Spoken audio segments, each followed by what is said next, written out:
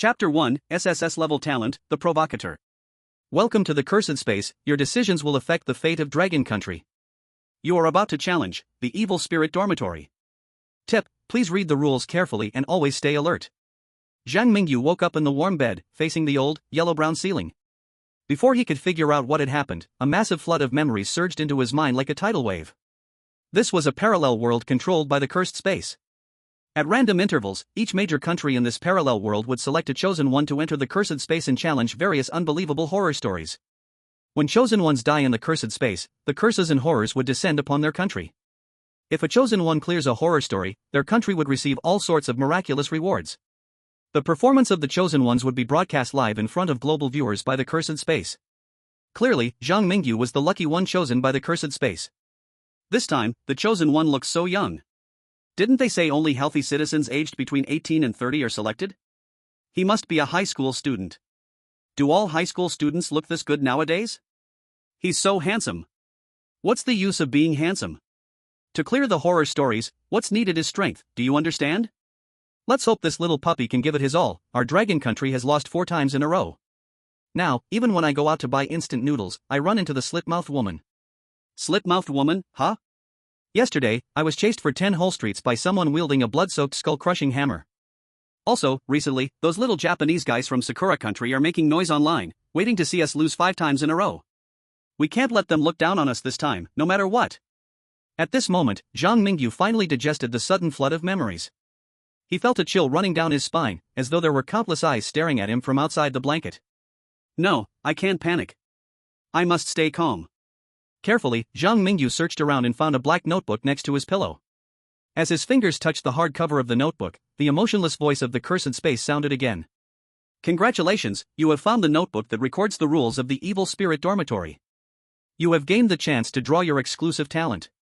Do you wish to draw your exclusive talent? Upon hearing the prompt from the Cursed Space, Zhang Mingyu's nervous heart gradually calmed down. When chosen ones first enter the Cursed Space, they get a chance to draw their own exclusive talent. Some of these exclusive talents can enhance the chosen one's strength, some can increase their speed, and some powerful exclusive talents can resist the horrors in the Cursed Space.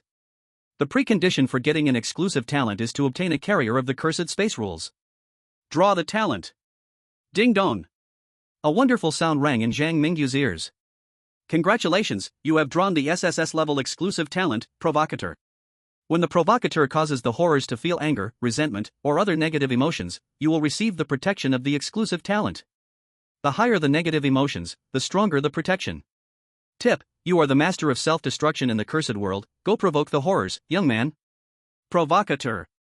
SSS level exclusive talent. Oh my goodness, this is a 1 in a billion exclusive talent, and there's no other in the world like it.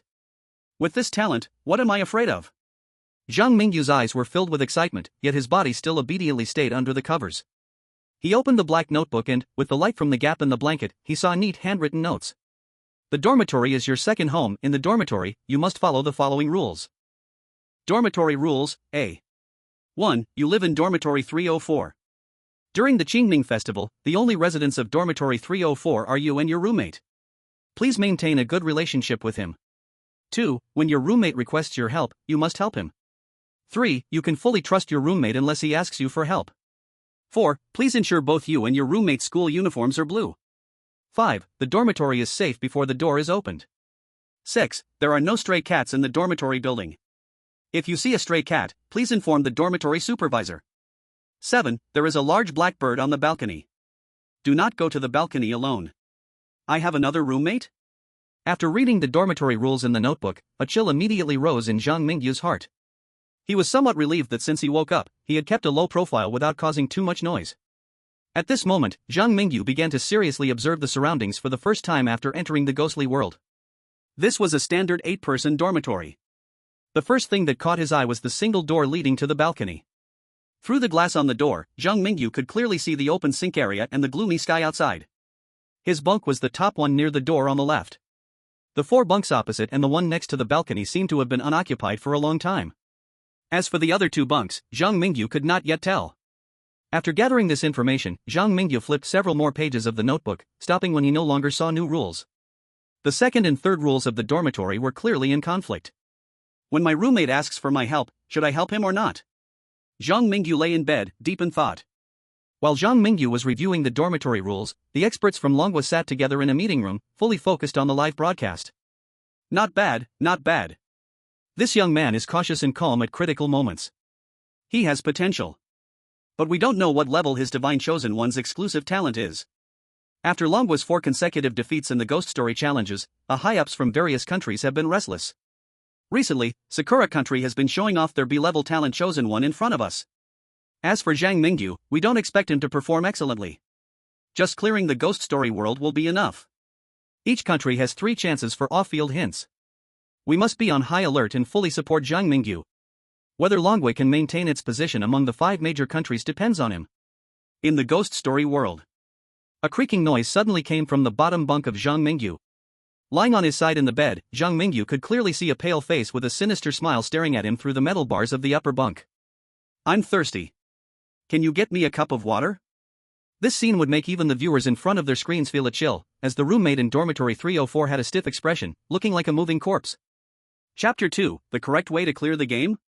At this moment, the chosen ones from all over the world were facing the same problem. They all eventually fell into a dilemma, struggling over whether to help their roommates or not. In the live broadcast room of the watch country, Hughes, with the bloodline of a banker, felt uneasy as he was stared at by his roommate in the bottom bunk. He decided to help his roommate. After searching the dormitory, Hughes naturally turned his attention to the kettle on the balcony. If I just open the door and grab the kettle, that doesn't count as going to the balcony alone, right? On one side was his roommate's eerie gaze, and on the other was the evil spirit dormitory's rules. Hughes' forehead was covered in cold sweat as he finally opened the big door leading to the balcony. A shadow flashed by, as if a large bird had quickly grabbed Hughes' arm reaching out from the balcony. A piercing, tragic scream echoed out. The live stream of the watch country plunged into darkness, and the viewers watching the stream were filled with excitement and outrage. Oh, Hugs, you stupid curly-haired baboon, why did you go to the balcony alone?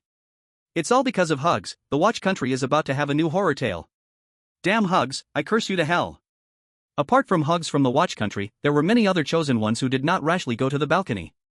For example, the chosen ones from Kangaroo Country, upon seeing the kettle on the balcony, smartly chose to refuse their roommate. Then, the viewers from Kangaroo Country helplessly saw the roommate in the livestream, after hearing the refusal, suddenly show a smile that looked uglier than crying. Red veins crawled up his eyes, and his pale teeth gradually became sharp. Then, with a sound of chewing teeth, the livestream of Kangaroo Country also went dark. This horror challenge seemed to be of hellish difficulty, as several chosen ones from multiple countries died right at the start. Soon, the cold reminder tone from the horror space echoed across the globe. Chosen ones from Watch Country, Kangaroo Country, Pasta Country, and German Country have died, and the horror world is about to invade. The deaths of the chosen ones from 4 countries sparked heated discussions among people worldwide. Among them were experts from the Dragon Country, who were watching Zhang Mingyu's livestream. Helping pour water means death, refusing to help pour water means death, this horror world is a deadlock. Who would have thought that the horror space would put the chosen ones and the eerie arrangements in the same dorm room? This horror world called Evil Spirit Dormitory is so difficult, our country's chosen one, he might not survive. No matter what, he is a hero of our dragon country. Find his parents and give them the highest level of compensation. The experts at the conference table sighed and helplessly sent out the off-field reminder they had just edited. The content of the reminder was about what had just happened in the live streams of various countries. In the horror space, Zhang Mingyu received the off-field reminder from Dragon Country. At this moment, as he looked at the pale face outside the iron bars, which was as white as if it had been soaked in water, a calmness gradually filled his heart. He recalled the content of his exclusive talent, the provocateur, and calmly got out of bed. Zhang Mingyu tidied up his blue school uniform. Then, in front of the livestream viewers, he grabbed his roommate by the collar and, with a clueless expression on his face, slapped him twice with a loud slap. This scene left the viewers from Dragon Country in shock. Zhang Mingyu's actions completely stunned them. What the hell did I just see? Our country's chosen one seems to have given his roommate 2 big slaps. Can a person really do this? Damn, it felt so satisfying to watch, but it seems like this operation is not quite right. Other than Zhang Mingyu, the other chosen ones either groveled in front of their roommates, racking their brains to come up with a way to pass the challenge, or trembled as they awaited the off-field reminder from their country's expert team. Whether out of fear of the rules of the horror tale or just wanting to survive, they all behaved meekly. So what was Zhang Mingyu's situation? Is he acting impulsively, a young man rushing in headfirst? At this moment, in the horror world, Zhang Mingyu didn't care about what the off-field audience thought, as he listened to the prompt in his ears and remained calm. Detected roommate's anger towards chosen one +20. Exclusive talent provoker has been activated. The chosen one is in the protection state of his exclusive talent. The roommate was stunned by the 2 slaps Zhang Mingyu gave him. Who was he? He was the evil spirit of Dorm 304. Normally, as a terrifying and vicious ghost that everyone feared, he was the one who played with chosen ones at will, but never had a chosen one dared to give him 2 big slaps right from the start. The roommate grew angrier and angrier. His eyes reddened, as if he was in some kind of abnormal state. The viewers in the live stream had seen the roommate eat someone, and now their hearts were in their throats. At that moment, Zhang Mingyu saw the situation going badly and raised his hand again, slapping his roommate's face with 2 big slaps. Not behaving, huh? You want me to help you pour water, huh? You think I don't know the thermos is on the balcony? You tried to trick me into going to the balcony to pour you water? Grandpa will teach you what reality is right now. Zhang Mingyu's big slaps fell on his roommate's face like a storm, continuously and relentlessly. And the roommate's anger towards Zhang Mingyu was also rising more and more. Detected roommate's anger towards the chosen one plus 20. Detected roommate's anger towards the chosen one plus 20. Detected roommate's anger towards the chosen one plus 20. Soon, the roommate's anger towards Zhang Mingyu reached its limit. However, the roommate sadly realized that no matter how angry he got, he couldn't do anything to Zhang Mingyu, as there seemed to be a faint golden light protecting him. The golden light was indestructible, and he simply couldn't break through it. At the same time, the viewers in the live stream from the Dragon Kingdom, the experts sitting at the conference table in the Dragon Kingdom, and the spies from various countries hiding in the Dragon Kingdom all watched the live stream and were stunned. Then, the whole Dragon Kingdom erupted in a frenzy. Are we sure we're watching a live stream from the Strange Tales space? Our country's chosen one is too damn powerful, right? What the hell, I've never seen a talent like this before. I get it. I understand. The second rule is wrong. Our country's chosen one figured out the correct way to pass the level in under 3 minutes. What kind of IQ does it take to figure out that when your roommate asks for your help, you should slap him in the face? Holy shit, if that's the case, Zhang Mingyu is simply defying the heavens. He's a genius. He's the savior of our Dragon Kingdom. After 4 consecutive defeats, the Dragon Kingdom has finally found new hope. In the Sakura country's conference room. What? You guys say the way to pass the level is to slap your roommate in the face? The roommate of the chosen one is a man-eating monster. If the information is wrong, you will commit seppuku as an apology. Forget it, we can't care anymore. Use the out-of-bounds hint opportunity, tell Yamada-kun to stop bowing and wasting time, just go and slap his roommate in the face. At the same time, similar scenes unfolded all over the world. When experts from countries like the Ugly Country, Sakura Country, Kimchi Country, Myanmar, and others learned the truth of the second rule, which was, when your roommate asks for your help, you need to slap him in the face, they all immediately used an out-of-bounds hint opportunity. They might have thought this rule was absurd. But Zhang Mingyu from the Dragon Kingdom had already demonstrated it, and this was the correct way to pass the level. Chapter 3, the chosen ones from various countries were tricked miserably. The out-of-bounds hint was delivered. In the world of strange tales, Yamada Taro, the chosen one from Sakura Country, received the out-of-bounds hint from his country and was completely stunned. He wondered if his eyes were malfunctioning. They want me to slap the weird face of the roommate? The experts from my homeland can't seriously want to get me killed, right? Yamada Taro doubted, but right now, he really had no better option. He straightened his bent back, grabbed his roommate, who had long been annoying him, and raised his hand to slap him across the cheek. However, before Yamada's slap could land on his roommate's face, the roommate across from him angrily revealed his bloodshot sharp teeth, opening his mouth wide to bite at Yamada. Baka! Why is my motherland deceiving me? These useless experts should all go to hell. Yamada was terrified and completely stunned. In the final moments of his life, he hurriedly activated his B-grade exclusive talent, Death Reversal. 他的专属天赋能让他在每个怪谈世界中有一次死亡回溯的能力。这个能力可以让他完好无缺地回到死亡前60秒。现在，珍贵的保命机会被浪费了。此刻，全球各国的观众在看到樱花国直播间发生的事情之后，一片哗然。山田君的保命技能被浪费了，这肯定是龙国神选者的阴谋。你们龙国的神选者真卑鄙，自己不想活了，还要拖其他国家的神选者下水。快，通知我们泡菜国的神选者不要激怒室友。我们丑国作为正义的伙伴，要向龙国发起强烈的谴责。各国高层吓得连忙给自己国家的神选者发场外信息，告知对方不能挑衅宿舍里的恶灵，自行寻找其他通关方法。然而，即使各国动用了第2次场外提示机会，也还是晚了。缅国神选者死亡，怪谈世界即将入侵；小抓国神选者死亡，怪谈世界即将入侵；山寨国神选者死亡，怪谈世界即将入侵。接连7、8道提示音在全球上空响起，缅国、小抓国、山寨国等国家的神选者因为想模仿张明宇的行为通关，相继死亡。这几个小国的高层全部面如死灰，已经做好了被怪谈灭国的准备。而龙国的直播间里，普通民众们也吵翻天了。卧槽，除了5大国之外的小国神选者又凉了一大片。这么说，宿舍规则的第2条是正确的，神选者不能贸然去挑衅室友，而且还得尽量满足这家伙的要求。咱们龙国神选者是什么情况？对啊，张明宇为啥没事儿？你们看他现在还骑在室友身上暴揍对方呢，看样子这可怜室友都快被打哭了。怪谈世界里，宿舍楼外已经下起了小雨，时间也来到了下午5点37分。张明宇在听到怪谈空间的提示后，就已经停止了继续蹂躏自己的室友，毕竟他还没忘记要和自己的室友保持良好的关系。不料，当他准备从室友身上起来的时候，已经被打成猪头的室友竟然在悲愤欲绝的怒吼声中化作一团黑雾，涌入了张明宇下铺的一个灵坛里。这时，张明宇才注意到整个304号宿舍里只有自己的铺位上有正常的被褥，剩下的7张床上竟然都空荡荡的，唯有室友的床板上摆着一个漆黑的灵坛。漆黑的灵坛上供奉着一张黑白遗照，陈华阳。张明宇看着黑白相片中穿着蓝色校服的少年，发现对方和自己的室友在容貌上有些相似，不过细微之处似乎有些些许的不同。假如将人脸比作一张拼图的话，室友的脸就好像是陈华阳的一部分似的。在灵坛旁边，张明宇还发现了一个黑色硬壳笔记本，他拿起笔记本，果然在里面看到了恶灵宿舍的新规则。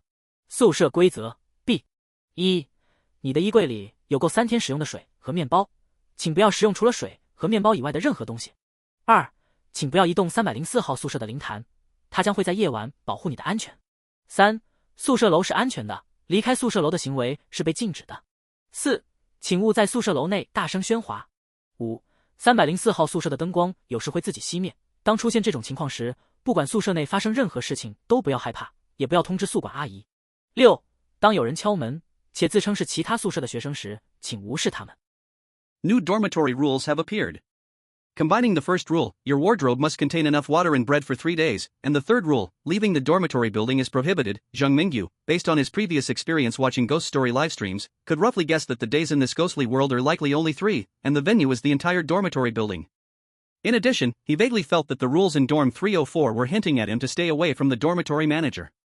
This suggests that the items in dorm 304 and the dormitory manager might not belong to the same faction, or perhaps the dormitory manager is an even more terrifying being than the strange roommate? There is too little information, and Zhang Mingyu cannot make a judgment for now. He found his wardrobe, took out 3 days' worth of bread and bottled water, and threw them onto his bed. After doing all this, he turned his gaze to the spiritual altar on the bottom bunk. My roommate seems to be connected to the black spiritual altar. Leaving such an unsafe object in the dorm is irresponsible to my life. Zhang Mingyu's eyes were deep as he calmly thought, with the protection of the provocateur talent, even if the spiritual altar really cannot be moved, I shouldn't be in any danger. Thinking of this, Zhang Mingyu, relying on his provocateur talent, immediately picked up the spiritual altar from the bottom bunk and walked directly toward the balcony. Outside, in the live stream room, the audience from the Dragon Kingdom were so anxious they were pounding their chests, wishing they could rush into the ghost world to stop Zhang Mingyu. What is Zhang Mingyu doing? Didn't Rule B in the dormitory say you can't move the black spiritual altar? Are you an actor or something? If you want the Dragon Kingdom's ghost story to come, just say it. Everything was fine just now, are you losing your intelligence now? At the same time, the actions of the Dragon Kingdom's chosen ones were also being closely watched by spies from various countries in the livestream. Sakura Kingdom, yo, Zhang Mingyu is dead for sure. He dared to harm our Sakura Kingdom's chosen one, he deserves to die. Kimchi Kingdom, the Dragon Kingdom's chosen ones are still too young, actually breaking the rules in the ghost world. The downfall of the Dragon Kingdom is near. Your Dragon Kingdom's traditional culture, we Kimchi Kingdom will gladly accept. Ugly country, with such foolish chosen ones, even God won't allow the Dragon Kingdom to survive. A 3 country, the Dragon Kingdom people are stupid pigs, we a 3 country are number 1 in Asia. Chapter 4, Are you here on vacation? In the ghost world. While other chosen ones were still serving their roommates by getting them tea and water, and helping them change clothes, Zhang Mingyu had already brought his roommate's spiritual altar to the balcony. Since he needed to keep provoking the strange to be protected by his special talent, he even arrogantly gave the faintly visible black bird in the thin rain curtain the middle finger. This ridiculous action left the audience in the live stream from the Dragon Kingdom baffled. Even the expert team from the Dragon Kingdom began to doubt Zhang Mingyu's mental state. Zhang Mingyu, can you be more reliable? Put that middle finger down. After temporarily escaping the crisis, shouldn't you be hiding and being cautious? Why provoke the black bird on the balcony? Oh no, my heart can't take it. Ordinary chosen ones in the ghost world think several steps ahead for every move, and it's not an exaggeration to say that they proceed carefully. But Zhang Mingyu's actions looked nothing like someone who was seriously tackling challenges in the ghost world. Instead, he looked like someone who deliberately went out of his way to provoke the most vicious and strange entities. Some Dragon Kingdom viewers couldn't help but switch to other countries' live streams. The atmosphere here was much more normal. The chosen ones from various countries, after satisfying their roommates' 3 requests, saw their roommates turn into black mist and return to the spiritual altar on the bottom bunk. After Zhang Mingyu, the other chosen ones finally saw the content of the evil spirit dormitory rule B. At this moment, the chosen one from Kimchi Country, Park, stopped activating his special talent. 他竟然拥有 B 级专属天赋里最罕见的错误排除。这个天赋能排除一次怪谈规则中的错误选项。哇嘎嘎，我们泡菜国的神选者有罕见的 B 级天赋错误排除。这次怪谈世界肯定稳了，快封锁直播间，不要让其他国家的人看到错误规则。这些重要的信息都是我们泡菜国的，我们要申请世界文化专利。泡菜国的行动终究是慢了。直播画面中错误规则已经出来了。宿舍规则 B 的第2条是错误的。宿舍规则 B 的第2条，请不要移动304号宿舍的灵坛，它将会在夜晚保护你的安全。普不停得到专属天赋的提醒后，他一想到室友的恐怖模样，立刻做出了和张明宇一样的选择。然而，他才刚刚抱起灵坛，漆黑的灵坛中就涌出了无数蕴含着恨意的恶毒诅咒。在各国观众们的注视下，泡菜国的普不停直接被诅咒爬满了身体，瞬间便被那红黑色的诅咒浪涛吞噬了。这时，泡菜国的民众们才猛然惊醒。前一刻，他们还仿佛置身于天堂；下一刻，当看到普不停惨死的一幕后，他们却好似全部坠入了无尽深渊。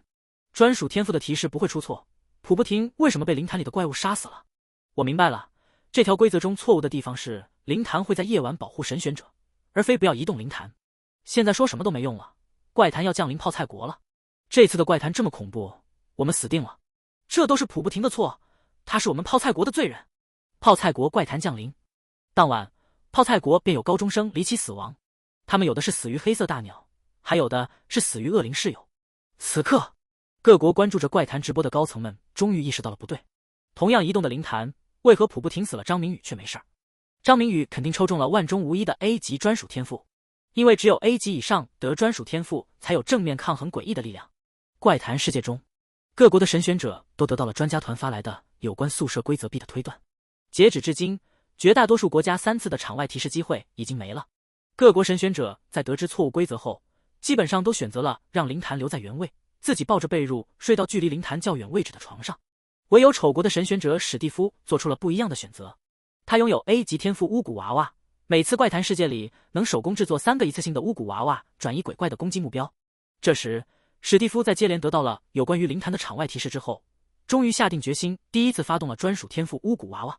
随后，他也学着张明宇的样子，把灵坛抱到了阳台。他是真的1秒钟也不想和这个诡异的灵坛待在一起了。诅咒袭击了巫蛊娃娃，而史蒂夫没有受到任何伤害。他大汗淋漓地回到了宿舍里，想起了丑国专家团提示中的一个名字——张明宇。史蒂夫咬牙切齿，眸子里闪烁着凶光。你以为我们丑国人会被你们小小的龙国阴谋打倒吗？不管你的 A 级天赋是什么，这次怪谈世界里最强大的人一定是我。张明宇这边，他已经关上了阳台的单开门，舒舒服服地躺回了自己的床上。透过阳台的透明玻璃，他能看到阳台上似乎正在发生着某种诡异的变化。It seemed as if a large black bird on the balcony was tearing at the spiritual altar placed there. Zhang Mingyu turned over, completely indifferent to the strange happenings on the balcony. His demeanor at that moment was even somewhat relaxed. In the live stream, viewers from Longwa were sending bullet comments one after another. I don't get it, is our chosen one from Longwa just lying down? Does Zhang Mingyu not fear? It seems like the thing in the spiritual altar is fighting with the big black bird on the balcony? How come I feel like other chosen ones are treading carefully, but Zhang Mingyu seems to be just out for a walk?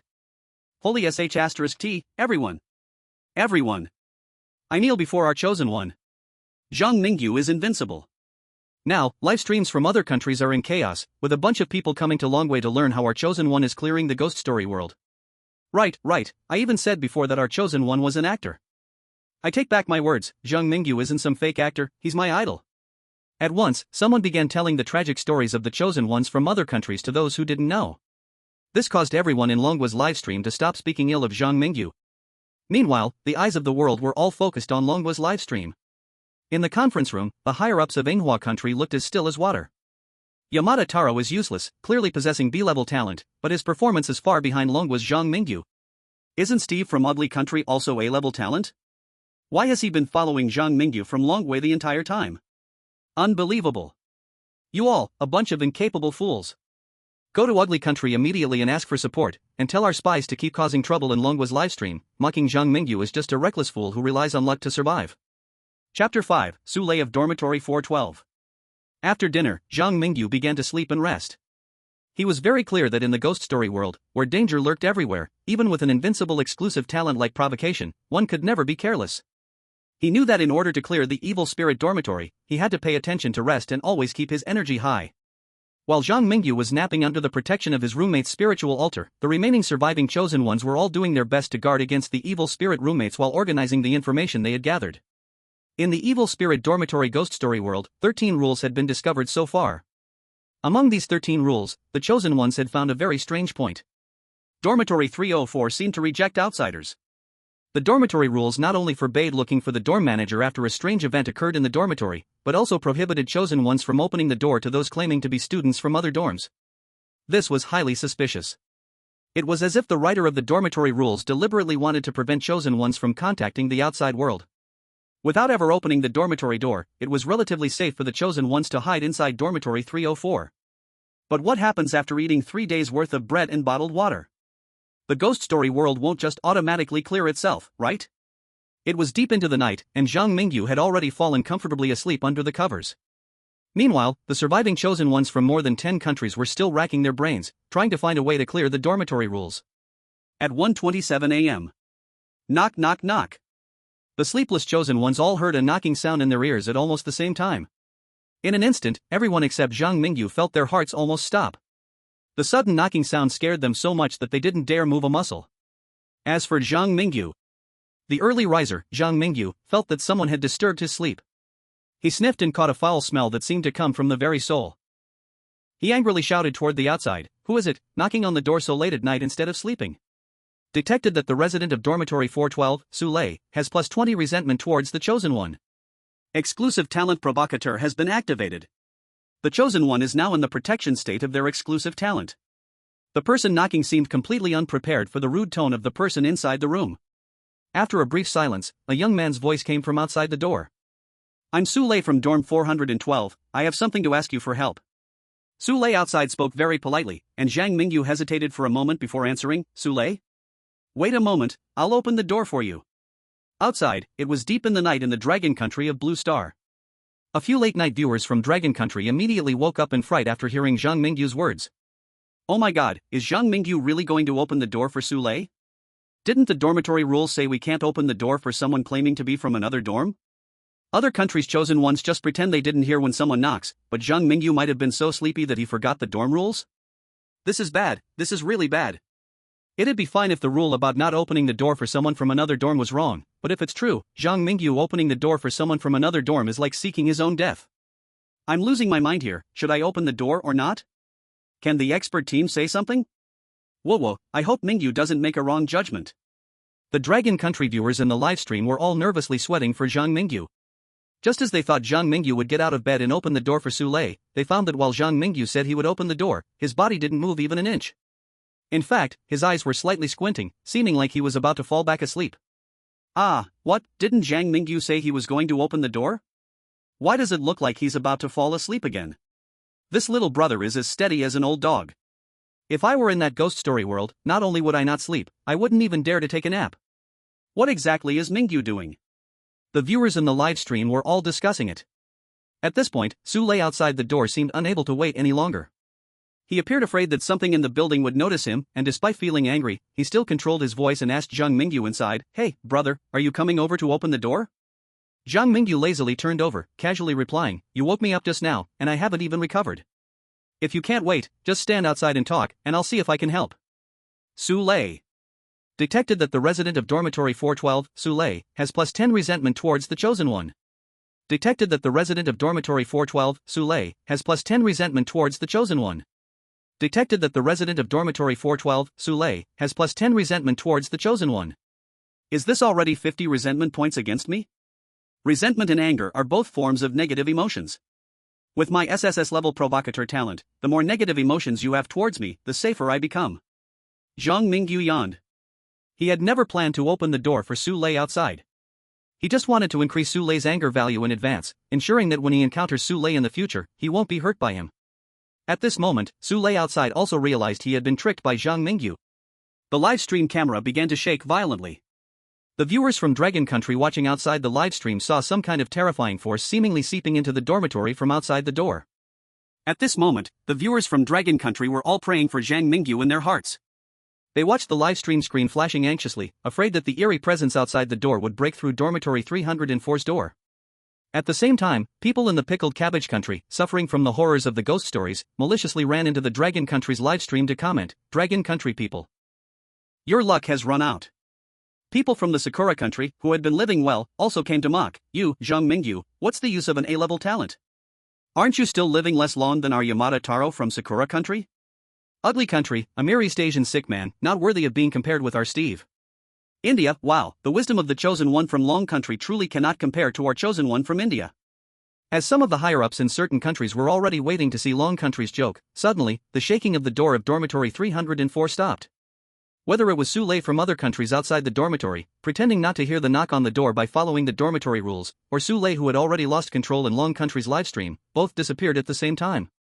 Outside the dormitory, it fell into complete silence, and it seemed like Sule had completely left the door of Dormitory 304.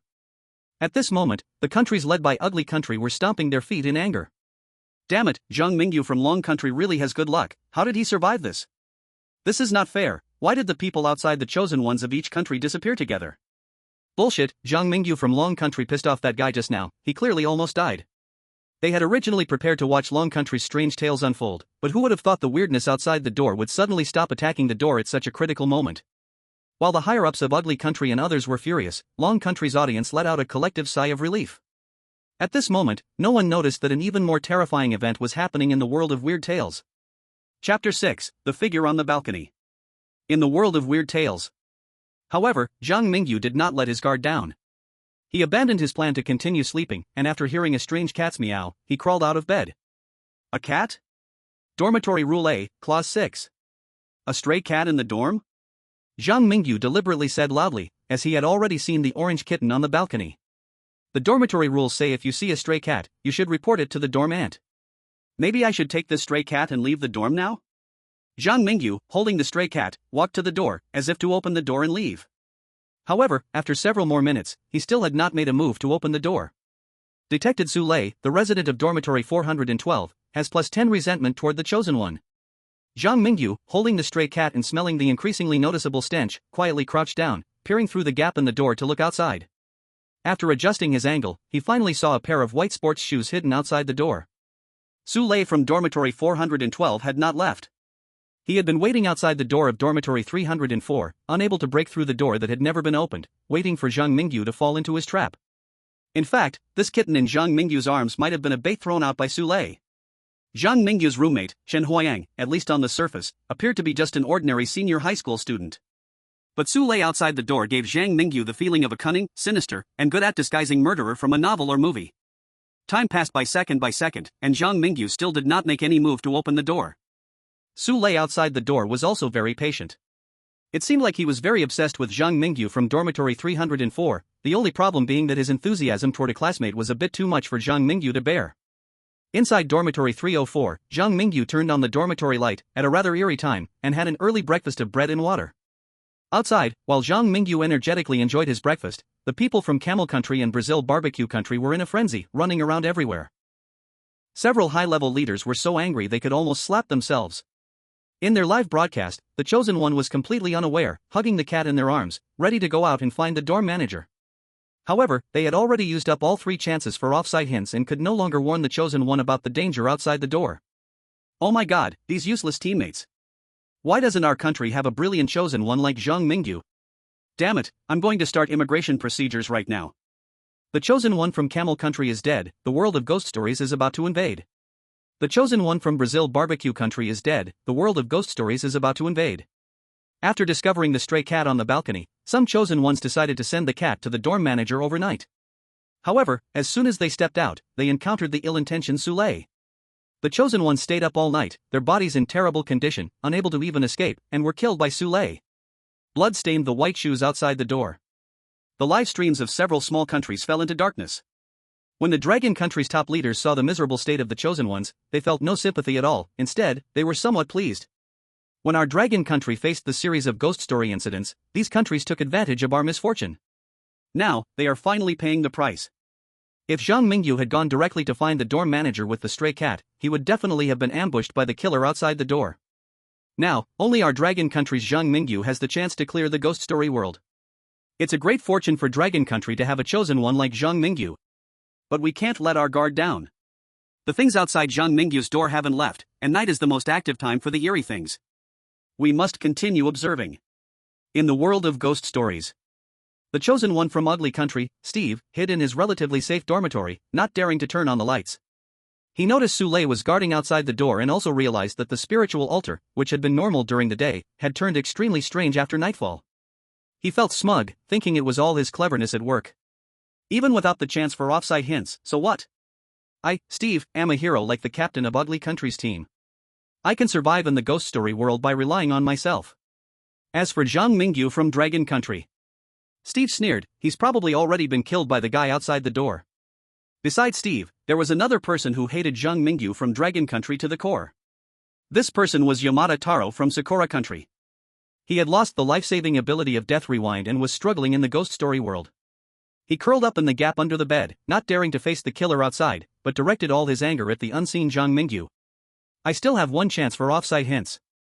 I hope the big shot from Ugly Country can quickly figure out how to break the situation and curse Dragon Country's chosen one to be killed by the guy outside the door. Yamada Taro's eyes were filled with resentment. On Zhang Mingyu's side, suddenly, as if the curse had taken effect, with a crackling sound of electricity, the bright light suddenly went out. At this moment, the dormitory was eerily silent, a bit cold. Zhang Mingyu stopped eating. He remembered the fifth rule of the dormitory. The lights in room 304 sometimes turn off by themselves. When this happens, no matter what happens in the dorm, do not be afraid, and do not notify the dorm manager. Why would the dormitory rules emphasize not being afraid? Could it be because something terrifying happens after the lights go out? Knock, knock. The knock came suddenly. This time, the knocking came from the single door on the balcony.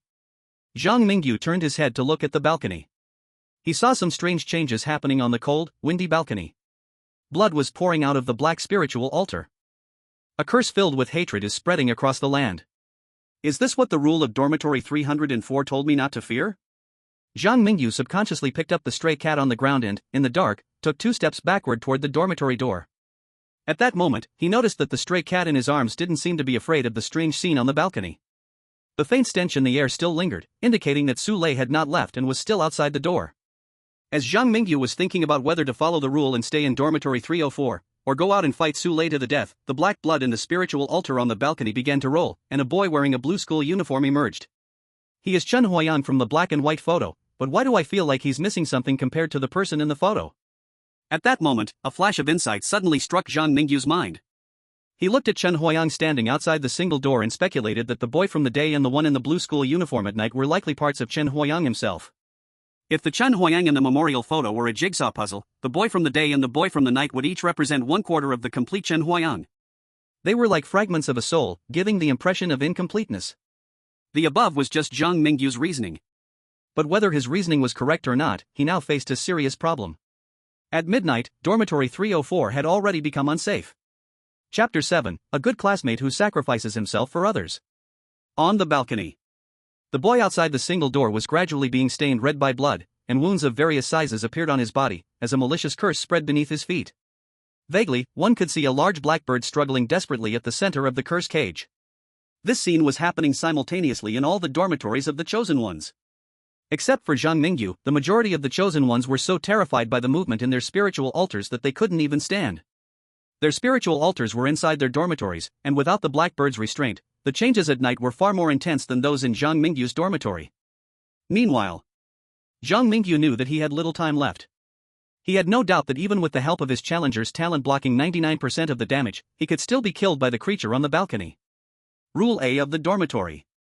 Please make sure both you and your roommate's school uniforms are blue. Now, his roommate's uniform had turned red. I must run.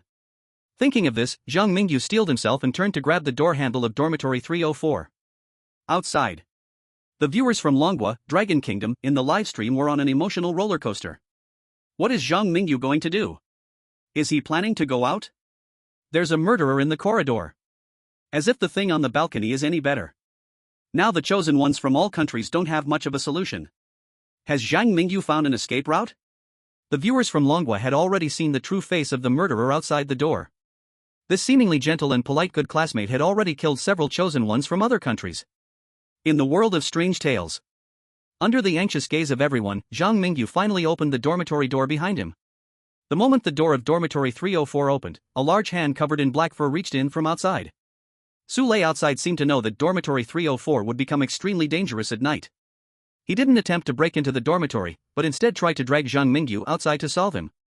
At this moment, Zhang Mingyu, who had long preloaded a lot of negative emotions onto Su Lei, would not easily fall into his trap. He shoved the stray cat in his hand into Su Lei's large black-furred hand. The stray cat, frightened, bit down on Su Lei's palm. Su Lei winced in pain. Zhang Mingyu took this opportunity to grab Su Lei's arm and drag him into dorm 304. Bang! A heavy object fell to the ground, and the two tumbled together in a heap on the floor. Su Lei, having fallen, seemed to notice something, and without turning his head, rushed towards the open dorm door. At that moment, Zhang Mingyu sprang up from the ground, and with the fearless attitude of a provocateur, raised his hand to yank at Su Lei's arm, which was covered in black fur. Damn you! If you want to die, don't drag me into it. Su Lei's face turned pale with fear. He had already seen the situation on the balcony. After Su Lei entered dorm 304, Chen Huayang's school uniform, stained with blood, became even more vivid. On the balcony, Chen Huayang seemed to have fallen into a frenzy, a curse filled with terrifying murderous intent relentlessly strangling the black bird on the balcony. He no longer looked at Zhang Mingyu but instead directed all his malicious curses and surging hatred towards Su Lei, as if the two of them had a deep-seated grudge. At this moment, the wave of curses had reached the two of them from behind. Zhang Mingyu, dragging Su Lei's body, eagerly embraced the now-monster Chen Huayang, shouting at the creature that could no longer be called human, "I know you hate Su Lei. Now, I'm giving him to you, as compensation for what happened earlier today. No need to thank me." After Zhang Mingyu said this, both of them were enveloped by a blood-red curse. Outside, the entire dragon country erupted in sorrowful wails, and the desperate cries could be heard from every home in the night. Bullet curtain defense. Zhang Mingyu, please don't get hurt. There's no hope, our dragon country is finished. Zhang Mingyu has been consumed by the curse. The fifth ghost story is coming to Dragon Country. At the same time, in the cursed land of Kimchi Country, people sneered and made sarcastic remarks. India and Ugly Country were also frantically making their presence known. Everyone thought Zhang Mingyu was definitely going to die in this situation.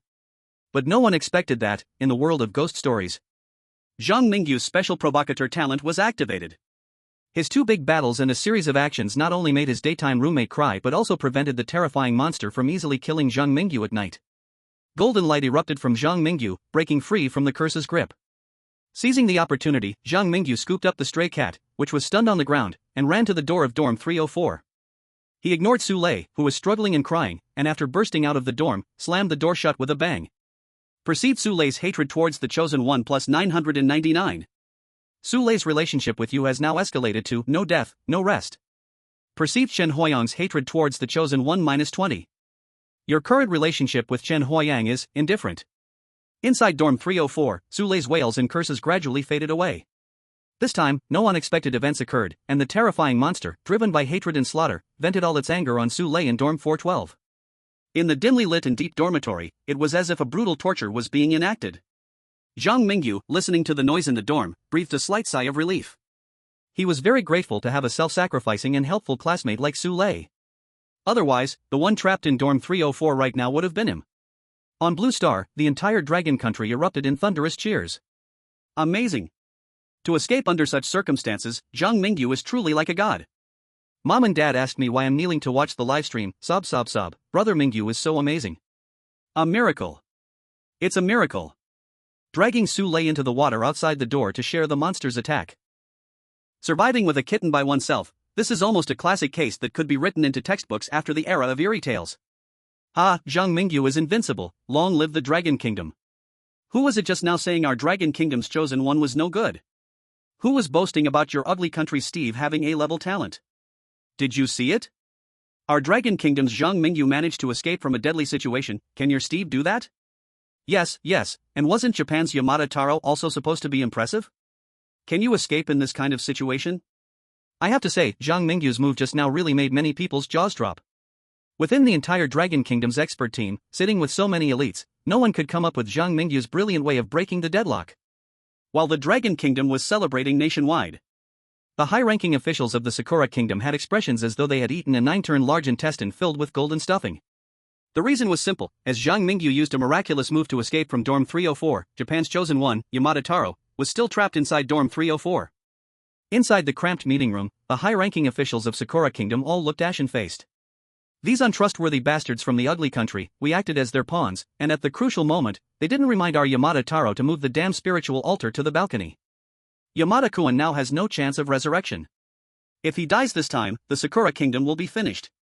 Gentlemen, should we stop being enemies with the Dragon Kingdom? No, Zhang Mingyu from the Dragon Kingdom doesn't necessarily have a good way to pass. Keep contacting the high level of the ugly country. I don't believe these Dragon Kingdom people, who have already lost 4 times in the Eerie world, can change fate. Chapter 8, Dormitory Rules. Inside the Eerie world, Dorm 304. The Chosen Ones have been trapped in darkness for quite some time. Up to now, aside from a few chosen ones who took action to save themselves, most of them have huddled up like startled quails, shrinking into their shells. This includes Sakura Kingdom's chosen one, Yamada Taro. However, the Eerie world clearly did not intend to let the chosen ones cheat their way out, as a monster made of curses and hatred had already crawled halfway out of the spiritual altar. The beast-like breathing outside the door was also gradually getting heavier. Fortunately, since Su lay outside the door did not directly step into Dorm 304, the blood-colored monster was only crawling out of the spiritual altar at a normal speed. Knock knock knock. Suddenly, a knocking sound came again, and this time, a terrifying crater, like a meteorite striking the ground, appeared on the door of Dorm 304. Through the hole in the dormitory door, the chosen ones could clearly see a bloodshot eye staring at them, as though a patient hunter was waiting for the prey to jump into the trap.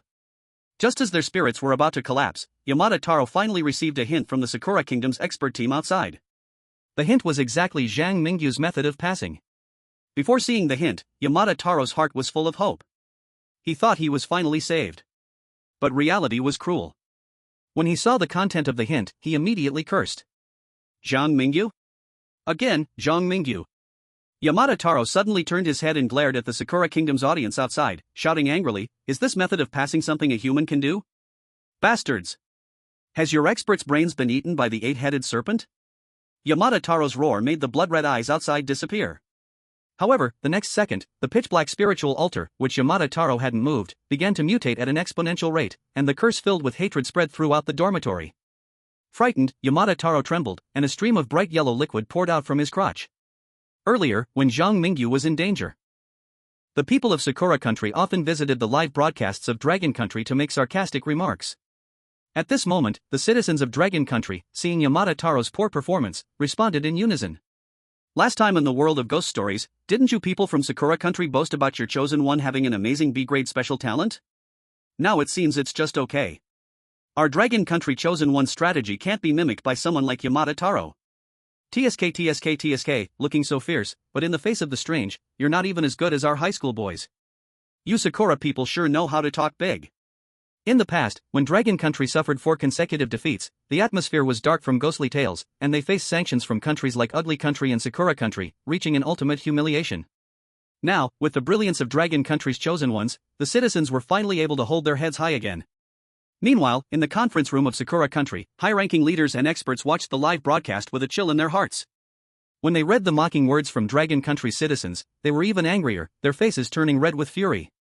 Before, they had relied on Ugly Country's support to go against Dragon Country at every turn. Now, comparing the troubled Ugly Country chosen ones to the relaxed and comfortable Zhang Mingyu of Dragon Country, they felt a mix of anger against Ugly Country and a hint of regret for their previous choices. In the world of ghost stories. This time, apart from a few chosen ones who barely managed to leave Dormitory 304 because of their high-level special talents, the chosen ones from Sakura Country and 3 Country were all trapped. Of course, among them, the one in the worst situation was definitely Yamada Taro from Sakura Country.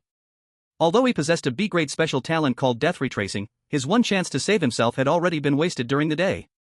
Now, he was just an ordinary person without any special abilities. Seeing this, the higher-ups in Sakura Country seemed as if they were about to lie down in a coffin at any moment, their eyes glued to the ever-altering dormitory as if they had already guessed their own fate. At 2:43 a.m. Zhang Mingyu stood before a fire escape map located between the third and second floors of the dormitory building. Using the faint lightning outside as light, he studied the layout of the dormitory. The dormitory had 4 floors, with a staircase and a public restroom at both the east and west ends. In the middle of the dormitory building, there was also an elevator reserved for teachers and dorm managers. After understanding the layout, Zhang Mingyu did not hesitate and ran down the stairs toward the first floor of the dormitory, thinking, the first floor has the dorm manager's room and the main exit. Right now, the dorm manager should be attracted to the commotion created by Chen Huayang and the others at room 304. I can take this chance to go check out the dorm manager's room and the exit. With that thought, Zhang Mingyu arrived at the door of the dorm manager's room. He did not see the dorm manager inside. His guess was confirmed, the dorm manager had indeed gone to room 304. Pushing the door open, a prominent work guideline for dorm managers caught Zhang Mingyu's eye on the wall. Dorm managers' work guidelines. 1. The dorm manager must maintain order in the dormitory. If there's loud noise or chaos inside, please check and stop it. 2. Conduct at least 3 night patrols each night and handle any students who do not return to their dorms. 3. If any stray cats appear in the dormitory, please calm them down and help them leave the premises. 4. Ensure the dorm manager's room is clean and tidy. 5. Students without keys are not allowed to leave the dormitory. There are 5 rules on the wall. Among them, Zhang Mingyu noticed a very important point. The second rule of the dorm manager's work guidelines. Please conduct at least 3 nighttime rounds each night and handle students who stay out late. How will the dormitory supervisor handle students who stay out late in the world of ghost stories? Zhang Mingyu dared not think too deeply. Under countless watchful eyes, Zhang Mingyu turned the clean and tidy dormitory office into a complete mess. After doing all this, it seemed as if he felt the dormitory office was still not chaotic enough, so he picked up a marker from the floor and began to scribble on the wall. It wasn't until Zhang Mingyu wrote the big words "Your father Sule was here" on the white wall that the viewers in Longwa realized what he was doing. A gentleman does not hold a grudge overnight. Zhang Mingyu was just blocked at the door, and now he is retaliating. To dare to play like this in the ghost stories world, this little brother has guts. The dormitory work guidelines say to keep the dormitory office clean and tidy. What do you think the dormitory lady's expression will be when she returns to the dormitory office? I don't know what the dormitory lady's expression will be, but Su Lei will surely be doomed. After several encounters with danger turning into luck, the viewers in Longwa have already regarded Zhang Mingyu as a pride of Longwa. The whole Longwa was filled with a joyful atmosphere. Some were happy, while others were troubled, as the people of Longwa reveled in joy. The higher-ups in Yinghuagua wore increasingly twisted and fierce expressions, and leaders from other countries led by Chogwa looked as if they had swallowed something disgusting and couldn't speak of their misery. The dormitory work guidelines are definitely an important clue for clearing the ghost story world. Fifth rule of the dormitory work guidelines: students without keys are not allowed to leave the dormitory building. In other words, if the chosen ones obtain the key, they may be able to leave the dormitory building and clear the ghostly dormitory story. Such important information, but the higher-ups of various countries couldn't remind their chosen ones due to the lack of hints from outside. At this moment, some higher-ups from certain countries began to regret not siding with Longwa earlier. Chapter 9: The Uniform Hanging on the Door. In the ghost story world, all the chosen ones from various countries who did not escape from room 304 have died, and the remaining chosen ones are either hiding in the shadows of the corridor or cautiously exploring in the cold night darkness. They never thought about seizing the opportunity to explore the dormitory office. Moreover, the audience outside doubted that even if they thought of it, they wouldn't have Zhang Mingyu's courage. On Zhang Mingyu's side, he left the dormitory office and headed straight for the main entrance of the dormitory building. Outside, the rain poured incessantly. The main entrance of the dormitory building was locked, as expected. This place is located right in the middle of the first floor, very close to the dormitory supervisor's exclusive elevator. Whether it's his own illusion or not, Zhang Mingyu always feels as though there are sinister eyes watching him from the cracks of the doors on either side. He instinctively hugged his obedient cat tightly, preparing to leave the area around the main entrance. Suddenly, a sound of the elevator running came from the elevator room next door. Could it be the dormitory lady has dealt with Chen Huayang so quickly? The elevator takes a maximum of 6 seconds to go from the 4th floor to the 1st floor. And the main entrance of the dormitory is dozens of meters away from the nearest stairwell. Zhang Mingyu stood in the silent stairwell, and the scene he saw was transmitted back to the live broadcast room in Longwa. Outside, everyone was worried. Who do you think is in the elevator? It can't be the dormitory lady. Don't say that upstairs, my legs are trembling. Dad. Dad. Woo woo woo, I don't dare to watch the live broadcast anymore, please come over and watch for me. The whole Longwa was worried about Zhang Mingyu, pairs of eyes fixed on the live broadcast screen, beads of sweat forming on their foreheads. At the same time, in the live broadcast room of Asan country, Akim, who was highly anticipated by the people of Asan, was cautiously exploring the corridor, using his unique D-grade exclusive talent hide and seek. The D-grade exclusive talent hide and seek can reduce his presence. This does not mean that Akim can directly become invisible, but rather that he blends in like a moth on a tree trunk. Upon sensing something in the elevator, Akim immediately activated his hide and seek ability and crouched in the corner of the hallway. Our chosen ones from A3 country may not have the exclusive talents of the chosen ones from Dragon country, but Akim possesses the unique ancient wisdom of A3 country. You Dragon country, Kimchi country, and Sakura country are just lucky. Our chosen ones from A3 country are beyond your understanding. So what if you have D-level exclusive talents?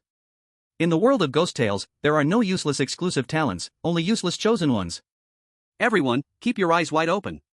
Even if our chosen one from A3 country hasn't discovered the dormitory rules, he can still survive with his clever mind. The people of A3 country have truly unleashed their area attack this time. Before the citizens of Dragon country could say anything, the citizens of Sakura country and Kimchi country began to tear into A3 country's citizens. It was truly a scene of dogs biting dogs. Meanwhile, in Cho country's live streaming room, Steve, who considered himself a hero of Cho country, escaped from dormitory 304 in a somewhat flustered manner. When he noticed the commotion in the elevator, he appeared quite calm. His A-level exclusive talent voodoo doll still had 2 uses left, and he was not afraid of ordinary ghosts at all. He patiently waited near the elevator, his eyes shimmering with wise light, as if he wanted to see the appearance of the dormitory supervisor with his own eyes. The chosen one from Sakura country has died, the world of Ghost Tales is about to invade. The chosen one from Bullfighter country has died, the world of Ghost Tales is about to invade. One by one, the chosen ones were getting eliminated. Less than a day had passed in the world of Ghost Tales, and only 5 chosen ones remained: Zhang Mingyu from Dragon country, Ivanov from Polar Bear country, Steve from Cho country, Lewis from Tower country, and John from the Sun Never Sets kingdom, along with the chosen ones from the smaller countries A3 and Mexican Chicken Wrap country. At this moment, the chosen ones still alive in the world of Ghost Tales encountered the dormitory supervisor. Encountering the dormitory supervisor seemed like a test from the world of Ghost Tales. The chosen ones could not escape it, no matter what. In the world of Ghost Tales. In the damp, cold hallway, Zhang Mingyu felt the malicious eyes from the dorms on either side staring at him, sending chills down his spine. He had a good memory and kept recalling the 13 rules of the evil spirit dormitory, hoping to find a way out. It's definitely too late to run now. If I want to live, I must turn passive into active. With that thought, Zhang Mingyu squinted his eyes. Should I hide in the dead corner of the elevator and find a way to anger the dormitory supervisor for a surprise attack, or should I try to smash open a door of a first-floor dormitory and spend the night in a new place? Zhang Mingyu's way of thinking was different from ordinary people. Just as he was prepared to act, the orange cat lying in his arms suddenly called out uneasily. With a sudden turn, Zhang Mingyu saw a tattered school uniform hanging on the door of room 114, the same style as the one he was wearing, the only difference being that the one on the door was red, as if stained with blood. At that moment, the door of room 114 was pulled open from the inside just a crack, revealing a boy in a blue school uniform in the narrow opening. The dormitory supervisor is coming. If you don't want to die, get in quickly. Zhang Mingyu felt the boy's voice was somewhat familiar. Without hesitation, after seeing the blue uniform on the boy, he picked up the cat and rushed into room 114. The numbers on the elevator display kept jumping. As the floor number displayed 1, the dormitory's big door was slammed shut with a bang. Ding dong! The sound of the elevator arriving echoed outside the door. The thud-thud of high heels on the floor paused outside the dormitory door. Don't make a sound. A student inside the dormitory pointed a finger to his lips, leaning against the door with a terrified expression that didn't look like acting. The student in dorm 114 wore the same blue school uniform as Zhang Mingyu, but what puzzled him was that the uniform on the person was filthy, as if it had never been washed for years. Even more alarming to Zhang Mingyu was the absence of bedding in dorm 114, as well as the dirt scattered everywhere, as if no one had lived there for many years. A moment passed. The thud-thud sound rang out again. This time, it seemed the dormitory manager had left. Once he could no longer hear footsteps outside, the student from dorm 114 finally let out a sigh of relief, looking shaken. What are you doing wandering around in the dormitory building at night? You are the only one as reckless as you in the whole dormitory. Chapter 10: A student who looks similar. On the side of Asan country. The chosen one from Asan country, who had the exclusive cat and mouse talent, had now turned into a turtle hiding its head. The sound of high heels echoed in the hallway. Click-clack. Click-clack. When the high heels stepped out from the darkness, the chosen one of Asan country was horrified to find that the dorm manager was not human at all, but a pair of blood-red high heels. He hid in the corner, his D-grade exclusive hiding talent keeping him hard to spot. But the blood-red high heels seemed to have known the location of the chosen one, striding straight towards the corner where he was hiding. The pungent smell of blood echoed in the corridor. A sweet scent mixed with a rusty odor penetrated the chosen one's nose. Then, as if enchanted by the aroma, he stepped out of his hiding place, slowly moving toward those blood-colored high heels. The broadcast camera shook violently. Previously, having faced danger multiple times with the bizarre hand in Zhang Mingyu's grasp, the chosen ones from Asan country felt a strange confidence in their own Occam, but now the truth told them Occam was trash in front of Zhang Mingyu. Occam, you big pile of dung, you are going to get us killed. Asan country is doomed. Help! Help! The ghost stories are coming, who can help us? Asian countries need to be friendly and help each other. Asan country chosen one dies, ghost stories about to descend. The death of Asan country's chosen one reduced the number of surviving chosen ones to 6. Yet Asian countries showed no sympathy for Asan's plight. The ancient wisdom of Asan people, we Long country people truly don't understand. You Asan people deserve it. To the Long country's grandpas upstairs, my ancestors were from Long country, please save me, the ghost stories from the haunted dorm are coming, I don't want to stay in this lousy country anymore. I also want to immigrate to Long country, I believe Zhang Mingyu from Long country can definitely handle the ghost stories. Come on, we Long country people are not interested in the sticks and little day jobs. After the tragic death of Asan's chosen one, the chosen ones from various countries made different choices. Some were rescued by the mysterious student from dorm 114, while others chose to reject that mysterious student. In the ghost story world, dormitory 114. Zhang Mingyu discovered new dormitory rules on the door behind the owner of dorm 114. Dormitory rules, c. 1. There is a high school senior worshipped in the spiritual altar of dorm 304, his kindness will help you during the day, and his malice will kill you at night. 2. You may find a student who looks similar to you in the dormitory, you can trust him unconditionally. 3. Please do not leave your dormitory at night. 4. Stay away from students in dorm 412. 5. There is no dormitory 444 in the building. 6. When there is someone in the dormitory, no one is allowed to step into someone else's dorm without permission. Why does the third part of the dormitory rules appear in dormitory 114? Both the third and fourth rules in dormitory rules C are correct. The remaining dormitory rules cannot be verified for now. As for the second dormitory rule that says I might find students who look very similar in the dorm building, this student in dormitory 114 seems a bit like Chen Huayan from dormitory 304. At this moment, Zhang Mingyu was even calmer than the experts from the Dragon Country. Regarding his own life, he dared not be careless at all. Hey, do you know what the rules on this door mean? Zhang Mingyu showed a gentle smile, like an ordinary neighbor boy, making it easy for people to trust him. I just transferred here, and I'm not very clear about many things. Can people still die in this dorm? You just transferred, no wonder you dare to leave the dorm in the middle of the night. The student in dormitory 114 had a look of realization. He led Zhang Mingyu into the dorm, not daring to turn on the light but instead rummaging for a flashlight to illuminate the room. This dorm building is haunted. I was just moved to this building last week, and in just a few days, all my roommates who moved in with me have vanished. Vanished? Yes, it's like they've been taken away by ghosts, and no one besides me remembers they ever existed. The student's expression was twisted with fear. I advise you to remember those dorm rules carefully. For example, I once saw the students from dormitory 412, they were all abnormal, like insane killers, reeking of a foul odor. This dorm building is definitely the scariest place I've ever stayed in my life. Besides the students from dormitory 412, have you seen any other students? Yes, there's a boy in dormitory 304. Although his personality is very strange, he once helped me drive away those freaks from dormitory 412. The student in dormitory 114 spoke with conviction, as if he believed his own words. It wasn't that he was deliberately deceiving Zhang Mingyu, rather, his memory may have only extended this far. In his eyes, Chen Huayang from dormitory 304 and he were both normal living people. And in Zhang Mingyu's speculation, the boy in front of him had likely already died. My name is Zhang Mingyu. What's your name, big brother? Zhang Mingyu cautiously asked a more sensitive question while calculating his odds of winning if he clashed with this person. My name is Chen Huayang. After the student finished speaking, the temperature in the entire dorm seemed to drop a little. Outside. The student in dormitory 114 is actually also named Chen Huayang. I see, Rule C of the Evil Spirit Dormitory says that Chen Huayang's evil thoughts will kill the Chosen One at night, while his good thoughts will help the Chosen One during the day.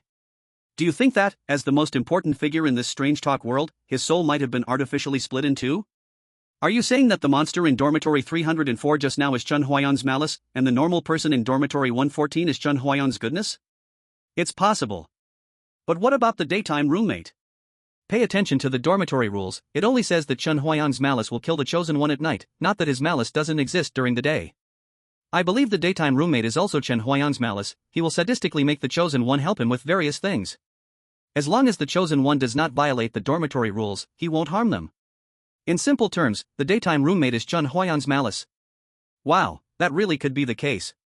In the expert team from the Dragon Country, there are elites from various fields. In a brainstorming session, they really deduced a lot of useful information. They were extremely excited, ready to use the last off-site hint from Dragon Country to send the deduced information to Zhang Mingyu.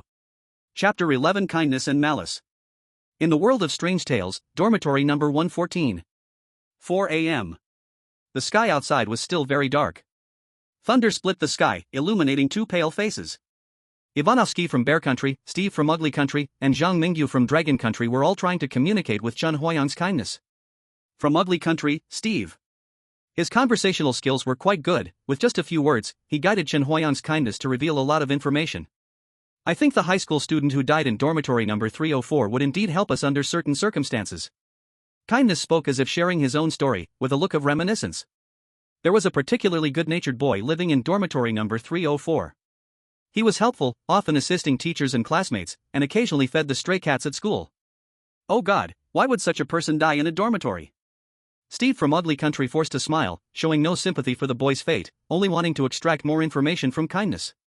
Kindness seemed oblivious to Steve's ulterior motives and calmly continued with the story. At first, he was often praised by teachers, and everyone in the dorm lived harmoniously.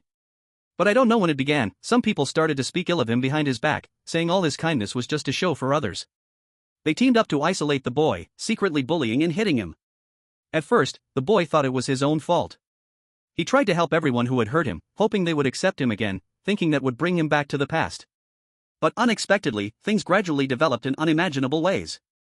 They saw that the boy wouldn't fight back, nor would he curse back, and they escalated their bullying. They locked him in the bathroom to humiliate him, forcing him to kneel in a filthy stall and swallow various disgusting things.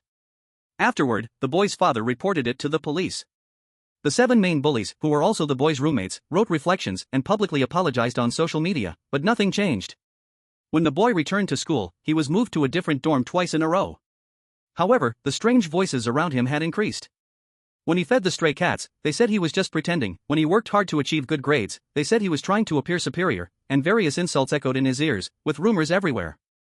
For a time, he felt abandoned by the entire world, and the warmth of kindness turned into cold harm. Fortunately, unlike the living, the stray cats in the dorm building would always come to accompany him when he was sad. As days passed, an accident happened. The boy's parents died in a car crash. After becoming an orphan, his former bullies returned at this time, pushing him back into a deeper despair. In the end, he couldn't endure it any longer and chose to leave this world. Kindness sighed deeply, a barely noticeable sadness flickering in his eyes. I believe that such a kind high school student, even if he dies and turns into a vengeful spirit, should be more reliable than the other things in the dormitory. Steve from Ugly Country didn't notice the sadness in Kindness's eyes, nor did he care about the boy's ending. After extracting the information he wanted, he stopped paying attention to Kindness. From Chun Huayang's story, he had already guessed that the students in dormitory number 412 were likely the ones who had bullied the boy years ago. And Chen Huayang was the high school student from back then. 他猜测通关的关键点在412号宿舍的学生身上。至于114号宿舍的这个善意，看起来似乎没什么战斗力。而304号宿舍的恶意，又玩了命的想杀死神选者。自作聪明的史蒂夫根本不相信高中生死去也很可靠这种鬼话。他决定等天亮了就自己行动。现在我还有一次动用巫蛊娃娃的机会，今天已经是怪谈世界的第2天了，速战速决。我史蒂夫在今天之内就要通关这个怪谈世界。哈哈哈！等我第一个通关的怪谈世界，大家就会发现龙国的张明宇在我史蒂夫面前就是个垃圾。北极熊国的伊万诺夫斯基这边，他既没有史蒂夫的小聪明，也没有了场外提示的机会。当伊万诺夫斯基见到114号宿舍里看似人畜无害的善意之后，立马就决定暴力从对方口中逼问出有关怪谈世界的信息。结果，北极熊国的直播画面一阵抖动，直接陷入了黑暗。苏卡布列，伊万诺夫斯基，你是要害死我们吗？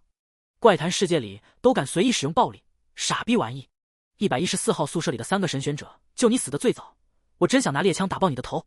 北极熊国的民众被大脑里装满肌肉的伊万诺夫斯基气得七窍生烟，而北极熊国的高层也粗鲁地在一阵乌拉声中下达了全国1级戒备的命令。他们身为5大国之一，有着丰富的底蕴。这些底蕴包含了此前神选者在怪谈世界中获得的一些诅咒物品，还有一些能够对怪谈生物造成伤害的非常规武器。有着这些东西在，北极熊国付出一些代价后，应该能扛过这次怪谈降临。与此同时，世界各国在假惺惺地对北极熊国的遭遇表示了同情后，便将视线聚焦在了龙国的张明宇身上。丑国的史蒂夫和龙国的张明宇是仅存的神选者中表现最突出的2个人，各国都在比较2人的表现来作为今后国际上战队的依据。怪谈世界里，上午5点20分，在114号宿舍中休息了几个小时的张明宇收到了龙国的场外提示。他收到的这些信息证实了他心中对通关方法的猜测。深吸了一口气，张明宇拉住了善意的手，目光真挚地说道：“老兄，我觉得当初霸凌那高中生的家伙都该死，不如我们合作，帮助死去的高中生复仇。”复仇？善意咽了口唾沫，他下意识地觉得这个词很亲切，但当他看到正死死地攥着自己手的张明宇时，又有些害怕。记忆还没恢复吗？张明宇发现面前的善意不太对劲，但是他又不敢独自去和楼上的恶意谈条件，因此他开始试着唤醒善意的记忆。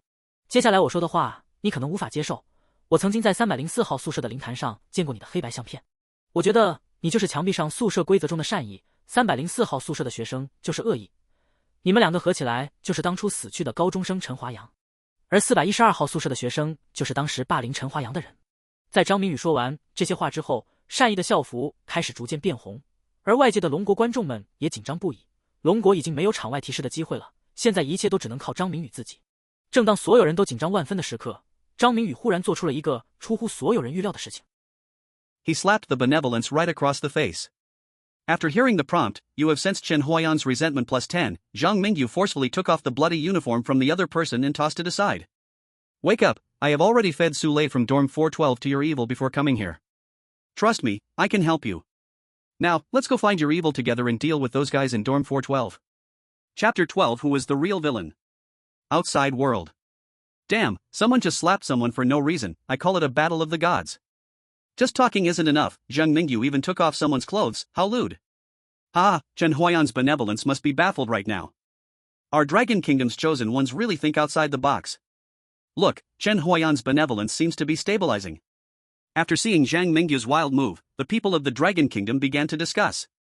Just now, the expert team from the Dragon Kingdom sent their predictions for clearing the game to Zhang Mingyu. It seems the key to passing through the horror world is likely in dorm 412. Currently, only Steve and our Zhang Mingyu have figured out the correct way to clear the game. It's uncertain who has a better chance. Steve thinks Chen Huayan's benevolence isn't trustworthy, but Zhang Mingyu chooses to help it. I believe in Zhang Mingyu's judgment. Chen Huayan was once bullied to death by those people, his heart must be full of hatred for them. The enemy of my enemy is my friend. Zhang Mingyu will definitely be fine. Let's hope so. In the horror world. 6 a.m. After the benevolence stopped its transformation, Zhang Mingyu led the still confused benevolence to the outside of dorm 304, jogging all the way. Knock knock knock. Who? A sinister voice came from inside dorm 304. The benevolence from dorm 114. Chen Huayan, who was behind Zhang Mingyu, wasn't wearing a uniform and looked a bit unnatural. At this moment, the door of dorm 304 opened, revealing the familiar face of the evil spirit roommate. Benevolence? You regained your memory? The evil spirit roommate was Chen Huayan's evil. During the day, his uniform was also blue, and he didn't possess the terrifying powers he had at night. The door of the dorm stopped halfway open. Because the evil in dorm 304 saw Zhang Mingyu grinning next to the benevolence outside the door. Bang! The evil reacted quickly. The moment he saw Zhang Mingyu, he wanted to slam the door shut. But Zhang Mingyu was already prepared and swiftly wedged his foot to block the door. I said, brother, I took care of Su Lei for you yesterday. Don't take those little misunderstandings to heart. During the day, the evil's power was controllable by Zhang Mingyu. He wasn't afraid of this guy suddenly attacking, thus filled with confidence. Zhang Mingyu smiled brightly, while the evil was about to go insane with anger. He stared fiercely at the benevolence behind Zhang Mingyu, as if expressing, is this guy the one who brought the ghost into the village? The benevolence felt a bit uncomfortable under the gaze. His eyes kept darting between Zhang Mingyu and the evil, feeling that their relationship didn't seem as good as Zhang Mingyu had claimed before. Outside world. The live broadcast exploded. Damn, this is killing me. The more I watch, the more I feel Zhang Mingyu is the real weird one in the horror world, that evil is just a shivering little lamb. The evil must be on the verge of a breakdown, right? After watching for so long, I can't even tell who the real villain is. I was really scared at first, but when I saw Zhang Mingyu wedging his shoe in the door, I couldn't help but laugh. The mind of our Dragon Kingdom's chosen ones is really wild. Alright, this Jin Huayang is also a poor person. Let's see how Zhang Mingyu helps Jin Huayang teach those people in dorm 412 a lesson. The viewers of the Dragon Country laughed until they fell over at Zhang Mingyu's outrageous moves. Meanwhile, the high-level officials of various countries gradually began to take Zhang Mingyu seriously. Polar Bear Country, Dragon Country is always our best friend in Polar Bear Country. Let's give them the oil rights in the far north in exchange for the friendship of Dragon Country's high officials. Pyongyang Country, this Zhang Mingyu has limitless potential in the future. Immediately send a secret cable to Dragon Country. We, Pyongyang Country, are willing to stand with Dragon Country on the international stage. While the high-level officials of Polar Bear Country and Pyongyang Country changed their strategy towards Dragon Country, the high-ranking officials of Sakura Country, Kimchi Country, and Ugly Country felt mixed emotions. Sakura Country, 30 years east of the river, 30 years west. Is Dragon Country about to rise again? How can this be? Is the once mighty Eastern Dragon about to rise once more? Kimchi Country, oh no, we absolutely cannot let Dragon Country reclaim its traditional culture. Ugly Country, immediately send Guardians of World Peace to kill Zhang Mingyu, this international terrorist. Our Ugly Country absolutely will not allow this provocateur to exist. In the conference room of Dragon Country, the high officials had already gotten wind of the movements of various countries through secret channels. We should accept the goodwill of Polar Bear Country and Pyongyang Country. The situation for our Dragon Country internationally is indeed not optimistic. Polar Bear Country still owes us a lot of territory. Pyongyang Country is also a flip-flopper. We must be clear that they are only leaning towards us because of Zhang Mingyu's performance. We need to be cautious of their little tricks during cooperation. Overall, the betrayal of these two countries counts as good news. We truly owe it all to this young man, Zhang Mingyu. It's laughable that Ugly Country's agents want to assassinate our Zhang Mingyu. Do they really think that the intelligence capabilities of the five great powers of Blue Star are just for show? Increase the manpower to protect Zhang Mingyu's home.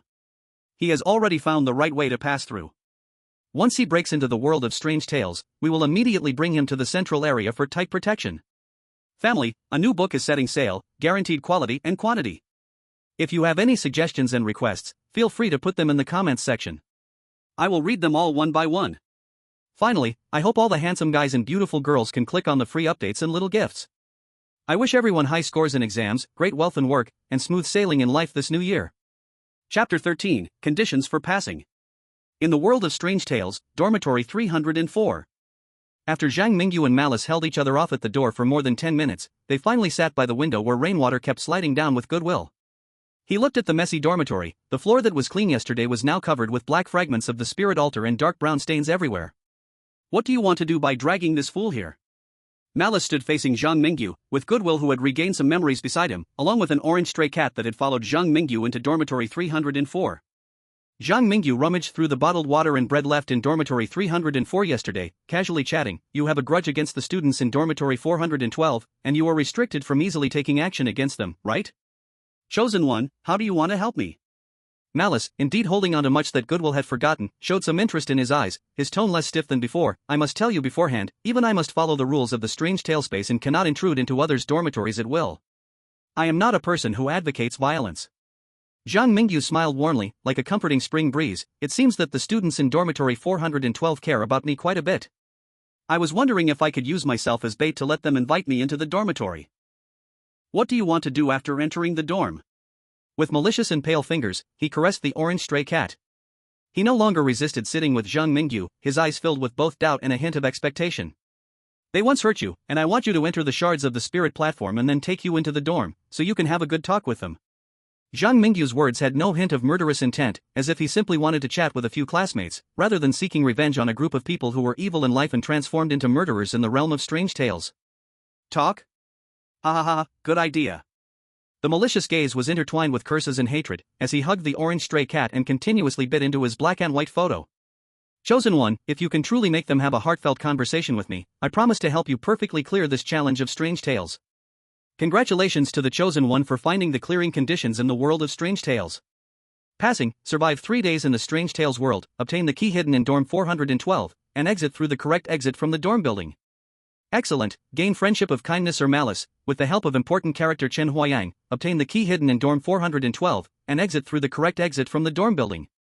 Perfect, remedy the regrets of important character Chen Huayang, with his help obtain the key hidden in dorm 412, and exit through the correct exit from the dorm building.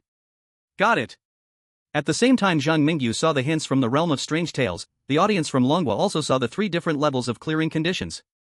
The emergence of the clearing conditions greatly boosted morale.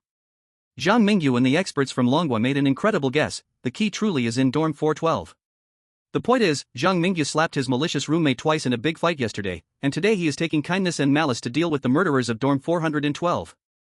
This operation is amazing. Steve next door doesn't even dare to believe in kindness, let alone cooperate with malice. Our chosen one from Longhua is uniting all possible forces. With the help of kindness and malice, we are guaranteed at least an excellent rating this time. I am already looking forward to the scene where Chen Huayang talks with the students from dorm 412. Campus bullying is unforgivable, such scum are not worth living. At this moment, the chosen ones from various countries had found the clearing conditions. Some of them found the conditions upon seeing the door of dorm 444, while others obtained the conditions during their encounters with the students of dorm 412. In the Sun Never Sets Kingdom, John was in the first situation. Using his experience of clearing the Strange Tales world multiple times, he found the door to dorm 444 and obtained the clearing conditions. Now, John was trying to negotiate with the students from dorm 412. He had a D-class special talent, Social Butterfly. This special talent allowed him to gain strange fondness more easily. After an unpleasant exchange, John leaned against the dorm corridor, panting heavily, his face pale as he cursed. What the hell? The students in dorm 412 are a bunch of monsters. Oh, damn curly-haired baboon, maybe I should try to find the important character Chen Huayang mentioned in the clearing conditions. It's impossible to clear this Strange Tales world alone. As of now, the remaining chosen ones who are still alive are only Zhang Mingyu from Longhua, Steve from Choghua, John from the Sun Never Sets Kingdom, and Louis from Tieta Country. While John was complaining, Louis from Tieta Country had quietly infiltrated dorm 412, hoping to steal the key for clearing. Unfortunately, Louis had never been to dorm 114 and was unaware of the rule mentioned in Rule C, Rule 6 of dorm 304. When someone is in the dorm without permission, do not step into someone else's dormitory. The moment Louis stepped into dormitory 412, black hair sprouted all over his body. Then, the live broadcast room of Iron Tower Nation went dark. A wave of curses erupted from the outside world. The scene returned to Zhang Mingyu's side. He still did not know that only 3 chosen ones were left alive. Earlier today, Zhang Mingyu decided to take a good rest in dormitory 304. You too, the closer it gets to night, the stronger your power becomes. During the day today, stay in your own spirit altars. To ensure a successful operation, we'll act in the evening. Other chosen ones were afraid of the strange activity at night and wanted to finish off the students in dormitory 412 as soon as possible to clear the world of eerie tales. However, Zhang Mingyu was very considerate of his eerie roommate and set a rather ghostly time to take action. Today was the second day in the world of eerie tales. Steve from Ugly Country and John from the Sun Never Sets Kingdom were struggling on the edge of life and death. On Steve's side in Ugly Country, although he chose to go solo, he was very smart and knew how to use all available power. He had seen the dormitory manager's appearance last night and knew that the manager and the students in the dormitory would attack each other. Therefore, he decisively decided to survive the daytime first. Then, when night fell, he would take advantage of his last chance to use the voodoo doll to incite conflict between the students of dormitory 412 and the manager. Once the dormitory was empty, he would seize the opportunity to enter dormitory 412 and steal the key. Time passed quickly, and the rain continued to tap on the dormitory windows. Dark clouds covered the last bit of light on the horizon. With bloodshot eyes, Steve stood by the window of the restroom, gazing at the pitch-black rain curtain. He knew night had arrived. Chapter 14, Are You Crazy? In the evening. Outside, the rain was still dripping non-stop. Walking alone in the dark hallway, Zhang Mingyu held an orange cat in his arms, a black and white photo in his pocket, his expression calm, his steps steady. He seemed less like he was in a world of eerie tales and more like an ordinary high school student in a boarding school. Touching the black and white photo that harbored Chen Huayang's goodwill and malice, he arrived on the 4th floor of the dormitory building for the first time. Compared to other floors, the 4th floor of the dormitory looked very chaotic. A lasting foul smell filled the air, and the hallway was covered with aged reddish-brown stains, animal fur, and discarded blankets and daily necessities. Notably, among the reddish-brown stains on the floor and walls, some bright red stains were clearly dyed very recently. Has someone died here recently? Zhang Mingyu crouched down, extending his finger to stir a puddle of half-congealed blood-like stain on the ground. Suddenly, the malevolent thought in the black and white photo spoke up on its own. Yesterday, the dormitory manager rushed to the 4th floor as if she were insane.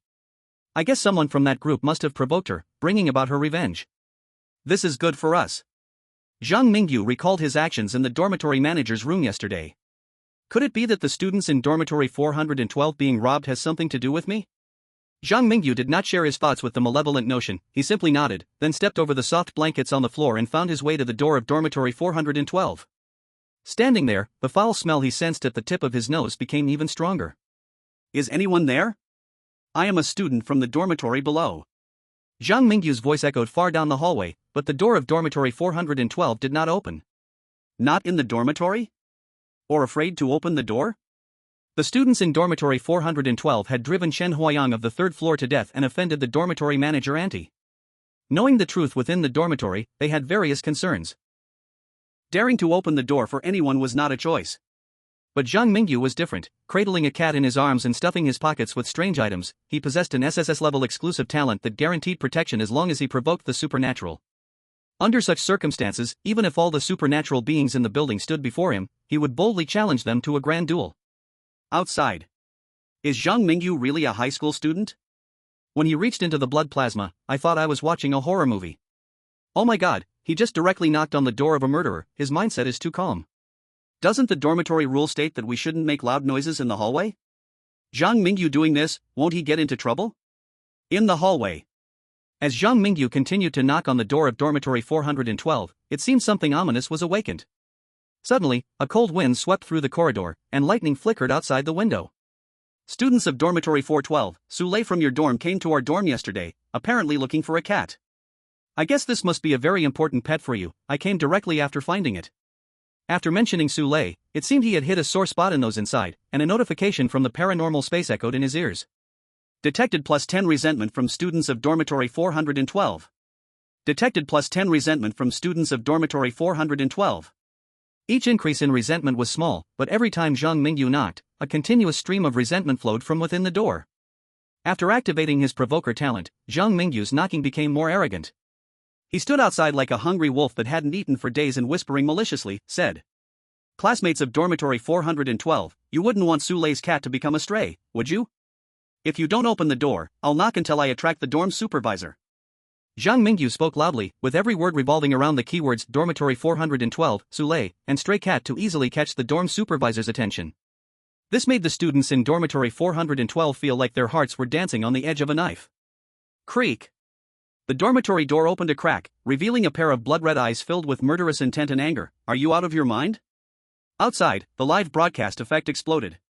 666, our country's chosen one is actually scolded by a murderer. How can a murderer from the paranormal space scold a living person like that? Don't you feel ashamed? I don't know if it's just my impression, but I can see the exhaustion in the murderer's eyes through the crack. In the hallway. Zhang Mingyu intentionally stepped closer to the door crack, holding the cat in his arms, looking nothing like the terrifying beings in the building. Instead, he exuded a weak aura similar to that of a living person. Have you not brushed your teeth today? Why does your mouth smell so bad? I'm doing a good deed returning your cat, and you call me crazy? The person inside saw Zhang Mingyu only half a step away from the door crack. With a fierce look, he raised his hand to grab Zhang Mingyu's arm. It's not safe outside, come inside and sit. Zhang Mingyu keenly noticed that under the seemingly normal arm, it was covered with black hair. He didn't struggle but cooperatively let himself be pulled into dormitory 412 by this smelly student. Standing at the entrance of dormitory 412, Zhang Mingyu looked at the 6 tall students with black fur inside. The students of dormitory 412 displayed smiles. Noticing that he and Chen Huayang had not violated any dormitory rules, Zhang Mingyu slightly raised the corner of his mouth. He took a half step back and banged shut the door of dormitory 412. Outside, the entire Long Kingdom was boiling. Alas, I have no culture, just a phrase, I'm walking the world. The students of dormitory 412 are in for it. Zhang Mingyu hasn't forcibly invaded the dormitory. He was forced in by someone, and everything was in Zhang Mingyu's plan. It's simply marvelous. How do you think Zhang Mingyu's mind works? If it were me, I would never dare to collude maliciously with Chen Huayang. Now the students in dormitory 412 are being forced together with Malice. Meow, the feeling of revenge is simply too delightful. Meanwhile, in the conference room of Long Country, the high-ranking officials of Long Country were also excited. How many years has it been since we had such an outstanding chosen one in Long Country? Yamada Taro from Sakura Country is like a pile of dung in front of our Zhang Mingyu. Quick, send the screen recording from the livestream just now to the Ugly Country's high-ranking officials. Tell them it's precious information about our chosen one passing through, so they can be envious and jealous. Their ugly country's Steve is almost being killed by the dorm manager and the students from Dormitory 412. Both have A-level exclusive talents, this is the difference. By the way, do you think Zhang Mingyu's exclusive talent could possibly be the legendary S-level? Chapter 15, The True Exit to Victory. The day after the Strange Tales world. Evening. The chosen ones from various countries began their final actions. On the side of the Sun Never Sets Kingdom, John worked hard to find the kindness of Dormitory 114. Using the social expert's exclusive talent, he tricked kindness into accompanying him to Dormitory 412. Things seemed to take a turn. The appearance of kindness made the students of Dormitory 412 rush out like sharks sensing blood. They seemed eager to force kindness into their dormitory before someone else arrived. This scene flashed a cruel glint in John's eyes. He allowed himself and kindness to be dragged into Dormitory 412 and then seized the opportunity to catch the students of Dormitory 412 as they ripped apart kindness, heading straight for the place where the key might be hidden in the dormitory. Sure enough, John found a rusty key in the dormitory's only place to hide things, the closet. He was overjoyed, took the key, and escaped Dormitory 412 without any obstruction. John arrived at the entrance door of the dormitory building. Just as he was about to raise his hand to open the door, he discovered that coarse and long black hairs had grown on the back of his hand without him realizing it. The voice of kindness echoed in John's ears, "I helped you, but you turned your back. Are you still human?" The next moment, the live stream of the Sun Never Sets Kingdom fell into darkness. Chosen one of the Sun Never Sets Kingdom has died, Strange Tales are about to invade. With the prompt sound of the Strange Tale space, only the chosen one from the Ugly Country, Steve, and Long Country's Zhang Mingyu remained alive. This round of Strange Tales challenge was so difficult that the global audience couldn't help but be astonished. It was the first time in the past decade that the chosen ones had nearly been wiped out. On the side of Ugly Country, Steve's plan was going smoothly. Using the last chance to transfer the target of attack with the voodoo doll, Steve successfully stirred up a conflict between the students of Dormitory 412 and their dorm manager, meanwhile obtaining the key. Since he did not invite kindness to act together, nothing strange happened to Steve after he got the key. He sprinted with the key and quickly reached the front door of the dormitory building. The high-ranking officials of the Ugly Country stared at the screen, smug and satisfied. Oh, no matter how A-level talent Zhang Mingyu from Long Country has, our Steve from the Ugly Country is about to clear the Strange Tales world. The leader of the world is still us. Although the high-ranking officials of Sakura Country were unhappy that Steve didn't remind their own chosen one to clear the Strange Tales world, they still flatteredly echoed like Ugly Country's grandchildren, only the noble blood of the Ugly Country deserves an A-level exclusive talent. Even if the Long Country people have a bit of luck. In the world of eerie tales, Dormitory 412. On Zhang Mingyu's side. The dormitory, cluttered with various odds and ends, was a mess, with tattered school uniforms and torn black hair scattered everywhere. Standing in the foul-smelling pool of red blood, Zhang Mingyu stared at two shadows gradually merging in front of him until they transformed into a high school student dressed in a blood-red uniform, looking frail and seemingly easy to bully. It was Chen Huayang, who had just slain his enemy. "Thank you, chosen one." Chen Huayang opened his blood-red eyes, curses and killing intent swirling around him, yet he restrained them, preventing the curses from harming Zhang Mingyu, who stood before him. "I was bound by the eerie tale space, turned into a pitiful plaything. I was hurt by my enemies again and again, yet I could not kill them myself. You helped me remedy my regret, now it is my turn to guide you to find the right path to victory." Chen Huayang walked to the wardrobe of Dormitory 412 and took out a rusted key. In front of billions of viewers, Chen Huayang did not lead Zhang Mingyu to the main entrance on the first floor of the dormitory but instead took him to the end of the corridor on the fourth floor. There stood a seemingly non-existent illusionary door of this world. On the door, there was a plate with the number 444. This was the non-existent Dormitory 444 mentioned in the rules of the dormitory. The true exit of the eerie tale world was actually Dormitory 444. Outside, viewers from various countries were going wild. "Oh my god, the exit of the eerie tale world is Dormitory 444, how could a normal person ever think of this?" Following conventional thought, everyone would assume the main door on the first floor of the dormitory was the exit of the eerie tale world. Ironically, the seemingly simplest way to pass turned out to be the hardest. Damn, Steve from the Ugly Country is about to exit through the front door without the guidance of the important Chen Huayang. Global audiences were focused on the events happening in the eerie tale world. And at this moment, the high-ranking officials from the Ugly Country were already going frantic. "This is ridiculous. What the hell is that stupid Steve doing? If our chosen one can't even beat a high school student from the Dragon Country, how can we ever rally other countries against them in the future? Now, can someone tell me what we can do to save this?" But we no longer have any opportunities for hints outside the game. No opportunities for hints? Why did you use them all up so early? Damn. Damn it. This is all a scheme from the Dragon Country. They wasted our 2 opportunities for hints right from the start. We absolutely cannot let the Dragon Country easily turn the tide after 4 consecutive losses. Go search for cursed items, Steve must not die. As the people from the ugly country furiously raged, the high-ranking officials from the Dragon Country were already laughing with glee. Ha, what a delightful surprise, what a delightful surprise. I heard those guys from the ugly country are planning to use cursed items to increase their chances of hints outside the game. Obtaining each cursed item is extremely difficult, sometimes it requires sacrificing several chosen ones' lives just to get one. If the ugly country is willing to pay a high price to maintain their status, let them struggle. Our Zhang Mingyu from the Dragon Country is guaranteed to pass with at least an excellent rating. It is practically a sure thing to receive a cursed item as a reward. Our chosen one is building power for the Dragon Country while their ugly country can only watch helplessly. Cursed items are personal property of chosen ones. Just understand the functions of the cursed items, and remember, do not force anyone to hand over their cursed items. Exactly. Zhang Mingyu is our hero from the Dragon Country. We absolutely cannot let our hero bleed and weep. I just don't know what kind of cursed item Zhang Mingyu will get. Supportive cursed items are the most common, but if he can obtain an attacking cursed item, his survival rate will greatly increase. Chapter 16, Evil Spirit Dormitory, cleared. In the world of ghost stories. When Zhang Mingyu inserted the key into the lock of Dormitory 444 under Chen Huayang's guidance, the number 4 from dormitories 304, 114, and 412 gradually aligned. In the next moment, the entire world seemed to shatter. He felt as if he was rising higher under Chen Huayang's gaze, overlooking the dormitory building where he once stayed from the rain curtain of the high heavens. In a daze, the prompt sound from the ghost story space rang in Zhang Mingyu's ears. Dragon Kingdom Chosen One, please note. You have helped the important person Chen Huayang restore his soul to completeness, allowing him to personally complete his revenge and make up for all of Chen Huayang's regrets. Dragon Kingdom Chosen One, please note. You have cleared the Ghost Story World Evil Spirit Dormitory. Completion rating, perfect. Clearing reward Cursed Blade. Cursed Blade, it was once an ordinary dagger until a special evil spirit infused all its curses against its enemies into it, turning it into a cursed item that can harm the abnormalities of the Ghost Story World.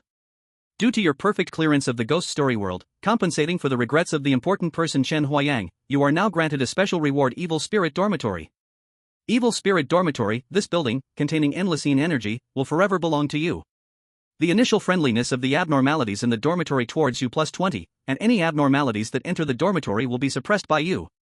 This dormitory building will belong to me from now on, which means no more chosen ones will be drawn into the Ghost Story World of Evil Spirit Dormitory?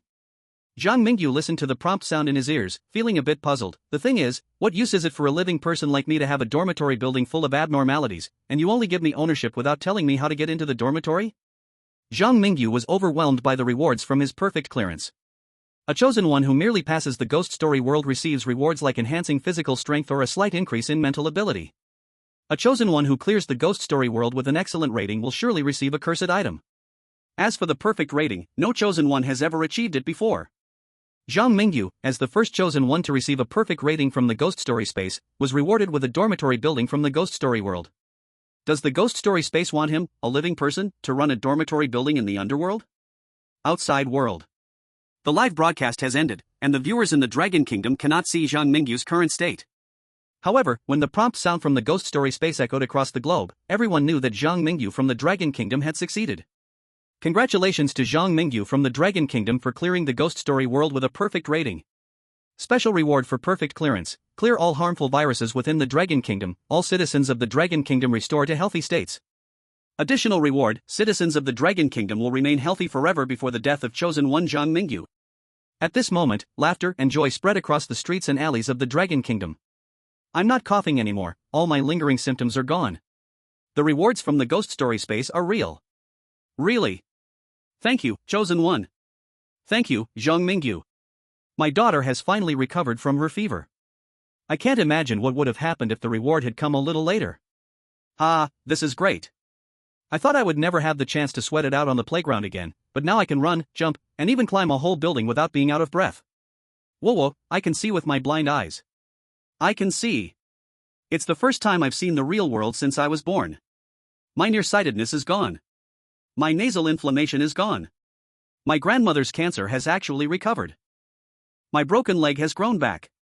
This reward is truly amazing. Zhang Mingyu. The great hero. After 4 consecutive strange events, Dragon Country has finally stood up.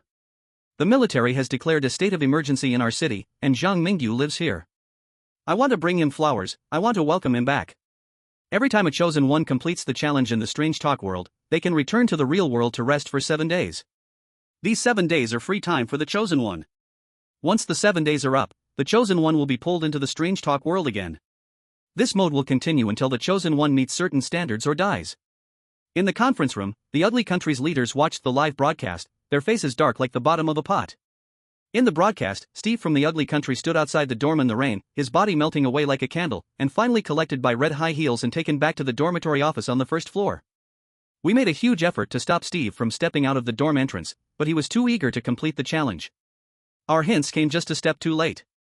Damn it, the precious cursed object was wasted like this. Steve deserves to die. Throw his whole family into a secret lab to be guinea pigs. And what about Dragon Country? Our secret agents have all been captured. Moreover, as long as Zhang Mingyu is alive, people from Dragon Country will not get sick. This is simply cheating. Oh, is even God favoring Dragon Country? Damn it, a bunch of useless idiots. At all costs, get rid of Zhang Mingyu before the second Strange Talk challenge comes. He must not be allowed to give Dragon Country a chance to breathe. The strongest in this world must be us, the ugly country. In the Sakura country's conference room, when the sound of Zhang Mingyu completing the challenge and Steve being eliminated echoed around the globe, the leaders of Sakura country nearly went mad. Beasts! Aren't those ugly people claiming to be number one in the world? Why can't they suppress a high school student from Dragon Country at a critical moment? Perfect completion? Special reward. Damn, without the virus interference, Dragon Country's economy will recover, and they will have more energy to fight against Strange Talk events and international sanctions. Baka. At this time, are we supposed to act like dogs, wagging our tails to the people of Dragon Country and begging for forgiveness? This will tarnish the dignity of our Sakura people, it will. The difficulty of this Strange Talk is the highest in the last 10 years, and the only surviving chosen one from the dormitory event was Zhang Mingyu. While countries around the world were struggling to deal with the increase in death events following the dormitory Strange Talk, the leaders of Dragon Country were going crazy with excitement. And in a small city of Dragon Country. Knock, knock, knock. Just after finishing the challenge in the Strange Talk world, Zhang Mingyu was startled awake by a knocking sound outside his bedroom. He held a sharp knife, similar to a surgical knife, engraved with vicious curses in one hand, while feeling for his phone with the other. Daily headlines: senior student participates in Strange Talk challenge, surpassing everyone. Bashu Observer, the world's first perfect completion, Zhang Mingyu from Dragon Country leads the world. Global Evening News, the appearance of Zhang Mingyu means the Eastern Dragon will rise again, and the slumbering Dragon Country will welcome a new revival. Focus on the person. Does Zhang Mingyu's ability to strike during the bizarre duel indicate a major problem with Dragon Country's education system? Isn't there a violent gene in the blood of dragon people? The first few news items seemed normal, but what's going on with the fourth piece? Could it be written by a spy from the ugly country? Zhang Mingyu looked at the words on his phone and decided that when he sees the Dragon Country leaders outside the door, he will. 一定得向他们好好的告一告状。第17章，与平静的生活道别。卧室里，张明宇站起身，看向了窗外。初阳洒落，张明宇的眸子里倒映出了市区街道上的一辆辆装甲吉普车和车里下来的全副武装的特警队员。怪谈世界入侵蓝星已经好几年了，每一位龙国的神选者在回到自己的祖国之后，都会得到英雄级别的待遇。当然，神选者作为深系国家命运的人物，也有义务在享受最优质资源的同时，努力配合龙国专家组的行动。张明宇父母早亡，在这个世界上没有任何牵挂。现在，龙国就是他唯一的寄托。张明宇同志，我是凌霄，现奉上级命令来护送你前往更加安全的地方。门外响起了一个男人的嗓音，紧接着，一名身穿黑色作战服、搭配白衬衫、深棕色军靴的男人便推门而入，对着卧室里的张明宇敬了一礼。很明显，这个男人就是在现实世界中负责对接张明宇的人。目光扫过卧室外的几名荷枪实弹的特警队员，张明宇很清楚，今天起自己就要与平静的生活道别了。凌霄同志，请带路吧。在凌霄的保护下，张明宇一路绿灯的来到了市郊的一处军用机场，又乘坐专机前往了龙国的防御最严密的昆仑军事基地。这里外表看上去就是片毫无特点的山脉，内里却另有乾坤。连绵的山脉被整个挖空，蜂巢一样的地下掩体里存储着龙国从怪谈空间中获得的全部技术和诅咒物品。3个小时后，张明宇被带到了军事基地的核心会议室里。在这里，他见到了龙国专家组的组长杨青藤。张明宇同志，我是杨青藤。鉴于你已经成为龙国的神选者，组织上把你的安全列为了最高等级。接下来希望你能待在昆仑军事基地中，配合专家组进行针对怪谈世界的专项训练。杨青藤伸出宽厚有力的右手，和张明宇握在了一起。张明宇的心性本就远超常人，又在怪谈世界中经历了生死，因此他即使在面对杨青藤这样的大人物时，也能表现得不卑不亢。简单的寒暄了2句，杨青藤便直接切入了正题。即日起，你将会拥有昆仑军事基地的乙等权限，你需要的任何东西，我们都会竭尽全力的为你找来。稍后我会让凌霄带你去你的住处，里面有一套加密的通讯设备，你可以随时通过这套设备与我或是凌霄联络。最后，谢谢你在恶灵宿舍怪谈世界中拯救了龙国。杨青藤以最简单易懂的方式安排好了张明宇的生活，随后他又将一张日程表交到了张明宇手里。虽然龙国在现实世界里有不少诅咒物品，但是在怪谈空间规则的限制下，我们无法将这些诅咒物品交给你使用。这份日程表里的训练项目能在短时间内提升你的身体素质，也是我们专家组唯一能帮到你的地方了。我明白。张明宇接过了日程表，他本来也没指望专家团能在通关怪谈上给予自己多大的帮助，眼下能多少增强一些自己的身体素质，对于他来说已经算是意外之喜了。昆仑军事基地作为怪谈降临之后，龙国为应对怪谈建立的专门性军事基地。 There are still many good things. For example, many cursed items that Zhang Mingyu had no access to before. There is also a lot of confidential information about the world of strange tales.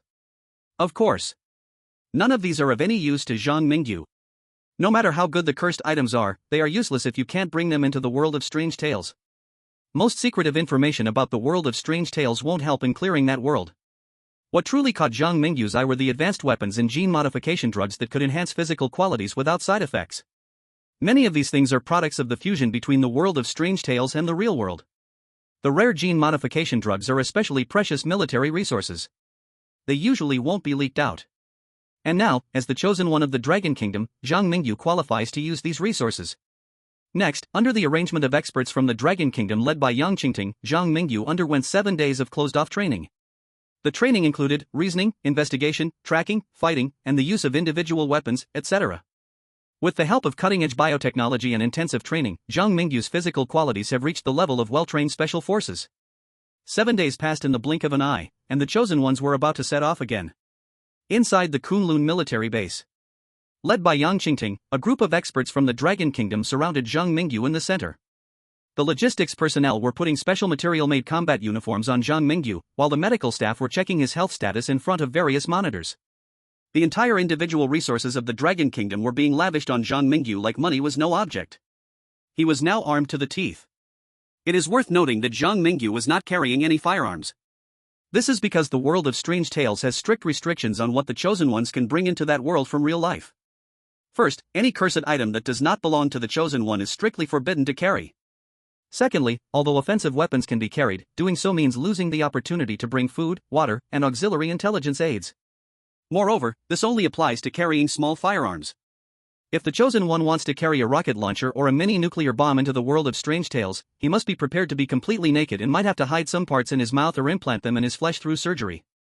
In summary, bringing weapons into the world of strange tales is the least cost-effective method for the chosen ones. After all, no one knows if the firearm in your hand can kill the bazaar.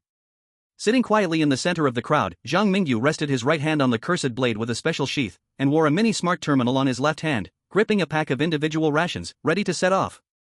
His equipment just reached the limit allowed by the world of strange tales. The cursed blade is the best weapon against the bazaar, the individual rations provide basic living needs, and the mini-smart terminal offers computational assistance. If necessary, the mini-smart terminal can also have some special effects. When cursed items cannot be brought into the world of strange tales, these are the greatest help the experts from the Dragon Kingdom can provide within the permissible range of the strange tale space. Chapter 18 New Strange Tale, Late Night Convenience Store. Selecting Strange Tale. Ding, the selection of the Strange Tale world is completed. Welcome to the Late Night Convenience Store, where you will become the new night shift clerk. Type, single player. Clear conditions, passing survive until dawn of the next day. Clear conditions, excellent sell 3 items. Clear conditions, perfect gain approval of the store manager. Note, you can only challenge the Strange Tale world with cursed items you already possess. Hint, since you have perfectly cleared the Evil Spirit Dormitory, you will have one chance to identify erroneous rules in this Strange Tale challenge. The vision twisted, and Zhang Mingyu appeared in a convenience store that was open 24 hours a day. He quickly surveyed his surroundings and activated the mini-smart terminal on his left wrist. The wall clock showed that the current time was 11:20, and through the glass door, he could see the pitch-black buildings outside, resembling coffins. After confirming that there was no immediate danger, Zhang Mingyu opened the small booklet on the counter that stated the night shift work rules. Welcome to the late-night convenience store, you are our night shift employee. For your safety, please remember the following work rules. Night shift work rules, A. 1. There is an employee uniform prepared for you in the box under the cash register. Remember, you must never take off your employee uniform at any time. 2. You must never open the drawer of the cash register. 3. Always greet customers with a smile and satisfy any of their needs. 4. After midnight, Wendy will enter the convenience store. She might stand behind you, but please do not be afraid. As long as you follow these rules, she has no reason to take you to the manager's room. 5. Occasionally, customers may be unreasonable. In this situation, all you need to do is keep smiling. Wendy will appear and restore quiet to the store. 6. Wendy is not something you imagined. She has a pair of red eyes, is much taller than an average human, has rabbit-like ears that are long and thin, and her three-part lips always carry a smile. Please remember this, Wendy is kind, at least in most cases. 7. The late-night convenience store does not serve any doctors, teachers, or students in red and blue uniforms. Night shift work rules, eh? That means there are definitely more night shift work rules I haven't discovered yet. After carefully memorizing the content of the work rules, Zhang Mingyu searched for the employee uniform mentioned in Rule 1 and put it on over his special operations gear. Just as he was about to look for the remaining work rules, the prompt sound from the strange talk space suddenly rang in his ears. Error rule detected, the opportunity to identify the error rule has been used. Night shift work rule, A's second rule is incorrect. Zhang Mingyu looked at the night shift work rules on the cash register, Rule A's second point. 2. You must never open the drawer of the cash register. Wow, do I really have to open the cash register drawer no matter what? Meanwhile, in the outside world, audiences in the Dragon Country began heated discussions around the new Strange Talk world. Roar, roar, roar, a brand new Strange Talk, our god of competition has come to wreak havoc on the monsters in the Strange Talk world. Strange, don't come any closer. Look, Zhang Mingyu is wearing our Dragon Country's latest special operations gear. He looks much stronger than last time. It seems he has made new improvements in reality these past few days. The little puppy is turning into a little wolf dog. Quick, let me touch those muscles. Ladies upstairs, please behave, dog head emoji. Weapons and equipment from the real world do not help much in clearing the Strange Talk world. Let's see what this new world is like. This time the Strange Talk world has announced the clearing conditions early. Do you think there will be customers at this late-night convenience store? I doubt if the customers at the convenience store are even human. Meow, meow, meow, don't say that, don't say that. The more you say, the more eerie and frightening it feels. And the streets outside are pitch black, even watching the livestream is scary. This late-night convenience store feels like it's located in a desolate town. Zhang Mingyu has a good mentality. I just came back from the livestream of the neighboring pickled vegetable country. Their chosen one seemed like a certain internet celebrity from the real world and got scared to pee as soon as they were pulled into the Strange Talk world. Ha, the little stick from the kimchi country truly performs steadily. I just wonder when their chosen one is not scared to death. What can the people of the kimchi country do besides crawling and licking the ugly country? They still have special skills, for example, they are great at grossing people out. Funny emoji. Ha, you bunch of fools are going to make me laugh to death. By the way, why is Zhang Mingyu staring at the drawer under the cashier? I suddenly feel a bit anxious. Zhang Mingyu wouldn't want to go against the rules of the Creepy Tales right from the start, would he? In the world of Creepy Tales. Under the reminder of the Creepy Tale space, Zhang Mingyu decisively opened the drawer under the cashier. In here, he found a strange spray bottle and a crumpled note. The note contained the work rules for the night shift, B. The second set of night shift work rules actually hides in the drawer under the cashier. This chance to eliminate incorrect rules is just too valuable. Zhang Mingyu was overjoyed and directly picked up the note from the drawer. He was curious about how long it would take for the chosen ones from other countries to find the second set of rules hidden in the drawer without hints of incorrect rules. Night shift work rules, B. 1. The deodorant in the drawer can mask your human scent, please don't forget to use it. 2. You need to count the coins in the cash register at every full hour. 3. Make sure to remember, no car will drive straight to the entrance of our convenience store. If you see a car parked at our store's entrance, calmly go outside and tell the driver, our convenience store is closed. When you walk back, you will find Wendy standing at the store entrance looking at you. Please do not make any eye contact with it, just return to your work post. 4. You cannot enter the manager's room at any time. 5. As a night shift employee of the convenience store, you need to keep the inside of the convenience store and the entrance tidy at all times. If strange trash appears, please take it to the alley outside the side door to throw it away. 6. There are no cleaners in the alley outside the side door. If you find a cleaner eating your trash, please shout loudly to make them leave the alley outside the convenience store. Chapter 19, Self-Cultivation of Night Shift Employees. Soon, Zhang Mingyu memorized the content of Night Shift Work Rules B and neatly folded it together with Night Shift Work Rules A, stuffing them into his jacket pocket. After that, he quickly sprayed some deodorant on himself. At this moment, his first job in life finally began officially. Ding-dling. Suddenly, the tightly closed store door was pushed open. Zhang Mingyu looked up, and the corner of his eye instinctively twitched. At this moment, outside the door stood a park clown. He exuded a strong smell of blood, with a twisted, almost mocking smile permanently on his face. Are you the new employee at this convenience store? The clown's voice was unpleasant, as if someone had stuffed a kazoo into his throat. His eyes rolled as he scanned Zhang Mingyu. I seem to smell the scent of prey on you? Prey, you son of a. Zhang Mingyu rolled his eyes and said flatly, we run a convenience store here, be quick, if you want to buy it, if not, get lost. The clown's expression froze.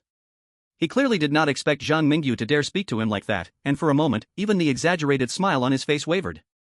After a while, the clown came back to himself. He was furious, almost squeezing out a few words through his teeth. Are you looking to die? Bang! Without waiting for the clown to continue, Zhang Mingyu slammed the blood-tinged cursed blade on the counter. He smiled at the clown and asked, do you have any objections? The cursed blade is a cursed item produced by the final boss of the haunted dormitory story, specifically restraining weak creepy beings. The clown felt pressure as he met the sharp gaze of Zhang Mingyu. Hee, no objections, no objections. The clown wilted, swallowed his saliva, and turned to leave. However, Zhang Mingyu was not satisfied with this. To pass this challenge in the world of creepy tales, he needed to sell at least 3 items.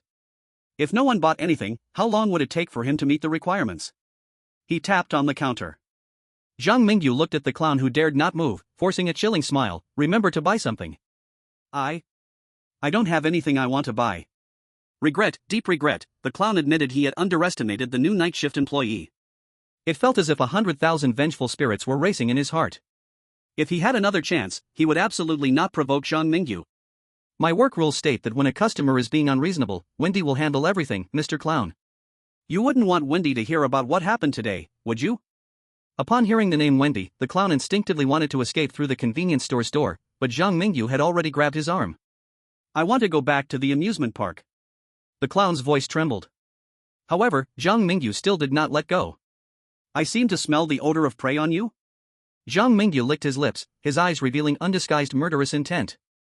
The clown looked at Zhang Mingyu, who was gripping his arm, pleadingly. When begging yielded no results, he reluctantly picked up a hot dog from the counter and said, I'll buy a hot dog. As soon as he finished speaking, a pitch-black arm stretched out from the cash register, pulling out something dark from the clown's body. The clown's wail echoed in the convenience store. At the same time, the notification sound from the creepy tail space also appeared. You have sold 1 item, late-night convenience store approval plus 10. As Zhang Mingyu sold his first item, the other chosen ones in the creepy tale world were still struggling in their own turmoil.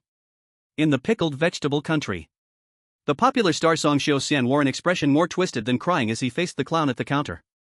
Who would have thought, the clown, a bully of the week, directly took out a knife and cut the corners of Song Xiaoxian's mouth. Yes, that's right, smile a little happier, nobody likes to buy from an angry person. The clown admired his work, his throat squeezed out continuous wild laughter. But Song Xiaoxian had already cried from the pain. Why, not a single customer in this convenience store is normal, I want to go home. While Song Xiaoxian was being tormented in the pickled vegetable country, other chosen ones from different countries were also being bothered by customers in all sorts of ways. The only difference was Tanamo from the Binfi country, who had drawn a powerful A-grade exclusive talent, and boldly revealed its abilities in front of the global audience from the start. His A-grade exclusive talent, create miracles, could create a miracle that an ordinary person would deem impossible. This miracle includes but is not limited to resurrection, killing a particularly powerful monster in the creepy tale world, or clearing the creepy tale world under seemingly impossible circumstances.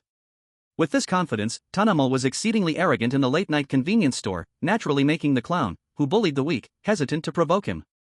In the outside world, the audience from Long Country was laughing at Zhang Mingyu's bold action. I must say, the owner of this late-night convenience store is lucky to have an employee like Zhang Mingyu. That clown almost cried from fear. Haha, you really know how to force a sale. The clown must be cursing inside that this is a black shop. Speaking of which, the chosen ones from the pickled vegetable country are really too pathetic. With this, they dare to howl on the internet, claiming they are the true dragon's descendants. Not afraid of the wind blowing my tongue away. A group of pathetic cowards, their intelligence and strength are hundreds of streets below our dragon country Zhang Mingyu. This chosen one from the Beanfei country is quite interesting. Among the chosen ones in the midnight convenience store, besides Zhang Mingyu, this Tanamo is doing the best. Such arrogance for a mere A-class talent. I doubt he will survive this time in the world of horror tales. Look how low-key our Dragon Country's Zhang Mingyu is. Although the expert team hasn't revealed Zhang Mingyu's exclusive talent, I believe it is at least A-class and definitely no worse than Tanamo's Create Miracles. The exclusive talent Create Miracles is indeed impressive, making many Dragon Country viewers a bit envious. However, the vast majority of Dragon Country viewers still choose to believe in Zhang Mingyu, trusting that our Dragon Country's chosen one is not inferior to anyone. In the world of horror tales. After sending off the clown, Zhang Mingyu ate some individual rations he had brought from the real world. After finishing his meal, Zhang Mingyu looked up at the clock hanging on the convenience store wall. It was exactly midnight. Tick-tock. At the moment when the minute hand and the second hand overlapped, Zhang Mingyu suddenly felt a chill at the back of his neck. He quickly turned around and found a monster standing behind him with a rabbit's head, human limbs, and dressed in a proper suit. Chapter 20, The Janitor. Zhang Mingyu looked at the rabbit-headed monster in front of him and recalled the fourth rule of the night shift. After 12 o'clock at night, Wendy will enter the convenience store. She may stand behind you, but please do not be afraid. As long as you follow these rules, she has no reason to take you to the manager's room. Is that Wendy? Zhang Mingyu couldn't help but clench his heart. Wendy's appearance was so abrupt, as if she had teleported right behind him.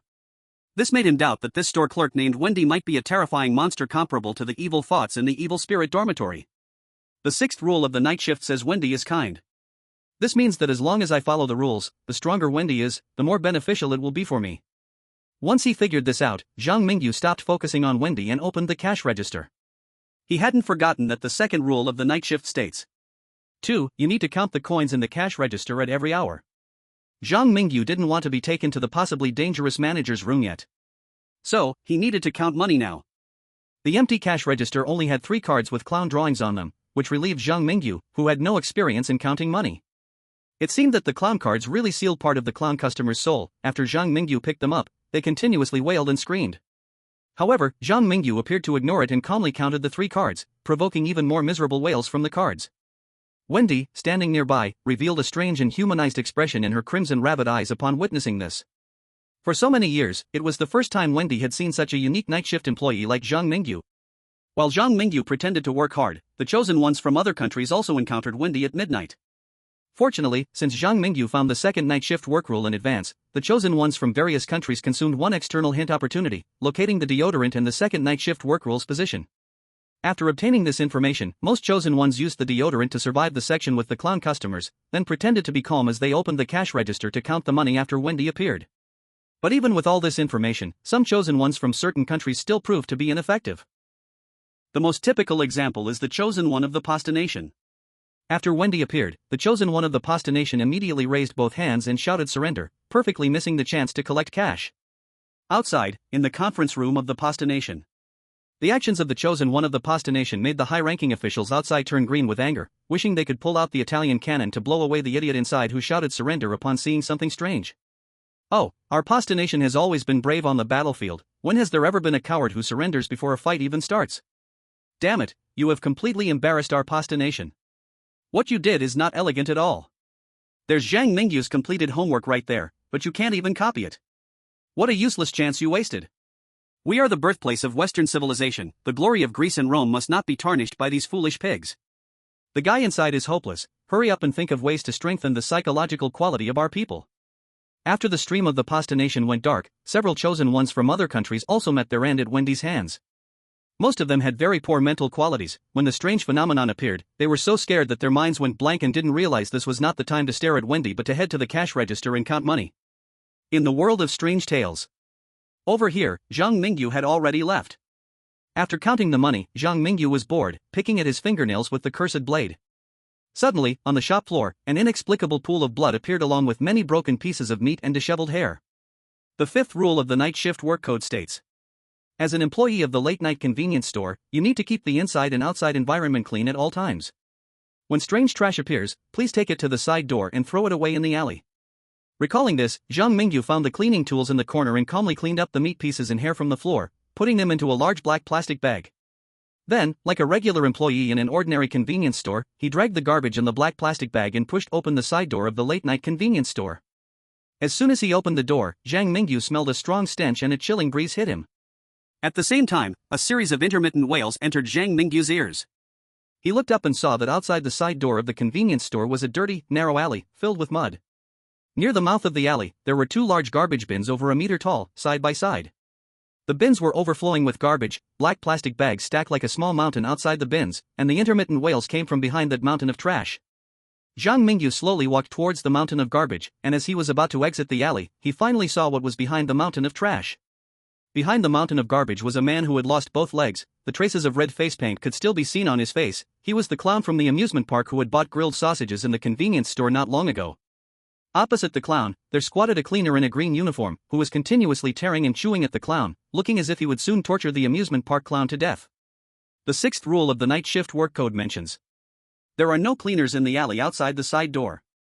If you find a cleaner eating your garbage, please shout loudly to drive him out of the convenience store's alley. Any normal person seeing this scene in the alley would surely run as far away as possible. From any angle, it seemed like one should not disturb the cleaner's delicate enjoyment. However, Zhang Mingyu's provoker exclusive talent 注定了他不能对清洁工的行为坐视不管，他只有不断的挑衅诡异，才能得到专属天赋的保护。因此，无论是面对之前的乐园小丑，还是现在这个清洁工，张明宇都丝毫不带怂的。想到这里，张明宇随手把黑色的垃圾袋丢到了垃圾山上。他的这个举动同时引起了清洁工和小丑的注意。清洁工转过身来，露出了嘴里黄红相间的满口歪牙：“我是这里的清洁工，正在处理你们巷子里的垃圾。小伙子，有事儿吗？”“没什么，我就是想对你说句话。”“哦，说什么？”清洁工神色疑惑。“滚！”第21章，鼻子都气歪了。张明宇的一个滚字，直接把清洁工的鼻子都气歪了。而地上奄奄一息的乐园小丑则激动不已，他像是看到了救星似的，热泪盈眶。这一刻，小丑甚至都有些懊悔自己之前的所作所为了。狭小肮脏的小巷里，清洁工的目光逐渐阴沉了下去。他死死盯着张明宇身上的员工制服，问道：“你想要救他？”正常情况下，当有人看到巷子里这宛如凶案现场的画面时，要么会选择远远的躲开，再要么就是挺身而出救人。而张明宇不同，他呵斥清洁工是因为夜班工作守则的要求以及挑衅者天赋的需要。至于地上奄奄一息的小丑，对于这个不久前还对自己图谋不轨的家伙，他可没有半点同情之心。看着满手污渍的清洁工老大爷，张明宇一本正经地说道：“你想吃什么是你的自由，但是这条巷子是我们便利店的地盘，我建议你把它带到隔壁去吃，这样对大家都好。”张明宇的这套说辞把清洁工老大爷都给整不会了。地上趴着想要求救的小丑眼睛里也满是问号，合着你不是来见义勇为的，你是嫌弃老大爷在你家便利店门口吃东西影响铺面形象呢？清洁工老大爷的眼珠飞速转动，在深夜便利店的侧门和张明宇的员工制服上来回扫视，最后他像是忌惮着便利店内的什么东西似的，怪笑了2声道：“有趣的小伙子，希望我下次来的时候还能见到你。”说完，老大爷就拖着绝望的小丑离开了小巷。外界直播效果当场炸裂。哈哈哈，张明宇是真的忙，遇到诡异他是真赶上。面对诡异还能这么一本正经的胡说八道，这波我给打99分，少给1分怕他骄傲。我强都不服，就服我们龙国的张明宇。这清洁工大爷一看就不好惹，换个人来谁敢在人家吃东西的时候打扰？也就咱们张明宇人狠话不多。我忽然觉得那个游乐园的小丑有点凄惨了。俺也一样，刚刚经历了强买强卖，就莫名其妙的被清洁工抓去当了晚饭，惨啊，太惨了。这就叫恶人自有恶人磨，谁让他招惹咱们龙国的神选者呢？你怎么说的好像张明宇是什么恶棍一样。话说你们发现了没有，这个深夜便利店的世界好大，巷子外面似乎是一整座城市。你们说这座城市里生活的该不会都是残暴的诡异生物和小丑那样的变态杀人狂吧？我觉得很有可能。怪谈世界凶险无比，能在这里生活下去的原住民都不简单。我听说以前有外国的神选者试图逃出怪谈空间的掌控。To venture alone into that dark area, never to return. The area outside the late-night convenience store is still too weak for Zhang Mingyu now. Countries around the world lack understanding of the entire world of monsters. There is no use thinking too much about it now. Let's see how Zhang Mingyu plans to respond to this monster challenge next. As the audience in the Dragon Country focused intently on the live broadcast screen. Inside the Kunlun military base. The expert team in the Dragon Country was very satisfied with Zhang Mingyu's performance. Zhang Mingyu's current strength is more than enough to deal with these ordinary murderers and residual spirits. Ha! With an aggressive cursed object and such strong physical qualities, our Dragon Country is likely to have a new people's hero. As long as Zhang Mingyu does not die, the people of the dragon country will feel solid, as if they have a backbone. The experts and higher-ups in the conference room all knew well. Previously, four chosen ones from the dragon country had died consecutively, greatly hitting the national confidence of the people. This time, Zhang Mingyu's rise seemed to symbolize that the great dragon of the east was about to roar again. He carries not only the fate of the dragon country but also the hope of its people. Report, sir, the Beanfei country has sent a classified message. Play it right here. The Beanfei country, which has always had a poor relationship with the dragon country, suddenly contacted them in secrecy, which made the higher-ups in the Kunlun military base curious. However, when the content of the classified message was played, the entire conference room fell silent. This was the calm before the storm. Crack! Crack! The higher-ups in the Kunlun military base cracked their bones with rage. The content of the classified message was truly outrageous. I'll kill his whole lineage. These ugly countrymen have let their dogs step on our faces? Just because an A-class talent Tanamo comes out, does he think he can challenge the dragon country? Dream on. Damn it, they even want the ugly country to build a military base in the South China Sea. The South China Sea belongs to our dragon country. As long as I am alive, no one can act on our land. The higher-ups in the Kunlun military base were enraged to the point of exploding from the content of the classified message. However, the dragon country has not fully recovered from the 4 consecutive incidents of monsters, and indeed has no good countermeasures. Helpless, they could only deploy border troops to stabilize the situation for now. Then a group of high-ranking officials and elite experts in the dragon country turned their hopeful eyes to Zhang Mingyu in the live broadcast room.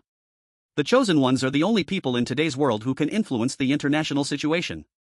The international situation is not optimistic. Hopefully, Zhang Mingyu can bring new surprises to the dragon country. Chapter 22, Too Brutal. In the world of monsters, outside the side door of the late-night convenience store, the chosen ones from various countries successively encountered the old cleaner gnawing on garbage in the alley. They almost subconsciously chose to run away. No one dared to scold a man-eating monster like Zhang Mingyu in the world of monsters, and they all survived, fortunately. However, among so many chosen ones from different countries, there were always some who chose to scold the old cleaner to adhere to the rules.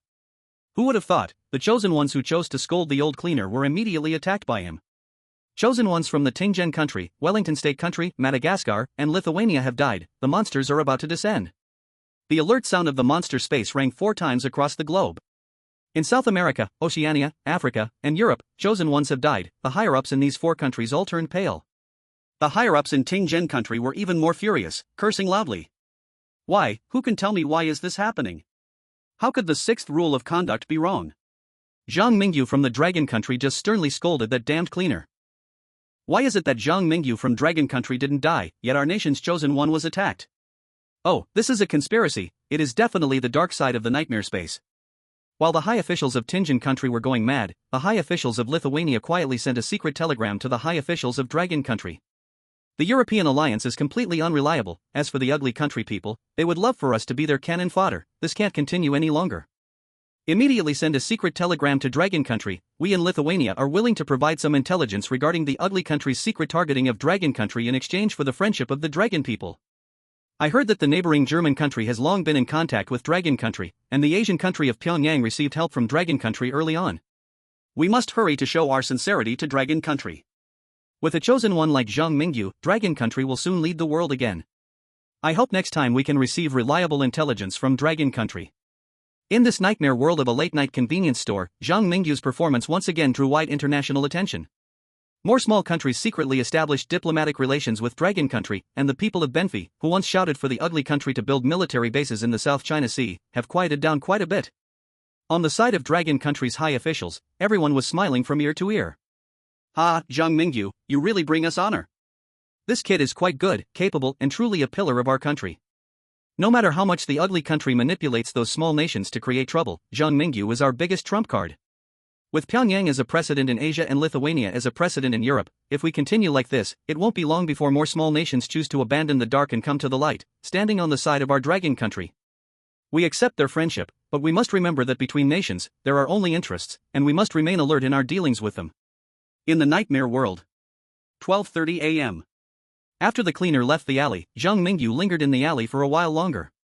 He gazed at the city streets outside the alley, suddenly flooded with a question. This nightmare challenge is called the late-night convenience store, but clearly there exists a broader world outside the store. Could the malevolent spirit dormitory I conquered last time be hidden in that dark city? The more Zhang Mingyu thought about it, the more he felt it was possible. But for now, he still needed to prioritize completing the nightmare challenges. With that thought, Zhang Mingyu prepared to return to the convenience store to continue today's work. At that moment, suddenly, the sound of a car horn pierced the quiet night. Standing at the side door of the convenience store, Zhang Mingyu looked towards the road outside the alley. On the wide road, a black car was passing by. That car should have stopped right outside the front door of the convenience store, but that area was in Zhang Mingyu's blind spot.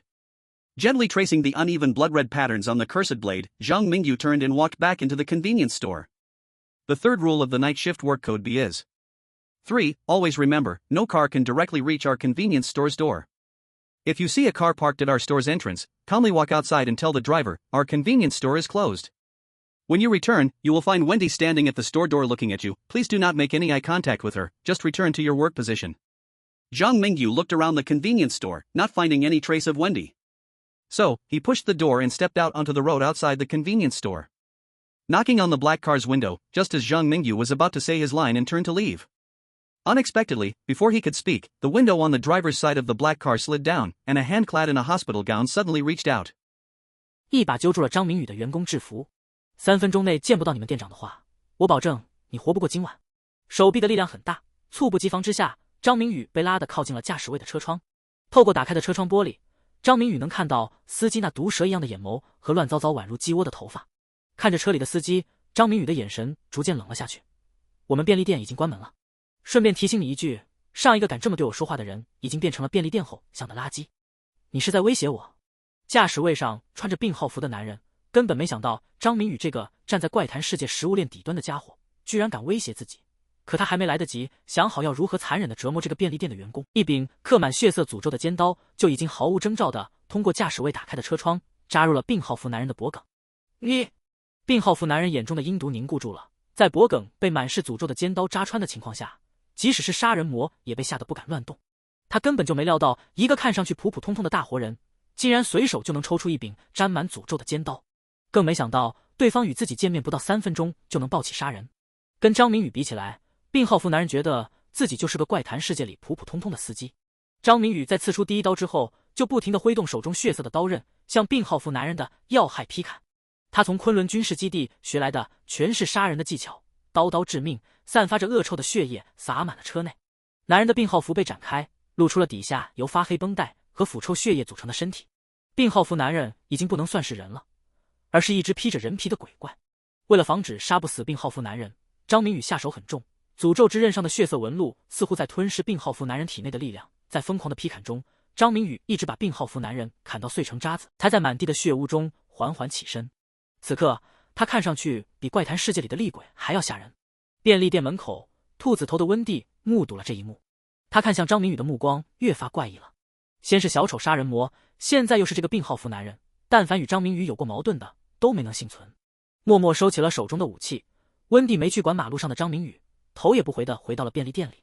而这一切虽然正在料理病号服男人的张明宇没有看到，却全被直播间里龙国的观众看在了眼里。第23章，这是我不花钱能看的。卧槽，这种节目是我不花钱能看的。说说吧，你和审核是什么关系？一言不合就拿刀砍人，我他妈的杀人魔看了就直摇头啊！门口的温蒂都惊呆了。你们说工作守则不是让温蒂来处理这件事情吗？张明宇这么做会不会不太好？楼上的网络圣母，你没看到刚才直播画面里温蒂都没说什么吗？怪谈世界里生死就在一线间，对敌人的仁慈就是对自己的残忍。我觉得张明宇做得对，有实力的情况下就该这么暴力通关。哈哈哈哈，没错，我也看得贼爽。我长这么大见多了神选者被诡异暴杀，今年还是第一次看到神选者抱着诡异就是一通乱砍，简直太他妈离谱了。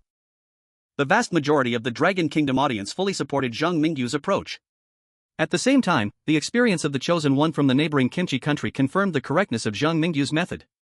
In the live broadcast room of the Kimchi country, after holding on for more than an hour, Song Shosan finally broke down mentally. Upon seeing the black car outside, he ran up crying, begging the man in the patient's outfit inside to take him away. In the next moment, a thick, foul-smelling bag of blood enveloped Song Shosan's entire body, and he was devoured alive by the man in the car. Siba, foolish Song Shosan, a worthless thing. You are the disgrace of our Kimchi country. Tell me where his family lies, I want to kill this idiot's whole family. We are all descendants of the dragon, why is there such a gap between you and the chosen one from the Dragon Kingdom? Ancestors of the Dragon Kingdom, I want to return to your embrace. I don't want to stay in this kimchi country for even one more day. The people of Kimchi Country were filled with anger. What happened in the live broadcast room of Kimchi Country left some foreigners who planned to exploit the situation speechless, condemning the Dragon Kingdom people for violently treating the strange protectors in the world of strange tales.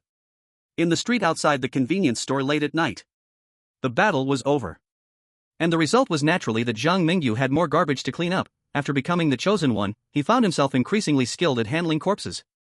At midnight, after clearing away the garbage at the store's entrance, Zhang Mingyu returned to the cash register to wait for the next customer.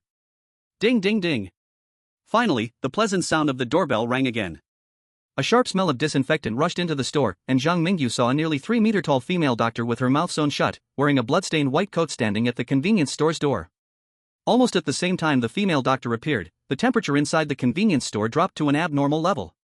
Zhang Mingyu remembered the 7th rule of the night shift work. 7. No doctors, teachers, or students in red and blue uniforms are allowed in the convenience store late at night. And this female doctor clearly fell into the category of strange beings not allowed in the store. The tall female doctor looked down at Zhang Mingyu, and from her stitched mouth came out indistinct words, "Have you seen a man in a patient's outfit?" Yes. Zhang Mingyu felt that the female doctor's gaze was not quite right. He pulled out some deodorizer from the drawer and sprayed it on himself. The female doctor seemed not to care about Zhang Mingyu's identity, just staring straight into his eyes. "Where is he?" Zhang Mingyu calmly replied, "If the janitor hasn't gone to the back alley yet, you should be able to find him in the trash can behind." At this moment, Wendy had silently appeared behind Zhang Mingyu. Upon hearing his words, she was directly stunned, and the female doctor also froze at this point. In the end, it was Wendy who reacted first, leading the female doctor into the manager's room. Staying outside, she was afraid Zhang Mingyu would provoke the female doctor into going berserk on the spot.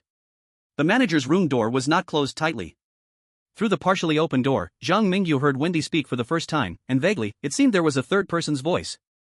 In their fragmented conversation, Zhang Mingyu could only catch words like Chongshan Mental Hospital, massive patient escape, director, experiment, mysterious person, and so on. They talked for about half an hour. Until Zhang Mingyu counted the clown cards in the cash register again, the conversation finally began to fade. Creak. The door swung open, and Zhang Mingyu saw Wendy with blood-red eyes, struggling to carry a huge coffin out of the manager's room. But the female doctor followed closely behind Wendy, seemingly having reached some kind of agreement with the late-night convenience store manager. Wendy carefully locked the mysterious manager's room. Then, the only old employee of the convenience store led the female doctor outside. The female doctor paused slightly as she passed by Zhang Mingyu, her tall figure blocking the light, and a chilling wind blew, making it seem as if a non-human body was hidden beneath her large white coat. Is she coming to hold me accountable? Fortunately, the female doctor didn't seem to have any intention of making things difficult for Zhang Mingyu. She glanced at the cursed dagger in Zhang Mingyu's hand and then followed behind Wendy, carrying the coffin, as they left. Left alone in the convenience store, Zhang Mingyu licked his lips and looked towards the manager's room. Although the 4th rule of the night shift work code stated, 4, you cannot enter the manager's room at any time. Zhang Mingyu felt that the manager's room must hide some secrets related to the eerie tales of the late-night convenience store. In the past, the door to the manager's room was never locked, but Wendy just locked the manager's room when she left. Isn't there a possibility that the manager has already laid down in the coffin behind Wendy and left, while now is the most vulnerable time for the late-night convenience store? The only problem is that it seems the door to the manager's room has some special protective measures. Zhang Mingyu's SSS-level talent, Provoke, is mainly effective against the eerie, and the cursed dagger is not good at breaking doors. But he has a secret weapon brought to the world of ghost stories from the Kunlun military base. Raising the smart terminal on his left wrist, Zhang Mingyu felt a bit anxious inside. I heard that causing too much noise in the ghost story world can attract bad things. I hope the expert group doesn't let me down. Zhang Mingyu aimed the energy tube of the smart terminal at the locked door. Dark light burst forth towards the lock. Boom! A dull explosion echoed. Inside the door panel, it seemed as if souls were wailing in the dark light, and at the same time, the noise seemed to have drawn the attention of something outside the convenience store. It's opened. Zhang Mingyu's face lit up with joy. Suddenly, he sensed that something in the city shrouded in night seemed to be fixating on him. The entity seemed startled by the earlier noise and was quickly approaching the late-night convenience store. Zhang Mingyu decisively entered the manager's room and closed the door behind him. He knew that his actions had caught the attention of some unknown creature, and the time left for him was running out. Chapter 24, The Manager's Room. Passing the challenge in the ghost story was not difficult, but to achieve an excellent rating, the chosen ones needed to explore the ghost story world. At that moment, chosen ones from various countries all saw this opportunity to obtain a high score. Some chosen ones acted cautiously, deciding not to complicate matters. However, there were also some chosen ones, like Zhang Mingyu, who had set their sights on the manager's room. But soon, these few chosen ones discovered a problem. Wendy had locked the manager's room when she left, and most of the chosen ones only possessed D-level and C-level ordinary talents, which basically lacked the ability to force open doors. On the side of the chosen one from the kingdom of Benfi, the chosen one named Tanamo, with the exclusive talent of creating miracles, crouched by the manager's door for a long time, studying it before reluctantly returning to the cash register. My A-level exclusive talent cannot be used in such trivial matters. To get a perfect passing evaluation, I must gain the manager's approval, but the manager's room is a place that the work code absolutely forbids entering. I think it's better to follow the rules. Tanamo clearly craved the secrets of the manager's room, but the stubborn duck refused to admit defeat. He lacked the ability to enter the store manager's room and could only glare helplessly. Over here in the land of Ulan, the chosen one, Linsky was pulled directly from the front lines into the world of horrors. Although most of his individual equipment couldn't be taken into this frightening world, he was still fortunate enough to have a small pistol left. It was thanks to this pistol and his D-class exclusive talent, Battlefield Veteran, that he had managed to survive until now. When Linsky discovered that Wendy was leaving with a coffin on her back, he cleverly realized it was the perfect time to sneak into the store manager's room to investigate. Once Wendy and the others walked far away, Linsky unhesitatingly fired several shots at the door of the store manager's room.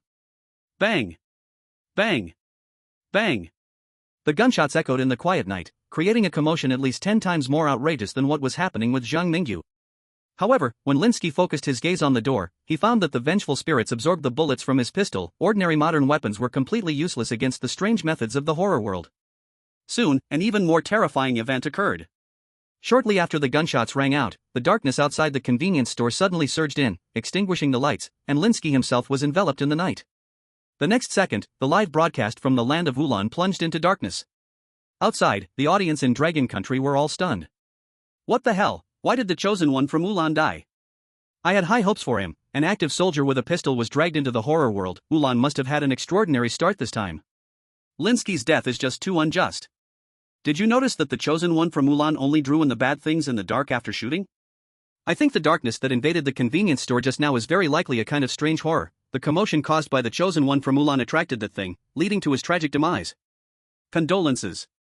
By the way, the equipment Zhang Mingyu used earlier was quite magical. It seems like it wasn't produced by the horror world. Could it be a secret weapon provided by our Dragon Country expert team? As long as Zhang Mingyu is fine, that's all that matters. Currently, among all the chosen ones, only our Zhang Mingyu from Dragon Country has entered the store manager's room. The rest are either gaping outside or have already perished. Clearly, not everyone can learn Zhang Mingyu's methods. Haha, thinking about the store manager of the late-night convenience store on the first day of work, truly worthy of being my idol. At 1:40 a.m. There was no light on in the store manager's room, only a few white candles emitted a faint glow. Leaning against the wall and moving slowly, Zhang Mingyu's heart raced, his brain highly tense. Without the help of Dragon Country, even I find it difficult to enter here. The store manager's room is undoubtedly a place inaccessible to most chosen ones. Zhang Mingyu cautiously moved forward, tightly gripping the cursed blade in his palm. Soon, he reached the innermost part of the store manager's room. There was a strange doll made from the skins of dead rabbits sewn together. When Zhang Mingyu wanted to touch the doll, the cursed blade in his hand suddenly turned icy cold. A biting chill that pierced his palm seemed to warn him that the doll was extremely dangerous. It felt as if touching the doll would bring about some kind of unfortunate event. This doll is the store manager of the late-night convenience store? Zhang Mingyu quickly dismissed this thought. If the doll were the store manager, I would have already died upon entering the room. The store manager's true body is likely in the coffin behind Wendy, while this doll is something of great importance to the store manager. Zhang Mingyu's mind raced, fully focused on analyzing the current situation. Just then, he suddenly heard a series of teeth grinding, painful chewing sounds coming from the corner of the manager's room. Creak. Creak. Zhang Mingyu's heart skipped a beat. He turned his head toward the direction of the sound and spotted a row of locked iron cages in the corner of the convenience store. As he approached the cages, Zhang Mingyu saw several snow-white rabbits locked up inside. Most of these rabbits appeared ordinary, except for one that was relatively large, its face looking somewhat human-like. When Zhang Mingyu reached outside the cage, the strange rabbit seemed to be stimulated by something and managed to utter a barely recognizable sentence. "You're the new employee at the convenience store, right? Save me, or you will end up like me." A talking rabbit? Zhang Mingyu hesitated, wondering whether to eliminate the threat. The rabbit in the cage, unaware of Zhang Mingyu's thoughts, continued to persuade, "I was once human too, but ever since I became an employee at this convenience store, I gradually stopped being myself. You must help me, or by tomorrow morning, you will turn into a monster like the manager." You mean like Wendy, who has a rabbit head? Looks like you've seen what happens to employees at this store. Hurry, I know how to escape this convenience store. As a living person, it's hard for you to survive in this world. Let me out. The rabbit monster knew many things. It had been locked in the manager's room ever since its transformation. But Zhang Mingyu did not fully believe what it said. Even the clown and the man in the hospital gown couldn't fully confirm they were alive, but why was this rabbit monster so sure it was different from them? Chapter 25, What do you understand? Never have a malicious heart, but always be on guard against others. Zhang Mingyu wouldn't trust the rabbit monster unconditionally just because it used to be a night shift employee like him. He casually opened the cage. The next second, the rabbit monster immediately lunged out, attempting to bite Zhang Mingyu's hand. You really want to harm me? Zhang Mingyu coldly smiled and dodged the rabbit monster's sneak attack, then grabbed its long ears and delivered 2 slaps. The rabbit monster was stunned by the slaps. After failing its sneak attack, it seemed to have exhausted a lot of energy. The glimmer of humanity in its eyes was gradually fading, becoming more rabbit-like. Outside, at the Kunlun military base. We originally wanted to warn Zhang Mingyu that the rabbit monster cannot be fully trusted, but it seems our chosen one from the Dragon Kingdom is young yet very cautious, and his ability to handle situations is quite shrewd. I think the nickname the netizens gave him is spot on.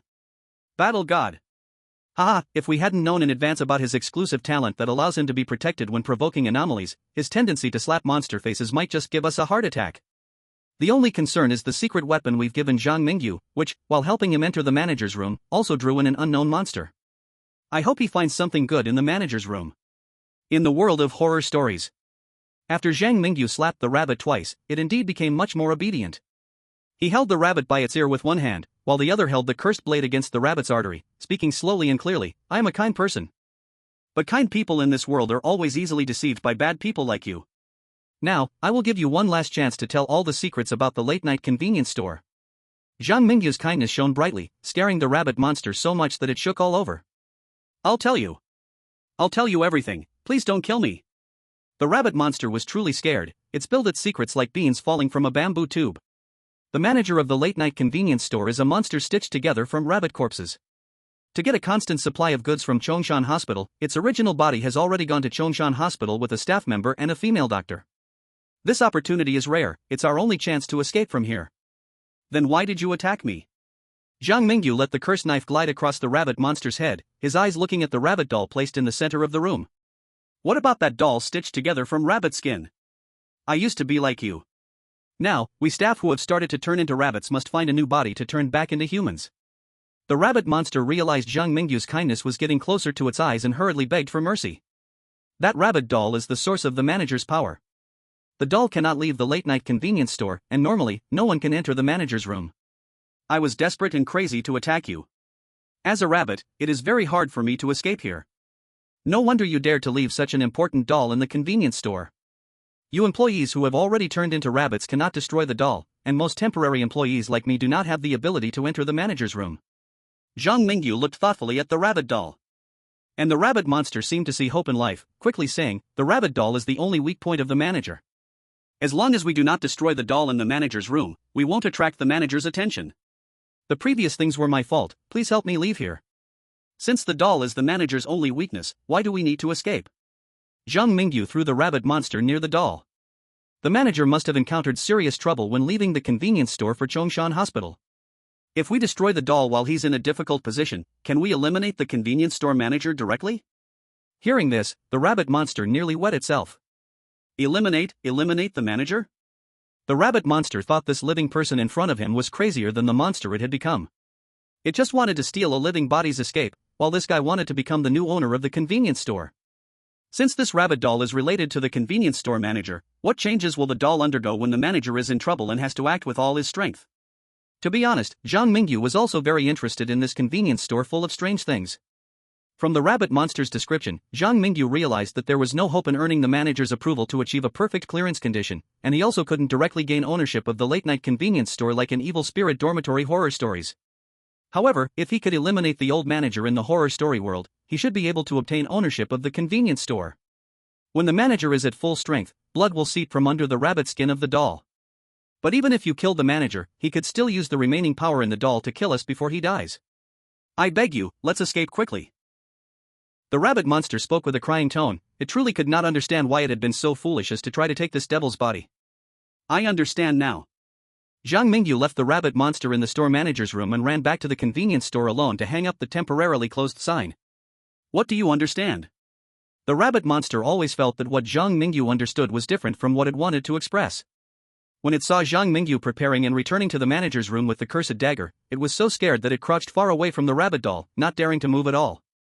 After returning to the manager's room, Zhang Mingyu brought the rabbit monster back near the rabbit doll again to prevent this rebellious creature from betraying him at a crucial moment. Then, he quietly waited in front of the rabbit skin-sewn doll. At 2:37 a.m. Finally, black blood seeped out from the rabbit doll, and bloody tears slid down its eyes to the corners of its mouth, looking especially ferocious. Now is the time. Zhang Mingyu picked up the cursed blade, and with a swift motion, he slashed at the doll. Crimson threads burst forth from the cursed blade, wrapping around the rabbit doll like blood vessels, continuously draining curses and malice from it. Moments later, the entire rabbit doll was completely torn to shreds by the red veins, and the doll's essence transformed into the bright red curse patterns within the cursed blade. From the broken doll, a monster's roar vaguely resonated, breaking the dark silence outside the convenience store, but no one dared to approach this store that was open late at night. In the corner, the convenience store employees, now turned into rabbits, were trembling in fright. The rabbit monster, closest to the battlefield, even cried out loud. It could guarantee that after all its years in the world of strange tales, it had never seen anyone as insane as Zhang Mingyu. Chapter 26, Miracle. The shredded rabbit doll turned into stinking black blood. The convenience store manager, who was originally trying to calm chaos at Chongshan Mental Hospital that night, found himself robbed at that crucial moment back at his own place. He was so furious that he was nearly driven mad. The moment his consciousness returned to the doll, he immediately merged with the black blood on the ground. He thought he would see a hideous evil spirit, but to his surprise, he was betrayed by Zhang Mingyu, the temporary worker. You? How is that possible? Sensing the convenience store manager's resentment plus 999. Your current relationship is, to the death. Rest in peace, I will take good care of this store for you. Zhang Mingyu noticed the store manager's power visibly weakening. After the doll had been shredded, it seemed that his real body at Chongshan Mental Hospital was also having problems. I will kill you. The store manager had never experienced such humiliation in his life. Before today, he could never have dreamed that during his brief absence, the rabbit doll linked to his life and possessions could be destroyed by a temporary worker he had just hired not even a night ago. Provoked, the store manager completely lost his mind, and faces of wailing rabbit heads emerged from the stinking black blood. His entire body swelled with boundless hatred. However, as the black blood approached Zhang Mingyu, it was all blocked by a golden light. The provocation talent was activated. At this moment, Zhang Mingyu had truly brought his special talent to its peak. What are these golden lights? Who are you? I will not accept this. I will not accept this. Screams, wails. Among the brilliant golden light, the black rabbit monster could be seen howling in frustration. But its source of power had already been destroyed. Zhang Mingyu, too, had the protection of the challenger's exclusive talent. In the end, the golden light shattered the monster made of foul black blood. The notification sound of the eerie world rang out at the same moment. Detected that the manager of the late-night convenience store has died. Hint, you have become the temporary manager of the late-night convenience store. You have the following two choices. 1. Leave the eerie world directly and you will receive an excellent level evaluation. 2. Stay in the eerie world, and after gaining 100 recognition from the late-night convenience store, you will receive a perfect level evaluation and become the new owner of the late-night convenience store. Note, if you choose to stay in the eerie world, you can still leave at any time. When the black blood receded, the manager's room was already in complete disarray. The rabbit monster that had wanted to plot against Zhang Mingyu was now lost in fear, too close to the doll. Zhang Mingyu looked at the scene before him and murmured, I didn't kill the manager just for an excellent level evaluation, and staying here gives me the right to leave at any time. I choose the second option. After killing the late-night convenience store manager, Zhang Mingyu faintly gained an insight. The recognition of the late-night convenience store was not the same as the manager's recognition in the perfect clearance conditions. The former was the condition to become the new manager, while the latter, based on the manager's personality, was simply an impossible task. At the moment when Zhang Mingyu became the temporary manager of the late-night convenience store. On the other side, in Binfei country. The chosen one of Binfei country, Tanamo, was diligently serving every customer who came to the late-night convenience store and successfully sold 4 items, increasing the store's recognition to 40. That's right, Tanamo also completed the excellent level clearance conditions and gained the opportunity to leave at any time. However, Tanamo was not satisfied with an excellent level clearance. Currently, only Zhang Mingyu from Long Country had achieved a perfect level clearance on the entire blue planet. He wanted to continue working hard to gain the manager's recognition, thus perfectly clearing the eerie late-night convenience store to prove he was no worse than Zhang Mingyu from Long Country. While Tanamo was working hard, he suddenly felt an itch on his head. He glanced at the computer by the cash register, and in horror, he discovered that 2 rabbit ears had grown on the top of his head. What on earth is happening to me? Tanamo panicked. He began to analyze the differences between him and other chosen ones based on the outside information he received. In the end, Tanamo came to a conclusion: the reason he grew rabbit ears seemed to be related to his serious work. Damn it, can't working hard earn the manager's recognition? Instead, will it turn me into a rabbit-headed person like Wendy? Tanamo was scared and decisively used his exclusive talent that could create miracles, and instantly, the rabbit ears on his head magically disappeared. My exclusive talent can only be used once in each eerie world. If I stay in the eerie world, I may face life-threatening dangers. Tanamo's expression darkened. After pondering for a while, he still chose to stay, a bit unwilling. Anyway, I've already gained the chance to exit the eerie world. I won't work hard anymore. I'll wait until the manager and others return and gamble to see if I can achieve a perfect level evaluation. As long as I win this time, Beanfei Country will have more confidence when facing Long Country, and I, as their trump card against the chosen ones, will receive better treatment. Outside, cheers erupted throughout Long Country. I really underestimated Zhang Mingyu. I thought he would just earn a model employee title. Who would have thought he would directly take down the manager of the convenience store? I'm kneeling to the great Zhang Mingyu.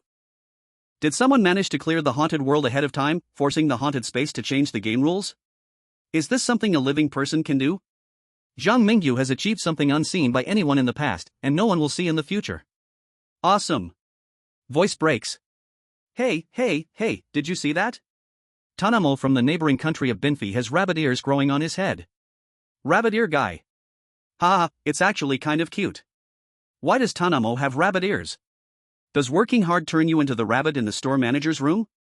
Based on what we've seen in the store manager's room, I think that's exactly it. Before the store manager died, working hard only got tainted by the store manager's power, eventually turning into a rabbit. The divine talent of the chosen one from Binfi is indeed impressive, but his IQ can't compare with our Zhang Mingyu from Longhua. To use an A-level talent like creating miracles so pitifully is just ridiculous. Let's stop talking about Tanamo. Do you think Zhang Mingyu can bring back another perfect clearance this time? I believe in Zhang Mingyu. Haha, if he brings back another perfect clearance, our Longhua's national luck reward will make others envious again. I'm so looking forward to it. I want to know what the reward for the next perfect clearance will be. Chapter 27, Reward, Vital Map. In the Haunted World. After the former store manager's rest, Zhang Mingyu again warmly welcomed 7 customers living in the haunted world, forcing them to buy goods from the late-night convenience store. The recognition of the late-night convenience store had also risen to 80. Things were going smoothly. However, Zhang Mingyu always felt that in the darkness of the distant city, there were always eyes watching him. Ding-dling. On the eve of dawn, the door of the late-night convenience store was pushed open again. Standing behind the cash register, Zhang Mingyu looked up and found that the visitors were indeed the stitched female doctor from Chongshan Psychiatric Hospital and the old employee Wendy. They looked quite disheveled. Old employee Wendy had lost the coffin behind her, her formal clothes covered in black, smelly blood, with black, vein-like curses wrapping around the snowy white rabbit head. As for the stitched female doctor, her white coat was torn and ragged. If it weren't for her 2-meter height and the frightening stitched mouth, Zhang Mingyu, the pure-hearted boy, might have actually blushed a bit. What happened to you? Zhang Mingyu shouted first. After you left, a lot of black blood suddenly poured out from the store manager's room. A doll made of stitched rabbit skin went crazy and tried to kill me. Luckily, not long after, that doll turned into a pool of black blood by itself. Do you know what happened? Seeing the stitched female doctor's expression, she seemed to be prepared to come in and demand an explanation. But after hearing Zhang Mingyu's words, she looked confused for a moment. You said the doll turned into black blood? So, does that mean the source of your store manager's power is gone? Wendy took the stitched female doctor to the store manager's room that Zhang Mingyu had dealt with, and after a brief inspection, they had to accept an absurd conclusion. The store manager of the late-night convenience store originally planned to trap and kill the stitched female doctor from Chongshan Psychiatric Hospital, but something must have gone wrong, causing the store manager's essence to be completely lost, and the source of power reduced to scrap. Seeing the right moment arise, Zhang Mingyu took the store manager's belongings he had packaged in advance and approached the stitched female doctor. After the store manager died, I seem to have become the temporary store manager of the late-night convenience store. Regardless of the reason, your unpleasant experience this time is the negligence of our convenience store. These items of the store manager should serve as compensation for you. From now on, whenever you come to our convenience store to buy goods, you will enjoy a 20% discount. Perceive the plastic surgeon's affection for you +10. Perceived the recognition from Chongshan Mental Hospital +1. Perceived the recognition from the Midnight Convenience Store +10. Current recognition from the Midnight Convenience Store is 90, still needs 10 more for the task to be completed. The continuous notifications from the ghost story space made Zhang Mingyu slightly dazed. The items he casually sent out unexpectedly boosted the plastic surgeon's affection and the Midnight Convenience Store's recognition simultaneously. Most importantly, what is this recognition from Chongshan Mental Hospital? Does this mean that when he enters the ghost story world related to Chongshan Mental Hospital in the future, he will have a greater initial advantage than ordinary chosen ones? After sending off the plastic surgeon, Zhang Mingyu came to the side of the old employee, Wendy. Zhang Mingyu noticed that Wendy's gaze towards him seemed not like looking at a normal human. However, he instinctively assumed that this was the effect of his personal charm. I know what the store manager did to the convenience store employees in the past. Although I can't turn you back into a normal human for now, I won't bind your freedom like the old manager did. The old manager is gone now. Whether you want to leave the convenience store or stay and make it your home, I support you. When the plastic surgeon was present, Zhang Mingyu behaved more restrained, but he simply stopped pretending when it was just his people. Wendy looked at Zhang Mingyu's incredibly sincere eyes and seemed to understand why the former manager of the Midnight Convenience Store had died. I admit you are indeed the most capable chosen one I have ever seen. I will stay to help you run this convenience store, and I hope you can keep your promise. Wendy was different from those who had completely turned into rabbits. He seemed to know many things. At the same time Wendy said this, the notification sound from the ghost story space echoed in Zhang Mingyu's mind. Perceived Wendy's affection for you +10, he has decided to become your new employee. Wendy, he was once an ordinary employee of the Midnight Convenience Store but was eventually transformed into a monster by a perverted manager. Perceived the recognition from the Midnight Convenience Store +10, current recognition is 100. Attention, chosen one of Longwa. On your first day of joining, you killed the former manager and became the new owner of the Midnight Convenience Store, achieving the clearance conditions in a special way. You have cleared the Ghost Story World Midnight Convenience Store. Clearance evaluation, perfect. Clearance reward Living Point Map. Living Point Map, it is the most expensive item in the Midnight Convenience Store and was the most cherished collection of the former manager. This living map can continuously record every street and building you have passed and display any moving entity in your area in real time. Due to your perfect clearance, you are granted a special reward Midnight Convenience Store. Midnight Convenience Store, this convenience store, which only operates at night, will forever belong to you. The initial affection of convenience store employees for you +20, any strange beings entering the Midnight Convenience Store will be suppressed by you. The reward for the perfect clearance left Zhang Mingyu feeling dizzy. At the same time, the anxious heart he held onto finally settled back into his gut. After all, the previous monsters seemed to always be searching for his whereabouts in the nearby area. Only by returning to the real world could Zhang Mingyu feel at ease. With a backup plan, Zhang Mingyu began to shift his focus to the reward from the ghost story space. The living point map not only made Zhang Mingyu's actions in the ghost story world more convenient, but more importantly, this feature that records the areas he has passed allowed Zhang Mingyu to roughly determine his position in the ghost story world. Take out the active map of the Spooky Talk space rewards. Zhang Mingyu found 2 weak light spots that were very close together on the almost pitch-black map. Zooming in on the light spots, Zhang Mingyu saw a dormitory surrounded by fog and a convenience store at an intersection. The distance between the evil spirit dormitory and the late-night convenience store isn't too far. It looks like both of my Spooky Talk challenges are taking place in the same city. This map will play a huge role in managing my industries in the Spooky Talk world in the future. A spark named ambition flickered in Zhang Mingyu's eyes. Since the Spooky Talk world descended on the Dragon Country, only the monsters from the Spooky Talk world had invaded the Dragon Country, while the Dragon Country and even the entire human world lacked understanding of the Spooky Talk world. If one day he could light up all regions on this map, then he might uncover the secrets of the spooky space, allowing all of humanity to live a better life. Chapter 28, Behind you always stands the Dragon Country. In the outside world, a series of clearance notifications sounded across the globe. Congratulations to the Ugly Country's Davis for clearing the Spooky Talk world, clearance evaluation pass. Congratulations to the Cherry Blossom Country's Nichuan Steel Plate for clearing the Spooky Talk world, clearance evaluation pass. Congratulations to the Beanfei Country's Tanamo for clearing the Spooky Talk world, clearance evaluation excellent. Excellent clearance reward, all citizens of Beanfei Country have their physical fitness increased by 1%. As Tanamo, who almost got killed by the convenience store manager, escaped back to reality in panic, the clearance evaluation for Beanfei Country rang out. He was waiting at dawn for the late-night convenience store's manager and Wendy. But what awaited him was not the manager's approval, but a new curse. Tanamo's face twisted in anger. This damn manager doesn't treat the employees like people at all. No one can achieve perfect clearance in the late-night convenience store. I can't do it, and neither can Dragon Country's Zhang Mingyu. Touching the rabbit ears that had newly grown on his head, Tanamo somewhat regretted taking the risk to stay in the spooky talk world. He browsed the spooky livestream, wanting to see if Dragon Country's Zhang Mingyu's next round would be even worse than his own. At that moment, the prompt sound of the spooky space rang out again. Congratulations to Dragon Country's Zhang Mingyu for clearing the spooky talk world, clearance evaluation perfect. Perfect clearance special reward, late-night convenience stores will appear on the streets and alleys of the Dragon Country, allowing citizens of the Dragon Country to take food, drinks, and daily necessities from the convenience store without cost. Additional reward, the resources in the late-night convenience store before the death of the chosen one, Zhang Mingyu, will be inexhaustible and unlimited.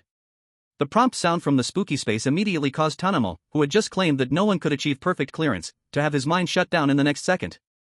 Meanwhile, more citizens of the Dragon Country were unaware of all this. The moment Zhang Mingyu's perfect clearance score was announced, the entire Dragon Country erupted in celebration. Quick!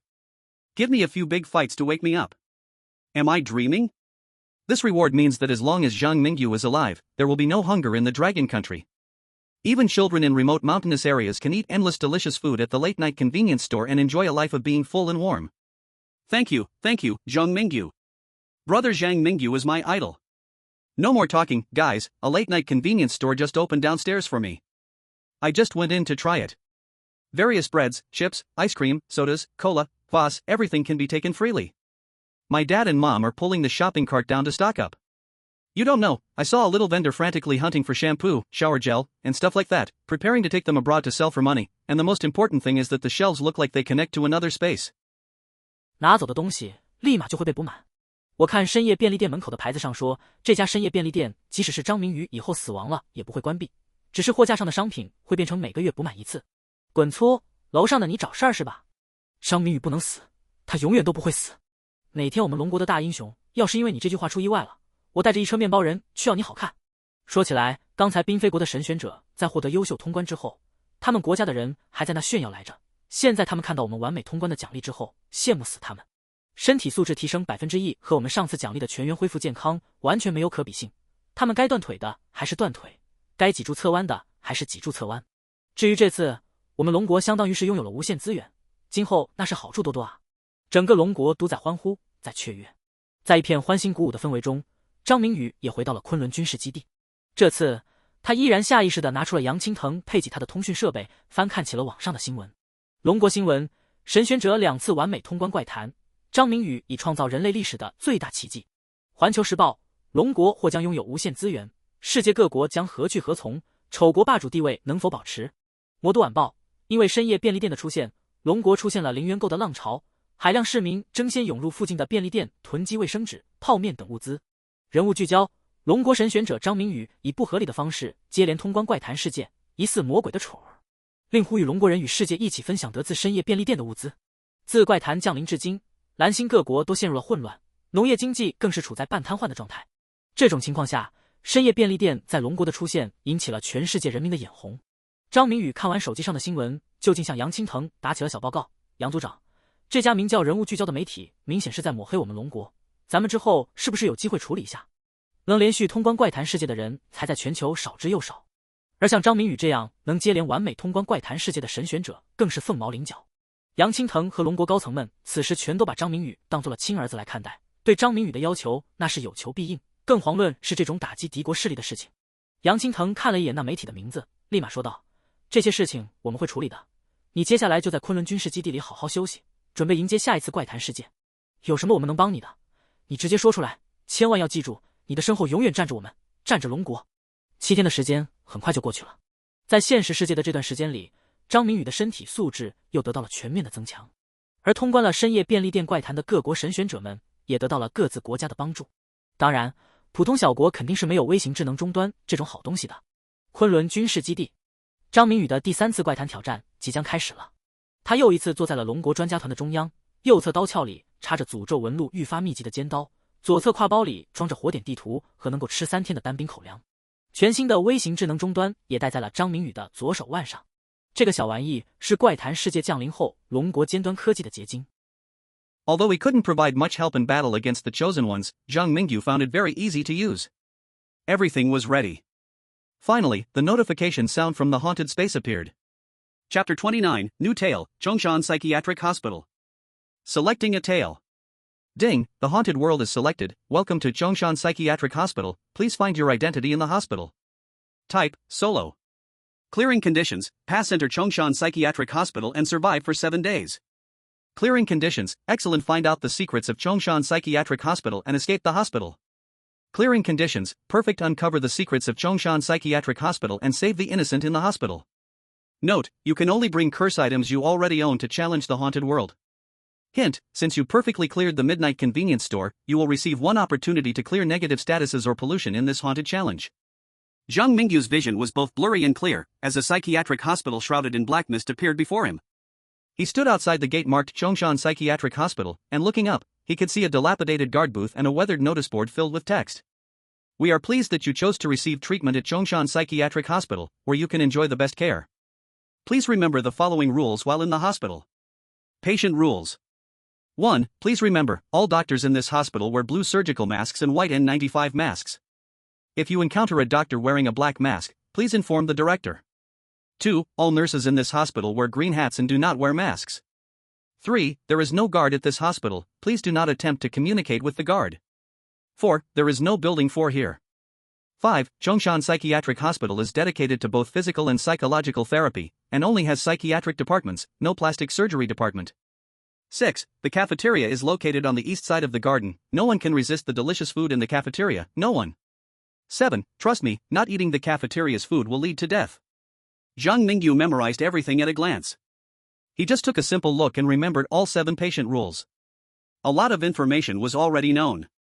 However, what Zhang Mingyu cared most about was the name of the hospital. Chongshan Psychiatric Hospital. I hope I didn't end up in the hospital where the stitching woman works.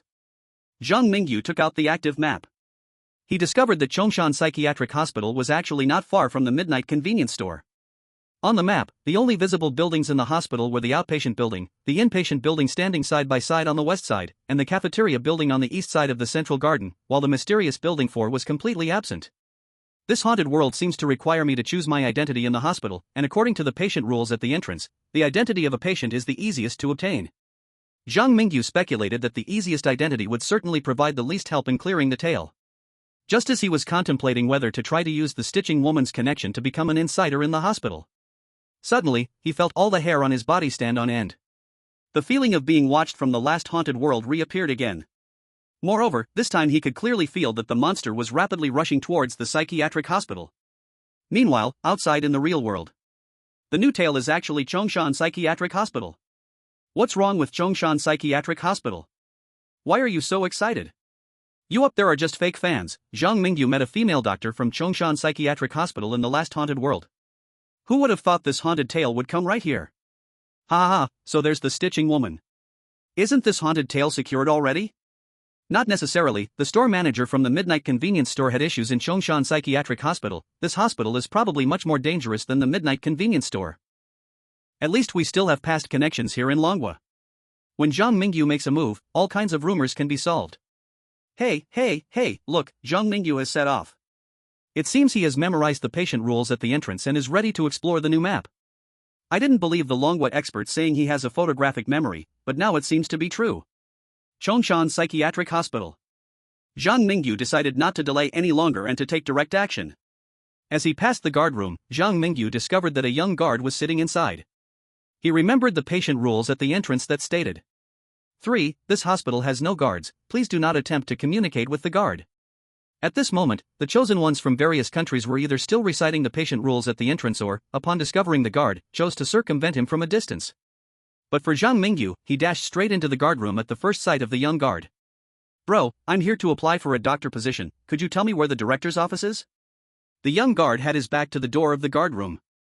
Upon being interrupted, he suddenly twisted his head 180 degrees towards Zhang Mingyu, revealing a strange smile. Are you sure you're here to apply? Zhang Mingyu seemed to ignore the terrifying scene before him, and spoke rapidly. I know the suturing lady from your hospital's plastic surgery department. She told me the benefits here are quite good. Perceived respect from the guard plus 10. Upon hearing the keywords plastic surgery department and suturing lady, the young guard's weird smile froze. He awkwardly turned his head back and hurriedly faced Zhang Mingyu in the guard room, saying, You should go find the director, his office is on the 3rd floor of the outpatient building. Zhang Mingyu was puzzled as to why the young guard's attitude had changed so drastically. He sincerely thanked the young guard. To his surprise, the young guard seemed a bit taken aback, stuttering out, "No. It's nothing." Outside, in Longwa's live broadcast room. Wow, unexpected gains from chatting with the guard. Being a doctor obviously helps more with clearing the rumors than being a patient. This is a big win. Zhang Mingyu's IQ is just too impressive. Phew, when I saw Zhang Mingyu talking to the guard just now, I thought something was going to go wrong. It proves that every move made by our Longwa chosen ones has deep significance. The audience from Longwa all breathed a sigh of relief. Meanwhile, the foreign spies hiding in Longwa's live room were starting to feel restless. Talking to the guard seems to provide an opportunity to gain the doctor identity. During the evil spirit dormitory rumor, Zhang Mingyu single-handedly caused trouble for several countries' chosen ones. Is it going to be the same this time? But in the midnight convenience store incident, Zhang Mingyu was indeed the first to discover the error in the work rules. Damn it, the thoughts of Longwa's chosen ones are just too hard to guess. I really want to ask the higher-ups of Longwa what Zhang Mingyu's special talent is, that way, our judgments can be more accurate. The people upstairs are too arrogant. A bunch of spies are still chatting in our Longwa's live room? Where's the administrator? Quickly ban their accounts. The high levels of various countries were speculating about Zhang Mingyu's true intentions. They received the information sent back by the spies but did not dare to share the intel with their chosen ones in real time. However, the high-level officials of Beanfei country didn't care about that. They directly excitedly sent Zhang Mingyu's actions to Tanamo. Chapter 30, Doctor and Patient. In the world of rumors. As Zhang Mingyu rushed to the director's office, the chosen ones from various countries also chose different directions to explore the Chongshan Psychiatric Hospital. Most of them did not opt to chat with the guard. The young guard seemed to have no intention of stopping them.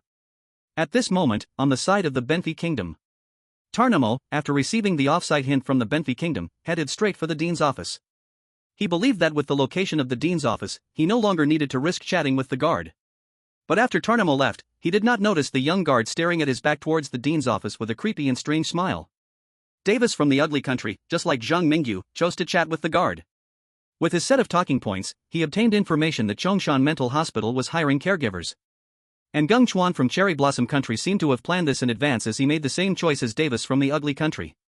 As of now, there were 3 selectable identities in Chongshan Mental Hospital: doctor, caregiver, and patient. Among these, the roles of doctor and caregiver were obviously more helpful in passing the horror story than that of the patient.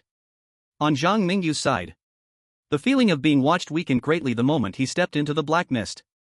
And when he followed some fellow patients into the outpatient building, the chilling sense of being watched completely vanished. Does the black mist outside the mental hospital also have the effect of blocking monster perception? Zhang Mingyu felt a thrill in his heart, yet on the surface, he remained steady as an old dog. He calmly explored the mental hospital step by step, continuously clearing away the black mist surrounding him on the active map. As his exploration deepened, Zhang Mingyu discovered that inside the outpatient building, doctors wearing blue masks and a few scattered patients looked very ordinary.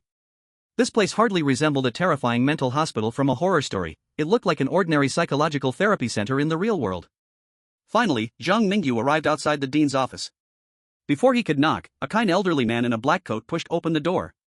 "You're the one the guard just mentioned who wants to apply for the doctor position, right?" The kind elderly man looked Zhang Mingyu up and down and didn't even ask whether he had a medical license but directly said, "I am the dean of Chongshan Mental Hospital. Since you were referred by the seamstress, I will arrange a job for you first." "Thank you, Dean." Zhang Mingyu brought out the spirit of a corporate worker from his night shift at the convenience store. He was humble and polite, and anyone could see that he was an optimistic and sunny boy. And the dean seemed very satisfied with Zhang Mingyu's performance. The dean led Zhang Mingyu all the way to the mental rehabilitation department and pushed open the door to the department. "Our mental hospital emphasizes both physical and mental health of patients.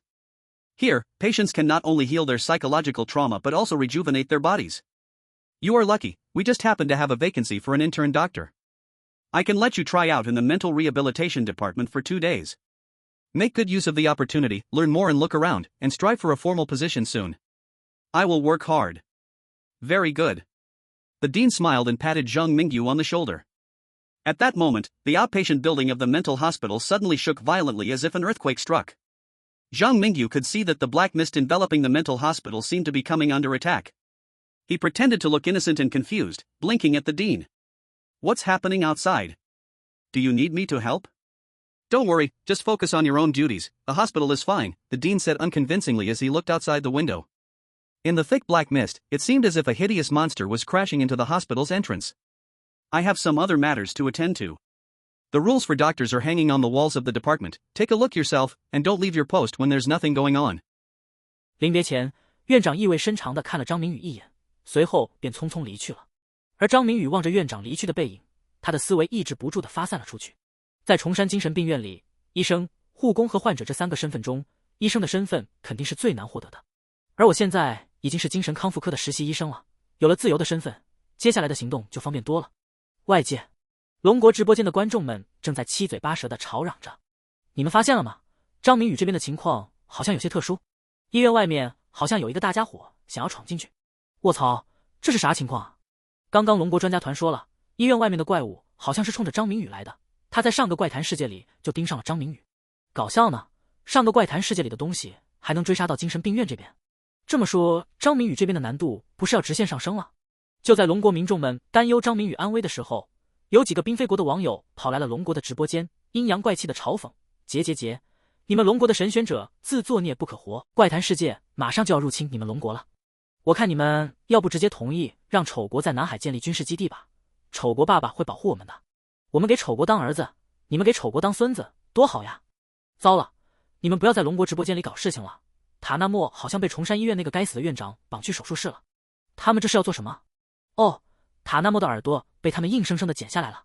还没等龙国民众们还击，之前在龙国直播间里阴阳怪气的宾菲国人就逃也似的跑回了自家的直播间。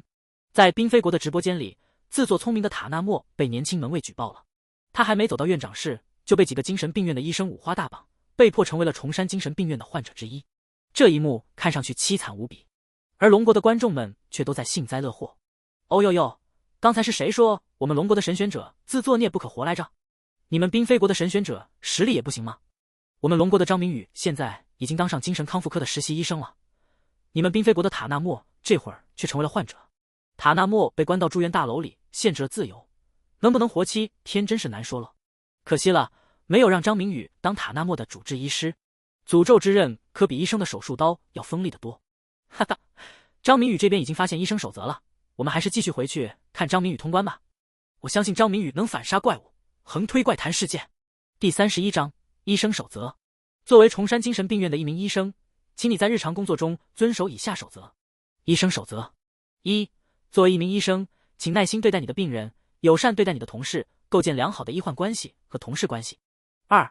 你需要按时给患者喂药，有时你自己也需要吃药。3. 医生需要佩戴蓝色的口罩，你可以在住院大楼1层的仓库找到他们。4. 任何时候你都不能摘下自己的口罩。5. 当你的口罩发黑时，请立即更换。6. 请远离戴着白口罩和黑口罩的医生。7. 在没有得到院长允许的情况下，任何人都不得离开崇山精神病院。8. 食堂的饭菜也许会让你觉得不适，请不要害怕，崇山精神病院提供的特色菜肴是安全的。They are nutritious, and by eating them, you might gain unexpected benefits. The content of the doctor's code is clearly much more than that of the patient's code. After reading it, Zhang Mingyu focused his attention on the 6th rule of the doctor's code: keep away from doctors wearing white masks and black masks. Why should I stay away from them? Are they dangerous? Creak. The door of the department suddenly pushed open from the outside. Zhang Mingyu turned around and saw a bald man with a Mediterranean hairstyle standing at the door. The Mediterranean doctor wore a blue mask, was overweight, and his white coat was covered in stains, as if something was brewing under his round gut. Who are you? The Mediterranean doctor asked. I'm a new intern. You say you're a doctor? The Mediterranean doctor grinned, pulling out a bottle of medicine from his pocket, stepping closer to Zhang Mingyu. But I feel like you're a patient who sneaked out. Come here, it's time for your medicine. Zhang Mingyu watched as the door behind the Mediterranean doctor slowly closed. After ensuring that no one would discover everything here, he grabbed the Mediterranean doctor's collar and struck twice. You just spoke a bit rudely, so I'll give you another chance to organize your words. Mediterranean doctor? Before the Mediterranean doctor could respond, Zhang Mingyu struck him again with 2 slaps. Slap. Slap. The repeated slaps left the Mediterranean doctor stunned. He hurriedly tried to plead for mercy, but Zhang Mingyu did not give him a chance at all. What? I'm sorry. Little brother, I admit I spoke too harshly just now, please stop, I really know I was wrong. The Mediterranean doctor was truly scared. Zhang Mingyu was strong like a bull, and he feared he would be beaten to death. You sensed the Mediterranean doctor's fear plus 10. You sensed the Mediterranean doctor's fear plus 10. Zhang Mingyu didn't care about the Mediterranean doctor's opinion of him. He only stopped when he heard the notification from the strange talkspace. For these evil beings, slaps were the way to handle them, only when they were subdued would he be safe. Tell me, why did you attack me? The Mediterranean doctor trembled. You didn't wear a mask, nor a white coat. I thought you were a patient who sneaked out. Slap. Before the Mediterranean doctor finished his sentence, Zhang Mingyu slapped him again. He innocently raised his head to look at Zhang Mingyu and asked, "Why are you hitting me?" Zhang Mingyu sneered, "I think you're lying to me." Mediterranean doctor. Next question, why does Chongshan Hospital have a plastic surgery department as a mental hospital? I don't know. The Mediterranean doctor appeared very flustered when asked this question. Zhang Mingyu didn't say much and struck him again.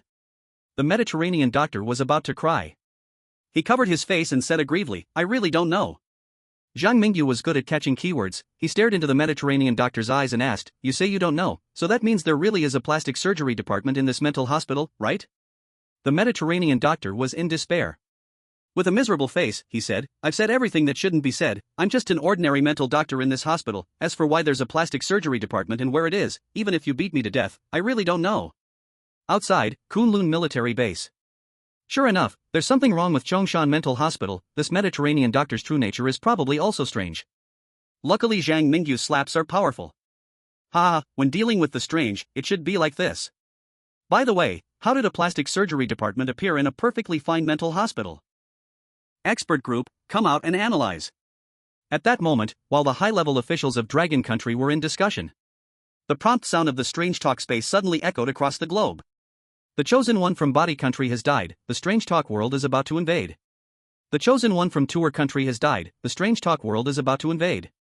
The chosen one from Pyongyang has died, the strange talk world is about to invade. Body Country and Pyongyang's overall strength are not very strong on Blue Star, and Tour Country had just suffered a major earthquake that left its people in misery. The death of the three countries' chosen ones plunged the citizens into despair. Our chosen one from Body Country was lucky to be selected as a doctor in a mental hospital, but who would have thought he was killed by that damned fat doctor? This time, the strange talk is too difficult. We, Tour Country, are finished. Who will come to save us? Everyone. Some doctors in the hospital have bad intentions. Our chosen one from Pyongyang was fed a lot of drugs by a doctor. The identity of the patient was a big pitfall. As several countries were engulfed in sorrow, the citizens of Cherry Blossom Country were inappropriately bragging online. In my opinion, the identities of the patient and the doctor are both a big pitfall. Our steel plate from Cherry Blossom Country, Nichuan, followed behind the big boss from Ugly Country and shows the role of a caregiver. This time it's a guaranteed win. Wow, everyone, if you choose to ally with Cherry Blossom Country in the future, we might also take care of you a little. Just as the citizens of Cherry Blossom Country were feeling proud, a Dragon Country account suddenly commented in a Cherry Blossom person's tone below, "Everyone, oh no, Nichuan has also been force-fed drugs like Tananmo from Beanfei Country." What? Pull out a tooth. Hurry back and check on Nichuan. After a while. Which bastard lied saying Nichuan was fed drugs? It seems to be a Dragon Country person. Shameless Dragon Country people, how dare they trick us? This time it was fake. Next time it might be real. You people from Cherry Blossom Country are rubbing salt in others' wounds this time. Next time be careful, or you might get it back in kind. Everyone, stop watching Little Sun's performance. Zhang Mingyu has started to take action. Is he going to the cafeteria now? This time, the code of conduct for patients in the strange talk world states that they must eat in the cafeteria, but the doctor's rules don't seem to have a mandatory requirement, right? It's hard to say. Anyway, it's still safer to eat in the cafeteria since the doctor's rules mention the cafeteria as well. Not just Zhang Mingyu, the chosen ones from various countries have also headed to the cafeteria. Chapter 32, Chicken Flavor, Crunchy. Chongshan Mental Hospital, Cafeteria. From the Arctic Bear Country, Chai Kelluo arrived at the cafeteria window as a patient. The cafeteria of the hospital was different from what he had imagined. There were no normal meals here. The largest plates were filled with twisted worms and protein-rich cockroach beetles, and these were still considered the most normal dishes in the cafeteria. Besides the bugs, the cafeteria also sold bloody animal organs and various bizarre meats that living people could never have seen. Damn, this cafeteria wouldn't be selling human meat, right? Chai Kelluo's hair stood on end, but under the requirement of the patient code of conduct, he had no choice but to fill his plate with some insect delicacies and eat them in front of the staff's strange gazes. Finally, the staff's gaze shifted away from him. Chai Kelluo breathed a sigh of relief. Meanwhile, the viewers from Arctic Bear Country were also calling out in anger. Sucka, this food is disgusting. I really want to kick the cafeteria chef's ass with my square-toed boots. I swear I would really do it. Chai Kelluo's dental health is even better than that of a curly baboon. 也就我们北极熊国的硬汉能生吃虫子大餐了，别的国家的神选者见到这些估计会崩溃吧。快看，龙国的神选者也去食堂了，他该不会也想品尝一下这些美食吧？北极熊国的观众们兴冲冲地涌入了龙国的直播间。张明宇这边，换上了医生白大褂的张明宇已经挟持着地中海医生来到了食堂。在这里，他发现了一件事情，食堂窗口中有许多堆积如山的惊悚肉食，还有各种活虫大餐。而食堂里戴着蓝色口罩的医生和被允许自由活动的患者全部聚集在活虫大餐的窗口前，以至于食堂窗口有一半处在人满为患的状态，剩下一半则门可罗雀。在堆满肉食的窗口前，张明宇看到了几位戴着白色口罩的医生，他回忆着医生守则上的内容。6. 请远离戴着白口罩和黑口罩的医生。8. 食堂的饭菜也许会让你觉得不适，请不要害怕，崇山精神病院提供的特色菜肴是安全的，它们富有营养，食用它们你或许会得到预料之外的好处。有了这2条医生守则在，但凡是个正常人都绝对不会去碰食堂窗口里可疑的肉食。但是张明宇在不清楚医生守则正确性的情况下，唯有挑衅诡异才能保证自身安全，而且他又有着一次清除污染和负面状态的机会。念及至此，张明宇在全球观众的注视下，指着那堆沾满血丝、奇形怪状却又散发着奇异香味的肉类菜品，说道：“阿姨，给我来一份猪心，再来一份这个菜。对，就是这个菜，劳驾手别抖，给我多来点。”食堂阿姨，地中海医生，张明宇的骚操作不仅让直播间里的各国观众们炸锅了，就连给张明宇打菜的食堂阿姨也看傻了。至于地中海医生这边，他敢拿自己精神病医生的身份打包票，张明宇阳光男孩的笑容下绝对隐藏着一颗变态杀人魔的心。外界各国的网友对张明宇的做法褒贬不一。你们龙国的神选者这次作死玩大了，浪费食堂的饭菜可是会死人的哦。隔壁泡菜国的神选者刚刚因为不敢吃虫子被宰了。你们龙国的神选者打了这么多奇怪的饭菜，他死定了。哦，龙国的神选者虽然死定了，但是我们北极熊国的人敬他是条汉子。各国网友的议论充斥了龙国的直播间，而食堂里的张明宇却不清楚外界的舆论。他随手夹起餐盘里的肉就大口咀嚼了起来，独特的香味在唇齿间萦绕。同时一时间，他的耳畔响起了怪谈空间的提示音：你首次食用崇山精神病院的特色菜肴，污染抗性永久加1。吃食堂里的肉竟然还有这种好处。张明宇眼睛一亮，他开始狼吞虎咽地撕咬餐盘里的肉食和软骨，一边吃还一边对着直播间外的龙国观众们竖起了一根大拇指，赞叹道：食堂大厨的手艺真是太棒了，鸡肉味的嘎嘣脆。外界全球观众都被张明宇吃肉的模样吓坏了。卧槽，狠人，龙国的神选者真他妈是狠人啊，这操作简直比柴可洛夫还要牛逼。柴可洛夫是生吃甲虫，龙国的神选者却在抱着怪物的心脏啃食。老天，你们龙国人都是魔鬼吗？这时有龙国观众发现张明宇吃了这么久古怪的肉类。 It seemed that nothing had gone wrong, and their anxious hearts finally settled. Zhang Mingyu is truly the chosen one of our great food empire, he really eats everything he sees. Now, even if he eats something bizarre, I wouldn't be surprised. The meat from Chongshan Mental Hospital seems to scare even regular doctors. Didn't you see how the Mediterranean doctor looked at Zhang Mingyu? As global netizens cheered 666 for Zhang Mingyu's outrageous moves, countries like Ugly Nation, Cherry Blossom Nation, and Binf Nation felt somewhat despondent. Especially the high-ranking officials of Ugly Nation. Seeing Zhang Mingyu's reckless actions without any consequences made them want to smash their heads against the ceiling in anger. What are the stomachs of Dragon Nation people made of? How can they eat such terrifying meat and be fine? Just now, a psychology expert analyzed that the chosen one from Dragon Nation seemed to exhibit excitement after eating that meat. Do you think eating those strange meats might benefit the chosen one? It seems there is indeed related content in the doctor's code. Our country's Davis also went to the cafeteria, should we remind him? The high-ranking officials of Ugly Nation fell into silence. They truly dared not rashly let their country's chosen one follow Zhang Mingyu's lead. After all, the fate of Yamamoto Taro in the evil spirit dormitory was still fresh in their minds. Forget it, eating a few cockroaches won't kill him. The risks and rewards of eating meat are not proportional, and we cannot obtain intelligence from Dragon Nation. Let's just tolerate Davis for now. In the world of strange tales, Zhang Mingyu finished his big meal for the day. He took out the living point map and found that the outpatient building and cafeteria of the hospital had already been marked as explored. And every moving thing in these areas also appeared on the living point map. At noon, there were almost no people in the outpatient building. It seems everyone is very enthusiastic about eating. Zhang Mingyu turned his gaze to the director's office and unfortunately found a small black dot representing the director staying in the office. So, he looked towards the unexplored inpatient building. Chapter 33, can you be a little more reserved? Putting away the living point map, Zhang Mingyu wiped the bloodstains from the corner of his mouth with some reluctance. At this moment, he looked even more terrifying than bizarre. The Mediterranean doctor couldn't help but shudder. Before leaving, Zhang Mingyu took another look at the doctors wearing white masks. He was a bit eager. I wonder when the Stitch Girl will come out for a meal. I really miss her after not seeing her for a few days. The Mediterranean doctor didn't know who the Stitch Girl was. Wiping the cold sweat from his forehead, he nervously advised. I say, little brother, please don't have any ideas about those doctors in white masks. Rumor has it they are involved in some of the most terrifying secrets of the mental hospital. Let's hurry back to the office. The Mediterranean doctor was very scared. He felt that Zhang Mingyu's behavior was completely not like a mental health doctor, but rather like a serious mental patient. I wouldn't dare provoke a single bizarre being, and yet you can't be a little more reserved? After leaving the cafeteria, the Mediterranean doctor finally let out a sigh of relief. If he stayed in the cafeteria any longer, he was afraid Zhang Mingyu would rush over to give the white-masked doctors a brawl, and the director must have been very derelict to recruit such a weirdo into the hospital. In the afternoon, the doctors needed to go to the inpatient building for rounds. But before the rounds, the Mediterranean doctor still had to take Zhang Mingyu to the warehouse on the first floor of the inpatient building to change masks and collect the blue pills for the mental patients to use in the afternoon. As an old hand in Chongshan Mental Hospital, the Mediterranean doctor knew all too well the horrors and oddities hidden beneath the luxurious decor of the hospital. He arrived at the warehouse, pushing open the big door. The bright incandescent light was a bit harsh, making it take a long time for Zhang Mingyu, who had been in a gloomy environment for so long, to slowly adjust. The space inside the storeroom, located at the deepest part of the first floor, was very large, with walls that were flawlessly white, and shelves filled at a glance with bottles of medicine and boxes of masks.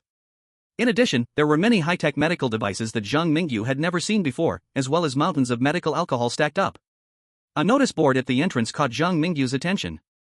It read, Doctors and nurses entering the storeroom, please follow the rules below.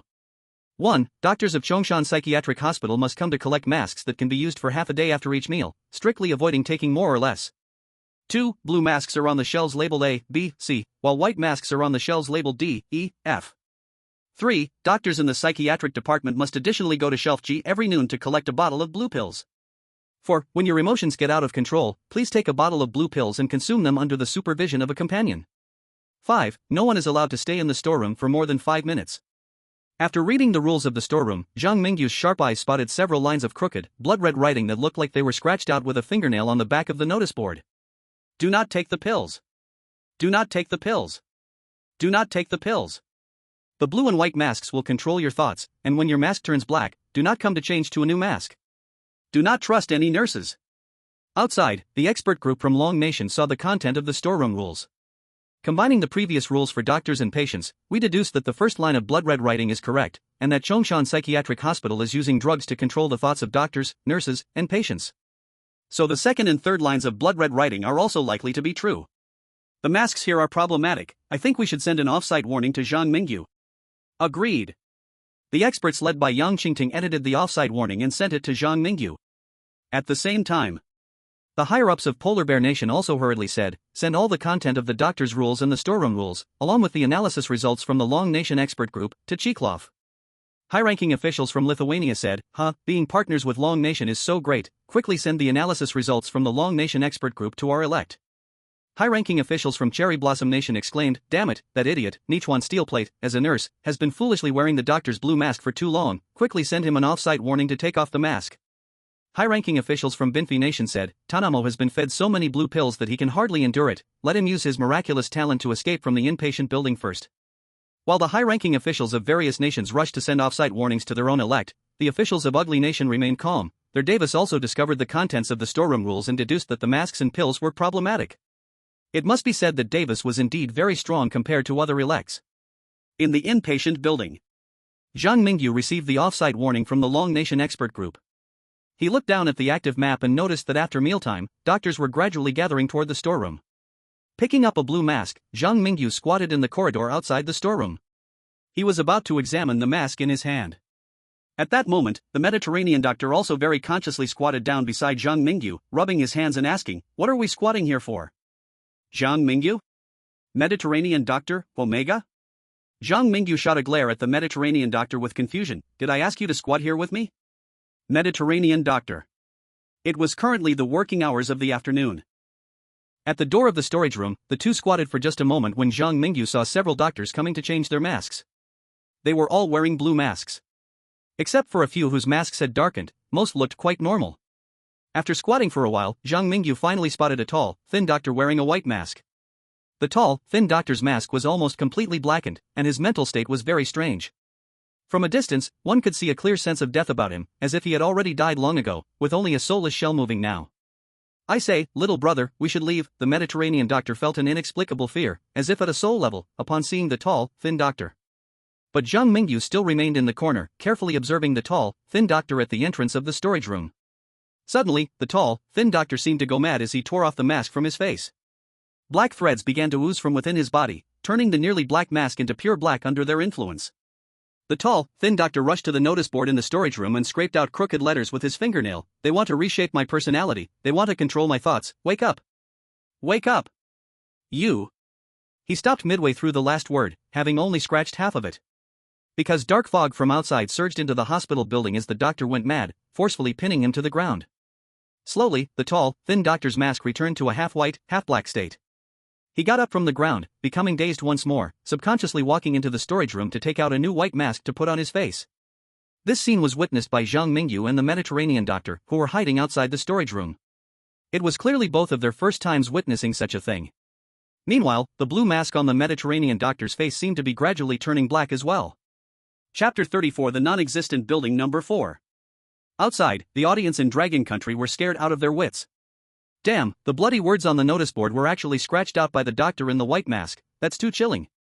The tall, thin doctor's mask seems to have affected his mental state after turning black. No, look at the bloody words he wrote on the notice board. The tall, thin doctor was aware of himself under the black mask, while the doctor in the white mask feels like a zombie controlled by Chongshan Psychiatric Hospital. Oh my god, this is too mind-boggling. Hey, the Mediterranean doctor seems to be mutating too.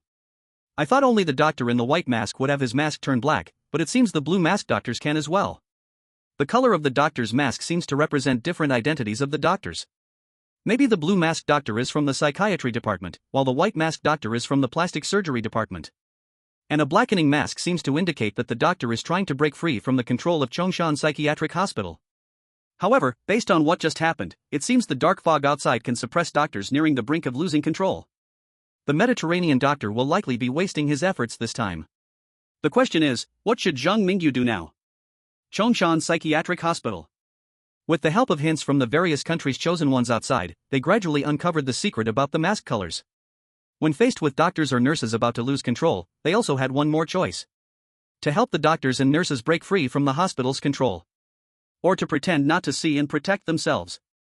The chosen one from the Arctic Bear Nation, Chai Kalov, chose the former, as he, being a patient of the psychiatric hospital, realized that his attending physician's mask had turned black.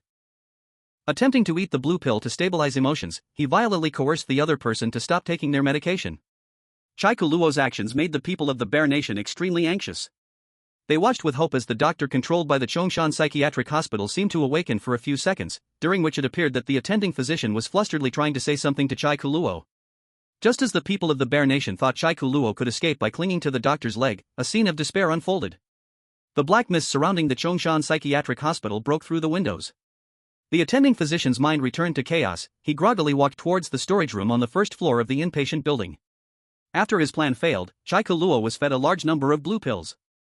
The chosen one of the Bear Nation, Chai Kuluo, has died. The world of strange tales is about to invade. On Zhang Mingyu's side. Having witnessed the fate of the masked doctor, he knew very well that without prior preparation, it would be difficult for the doctors, nurses, and patients of Chongshan Psychiatric Hospital to escape the hospital's control. Masks and medication were the usual means of control used by the Chongshan Psychiatric Hospital. And the black mist outside was the final insurance. At present, Zhang Mingyu had no means to fight the black mist. He looked at the Mediterranean doctor, whose forehead was bulging with veins and whose huge belly seemed ready to burst with a foul-smelling liquid, and drew the cursed blade, stabbing toward the Mediterranean doctor's thigh. Ah! The Mediterranean doctor jumped in pain, and the transformation of his body slowed down a bit. Are you awake yet? The Mediterranean doctor timidly nodded. Zhang Mingyu pointed in the direction where the white-masked doctor had just left and said, "You saw everything that just happened. The Chongshan Psychiatric Hospital wants to control us. I guess you don't want to be a puppet in their hands for the rest of your life, right?" The Mediterranean doctor gasped in pain, fearfully touching his thigh and said, "I understand the logic, but can you at least pull the knife out of my leg first?" Put. A jet of foul-smelling black blood shot out like a fountain. Yet the originator of all this continued as if he didn't see it.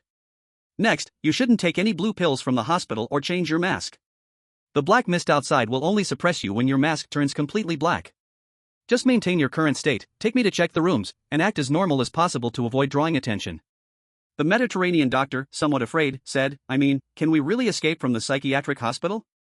If this gets out of hand, we won't even be able to do anything weird. Zhang Mingyu's mind was calm and his thoughts clear. He coldly swept his gaze over the Mediterranean doctor's neck. Do you think you still have a way out? Helping me is helping yourself. We can only survive by taking down the puppet masters in the Chongshan Psychiatric Hospital. The Mediterranean doctor found Zhang Mingyu's demeanor somewhat frightening at this moment. When Zhang Mingyu spoke about taking down the puppet masters of the Chongshan Psychiatric Hospital, his expression was indifferent, as if he had done similar things countless times before. The first day of Zhang Mingyu's employment at Chongshan Psychiatric Hospital quickly passed. At night, Zhang Mingyu and the Mediterranean doctor returned to the Psychiatric Rehabilitation Department, acting as if nothing were wrong. The doctors of Chongshan Psychiatric Hospital didn't have staff dormitories and couldn't go home. They usually slept on temporary beds in their respective departments. When the night became quiet, after giving the Mediterranean doctor instructions, Zhang Mingyu quietly slipped out of the Psychiatric Rehabilitation Department with a map of danger points. He relied on the ability of the live map to show the positions of others, continuously evading all the doctors and nurses in the outpatient building, and finally made his way near the inpatient building, where he wandered for a long time. Finally, hard work paid off. Behind the inpatient building, he saw the eerie building 4. Outside, the global audience was in an uproar. Oh my god, the chosen one from the Dragon Kingdom discovered the non-existent building 4. Quick! Use the outside hint opportunity to send the location of building 4 to our country's chosen ones. Chosen ones from all countries are moving. This is a chance to unveil the secrets of Chongshan Psychiatric Hospital and obtain an excellent clearance rating. Inside Chongshan Psychiatric Hospital. Holding the live map, Zhang Mingyu quietly entered the lobby of building 4. He stood by the window looking outside when he suddenly noticed the lights in the outpatient building flickering on one after another, and the nurses on night duty in the inpatient building turned into shadows rushing down the corridor. Am I going to be exposed? Zhang Mingyu held his breath.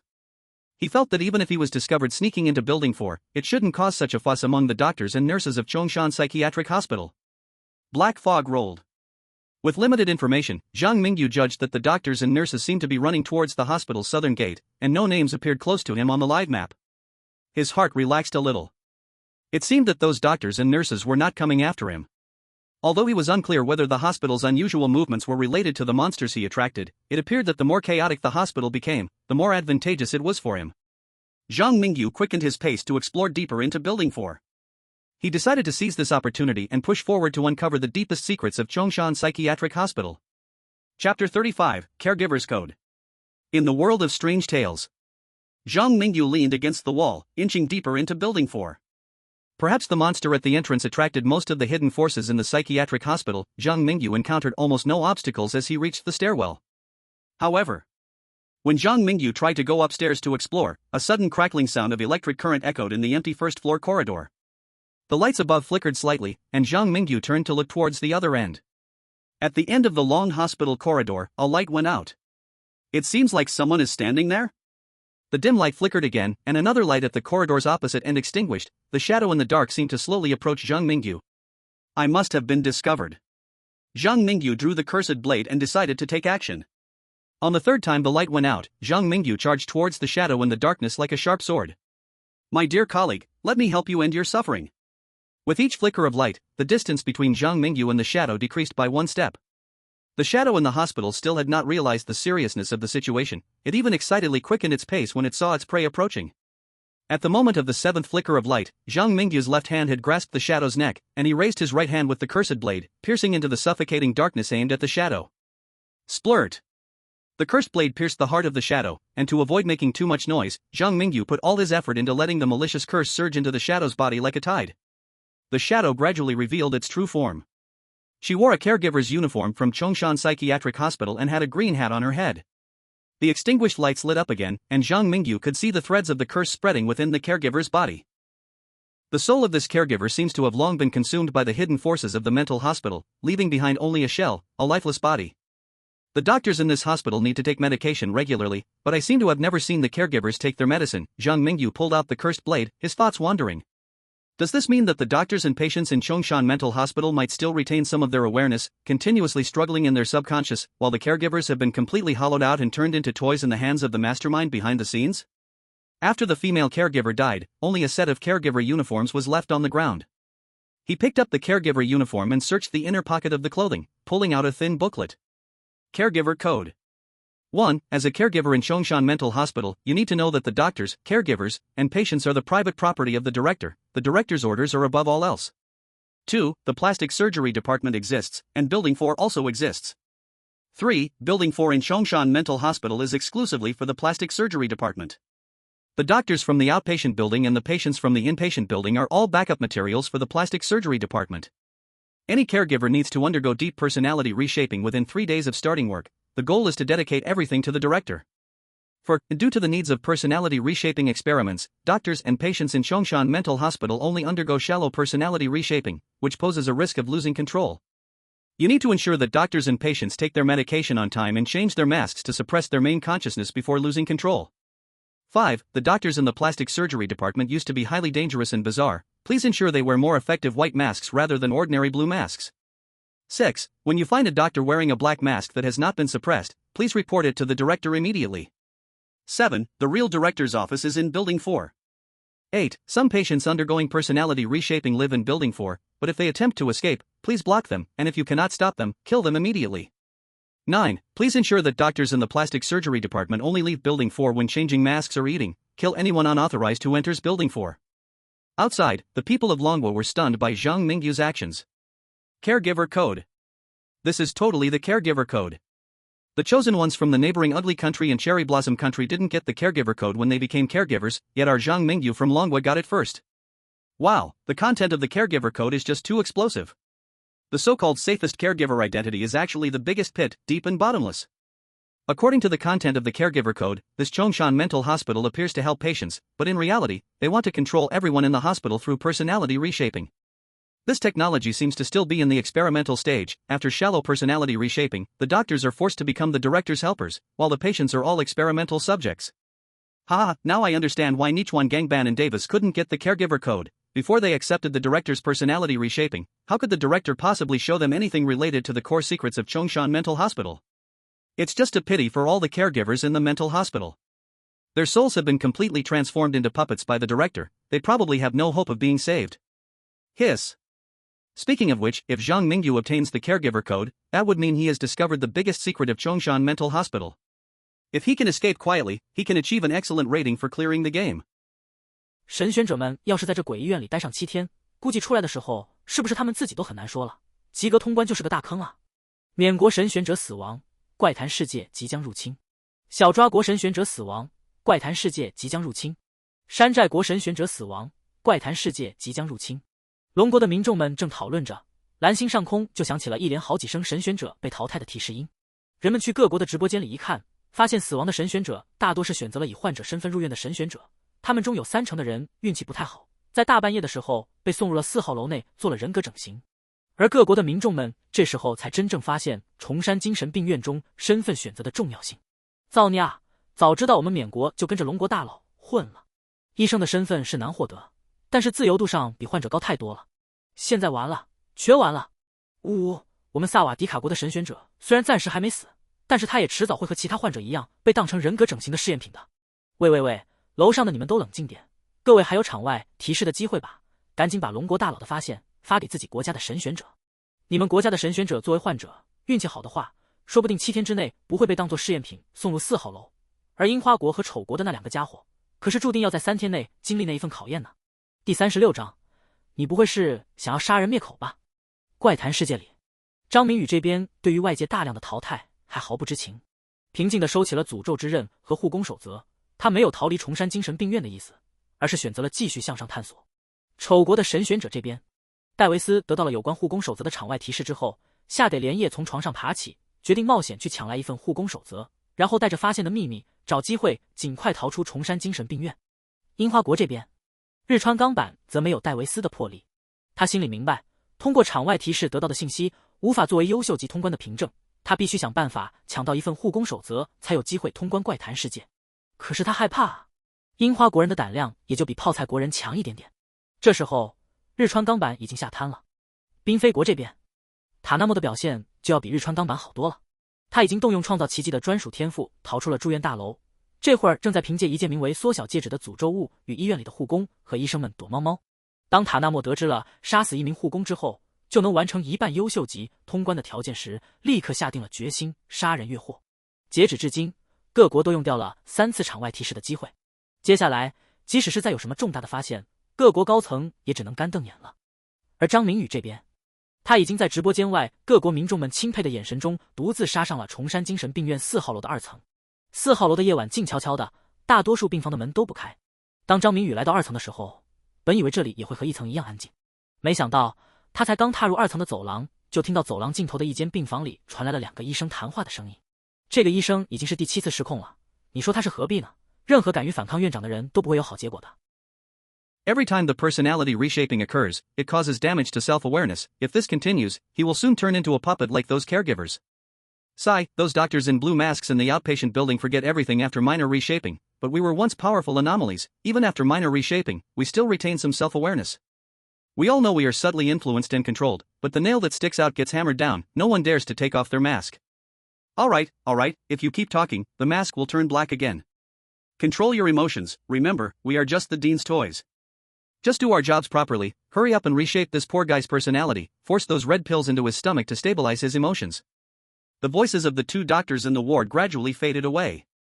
In their place, a wail that Zhang Mingyu found somewhat familiar arose. Is he the tall doctor who carved blood letters on the bulletin board during the day? Zhang Mingyu licked his lips and checked the positions of the people in the room using the living point map. 2 doctors, 1 former doctor-patient. Zhang Mingyu straightened his white coat, not wearing a mask, and pushed the door in. In the spacious ward, 2 doctors wearing white masks surrounded a tall, thin patient. One had numerous stitching marks on his face, and the other's body seemed to be entirely made of bandages. The plastic surgeons were indeed as terrifying as the caregiver's code said. They had once been powerful anomalies. The personality reshaping at Chongshan Mental Hospital could make the blue-masked doctors in the outpatient building look like real living people, but it could not forcibly suppress the nature of the plastic surgeons. When one doctor, whose whole body was wrapped in bandages, turned to look at Zhang Mingyu, he asked with some confusion, "Young man, you are also a plastic surgeon, why do I feel like I don't recognize you?" At the same time, the doctor feeding the thin patient looked up at Zhang Mingyu after shoving the red pills into the patient's stomach. "I am a new intern doctor, I have some gifts to give to both of you seniors." Zhang Mingyu pulled out the cursed blade hidden in his sleeve and, before the 2 doctors could react, he had already plunged it into the forehead of the doctor wrapped in bandages. Even the 2 anomalous doctors never expected their colleague, dressed in a white coat, to suddenly turn violent against them. The leading doctor immediately became bound by countless bloody curses and fell to the ground. The other doctor, under the control of the mental hospital, was no match for Zhang Mingyu. Casually shoving the 2 cursed and controlled doctors into a cabinet in the ward, Zhang Mingyu turned his gaze to the tall, thin patient on the bed. "Don't be afraid, I am a victim of this mental hospital just like you." Stared at by Zhang Mingyu, the thin patient was nearly scared to death. This man had just come in and seriously injured 2 doctors and now claimed to be the victim? Did you ask the opinions of those 2 doctors just now? What do you want? The thin patient was pale and trembling. You're not planning to kill me to silence me, are you? Me? Kill you? Zhang Mingyu rolled his eyes. "Brother, do you have a persecution complex? A fierce anomaly like you being so cowardly is not fitting, right? Outside. The live broadcast is too inappropriate for children." I truly kneel to Zhang Mingyu. Mom asked me why I shivered while watching Ghost Story live broadcasts. I showed her the live content. Now Mom and I are huddled under the blankets, shivering with fear. Zhang Mingyu is truly impressive, he even killed the bizarre doctor. Even that powerful man, who repeatedly resisted the director and ended up becoming a patient, was so scared he couldn't move. I really respect him. In short, as long as Zhang Mingyu can stabilize the condition of the tall, thin patient, he can gain a powerful ally. The black fog can only suppress completely out-of-control doctors, for the majority of plastic surgeons who still retain some self-awareness, and for tall, thin patients who are in a semi-conscious state, it won't interfere. Zhang Mingyu doesn't want to find a way to escape the mental hospital, nor does he really kill those controlled doctors. Does he want to challenge the perfect level again? The director of Chongshan Mental Hospital is the strongest bizarre being. Even if Zhang Mingyu saves the tall, thin patient, it would be hard to save the innocent. I really wonder what Zhang Mingyu's plan is.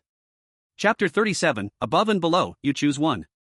At midnight, Zhang Mingyu stood in front of the tall, thin patient, holding the cursed blade. In the darkest mental hospital, he showed his brightest smile. "You just took some pills from him. If you leave it like this, you'll soon be controlled by Chongshan Mental Hospital again." I can do a small operation for you to remove those pills for free. The tall, thin patient knew that free things are the most expensive, so he trembled as he asked Zhang Mingyu, Can we not have the operation? Slap. Slap. Zhang Mingyu took off the surgical gloves of the bandaged doctor and put them on himself. You can also choose not to have surgery, I can just take those pills out from below or above. In an instant, the tall, thin patient felt a tightness in his rear. A drop of cold sweat slid down the tall, thin patient's forehead. Little brother, the personality reshaping isn't completely done yet. I think taking some medicine won't harm much.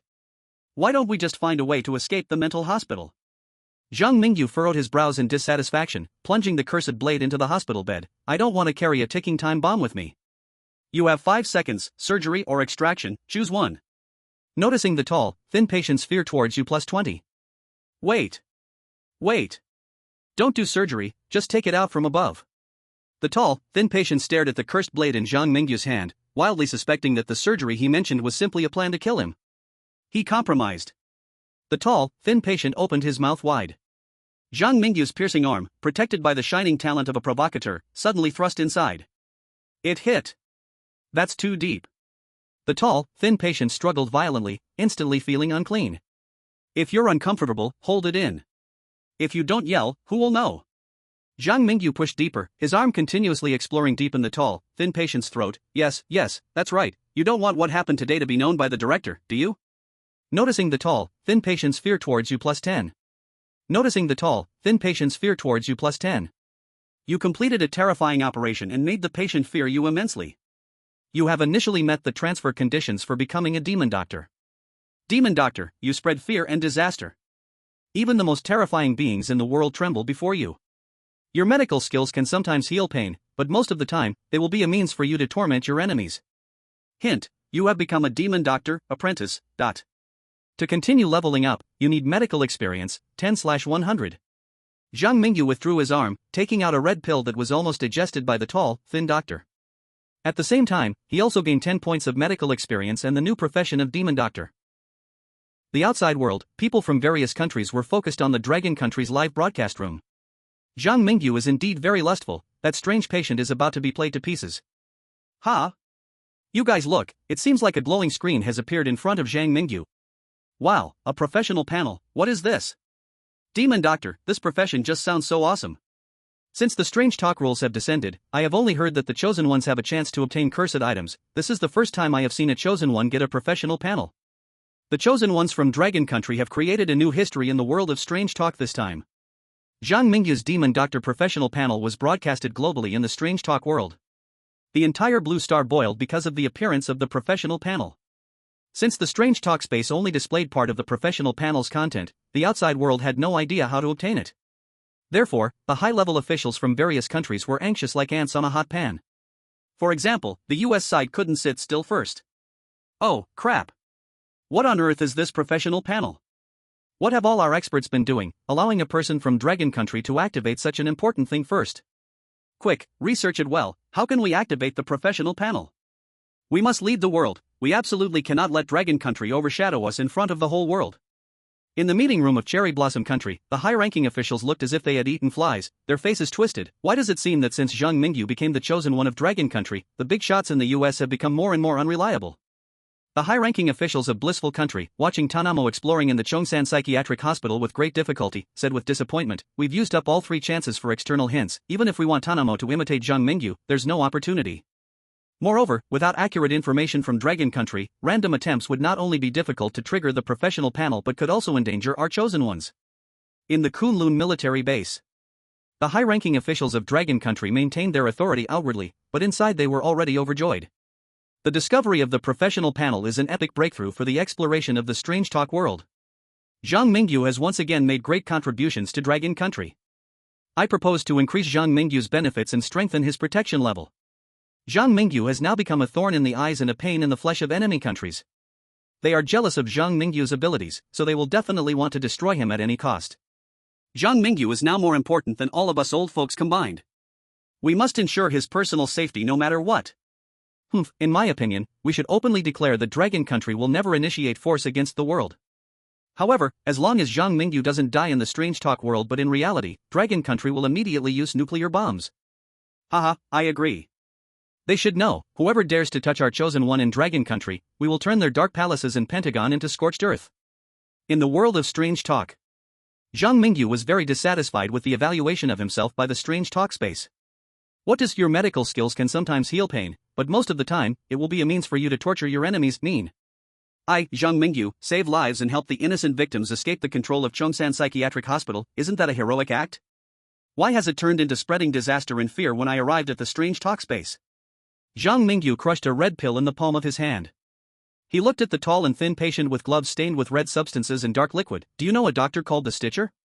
The once vacant pupils of the tall, thin patient, upon hearing the name Stitcher, immediately scared and refocused. The stitching woman is the head of the plastic surgery department and also the vice president of Chongshan Mental Hospital. She is the most terrifying oddity in the entire mental hospital, aside from the president. The tall, thin patient felt that talking with Zhang Mingyu was becoming difficult. Why are you asking her what to do? Chapter 38 Devouring Oddity. Vice President? Zhang Mingyu narrowed his eyes slightly and tossed a new white lab coat to the tall, thin patient. Take me to see her. The stitching woman usually stays in the real president's office. If we barge in there, we will die. The tall, thin patient hurried to keep pace with Zhang Mingyu, trying to persuade him. However, he underestimated Zhang Mingyu's determination. When Zhang Mingyu heard the stitching woman was in the president's office, instead of retreating, excitement sparked deep in his eyes. The president has been at the hospital entrance since yesterday. We can take this opportunity to search the president's office as well. So the two of them explored Building 4. Inside Building 4, a sense of eerie terror filled the air. As they got closer to the president's office, the building around them began changing. The flat walls started becoming uneven, the floor felt soft, and occasionally the entire corridor seemed to writhe like intestines. Using the live point map, Zhang Mingyu and his companion avoided dangers when they could, and fought when they could not. Finally, they arrived outside the most terrifying transformed president's office. Bang! In the dazed expression of the tall, thin patient, Zhang Mingyu kicked open the door of the president's office, a place usually deemed taboo by the powerful oddities of Building 4. Immediately, a strong smell of blood assaulted them. A room resembling the inside of a human skull appeared before Zhang Mingyu's eyes. Amidst the crisscrossing blood vessels stood a 2-meter-tall female doctor. She was like the brain of the entire skull, forcibly connected to both the body and the soul of the president's office. Outside, the scene Zhang Mingyu saw was also being transmitted live back to the Dragon Country streaming room. I thought clearing a high-difficulty tale like Chongshan Mental Hospital should be gradual, steady, like slowly defeating the small monsters before taking on the boss. Who would have thought our Dragon Country's Zhang Mingyu kicked open the president's office door on just the first night? Clearing the level still depends on our chosen one from Dragon Country. By the way, doesn't Chongshan Mental Hospital feel too eerie? The entire building seems alive, especially the president's office, which looks like a human brain. Phew, luckily the monster at the entrance distracted the president. Without the monster at the mental hospital entrance, I bet it would have been really difficult for Zhang Mingyu to explore the president's office so smoothly. At least now he has a chance to meet the stitching woman in private. Have you noticed that the stitching woman seems a bit out of it? The stitching woman is supposedly the vice president of Chongshan Mental Hospital, but I always feel the president sees her as just a tool, treating her as the core of his brain. The stitching woman's memories and thoughts have probably been messed with. This is a bit tricky. The Dragon Country audience watched with tension as Zhang Mingyu stepped into the president's office. Meanwhile, on the side of the Benfi country's chosen one, Tanamo also stealthily arrived outside the president's office. He had just attempted several times to kill a nurse to seize the caregiver guidelines from her, but without his special miracle-creating talent to help him, and with cursed items being only auxiliary, Tanamo was unable to kill the odd nurse. Now, he foolishly crept up to the real president's office located in Building 4, hoping to find direct evidence of the secrets of Chongshan Mental Hospital from here. However, Tanamo overlooked a problem. The dean here had not left the dean's office. The moment Tanamo opened the door to the dean's office, the live broadcast room in Benfi country fell into darkness. Oh, Tanamo's son of a gun dares to imitate our Dragon Kingdom's chosen one's moves, without even considering if he has the ability. Weren't you Benfi people saying that our Dragon Kingdom's chosen ones couldn't last long after provoking the monsters outside? What now? Our Dragon Kingdom's chosen ones can use their wits to drive tigers and swallow wolves, making the monsters outside the psychiatric hospital attract the dean's attention, while your Tanamo foolishly rushed into the dean's office without any preparation. Ha, you Benfi people inflated with just one successful clearance, even thinking about establishing a military base in the South China Sea. Now I can only offer you 2 words, serves you right. Let them worry about the invasion of the strange tales. As the chosen one from Benfi country died in the dean's office, Davis, with his incredible strength, continuously killed 2 staff members and stepped half a foot into the threshold of excellent clearance. At this moment, he was sitting in the corner of building number 4, his gaze darkly biting the thigh of the strange staff member. And the viewers from Blue Star watched as Davis, who was recovering his strength by devouring the strange, finally guessed what his exclusive talent truly was. Davis from the ugly country actually has the rare sea-level growth type exclusive talent, Devour the Strange. I remember this exclusive talent has appeared before. Devour the Strange is quite useless in the early stages because the chosen one won't gain any help until they rely on their own strength to kill the first strange creature and devour it.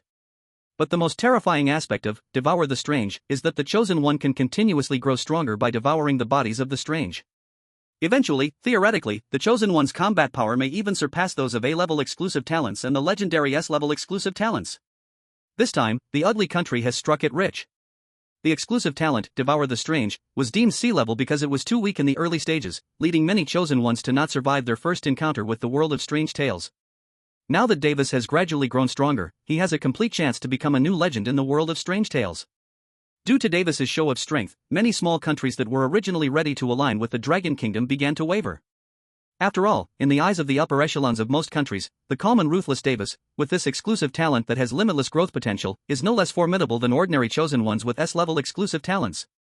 And in the Dragon Kingdom, Zhang Mingyu is only of S-level exclusive talent at best.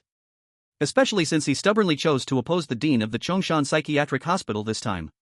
Countries like Cherry Blossom Country, Kimchi Country, and the 3 countries have already prepared to watch Zhang Mingyu play himself to death. Late at night, in the dean's office, Zhang Mingyu stepped closer to the stitched woman who was embedded in flesh and blood. His voice was gentle, like a family member trying to communicate with the stitched woman. Do you still remember me? I am Zhang Mingyu. I once gave you the belongings of the midnight convenience store manager as a gift. I know you are in great pain right now. Don't be afraid, I can help you break free from the dean's control. Zhang Mingyu wasn't a rookie in the world of strange tales, he was very experienced regarding when to show strength and when to display kindness. As Zhang Mingyu continued to soothe her, the stitched woman's self-awareness seemed to be waking up. Chapter 39, Dean's Rule. You finally came. The eyes of the stitched woman opened a crack, as if she had long noticed Zhang Mingyu sneaking into the mental hospital, and had been waiting for him to come to her actively. Help me, kill the director, you must kill him. I came to this mental hospital to save you, tell me how I can help you. Zhang Mingyu said sincerely as he stepped closer to the stitched woman, willing to brave danger for the sake of clearing the horror story.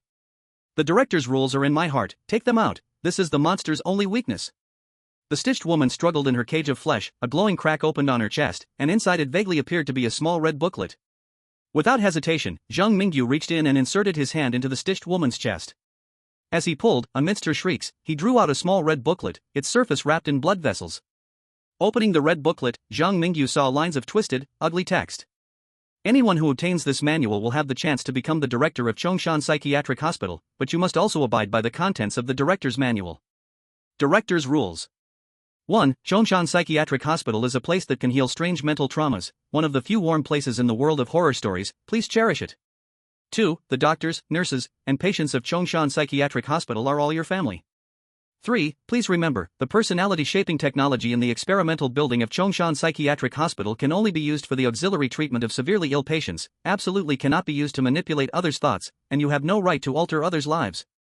For, as the director, you will gain great power, please use this power to protect everyone in Chongshan Psychiatric Hospital. 5. To ensure the harmony and stability of Chongshan Psychiatric Hospital, each director will be elected by the doctors, nurses, and patients. The one with the most votes will become the director, and the one with the least votes will lose the privileges of a director. During the director's election, no one may harm the candidate director. 6. Chongshan Psychiatric Hospital does not accept employees from the Paradise or students in red and blue uniforms, nor those who claim to be teachers. 7. Chongshan Psychiatric Hospital has the most advanced medical equipment in Chongshan City, and we occasionally have the ability to heal some patients whose souls have been severely injured. After Zhang Mingyu read the content of the director's rules, he couldn't help but smile at the corners of his mouth. He finally caught the director's weakness and understood how to clear the horror story of Chongshan Psychiatric Hospital. At the same time, the audience from Longhua outside became excited. Oh my god, patients in Chongshan Psychiatric Hospital have patient rules, doctors have doctor rules, nurses have nurse rules, and now even the director has his own director's rules. Obtaining the director's rules means mastering the director's weakness, this is a big win. Honestly, I don't quite understand. According to the director's rules, shouldn't Chongshan Psychiatric Hospital be a place for healing minds? Why has it become like this now? I say to the brother upstairs, isn't it obvious?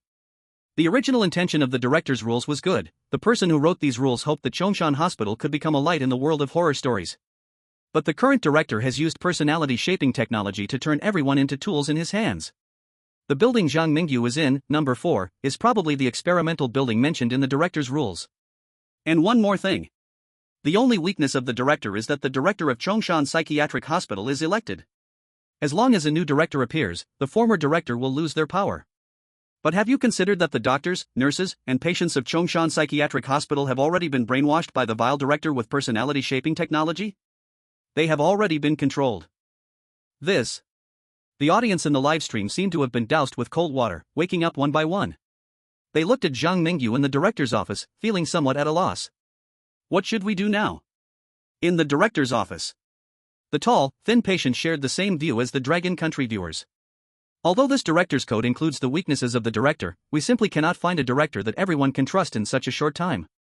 Moreover, the caregivers in the psychiatric hospital have undergone deep personality restructuring, and the doctors with light personality restructuring and the patients are being controlled by drugs and masks, making it unrealistic for these controlled minds to elect a new director. Zhang Mingyu also thought of this problem. Except for a few doctors in the experimental building who can maintain a semi-conscious state, the vast majority of people in Chongshan Psychiatric Hospital have already become pawns that obey the director's every command. Zhang Mingyu touched the hilt of the cursed blade, a flash of determination crossed his eyes. To gain their support, the first step is to let them temporarily break away from the control of Chongshan Psychiatric Hospital.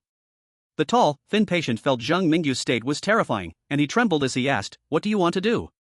Zhang Mingyu replied calmly, "First, we will provoke the monster outside to desperately attack the door, causing the director to be stretched thin. Then, taking advantage of the chaos, we will burn the masks and drugs in the storeroom." The tall, thin patient was so frightened that strange black smoke rose from his head. "You are crazy. We will die like this." Even if the doctors and patients with light personality restructuring do not take medication and have no other supportive treatments in the short term, they will not break free from control. We will be torn apart by everyone in the whole hospital. The stitched woman, after blocking the gap in her chest, did not look favorably on Zhang Mingyu's plan. "Although I really want to kill the director, your plan is too impractical. I am trapped in the director's office and cannot act. Relying solely on you and that useless person, it is simply impossible to burn the storeroom. The monster outside won't even be interested in such weak little ants like you. The monster outside came for me. If it weren't for the black mist in the psychiatric hospital that can block my scent, the monster might have already broken in." Zhang Mingyu did not want to waste any time. He patted the tall, thin patient on the shoulder and said, "In a bit, I will let you lose some blood, and you will attract the monster's attention outside. Leave the burning of the storeroom to me." "You said that terrifying monster was brought by you?" The tall, thin patient's legs were already trembling. He wanted to ask if it was possible to back out now, but thinking that today might be his only chance to break free from the director's control, he finally looked at Zhang Mingyu and gritted his teeth, saying, "Let's do it." After leaving the director's office, Zhang Mingyu soaked the white coat he had snatched from the tall, thin patient with his own blood. The two of them parted at the entrance of the experimental building.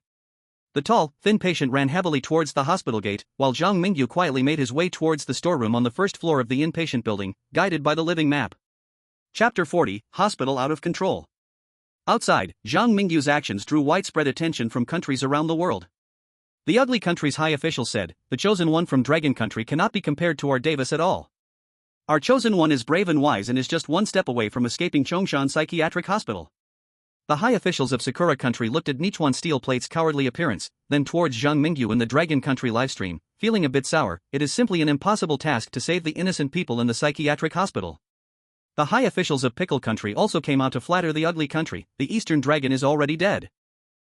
Zhang Mingyu from Long Nation only succeeded in the last 2 rounds of the Strange Tales by sheer luck, but our Min Shaoxian from Pickle Nation has luck just as good as yours. As soon as the high-ranking official from Pickle Nation finished speaking, the announcement from the Strange Tale space rang out, like a slap in the face, echoing across the globe. The chosen one of Pickle Nation is dead, the Strange Tale world is about to invade. In that moment, the official who had just spoken slapped himself several times in shock. The people of Pickle Nation were cursing their officials with all their might for their bad luck. "Ha, I have to admire the bad luck of the little stick. Why call it bad luck? I think what that high-ranking official from Pickle Nation just said was great. The more you talk, the better. I hope he gives his chosen one a dose of toxic luck every time." Everyone, don't just watch the Pickle Nation people bicker. Zhang Mingyu is about to take action. Chongshan Psychiatric Hospital, inpatient building. Zhang Mingyu used the live map to avoid all the doctors and nurses and reached the door of the storage room. He quietly waited until a deafening roar came from the hospital's main entrance before stepping out of the shadows. Click. Click. In the dead of night, all the lights in Chongshan Psychiatric Hospital were turned on. All the doctors and nurses gathered toward the main entrance of the hospital. Hurry up and help. The monster outside the psychiatric hospital is about to break in. Didn't the director say he had controlled that monster? I heard the director had subdued that monster and was about to send it away, but unexpectedly, it woke up all of a sudden and began wildly attacking the door. Even the director is struggling. In the corridor, 2 nurses were rushing toward the outside of the hospital. Zhang Mingyu glanced at their departing direction and entered the storage room alone, heading to the area filled with medical alcohol. He knocked down and smashed all the piled-up bottles of alcohol, then lit the storage room with a lighter he had taken from a doctor. A raging fire ignited behind Zhang Mingyu. The blaring alarm rang throughout the hospital at the same time. Hurry up and put out the fire. The storage room is on fire. Damn, why is everything happening today?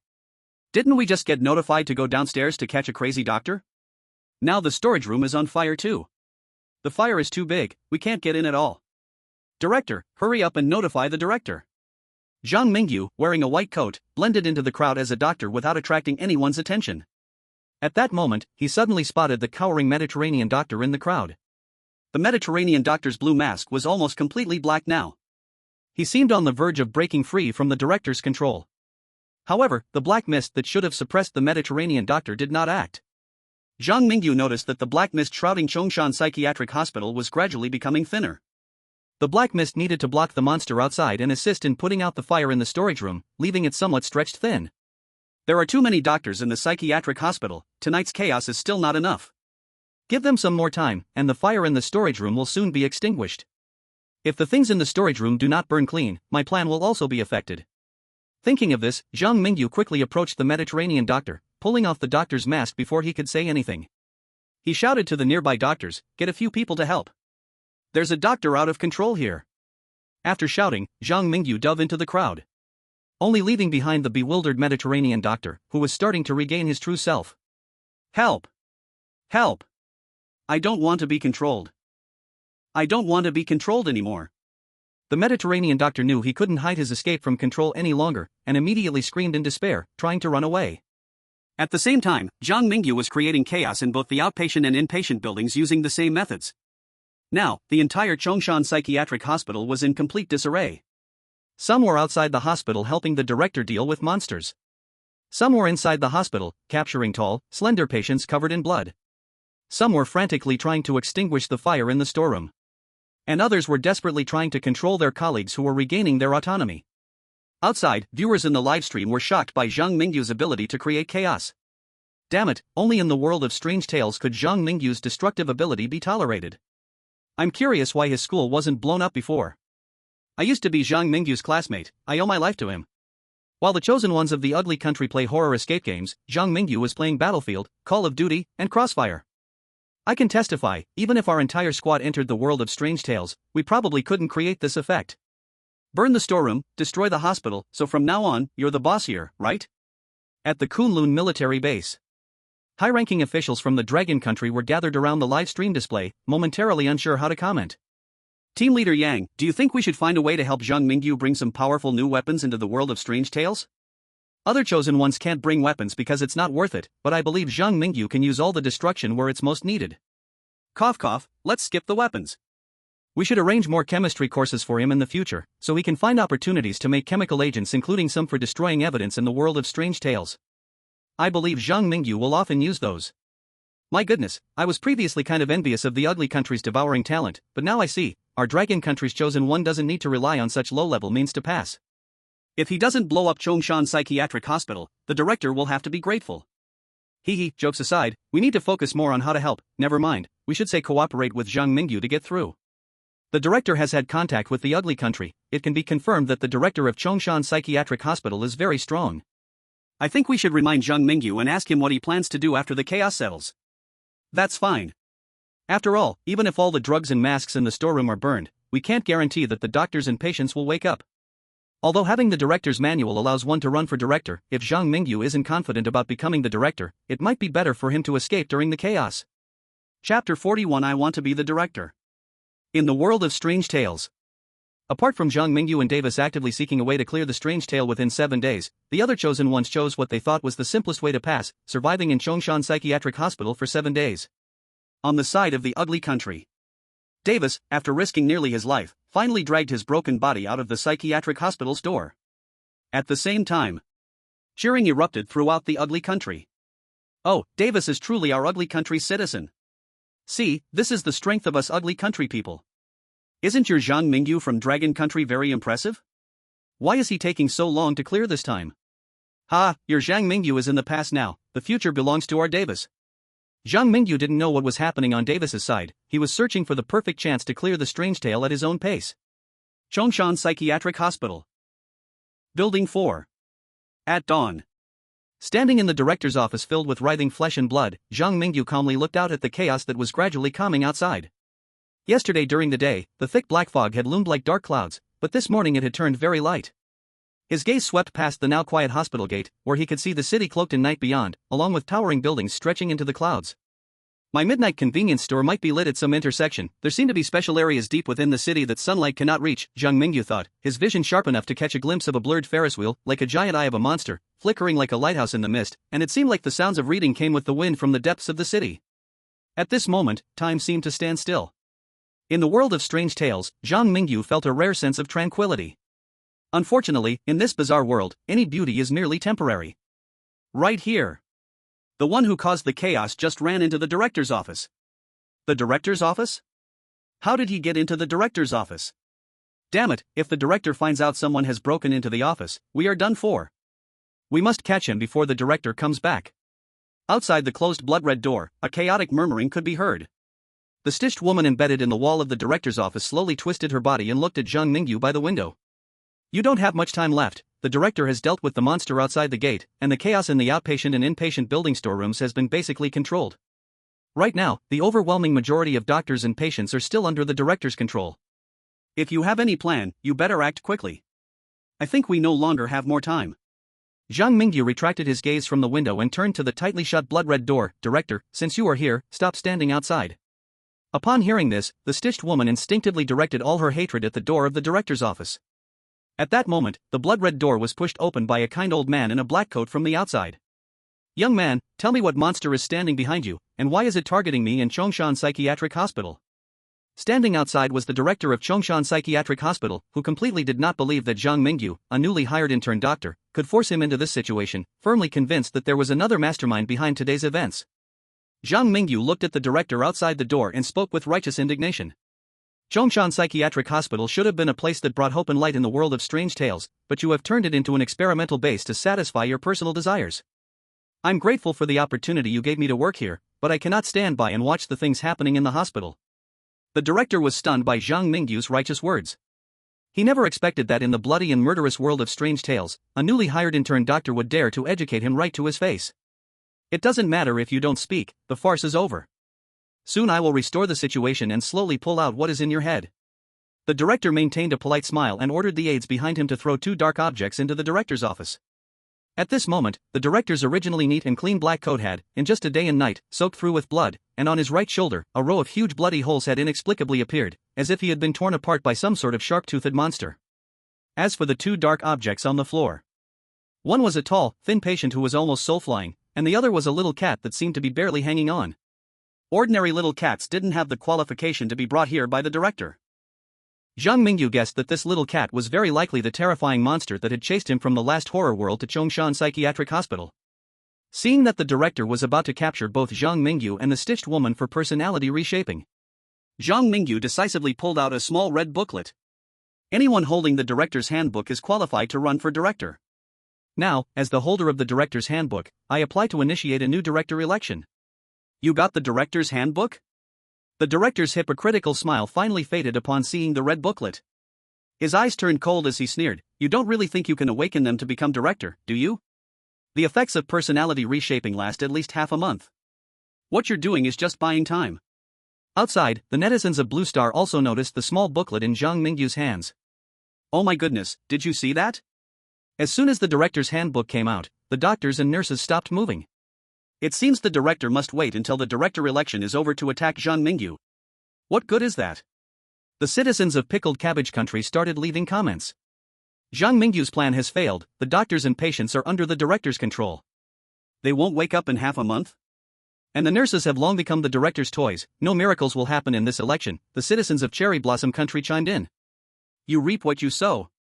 Haha, your Dragon Country chosen one was just showing off in front of the director's office window, and now he's going to be killed instead. Netizens from Dragon Country would not endure the taunts from Pickled Cabbage Country and Cherry Blossom Country. They quickly fought back. Our Dragon Country chosen ones can perfectly clear horror tales. Can you?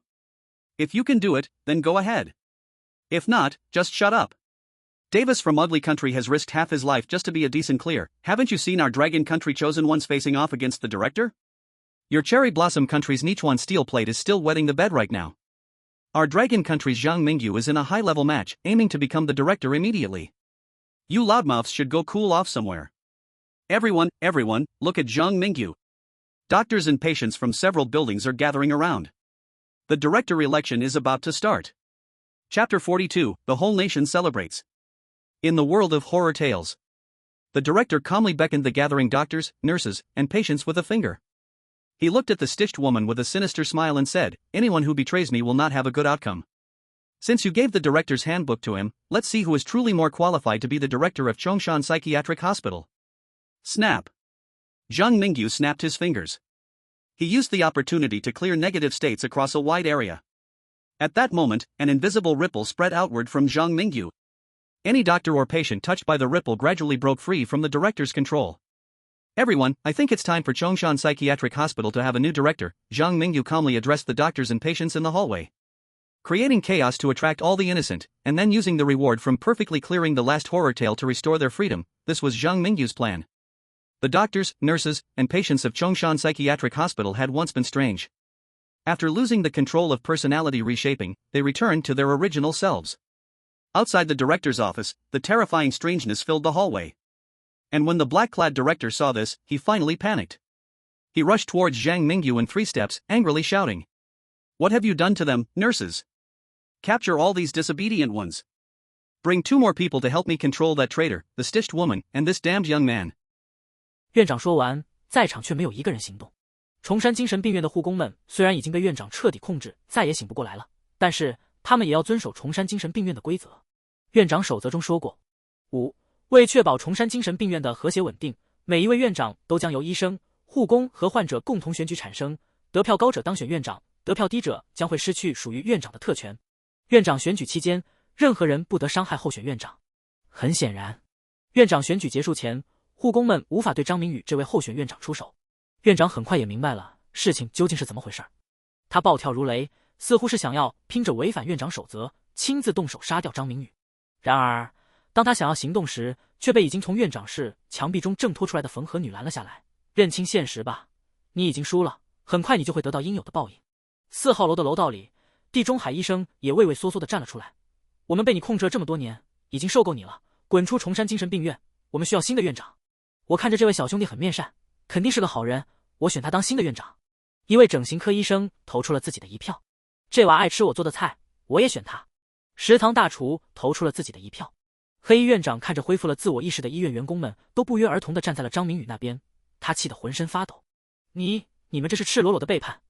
你们忘记了，是我把崇山精神病院一手发展成了现在的模样，也是我让你们拥有了完美的人格。你们应该感谢我，你们应该服从我。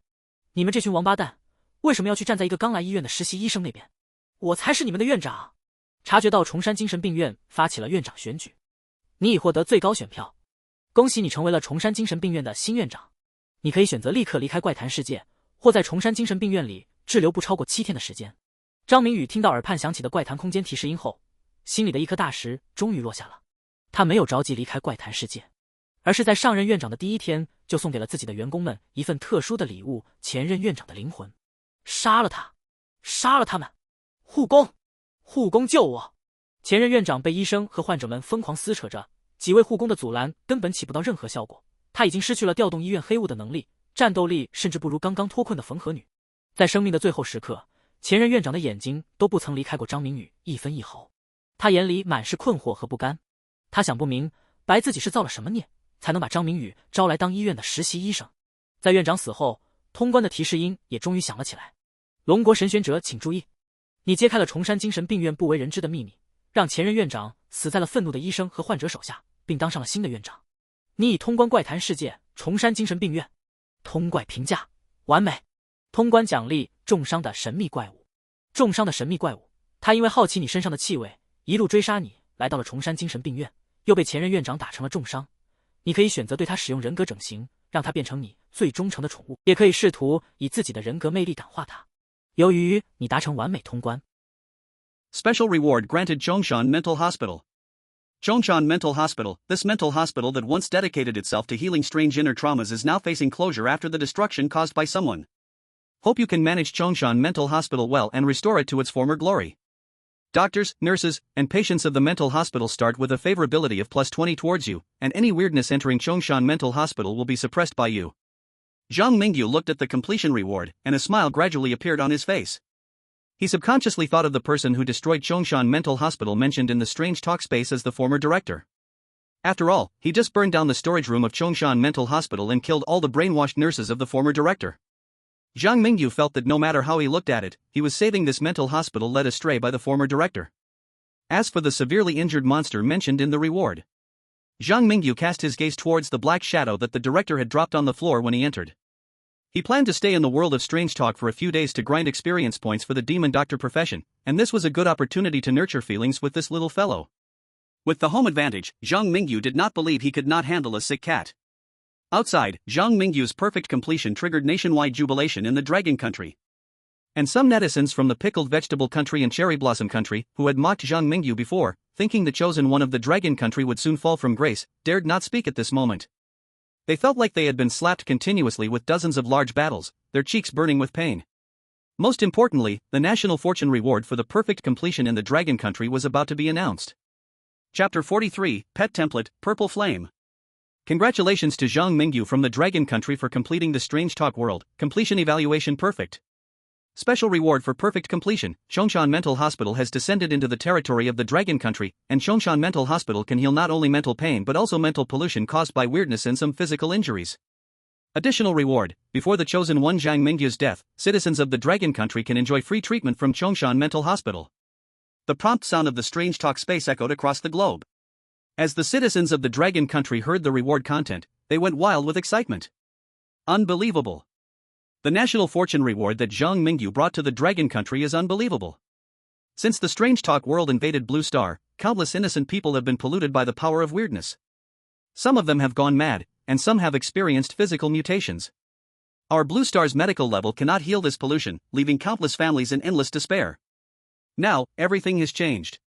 I am the director of the Red Star Orphanage. Many children in our orphanage have experienced physical mutations during a large-scale Strange Talk invasion event. They were seen as monsters because of the extra organs growing on their bodies, and the hospital could not handle their situation. Today, I took them to Zhongshan Mental Hospital, and the national fortune reward is real, all the children have recovered. My daughter has returned to normal. The Dragon Country, long suffering from the rampage of strange talks, is reviving. This is all because Zhang Mingyu has won us the national fortune reward. Our Dragon Country is now free of diseases, and now we have Zhongshan Mental Hospital, which can heal weird pollution. Oh heavens, am I dreaming? Upstairs, you are not dreaming. Zhang Mingyu, you are amazing. Zhang Mingyu, I love you. I want to have children with you, lots and lots of children. At this moment, the entire populace of the Dragon Country was so excited they wanted to smash their heads against walnuts. Meanwhile, in the narrow conference room, the higher-ups of the Cherry Blossom Country felt sour in their hearts as if they had eaten lemons. You guys immediately send secret people to the Dragon Country to negotiate. I don't care what methods you use, even if you have to kneel down and lick the shoes of the Dragon Country people, get me the way to pass through the Zhongshan Mental Hospital. The steel plate of Nichikawa is still trapped in the world of strange tales, and it definitely cannot get out by itself.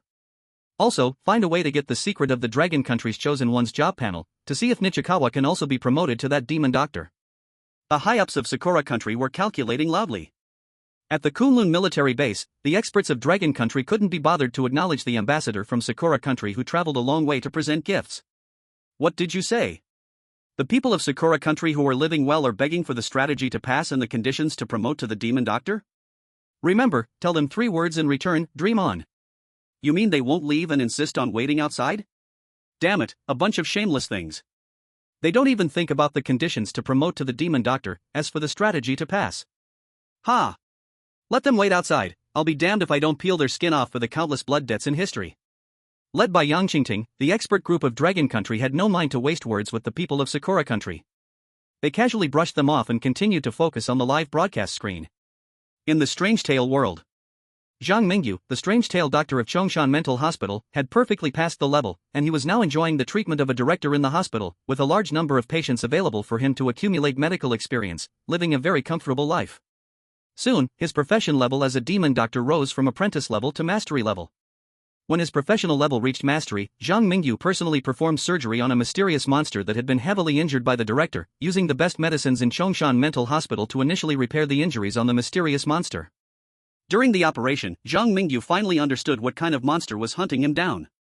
It had 9 tails, and its fur was black and shiny, with purple stripes on its body, resembling a fierce ghost in burning purple flames. The most special thing about this monster was its eyes, which had vertical pupils filled with despair and disaster.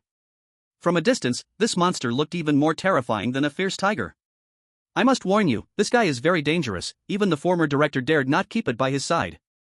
The seamstress wanted to help Zhang Mingyu tame the monster, but this monster was a terrifying existence that could harm the former director, and even now, injured, it was not easy to control.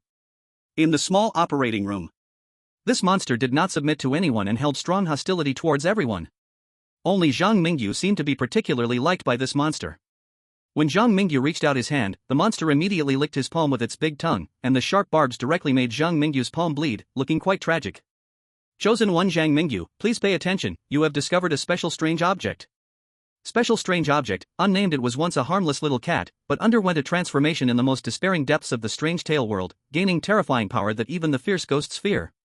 Because you healed its wounds, it now regards you as its best partner. Tip, you can choose to name the special strange object and take it as a pet. You little rascal, only I can see that you are recognizing your master. If someone else came over and licked them like that, they would definitely be scared to death. Zhang Mingyu endured the pain in his palm and rubbed the monster's head. Looking at the big cat-like creature in front of him, he pondered for a moment and said, "From now on, I'll call you Purple Flame." Ding! Your pet has been successfully named. Congratulations, you have unlocked the pet template. 你已获得第一只宠物，紫妍。紫妍，他对你的忠诚毋庸置疑，而且很喜欢你身上的味道。很喜欢我身上的味道。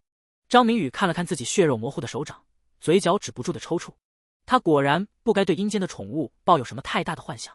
在收服紫妍之后的几天，张明宇一直在老老实实的提升恶魔医生职业的经验值。功夫不负有心人，在他离开怪谈世界前，恶魔医生的熟练度提升到了专家级。而张明宇也终于回归了现实世界。他拿起通讯终端，日常刷起了外界对自己的评价。日不落王国老实人报，龙国神选者收服鬼物作为宠物，开创了蓝星神选者的先河。环球经济，龙国神选者带来的3次国运奖励让龙国经济大复苏，全球投资者都将目光投向了这片东方的宝地。京都报，职业面板，鬼怪宠物，龙国张明宇正在引领世界。丑国话语，我们在丑国境内发现了龙国人的间谍气球，不排除这个气球在偷偷向丑国投放诡异污染。张明宇在看到最后一条新闻时，刚喝下去半口的水，直接笑喷了出来。好家伙，丑国人现在彻底不装了是吧？为了抹黑龙国，你们可真是不择手段啊！第44章新怪谈惊悚乐园。7天的时间匆匆如流水，丑国人在崇山精神病院的怪谈中获得了优秀级通关，全民智力提升了 1%， 而丑国高层似乎也借此在科技方面获得了新的突破，正与神选者戴维斯配合，暗中筹划着针对龙国的制裁。樱花国这边，樱花国高层大出血换来了崇山精神病院的通关攻略，好歹让日川钢板这货苟延残喘了下来。龙国这边，张明宇拿着杨青藤等专家从樱花国交易来的资源，令身体素质又有了新的提升。紫妍在跟随他回到现实世界后，也被龙国专家们好吃好喝的伺候着，捎带做了一些研究。终于，养精蓄锐结束，神选者们即将再次踏上征程了。怪谈选择中，丁，怪谈世界选择完毕，欢迎来到惊悚乐园，你将会在乐园里获得令你此生难忘的体验。类型，单人。通关条件，及格，体验3种乐园项目。通关条件，优秀，体验至少3种乐园项目，并得到不少于1000枚乐园币。通关条件，完美，体验全部的乐园项目，并登上乐园币排行榜的榜首。备注，你只能携带已拥有的诅咒物品挑战怪谈世界。提示，由于你曾完美通关崇山精神病院，你将在本次怪谈挑战中获得特殊能力，运气爆棚。耳畔的怪谈提示音落下，张明宇睁开眼，发现自己正置身于空旷的乐园广场上，首先映入眼帘的是高大的摩天轮，仿佛股神眼中的庞然大物，正在苍穹下缓缓转动。璀璨的光带和彩灯将附近的区域映照得灯火通明，亮若白昼。在那摩天轮的下方是售卖棉花糖和汽水的餐车，餐车两旁耸立着高耸入云的跳楼机和惊险刺激的大摆锤，隐约间能看到道路的尽头，似乎还有洋溢着欢快乐曲的旋转木马和飞驰不停的卡丁车、碰碰车、贱货，能听到身后的钢铁巨龙上有红色的过山车呼啸而过。张明宇曾经在崇山精神病院看到过这一幕。He swept his gaze over the amusement facilities that seemed to contain life, pondering just how lucky he could be at this moment. Just as he was thinking, a flyer suddenly floated down above Zhang Mingyu's head. Zhang Mingyu reached out to catch the flyer and discovered it was actually a map of the Horror Paradise, with rules for visiting printed on the back. Horror Paradise is the largest amusement park in Chongshan City. Please enjoy the thrilling experiences we have prepared for you and adhere to the following points. Visitor Guidelines. 1. The general currency of Horror Paradise is the park coin, and all your expenses in the park will be paid using park coins. 2. You can receive an initial 10 park coins from the vending machine on the east side of the park square. After that, clearing the amusement projects in the park will be your only way to earn park coins. 3. Please note that park coins are metal coins with a skull engraved on the front. 4. You might see a kid in blue clothing asking you for park coins. Do not make him angry. Do not make him angry. 5. When you have enough park coins, you will have the chance to see your name on the leaderboard on the west side of the park square. At that time, a park staff member dressed as a clown may say to you, "Hey, buddy, want to join me on the Ferris wheel?" Believe me, it's best not to refuse his invitation. You will gain unexpected benefits on the Ferris wheel. 6. Our park staff will be dressed as clowns. Please do not be afraid, as they usually only drive away broke losers. 7. Be sure to remember, don't spend all your park coins. After reading these 7 visitor guidelines, Zhang Mingyu noticed a handwritten note below the printed rules. He strained to see the content of the small writing. Run away. Run away. Run away. Zhang Mingyu was speechless. He casually ripped off the small note and tossed it into Xian's mouth. If I could escape, I would have already run away. Do I need you to remind me? Outside, the audience in Dragon Country witnessed everything happening in the new ghost story. The new ghost story is here again, and this time it seems to be an amusement park. Horror Paradise, that name sounds a bit scary. Hey, speaking of which, Zhang Mingyu's luck this time is incredible. He just lifted his hand and got a flyer with visitor guidelines written on it. You brought it up, and I didn't even notice. Zhang Mingyu's luck is through the roof this time. The ghost story rules of this Horror Paradise seem difficult to find. I just peeked into the neighboring Ugly Country's livestream, and Davis is still wandering around the park square. I heard that the higher-ups in Ugly Country plan to directly inform Davis about the visitor guidelines that Zhang Mingyu found. On the Kimchi countryside, to prevent the Chosen One from collapsing at the start, they have already sent over Zhang Mingyu's information. Goodness, these shameless people, when the world sanctions us, they danced so happily, and now they still have the nerve to steal our intel. I think we should just restrict Kimchi Country's people from entering our Dragon Country's livestream. Ha, what the upstairs person said is right. Anyway, Zhang Mingyu's starting point is incredibly advantageous. He got the critical visitor guidelines right away. His luck could definitely win him the lottery. I can't wait to see how Mingyu does in this ghost story. In the ghost story world, Zhang Mingyu led Xian straight to the vending machine on the east side of the park square. Under his orders, Xian merely retained the size of an ordinary cat. This made the pair look just like any other park visitors, completely inconspicuous. Arriving at the vending machine, Zhang Mingyu saw a price list. I am the vending machine of Horror Paradise. If you have Paradise coins, you can buy everything you need from me. Vending machine price list. 1. Initial fund 10 Paradise coins, price 0 Paradise coins. 2. A bottle of mineral water, price 5 Paradise coins. 3. A loaf of bread, price 10 Paradise coins. 4. Hotel stay, 24 hours, price 200 Paradise coins. 5. Fried rice, price 100 Paradise coins. 6. Spicy fried rice, price 100 Paradise coins. 7. Red braised pig trotters, price 500 Paradise coins. The vending machine had everything you could want. But the biggest feature of these items was that they were expensive, very expensive. Zhang Mingyu looked at the price list and saw the only item he could afford, the initial fund, and chose to buy it. Chapter 45, How dare you, a vending machine, steal my money? After a clattering sound, 5 metal coins engraved with skulls dropped at the vending machine's exit. How dare you, a vending machine, steal my money? Zhang Mingyu saw his Paradise coins have and became furious. He patted Xian on the back and pointed at the vending machine, saying, "Show him who's boss." Xian was a monster that fed on the mysterious. Its mouth grew larger, and with sharp fangs, it bit the vending machine, causing sparks to fly. At that moment, the vending machine seemed to wake from a dream and began to spit out paradise coins, 10, 20, 100. Before long, the vending machine had spat out much more than the initial fund amount. Yet Zhang Mingyu was still unsatisfied, signaling Xian to keep swallowing.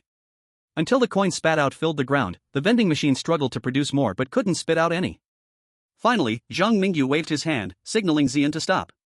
Outside. The viewers in the live stream were dazzled by the coins on the ground. Zhang Mingyu's move was like a little cow flying in the air, amazing. The vending machine, I really don't have a single coin left. Haha, let Xian swallow the vending machine whole. Zhang Mingyu, you truly are a talent. This is too funny, this vending machine has the courage to steal from our Dragon Nation's chosen one. Zhang Mingyu is infamous in the world of horror stories. Even the most brutal spirits have to tattoo his name on their backs for courage and wouldn't dare to tattoo his eyes open. Funny meme. I just peeked into the livestream next door in Sakura country, their vending machine spat out only 3 paradise coins, and their face turned green. The chosen one from country A had it worse, he only got 1 coin. Our Zhang Mingyu, it's like becoming rich overnight. In the horror story world, Zhang Mingyu was calmly counting his gains. 630 paradise coins, I didn't expect this vending machine to be quite wealthy, it must have scammed a lot of kind tourists like me, right? The vending machine? If it had a mouth, it would definitely complain about Zhang Mingyu's misunderstanding of the word kind. With a big bag of paradise coins, Zhang Mingyu headed straight to the leaderboard on the west side of the square. He wanted to see how many paradise coins were needed to top the horror park leaderboard. A few minutes later, Zhang Mingyu stood in front of an electronic bulletin board. The board read: Horror Park Leaderboard. First place, School Principal, 19,999 paradise coins. Second place, Red Wedding Dress, 5,000 paradise coins. Third place, Cute, 5,000 paradise coins. Fourth place, Clown, 5,000 paradise coins. Fifth place, I Love Eating Little Shells, 4,999 paradise coins. Zhang Mingyu did not see his name on the leaderboard. He was not disappointed, after all, he hadn't officially started experiencing the park's attractions yet. Suddenly, a commotion in the park caught Zhang Mingyu's attention. He looked up and saw a little boy in blue clothes pushing and shoving a younger girl. It seemed that he was demanding money from the little girl. What was even more irritating was that a middle-aged woman was standing next to the little boy. The middle-aged woman was the little boy's parent. Instead of stopping the little boy's behavior, the middle-aged woman was happily watching from the side. She was a typical bear parent. Zhang Mingyu remembered that the 4th rule of the park stated: 4. You might see a child in blue asking you for amusement coins, do not provoke him. Do not provoke him. At that moment, it seemed he had encountered the child mentioned in the park rules. Look quickly, it's the child in blue. Such a young age, learning from others to rob. If that kind of child were mine, I'd break his legs. The most hateful part is that bear parent, the bear child doesn't understand, and the parent won't manage it, just standing there watching her child bully a little girl. That bear parent's heart is too cruel. Look, that bear child has pushed the little girl to the ground. How could he be so cruel? That bear parent is raising that bear child to be a bully. By the way, how is Zhang Mingyu planning to handle this? The park rule said not to provoke that child, right? That blue-clothed boy might be some powerful weirdness. Our Dragon Country's chosen one's pet could even bite the dean in the last horror story. Do you think we would be afraid of a little brat? Exactly, if they push too hard, just let Xian deal with them all in one go. The viewers in the live broadcast room were filled with righteous anger. And in the world of horror stories, Zhang Mingyu did not disappoint the audience. Normally, when encountering such a situation in the horror world, people would run as far as they could, self-preservation was the only truth. But Zhang Mingyu, at this moment, had already rushed forward to stand in front of the bear child. He positioned himself between the bear child and the little girl, squatting down to lift up the little girl, who was crying on the ground, and gently asked, "Are you okay?" Meng is fine, thank you, big brother." The little girl was very well-mannered. But the blue-clothed bear child was not planning to let it go. He yelled fiercely at Zhang Mingyu's back, "What do you want? Do you believe I can have my mom kill you?" Zhang Mingyu hadn't planned to do anything excessive to the bear child. Who would have thought that this bear child would actually say he would have Zhang Mingyu killed? And the middle-aged woman who had pretended to be dead when the little girl was pushed earlier, now stood protectively behind the bear child, pointing her finger at Zhang Mingyu and scolding. "Why are you arguing with a child? My child didn't do anything wrong, can't you young people just let him be? Are you trying to teach me how to behave?" Zhang Mingyu had struggled for his life in the horror world for so long, and he had developed a chilling aura about him. He pulled the little girl to stand in front of the bare child and the middle-aged woman and said coldly, "I don't want to argue with you, but you stole this child's amusement coins. Can this kind of thing just be overlooked?" The middle-aged woman was frightened by Zhang Mingyu's aura. However, even so, she still wanted to protect her child. She shouted at the top of her lungs. "You can't hear what the child said?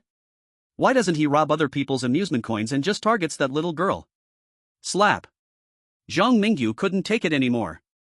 He delivered a fierce slap to the middle-aged woman's left cheek. "Why don't you think about why I'm hitting you and not others?" Chapter 46, What's Wrong with Hitting You? Zhang Mingyu's slap was not very injurious, but it was highly insulting. This slap directly left the middle-aged woman stunned. Coming back to her senses, the middle-aged woman's expression became extremely twisted. You dare to hit me? Hit you? So what? Didn't you say a single hand can't clap? Today, I will teach you how to make a clap. I will kill you. The middle-aged woman's eyes filled with countless black blood vessels, as if symbolizing her blind love for her child. At the same moment, the little boy in blue also changed.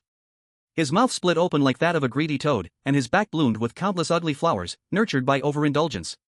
Have you shown your true colors? Zhang Mingyu hadn't forgotten the notice that said, "Don't upset the little boy." But Zhang Mingyu's unique talent was that he could provoke the bizarre and be protected. He even dared to slap at the killer's big fight. How could he be afraid of one pair of naughty kids and their unreasonable parents? These morally coercive parents and unreasonable children deserve to be beaten up. Thinking of this, Zhang Mingyu waved his hand at Xian and said, "Show them off to me." Before the middle-aged woman and the boy in blue could attack Zhang Mingyu, they saw Xian, who had been behaving like a harmless little kitten, suddenly grow larger and larger. It opened its big mouth, and its enormous sharp teeth glimmered with an abnormal purple hue, as if biting would bring life-threatening danger. The middle-aged woman and the boy in blue were used to picking on the weak. When had they ever encountered someone like Zhang Mingyu? Today, standing in front of Xian, they finally remembered the fear of being dominated by a demon. After a moment, the strange feeling disappeared. The two bizarre creatures didn't get to enjoy anything good. Xian, back to its little kitten form, let out a satisfied burp. After dealing with the annoying ones, Zhang Mingyu turned his attention to the little girl, Meng Meng. "Thank you for helping me, big brother. Meng Meng has a gift to give you." Meng Meng was very understanding and actively fumbled in her arms, pulling out a purple paradise coin, which she delicately handed to Zhang Mingyu. "This is very important, big brother, you must keep it safe." At the very moment Zhang Mingyu received the purple paradise coin, a notification sound from the spooky talk space rang in his ears. "Congratulations, Chosen One, you have received an item, Horrifying Paradise Commemorative Badge. Horrifying Paradise Commemorative Badge, your kindness and courage have earned the recognition of the important person Meng Meng. After experiencing all the attractions of the paradise, you can take this commemorative badge to the leaderboard on the west side of the paradise for perhaps an unexpected surprise." Horrifying Paradise Commemorative Badge? Zhang Mingyu didn't expect that just by casually doing a good deed, he would receive such a precious item. Outside, the people from various countries were extremely excited. Oh my god, watching Zhang Mingyu's spooky talk livestream is simply a delight. The scene of beating up naughty children and their parents is just too beautiful. Only the Eastern demon can be so unrestrained in the spooky talk world. Hey, foreigner, have you ever complimented anyone? What do you mean by Eastern demon? Zhang Mingyu is clearly the bizarre nemesis of our dragon country. Exactly, ordinary people would have surely been eaten by those two bizarre creatures, but Zhang Mingyu treats them like cat food. By the way, what is the purple paradise coin that Meng Meng gave to Zhang Mingyu? I'm not sure, but it must be a good thing. Meanwhile, the high-level officials from the ugly country were quickly analyzing the situation. The purple paradise coin must be something good. Quickly send outside hints to Davis. Everyone, have you noticed that so far only the Dragon Country Chosen One has encountered Meng Meng? Some Chosen Ones have gone to watch the leaderboard but haven't run into that little girl. Do you think finding Meng Meng might require some luck? Shut that damn luck theory of yours. I don't care about the process, I only want the result. Today, Davis must get that purple paradise coin. Our ugly nation can't continue to be outdone by Dragon Nation. In the world of strange tales. At the moment Davis received the external tip from the ugly nation. The Chosen One from Pickle Nation unexpectedly encountered the blue-clothed boy by sheer luck. At this moment, audiences from around the world flooded into Pickle Nation's livestream. Even the high officials of Ugly Nation stopped caring about Davis and wanted to see what was happening in Pickle Nation first. In the live stream of Pickle Nation, a tech-savvy lady with long black stockings was somewhat flustered as she was blocked by a middle-aged woman and the blue-clothed boy. At this time, careful netizens noticed a problem. Why are there only the blue-clothed boy and the middle-aged woman in Pickle Nation's livestream? Where is Meng Meng? Quick, look, the Chosen One from Pickle Nation is being blackmailed by the blue-clothed kid. Damn, this blue-clothed kid is ruthless. He wants to take all the paradise coins from her right away. The tourist guide specifically said not to spend all your coins, and also mentioned that the staff would kick out the broke. The tech-savvy lady in the livestream was so scared that she forgot the tourist guide's advice and handed over her freshly received paradise coins to the blue-clothed boy. And the middle-aged woman not only didn't stop her, but seemed to be supporting it. Once the blue-clothed boy left, a park staff member dressed as a clown violently expelled the tech-savvy lady from the horror paradise. Screams erupted. Following that came the notification sound from the Strange Tales space. The chosen one from Pickle Nation has died, Strange Tales are about to invade. What the hell? The result of spending all your paradise coins is death? That's too unfair. I thought it was Pickle Nation's turn for good luck, but their chosen one didn't meet Meng Meng. Instead, they encountered the blue-clothed boy's blackmail. Let's disperse, let's disperse. The treasures in the Strange Tales world are indeed not easy to get. I advise some weaker little nations not to actively seek out the blue-clothed boy in Meng Meng, or in the end, you won't find Meng Meng, and all your money will be extorted by the blue-clothed kid. Not everyone can have a big pet like Zhang Mingyu to deal with the oddities. The death of the chosen one from Pickle Nation sounded an alarm for many weaker little nations. Except for Ugly Nation and a few self-proclaimed strong chosen ones still searching for the little girl Meng Meng, many chosen ones no longer clung to searching for people but prepared to try out the park attractions instead. As for Zhang Mingyu, he pulled his attached Meng Meng to the carousel. On a standing aluminum sign, Zhang Mingyu saw a line of printed text. Before experiencing the carousel, please remember the following precautions. 1. Before experiencing the attraction, please put 1 paradise coin into the fee box. You can choose from easy, hard, or hell mode. Completing easy mode will earn you 10 paradise coins, hard mode will earn you 100 paradise coins, and hell mode will earn you 1000 paradise coins. 2. When you sit on the carousel, please keep smiling throughout the ride and repeatedly chant "I am a child." 3. Sometimes you will see a clown holding a balloon on the nearby carousel. He is not our park staff, he does not exist, and he cannot harm you because he is merely a figment of your imagination. For each person can only challenge this project once and cannot leave the carousel during the challenge. 5. Stay with us, stay with us. We will all be your best friends. Chapter 47, My Luck is Extraordinary. After reading the precautions, Zhang Mingyu's eyes lit up. He extorted the only vending machine in the horror park and got 630 park coins.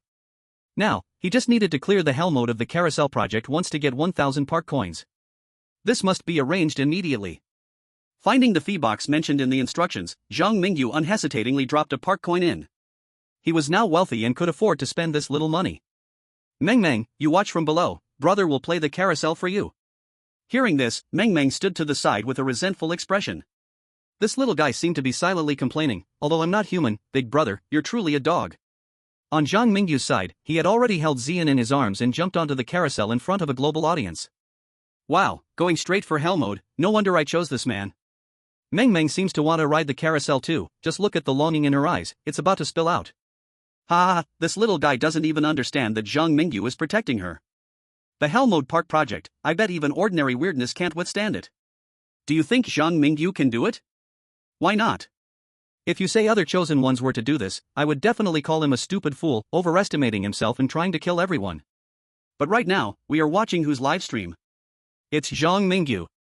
No matter how unreasonable it seems, as long as it's done by Zhang Mingyu, I find it reasonable. Hearing you say that, I actually think it makes sense too. Clearing the Hell Mode Park project rewards 1000 park coins. Is Zhang Mingyu going for a perfect clear again? What a gutsy guy. Our chosen ones from the Dragon Kingdom are just awesome. While the citizens of the Dragon Kingdom cheered for Zhang Mingyu. In the horror park, Zhang Mingyu had already ridden the carousel for 3 laps. Nothing happened the whole time, in fact, Zhang Mingyu even yawned a little out of boredom. Is this it? Is the Hell Mode Park project this level? It can't be this easy to get 1000 park coins, right? Zhang Mingyu was relaxed on the outside but tense on the inside, always waiting for something strange to sneak attack. He never expected that the carousel in the horror park seemed to be nothing special. Just as he was thinking about whether to hold Meng Meng and ride a couple of laps, something strange happened. Vaguely, Zhang Mingyu saw a clown holding colorful balloons appear on the carousel ahead. The third point in the instructions mentioned. 3. Sometimes you will see a clown holding balloons on the nearby carousel. He is not a staff member of our park, he does not exist, he cannot harm you, for he is merely a fantasy in your mind. At the first sight of the clown, Zhang Mingyu pulled out the cursed blade. However, to his surprise, the Xian in his arms showed no reaction to the clown on the carousel, as if she couldn't see it. Meow? Xian raised her head and called out to Zhang Mingyu. As if asking, what are you doing? Zhang Mingyu rubbed his temples. He raised his head again and looked forward, only to unexpectedly find that the clown he saw earlier had suddenly disappeared. How strange. Zhang Mingyu turned his head to Meng Meng standing beside him and asked. Meng Meng, did you just see a clown sitting on the carousel in front of me? Meng Meng shook her head. At this moment, Zhang Mingyu finally confirmed something. The clown holding the balloons could only be seen by him. As Zhang Mingyu realized this, a prompt sound from the strange tail's space rang in his ears. You have discovered the presence of pollution. Noticing you have 1 point of pollution resistance, proceeding with pollution judgment. Note, due to your low pollution resistance, there is a high probability of being polluted by the weirdness. Your pollution judgment has passed, you are exempt from this pollution. Am I so lucky? Zhang Mingyu felt a surge of joy in his heart.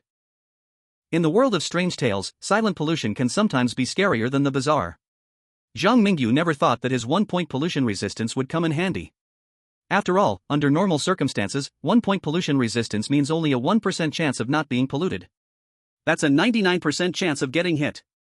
Now, he actually passed the pollution test? It's simply a miracle. In the following time, Zhang Mingyu experienced dozens of pollution tests in a row. The frequency of the alert sounds was so high that his ears almost got calloused. However, despite so many instances of pollution, not once did Zhang Mingyu get hit. 10 minutes later, Zhang Mingyu received the 1,000 amusement park coin spat out by the toll booth. He patted the rear of the carousel, having to accept a fact. My luck right now seems truly unbelievable. Outside, the viewers from Dragon Country were puzzled. What is going on? Didn't an expert just say in our live broadcast that Zhang Mingyu was facing heavy difficulties in passing the pollution test? Why does it seem like he's so relaxed? It's not that he looks relaxed, it's that Zhang Mingyu is truly at ease. I'm not hoping for Zhang Mingyu to run into trouble, it's just that getting these 1,000 amusement park coins was too easy. I worry other countries' chosen ones might feel unbalanced, huh? Unbalanced? Let them experience the carousel too. That's right, just because our Dragon Country chosen ones can easily clear the levels doesn't mean others can too. Hey, quick, look at Davis from Ugly Country, he finally recognizes his bad luck and is getting ready to try the amusement park rides. On Ugly Country's side, Davis seemed to have bad luck, searching for over an hour without even catching a glimpse of the cute ones. He accepted reality and, guided by the cues outside from Ugly Country, prepared to go to the carousel for some amusement park coins to soothe his inner pain. At nearly the same time, chosen ones from various countries received a simple tip about the carousel. The higher-ups of each country had a simple thought. They believed that even if their chosen ones couldn't easily clear the hell mode of the carousel, at least, trying the easy and hard modes would not be an issue. Thus, a wave of imitation appeared in the world of strange tales. And at the forefront, Davis had now arrived in front of the carousel. He exuded confidence, as if he wanted to challenge the hell mode too. However, when his hand came down, the hard mode indicator lit up. This scene left the audience somewhat speechless. You're so impressive, I thought you were going to challenge the hell mode, but you ended up choosing hard mode? Hard mode is still good, we from Little Laos Country are just waiting to follow the trend of Ugly Country's big shots. The performance of your Dragon Country chosen ones is not a reference, just because you can clear the hell mode doesn't mean our chosen ones can do it easily. Davis is different, if he can also clear the carousel without getting hit, then everyone would have some perspective. At this moment, the number of viewers in Davis's livestream even surpassed that of the Dragon Country stream. And the higher-ups in Ugly Country did not think this meant that Dragon Country's chosen ones were too impressive, making the world hesitate to imitate. Seeing this scene, they felt proud, as if Ugly Country had once again overshadowed Dragon Country on the international stage. Under the gaze of global viewers, Davis cautiously sat down on the carousel. He quietly repeated, I am a child, while carefully taking out the cursed item he obtained in the last Strange Tales world, the necklace of the Holy Mother that could resist pollution. It was due to Ugly Country's expert group's speculation that the carousel project was related to pollution. He only dared to follow the trend of Zhang Mingyu. Time passed second by second. Just the same during the third round, an incredibly strange scene appeared in the broadcast room of the Ugly Country. Chapter 48, The Free Fall Tower. On the merry-go-round filled with cheerful tunes, Davis suddenly looked as if he had seen something terrifying, his pupils contracting sharply. His right hand instinctively tightened around the Virgin Mary necklace, shaking off the pollution and illusions of the first round. Taking a long breath, Davis thought he had made it through. Little did he expect, the pollution of the second and third rounds quickly followed. Cracks appeared on the Virgin Mary necklace, and Davis's consciousness began to fade gradually. This scene shocked the high-ups of the Ugly Country. Damn it, Davis! Davis! Wake up! If you fall off that merry-go-round, it will be over. Shit, isn't the Virgin Mary necklace specifically for resisting pollution? Why can't it even withstand the pollution in difficult mode? The expert team analyzed that the cursed items obtained from excellent completions are still too weak. Are you saying that even with a cursed item made to resist pollution, it can't withstand the difficult mode's pollution, while Zhang Mingyu from Dragon Country easily cleared hell mode on the merry-go-round? Excuse me? Are you joking? Oh, we absolutely cannot let Davis die in the first project. Don't we have one more opportunity for an external hint?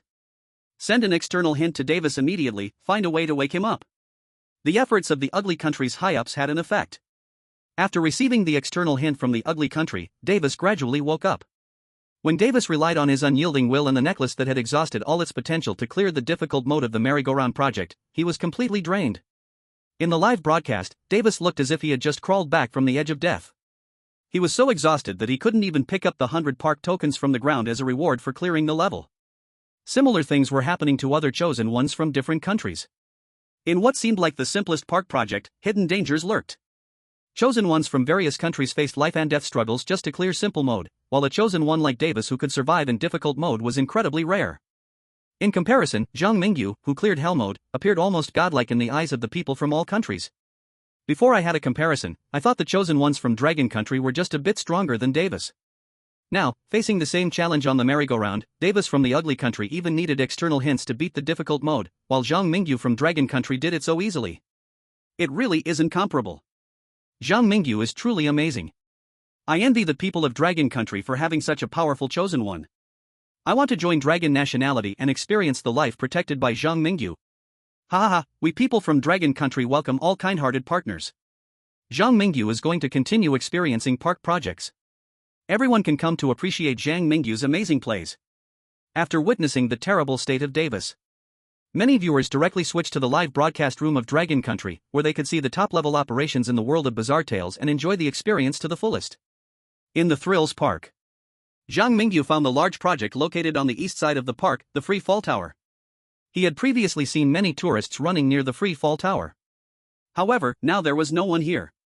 A lot of the tourists in the world of Bizarre Tales are powerful weirdos.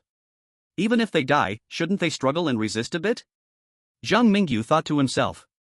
He unconsciously tightened his grip on Meng Meng's small hand. It was unclear whether Zhang Mingyu was protecting Meng Meng or Meng Meng was unintentionally protecting Zhang Mingyu. The two, one man and one cat, continued to move forward. Near an iron staircase, Zhang Mingyu saw an aluminum sign. Before experiencing the freefall ride, please remember the following precautions. 1. The freefall ride is a large attraction at the horror theme park, and you will encounter a clown holding colorful balloons here. Please do not be afraid, he is a staff member of our park, and you can trust him completely. 2. The freefall ride at the horror theme park is fair and just, with luck being the priority. 3. Please note that the freefall ride has 3 modes, easy, difficult, and hell. No matter which mode you are in, if you have bad luck, you will find yourself truly freefalling, and your life will end joyfully. 4. In easy mode, of the 24 seats on the freefall ride, 6 seats are broken, and you will experience 1 free fall. If you survive by luck, you will receive a reward of twice your bet amount. Betting must be done before experiencing the freefall ride, with a maximum bet of 10 park coins in easy mode. 5. In difficult mode, of the 24 seats on the freefall ride, 12 seats are broken, and you will experience 2 free falls. If you survive by luck, you will receive a reward of 3 times your bet amount. Betting must be done before experiencing the freefall ride, with a maximum bet of 100 park coins in difficult mode. 6. In hell mode, of the 24 seats on the freefall ride, 12 seats are broken, and you will experience the ride with our staff, with no limit on the number of experiences. If you survive by luck, you will receive a reward of 5 times your bet amount. Betting must be done before experiencing the freefall ride, with a maximum bet of 1,000 park coins in hell mode. 7. You can only receive 1 profit from this project, and you cannot leave the freefall ride during the challenge. The precautions for the freefall ride are vastly different from those of the carousel. After a quick glance, sharp-eyed Zhang Mingyu discovered a line of tiny engraving at the bottom of the aluminum sign. He is cheating. Do not play any large attractions in the horror theme park. Is the cheater mentioned in the small print the staff of the freefall ride? Zhang Mingyu looked up towards the higher platform, where a clown holding colorful balloons was standing at the end of the iron staircase. The clown looked very friendly and was enthusiastically waving to Zhang Mingyu and Meng Meng. This time I am not seeing a mirage, he is really a staff member of the park. Zhang Mingyu thought the park clown looked somewhat familiar, and suddenly he remembered the clown he had seen in the late-night convenience store. Could that guy who died in the alley behind the convenience store have escaped from this park? As Zhang Mingyu thought of this, the experts from Longhua outside also discovered the connection between the two. It seems that the world of horror stories is truly connected. Zhang Mingyu has brought many precious pieces of information about the horror story world to the country, whether it's the horror buildings that must be obtained after every perfect clearance or the unknown secrets of this horror world. They are of great significance to manhwa. I think we need to give this child more rewards. This child Zhang Mingyu never lets the country down. We definitely cannot treat him poorly. Has everyone analyzed any useful information from this freefall ride project? It is initially judged that the large attractions in the horror theme park likely all have clown staff involved. The small engraving on the sign has issues and is highly likely to be credible. The hell mode of the freefall ride cannot be cleared just by luck. As for easy and difficult modes, it may really be based on fate. Based on fate? Our chosen ones in Longwa likely have a capability to increase luck this time. If he does not challenge hell mode, I believe Zhang Mingyu is very likely to clear it. Let's continue watching the live broadcast. Chapter 49, Shouldering the Backpack. In the Thrilling Paradise.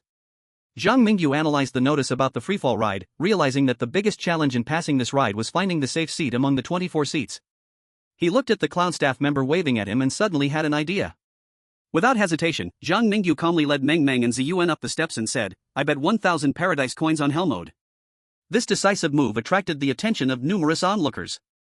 Even Meng Meng instinctively tugged at Zhang Mingyu's sleeve. In front of the freefall ride, the clown staff member showed a hint of excitement in his eyes and, with a bright smile, emphasized, "In hell mode, you and I will keep experiencing the freefall ride until someone dies." Zhang Mingyu comforted and patted Meng Meng's little hand. Then, he raised his head to the clown staff member, who was about to go to the control room to start the ride, and suggested, "Buddy, I think hell mode is not fun enough. Out of the 24 seats, only 12 are bad. This means we have a 1 in 2 chance of survival, and that chance is too big. I want only one of the 24 seats to be good, with the rest being bad. Let's decide our lives in one go." Decide our lives in one go? Does he really have the confidence to challenge me? The clown staff member quickly dispelled this unrealistic thought. After quickly adjusting all the parameters of the ride, the clown staff member walked out of the control room with a strange smile. Clank, clank, clank. The safety latch of the freefall ride popped open. But Zhang Mingyu did not rush to choose a seat. Instead, he signaled the clown staff member to go ahead. This action immediately drew ridicule from viewers from countries like Ugly Country and Cherry Blossom Country. "Oh, my dear friend from Dragon Country, I'm not trying to undermine your confidence, but the notice says that the clown staff member will cheat. This means they definitely know which seat is good and which seat is bad. Hell mode is already a dead end with the God-chosen ones and clown staff members betting against each other, and you, the God-chosen ones from Dragon Country, letting the clown staff member choose first is even a dead end. Oh no, you Dragon Country folks are in big trouble. Hee, our experts from Country A3 analyze that no matter how the God-chosen ones choose in hell mode, the clown staff members will find a way to kill them. You, the strange nemesis of Dragon Country, have stepped into your own trap this time." In front of the freefall ride, Zhang Mingyu's relaxed demeanor made the clown staff member's heart thump. Feeling uneasy, the clown staff member hesitated, then walked straight to the only remaining safe seat. At that moment, Zhang Mingyu suddenly clutched his stomach and hurriedly sat down in the safe seat prepared for him by the clown. "Oh, I suddenly have terrible stomach pain, so I'll sit here first." When the clown staff member realized his situation, his strange smile became stiff. Because he discovered he had no reason to make Zhang Mingyu change seats. Snatching the seat would only confirm his cheating. But if he did not snatch the seat, he would definitely die. At this moment, time seemed to stand still. The clown staff member's smile shifted to Zhang Mingyu's face. "Buddy, let's get ready to start the game." Zhang Mingyu showcased his master-level acting skills. He pretended to be in pain while warmly inviting the clown. The second point of the freefall ride notice mentioned, too, the freefall ride in Thrilling Paradise is fair and just relying on luck. And Zhang Mingyu was relying on the fact that the clown staff member dared not cheat openly, which allowed him to devise the earlier plan. First step, let there be only one safe seat on the freefall ride. Second step, let the clown staff member choose the seat himself. Third step, seize the opportunity to find a reason to sit in the correct seat chosen by the other person. After a series of operations, now, the drop tower has started. Sitting on the rising drop tower, the clown staff's face twisted continuously. Ding! The drop tower began to fall down. Many viewers in the live stream have closed their eyes in fear. Screams erupted. But the person screaming was not Zhang Mingyu? When the viewers in the live room looked at the person screaming, they were all shocked. Because the clown staff had been thrown into the sky by the drop tower and was falling at an unbelievable speed. Bang! A big mouth split open under the drop tower, swallowing the clown staff. Yet Zhang Mingyu was unharmed. Miracle! It's a miracle! I thought it was all over when I saw Zhang Mingyu choose hell mode. I was so scared I didn't dare to watch the livestream. Does anyone know what happened? I was also so scared I closed my eyes, so I'm not clear. Oh, oh. You might not believe it, but I kept my eyes wide open the entire time and saw Zhang Mingyu forcibly take the safety seat left for him by the clown staff. 666, such skills? To be honest, doing this kind of operation really requires some luck. After all, the clown staff might be deceiving the tourists, playing a psychological game. Zhang Mingyu is simply invincible. I don't pray to heaven or earth for my college entrance exam, I only pray to Zhang Mingyu, hoping the feather god can bless me to get into a good university. I have an important meeting with business partners soon, so I'll also borrow some luck from the feather god. He. Let those who were singing his downfall see, is it really that easy to die for our chosen one of Dragon Country? A large project rewarded 5,000 amusement park coins. I'm just waiting for a perfect clearance. In the horror park. Meng watched Zhang Mingyu continuously stuffing amusement park coins into his bag, directly falling silent. Having been in the horror park for so many years, it was the first time Meng saw a visitor clear the drop tower hell mode in this way. Pulling at Zhang Mingyu's clothes, Meng said with utmost seriousness. Big brother, I'm young, don't lie to me. Are you the park director's real son? The park director's real son? Zhang Mingyu was speechless, he had been an orphan in the real world for 18 years. How could he suddenly claim a father in the underworld? Shrugging, Zhang Mingyu tossed a large number of amusement park coins onto Xiang's back. Today's kids shouldn't think about unrealistic things all day. I just have a bit of cleverness and good luck. As he spoke, Zhang Mingyu casually kicked the coin outlet. Clatter! At least 200 or 300 amusement park coins, along with a small piece of paper, unexpectedly burst out. Meng. Xiang thought, yes, master, whatever you say is right. Zhang Mingyu discreetly stuffed the amusement park coins on the ground into the bag behind Xiang. Then he casually picked up the paper that had fallen out from the coin outlet. The paper read. The horror park has 3 administrators. Could this small piece of paper be a special reward that might appear only when clearing a large project in the horror park? Zhang Mingyu tossed the paper into Xiang's mouth. Now, Zhang Mingyu's main goal is still to collect amusement park coins. The secondary goal is to collect small pieces of paper. Currently, Zhang Mingyu has 6,980 amusement park coins. Among them, 5,000 coins are from betting rewards, 1,000 coins are from the carousel clearance reward, 630 coins are from extorting the vending machine, and the rest, after deducting 1 coin's cost, are the undeserved gains that just exploded from the coin outlet. Unexpected gain. After experiencing the joy of a large project, Zhang Mingyu no longer values the rewards from smaller projects like the carousel. He wants small pieces of paper and amusement park coins. The 3 of them, 1 dog, packed their bags. For the next stop, Zhang Mingyu chose to head straight for the roller coaster. Chapter 50, The roller coaster collapsed. As Zhang Mingyu rushed towards the roller coaster, most of the chosen ones in the world of creepy stories chose to experience 3 small projects to pass. They were well aware of their own abilities, knowing they weren't good enough for an excellent level clearance. However, there were always some chosen ones who were not clear about their own recognition. They do not challenge small projects, but instead go for the most difficult large ones. Hamid from Asan country was one such person. After receiving his initial funds, he ran to the roller coaster located in the center of the amusement park and discovered the warnings on the aluminum signboard. Before experiencing the roller coaster, please remember the following precautions. 1. The roller coaster is a large project in the horror amusement park. You will encounter a clown holding colorful balloons. Please do not be afraid, he is a staff member of our park, and you can fully trust him. 2. The roller coaster has 3 modes, easy, difficult, and hell. After paying a maximum of 10, 100, or 1,000 amusement park coins as a bet, you will receive double, triple, or 5 times your bet as a reward after the experience ends. 3. Please keep your eyes closed throughout the roller coaster experience. You may hear someone calling your name from behind, but please do not look back or leave your seat until the roller coaster project has ended. 5. You can only gain profit once in this project. The roller coaster precautions are so simple. It's just about sitting on a roller coaster with my eyes closed, what's so hard about that? Hamid excitedly sat on the roller coaster. At the same time, the audience outside was closely watching the live broadcast from Asan country. The chosen one from Asan country actually dares to challenge the large project of the horror amusement park? Zhang Mingyu hasn't had time to experience the roller coaster yet, and Hamid is already on it, wow. He even chose the difficult mode. The chosen one from Asan country has some guts, just for his courage, I have to give him a thumbs up. The dragon country person above, I admit that your country's chosen ones are amazing, but our Hamid from Asan country is the strongest in the world. Here it comes, the roller coaster is about to start. Hamid is invincible. Under the watchful eyes of the online viewers, the roller coaster started. At first, everything was normal. Unexpectedly, halfway through the ride, Hamid suddenly opened his eyes.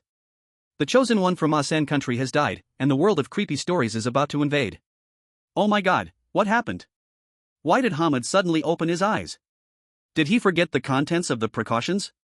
Hamid's recklessness has harmed us. The creepy stories from the horror amusement park are going to invade Asan country. Woo, the children of Asan country will no longer be able to go to amusement parks to play. The people of Asan country no longer had the mood to mock Zhang Mingyu in Dragon Country's live broadcast room. They didn't dare to boast that their Hamid was the strongest in the world anymore. At this moment, the people of Asan country were all as dejected as frostbitten eggplants. And the netizens from Dragon Country were too lazy to argue with the distressed people from Asan country, instead focusing their attention on Zhang Mingyu. In front of the roller coaster, Zhang Mingyu received an outside tip from the expert team of Dragon Country. The tip was regarding Hamid's earlier encounter. He opened his eyes midway?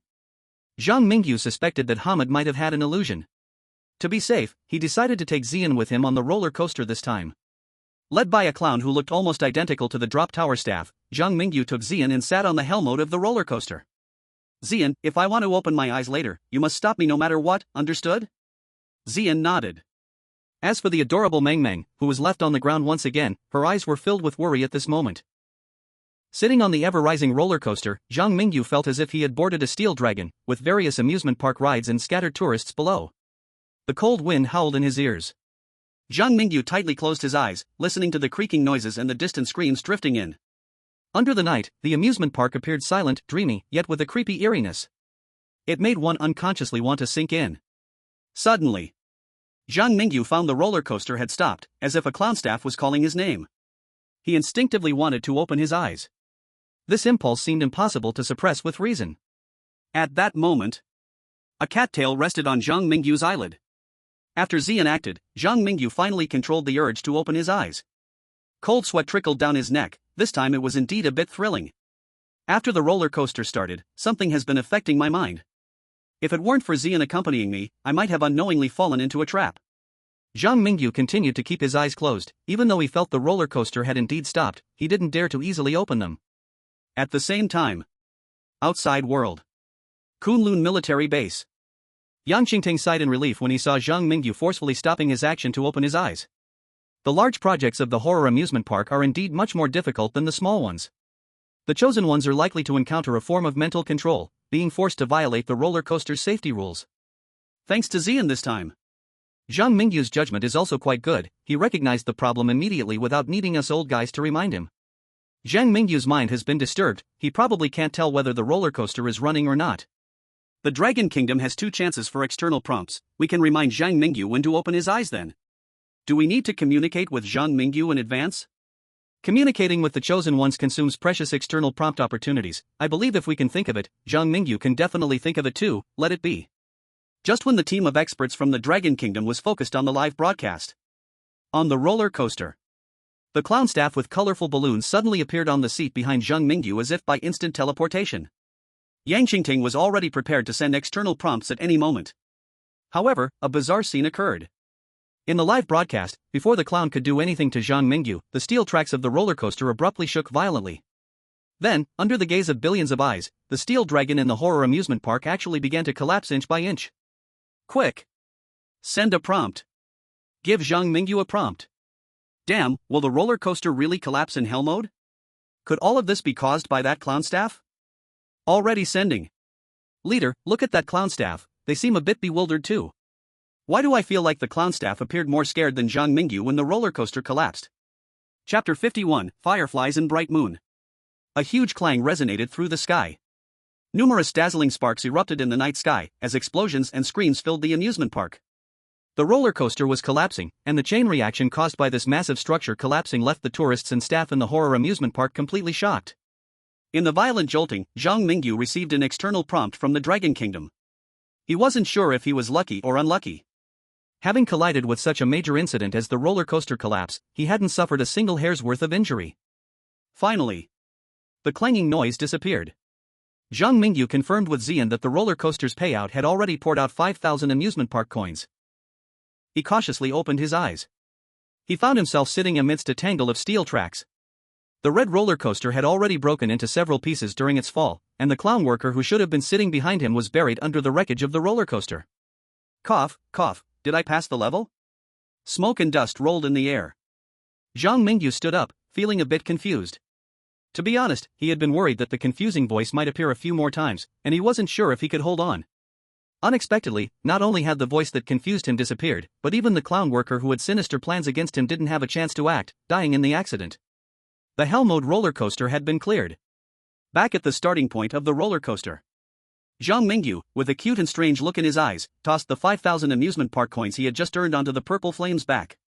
Then, with incredible luck, he pulled out a small note from deep inside the coin slot that recorded the secrets of the Thrill Amusement Park. The 3 managers of the Thrill Amusement Park are named Meng Meng, Clown, and Red Wedding Dress. They were all the principal's most outstanding students and the most terrifying anomalies in Chongshan City. You can try challenging more large amusement park attractions or take a chance in the haunted house. Maybe you'll get the approval of the clown or the red wedding dress. Of course, if you're lucky enough to meet Meng Meng, she will be your best helper in clearing the Thrill Amusement Park. Meng Meng, Red Wedding Dress, and Clown. Zhang Mingyu fell into deep thought. He had already guessed that Meng Meng wasn't an ordinary child, and now it was confirmed that Meng Meng was one of the managers of the Thrill Amusement Park. As for the clown, he suspected it might be related to the clown workers who always appeared near the park's large attractions.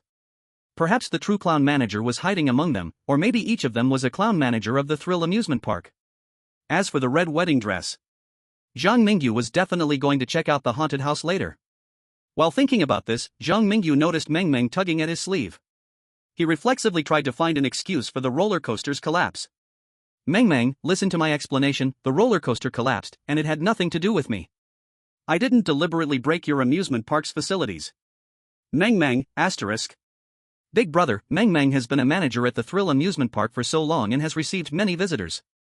Among these visitors, you're the first one who managed to break the roller coaster. After realizing her true identity had been discovered by Zhang Mingyu, Meng Meng still maintained her cute and innocent expression, like a naive little human girl. As for the purple flame, it didn't believe Zhang Mingyu's excuse at all. Zhang Mingyu harshly tugged at a couple of purple flame's first strands and awkwardly changed the subject. Did you create the small print on the notices and warning signs I saw in the visitor's guide? I think Big Brother is a good person. I don't want you to get into trouble. Meng Meng bit her lip, her expression slightly worried, but as a manager of the Thrill Amusement Park, I can't directly help you. Although Big Brother's abilities really surprised me, I still hope you can leave the Thrill Amusement Park as soon as possible. The other 2 managers are very fierce, and sometimes the principal comes here. The little girl Zhang Mingyu saved had never shown any hostility toward him. She was like a warm little jacket for Zhang Mingyu. Outside, netizens from Kimchi Country and Cherry Blossom Country started to complain. This is so unfair. Why do your Dragon Country's chosen ones get Meng Meng's help, and our Kimchi Country's chosen ones don't get any such luck? In our Cherry Blossom Country, even the Day River Steel Plates have not encountered Meng Meng. Even if your Pickled Vegetable Country and Cherry Blossom Country's chosen ones encountered Meng Meng, they wouldn't be able to save her, right? Moreover, our Dragon Country's chosen ones may have received some hints from Meng Meng, but every time we experienced the amusement park projects, didn't we rely on strength to clear them? Playing the drop tower and killing the cheating staff, playing the roller coaster and collapsing it. Damn, the more I say this, the more surreal it feels. If I hadn't seen it with my own eyes, I wouldn't believe it myself. Our Polar Bear Country is convinced and respectful of the chosen ones from Dragon Country. Ha ha ha, we Pasta Country people also have to admire. If any of you can collapse a roller coaster, we Pasta Country people will also respect you. I will study hard in the future, strive to get into a university in Dragon Country, and then find a dragon husband to improve the genes of our ugly country.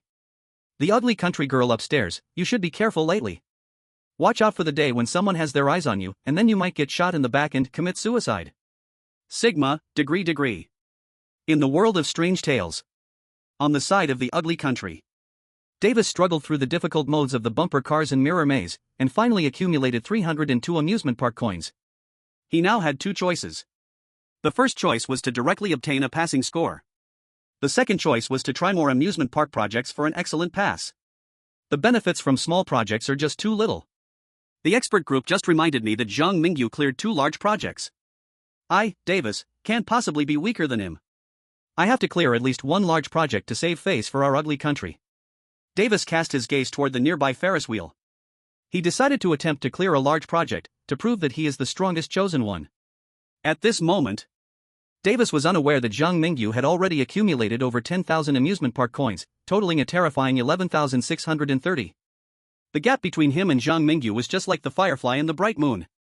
On Zhang Mingyu's side, he had met the conditions for an excellent pass and had the qualification to leave at any time.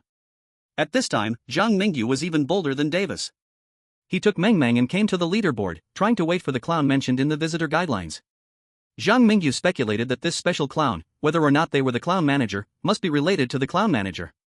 Normal people, after receiving Meng Meng's hint, would likely avoid the clown manager out of fear, but Zhang Mingyu, at this moment, was somewhat looking forward to meeting the clown manager. His late-night convenience store just happened to be located between the horror amusement park and the Mount Chongshan Mental Hospital. If he could gain the help of the three managers and bring the horror amusement park into his own realm, his future activities in the world of strange tales would be much more free. Chapter 52, The Clown Manager. After waiting for a while under the leaderboard while holding Meng Meng, Zhang Mingyu indeed encountered a man dressed as a clown, just as mentioned in the fifth item of the visitor guidelines. The clown man had a distinct aura that was different from the other clown staff. He walked over step by step, laughter never ceasing. This scene seemed as if once the clown man stopped laughing, tears would slide down his cheeks. At the same time the clown man appeared. Zhang Mingyu, carrying a bag full of amusement park coins, held Meng Meng's small hand and warmly approached the laughing clown man. "Hey, buddy, want to join me for a ride on the Ferris wheel?" Zhang Mingyu casually invited the clown man. At this moment, Meng Meng, Xian, and the approaching clown man were all stunned. Meng Meng, Omega? Xian, Omega? You feel the resentment from the clown manager plus 20. Are you out of your mind? The clown manager stared at Zhang Mingyu, his mouth twitching uncontrollably. He never expected that a tourist could steal his lines.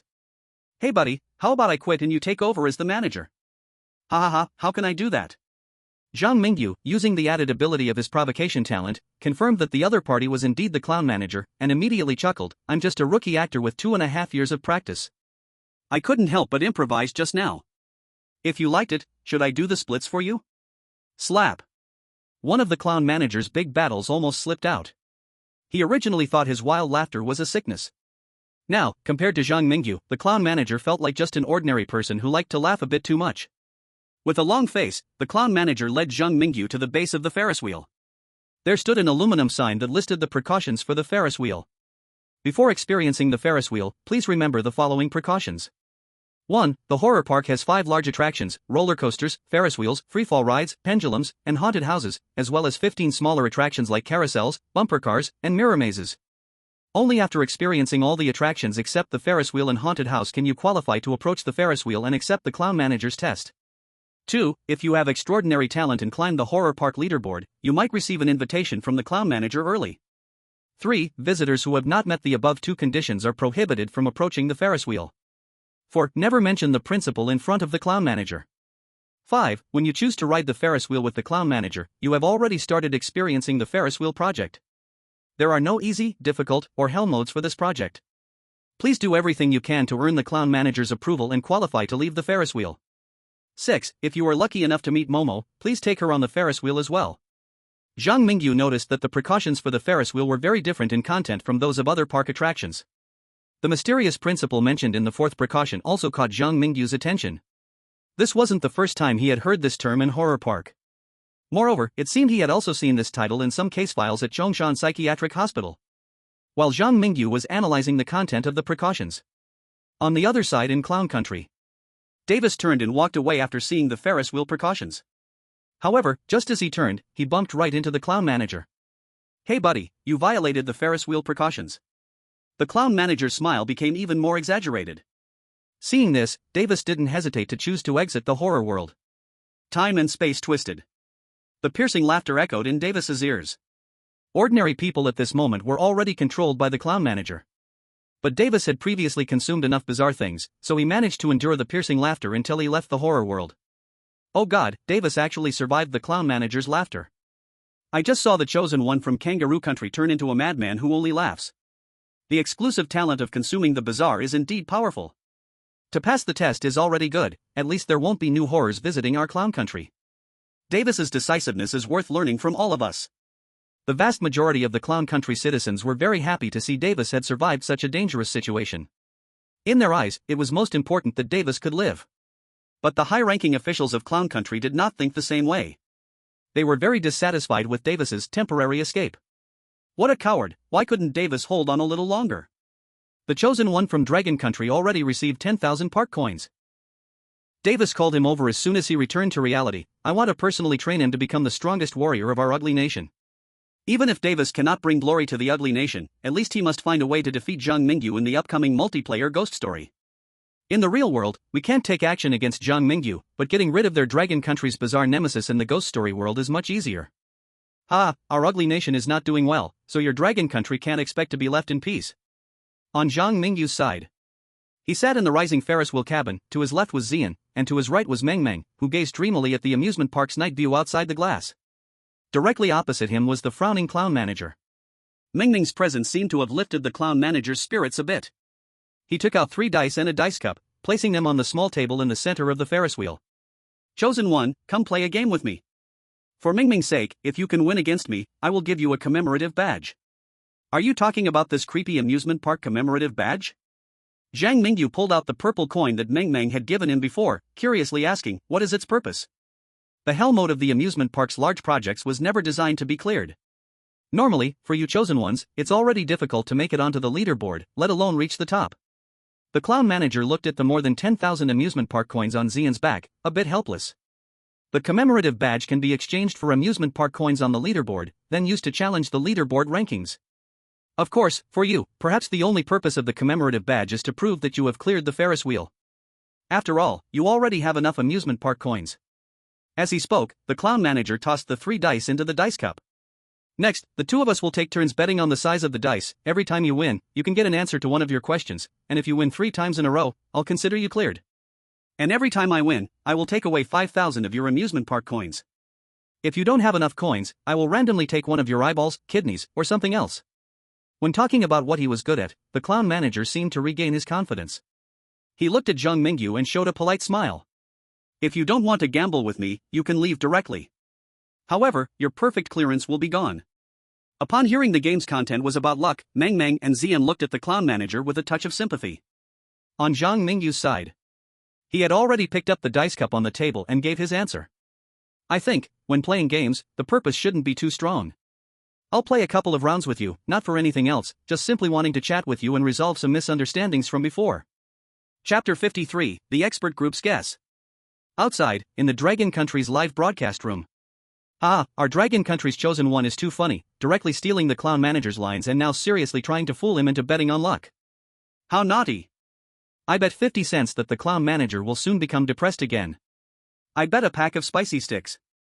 Everyone, I just laughed aloud like a pig in the elevator while watching the live stream in front of my boss. Then I showed the video to our boss, and he laughed even harder than me. Look, the game between Zhang Mingyu and the clown manager has started. This creepy amusement park's ghost story is definitely not simple. I am already looking forward to what secrets Zhang Mingyu will ask from the clown manager. At the amusement park, on the Ferris wheel. In the first round, we will bet on size. I bet that the average points of the 3 dice will be greater than 3. The clown manager pointed at the dice cup. He revealed a creepy smile. To avoid you accusing me of cheating, I can let you shake the dice cup. As long as you don't say I'm cheating, big brother. Zhang Mingyu secretly mocked the clown manager in his heart and handed the dice cup to Meng Meng. Meng Meng, you shake the dice cup. He bet big, while I bet the average point is less than 3. Clatter. Meng Meng shook the dice cup with her little hands. Then, before the clown manager and Zhang Mingyu, Meng Meng flipped the dice cup onto the table. The cup was lifted, revealing the numbers of the 3 dice in front of the 3 of them. 2, 1, 2. Meng Meng sweetly said, this time, big brother won. Xian glanced at the dice on the table, not surprised by the result. However, the clown manager seemed a bit unhappy. He crossed his arms, humming and hawing, I didn't expect your luck to be quite good. Ask your questions, I have limited time. I want to know who the principal is? Zhang Mingyu pondered briefly before asking this question. The moment the words principal came out, Meng Meng, the clown manager, and even Xian froze as if a pause button had been pressed. The temperature in the Ferris wheel noticeably dropped, and the audience watching the live broadcast in Longhua had their hearts pounding in their throats. They all remembered the 4th rule of the Ferris wheel. Never mention the principal in front of the clown manager. Fortunately, it was unclear whether it was due to Meng Meng's strong presence or Zhang Mingyu's impressive performance earlier. The clown manager's tolerance for Zhang Mingyu was unusually high. Me, Meng Meng, and the girl in the red wedding dress were all students of the Spirit Communicating School. The principal you mentioned is not only the principal of the spirit communicating school but also the one who brought all the suffering and misfortune to us. The clown manager's voice was hoarse, as if discussing these matters would cause him immense pain. Your recognition from Meng Meng indicates that you are not a bad person. I'll give you one piece of advice for free: stop asking about the principal. Behind all the misfortunes in Chongshan City, almost everyone has his shadow.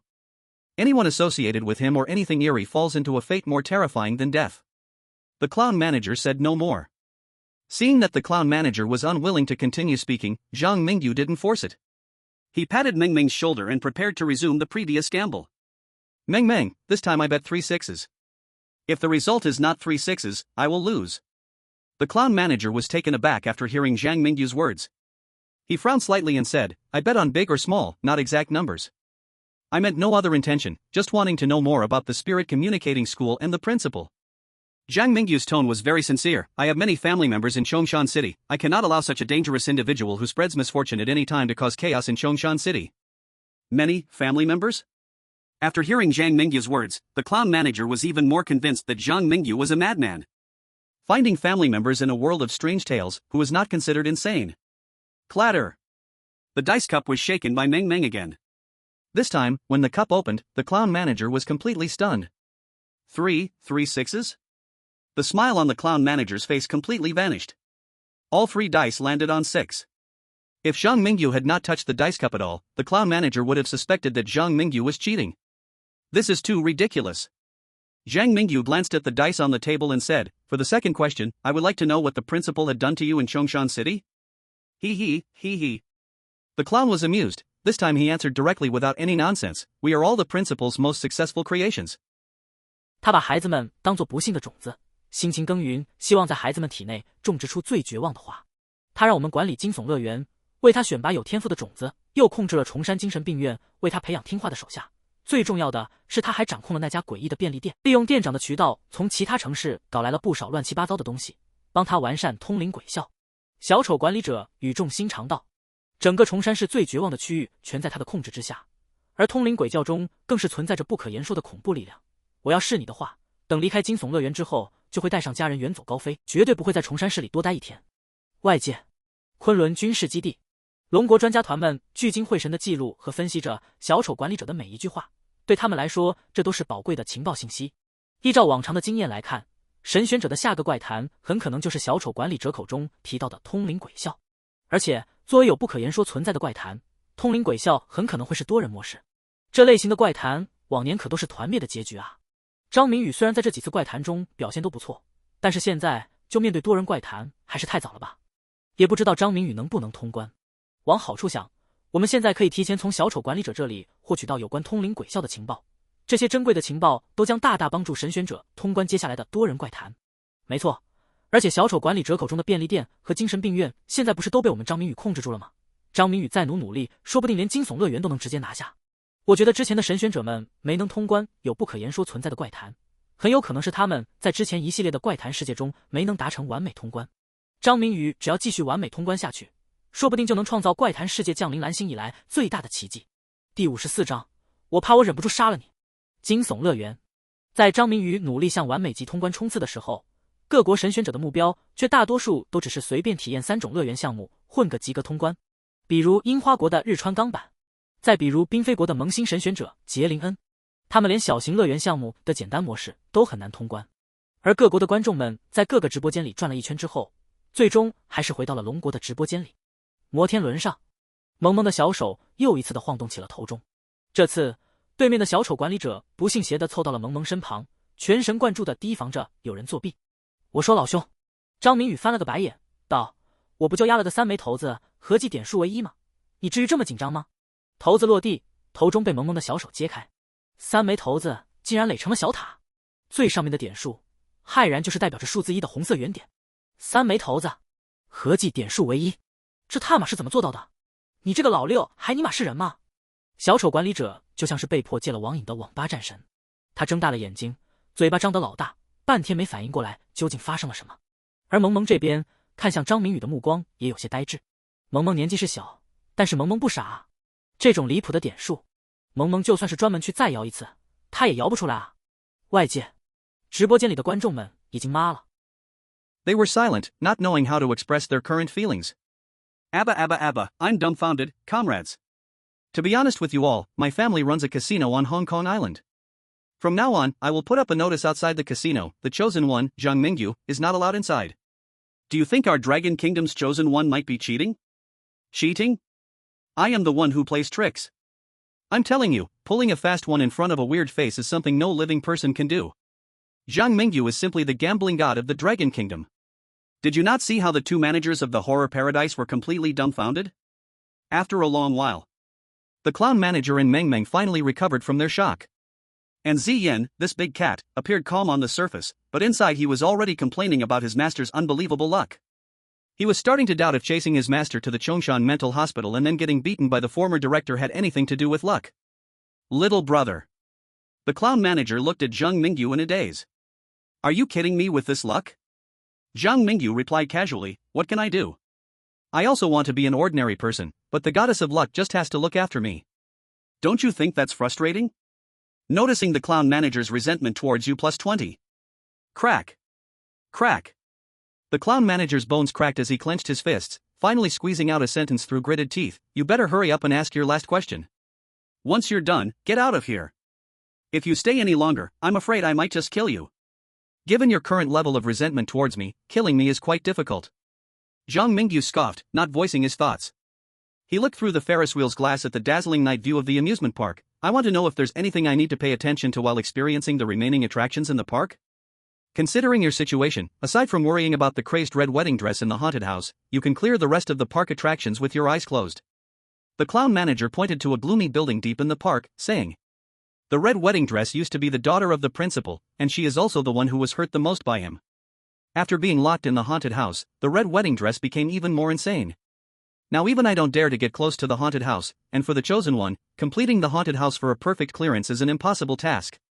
Meng Meng blinked her big black eyes and obediently said. The principal locked the crazed red wedding dress in the haunted house because he didn't want anyone to achieve a perfect clearance in the horror paradise, ensuring that he would always have control here. Zhang Mingyu stroked his chin, his mind racing. Late-night convenience stores, Chongshan Mental Hospital, and horror paradise. Normal circumstances would make it absolutely impossible for the chosen one to achieve perfect clearance in these three spooky tales. Is it also that mysterious principle controlling the abnormal difficulty behind this? He didn't dare to think too deeply.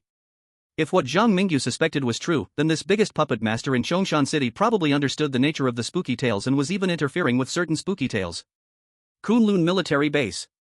The perfect clearance conditions for the horror paradise require the chosen one to reach the top of the park's leaderboard and experience all 20 attractions. After comprehensive analysis by the expert team, it's absolutely impossible for any chosen one to meet such harsh conditions. If the late-night convenience store, Chongshan Mental Hospital, and horror paradise are all controlled by that mysterious principle, then that would be terrifying. Look! Zhang Mingyu seems to be preparing to head to the haunted house. He's going to tackle the hardest challenge first. After passing the Ferris wheel, Zhang Mingyu, Meng Meng, and Ziyan followed the signs along the roadside, heading deeper into the thrill park. As a major attraction of the park, the Ferris wheel brought Zhang Mingyu a profit of 5,000 park coins. At the same time, the number of park coins on Ziyan's back had reached 16630. This means that once Zhang Mingyu clears the haunted house, his ranking will soar to the top of the thrill park leaderboard. The group walked for 7 or 8 minutes. They arrived at a quiet and elegant ancient-style alley, where the buildings reflected the classical culture of Dragon Country, with grey stone brick walls and black tiles, surrounded by courtyard walls taller than a person. Each house had pale white candles lit at their entrance. The night was deep, and the chilling wind blew through, making one involuntarily shudder. The scattered tourists that could occasionally be found in the park completely disappeared after Zhang Mingyu and the others entered this alley. This environment made even Meng Meng feel a bit uneasy, while Ziyan, who fed on Malice, also distanced herself from those white candles with disdain. Only Zhang Mingyu remained calm and composed in this cold and eerie setting, appearing more steady than the strange surroundings beside him. Unknowingly, the 2 humans and 1 cat arrived at the front of a large family's house. On the entrance, there were red candles lit on both sides, and the door was adorned with 2 bright red double happiness characters, as if the family was preparing for a celebration. On the steps at the entrance, Zhang Mingyu saw a red invitation card. Opening the invitation, a line of elegant small characters appeared before global viewers. In the thrill park, the haunted house is the most thrilling and enjoyable major attraction. For the sake of visitors' safety, please adhere to the following rules while in the haunted house. 1. No female visitors are allowed to enter the haunted house. It is only open to male visitors in the thrill park. 2. Young and handsome male visitors may experience a romantic encounter in the haunted house. 3. The red wedding dress despises middle-aged men and teachers. 4. If you are fortunate enough to be chosen by the red wedding dress, please stay. 5. Do not make eye contact with her, do not converse with her, and do not have any physical contact. The content of the invitation was truly eerie. It was as if this was not a haunted house in a park. But there really is a ghost marriage taking place. At the same time, in the Iron Tower country, the chosen one is here. Leon, gifted with the talent of sweet talk, has already delved deep into the haunted house's bridal chamber. In this wedding room with a strong Eastern style, festive red decorations are everywhere. On the walls are blurred images of the bride and groom. On the round table in the center sit small green porcelain dishes, filled with longan and peanuts. Red candles flicker in the wind.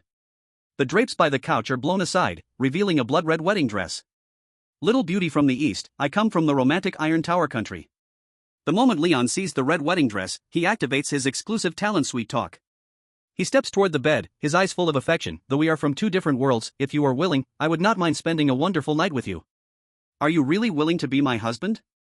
From the couch, a young woman's voice replies. Through the drapes, one can vaguely see the perfect figure of the woman in the wedding dress. Outside, the men of Iron Tower country excitedly whistle. Leon, good job. Show that ghostly bride who is the boss. Take down the ghostly bride, and from now on, you will be the hero of Iron Tower country. Even the ugly country couldn't complete the large project in the thrilling paradise. If we Iron Tower country can do it, we will have the chance to become the strongest country under Dragon country.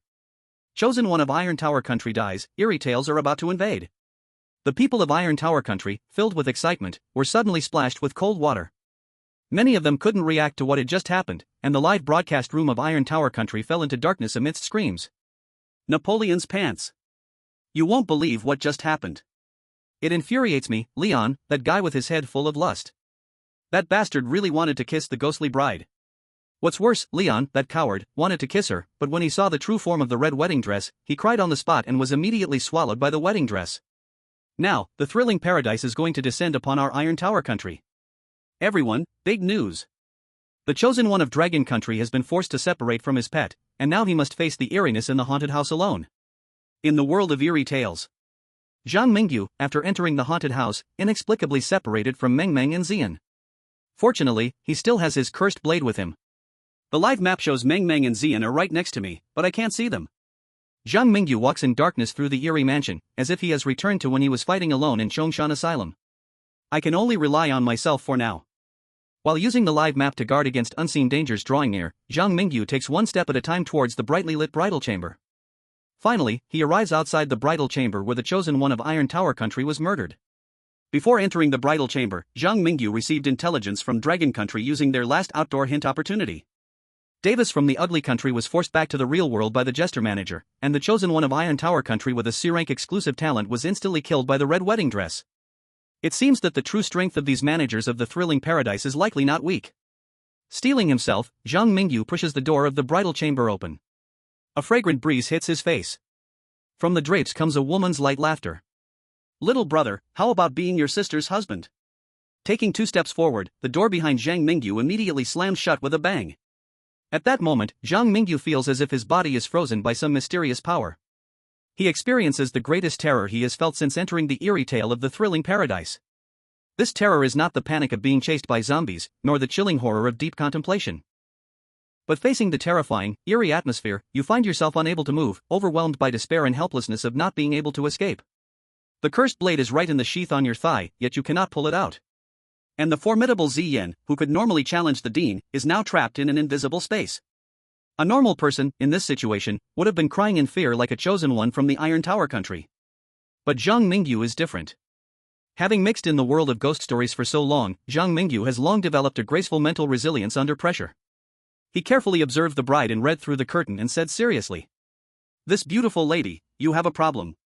After saying that, as if afraid the red bride didn't hear clearly, he emphasized again, "You have a serious problem." In an instant, a chilling wind extinguished the candles in the wedding room. With a rustling sound, the red bride burst out from behind the curtain and pressed her delicate cheek against Zhang Mingyu's nose. Just a moment before, Zhang Mingyu was still in awe of her stunning beauty. In the next second, the red bride's mouth split open from the middle to both sides, a forked, blood-red tongue like a snake's flicking out from her sharp-toothed red lips, sending a sweet, nauseating stench of blood rushing towards him. This was the threat of death. A notification sound from the ghost story space rang out. The normally cold notification sound today brought Zhang Mingyu a hint of negligible security. Perceive the anger from the red bride towards you plus 69. Your exclusive talent provocateur has been activated. Chapter 56, Topping the Charts. The red bride saw Zhang Mingyu standing at the door. Young, handsome. He is simply the perfect pretty boy. What a good boy, just has a mouth. After seeing Zhang Mingyu's face, the red bride's murderous intent inexplicably calmed down. In the dim room, Zhang Mingyu drew the cursed blade and smiled. Please do not misunderstand, I am a doctor from Chongshan Psychiatric Hospital. Just now, I found some minor issues with you. Many minor issues, if not addressed in time, can turn into major problems. You? A doctor? The red bride clearly did not quite believe Zhang Mingyu's words. The bloody long tongue swept by Zhang Mingyu's cheek, soft and slippery. Stop the wild thoughts, Zhang Mingyu said seriously. As a healer, I have a duty to tell you about the problems I found with you. Even if doing so might get me killed, I cannot violate the most basic code of ethics of a doctor. Looking into Zhang Mingyu's clear and sincere eyes, the already wavering intent to kill in the red bride actually dissipated by half. Reclaiming her long tongue, the red bride returned to her classical beauty and gracefully sat back on the bench in the middle of the wedding room. Tell me, where am I ill? You have a problem in your head. Silence. A long silence. In the eerie haunted house, everything was silent. The next moment, the red bride went into a rampage. Her black hair danced like long snakes. Angry, the red bride gave Zhang Mingyu a fierce push against the wall. I will chop you into 1,000 pieces. I shouldn't have given you a chance, you quack. Scumbag. Die. Facing the storm-like scene, Zhang Mingyu remained calm. He did not move his body, and asked slowly. Have you been feeling dizzy lately, mentally sluggish, often unable to control your emotions, smashing things everywhere? The red bride clenched her silver teeth, forcing back her anger. Yes, I almost can't control my impulse to smash you right now. Zhang Mingyu's expression remained calm. He actively sat on the bench opposite the red bride, asking. How long has this symptom lasted? 3 months. The red bride's beautiful eyes turned red, as if bleeding. Zhang Mingyu took out the cursed blade. He recklessly cut a strand of the red bride's black hair, bringing it to his nose to sniff. When was your last period? The red bride looked at her severed hair. Dazed gaze. You, rogue. Pervert. Noticing that red wedding dress's anger increased by plus 520. Zhang Mingyu, ignoring the incessant alert sound, directly spoke to red wedding dress. I found a seed in your mind, and it is using your life as nourishment to grow. Because of its existence, your mind has problems. After saying this, Zhang Mingyu looked at red wedding dress, who was so angry her teeth were chattering, and added. I guess you haven't gotten your period in the last 3 months, right? Bang! After shattering the round table full of porcelain dishes, red wedding dress gradually calmed down. Because the symptoms Zhang Mingyu described were indeed hers. And that seed was connected to a memory that red wedding dress could never let go of in her life. Can you help me take the seed out? Zhang Mingyu confidently nodded. I am an expert in this area. After some mental preparation, red wedding dress lay back down on the couch within the curtains. By the red candlelight, red wedding dress could clearly see the cursed blade covered in curses. Are you going to use this knife to perform the surgery on me? Conditions are limited, please bear with me. Zhang Mingyu calmly wiped the blade on his clothes. The result of this action was Zhang Mingyu's special combat suit was eroded by the curses on the blade, creating several large holes. You! Wait, don't come in, Outside. The live broadcast room fell into a brief silence. Then, the global network was flooded with dense messages. This is inappropriate. It is inappropriate. Inappropriate your big head. Zhang Mingyu is really amazing. I thought you were playing escape room in a haunted house, but unexpectedly, you went to perform brain surgery on a female ghost. This little female ghost is screaming so miserably. Zhang Mingyu truly lives up to being the devil doctor who spreads disaster and fear. The netizens of Blue Star were all stunned by Zhang Mingyu's bold operation. At this time, they discovered how useful the profession panel was in the world of horror tales. Mastering a skill is so desirable in the world of horror tales. Treating a female ghost and then performing brain surgery with cursed objects, this is bold. Zhang Mingyu, you are really bold. In the small conference room, the high-ranking officials of the Cherry Blossom Nation couldn't help but slap themselves, one after another, loud and crisp. Baka! Baka! Why on earth did we oppose the Dragon Nation? It was fine when Dragon Nation had 4 consecutive defeats, but now that Dragon Nation has Zhang Mingyu, a chosen one, were our heads pinched by the door? Why are we still following those untrustworthy guys from the ugly nation? Zhang Mingyu will definitely achieve perfect clearance again. Perfect clearance again. Ah, I'm going crazy. How can we defeat such a strong opponent? Relying on the steel plate of Sunagawa? The high-ranking officials of the Cherry Blossom Nation glanced at the livestream screen, where Sunagawa's steel was huddled like an ostrich in the bumper car seat. This guy. Forget it, that's impossible. Without the help of Davis from the Ugly Nation, and without the intelligence obtained at a high cost from the Dragon Nation, this stupid pig would have died long ago in the world of horror tales. Now, the Cherry Blossom Nation had only 2 choices. Either abandon the dark and turn to the light, choosing the Dragon Nation. Or follow the Ugly Nation down the path of darkness. In the haunted house bedroom. Red Wedding Dress, like a little girl waking up from a hangover, sleepily stretched out her hand to catch a beautiful seed like red agate. The moment Red Wedding Dress obtained the seed, Zhang Mingyu was blasted out of the haunted house by an invisible force. Along with him came the wronged Meng Meng and the puzzled Xiang. Big brother, what did you just do to Sister Jiaoyi? I've never seen her so angry before. Meng Meng actually wanted to ask why Zhang Mingyu could still leave the haunted house alive after provoking Red Wedding Dress like that. Moreover, it seemed that Zhang Mingyu had also gained Red Wedding Dress's approval. Gathered the last commemorative badge of the horror paradise. Ah, women. Zhang Mingyu waved a finger in front of him. His face showed 3 parts mockery, 3 parts helplessness, and 4 parts a sense of loss. He looked like a domineering CEO with a pie chart face. Suddenly, a prompt from the creepy space echoed in Zhang Mingyu's ear. Detected that the Chosen One has obtained the commemorative badge given by the 3 managers of Horror Paradise, and the current total amount of park coins has reached 21630, ranking first in the Horror Paradise leaderboard. You can choose not to experience other attractions in the park and receive a special reward for a perfect clearance. Alternatively, you can continue to stay in Horror Paradise and earn more park coins. Hint, obtaining more park coins will increase the chance of enhancing the rewards for this clearance. Chapter 57, Eye-Popping National Fortune Reward. Clearance in advance? That's impossible. Zhang Mingyu wanted to play in Horror Paradise for a few more days. The amusement facilities that seemed to kill without blinking in the eyes of ordinary people represented happiness for Zhang Mingyu. So, a scene like this appeared in Horror Paradise. A high school student, leading a little girl, with a beautiful purple large flower cat, enjoyed the various park attractions. They stayed at the best hotel in the park. They ate free sweet and sour pork and stir-fried 3 vegetables from the vending machine. Fresh, delicious, cheap. 5 days later. The clown manager looked at the collapsed giant swing, the damaged water roller coaster, and the red wedding dress venting anger at tourists in the haunted house, cold sweat pouring down his forehead. Since Zhang Mingyu came to Horror Paradise, he had not had a single peaceful day. He suspected that if they continued to let Zhang Mingyu stay in Horror Paradise, their park would eventually go bankrupt. Not to mention anything else. Zhang Mingyu had already spent all the park coins. The currency system of Horror Paradise was on the brink of collapse. On the Horror Paradise leaderboard, Zhang Mingyu's park coins had reached a terrifying 60,001.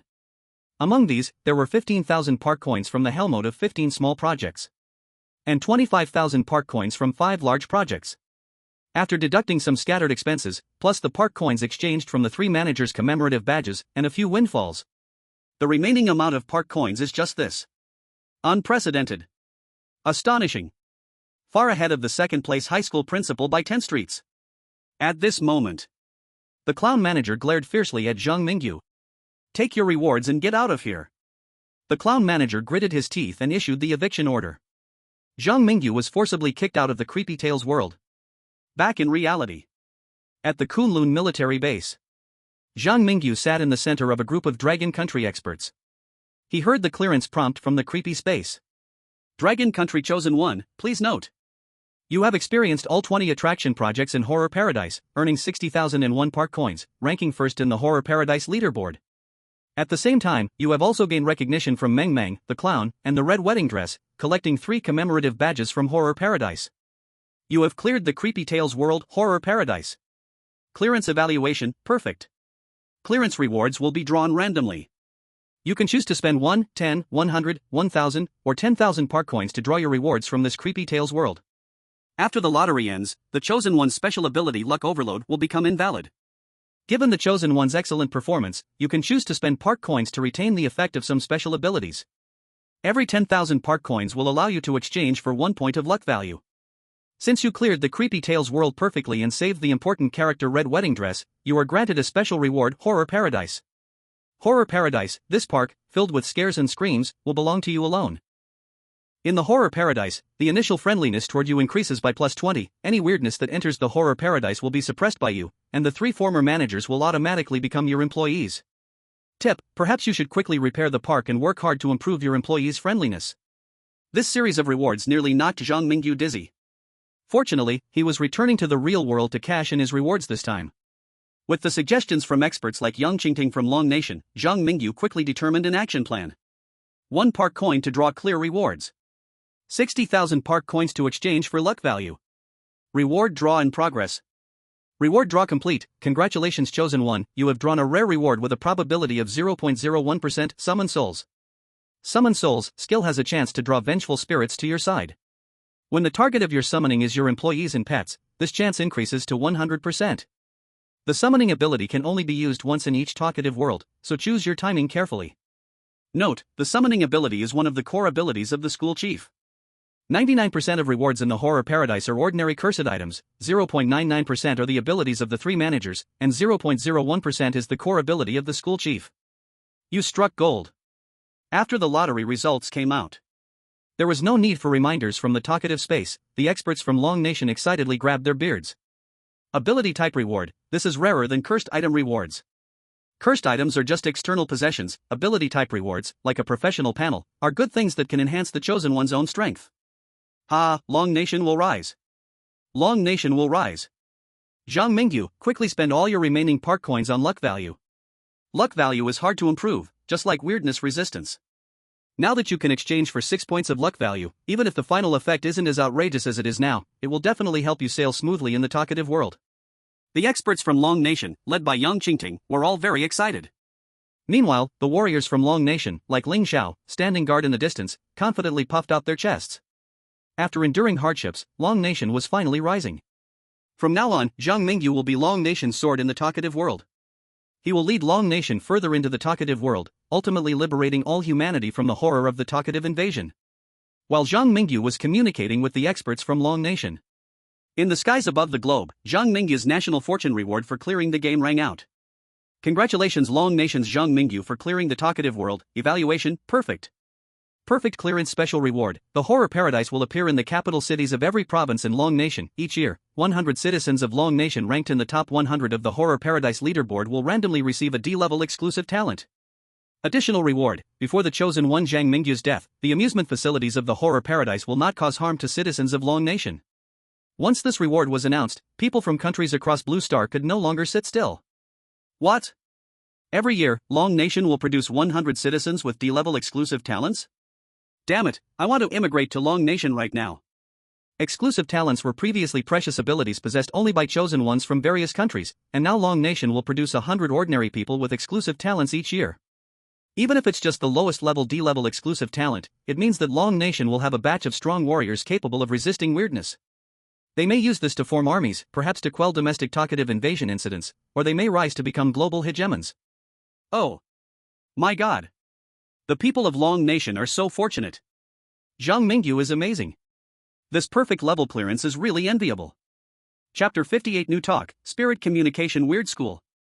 Once the national fortune reward was announced. From the highest officials to the common people worldwide. The discussion is heating up. At this moment, without a doubt, the most excited are the people of the Dragon Kingdom.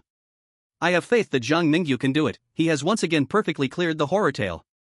This national fortune reward will definitely change the future of the Dragon Kingdom. Zhang Mingyu is our great hero. Everyone. Everyone. The thrilling paradise has descended upon the Dragon Kingdom. I live in the provincial capital, and there's a newly opened theme park not far downstairs. Is anyone going with me to experience the roller coaster like Zhang Mingyu's? Yes, yes, yes. I have already received the initial fund of 10 theme park coins. Wow, the national leaderboard's number 1 has 20 theme park coins.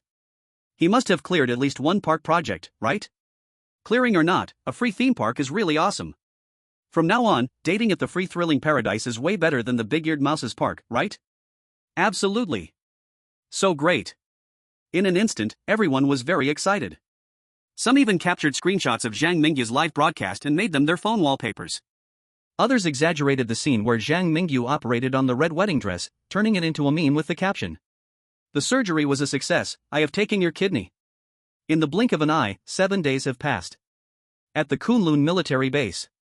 As the chosen ones were anxious, preparing to welcome the next horror tale, Zhang Mingyu was giggling, browsing the various memes that had gone viral online. Haha, Zihan, come look at this meme. If the red wedding dress sees it, the person who edited it is absolutely doomed. And this meme of the clown administrator, making such a funny face. Ha ha ha, it's killing me. I must save this meme to my smart device and show it to him when I get to the thrilling paradise. For Zhang Mingyu, returning to the world of horror tales felt just like going home. He wasn't scared at all. Meanwhile, the expert team of the Dragon Kingdom, led by Yang Qingting, also acknowledged Zhang Mingyu's mindset. It wasn't until right before departure that Yang Qingting couldn't help but remind him. We speculate that this time the horror tale world may be a multiplayer mode, where the chosen ones from various countries will compete together. Given your previous excellent performance, the country of ugliness might act out of desperation. Perhaps they will use Davis to harm you in the horror tale world. Thank you, Team Leader Yang, I also count on you for this horror tale world. As they prepared to depart, Zhang Mingyu stopped playing around with Zihan. The clock ticked away. Finally, the familiar dizziness hit again, and the new horror tale began. Selecting horror tale. Ding, the horror tale world has been selected. Welcome to the Spirit Communication Weird School. Type, multiplayer. Clearing conditions, survive. Survive. Survive. Note, you can only bring already owned cursed items to challenge the horror tale world. Tip, since you have perfectly cleared the thrilling paradise, you will receive a special item in this horror tale challenge, the empty shrine. As the prompt sound faded, Zhang Mingyu found himself lying in the back row of a tiered classroom. On the left side of the classroom were 3 large windows, and on the right side were front and back doors. The afternoon sun poured through the window glass onto the blackboard at the front of the class, flowing between lines of neatly written characters. It seemed like it was a language class. At the podium, the male teacher giving the lesson was gentle and refined, appearing normal apart from his somewhat thinning hair. The only thing that made Zhang Mingyu feel strange were the students in the classroom. They were dressed in sky blue uniforms, most of them sitting at their desks, motionless. These students looked almost like corpses which had been dead for many years, lacking any vitality. I also inexplicably have a set of blue uniforms on me. Does this mean my identity in the horror tale world is the same as theirs, as a student? With this question in mind, Zhang Mingyu looked down at the opened yellow textbook on the desk. After rummaging through his books, Zhang Mingyu found a small note in his textbook. When you see this note, I am no longer me. Perhaps you don't feel anything wrong right now, but please remember my advice, no matter what. 1. They will tell you are a student here, and there are 3 weeks until summer vacation, so please do not leave the school before summer. You must pretend to believe their words, then escape, find every way to escape. You are not a student here, and Chongshan City has no supernatural wicked school. 2. In class, do not answer any questions from the teacher. 3. Respect for teachers is a traditional virtue of the supernatural wicked school, do not go against what the teachers say. 4. If a teacher keeps you after class, ignore them, do not linger in the classroom after class. 5. Skipping classes, being late, or leaving early is not allowed. 6. The supernatural wicked school has elementary, middle, and university divisions. Not all students are bad, you can try to seek help from students who can see the black big bird. 7. The self-study room is absolutely safe, but you must leave the self-study room before night falls. 8. Your dormitory is in Building 4, Room 444, returning late at night is forbidden. 9. Sometimes, outsiders called chosen ones appear in the supernatural wicked school, most of them can be trusted, you can try to look for them in the self-study room. 10. Please stay away from the student council members and do not have any communication with them. Many people's ghost stories, supernatural wicked school. Zhang Mingyu quietly tucked the purple flame into the bag under the table without drawing attention. His gaze wandered, and he indeed saw a few guys in the classroom darting their eyes around. It was clear that these people were chosen ones from other countries. Outside world. The audience in the live broadcast room noticed Zhang Mingyu's little movement. My god, Zhang Mingyu is clearly super strong, yet too steady. Just entered the ghost story world, and has already found several chosen ones from different countries. Haha, the key point is that Zhang Mingyu himself hasn't been exposed yet, what else is there to say? His mindset is rock solid. I didn't expect that this ghost story world would actually be a multiplayer mode. What's wrong with multiplayer mode? Hey, you obviously don't pay attention to ghost story live broadcasts on weekdays. In past ghost story broadcasts, no matter how glorious the achievements of the chosen ones, they would be doomed when they encounter multiplayer ghost stories. Every time in multiplayer ghost stories, the result is a total wipeout. Wow, does it have to be this ruthless? I was wondering why this time there were so many messy rules. As soon as I entered the ghost story world, something bad is about to happen. Everyone, don't panic. Our Dragon Country's chosen ones have perfectly cleared ghost stories 4 times in a row, and in the last ghost story world, we obtained quite a bit of information about the supernatural wicked school. I believe Zhang Mingyu will definitely clear this ghost story challenge. Stretch your head is a knife, pulling back is also a knife. According to the rules of the ghost story world, every period, chosen ones must face an unspeakable entity in the ghost story world. I believe in Zhang Mingyu's strength. I cheer for Zhang Mingyu. I also cheer for Zhang Mingyu. Zhang Mingyu. The billions of people in our Dragon Country are your solid support. Chapter 59, Can't Answer Teacher's Questions. Zhang Mingyu sat in the second to last row of the classroom. To his left was the window, and to his right was his female classmate who was listening attentively. Slowly flipping through the textbook, Zhang Mingyu continued to collect clues without disturbing others. Soon, Zhang Mingyu discovered a handwritten class schedule on the back of the textbook. In addition, there was a hand-drawn map of the school sketched in pencil on the textbook. Wow, Zhang Mingyu's luck really is incredible. The previous owner of this textbook, just like me, liked to doodle while listening to lectures. This has actually made things easier for our Dragon Country's chosen ones. The map is in hand.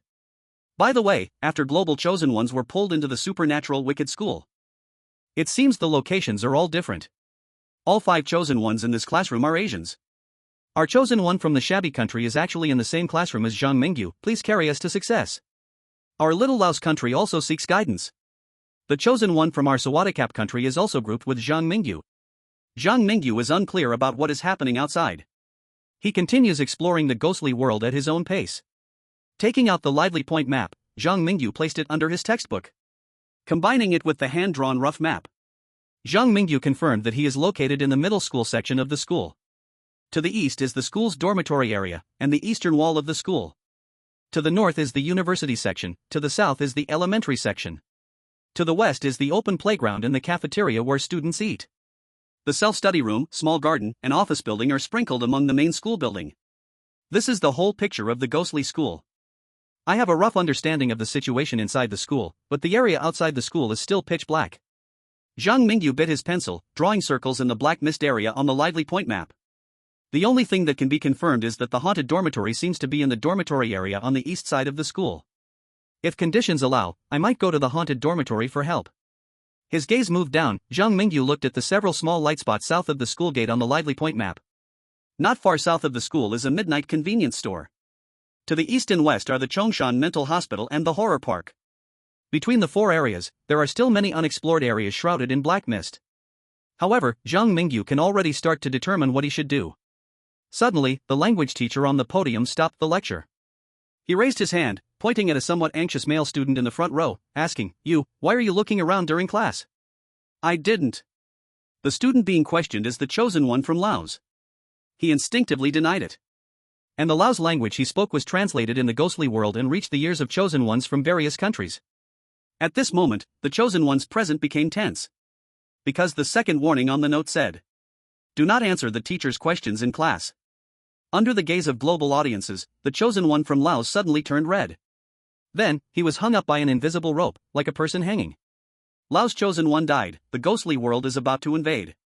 The prompt sound of the ghostly space echoed, announcing the death of the Laos chosen one. At this moment, aside from Zhang Mingyu, the chosen ones from various countries were like frightened quails, not daring to move. Even so, the teacher of this class did not plan to easily let the chosen ones pass. The language teacher's gaze swept over the confident Zhang Mingyu and the relatively calm other students. Finally, he chose a beautiful chosen one with a high ponytail. "You come tell me, what did I just teach?" The student being questioned is from the shabby country. At this moment, this chosen one from the shabby country looks very flustered, facing the language teacher's cold stare. The chosen one from the shabby country trembles as he opens the textbook in his hand, as if he was too invested in studying, so he didn't hear the teacher speaking. Seeing this, the language teacher's mouth curled into a cold smile. He stared at the chosen one from the shabby country, ominously saying, "Students who do not respect their teachers will be punished due to violating the third warning on the note. Respecting teachers and valuing the way is the traditional virtue of the ghostly school. Do not go against the teacher's words." Soon, the beautiful chosen one from the shabby country also followed in the footsteps of the Laos chosen one, amidst a scream.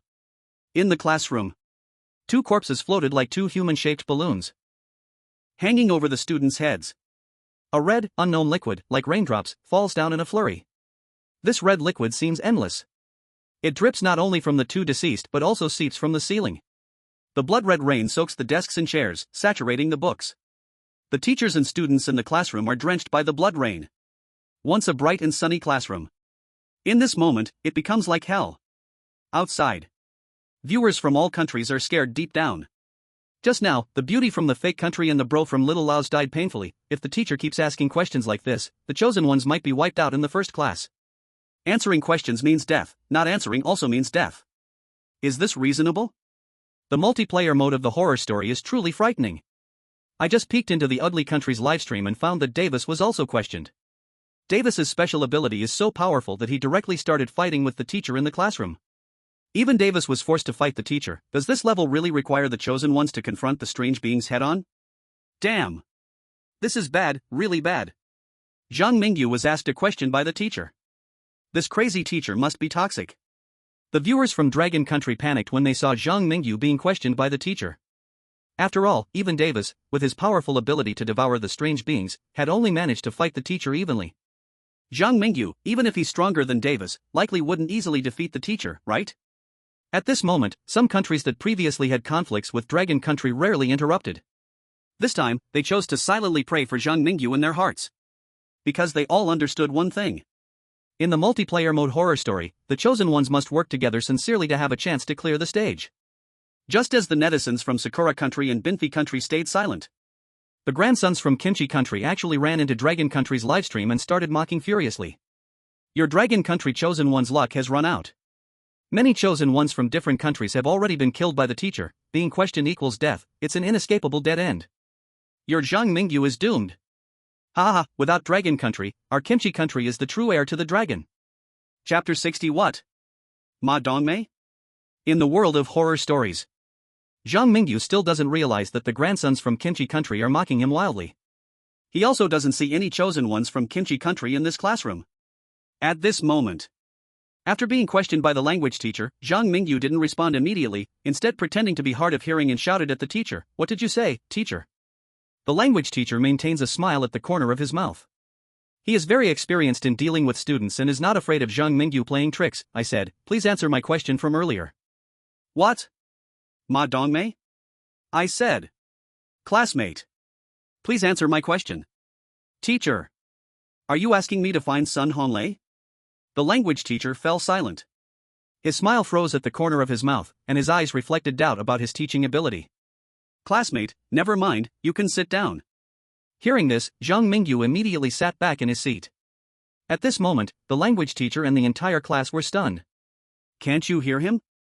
Detecting the language teacher's resentment towards you plus 10,086. The language teacher on the podium wished he could strangle Zhang Mingyu right away. But Zhang Mingyu's previous responses were completely off-topic, not really answering the teacher's question. Moreover, Zhang Mingyu had not openly defied the language teacher.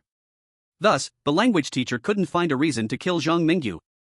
Detecting the language teacher's resentment towards you plus 1. Detecting the language teacher's resentment towards you plus 1. The language teacher's resentment towards Zhang Mingyu continued to accumulate. Yet Zhang Mingyu still sat properly in the second to last row of the classroom. It looked relaxed and carefree, extremely pleasant.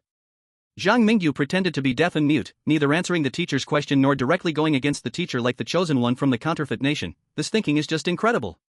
One word, absolutely. Haha, Zhang Mingyu is the undefeated legend of our dragon nation. Grandsons of the Pickle Nation, open your eyes and see clearly, our chosen ones from the Dragon Nation are still living well. Moreover, even if your Pickle Nation's chosen ones all die, our chosen ones from Dragon Nation can still survive. Zhang Mingyu's bold action set off celebrations throughout Dragon Nation. Some high-ranking officials from other countries, after seeing Zhang Mingyu's method of passing, couldn't help but secretly establish relations with Dragon Nation. Iron Tower Nation, the Arc de Triomphe is up. Zhang Mingyu is simply like Napoleon. I think we need to change our foreign policy. Our nation's chosen one, Martin, isn't in the same classroom as Zhang Mingyu. Send an offside hint to Martin immediately to tell him the correct way to pass. Also, have him ally with Dragon Nation's chosen ones if conditions allow. Polar Bear Nation, Yura. Dragon Nation's chosen ones are doing great. Pyongyang Nation, our Pyongyang Nation will always be a reliable ally of Dragon Nation. Let Jean go an ally with the bizarre nemesis of Dragon Nation after class. Iron Brother Nation, oh. Don't forget about our alliance, Iron Brother Nation. For a moment, countries around the world turned en masse to side with Dragon Nation. They either directly announced their alliance with Dragon Nation or secretly visited Dragon Nation. In short, these countries' actions made the self-proclaimed global superpower, the ugly country, quite unhappy. *T, these fence-sitters are so fickle. They always said they would help Davis eliminate Zhang Mingyu of Dragon Nation in the multi-person monster tale. Now, these guys are all secretly interacting with Dragon Nation. Iron Tower Nation, this traitor, is directly allied with Dragon Nation. What should we do next? The Sun Never Sets Kingdom, the Pickle Nation, and the Cherry Blossom Nation all sent messages saying they would stand by our side. Forget it, let Davis work hard to unite these existing forces after class, and do whatever it takes to eliminate Zhang Mingyu. In the world of monster tales. Outside the window, the sky was covered with a thin layer of clouds. All the chosen ones except Zhang Mingyu were like ostriches, burying their heads in books, afraid of being called on by the teacher. Finally, the long torment came to an end. Ding-ling-ling. The bell for class was ringing. The chosen ones eagerly picked up their backpacks, ready to rush out of the classroom. Who would have thought that the teachers in each classroom seemed deaf, showing no intention of ending the class? The fourth piece of advice from the note said: if a teacher drags on, please ignore them, do not stay in the classroom after class. At this moment, the chosen ones from various countries were all dumbfounded. They were unclear about the correctness of the fourth piece of advice and did not dare to verify it. The chosen ones looked at each other, no one daring to be the first to leave the classroom. At that moment, Zhang Mingyu picked up his backpack and walked out of the classroom in front of all his classmates. At that moment, the whole classroom fell into a strange silence. The chosen ones covered their mouths, not daring to speak. And the students in the classroom all turned their heads, staring at Zhang Mingyu with cold eyes. At the front of the classroom, the language teacher's veins were popping, seemingly wanting to act against Zhang Mingyu. However, he quickly discovered a problem. The more furious he felt towards Zhang Mingyu, the less he could harm him. It was as if whenever he felt angry towards Zhang Mingyu, a mysterious force would protect him. Under the countless gazes, Zhang Mingyu left the classroom. Outside, high-ranking officials from various countries were unaware that Zhang Mingyu could leave the classroom due to his provocative talents. Excited, they sent off-site hints to their own chosen ones. Tell them they can leave the classroom anytime. The chosen ones from Sawadika country have safely left the classroom.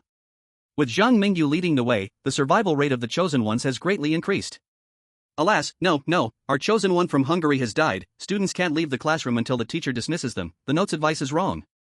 Damn it, the chosen one from our Cuba cigar country has also died. What's going on here? Why are the chosen ones from Dragon country and Sawadika country just fine?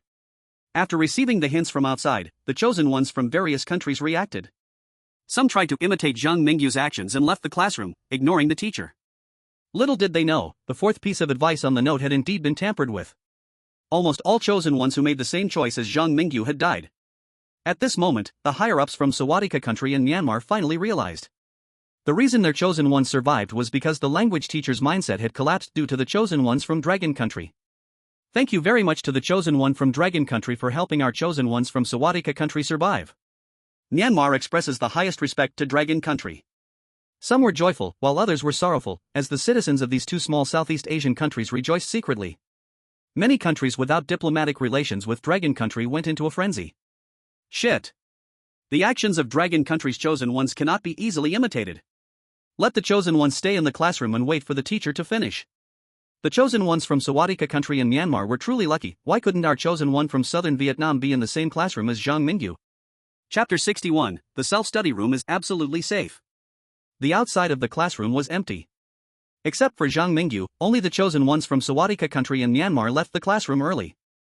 Zhang Mingyu didn't waste any time, he smiled at the two chosen ones and walked alone towards the self-study room mentioned in the note. 7. The self-study room is absolutely safe, but you must leave the self-study room before night falls. The seventh piece of advice not only pointed out the location of the safe zone for the chosen ones. It also hinted that there might be clues to clear the game in the self-study room. Why is the self-study room safe? What is the relationship between the self-study room and the person who wrote the little note? As Zhang Mingyu pondered these two questions, he arrived outside the self-study room with his bag on his back. At the entrance of the self-study room, a notice was posted. The notice read, Self-study room rules. 1. The self-study room is absolutely safe, please do not question this.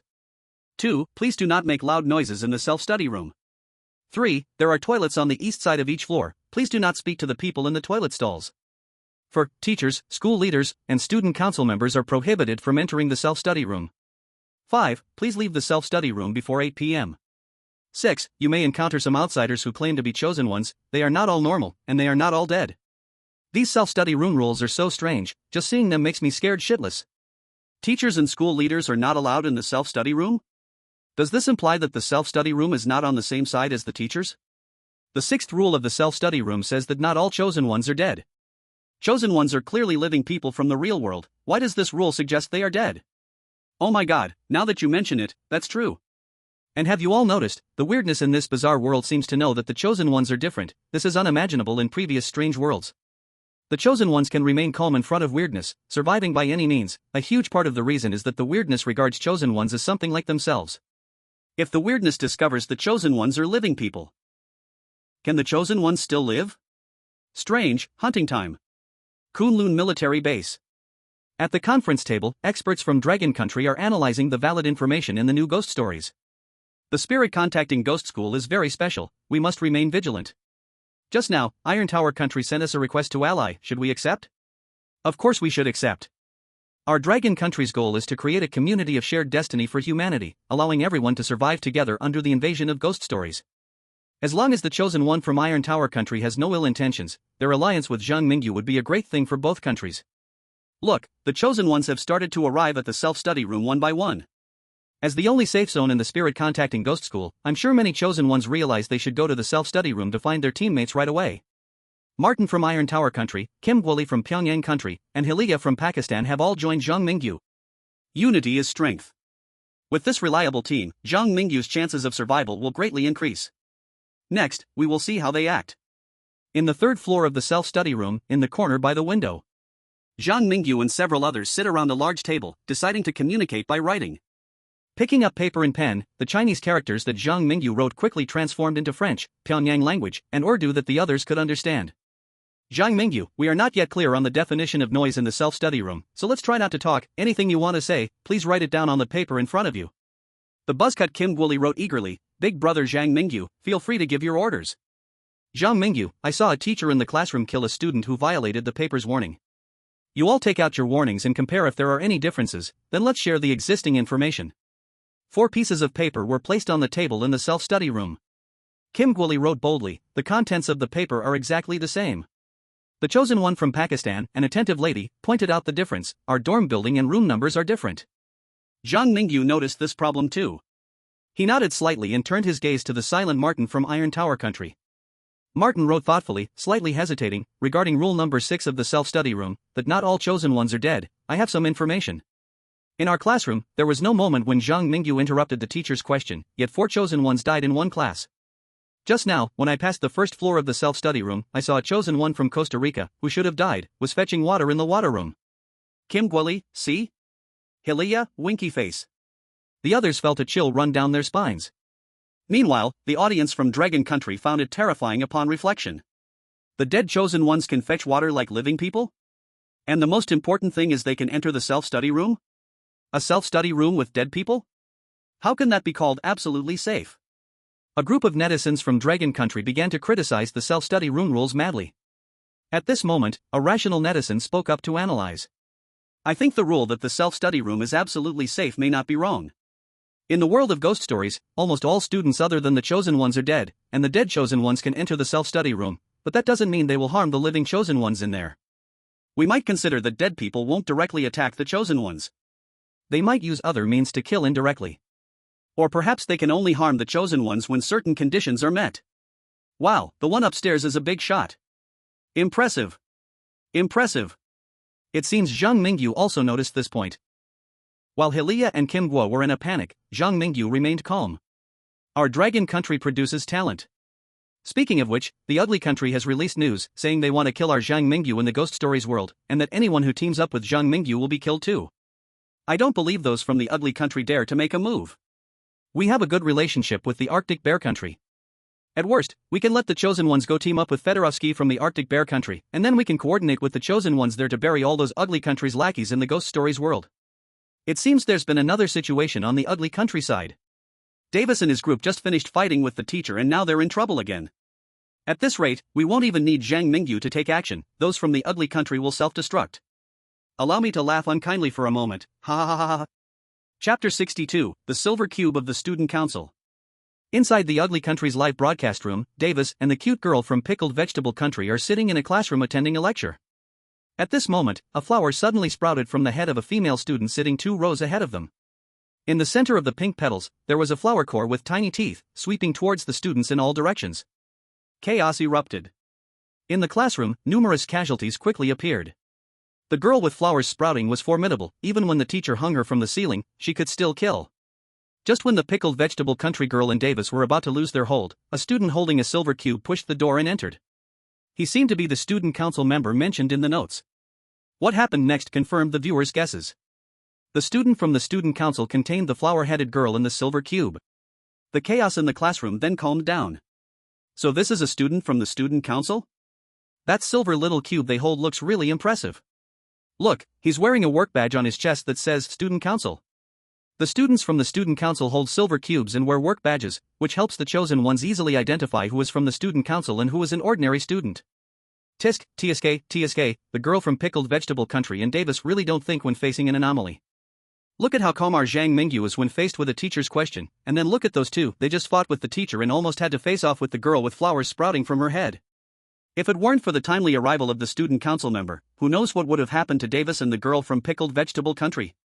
Speaking of which, you guys from pickled vegetable country are really shameless. Just to flatter the ugly country, you come to our dragon country's live broadcast room to stir things up, and now you even send out hints to your chosen one to seduce Davis from the ugly country.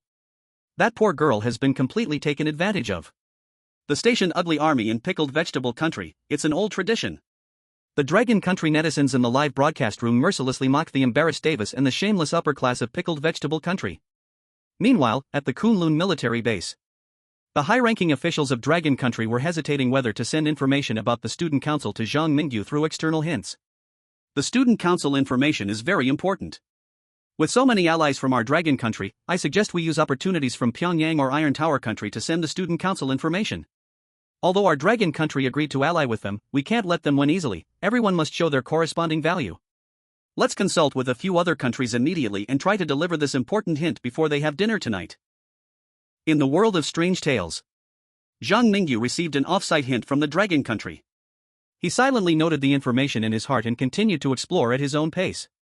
Dinner time. A kind of ash began to fall from the sky, emitting a burnt smell.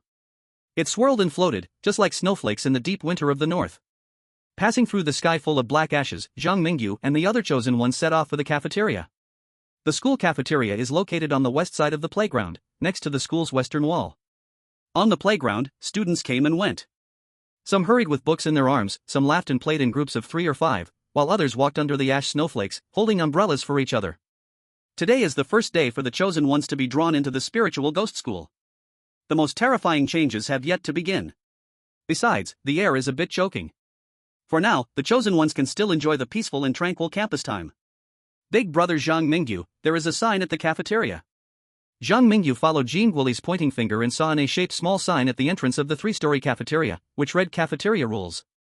1. The Western cafeteria is the only cafeteria in the school.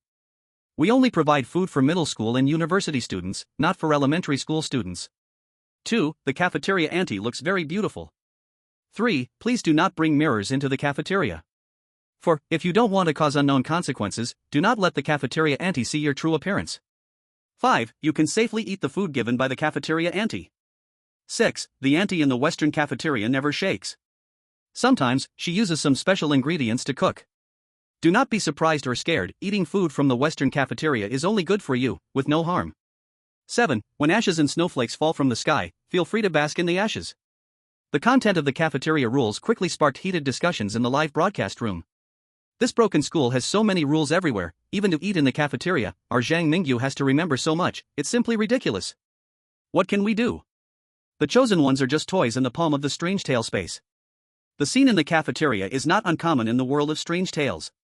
This is the place where things are most likely to go wrong. Many chosen ones have encountered dishes cooked by living people in the cafeteria. Speaking of which, I was quite shocked when Zhang Mingyu devoured meat in the cafeteria of the Chongshan Psychiatric Hospital last time. Just don't know what crazy moves our battle god will pull this time. Zhang Mingyu couldn't see the bullet comments in the live broadcast room. Without hesitation, he led the chosen ones towards the cafeteria. As the day passed, even though he had brought a small amount of food from the real world, Zian couldn't go hungry forever. Inside the cafeteria, As soon as Zhang Mingyu and the others entered, they were stunned by the sight before them. They saw a big tree, or rather, a cafeteria auntie who looked like a big tree. This monster, about 4 meters tall, had 16 arms and could serve food to students in 8 directions at the same time. Beneath her, students formed 8 long lines, obediently holding plastic trays as they approached the cafeteria auntie's feet. Then, the cafeteria auntie would plunge her spatula into her own body, stir it up, and finally scoop out a large lump of gooey meat product and toss it onto the students' plates. This scene looked incredibly horrifying. Yet those students were completely oblivious to it, all orderly lining up to get food. It was as if the students could not see the true nature of the cafeteria. They were blinded by the power of the spiritual ghost school, seeing only what the school wanted them to see. Ugh! Aunt Helia immediately looked as if she had eaten black garlic. Constantly retching. Although Martin from Iron Tower Country is in his 20s, he has lived in a middle-class family since childhood, so he has never seen such a disgusting scene. At this moment, Martin's reaction is even worse than Aunt Helia's. The only two who can barely keep calm, Jingguoli, also looks as pale as paper now. Among them, only Zhang Mingyu appears calm, which earns the admiration of the onlookers outside. Oh my god, this is just too disgusting. I've already thrown up the old 8 secret burgers I ate last month, but Zhang Mingyu can still keep a straight face. Impressive. Really impressive, ugh. Let's not mention anything else, with Zhang Mingyu's level of endurance, we from Iron Tower Country have to admire him. Do you guys think these students are blind? They all look normal on the outside, but how can they be so happy eating that mushy meat? Is there even one normal person among the natives in this strange world? What do you think? I bet the students in this cafeteria look normal but are all strange inside. I'm not betting with you, I just want to see if Zhang Mingyu dares to eat again this time. Chapter 63, Chaos in the Cafeteria. They queued up at the cafeteria ladies' station to get their meals. At the table, Martin, Jingguoli, and Helia all found it hard to eat. At the nearby table, Fedorowski from Polar Bear Country and his followers were sitting at the table, having greeted Zhang Mingyu, but they dared not touch their spoons. Before long, Davis and the girls from Pickled Vegetable Country also arrived at the cafeteria. At this moment, the chosen ones from all 3 factions remained silent together. Just sitting next to the monstrous cafeteria lady felt terrifying. Asking them to eat this food would be even more painful than killing them. On Zhang Mingyu's side, he didn't touch his chopsticks but poured all the meat from his tray into his backpack. Seeing that Martin and the others had little appetite, he also poured their meals into his backpack for Ziyan to enjoy. One has to say, the food in this cafeteria was quite to Ziyan's taste. He showed off several plates of meat one after another. Finally, a satisfied burp came from Zhang Mingyu's backpack. At that moment, someone in the cafeteria shouted, "Has anyone seen the black bird?" Then, chaos broke out. The students seemed extremely afraid of those who could see the black bird. As they fled down the aisle like they were escaping for their lives, tables were overturned, food was knocked to the ground, and some fell in the chaos, becoming meat pads under others' feet. Crying, wailing. Gradually, even the only cafeteria lady was affected. The chosen ones from the ugly country saw that something was wrong and had already fled. At the crucial moment, Fedorowski from Polar Bear Country also showed great righteousness. Before fleeing, he specifically brought people over to ask Zhang Mingyu if he wanted to escape together. However, what happened next opened the eyes of those who hadn't run away yet. The cafeteria's entrance was blocked by a group of student council members. They stuffed all the obstructing students into a silver box and were gradually pushing toward the source of the chaos. Students who can see the black bird have appeared in the cafeteria. I remember the note said the chosen ones could seek help from students who can see the black bird, but why do all the other students seem so afraid of them? Look, the student council is here. Could these student council members be here to catch the student who can see the black bird? Wow, the student who can see the black bird just appeared and is already in danger. The note said to seek their help. What a joke. What do you think Zhang Mingyu will do in this situation? I have never guessed Zhang Mingyu's moves correctly, not once. I can only confirm that Davis from the ugly country saw this situation and ran away faster than anyone else, taking with him the thing called Watanabe steel plate, and even the cute girl from the Pickled Vegetable Country was trained by him to become the same kind of person. In the live broadcast room, the netizens from the Dragon Country were discussing fervently. In the world of strange tales, Zhang Mingyu and the others were facing a life or death choice. Sometimes, to successfully challenge the world of strange tales, it is necessary to obtain information from specific key individuals, without taking risks to get this information. The usual outcome is the death of the chosen one. Now, whether to save or not, there is only one chance. Fedorovsky, do you want to collaborate this time? What do you want to do? Zhang Mingyu put on his backpack and revealed a bright smile. Have your people help me find that special student and bring him to a safe place? I will think of a way to create chaos and divert the attention of the student council. After hearing Zhang Mingyu's plan, Martin's eyes were nearly knocked out from fright. They just witnessed the power of those silver squares from the student council firsthand. Under such circumstances, Zhang Mingyu still dared to go alone to divert the student council. The strange nemesis of the Dragon Country is indeed bold and skilled. Fedorovsky, on the other hand, also greatly admired Zhang Mingyu's courage. He reached out his hairy arm and fist bumped Zhang Mingyu. "You Dragon Country people are both brave and wise, you are all amazing. If we can survive and leave the world of strange tales this time, I'll treat you to the strongest vodka in the polar bear country." In their previous information exchange, Zhang Mingyu learned that Martin's exclusive talent is C-grade, transformation technique, which can transform inanimate objects for 1 minute, and the transformed object cannot have life or be a complex and precise machine. Zhang Mingyu asked Martin to create a mirror. Then, he shouldered his purple flames and rushed toward the cafeteria ante with the mirror in hand. "Oh, great Napoleon, what exactly does your chosen one from the Dragon Country want to do? Has he forgotten the rules about mirrors in the cafeteria? Damn it, I think I can guess what your chosen one from the Dragon Country wants to do. Your chosen one from the Dragon Country wants the cafeteria auntie to look in the mirror. Zhang Mingyu wants the cafeteria auntie to see her true self." In the live broadcast room of Iron Tower Country, many netizens were nervously staring at the screen. Meanwhile, the grandsons from Pickled Vegetable Country also seized the opportunity to make their presence known. "You guys from Iron Tower Country are going to get punished. Zhang Mingyu not only ridiculously tries to save people from the student council but also had your chosen ones from Iron Tower Country create a mirror. I have already seen your destiny through our cosmic superpowers fortune-telling techniques. Those chosen ones still in the cafeteria will all die. Wahahaha." A group of obnoxious grandsons from Pickled Vegetable Country were barking wildly in the live broadcast room. In the world of strange tales, Zhang Mingyu had already killed his way near the dorm auntie. "Cafeteria auntie, please take a look at this, thank you." Zhang Mingyu waved his hands, drawing the cafeteria auntie's curious gaze. Then, he unexpectedly took out a small mirror, which reflected the cafeteria auntie's current appearance. "Me? Is this me?" The cafeteria auntie had always been kept in the dark by the school and didn't know she had turned into a monster. At this moment, the lie was like a balloon that had been punctured. As soon as the cafeteria auntie saw her appearance in the mirror, she instantly went mad. The cafeteria auntie's 16 arms swung around like thick willow branches, thrashing throughout the cafeteria. The center of the cafeteria seemed to have sprouted a willow that hits people, with many students having no chance to dodge and being turned into minced meat. And the students from the student council at the entrance also changed their expressions upon seeing this. They stopped their advance into the cafeteria. Zhang Mingyu turned to control the frantic canteen aunt. Who let her look in the mirror? It was too chaotic earlier, we didn't notice. Damn it, we have to calm the canteen aunt down first. We must control the situation. If something happens in the canteen, Principal Gao won't let us off easy. Quick, everyone use that. The student council members had red eyes from anxiety. And the instigator, Zhang Mingyu, had already swaggered out of the canteen under the cover of the crowd. Chapter 64, Students Who Can See the Black Bird. What the hell? Didn't we say not to let the canteen ant look in the mirror? The chosen one from Long Country let the canteen ant look in the mirror, and nothing happened to him. Instead, it threw the student council members into a frenzy and created an opportunity for Fedorovsky and the others to save people. Some netizens from Pickled Vegetable Country couldn't accept this reality. They kept trying to find reasons to criticize Zhang Mingyu. Who would have thought, in the end, they discovered the clown was themselves. Haha, I told you brothers from Long Country, don't listen to the mad dogs howling over there. Zhang Mingyu is already joined up with Fedorovsky, and this time, we several countries are sharing intelligence. Those ugly countrymen run faster than anyone when danger strikes. In the end, it's Long Country's chosen one who is reliable.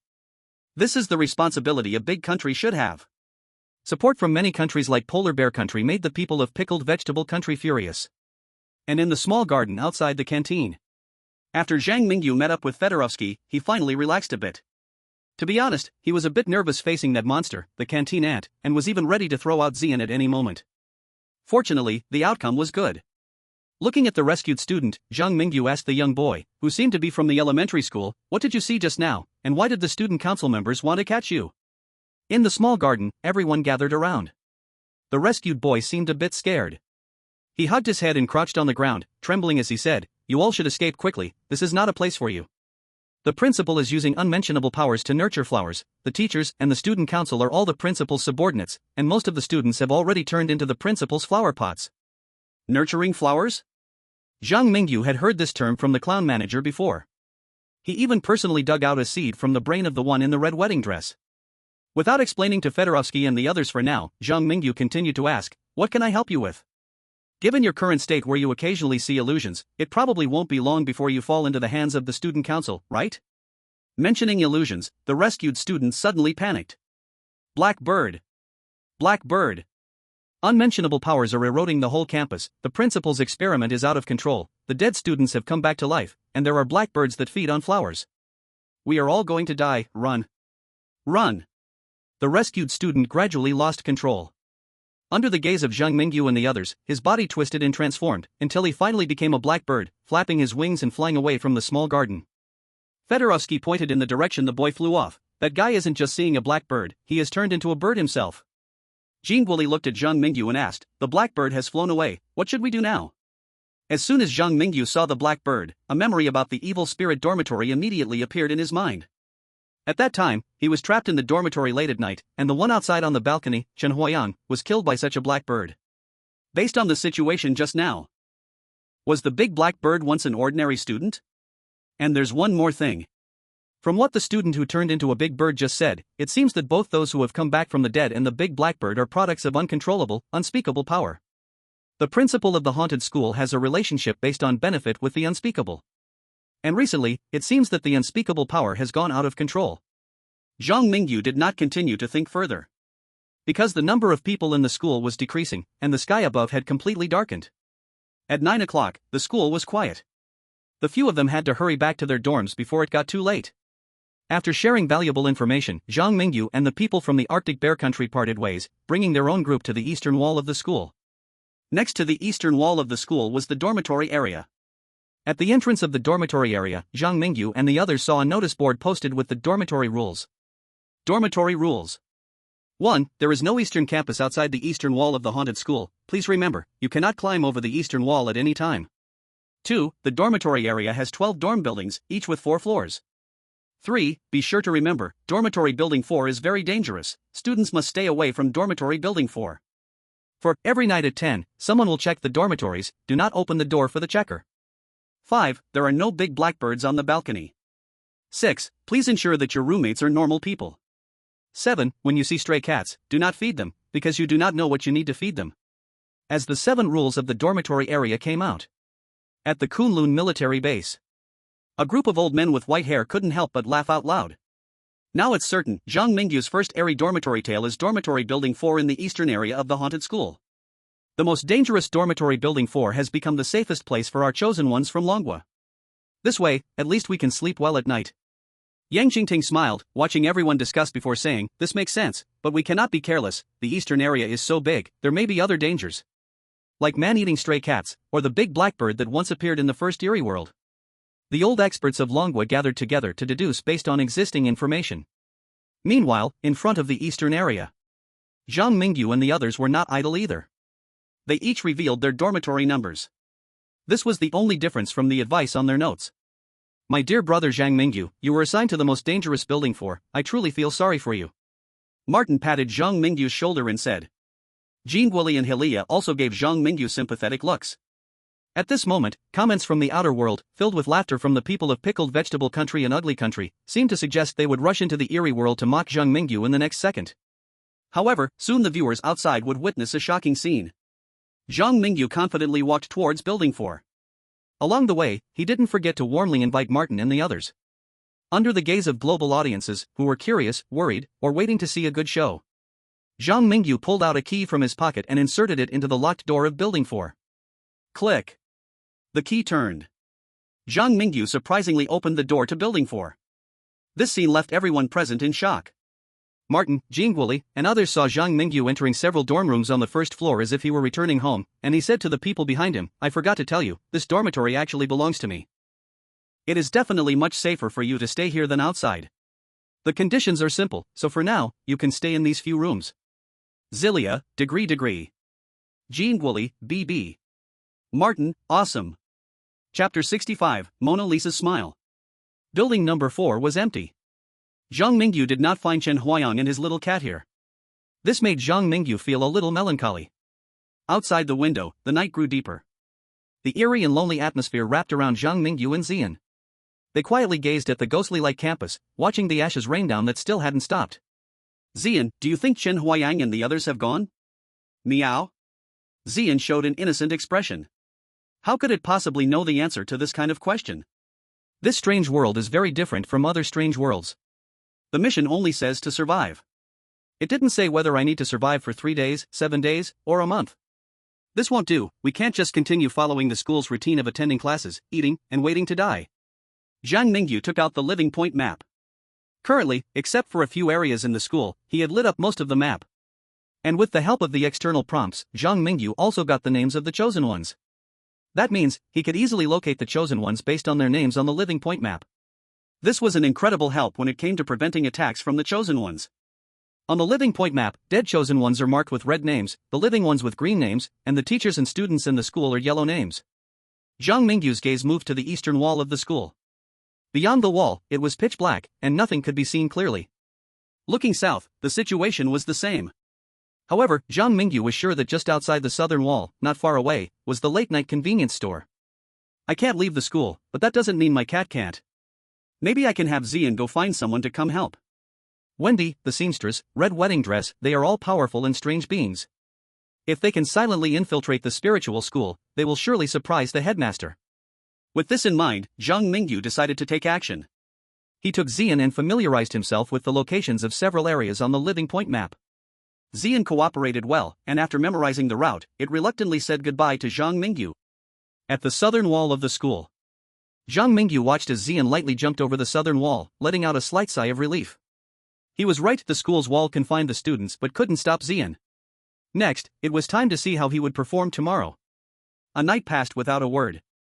The next day, the chosen ones from various countries, with dark circles under their eyes, began their new explorations. After the initial heavy casualties, the chosen ones chose to band together for warmth. They formed small groups based on the relationships between their countries in the real world, one centered around the ugly country's Davis and another around the polar bear country's Fedorovsky. Of course, not everyone chose to go with Zhang Mingyu. But Zhang Mingyu was like a dragon, appearing and disappearing without a trace, and there was also the threat of the ugly country's people. Therefore, these people eventually chose Davis from the ugly country and Fedorovsky from the polar bear country. On the ugly country's Davis side, they still chose to trust the advice on the note, no skipping class, no leaving early, and diligently following the timetable to finish every class. And on the polar bear country's Fedorovsky side, the seemingly rude Fedorovsky was actually wise. He thought that continuing to follow the advice on the note and attending classes would likely result in getting lost in the strange school. He believed that if the chosen ones wanted to survive, they had to break the rules. So, Fedorovsky from the polar bear country took his followers. He directly chose to skip class. They decided to seize the daytime to properly search for a way to escape the school. Davis from ugly country and Fedorovsky from polar bear country have already taken action. Our dragon country's Zhang Mingyu sent Xian out of campus last night. Why do you think Zhang Mingyu did that? Even if Xian escapes from campus, it won't help Zhang Mingyu if he can't escape, and, without Xian, Zhang Mingyu will have a hard time dealing with the strange things, right? Hey, I have insider information from the expert group, so you can rest assured. Zhang Mingyu has his own considerations. Look, everyone who followed Zhang Mingyu yesterday had a solid sleep today, fully energized. Meanwhile, the chosen ones from ugly country and polar bear country barely slept at all. At this point in the conversation, some smart individuals had already picked up on a clue. Why could the chosen ones who followed Zhang Mingyu sleep soundly? Because Zhang Mingyu had an entire dormitory building to himself. Last night, no one came to check on Zhang Mingyu's dormitory, and nothing strange happened in there. However, other chosen ones had to wake up frequently due to room checks. Those with keen insights could easily notice that the haunted dormitory was the first strange tale Zhang Mingyu challenged. Since Zhang Mingyu was able to perfectly clear the haunted dormitory, he earned a whole building reward. Then, late-night convenience stores, Chongshan Mental Hospital. Outsiders didn't think too much. They wore a Mona Lisa's smile. For a moment, the expressions of the Dragon Country audience became incomprehensible. I won't even ask what Zhang Mingyu is planning anymore, our Dragon Country's chosen ones are awesome. I can already imagine Zhang Mingyu flattening many strange things, cough cough, as Buddha said, I can't say, I'm afraid if I say too much you'll be scared. Quick, let the experts from the Strategic Deception Bureau say a few words. Our Dragon Country chosen one's plans must not be seen through by people from other countries. On Zhang Mingyu's side, he was still unaware of how many people were speculating about his action of sending Xian out to seek help.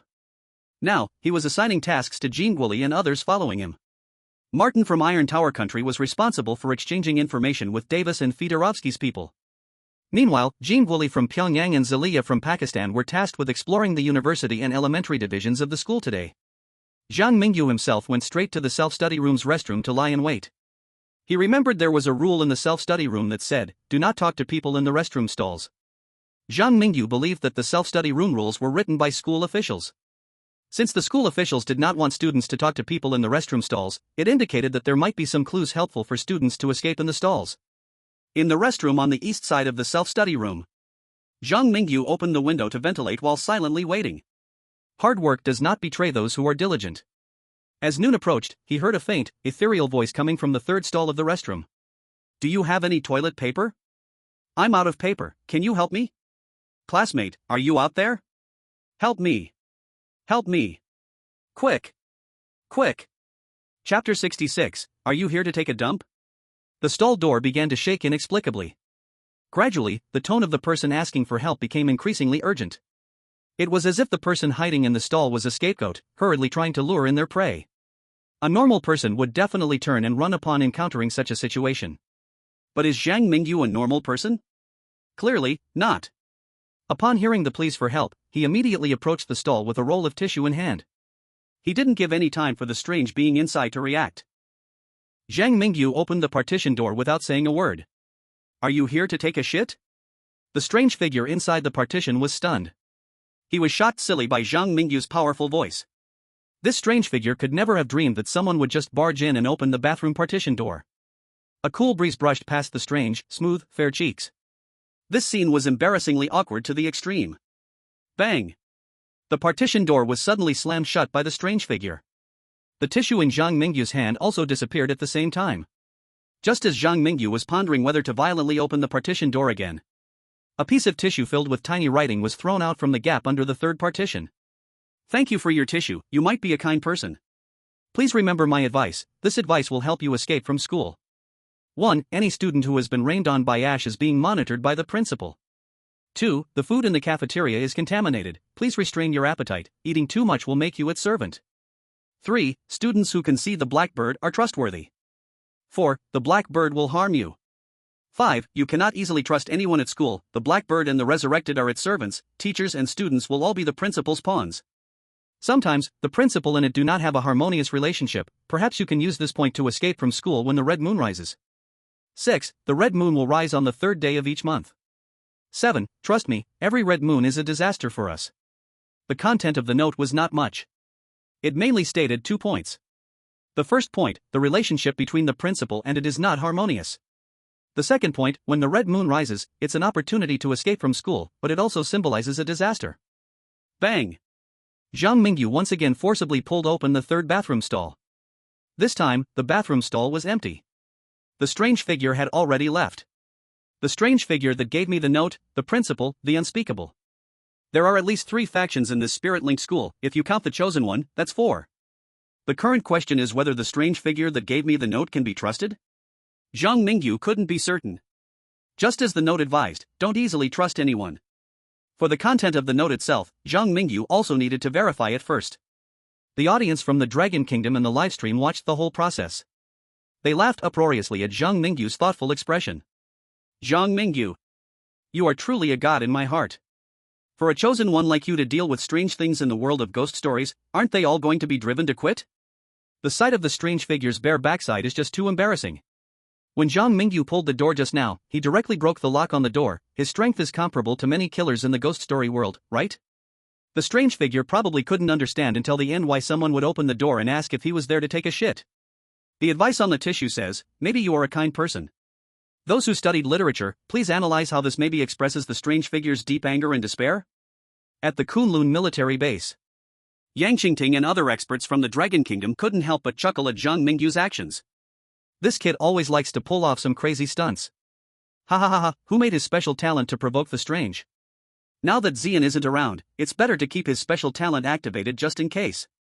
What do you experts think about the note's advice? Our expert team deduced from some calendars on the wall that today's date in the ghost story world is April 1st, which means there are 2 days until the red moon rises. 2 days from now, escape from school? We can't guarantee that doing this will achieve the clearance conditions. The risk of skipping school is still very high. We have received information here, and I believe it will soon be sent to Davis and the others by the ugly country people through off-site hints. Let them explore the path first. I trust that Zhang Mingyu can remain calm as well. In the world of strange tales, Davis indeed received an off-site hint from the ugly country. To put it bluntly, the ugly country people do not believe that Zhang Mingyu will share information with Davis, and they also do not want Davis to be led by the nose by Zhang Mingyu. After all, they are planning for Davis to get rid of Zhang Mingyu. Zhang Mingyu actually got the key information of the Spirit Communication School so quickly? A drop of cold sweat appeared on Davis's forehead. The ugly country's high-level officials have already forced him to stand on the opposite side of Zhang Mingyu. Now, the stronger Zhang Mingyu becomes, the more afraid Davis feels. The condition for passing is simply for me to stay alive. I not only have no need to escape the school, but I might also cooperate with several forces in the school. Then, when Zhang Mingyu's pet cat is not around, I can get rid of him. A ruthless gleam flashed in Davis's eyes. He thought of a brilliant idea. On the side of the polar bear country, Fedorovsky also learned about the information regarding the Red Moon. He smiled proudly, patting his thigh and said, I guess that to survive, one must escape the school. Davis is honestly staying in the school. In the end, he will either become an unspeakable servant or a toy for the school principal. Fedorovsky looked at the followers behind him and raised his arm high, shouting, Everyone, our next goal is to escape the school. In the next 2 days, our main task is to find ways to eliminate the principal's surveillance. If we do not find a way to get rid of the surveillance in 2 days, we will split into multiple paths and gamble with our lives. Time had come to the afternoon. In the self-study room. After Zhang Mingyu met up with Jean Guoli and Zilia, they briefly exchanged the information they had. These two had hardly made any gains throughout the day until the sun began to set. Martin from the Iron Tower country returned with some unfamiliar chosen ones. My dear Zhang Mingyu, you won't believe what kind of information I exchanged from them. They told me to escape the school when the red moon rises. They also told me that feeding the cat could get rid of the principal's surveillance, and all the details are on this note. Come take a look. Martin appeared very excited. He stated that these newcomers were chosen ones from the ugly country camp. Davis had them follow Martin back to discuss collaboration. However, as Zhang Mingyu looked at the chosen ones behind Martin, his gaze was somewhat strange. Chapter 67, The Revived Ones. Something went wrong. Something went wrong. The chosen ones that Martin brought back are all dead. Davis is simply a born villain, not only leading all the revived chosen ones to Martin but also secretly colluding with the student council's students. The revived ones will stab someone in the back. Feeding the cat will surely lead to death. The student council will also start hunting Zhang Mingyu. What about our experts from the Dragon Country? Why haven't they sent off-site hints to Zhang Mingyu? In the self-study room. Zhang Mingyu indeed had not received off-site hints from the Dragon Country. But he had already identified several dead chosen ones through the different colors of names on the living point map. Big boss Zhang Mingyu, it seems like someone from the student council is coming downstairs. I received an off-site hint from the Pyongyang country saying that Davis took action against us. Jean Guoli quietly approached Zhang Mingyu and shared the information he obtained. Currently, the off-site hint opportunity from the Pyongyang country had already been used twice. And the Dragon country had also used one off-site hint opportunity. Zhang Mingyu looked at a student below, wearing a student council work badge, and gained new insight into the multiple-person mode of the Weird Tales. In this mode, hints from the outside may become even more important. Besides the struggle against the Bazaar people, I also need to pay more attention to the little actions other divine selectors are taking against us. He did not reveal the identities of the few resurrected individuals for the time being. Zhang Mingyu secretly glanced at Martin, then said to those resurrected individuals, the self-study room is not a place for talking. Let's first find the stray cat you mentioned, and then continue discussing how to cooperate. The group, which called themselves Divine Selectors of the Ugly Nation, readily agreed. After going downstairs, they headed towards the school's playground. The student council members were ready to act against Zhang Mingyu and his group. However, upon seeing the resurrected ones, they dared not move carelessly. Seeing this, a smile crept onto Zhang Mingyu's lips. Indeed, the student council students and the resurrected are not in the same camp. Now that we're being watched by both sides, I wonder if it will lead to a competition for prey. Perhaps some will think I can be easily manipulated now that I've lost the purple flame. In this world of weird tales, I will make them remember what happens after they strike at me. Zhang Mingyu led Jean Guoli and others to follow behind the resurrected ones. He was calm and unhurried. Confident that even if he encountered something he couldn't solve, he could still use his soul-calling ability to summon the red wedding dress and create chaos in the spiritual school. At that moment, even the principal and the unspeakable horrifying existence would likely be stirred. They moved through the choking rain of ashes. Soon, in the corner of the playground, Zhang Mingyu found an orange stray cat. It was injured all over, curled up in a gray snow pile, licking its wounds on its paw. Isn't this Chen Huayan's pet cat? Zhang Mingyu's eyes flashed with surprise upon seeing the stray cat. At this moment, the leader among the resurrected ones stepped forward and said, "Feeding the stray cat will eliminate the smell of the ash rain on you. Go ahead." In that instant, anyone with a discerning eye could see something was off. Outside, the audience in Dragon Country was extremely nervous. Do you remember the dormitory rules? One of them states not to feed stray cats because you can't be sure how to feed them. It really seems so. These resurrected ones are indeed up to no good. Isn't Zhang Mingyu supposed to have a photographic memory? My Mingyu brother, don't falter at such a critical moment. The netizens in the live stream were all worried about Zhang Mingyu. And on the playground, Zhang Mingyu seemed to completely forget the rules about the dormitory, ignoring Jean Guili and Helia's reminders as he walked straight towards the stray cat. Just then, the student council members, who had been following them from a distance, suddenly yelled out, "Wait! Don't feed the stray cat, stay away from those guys." As Zhang Mingyu prepared to feed the stray cat, the resurrected one's eyes sparkled with excitement. Who would have thought that the student council members would ruin their plan at a crucial moment? At this moment, the gaze of the resurrected individuals collectively turned towards the student council members that had followed. Both sides looked like fierce beasts competing for prey, filled with tension. We are students of the student council, responsible for protecting the safety of our classmates.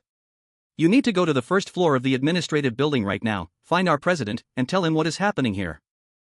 Believe me, with the protection of the student council, you will definitely be safe. Don't trust the student council members, we are the ones on the same side. The student council members wanted to trick Zhang Mingyu and his group into the student council headquarters. The ones who came back from death tried their best to persuade Zhang Mingyu to feed the stray cat. They all wanted to see Zhang Mingyu die by their hands. However, what Zhang Mingyu did next completely stunned both sides at once. Zhang Mingyu gave Martin and the others a signal, then immediately ran toward the stray cat. He grabbed the stray cat and hugged it tightly, then ran toward the student council members and shouted, "Help! Help! Senior members of the student council, save me!" When Zhang Mingyu picked up the stray cat, the faces of the ones who came back from death showed a smug smile. They all thought Zhang Mingyu was doomed. But soon, they realized a problem. Zhang Mingyu not only hadn't died, but was running towards the student council members while holding the stray cat as though begging for help. This scene made the student council members ecstatic. They rushed forward to help Zhang Mingyu and blocked the ones who came back from death, not forgetting to remind him, "Remember, it's on the first floor of the office building, go quickly." Okay. Zhang Mingyu agreed quickly, but after turning a corner with Martin and the others, he immediately stopped. Martin, seeing this, asked in confusion, "Aren't we supposed to go to the office building?" Zhang Mingyu replied speechlessly, "I was lying to them." You really believed it? Zhang Mingyu found a nearby place to hide. After confirming they were temporarily safe, he took out the curse blade and prepared to treat the stray cat in his arms, Chen Huayang, by cutting its wounds. Meanwhile, outside, the Dragon Kingdom viewers all felt relieved. I remember now, this orange stray cat, isn't it the one Zhang Mingyu was holding in the Evil Spirit Dormitory story? I wondered why the stray cat didn't bite Zhang Mingyu, so it was like this. The ugly country's chosen one paid a huge price, but in the end, they couldn't hurt our Dragon Kingdom's chosen one. Now their high-ups must be furious. It's still our Dragon Kingdom's Zhang Mingyu who was clever, using the conflict between the student council and the ones who came back from death to escape danger.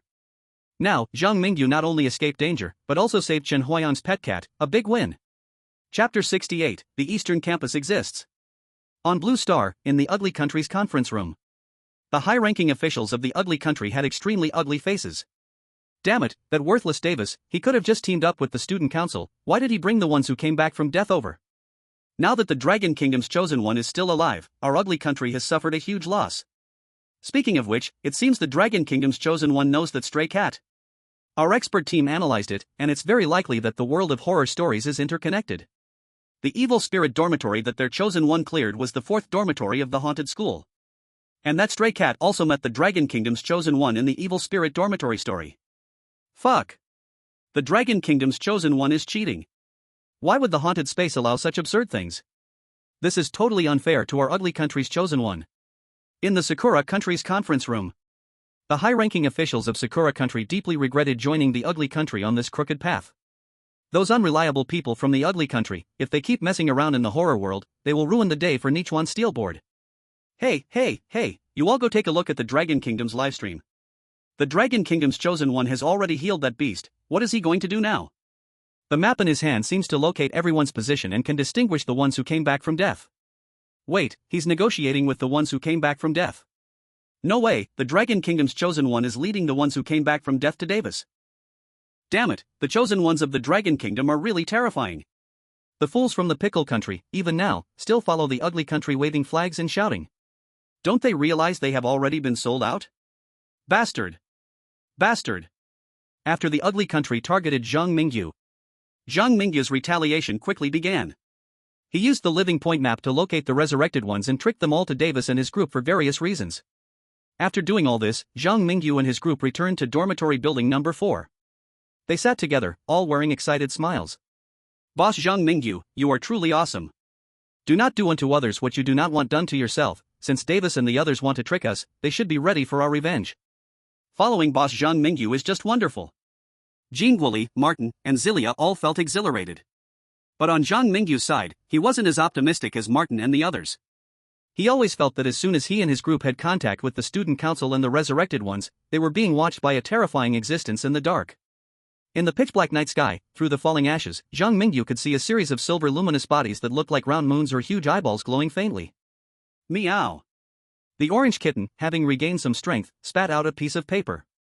Chen Huayan's little cat, although still weak, was no longer in life-threatening danger under the treatment of Zhang Mingyu, the demon doctor.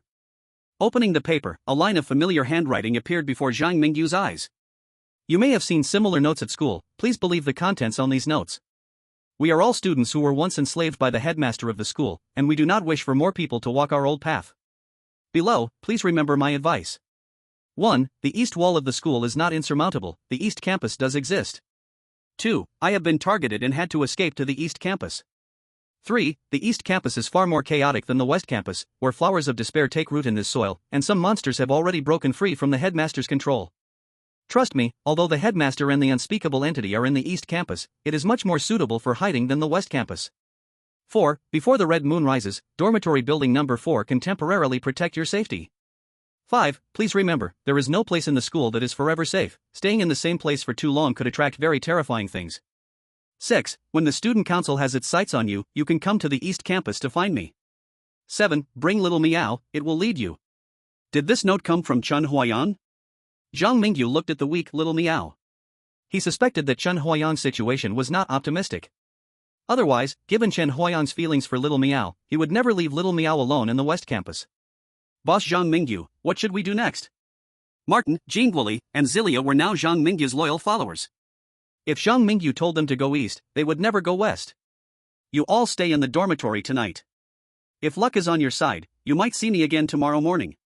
Zhang Mingyu quickly packed his things. He was preparing to explore the east campus overnight. Being watched by an unknown existence gave Zhang Mingyu a sense of urgency. Behind him, Martin asked worriedly.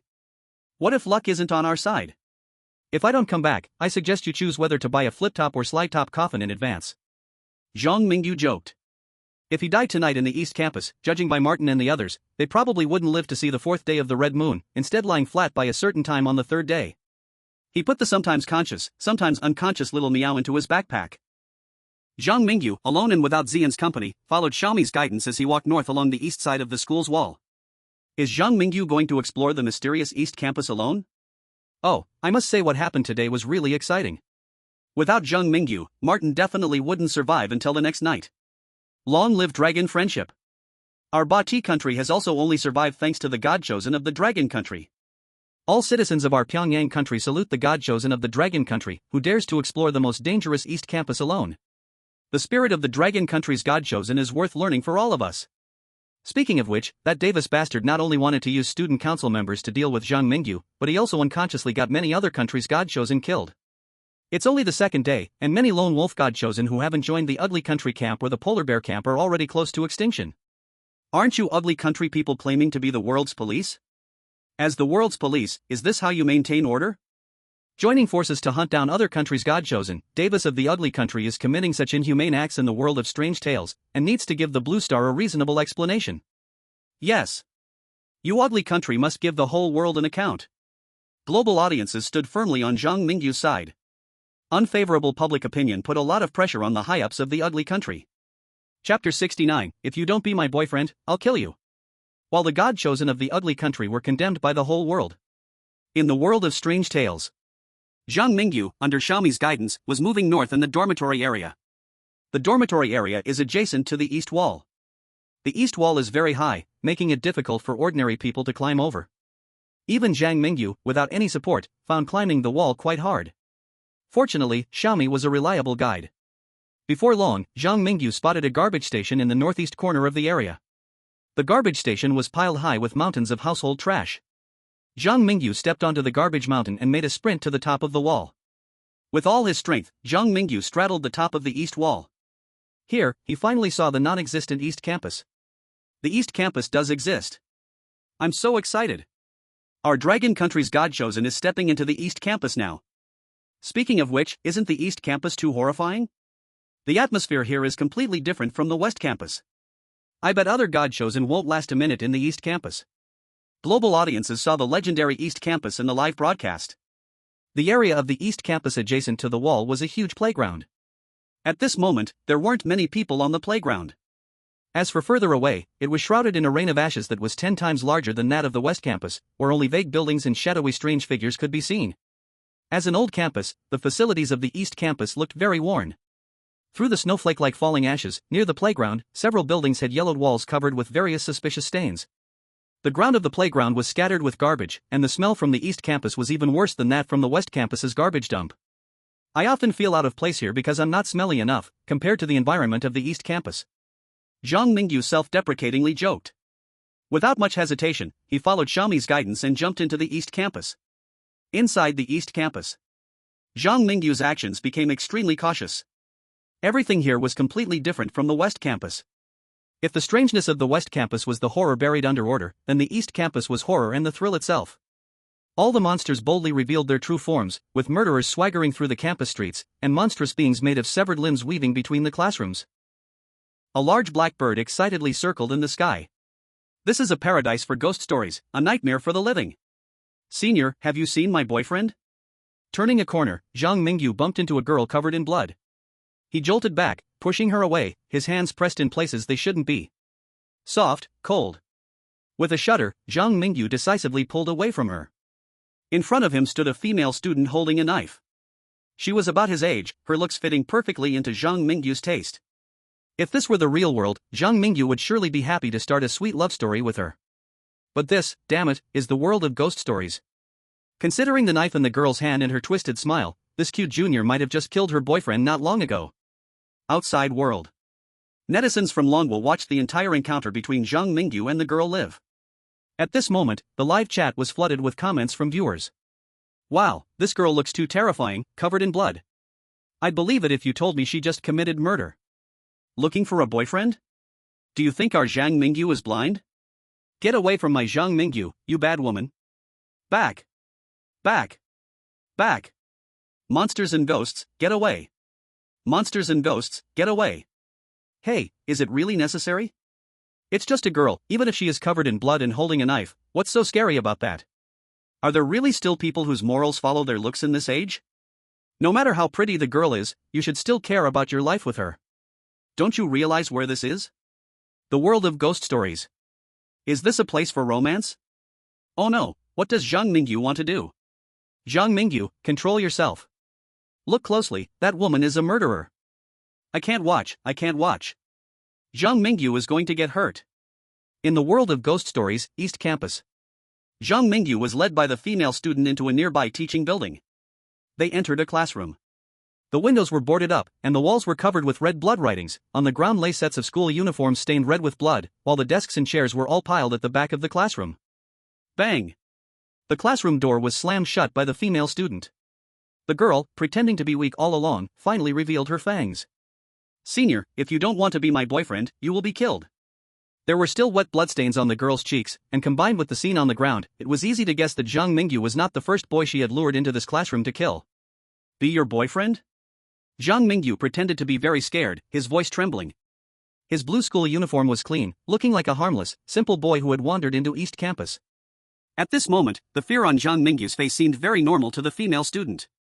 Step by step, the girl walked towards Zhang Mingyu, not feeling at all that he could escape once on her territory.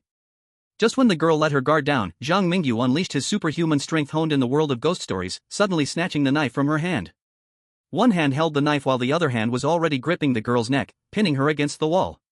The reversal happened so fast that the girl pinned against the wall didn't react in time, flailing her arms in vain trying to struggle. However, her strength was no match for Zhang Mingyu, much like the clown she had encountered in the convenience store at midnight. She couldn't compare to him now. During the struggle, a student handbook fell to the ground. Student Handbook 1. You are a student of East Campus.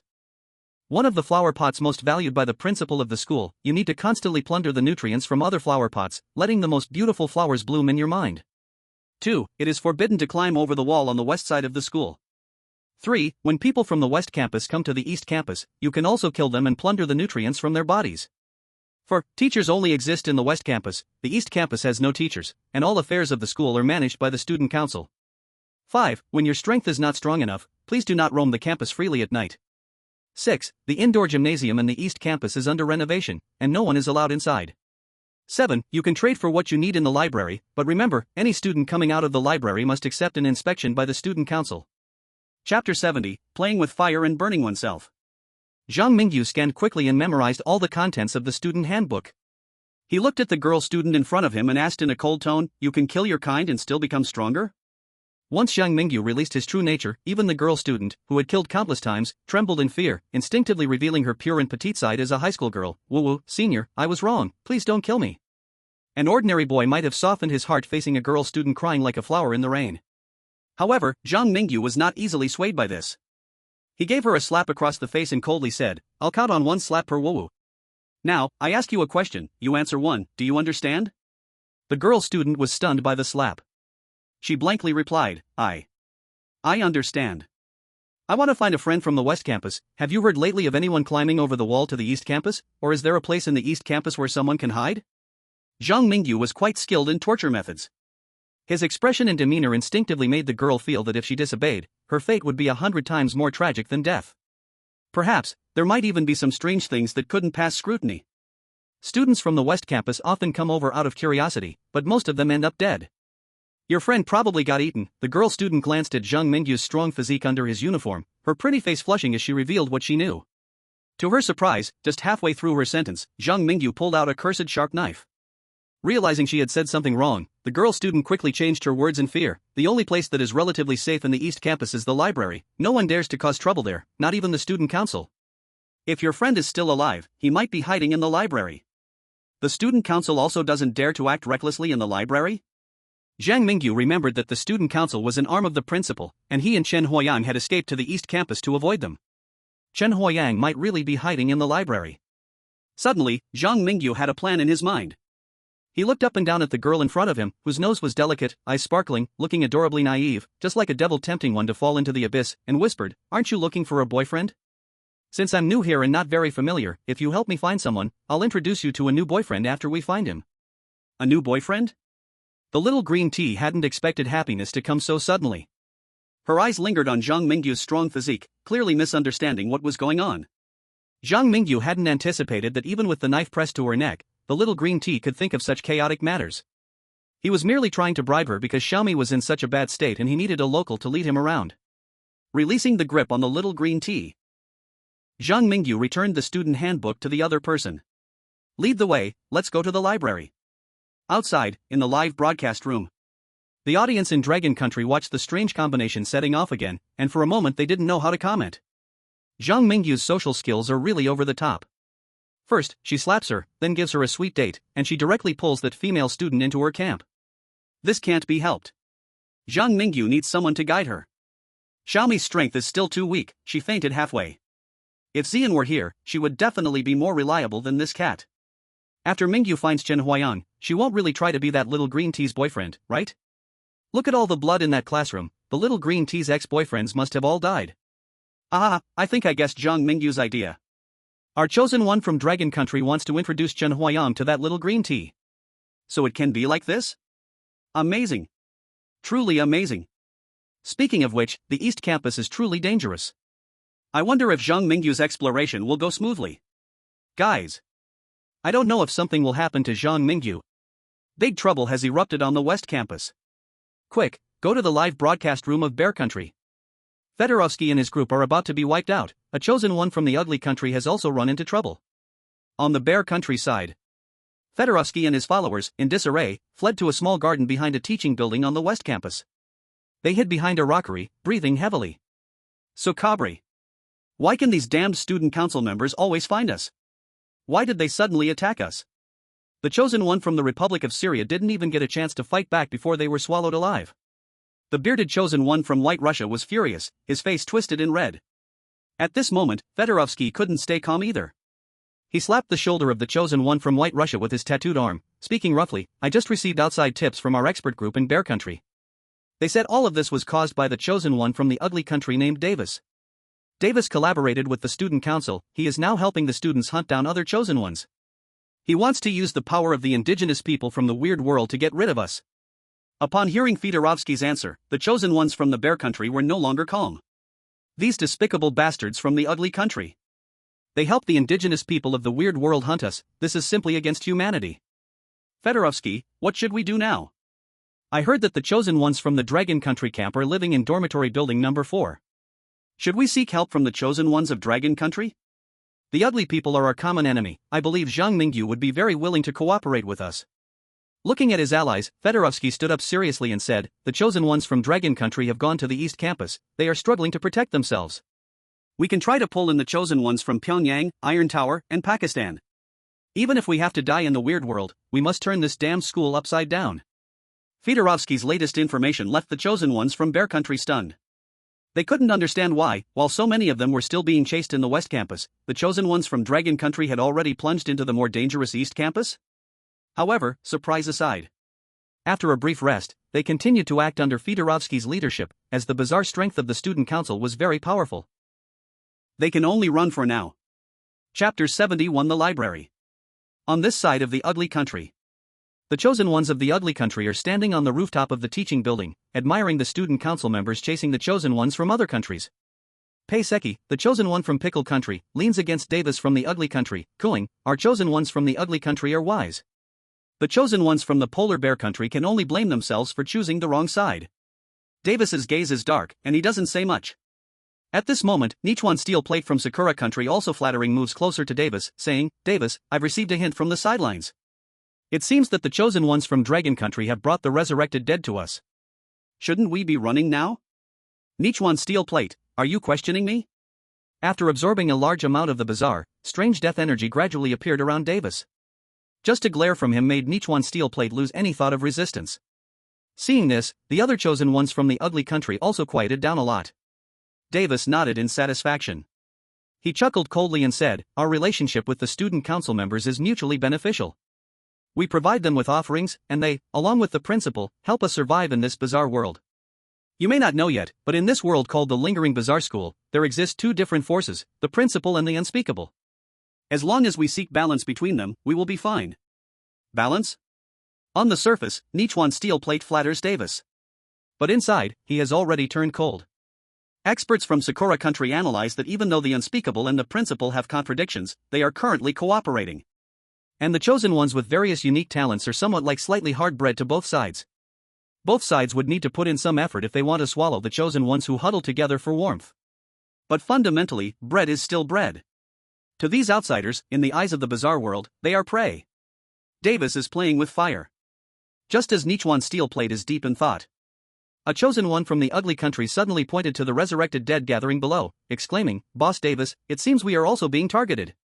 The actions of the ugly country and the Polar Bear Country are being watched by outside viewers." They discuss animatedly. Some people even started betting on who would become the final victor in this bizarre world. Our chosen ones from Pickle Country are clinging to the powerful, we can relax and pass easily. The Pickle Country's chosen ones are getting too arrogant too early, aren't they? It seems Davis's side is being targeted by the resurrected dead, and the student council members don't seem prepared to save them. Right now in the West Campus, the chosen ones from Polar Bear Country are being hunted by the student council. The chosen ones from the ugly country are being chased by the resurrected dead. In the East Campus, Zhang Mingyu's situation is also grim, and the student council members seem to have realized they have been used by him. After dealing with the resurrected dead, they are vigorously hunting down Zhang Mingyu, who has fled to the East Campus. The worst off are still the chosen ones from Polar Bear Country. It's tragic.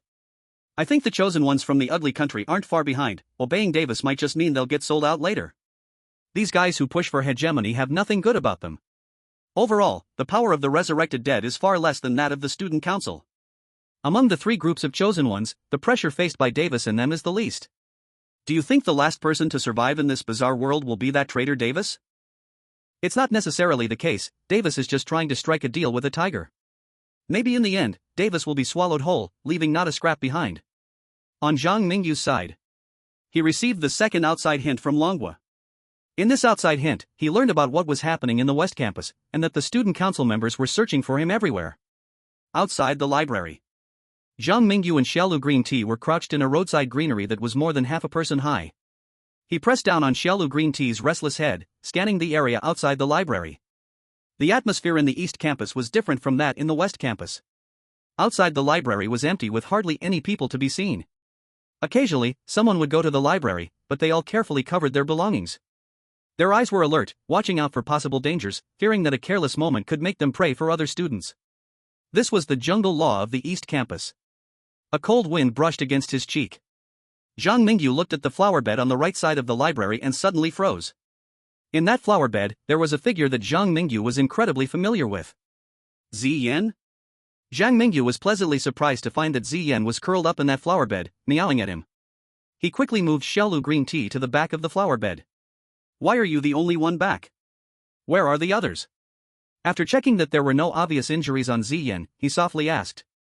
Meow. Ziyan spat out a small piece of paper. On the small paper, there were uneven blood-like characters, seemingly written by Meng Meng. The principal has sealed the school's entrances and exits. We cannot enter the school until the red moon rises. Big brother must remember the following points and strive to survive. 1. 3 days later, go to the main entrance of the West Campus, we will meet you there. 2. The student council is working with some outsiders to capture living people as sacrifices for the principal. 3. The principal wants to completely dominate the unspeakable power and become the new unspeakable when the red moon rises. 4. You may cooperate with the unspeakable, but be sure to remember that doing so may lead to your irrevocable doom. 5. Eating more cafeteria food will help you eliminate the smell of ash rain on your body. 6. Stay away from the indoor gym.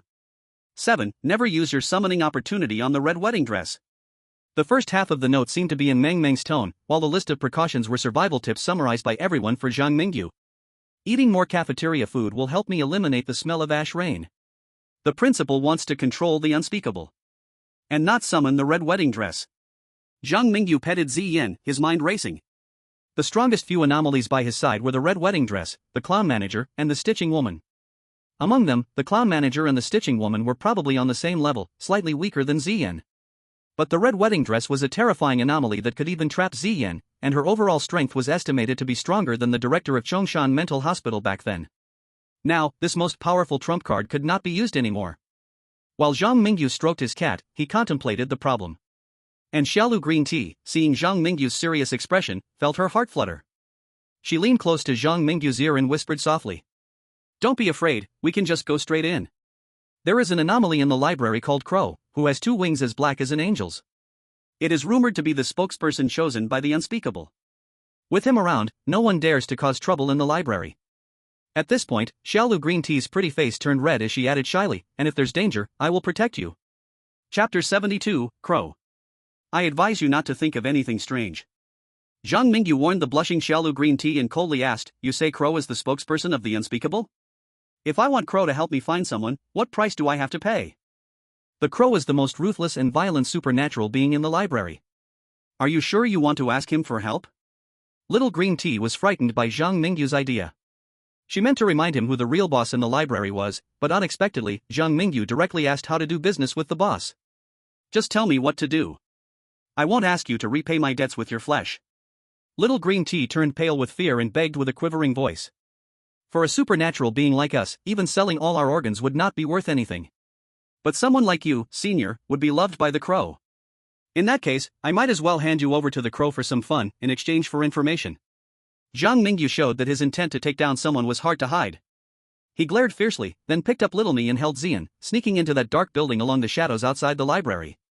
As soon as he entered the library, Zhang Mingyu immediately noticed that the suffocating ash in the air had vanished, replaced by a faint, sweet scent.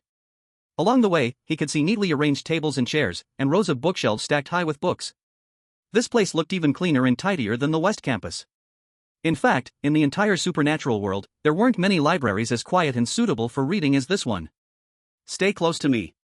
Zhang Mingyu grabbed Little Green Tea's hand to prevent her from stabbing him in the back at a critical moment. Little Green Tea obviously couldn't guess Zhang Mingyu's true thoughts. At this moment, Little Green Tea was extremely excited, thinking that Zhang Mingyu had finally come to his senses. Tightly following behind Zhang Mingyu, Little Green Tea was so close that her softness was almost pressed against him. As they delved deeper into the library, Zhang Mingyu gradually noticed signs that someone lived here. On the ground were some bedding and pillows covered with flowers, and some daily necessities decorated with beautiful patterns. More importantly, behind the bookshelves, it seemed that pairs of eyes were watching them. Zhang Mingyu became increasingly cautious. At that moment, a male student with a bowl cut suddenly emerged from behind a row of bookshelves, blocking Zhang Mingyu's way. "What do you want?" Zhang Mingyu held back. He resisted the urge to use the cursed blade to stab this unexpected guest. But Little Green Tea seemed very familiar with the scene. She cautiously pulled Zhang Mingyu back a bit, like a mother lion guarding her food. "We're here to find the crow, not to engage in trade." "Looking for the crow, huh?" The bowl-cut boy wore an expression like he was waiting for a show, and grinned coldly. "Follow me." He led Zhang Mingyu and Little Green Tea to the 5th floor of the library. Along the way, many unfriendly eyes fell on Zhang Mingyu and Little Green Tea. However, when they saw the bowl-cut boy, everyone tactfully withdrew their gazes. Finally, the bowl-cut boy stopped outside a closed door on the top floor of the library. He pointed at the tightly shut door and said, "This is it." In the live stream room, viewers from various countries were extremely tense as they watched the scene in the broadcast. The crow is the spokesperson of the indescribable. His strength might rival that of some major bosses in single-person supernatural worlds. Isn't Zhang Mingyu's act of meeting the crow far too risky in this chaotic area of the East Campus? Risky? Our chosen ones from Dragon Country are always tough. It's just a meeting with the crow. Since Zhang Mingyu dares to go, I believe nothing will happen to him. By the way, did you all see what was written on the note Xian sent back just now? I don't know. The content on the note seems to have been intentionally distorted by some kind of power. This kind of situation has occurred before. It is rumored that powerful supernatural beings can influence supernatural live streams and distort information they don't want others to know. Are you saying that the information on the note was left by a powerful and strange being? It's still unclear. In the East Campus, the library. Zhang Mingyu pushed open the door and saw a coffee shop with good privacy. Inside the coffee shop, there were many chairs, and the bar counter displayed a dazzling array of coffee beans, along with a set of brewing equipment that looked expensive at first glance. At that moment, a middle-aged man, nearly 6 feet tall, with glossy black hair and bright, piercing eyes, dressed in a sharp suit and black pants, a white shirt underneath, and black leather shoes, was standing by the coffee machine, brewing coffee for himself. He looked handsome and charming. Of course, the most eye-catching feature was the pitch-black wings growing from his shoulder blades. On the surface, the middle-aged man looked like an angel from a myth. A fallen angel with black wings. The moment Xiao Tai saw the middle-aged man, she nervously tightened her grip on Zhang Mingyu's arm. And in the backpack, Xiaomi also reacted, struggling to open her eyes. Only Xiang still looked indifferent. In fact, he even lazily yawned. "Is it you who wants to see me?" The middle-aged man with black wings asked without lifting his head. He was the crow, the unspeakable representative. In the library, he was the order. Zhang Mingyu ignored the man's arrogant attitude and calmly replied, "We want you to help us find someone, and afterward, we can discuss whatever you want." "Oh?" The crow slightly raised his head to look at the few people at the door. A common perverted girl from the East Campus, a sunny and cheerful boy? And when the crow saw Xiang in Zhang Mingyu's arms, the disdain and arrogance in his eyes instantly turned into deep terror. Before he became the unspeakable representative, he had seen that guy deep in the Black City. That guy was brutal, fierce, symbolizing the most primitive horror and catastrophe. Why would such a terrifying monster appear in his territory? Recently, the conflict between the unspeakable and the university head had reached its peak. If he got killed by that monster now, the unspeakable would definitely not come to his aid to preserve their strength. The crow discreetly took 2 steps back. He stopped his actions, and with a stiff smile, asked, "Who do you want to find?" Zhang Mingyu was puzzled as to why the crow's attitude had turned 180 degrees. He didn't think much about it and casually placed Xiang on the bar counter between himself and the crow, then took out a black and white photo from his pocket, saying, "This is my friend Chen Huoyang. Have you seen him? Let me see." The crow awkwardly smiled as he moved away from Xiang. He wiped the cold sweat from his forehead and looked at the black and white photo in Zhang Mingyu's hand. For the crow, as long as Zhang Mingyu wasn't bringing Xiang to ruin his place, everything was fine. His gaze fell on the black and white photo in Zhang Mingyu's hand. After carefully distinguishing who the person in the black and white photo was, the crow suddenly gasped, "He is your friend? Is he in the library?" Zhang Mingyu caught the meaning in the crow's words. He didn't mean to force the issue. However, Xiang clearly misunderstood the master's intention. As Zhang Mingyu asked, Xiang directly transformed back into his original form, towering over the crow with a wide, bloody mouth, staring intently. The crow really couldn't understand why Zhang Mingyu's friends were all so fierce. His gaze darted back and forth between Zhang Mingyu and Xiang, beads of sweat streaming down like rain. I say, little brother, calm down. If your friend is that madman chased by the student council a couple of days ago, I think I can take you to see him. He is hiding here recovering now. 吃得好，睡得好，咱啥都好说，就是你能不能让你的小猫咪离我远点啊？张明宇显然低估了紫妍对于普通诡异的冲击力。小绿茶不害怕紫妍是无知者无畏。乌鸦作为有见识的大佬，此刻心里就盼着什么时候能把这两尊瘟神送走了。第73章红豆尼斯米马赛。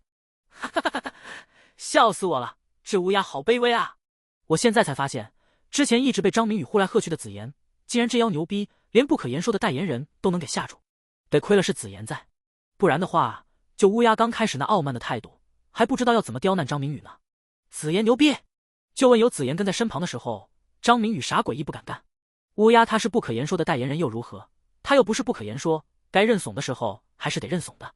在龙国网友们庆祝张明宇再一次渡过难关的时候，全球上空怪谈空间的提示音连续多次响起：北极熊国神选者死亡，怪谈世界即将入侵；白俄罗国神选者死亡，怪谈世界即将入侵；立陶国神选者死亡，怪谈世界即将入侵。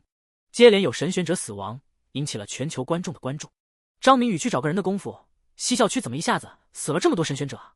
我靠，刚才三方神选者不是还能勉强保命吗？这是咋了？为啥北极熊国的费多罗夫斯基也死了？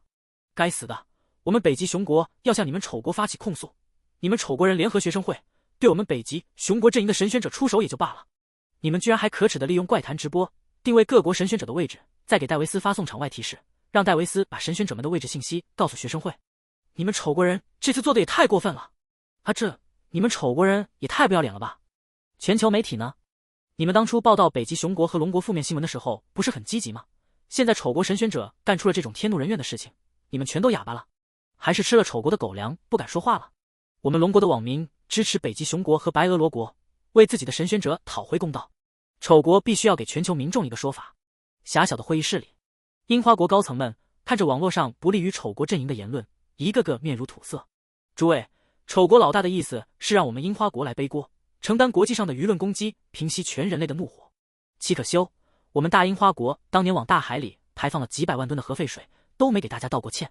现在丑国人竟然想让我们承担我们还没有犯过的错误，这简直太过分了。可是我们樱花国不承担舆论的话，日川钢板立马就会被他们卖掉的。算了，鞠躬道歉吧。樱花国高层经过激烈的商讨后，国际电视台上再次出现了樱花国人一排排鞠躬的身影。红豆尼斯米马赛，这都是我们樱花国日川钢板的个人行为，与丑国的神选者无关。网友们要骂的话，就骂我们樱花国的日川钢板吧。外界丑国和樱花国人面对舆论服软的时候，怪谈世界里，乌鸦已经把张明宇一行人带到了图书馆东侧的仓库。这里与图书馆的其他区域有着明显的不同，清新的花香在图书馆的每个角落弥漫。But only this warehouse was left behind. The smell of damp decay accompanied by a gust of cold wind blew through, and in the dim warehouse, only a few candles emitted a faint light. Cough, cough. From deep within the warehouse, a heavy cough echoed. In the gloomy light, Zhang Mingyu could vaguely see a figure wrapped in blood-red threads, struggling to look toward the warehouse door. What kind of monster is inside?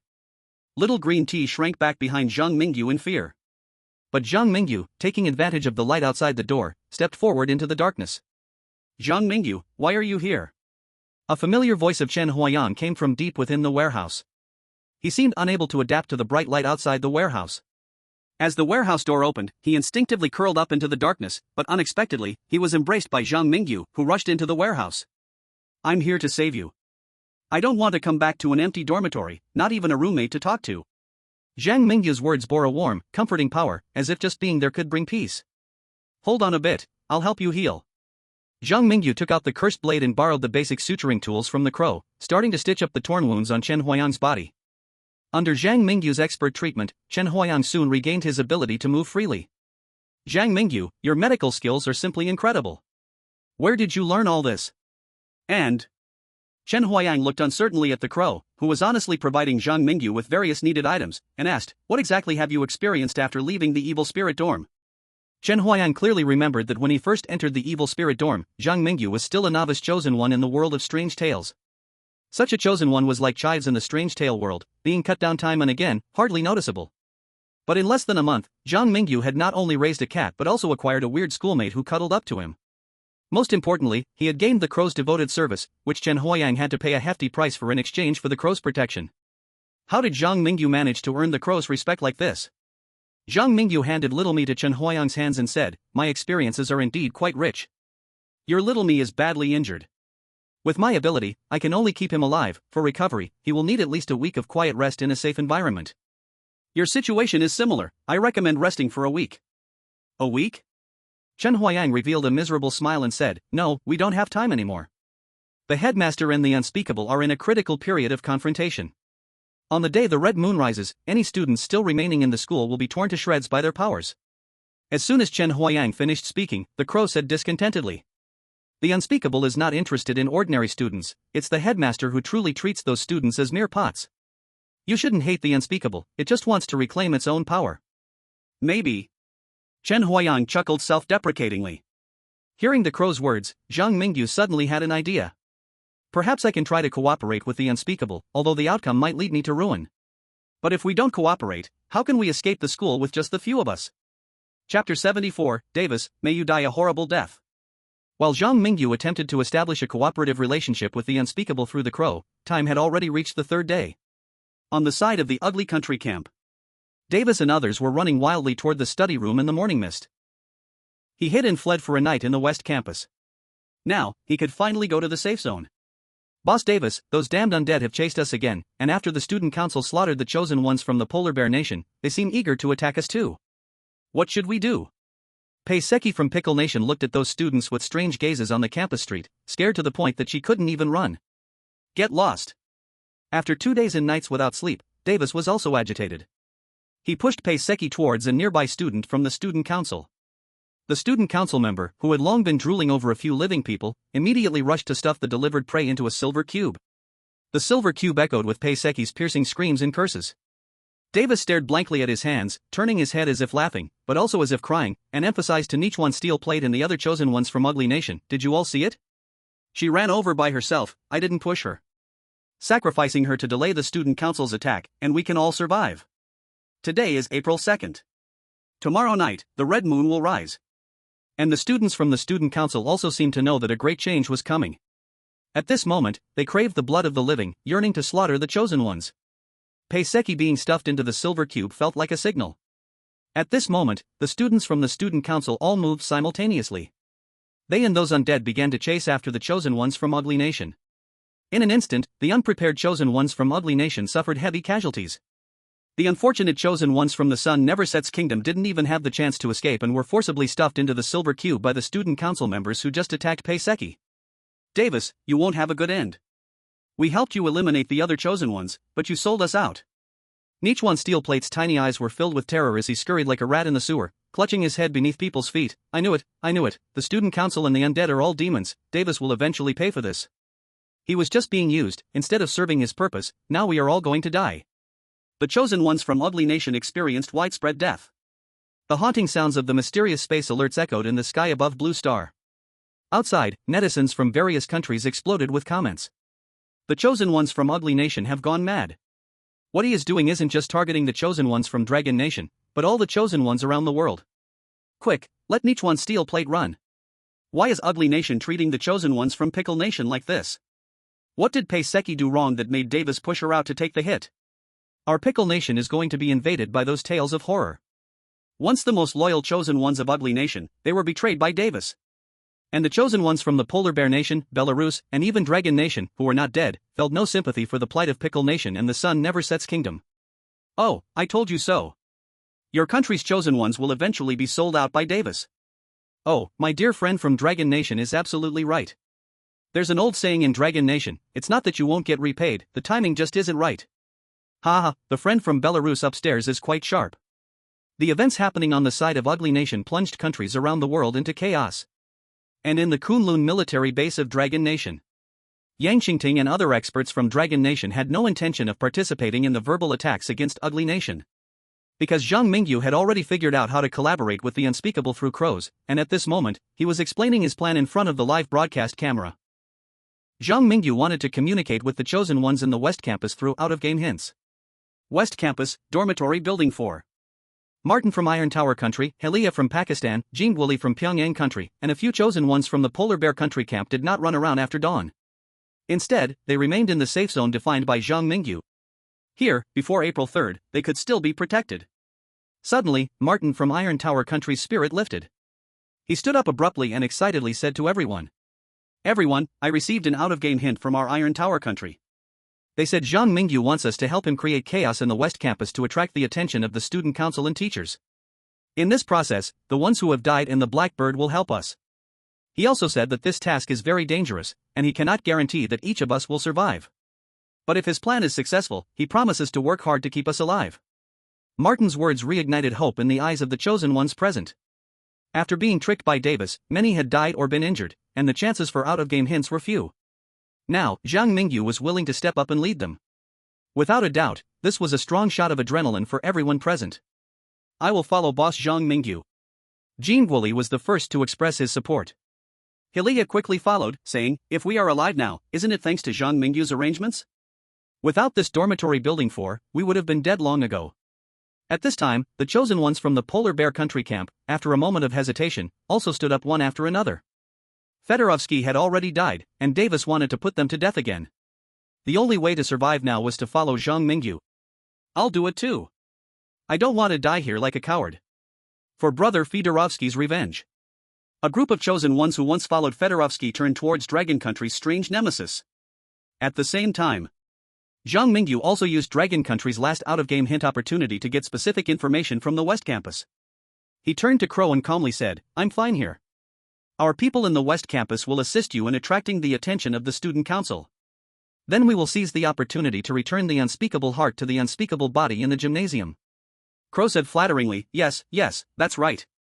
Once the unspeakable heart is put back into the body, the unspeakable will definitely regain its power. By then, once Principal Gao is dead, we will ensure your safe departure. Chen Huayang sneered and said, "If you don't want to let us go, we will fight to the death with you." Although we may not threaten the unspeakable in daily life, when the red moon rises, the unspeakable, who just regained control of the school, should also be unable to spare the effort to deal with the strange chaos in the school, right? Zhang Mingyu's plan was to use the chaos in the West Campus to distract Principal Gao and return the heart of the unspeakable from the library to its body in the gymnasium. If the unspeakable wanted to turn against them after regaining everything, Zhang Mingyu and the others would unite all possible strange allies and fight to the death against the unspeakable. Chapter 75, The Shrine. Today's ash snow fell particularly heavily. The entire sky seemed to have become a giant sieve, pouring down goosefeather-like black ash upon the earth. Occasionally, you would find a few deep red flames burning among the pitch-black ash. They seem to come from another mysterious world, and after they burn out, they will turn into those lifeless ordinary black snow. Through the overwhelming darkness, Zhang Mingyu could faintly see the outlines of buildings in the distance. The sports arena, resembling an egg-shaped dome, stood unique among the old, dilapidated teaching buildings covered in various disgusting stains, like a proud crane standing among chickens, or a divine palace. Boom! Boom! The earth trembled. From a distance, between the teaching buildings outside the arena, stood a mammoth elephant covered in ugly flowers, towering as high as 5 stories, its thighs thicker than the old tree in the soil beside it. Its walking had just caused the seismic effect. "Are we sure we want to go in?" Little Green Tea was terrified, constantly tugging at Zhang Mingyu's sleeve. "Who is we? Didn't I already introduce Chen Huayan to you? Go find him." Zhang Mingyu shook off Little Green Tea with disdain. Amid Chen Huayan's sorrowful gaze, Zhang Mingyu turned his attention to the crow. To be precise, it was the heart wrapped in green vines that the crow held. "Later, we will sneak into the sports arena, and your subordinates should lay low. If today's mess is due to your people messing it up, I'm sure you understand the unspeakable methods that will follow." Boom! Boom! Once the mammoth elephant, covered in strange flowers, walked away, Zhang Mingyu and the crow's group sprang into action. Meanwhile, in the outside world, the viewers in the live broadcast room witnessed everything from a divine perspective. Our Dragon Kingdom's Ziri nemesis always manages to unite all possible forces, taking everyone along to fight the boos. Over at the Western Campus, the Chosen One's actions were very successful. They caused a big commotion in several teaching buildings on the western campus, and one chosen one with a B-grade exclusive talent, source of plague, directly caused a small-scale flu. Davis and his group have it the hardest. The student council members thought this was revenge from Davis, and now they are chasing them down mercilessly. I have to say, Davis is indeed a tough character. After enduring all this time, his strength now rivals some strong abnormalities, effortlessly dealing with ordinary student council members. For a time, it became quite difficult for the student council students to catch him. I think Nichikawa Steelplate is the hidden expert. In the previous Monster Story challenges, I didn't notice this coward, but this time in the multiple Monster Story, I finally realized Nichikawa Steelplate's exclusive talent is indeed amazing. Nichikawa Steelplate has always kept a low profile, and this time he shows his hand with an A-grade exclusive talent, timid as a mouse, which protects him from abnormal attacks when he is terrified to the extreme. Indeed, every chosen one who has survived more than 2 Monster Stories is not simple. Hey! Look! It seems a shadow has appeared beside Davis. The shadow strength is definitely not something ordinary abnormalities can match. Could it be that the principal personally intervened against Davis? Someone in the ugly country's live broadcast room seemed to have discovered the principal's involvement. Meanwhile, on Zhang Mingyu's side, he had successfully infiltrated the sports arena. Inside the central basketball court of the arena. Here, there were no players in suspenders sweating it out, nor coaches leering from the stands at female classmates. There was only black ash drifting indoors through open windows, and deformed flowers growing out of the sports arena floor. In the center of a sprawling flower bed stood a wooden shrine, thickly piled with black snowflakes. Yet, the shrine that should have held something was now empty. It gave off a feeling of desolation and bleakness. The body you cannot speak of. Could it be that shrine? Zhang Mingyu asked the crow. Every unspeakable being is close to the divine, they have their own followers, their earthly bodies become their own shrine. The crow and those eerie beings who followed it into the gymnasium looked at the shrine with fervor. Some knelt down, kissing the ground. Others could no longer hold back and began to worship the empty shrine. After answering Zhang Mingyu's question, the crow stepped closer to the shrine in the gymnasium, stepping on ugly flowers, holding high that bizarre heart covered in green vines. At that moment, Zhang Mingyu suddenly felt something was wrong. He quickly reached out to pull the crow back. However, when his hand was halfway up, it was already too late. The crow's body spontaneously ignited upon touching the black ashes drifting near the shrine. He was engulfed by flames. In the blink of an eye, the black wings behind him turned to ashes. Come back! Zhang Mingyu shouted. But the crow, like a madman, disregarded everything and clutched the unspeakable heart, trying to place it back on the shrine. In the end, the crow failed. He collapsed on the path ahead, his body completely turning into ashes, like those black snowflakes, as the unspeakable heart rolled amidst the flowers on the ground. Outside, the people from various countries felt as if they had fallen into an ice cave. That's not the principal from Davis. The real principal never returned to the West Campus, but has been waiting in the East Campus gymnasium. So, the principal had already guessed the unspeakable plan? He is just playing along, waiting for the unspeakable servants to hand the most important heart over to him? The horrifying beings controlling Chongshan City aren't easily fooled. What should we do now? Zhang Mingyu is now cooperating with the unspeakable, they rise together and fall together. If the unspeakable fails, Zhang Mingyu will face the principal who has seized the unspeakable's power alone, he surely won't benefit. Look, it seems a person appeared by the gymnasium window. Is that the principal? The netizens in the livestream witnessed the whole process of the principal's appearance through the Strange Talk live broadcast. It seemed that the principal's own power was shrouded in the ash rain of the spirit summoning school. And the unspeakable power was related to the flowers scattered on the ground.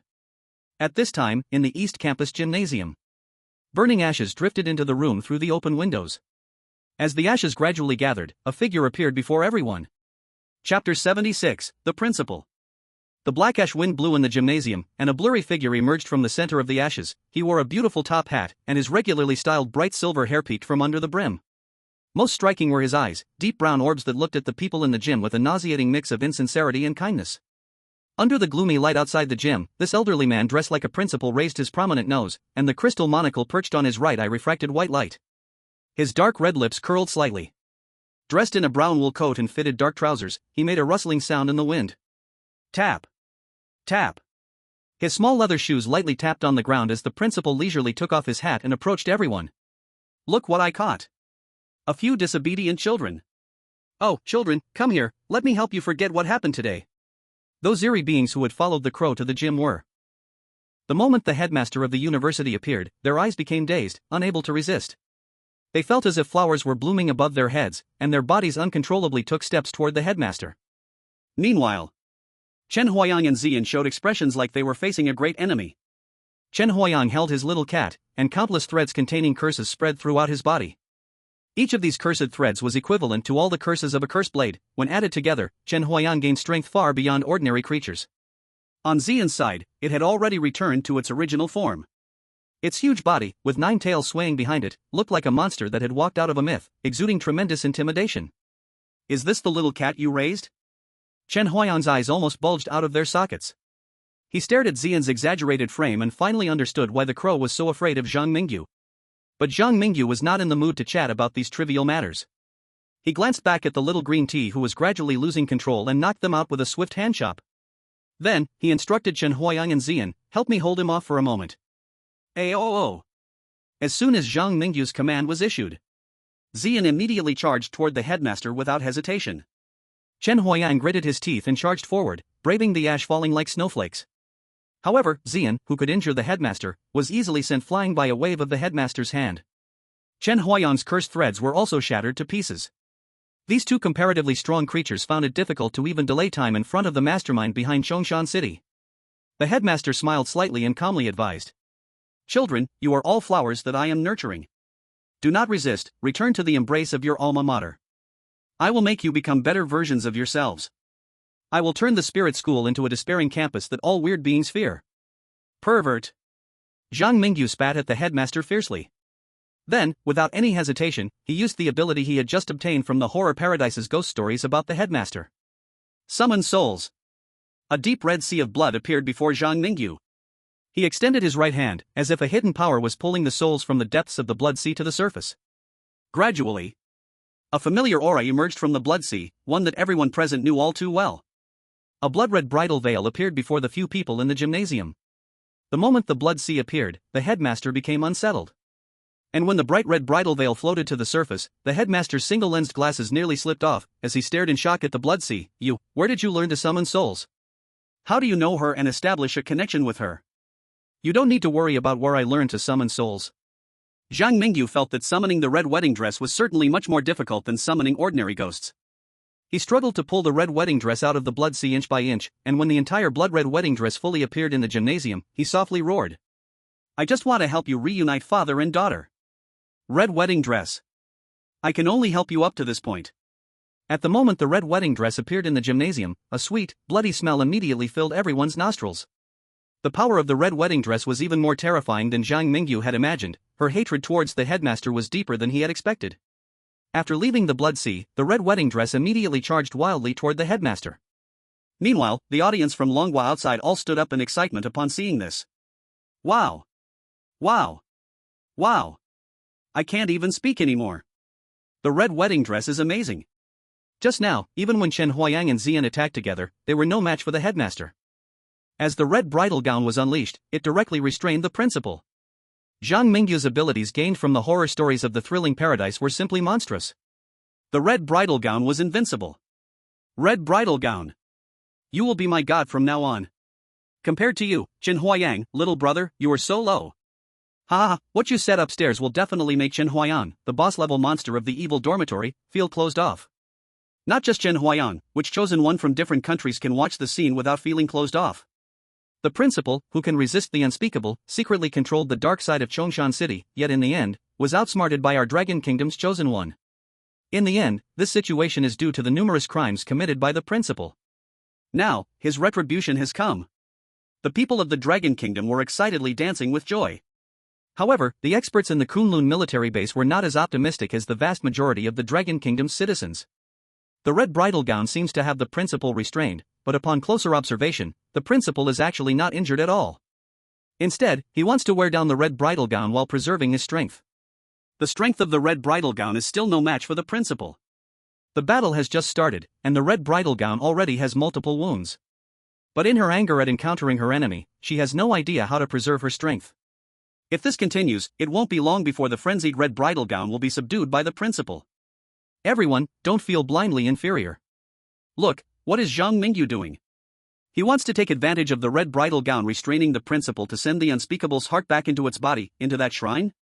Ah, that's right. I was too anxious just now. How did I not think of that? The red bridal gown cannot handle the principle alone, and together with the unspeakable? Even if the unspeakable has lost some of its power to the principle, it is still a powerful monster comparable to a god. This time, Zhang Mingyu might just surprise us. Chapter 77, What the hell did you do?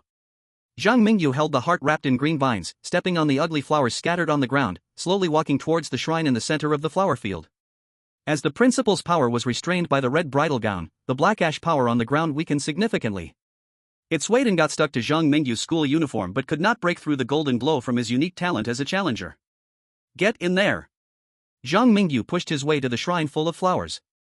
With both hands holding the heart of the unspeakable, he struggled to stuff it into the shrine. But unexpectedly, this body that once belonged to the unspeakable was resisting the return of its heart. What's going on? Behind the shrine, Zhang Mingyu saw green-blue vines that looked like animal blood vessels, writhing and twisting as if transporting some liquid substance. Looking around along the green-blue vines. At this moment, Zhang Mingyu realized that those bizarre bodies with flowers blooming on their heads all had similar vines extending outward. On the ground, the numerous vines extending from the strange flowers intertwined like a giant web, with the center of the web being the shrine in the gymnasium. This shrine seemed to be the core of the entire school, connecting all the flowers in the flower pots of the school, continuously absorbing nutrients from the flowers. Behind the shrine, the thickest vines connected to the principal hovering above the gymnasium, as if converting the nutrients of the entire supernatural school into power to supply the principal alone, satisfying his selfish desires. The principal's deep brown eyes scanned Zhang Mingyu in front of the shrine, seemingly lost in thought. 他一边抵挡洪嫁衣幽怨的哀嚎，一边讶然地对张明宇说道：“你竟然是神选者！”一朵温室里开出的食人花。高校长的眉宇间带上了些许的激动，他似乎将张明宇当做了一朵美丽的花朵。神选者，别白费力气了，神龛已经与我的灵魂产生了密不可分的联系，曾经的不可言说注定将会成为新时代的淘汰品，他已经回不到自己的躯体里了。把那枚心脏给我吧，我将会把你培育成和我女儿一样的美丽花朵。食人花你妹，你才食人花，你全家都是食人花。张明宇下意识地回怼了两句，可当他说完这几句话之后，才发现洪嫁衣看向自己的眼神似乎也变得有些不太对劲了。他连忙手腕一翻，掏出了诅咒之刃，直直地向那连接着高校长的几根粗大藤蔓砍了过去。陈华阳，你别在那边磨洋工了，过来帮我把这破神龛砸了。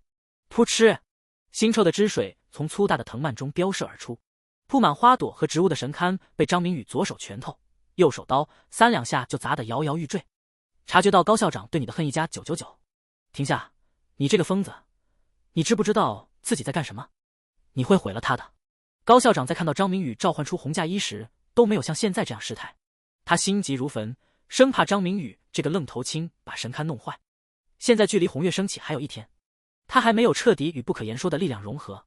倘若现在神龛出现损毁，高校长的一切布置都将前功尽弃。铺天盖地的灰烬直接吞没了洪嫁衣身旁的血色，高校长不计一切代价地想要杀死毁坏神龛的张明宇。这次他是真的全力爆发了。我陈华阳他娘的这辈子做过的最错误的决定就是认识了你。陈华阳看到洪嫁衣快顶不住了，立马化作一道道血色的诅咒扑到了神龛附近，逼着眼睛陪张明宇砸爆了神龛。哐咔，木片四散纷飞。这座象征着不可言说崇高地位，蕴含着无穷力量，引得无数诡异垂涎的神龛，就这样被张明宇和陈华阳这两个愣头青砸了个稀巴烂。这一刻，无论是高校长还是地面上那枚不可言说的心脏，都像是被按下了暂停键似的定格在了原地。他们从来就没有想到过，有人在面对蕴含着神灵力量的神龛时，做的第一件事情不是将这件珍贵的宝物据为己有，而是直接将其砸爆。他们更没有想到，面对象征着神灵威严的神龛，象征着不可言说行走于人世间的躯体的神龛，会被这两个大不敬的孙子毁掉。你们都做了什么？高校长的五官扭曲成了怪物。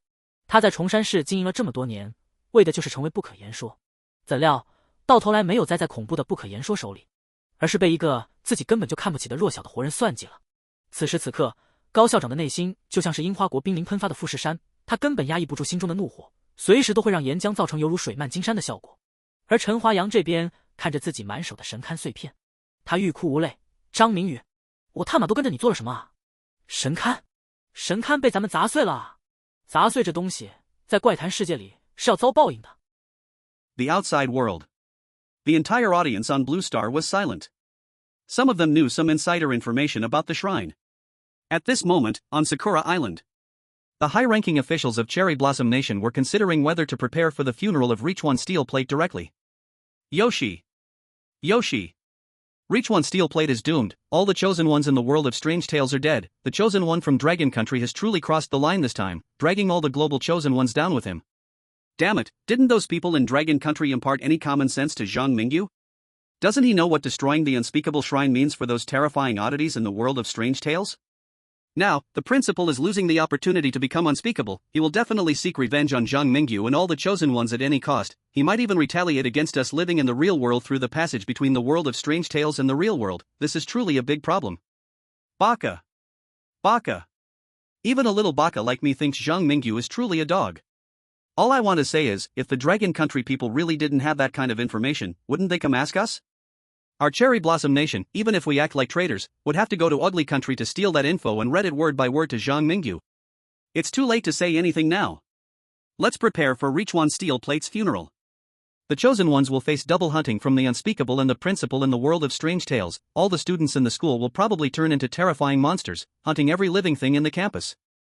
Besides, Sakura Island should also prepare an emergency plan to prevent the principal and the unspeakable from teaming up to retaliate against the real world. Chapter 78, End of the World Movie. Ugly Country, Black Palace. Oh my god, the chosen one from Dragon Country actually saw death by smashing the unspeakable shrine? He is finished, the nemesis of oddities from Dragon Country is dead. Once Zhang Mingyu is dead, the world will once again belong to us Ugly Country. Iha. Although Davis is doomed to not return to Ugly Country, sacrificing just one Davis for the death of the nemesis of oddities from Dragon Country is simply too worthwhile. Alright, let's disperse, don't worry about Davis anymore. Remember to keep the situation on Zhang Mingyu's side hidden in the last off-site prompt to prevent this guy from causing us any more trouble. Oh, right, don't forget to award Davis a useless honorary certificate after he dies. To avoid Davis's family investigating this matter, let's also have the FBI agents arrange an accident for Davis's family, preferably a plane crash or some self-suicide event that leaves the media speechless. The high-ranking officials of Ugly Country had already treated the poor Davis as a pawn. In the world of strange tales, Davis was clearly unaware of this. He was desperately trying to survive under the pursuit of the student council, guided by the experts from Ugly Country. Suddenly, Davis noticed that all the members of the student council chasing him had stopped, and then all the students in the student council seemed to receive some order, turning and sprinting towards the eastern wall of the school. At the same time, teachers, the resurrected, and the blackbirds circling in the sky were all surging towards the eastern part of the school like zombies in an apocalyptic movie. In the classrooms of the West Campus, some students had flowers blooming in their bodies ahead of time. They killed the still normal students around them, turning into half-human, half-flower monsters, causing huge chaos in the school. And on the eastern campus, similar situations were also occurring. The only difference was that there were almost no normal students in the eastern campus. Every sight for the naked eye is a monster that is half-human, half-flower. Some are completely controlled by the principal of the high school, while others, after the shrine shattered, gradually fell under the influence of an unspeakable power, joining an unspeakable camp. At this very moment, at the center of the storm, Zhang Mingyu and Shen Huayang had already become the targets of the principal's rage. Even the unspeakable heart was jumping around in the flowers in anger. Picking up the heart that he had carelessly tossed into the flowers, Zhang Mingyu held it up in front of him without any respect, threatening fiercely, "I can give you a new shrine, but you must listen to me from now on. If you understand, jump twice, if not, we will be killed by the principal together." The heart covered in vines jumped twice uncontrollably. Then, in front of the global audience, Zhang Mingyu stretched out his right hand and fiercely grasped at the air. A shocking scene appeared. As Zhang Mingyu retracted his right hand, a brand new, empty shrine not controlled by the principal was actually pulled out from the void by Zhang Mingyu. At the moment the shrine appeared, Zhang Mingyu felt the excitement of the unspeakable heart in his palm. He didn't think twice and directly threw the heart towards the empty shrine. In the next moment, the unspeakable heart regained its body. A terrifying, deep power filled with infinite despair spread out from the new shrine. Unexpectedly, this reward from the perfect clearance of the horror park actually played a role in revitalizing the unspeakable at a critical moment. You actually have a new shrine? The principal looked at the terrifying power spreading from the shrine, his eyes filled with both greed and deep fear. At the same time, the audiences from various countries outside were also shocked. Rewards like luck exploding and empty shrine were all given after Zhang Mingyu entered the world of strange talks. Before Zhang Mingyu used this trump card. Even the expert group from Longwood didn't know that Zhang Mingyu had such a killer weapon. Oh my god, is Zhang Mingyu from the blue robotic cat? His pockets seem to have everything. Not only can he conjure a beautiful female ghost in a red dress out of nowhere, but he can also create a whole new shrine.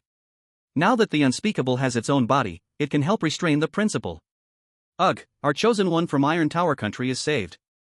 Look, something is rushing out of the shrine. A brand new shrine was gradually covered with green vegetation and fragrant flowers. Inside the empty shrine, a heart was beating. With each beat of the heart, green vines burst forth from the shrine, growing robustly towards the dome of the gymnasium. This scene was like a fairy tale where Jack scattered peas, the thick green pea vines twisted up like a ladder leading to the giant's home in the clouds, spiraling upwards, breaking through the egg-shaped dome of the gymnasium, and rushing into the vast sea of black ashes. Rubble fell. However, none of this could stop the rebirth of the unspeakable. The gymnasium was quickly occupied by the towering pea vines, transforming all the plants in the East Campus into a source of unspeakable power. Above the clouds, the battle between the principal and the unspeakable began. The wail of the red wedding dress echoed in the midst.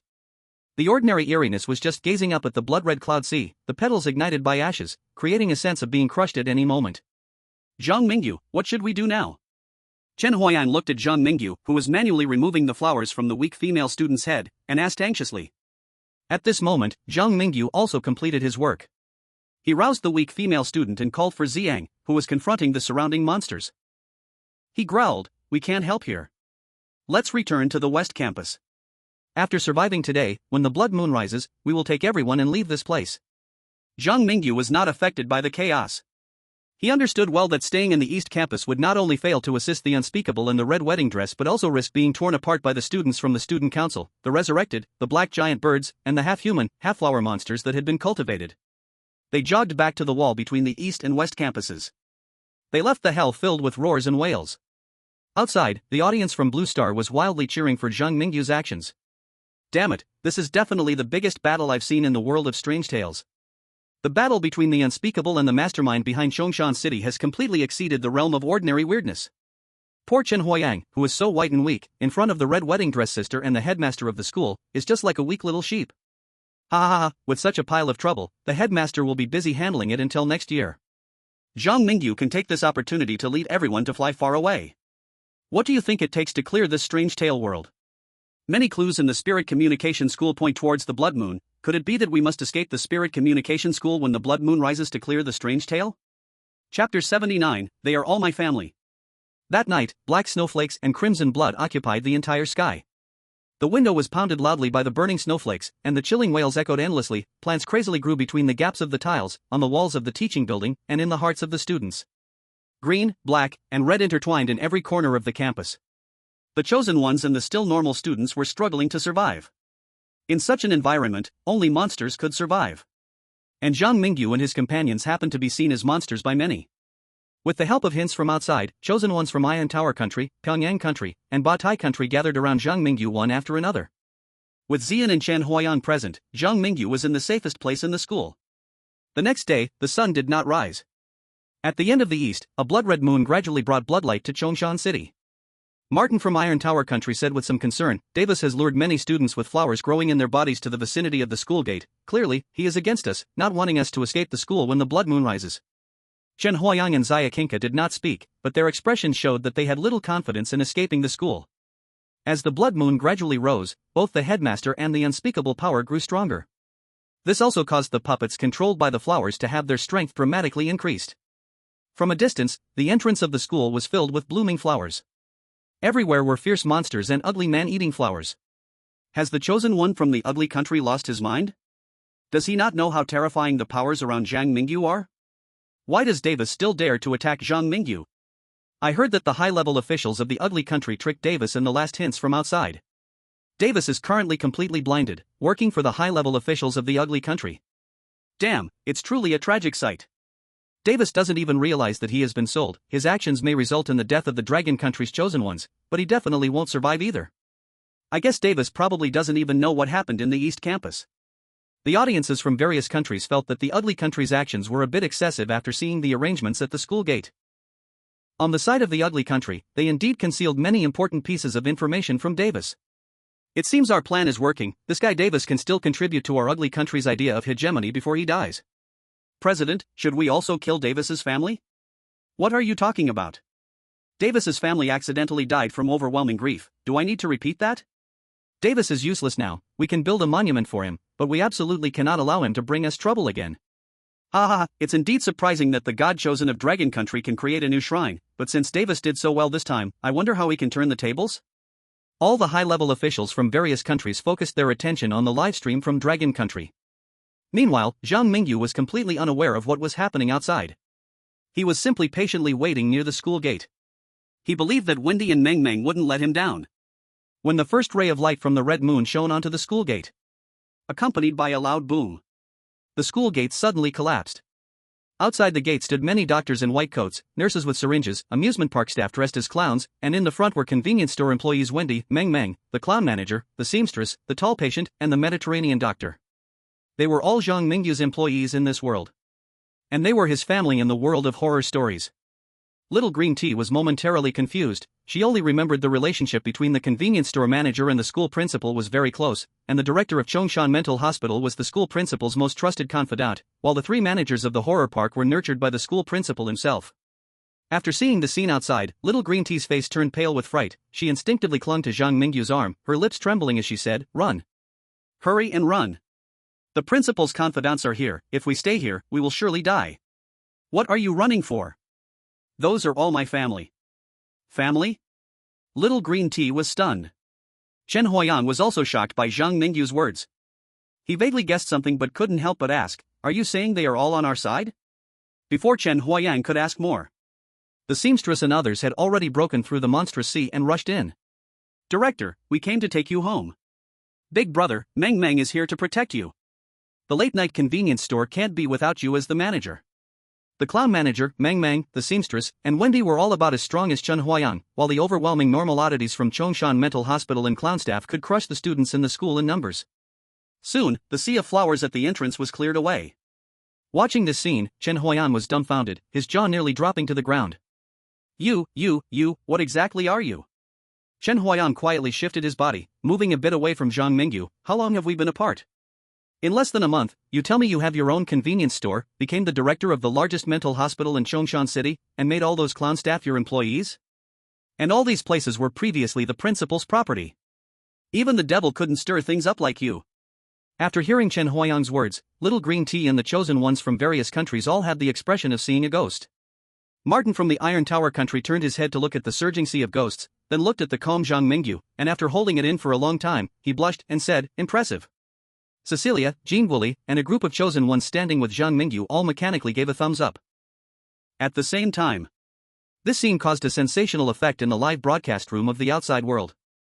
"Oh my gosh, a scene I wouldn't even dare to dream of. The chosen one of Dragon Country actually managed to do it. Heavens, just looking at that female ghost with her mouth sewn shut gives me chills all over. Zhang Mingyu, how dare you be their headmaster? Also, did you notice, that monster with the rabbit head seems to call Zhang Mingyu manager? If I'm not mistaken, that monster is Wendy from the Midnight Convenience Store urban legend, right? The manager of the Midnight Convenience Store, the headmaster of Chongshan Mental Hospital, the owner of the Horror Paradise, and the director of the Evil Spirit Dormitory.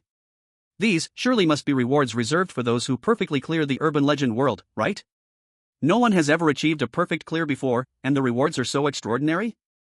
The chosen one of Dragon Country, in the form of a living person, has become the recognized leader of many malevolent spirits. This scene is even more spectacular than a procession of 100 ghosts. This young man named Zhang Mingyu is simply a miracle in the world of urban legends.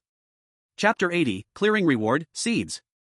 At the school gate, Zhang Mingyu opened his arms and picked up Meng Meng. He stood in the center of a group of spirits. This should have been an extremely eerie scene, yet it made him feel incredibly warm. In the world of urban legends, the living Davis would scheme against Zhang Mingyu, while Meng Meng and Wendy would cross the dark of Chongshan City from thousands of miles away to bring Zhang Mingyu home from the most dangerous area of the city. Sometimes, human hearts are far more terrifying than spirits. "I found this guy in a nearby teaching building. How do you want to deal with him?" The Joker manager walked out of the shadows, dragging Davis, who resembled a dead dog. Unknowingly, a hint of respect appeared in his eyes when looking at Zhang Mingyu. Not everyone can achieve such a feat of having so many strange beings sacrificing themselves to save him.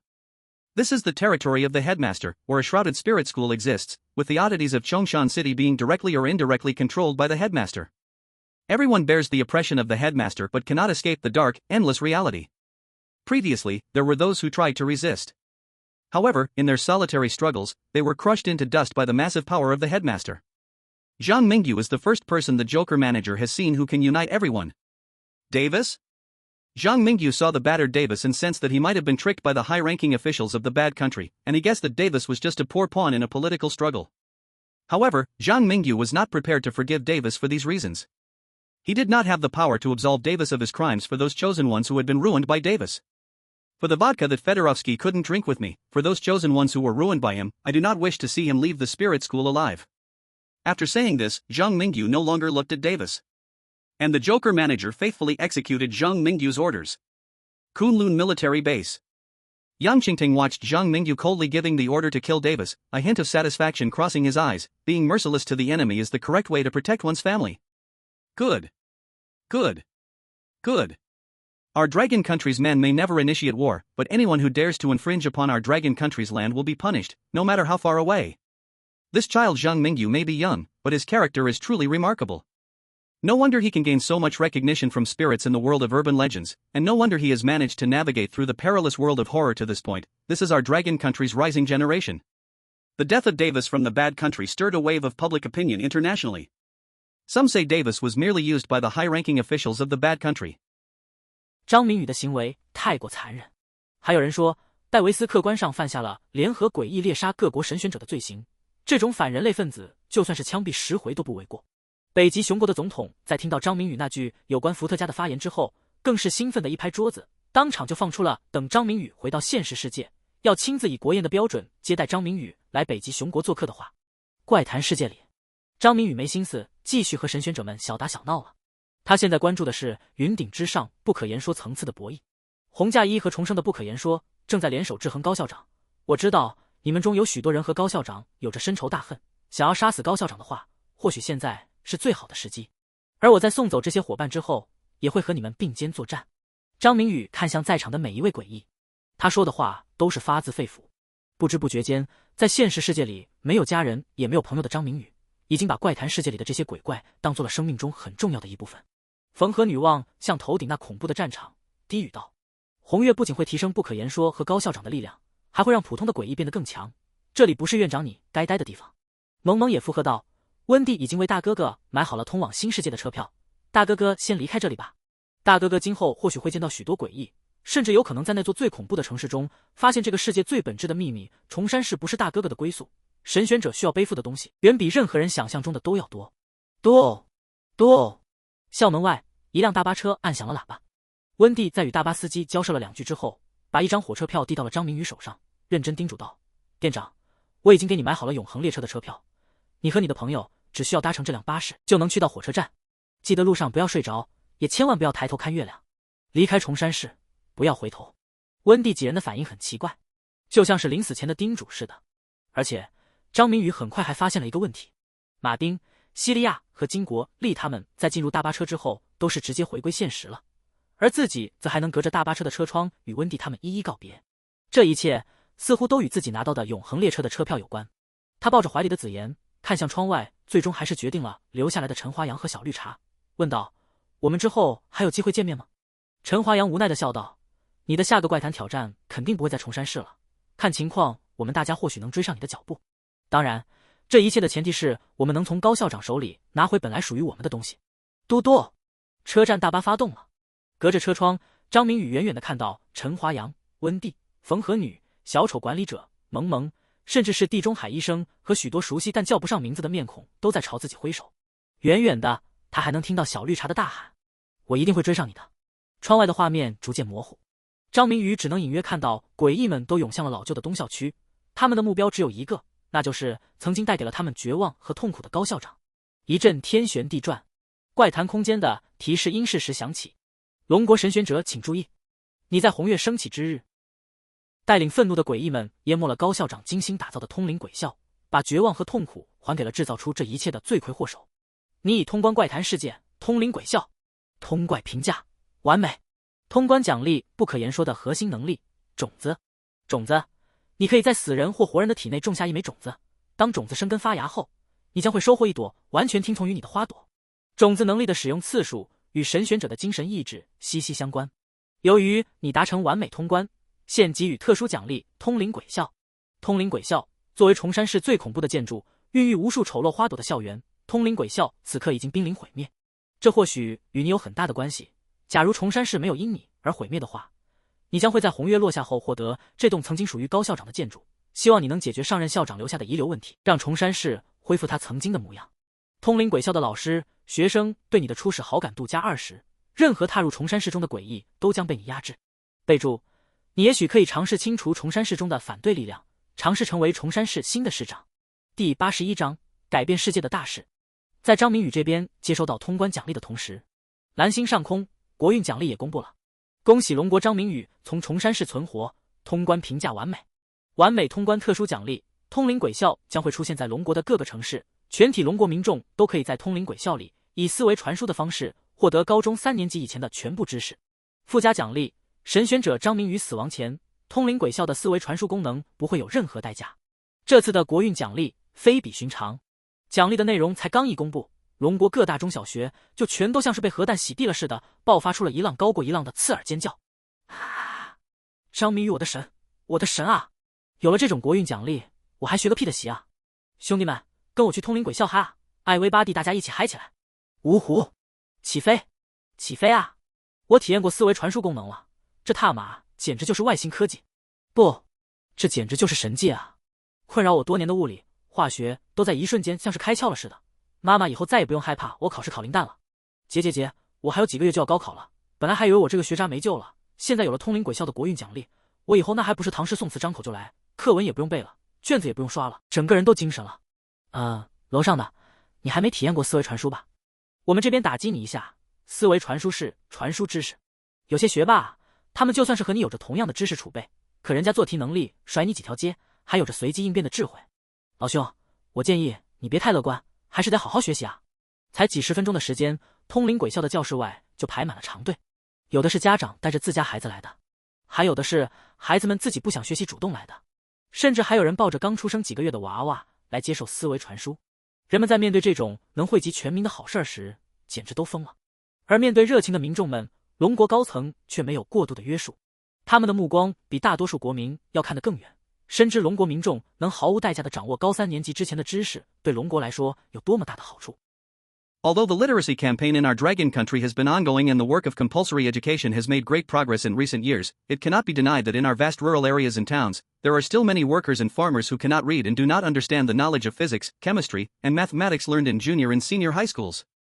This time, the greatest beneficiaries of the National Fortune Reward are not the students, but the vast number of workers and farmers. As the saying goes, knowledge is power, and the existence of the psychic school will greatly enhance the quality of our dragon country citizens. Over the long term, our dragon country's technological level will surely lead the world. By the way, how have you tested the changes to the senior year textbook teaching scope that I asked you to make earlier? Report, Chief. We have tried all methods, but it seems that the thought transmission of the psychic school has already established the textbook progress that our dragon country has used for decades. No matter if we change the textbook content or if we have the Education Bureau issue a new teaching syllabus, it has no effect. I understand. The loopholes in the horror space are not easy to exploit. If only the people of our dragon country could understand the knowledge that ordinary people need to learn for decades right from birth, it wouldn't be long before we could research a method to check the horror space. In short, our dragon country has gained greatly this time. This is all thanks to Zhang Mingyu. In the dragon country, there was a burst of laughter and joy. But the countries on Blue Star that sided with the ugly country could not laugh at this moment. In the Black Palace, the high-ranking officials of the ugly country turned grim upon hearing about the rewards from the horror space. Excuse me? Are you joking with me? The dragon country people can master all the basic knowledge of physics, chemistry, biology, geography, and all sorts of other things before high school graduation? Do you know how difficult their textbooks are? Do you know how much their senior students have to learn? If the dragon country people can understand these things right from birth, how can we ugly country maintain our position as the world's superpower? No. How will we ugly country survive under the dragon country's claws in the future? I think this is a fact we must accept. The horror they cleared is indeed very special, and the national fortune reward obtained by the dragon country people is simply outrageous. If we ugly country do not take measures quickly, it won't be long before our leading position in technology is broken by the dragon country people. More and more scientists, in order for their children to stay ahead, to have the opportunity to explore further scientific horizons, will send their children to the dragon country, and perhaps they will even change their nationality. Oh God, this is simply a disaster for the ugly country. The ugly country has its current status thanks to the free research environment that attracted a massive number of scientists from around the world. And what is most important to scientists? Knowledge. The dragon country people have gained treasures that almost symbolize the opportunity for human evolution. Find a way. Damn it! Think of a way fast. We ugly country absolutely cannot lose our current position as the superpower. We must let those damn dragon country people know that they are just the sheep, and we, the wolves of Wall Street who hold the capital, are the ones shearing the sheep. This time, the national fortune reward from the dragon country is truly outrageous. Countries around the world are engaged in intense discussions about the dragon country. Naturally, among these, there are many mentions of Zhang Mingyu, who led a massive number of weird beings into the psychic school. In the Kunlun military base, Zhang Mingyu slowly opened his eyes in the embrace of Yang Qingtong. Before he could react to what had happened, he was surrounded by a pair of arms in the center. Child. You are the pride of the dragon country, you are the pride of all humanity. The contributions you bring to the dragon kingdom will be remembered by its people for generations to come. Maybe hundreds of years later, maybe a few decades later, there will be children pointing at your statue saying, "Mom, look. Thanks to that person, we could learn these profound skills at such a young age, and our country achieved tremendous development in just a few decades. What you are doing are great deeds that can change the world." Yang Qingting was no longer as composed as when he first met Zhang Mingyu. At this moment, Yang Qingting was in tears, crying like a big child. And the gaze of the experts from the expert group toward Zhang Mingyu was filled with respect. As researchers, they understood how precious that reward was for the Dragon Kingdom. As experts who had been closely monitoring Zhang Mingyu's challenges, they also understood very well how much Zhang Mingyu had suffered in the world of strange tales to gain this reward, with suffocation and despair beyond what an ordinary person could imagine. Chapter 82, New Strange Tale, Eternal Train. Time flies, the sun and moon shift. In the blink of an eye, Zhang Mingyu had been back in the real world for 7 days. During these 7 days, Zhang Mingyu took the time to go to the world of real supernatural schools, reinforcing some of the foundational knowledge from before his senior year. He also reviewed many confidential documents about the world of strange tales compiled by the Dragon Kingdom under Yang Qingting's guidance, and strengthened his physical training under the instruction of Ling Xiao. Now, Zhang Mingyu held a special position. He had cleared a multiplayer strange tale with a 100% death rate. He brought 5 perfect-level national fortune rewards to the Dragon Kingdom. Everyone believed that Zhang Mingyu's existence was destined to lead the Dragon Kingdom to a whole new peak. And the high-ranking officials of the Dragon Kingdom naturally attached great importance to Zhang Mingyu. Kunlun Military Base. It was almost time for the chosen ones to set off again. Yang Qingting looked at the fully armed Zhang Mingyu and advised. After you cleared the most terrifying strange tale in Chongshan City last time, the strange tale space seems to have undergone some kind of change. Recently, strange tales have been rampant in the real world, and the bizarre phenomena are clearly much more active than in previous years. We are worried that your strange tale challenge may also encounter unknown changes. Are you referring to the tragedy that happened on Taizhou Island? Zhang Mingyu had also heard about the strange tale invasion incident on Taizhou Island a few days ago, where several mountains had almost turned into ghost domains overnight, and the special team sent for rescue had lost all contact. I heard that besides Taizhou Island, Kangaroo Nation and Ugly Nation also experienced widespread strange tale invasion incidents. Because of the added penalties for failing strange tale challenges, their situation is even more severe than ours. Could the strange tale world really be merging with the real world? The situation is indeed not optimistic. The strange powers are extremely bizarre, and all countries lack effective countermeasures. As he spoke, Yang Qingting suddenly stopped, patted Zhang Mingyu's shoulder, and revealed a genuine smile. It's time to set off. You are the nemesis of strange phenomena for our Dragon Kingdom, and with you here, we have hope. Zhang Mingyu, work hard to live on. I promise to complete the mission. Zhang Mingyu gave a not-so-standard military salute to Yang Qingting and the members of the expert group, as well as the soldiers from Kunlun military base, including Ling Xiao in the distance. His vision gradually blurred. Vaguely, he seemed to see Ling Xiao and their synchronized salute in return. Then came the cold and emotionless prompt from the strange tale space. Selecting strange tale. Ding, the selection of the strange tale world is complete. Welcome aboard the Eternal Train. Type, single. Clear conditions, pass and get off at any platform and survive until dawn the next day. Clear conditions, excellent, find your final destination, and get off at the correct platform. Clear conditions, perfect, gain the recognition of the Eternal Train. Driving in the right direction. Note, you can only challenge the world of ghost stories with cursed items you already possess. Hint, since you have perfectly cleared the ghostly school, at the right time, you will receive a hint from the ghost story space. Hard and cold. The feeling from his 5 fingers confirmed to Zhang Mingyu that his left side was a wall wrapped in iron sheets. He looked up and found himself lying in the lower berth of a train's soft sleeper. Above him was a sliding window covered with a layer of frost. A white small table separated him from the lower berth on his right. The lower berth on the right was messy. The owner of the berth had obviously just left temporarily. The bedding on the upper berths on the right and left was neat and tidy, seemingly without passengers for the time being. He locked the sliding door to the aisle. Zhang Mingyu felt around his soft sleeper and pulled out a bulging wallet. After dumping everything from the wallet, Zhang Mingyu found a ticket with the words Eternal Train on it, as well as a thick stack of yellow and white paper money. Ghost money? This was the first time Zhang Mingyu had seen such a thing. As he examined the ghost money, he pondered his current situation. Outside world. The audience in the live broadcast room, seeing the new ghost story situation, eagerly started analyzing the existing information like the little death god schoolchildren. This new ghost story seems a bit interesting. Honestly, I've seen 7 or 8 train-type ghost stories, but for some reason, this ghost story called Eternal Train gives me chills. Same here. By the way, what's up with that ghost money and the Eternal Train ticket? Do you remember, when Zhang Mingyu left Chongshan City, Wendy gave him a ticket that looked exactly like the one in his wallet? And Zhang Mingyu also has a convenience store in Chongshan City. I guess that ghost money is the revenue from the late-night convenience store. Not to mention the income from Chongshan Mental Hospital and Horror Paradise. I wonder how the struggle between the principal and the unspeakable is going. How long will it be before we see them again after this departure?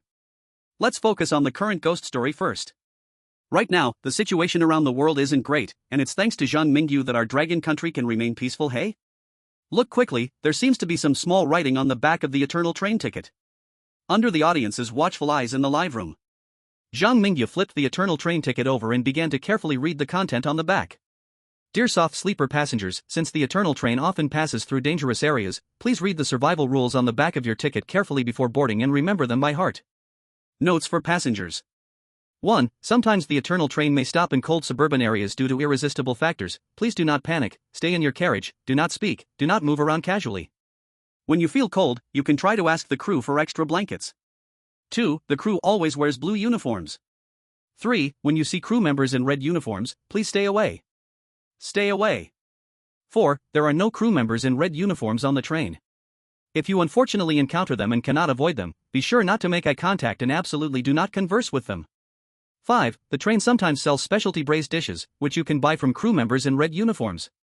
They are delicious, and they are expensive. 6. Please be careful, when you do not have enough ghost money on you, do not do business with crew members in red uniforms. They may forcibly take away something from you as a bargaining chip for your purchase. In the upper left corner of the ticket, there is a QR code. Please scan the QR code to join the Eternal Train group chat. In the group chat, we will update train information in real time to ensure your travel safety. Chapter 83, The Unavoidable Force Appeared. Zhang Mingyu sat by the window, having finished reading the content on the back of the ticket. He twisted the smart terminal on his left wrist, scanning the QR code on the back of the ticket, and was unsurprisingly pulled into a group chat named Soft Sleeper Cabin. At the top of the group chat, it showed that there were currently 77 members. At this moment, this group chat with more than 70 people was eerily quiet. No one knew if everyone was asleep or too scared to speak up in the chat. Just as he was wondering whether to send a dog emoji to make his presence known. Suddenly, Zhang Mingyu felt a chill on the back of his hand. He lowered his gaze to his right hand and seemed to notice something icy was melting. What's happening outside? Zhang Mingyu glanced out the window, but due to the bright lights in the cabin, he could only see his reflection on the glass and the purple flame that had jumped to the white tabletop. He rested the back of his hand on his forehead, fighting the cold, and looked out at the frost on the window. At this moment, the train was traveling through a tranquil forest, with tall pine trees lining the tracks, and through the misty green needles, he could see what seemed to be a large lake or, to be more accurate, a long strip of wetland deep in the woods. In the night, rain mixed with snow fell outside the window. The rain and snow were cold, exuding a bone-chilling chill just like the weather outside the train. Just a moment ago, a small snowflake had drifted past the still open edge of the window and landed on the back of Zhang Mingyu's hand. Bang! Bang! Bang! The sliding door of the soft sleeper cabin was knocked on from outside. The person outside was pulling the handle while quickly knocking on the door, seeming quite anxious. Hiding the purple flame under the bed, Zhang Mingyu stood up and walked towards the sliding door. What's wrong? Ticket inspection. As he opened the compartment door, a crew member dressed in a blue uniform came into view for the live stream audience. They nervously bit their nails, fearing something had happened to Zhang Mingyu. Good, the person outside is a crew member in a blue uniform. By the way, what's this ticket inspection about? I just came back from the Cherry Blossom Country livestream, and their Japanese steel plate was taken away by the crew for not having a ticket. Wow, that's terrible. What kind of ticket do they need? It must be the ticket for the Eternal Train. I should have said, the Eternal Train ticket is right there in the wallet of our Dragon Kingdom's chosen one. It was personally bought by Wendy. Speaking of which, Davis is already dead, and this Japanese steel plate is still alive. Gotta say, this A-grade exclusive talent is amazing. The Japanese steel plate actually survived by playing dumb from the frightening tales of the Spirit Mystery School. But who knows if he still plans to stick with the ugly country. The last actions of the ugly country's chosen ones have scared some nations that stood on their side, and this time, the Japanese steel plate is reportedly going to ditch the ugly country's chosen ones and fly solo. Whoa! This little guy has some backbone. Having backbone or not doesn't matter now. It depends on how he explains to the crew after being taken away, how he got on the train without buying a ticket. The people of the Dragon Kingdom discussed the information regarding the blue uniformed crew member in the livestream. On Zhang Mingyu's side, as he rummaged through his wallet for his ticket, he casually chatted with the crew member. What stations does this train pass through? The train announces each station when it arrives at a platform. I don't know any more than that. The blue uniformed crew member appeared very nervous. He seemed unwilling to engage in much conversation with Zhang Mingyu. After confirming that Zhang Mingyu wasn't evading the fare, he turned around and walked into the adjacent carriage. A living person? Zhang Mingyu looked at the back of the attendant, a serious expression in his eyes. When he handed his ticket to the attendant, their palms touched. It was warm. Not like a dead person or a monster. I've challenged 5 ghost stories in a row, and this is the first time I've encountered a living person in the world of ghost stories. Zhang Mingyu did not immediately return to his compartment, but leaned against the door, observing the environment of the train aisle and the interactions between the attendant and other passengers. There were not many compartments in the sleeper carriage. At a glance, he roughly estimated the number of compartments to be between 10 and 12. Have you heard? Zhongshan City seems to have fallen a few days ago. The unspeakable and a group of powerful strange beings fought fiercely, almost leveling Zhongshan City. Zhongshan City is only second to the 9 major cities. How could such a place suddenly fall and completely turn into a realm of ghosts? Who knows? Maybe there were still living people surviving when order existed before. Now, I'm afraid everyone has died. The intrigues at the unspeakable level are simply beyond our imagination. We should worry more about our own safety. I heard that the eternal train has gradually slipped beyond human control. Our trip may not be safe. Zhang Mingyu overheard an elderly couple talking in the compartment close to the left train partition, while on the right was a bulky smoker. He didn't look further to the right, because he noticed the eternal train was slowing down with a harsh screeching sound. And that attendant in a blue uniform suddenly seemed to have received an order from above. Without turning back, they ran wildly towards the front of the train. The first rule for passengers stated. 1. Sometimes, the eternal train may stop in a cold rural area due to force majeure. Please do not panic, stay in your compartment, do not speak, and do not move around carelessly. When you feel cold, you may try to ask the attendant for extra blankets. Is this situation a force majeure? Zhang Mingyu cautiously retreated to his compartment. This time, he did not close the compartment door but calmly observed the aisle outside. What is the reason for the train stopping? And why does the passenger notice tell us to stay in our compartments, not to speak or move around? Could it be that speaking and moving might attract something bad? While Zhang Mingyu was thinking about this, he suddenly heard the sound of several ding-ding-ding mobile phone notifications from the soft sleeper carriage. At the same time, Zhang Mingyu's wrist smart terminal also began to vibrate. He lit up the screen and looked at the new messages in the soft sleeper carriage group chat. Anonymous, dear passengers, please note, our train has stopped in the rural area due to force majeure. Please comply with the passenger notice on the back of your ticket and remember the following requirements. 1. During the train stop, if you see anything strange get on the train, please do not speak, do not move, curl your head and limbs under the blanket, and pretend to sleep until it leaves. 2. Please do not use the toilet at night. 3. If you are accidentally trapped in the toilet, remember, do not look up. Do not look up. For, this is a non-smoking train, smoking is prohibited throughout the journey. Since the train is currently stopped, if you cannot resist the urge to smoke, please go with 2 or more friends to smoke outside the train. 5. Wishing you all the best to survive until the train resumes its journey. Chapter 84, Should We Get Off? In the world of ghost stories. As Zhang Mingyu received the anonymous group message, the chosen ones from various countries also received the anonymous notice from the train chat group. Their reactions were all different. Some chose to close the doors and windows tightly, pretending to sleep, while others chose to seek help from the living in other compartments. In Cherry Blossom Country, the unfortunate Nichikawa steel plate was covering his missing eye, wailing in despair. He didn't have a special talent for evasion, and when the train attendant discovered him dodging the fare, he was immediately taken to have one eye gouged out as a ticket, and the soft sleeper carriage turned into a hard seat carriage. The group notification content in the hard seat carriage differed significantly from that in the soft sleeper carriage. At this moment, Nichikawa steel plate was suspiciously reading the content on his phone. The notification in this group says the passengers in the soft sleeper carriage have reached their destination. There's nothing but wilderness outside, not even a platform, you can't guarantee that getting off will lead to an encounter with a man-eating red demon. What kind of station is this? Nichikawa's steel plate actually hadn't planned on getting off. However, he quickly noticed that the other passengers in the hard seat carriage, after seeing the group notification, even though they were all terrified, were nonetheless packing their things, seemingly preparing to get off as the group had instructed. Outside, the expert team of Cherry Blossom Country was also bewildered. They gathered around a small round table and seriously discussed whether Nichikawa's steel plate should get off the train. Most of the hints received by the chosen ones from various countries suggest staying on the train, saying that there might be terrifying things outside that could come aboard. Why is it different for the hard seat carriage?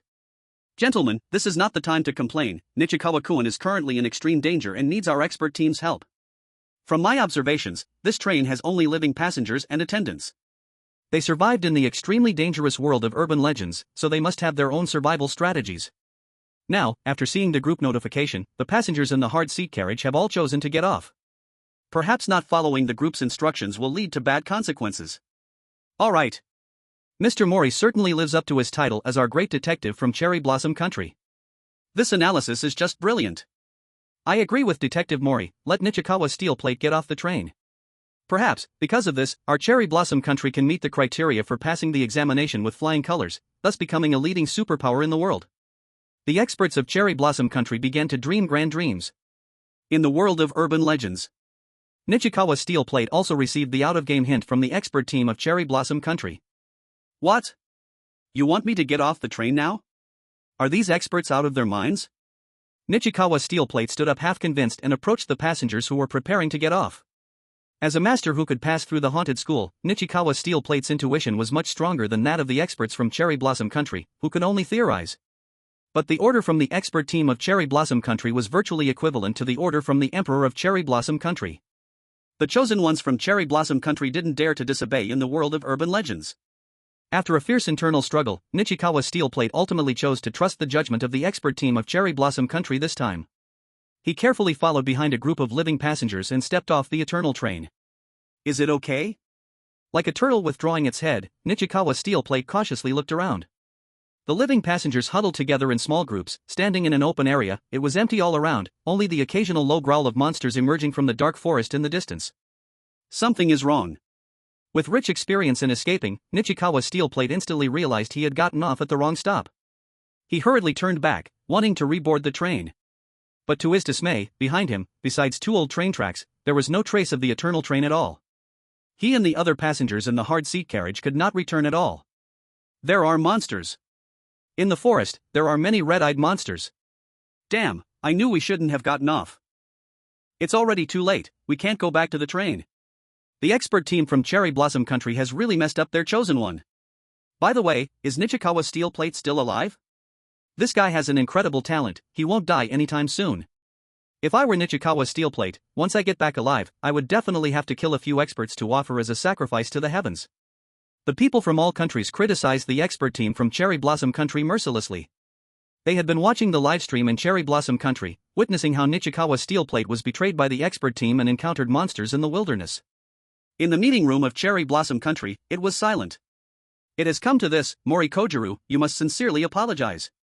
The only good news is that Nichikawa's steel plate is still alive. Everyone, stay focused, work hard to provide more valuable tips to Nichikawa's steel plate. No matter what, we must let him survive in this world of horror stories. The higher-ups in Cherry Blossom Country still attached great importance to Nichikawa's steel plate, who possessed an exclusive A-level talent. Due to Mori Kojiru's mistake, the situation in Cherry Blossom Country was chaotic. Meanwhile, on the side of Dragon Country, led by Yang Qingting, the experts from Dragon Country, with smiles on their faces, sent the intelligence gathered at a bloody cost to Zhang Mingyu in the world of horror stories. In the soft sleeper compartment, Zhang Mingyu noticed that the lights in the train suddenly went out. He touched the heating vent near the floor and found that the heating in the train had also stopped. Since the train stopped just now, the temperature in the compartment has dropped abnormally low, and it keeps getting colder. Zhang Mingyu reached for the window, discovering a few drops of still wet rain at the cracks of the window had instantly turned into ice beads due to the sudden drop in temperature. Can't get off the train, now there's a power outage and no heating. In this weather, relying on the thin blankets provided in the soft sleeper compartment, it's impossible to sleep. If the temperature continues to drop, we may freeze to death. This was the first time Zhang Mingyu faced such a cold struggle in the world of horror stories. He pulled down all 4 thin blankets in the compartment and wrapped them around himself and Ziyuan. Then, he hid in the blankets, trying to stay as quiet as possible. Time passed slowly. Zhang Mingyu's eyes vigilantly observed the dark corridor and the deep darkness outside the train window above. He didn't dare to move around or make any noise, just silently enduring the solitude and coldness. At this moment, the temperature in the train continued to drop. Zhang Mingyu could even hear the old lady next door coughing violently due to the unbearable cold. He didn't meddle in her affairs, because he didn't know how long the train would be stopped. If the train stayed in this state in the suburbs all night, even with his physical condition, he might not survive to see the sun the next day. Crouching quietly in the corner of the soft sleeper compartment, Zhang Mingyu kept hoping for the appearance of the blue-uniformed attendant. Finally, as if Zhang Mingyu's hope had worked. At the end of the soft sleeper compartment, he heard the creaking sound of rolling wheels. Special braised delicacies. In the stopped train, it seemed someone was pushing a small cart down the aisle. The wheels of the small cart seemed a bit stiff, making noise every time they turned. Creak, creak. Accompanied by the sounds of items shaking on the small cart, Zhang Mingyu was certain that the cart was getting closer to him. He gestured for Ziyuan to crouch behind the door while he took out the cursed blade. Lamb hoof, chicken claw, fresh braised delicacies, duck blood, dog treasure, grilled ribs. Is there anyone in need of snacks? From the left side of the aisle, a series of calls could be heard. The owner of the call sounded like a hen with its throat squeezed, crying out in a tragic voice. It didn't sound like selling snacks, it sounded more like mourning. Why are all the snacks sold on this train meat products? Zhang Mingyu recalled what was mentioned in the passenger notice. 5. The train sometimes sells special braised food, you can buy it from the attendants in red uniforms, it is delicious, it is expensive. Hiding in the visual blind spot of the compartment, Zhang Mingyu peeked outside. He discovered that at the end of the aisle, a red figure was slowly pushing a cart forward. An attendant in a red uniform? Zhang Mingyu was not surprised by this outcome. The only problem was, he originally intended to ask the attendant in the blue uniform for more blankets to keep warm. But considering the current situation, it would be difficult for him to wait for a second attendant. The red figure continued forward. As the red figure passed by the door of the neighboring elderly couple's compartment, Zhang Mingyu could clearly hear that the elderly couple next door were holding their breath in fear, even their trembling was forcibly restrained. And seeing this, the red figure did not stop outside the elderly couple's door. Pushing the small cart, the red figure continued to come towards Zhang Mingyu. At that moment, the other passengers in the train thought Zhang Mingyu would, like them, tactfully avoid provoking that red figure. Unexpectedly, Zhang Mingyu's shout shattered their hopes for a good future. "Auntie, could you come here for a moment?" The door of Zhang Mingyu's compartment was not closed. From afar, he could see the variety of strange food on that small cart. The presentation of those foods was very much in line with the aesthetic style of Strange Tales. Ferocious, twisted, disgusting, filthy. Any living person would definitely not develop any extra appetite for such food. "Young man, would you like to try our train's special chicken feet? Delicious and not expensive, I guarantee you'll be satisfied." The old lady pushing the cart had eerie bloodshot eyes, and when she spoke, her gaze was fixed on Zhang Mingyu's pale, slender hands, as if those hands were the perfect chicken feet in her eyes. "Auntie, your eyes are not working well, I can help you take them out, no need to keep staring at my hands." Zhang Mingyu stood up, blocking the aisle to the right, and ordered Ziyang to jump out of the soft sleeper compartment, blocking the escape route behind the old lady with the cart. He glared ominously at the old lady's eyes. Unbeknownst to him, a cursed sharp knife appeared in the palm of his hand. Gulp! The old lady with the cart looked at the knife that danced at the tip of Zhang Mingyu's fingers like a fluttering butterfly, and she had difficulty swallowing. In that instant, even the red light in her eyes faded a bit. "I'm saying, young man, the old lady has no other intentions, if you don't want to buy anything, just let me go, if you're not satisfied, the old lady can even give you 2 packets of chicken feet for free."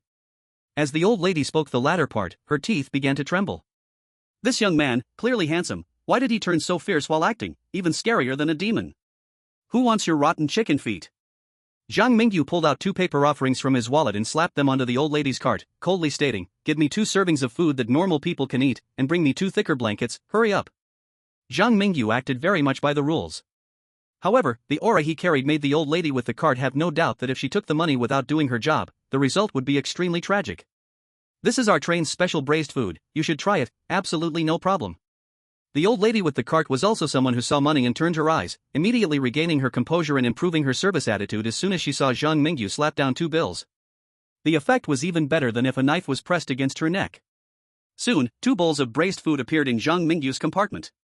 There were also 2 chicken feet that the old lady with the cart forcibly stuffed in. Watching the old lady with the cart push her cart away, Zhang Mingyu sat back down on his bed. Hesitating, he opened the 2 bowls of fragrant stewed dishes. The outside world.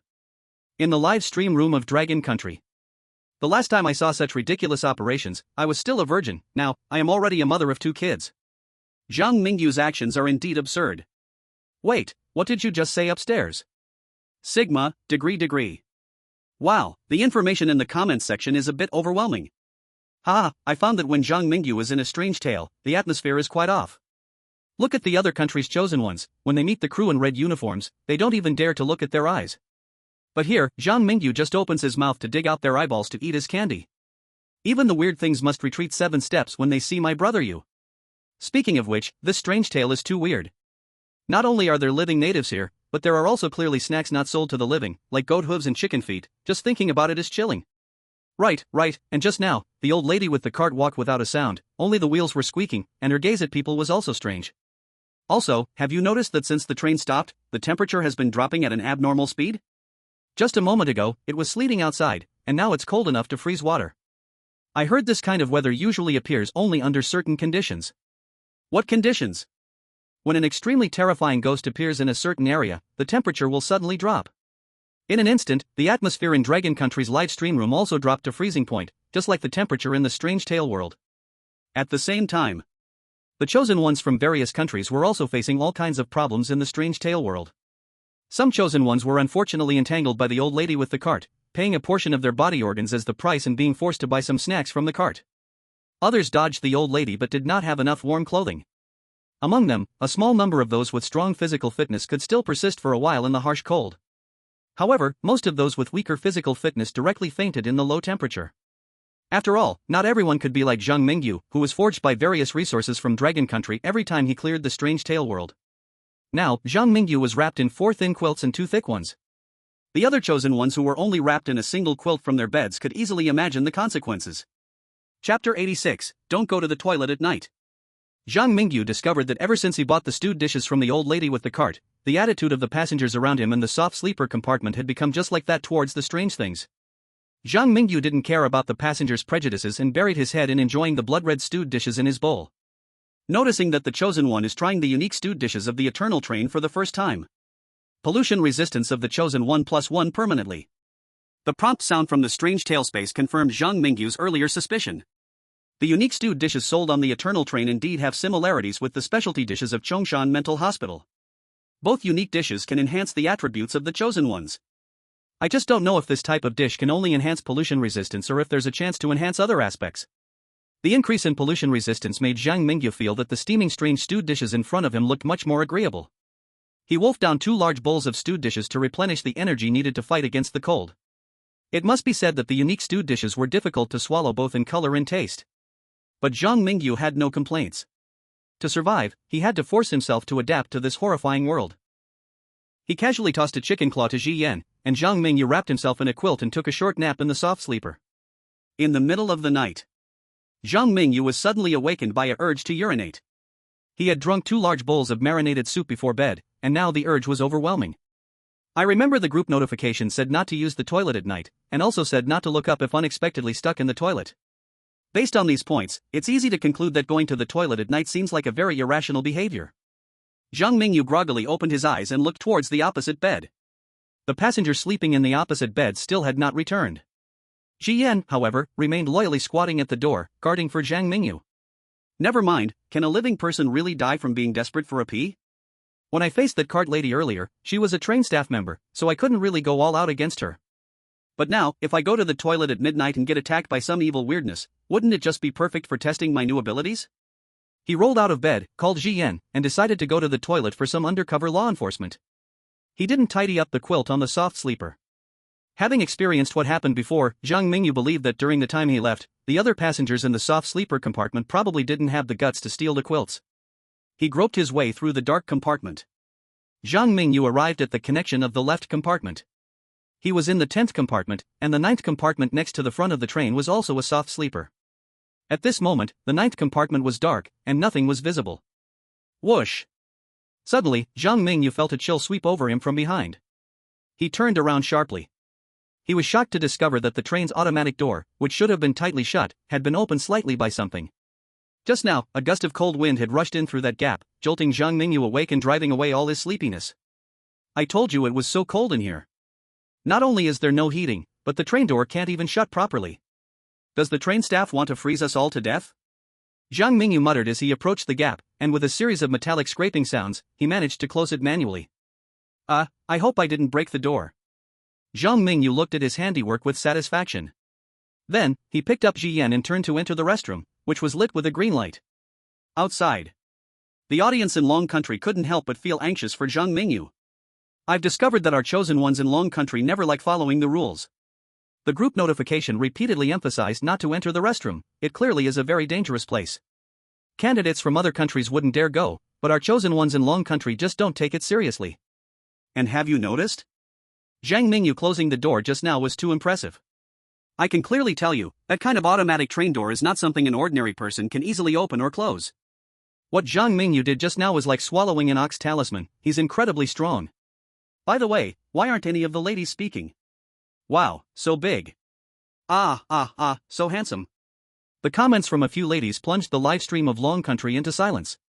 In the world of weird tales, Zhang Mingyu had no idea that the live broadcast from the strange space was capturing things it shouldn't have. He contentedly fastened his pants and turned to leave the restroom. Just as Zhang Mingyu was about to leave safely, Ji Yan suddenly bared its teeth and growled at the top of Zhang Mingyu's head. Seeing this, Zhang Mingyu did not hesitate to stab upwards with his knife. Shoo! The cursed blade seemed to have pierced into some kind of insect's body, and a stinky green liquid splattered all over Zhang Mingyu's face, while he could still feel some fine, tough hairs on the back of his hand. Giant pie Shio? No, wait, giant spider? After seeing what was on the restroom ceiling, Zhang Mingyu couldn't help but stumble his words. He felt his mouth go numb. The green slime sprayed out from the giant spider seemed to contain some kind of nerve toxin. Come down here. Zhang Mingyu endured the numbness on his face, grabbed one of the giant spider's legs, and viciously slammed it into the toilet pit. Filth splashed everywhere. Fierce Zhang Mingyu and Xian were like two vicious ghosts, directly pouncing on the giant spider with 8 legs that could cover the entire floor. The combined fighting power of Zhang Mingyu and Xian was absolutely not something ordinary weirdness could withstand. Soon, the giant spider was being torn apart and was close to losing breath. Seed. Zhang Mingyu activated his new ability acquired from the Spirit Communication School. He stuffed a seed glowing like stars into the giant spider's body. After a long while, the giant spider on the ground trembled and stood up between the two brutal monsters. It immediately extended a spider leg into Zhang Mingyu's shoulder, drawing out the toxins that had infiltrated Zhang Mingyu's body through his bloodstream. Zhang Mingyu touched his gradually awakening face. He was visibly exhaling white-hot air from his mouth and nostrils, and he kicked the giant spider on the ground with a smile. Is it looking up aloud in the toilet? That anonymous person in the group notice really knows how to deceive themselves. Does this kind of ghostly thing not attack you if you don't look at it?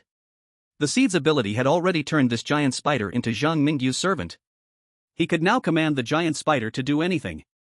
Moreover, Zhang Mingyu felt he could release at least 10 more similar seeds. Alright, go hide and heal well, don't harm anyone without my permission. Although Zhang Mingyu could directly make the giant spider help him with a thought, he still subconsciously reminded it a couple of times. Before leaving, he remembered the car door that had been slightly opened in the toilet gap, so he added, if you find a monster approaching, you decide what to do. Chapter 87, You Are Different from Them. There's actually a man-eating giant spider on the bathroom ceiling. My goodness, no wonder the anonymous tip mentioned not to go to the toilet at night. It's probably hunting passengers in the bathroom deep into the night. Our Dragon Country's chosen ones are truly strong. At first, I thought Zhang Mingyu was just desperate to go to the toilet, but now it seems he was testing his new ability. This is called fishing enforcement. Now that terrifying giant spider has directly turned into Zhang Mingyu's puppet. I can't wait to see what happens next. The Dragon Country audience in the livestream witnessed the entire process of Zhang Mingyu capturing the giant spider. They all agreed that being able to release seeds to control other weird beings in the Weird Talk world was simply tailored for Zhang Mingyu, who enjoyed playing tricks. Back in the soft sleeper compartment, Zhang Mingyu lay back down and continued to sleep soundly. Soon, a cold night passed. During this night, many countries' chosen ones lost consciousness in the low temperatures, and some encountered monsters boarding the train in the dead of night. But Zhang Mingyu, with Xian keeping watch, had no fear of being ambushed by monsters. His sleep quality was even better than the experts from Dragon Country outside. The next morning, the train's heating finally started working again. In a rush of noise, Zhang Mingyu opened his sleepy eyes. He looked out the window and found the stopped train had started moving again at some point. And in the soft sleeper compartment group chat on the smart terminal, new reminders appeared one after another. Congratulations to all passengers for successfully surviving until the train restarts. Now, I have some unfortunate news to share. Some special passengers have mixed into the Eternal train during our stop. To ensure everyone's safety, please remember the following points in the soft sleeper compartment. 1. Please ensure that the passengers in your compartment are still the same as before.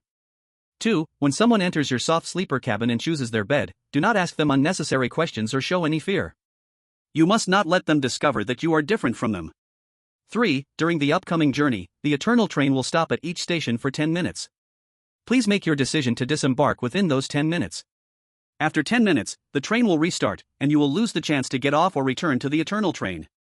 4. Due to uncontrollable circumstances, there is a shortage of staff in blue uniforms on the Eternal train. Passengers who wish to become crew members are encouraged to proceed to the first car. 5. There is currently a shortage of food on the train, and passengers in need are advised to find food on their own. Are there only 64 people left in the group chat?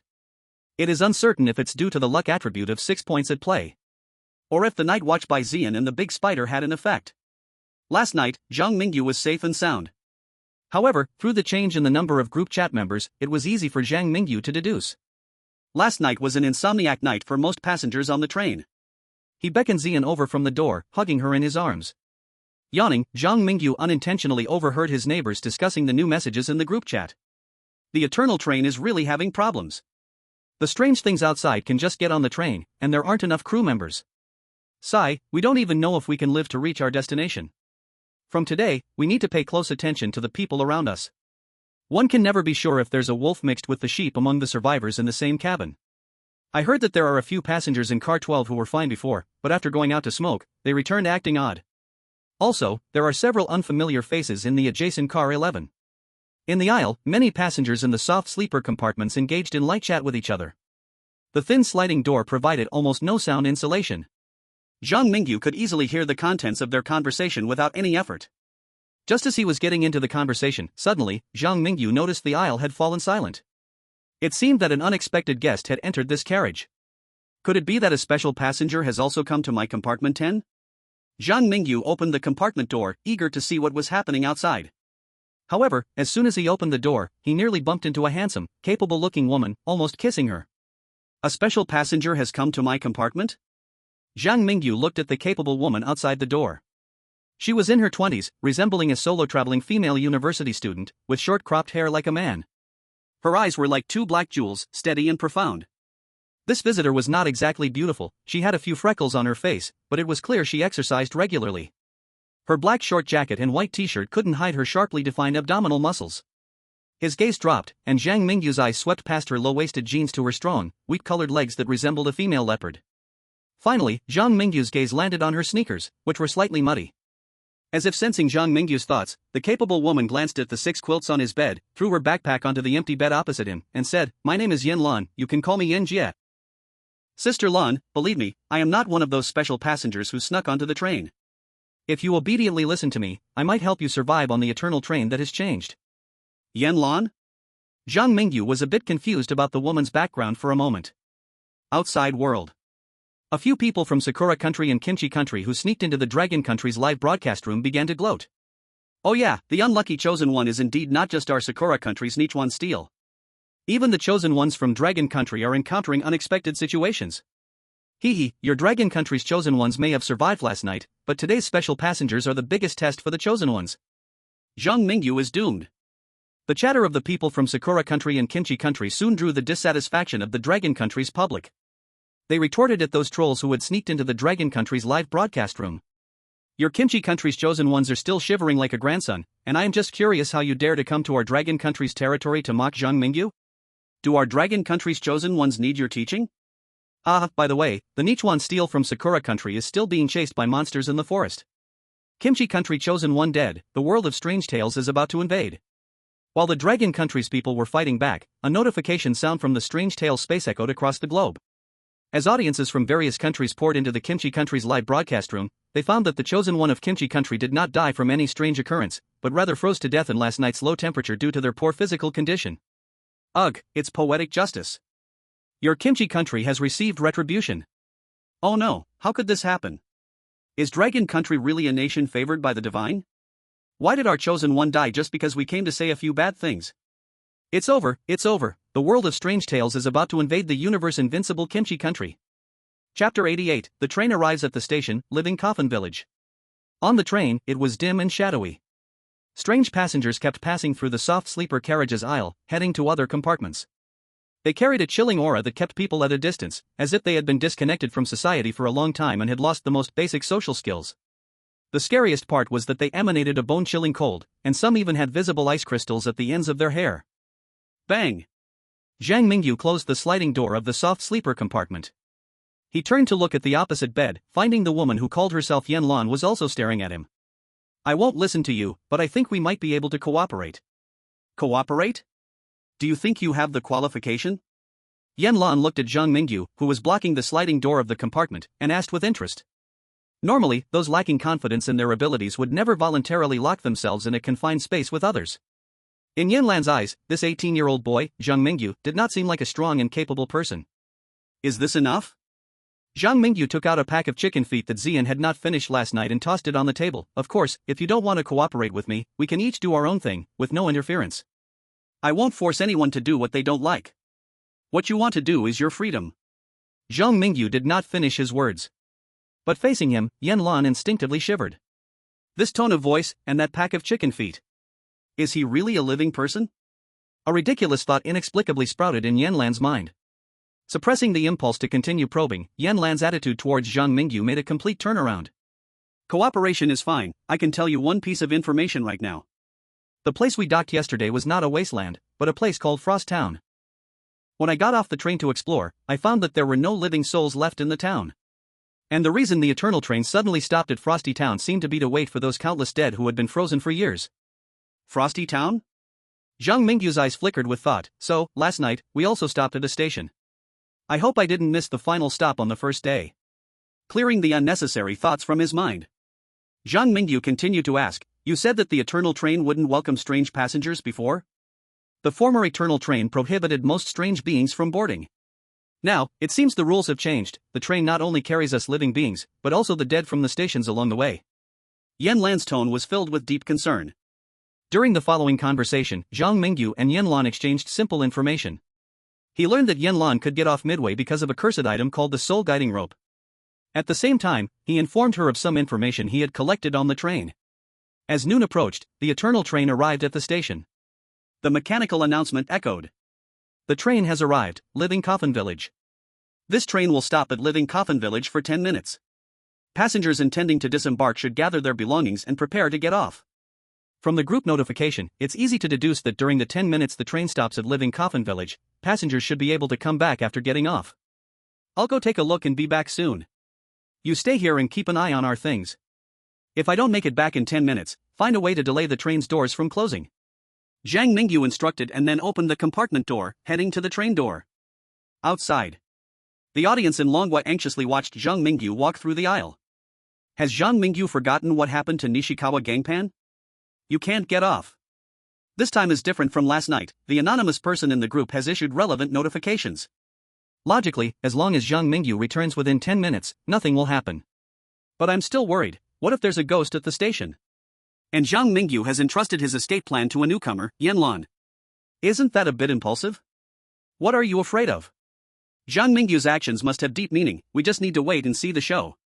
Maybe Living Coffin Village is Zhang Mingyu's final stop. In the world of strange tales, Zhang Mingyu did not believe Living Coffin Village was his final stop. His purpose for getting off was mainly twofold. First, to test whether Yan Lan would help him. Zhang Mingyu did not completely trust Yan Lan. He secretly made a double insurance. If Yan Lan failed, he would let the giant spider in the bathroom create chaos, finding a way to delay until he returned to the train. Secondly, Zhang Mingyu wanted to gather information. To achieve an excellent and perfect clear, the chosen one must make choices. And choices require enough information in advance.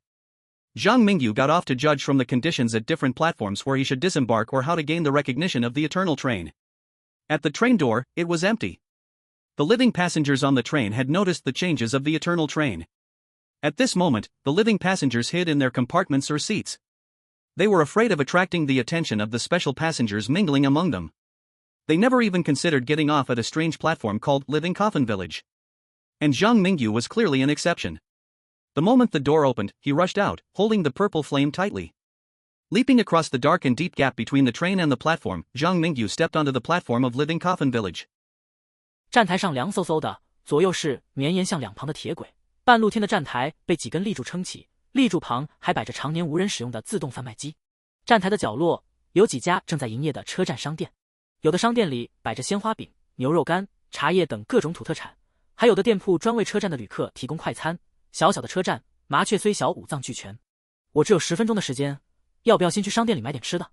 张明宇想起了群通知中提到的5现列车内出现了食物短缺的情况，请有需要的乘客自行觅食。他没有犹豫，直奔车站中最大的土特产商店。在张明宇冲出列车的同时，他并没有发现身后的车门处有几名身着蓝色制服的乘务员正站在车门口，注视着他离去的背影。乘务员的眼睛里似乎还带着笑意。一路跑到了商店门口，张明宇都没有在站台上见到除了自己以外的第二个活人。他停下脚步，望向了商店外立着的一块电子屏招牌，留下买命财。这家特产店还挺有意思的，店门口立着的电子屏招牌不滚动播放当天打折的食品，而是做了一条奇怪的标语。张明宇有些好笑地推开门，进入了这家售卖土特产的商店。活关村的车站上没有正经的便利店，而这家土特产商店里的货物种类也是应有尽有。商店里灯火通明，货架上也满满当当的。唯一有些不对劲儿的地方是，收银台处似乎没有工作人员。第89章，留下买命财。你们说这家特产店里为什么一个人都没有呀？不只是特产店，你们发现了没有？整个活关村的站台上，到现在为止，你们见到过活人吗？没有。我觉得活关村估计就是个缩小的崇山市，整个活关村里都是诡异。话说我之前一直以为怪谈世界是类似于阴曹地府、冥界地狱这样的地方，在亲眼见到那些永恒列车里的活人幸存者之后，我现在又忽然觉得怪谈世界并不像我想象中的那么简单了。活关村车站就算是危险，估计也伤不到张明宇，毕竟张明宇可是连崇山市都能完美通关的猛人。我们就敬请期待张明宇的表演吧。怪谈世界里，各国的神选者大多没有选择在第一站就下车探查，他们把希望寄托在了其他国家的神选者身上，想等到有了正确答案时再通过场外提示抄作业。而张明宇这边，张明宇和紫妍身后的双开门玻璃门忽然被神秘的力量关闭了。他抬起手尝试向外推了推，大门纹丝不动。商店的主人，这是想让我也留下买命财吗？张明宇眯起了眼睛。他一直秉持着善有善报恶有恶报的行事准则，但凡商店老板态度好上一点，他或许都不会生出零元购的想法。滋啦滋啦，空无一人的商店里，所有的电子屏幕都开始剧烈的闪烁。收银台的电脑、门口的显示屏、冷柜上显示温度的小屏幕，还有货架上滚动播放着2件88折、3件75折的长条状智能屏，都不约而同地出现了同一句话：留下买命财。吼！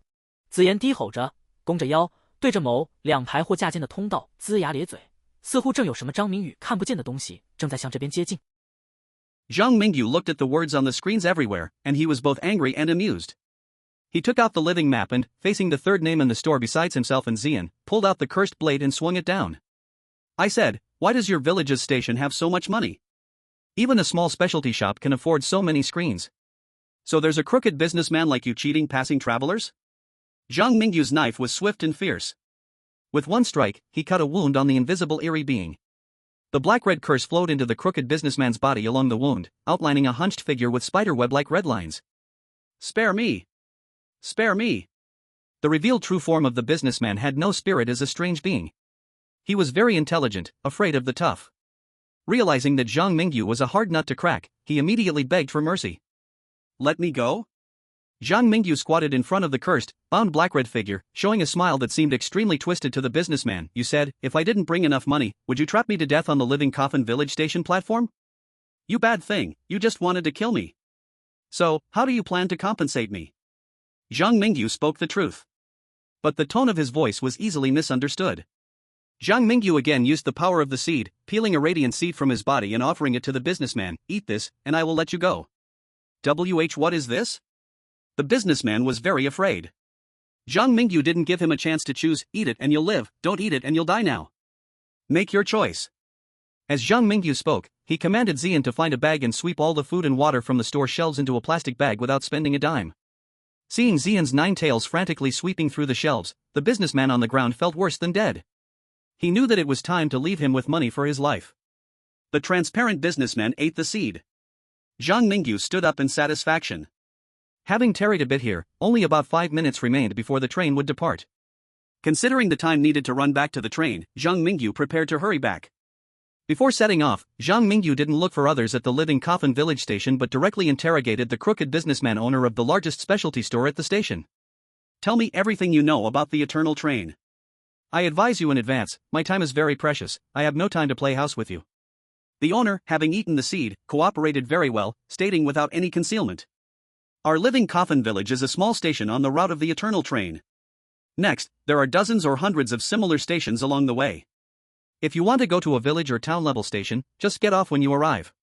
But if you want to go to the 9 major cities or other municipal level stations, you'll have to rely on luck. After all, the route of the eternal train often changes. That's all I know. Every passenger's final destination is their own final destination. As a businessman selling specialties at a station, I can't find out much more, you see. The businessman's words about the final destination piqued Zhang Mingyu's interest. He seemed to catch a hint of inspiration. Everyone's final destination is their own final destination. Their own final destination, their own final destination. Zhang Mingyu repeated the key information over and over. Suddenly, he grabbed his fist and struck his palm, his eyes lighting up. Does this mean the final destination mentioned in the excellent level clearance? Every passenger's fate is closely tied to ours, we need to find our common ground with each station. Then find the best final destination for ourselves? We can't determine that yet. Zhang Mingyu glanced at the smart terminal. He didn't have much time left, staying in the specialty store any longer would make him miss the train. He gestured for the merchant to keep managing the shop at the Living Coffin village station, and he and Xian hurriedly picked up their bags of food and water, running towards the spot where the eternal train was stopping.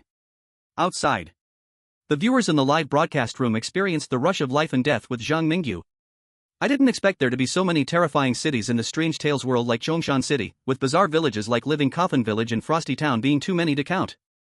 It's hard to imagine how the living natives in the Strange Tales world survived in such an environment. Is it time to discuss these matters? There's just 1 minute left before the eternal train departs. Damn, I can't believe I'm experiencing the thrill of rushing for a train in the Strange Tales world. Hurry, hurry, Zhang Mingyu, run just a little faster. The eternal train is about to start. Did that merchant just say everyone's final destination is different? I think Zhang Mingyu fits well with Living Coffin Village, maybe if he stays, he can achieve an excellent clearance. Our Zhang Mingyu has always perfectly cleared the challenges in the Strange Tales world. If we're talking about other countries' chosen ones, they might take a risk to turn a bike into a motorcycle. But does our Zhang Mingyu even need an excellent clearance? For Zhang Mingyu, obtaining recognition from the eternal train sooner is the main thing. Wow, the live stream can already see the doors of the eternal train. Hey, hey, hey! When Zhang Mingyu was running towards the train, why did that chosen one from the neighboring Ashan country jump off the train voluntarily? Those guys were too scared to act when they got off the train to gather information, but as soon as Zhang Mingyu uncovered intelligence, they immediately sent outside hints to their own chosen ones. Here in Ashan, they directly urged their chosen ones to try for an excellent clearance. Forget it, Zhang Mingyu is almost on the train. Chapter 99 Big Cities. In the empty station, 2 figures were running wildly. In front of them, a train stopped at the unmanned station, its doors flashing with a closing warning light.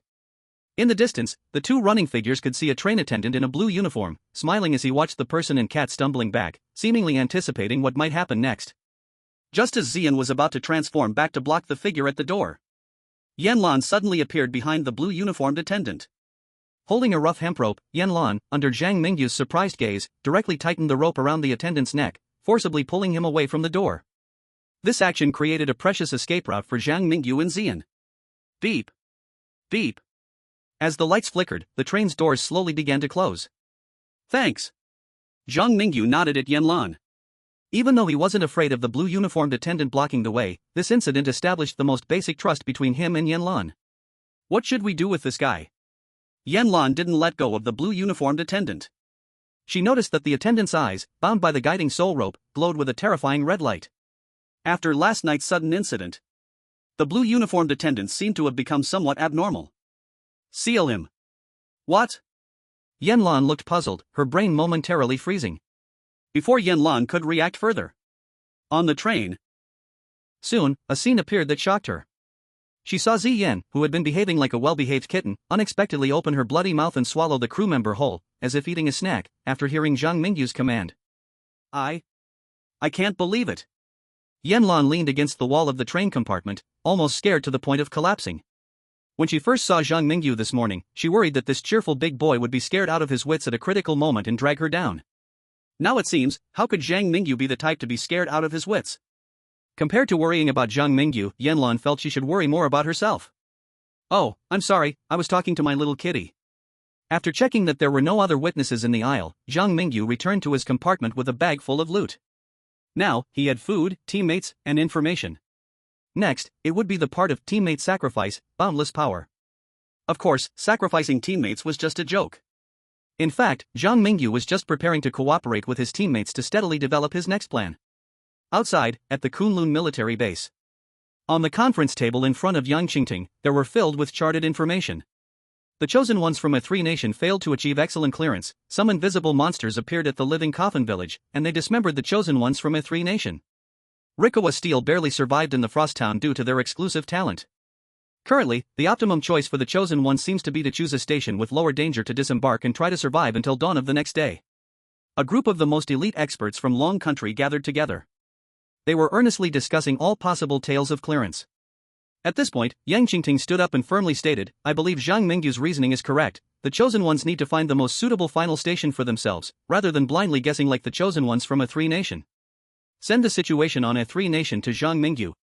Based on the information we have, the danger level of village-level platforms is the lowest, while the danger level of 9 major cities platforms is the highest. Let Zhang Mingyu consider his situation and try to choose a village or town-level platform to disembark. With the experience from Chongshan City, I believe the trivial village-level monsters will likely not harm Zhang Mingyu. In the world of horror tales. On the side of the chosen one from the Polar Bear Nation, Maxim, as a novice chosen one, displayed an extraordinary calm mindset. He did not disembark to explore the living coffin village station, nor did he lie down to wait for death like other nations' chosen ones. Instead, he actively engaged in conversation with passengers on the train. Through these survivors struggling to survive in the horror world, Maxim learned a lot of useful information. The fact that Rikawa Steel can survive from a town-level station shows that the passing difficulty in this horror world is not too high and can be broken through violently. Maxim fought while holding a cigar in his mouth, afraid to light it, simply smelling it as he contemplated. My overall strength is certainly not as good as Rikawa Steel, who cleared multiple horror worlds. It's better to take the intellectual route for an excellent clearance. The newcomer chosen one from A3 nation died, suggesting that the compatibility between the platform and the chosen one does not depend on the chosen one's past performance in the horror world, but rather relates to the chosen one's character or life attitude and other factors. As Maxim thought of this, he vaguely understood what he should do. On the side of Long Country, the things Maxim thought of were also the same as what Zhang Mingyu thought. After observing several stations, Zhang Mingyu confidently believed he could easily achieve an excellent level clearance. But Zhang Mingyu is just someone who will be satisfied with an excellent level clearance, right? He didn't want to randomly choose a village-level platform to get off, nor did he want to just settle for an excellent level clearance. His goal is the eternal train that can travel through the world of odd tales. With the eternal train, he would surely find it much more convenient to travel between major cities in the world of odd tales in the future. With the eternal train, his family and friends from Chongshan City could also visit him at any time, crossing long distances. What a wonderful future! In the soft sleeper compartment, Yanlan looked at Zhang Mingyu, who seemed to be plotting something bad, and advised him kindly. You've collected so much food and water this time, it's definitely enough for us to reach the final station. I suggest we both behave ourselves and aim to safely arrive in Xinhai City, then I'll invite you to my home for dinner. Yanlan's destination is Xinhai City, one of the 9 major cities. At this moment, Yanlan didn't say this purely out of politeness, she genuinely wanted Zhang Mingyu not to do something reckless. Even in Xinhai City, one of the 9 major cities in the world of odd tales, it's rare to find a living person who genuinely frightens Yanlan like Zhang Mingyu does. On Zhang Mingyu's side, he obviously misunderstood Yanlan's meaning. Upon hearing the name Xinhai City, Zhang Mingyu's eyes lit up. You said you want to go to the 9 major cities? No need for dinner, I just suddenly remembered hearing a businessman say on the platform that passengers wanting to go to city station level places like the 9 major cities need some luck. What do you want to do? Yanlan felt a bit scared. From her perspective, the worst case would be to stay on the Eternal Train a couple more days. After all, riding the Eternal Train is considered the safest way to travel between cities. But Zhang Mingyu's thoughts were clearly different from those of a normal person. He tapped the crystal of Odd Tales technology on his left wrist and said, "Didn't the group notice mention that the train lacks attendance? I want to blend into their internal system and find a way to gain control of the eternal train, then we can reach our destination directly. Yanlan? _3 angle, _. I just want to safely reach the final station. But you're fooling me into directly hijacking the eternal train? What kind of bandit thinking is this? Yanlan now seriously doubted what Zhang Mingyu had done in the past. Why does he carry a fierce aura that makes both living beings and odd entities keep their distance with every gesture? You stay here in this carriage, I'll go see what happened in the first carriage mentioned in the group notice. You can contact me anytime. Zhang Mingyu was a person of action. He had already formed a plan to become an attendant after seeing the second anonymous group message. Since it's difficult for passengers on the train to gain the eternal train's recognition, he should become an attendant instead. If being an attendant doesn't work, he could then aim to be the train conductor. This train that travels through the world of odd tales, he was determined to seize it today. Chapter 91, Attendance Code. The aisle in Carriage 9 was spacious. This carriage, like the 10th carriage where Zhang Mingyu was, is also a soft sleeper carriage. At this moment, the compartment doors in Carriage 9 were tightly closed, as if the people inside were not welcoming strangers. Of course, they might also be worried about those special passengers. Soon, Zhang Mingyu inevitably arrived at Carriage 8. This is the hard sleeper carriage of the Eternal Train. Compared to the soft sleeper carriage, the passengers in the hard sleeper compartment did not have the compartment doors that could block outsiders from peeping. They were forced to squeeze together on narrow high-low beds with 5 other people, living in constant fear, afraid that the passengers sleeping above or below them, or the monsters passing by, would swallow them whole. When Zhang Mingyu passed by them, he immediately received a wave of hostile gazes and some sinister stares. These stares were from those who regarded Zhang Mingyu as a strange living passenger and from those who were curious about Zhang Mingyu's true identity. They could not imagine if Zhang Mingyu were a living person. A living person in a world of ghost stories, why would he dare to walk on this eerie train? Zhang Mingyu did not disturb the passengers in the hard sleeper carriages. Holding Xian, he strode past the 8th and 7th hard sleeper carriages, then directly through the fully occupied 6th to 2nd hard seat carriages. Along the way, the carriage was deathly silent.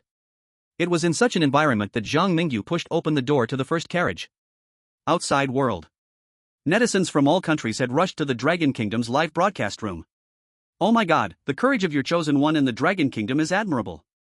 I felt chills all over while being stared at by those eerie passengers through the screen, yet Zhang Mingyu remains unfazed? This could be the mindset of a strong person. Oh, look! Zhang Mingyu is about to step into the first carriage. The chosen one of the Dragon Kingdom is the first in the world to dare explore the first carriage. Perhaps there are secrets about the crew hidden inside. A group of foreigners stared intently at the live broadcast, not wanting to miss a single detail. Did you think they were watching a show? Wrong. They were learning skills. Ever since Zhang Mingyu appeared in the Dragon Kingdom, he could accomplish things that previous chosen ones dared not do. As a result, chosen ones from around the world benefited from it. They utilized the large amount of second-hand information obtained from Zhang Mingyu, greatly increasing their survival chances. On the Eternal Train. In the first carriage, Zhang Mingyu couldn't be bothered with the learning behavior of other countries. His only goal was to clear the level perfectly. Looking into the first carriage. The small carriage was artificially divided into 2 areas, with blue uniformed crew members' rest area on the left and red uniformed crew members' rest area on the right, and at the deepest part, there was a door leading to the front of the train. The moment Zhang Mingyu pushed the door open, the blue uniformed crew members immediately stood up and looked over. The blue uniformed crew member who had once checked Zhang Mingyu's ticket stood up straight. He nervously glanced at the red uniformed crew members and hurriedly came to Zhang Mingyu's side, grabbing Zhang Mingyu's right hand, anxiously saying, "What are you doing here? This is the crew's rest area, let me take you back to the soft sleeper carriage. I'm here to apply for a crew member position." Zhang Mingyu smiled and declined the blue uniformed crew member's kindness. He swept his gaze over the other crew members present and did not see the middle-aged lady who had given him chicken claws before. The number of trained crew members was also unnaturally low. There were still 5 red uniformed crew members left. And there were only 3 blue uniformed crew members remaining. Most importantly, besides the nervous big brother who reminded him, the other 2 blue uniformed crew members had reddened eyes and seemed to be somewhat abnormal. You are here to apply for a crew member? The nervous big brother's forehead was already sweating. He realized this silly kid really had no idea how dangerous it was to be a crew member on the Eternal Train. The kind big brother wanted to say something more. At this moment, one of the 2 remaining blue uniformed crew members, a middle-aged man with a square face, wickedly smiled and pulled out a small package, tossing it at Zhang Mingyu's feet. "Little Zhao, according to the rules of the Eternal Train, if someone voluntarily applies for a crew member, you cannot stop them. Moreover, we are short-handed right now. It really needs a few scapegoats. The square-faced man spoke very rudely, as if he didn't take Zhang Mingyu seriously at all. Picking up the package from the ground, Zhang Mingyu found a blood-stained blue uniform inside, along with a small blue booklet. Crew Member Code of Conduct. 1. Starting today, you are now a crew member on the Eternal Train. Please pay attention to the color of your uniform and be cautious of crew members wearing red uniforms. 2. Crew members in blue uniforms are all alive, they might be trustworthy. 3. Your job is to maintain order on the train, check if passengers are sneaking rides, and identify if anything else has mixed in among the passengers. 4. The train might occasionally face unavoidable forces and be forced to stop in an uninhabited area. During this time, some bad things will want to eat our passengers. Remember, you are not their match. During the stop, please return to the first carriage and hand over the train to the crew member in a red uniform. 5. Crew members in red uniforms will only appear when train safety needs to be maintained. 6. Usually, when you encounter crew members in red uniforms, make sure you are in uniform, and that your uniform is clean, tidy, and free of suspicious red stains.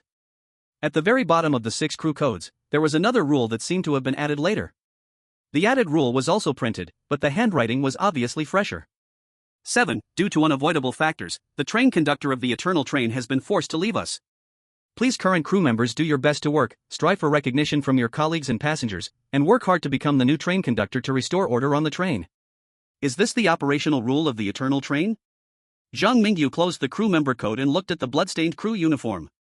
From the gazes of a few crew members in red uniforms nearby, it was not hard for him to judge that once he put on this bloodstained uniform, it would immediately trigger the attack condition of the crew members in red uniforms. And all of this seemed to be planned by the square-faced crew member. Zhang Mingyu didn't care how many people were watching in the carriage, he immediately refused to cooperate. I come to help you share the pressure, and you, this bad guy, want to harm me? Zhang Mingyu threw the crew uniform with red stains right onto the square-faced crew member's face. This move left no room for the other party to save face. And the nearby crew members in red uniforms, along with another blue uniformed crew member with red eyes, turned to look at the two like sharks smelling blood. Chapter 92, Anya Town. Zhang Mingyu's act of turning against the square-faced crew member directly left him in a state of confusion. The Dragon Kingdom viewers in the live stream applauded and cheered when they saw the square-faced crew member's flustered appearance. The crew member code says that wearing a dirty uniform will attract the attack of the red uniformed crew member. This square-faced crew member clearly isn't good. Look, everyone is alive. Look how kind Brother Zhao is. He even wants our Dragon Kingdom's chosen one to be a scapegoat, how ridiculous. Such people should be dealt with sooner rather than later, it'll make everyone feel better. The problem is, will Zhang Mingyu be a bit too conspicuous? In Carriage 1, there are 8 crew members, and 5 of them are wearing red uniforms. If a conflict breaks out, Zhang Mingyu will have to fight 2 against 8 with Xiang. If you don't agree, then just fight. Who am I, Zhang Mingyu? Am I afraid of anyone? A group of Dragon Kingdom netizens was excited and shouting. They wished they could rush into the world of weird tales to help. In Carriage 1, Zhang Mingyu indeed had no intention of enduring silently. Just as he was about to have a deep conversation with the square-faced attendant, suddenly, the phones of everyone present rang with a ding. Zhang Mingyu looked down at his smart device. He discovered that he had been added to a group chat named Eternal Train Attendants Work Group.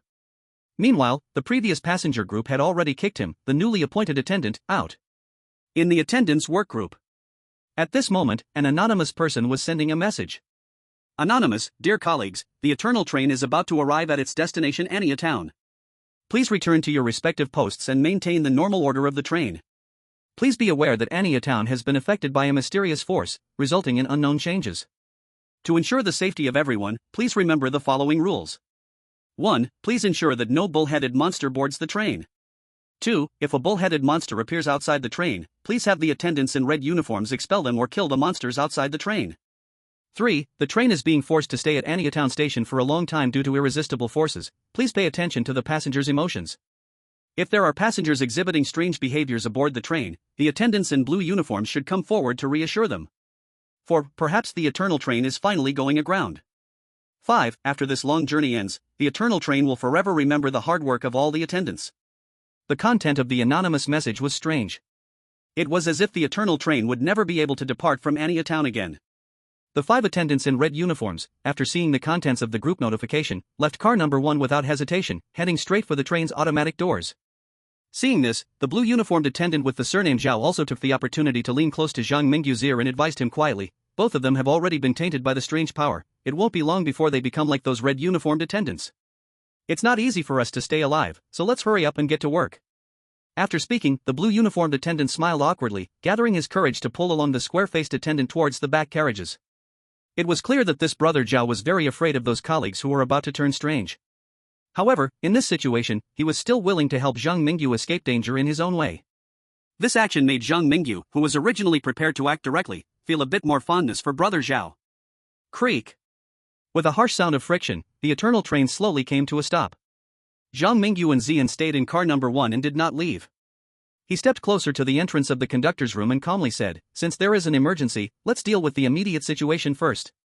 The front of the train is also part of the eternal train, and as an attendant of the eternal train, I have the duty to ensure the safety of the front part." Damn, what kind of accident has happened to the eternal train this time? Didn't the previous attendance rules say that the train conductor seems to have had an accident? Now the eternal train is probably in big trouble because of the conductor's disappearance. Now that you mention it, I understand a bit. But if that's the case, how will the chosen ones get off at their desired station? Isn't the eerie space forcing the chosen ones to fight their way through Anya Town? Looking at it this way, it might be safer for the chosen ones to get off at Huaguan Village or even earlier at Hansuang Town. Hansuang Town is hard to say, after all, there are also irresistible forces present. I think Huaguan Village is definitely safer than Anya Town. By the way, what is Zhang Mingyu planning to do? Just now, brother Zhao intervened, and Zhang Mingyu couldn't let Zian show off the square-faced attendant, but now it seems his focus is no longer on the attendant. Zhang Mingyu, however, has his eyes set on the train conductor's room. Damn! Zhang Mingyu blew the door open to the conductor's room. Netizens from different countries were still comparing the decisions of their chosen ones in various live streams. At this moment, however, Zhang Mingyu detonated the smart terminal, blowing open the door to the conductor's room. In the world of eerie tales, Zhang Mingyu touched his empty wrist, marveling at how useful the smart terminal developed by the experts from Dragon Country truly was. Usually, it was just a convenient touchscreen wristwatch. In necessary moments, it could also be used as a bomb. He slowly pushed open the door at the front of the train and looked inside, finding the train's front, filled with various buttons, completely empty. The eternal train had surprisingly been in an automated driving state all along. At this moment, the eternal train was in a forbidden state. Through the glass at the front of the train, he could see the scene outside on the platform. A faint blood-red mist filled the entire platform, and within the mist, he could see vague, towering figures, possessing the bodies of bulls and the forms of men, emanating fierce killing intent. In the blood mist, countless bull-headed monsters lurked in the shadows, spying on the eternal train. To those monsters, the living people inside the eternal train might very well be like fresh meat in a tin can. The reason they hadn't attacked the train yet was undoubtedly due to their fear of the former conductor of the eternal train. Last night in Frosty Town, those crew members in red uniforms were helping the train's passengers fend off the strange horrors outside? As Zhang Mingyu observed the situation outside the train, his mind involuntarily made connections. He clearly understood that after the unexpected events of last night, the crew members on the eternal train would hardly be able to stop those bull-headed monsters on the platform of Anyo Town. If the eternal train could not leave the Anyo Town platform promptly, the living people and the strange occurrences inside the train would likely become the monsters' dinner. Chapter 93, The Conductor's Diary. Zhang Mingyu was utterly clueless about operating the train. Standing in front of the semicircular control panel, he looked at the various small buttons lined up on the side and the long and short control levers below, feeling a headache coming on. Why couldn't the designer set up a one-button start function on the train's control panel? Of course, under normal circumstances, no one would casually barge into the conductor's room like I did. Zhang Mingyu self-deprecatingly mocked himself. His gaze wandered, and by some stroke of luck, he discovered a diary in the corner of the control panel. Congratulations, you have discovered the conductor's diary. A diary? Zhang Mingyu's eyes lit up. This was a treasure. Opening the diary, Zhang Mingyu saw line after line of handwritten words. I am a conductor of the eternal train. Unfortunately, I no longer remember when I boarded the eternal train or how I became the conductor. Today is my 7th time driving the train. Our destination is New Sea City, one of the 9 great cities of the world of eerie tales. This is the first time a route concerning the 9 great cities has appeared since I became the conductor, and I'm excited yet somewhat worried. Because when I was still a crew member, I once heard an experienced senior say that the 9 great cities are the most hopeless places in the world of eerie tales. Today is my 33rd time driving the train on a mission. I have been to most places in the world of eerie tales, and during the time I became the conductor, this horrifying and absurd world has also changed a lot. Among the many changes, the one that terrifies me the most is that the eternal train has not had any living passengers for a long time. Once, everyone in the survivor camp still believed that 1/3 of the living were struggling to hold on in this world. Now, I have to admit a very terrifying fact. The number of living people in the entire world of eerie tales. Perhaps it has already dropped to 1/10 of what it once was, or even lower. Our world has been ruled by the strange, perhaps they are just raising us, like the eternal train has made me this damned conductor, forcing me to help it run on its tracks. Zhang Mingyu flipped through the conductor's diary. It felt as if he had opened the door to a new world. Through this diary, he could clearly analyze the historical context of this dark world. Maybe he still had a chance to find out why the world of strange tales had become what it is today. If Blue Star continues to merge with the world of strange tales, will it become just like here? He continued flipping pages. Zhang Mingyu finally reached the last page of the diary. I have carried out 99 driving missions, today is my 100th attendance. I am so tired, and I cannot muster any interest in my job. But this time is an exception, it is absolutely not just because the number 100 sounds so significant. The reason I am so excited is that the destination of the Eternal Train is the rumored 10th city. Before the world of strange tales was invaded, there were 9 super-large cities scattered around the globe. After the invasion, they too became true nests of the strange. And besides these 9 cities, there is one mysterious metropolis. The rumored 10th city is an endless abyss, symbolizing all pain and darkness. The despair of the 9 great cities cannot even be compared to that terrifying metropolis. I have a premonition that after my 100th attendance, I might finally be free. I will no longer live in this world as a conductor. When Zhang Mingyu read this, his scalp tingled. He saw the names of the 9 cities of the world of strange tales in the conductor's diary. These included 9 cities, including Xinhai City, described by the conductor as a realm where demons dance. Zhang Mingyu's past challenge of Chongshan City was almost completely incomparable to these 9 great cities. He could not imagine, if the 9 great cities are so terrifying, how horrifying the 10th city must be. Just as Zhang Mingyu was about to flip another page to look for information about the 10th city, he discovered that the back part of the diary had been torn out. Whether the person who tore the diary was the conductor himself or another being that had visited the conductor's office earlier remains unknown. In any case, that person seemed to wish for the information about the 10th city to remain hidden. Outside, netizens around the world watched the content of the conductor's diary through a live broadcast. The world of strange tales was once ruled by humans? They were invaded by the strange Midway, which is why they became what they are now. Will our Blue Star also become like this in the future? Dear citizens of the ugly country, this livestream is fabricated by the Dragon Kingdom to create panic and incite global chaos. The fool upstairs must not have a mother? We need even more aggressive words, anything can be dragged into a conspiracy theory. I'm disgusted every day by these ugly politicians. The credibility of the conductor's diary is very high. The appearance of the Eternal Train seemed to coincide with the time when the world of strange tales was just invaded by the strange. The conductor witnessed the fall of the world of strange tales. This intelligence is priceless, but it is useless for our Dragon Kingdom's current situation? The external bull-headed monsters still do not dare to attack the Eternal Train, all because they fear the former conductor. Now that the former conductor is gone, the outside monsters will eventually discover the issue. We should at least think of a way to close the train doors first. Kunlun Military Base. The expert group from the Dragon Country was intensely discussing whether to send an external prompt.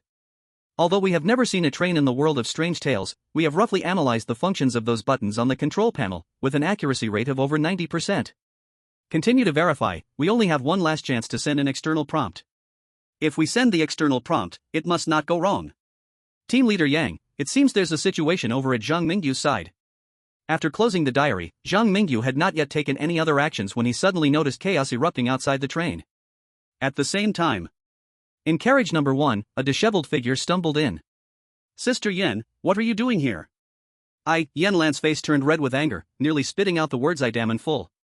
She slammed the connection door of carriage number 1 shut and gritted her teeth, saying, Something happened outside. Just now, a blue uniformed attendant with a square face seemed to have gone mad and rushed onto the platform, as if trying to escape.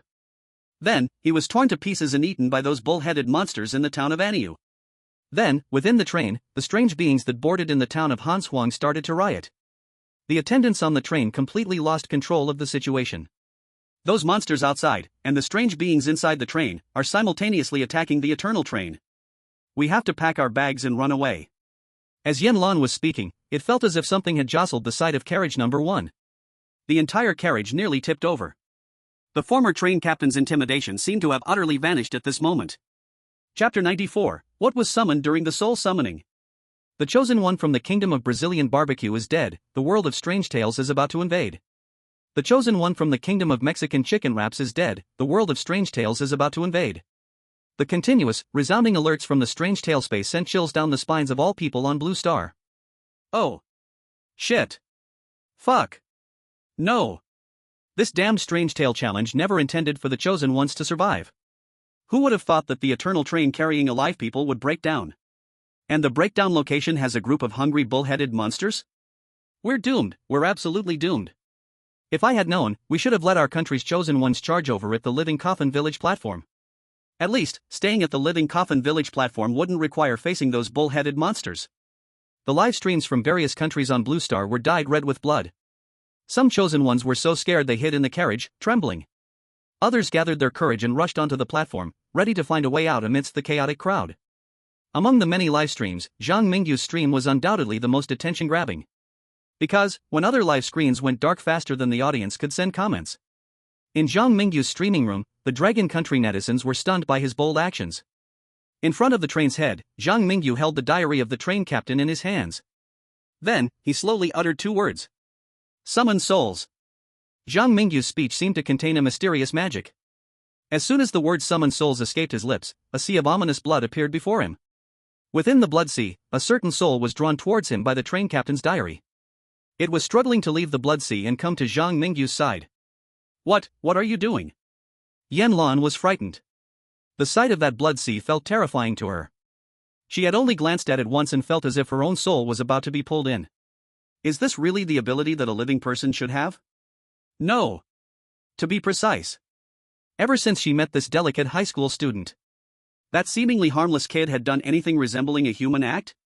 Instead of behaving as a good passenger, he ran to the scariest carriage number 1 to apply as an attendant, which was outrageous. The platform outside is filled with monsters. Why are you staying in the conductor's room to summon spirits instead of running away?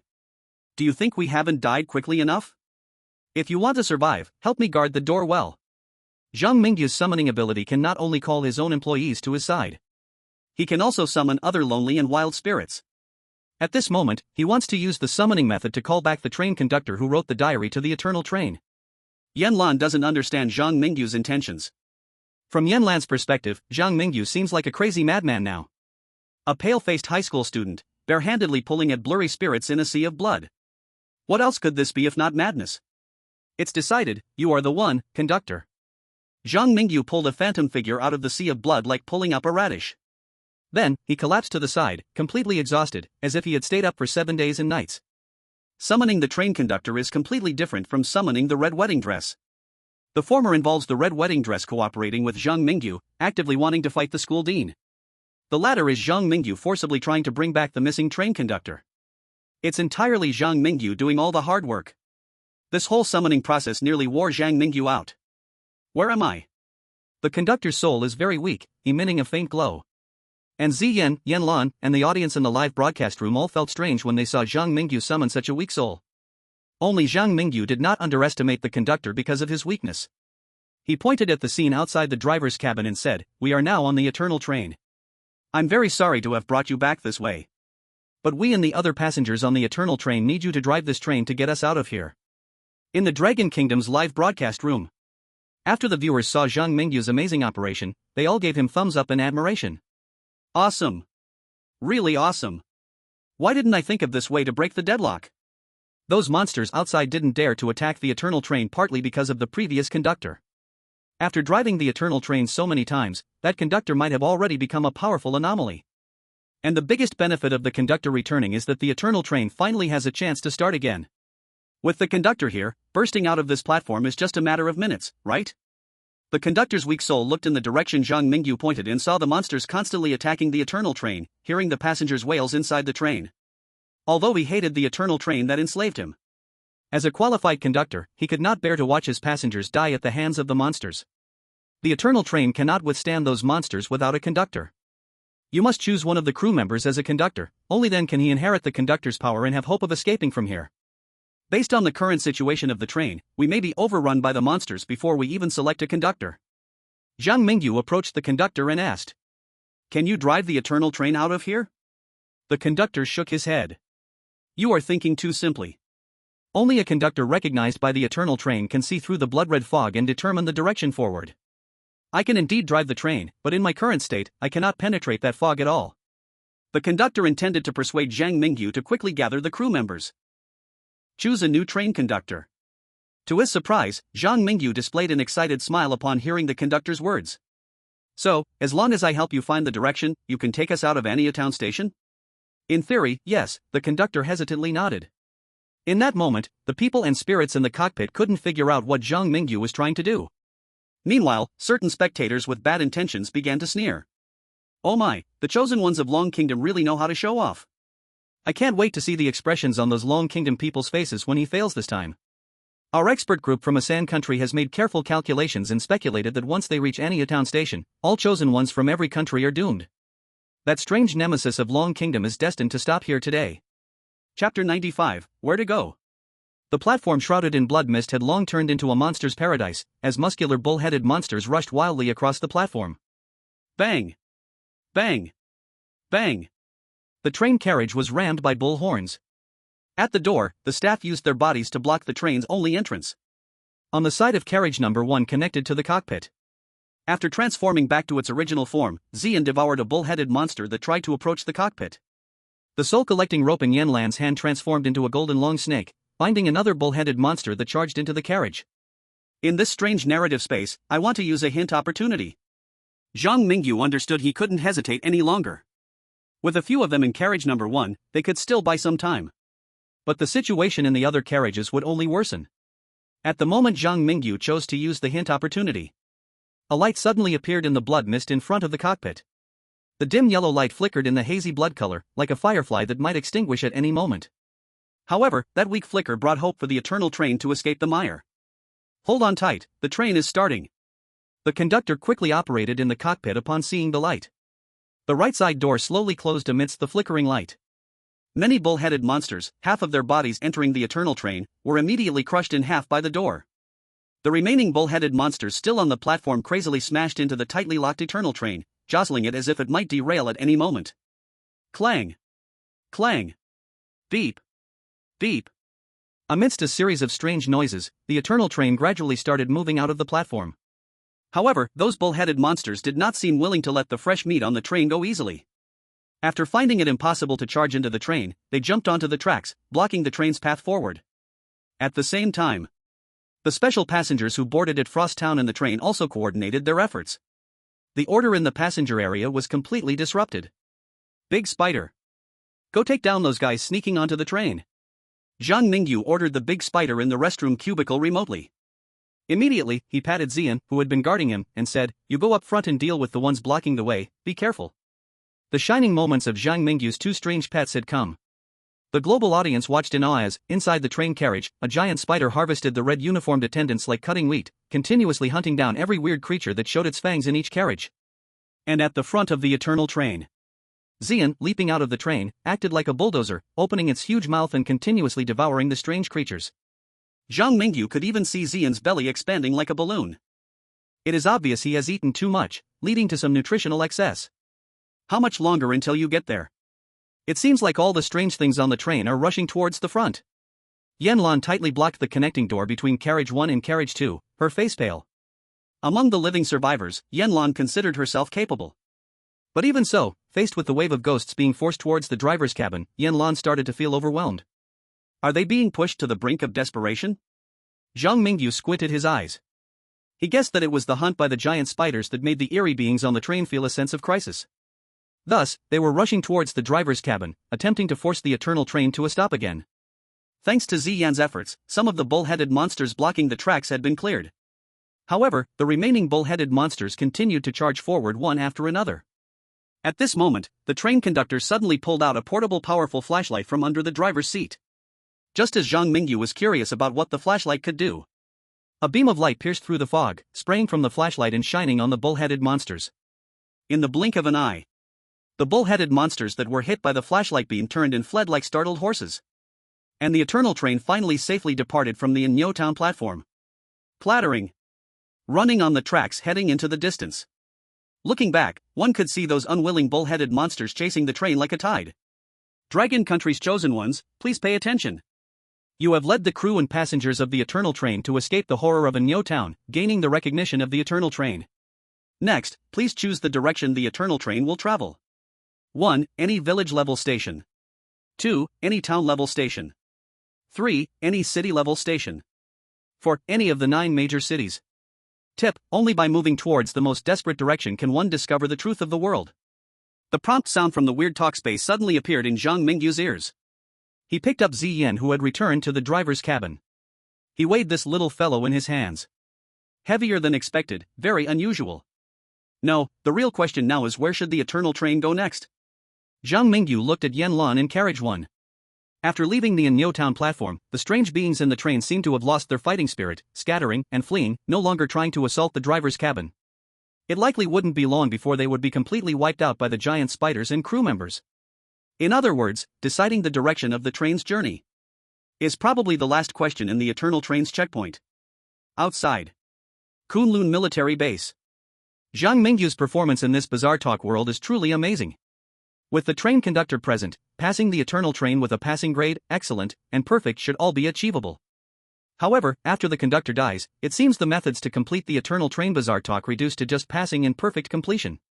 After all, without the conductor, the eternal train could easily be stopped by the stations along the way.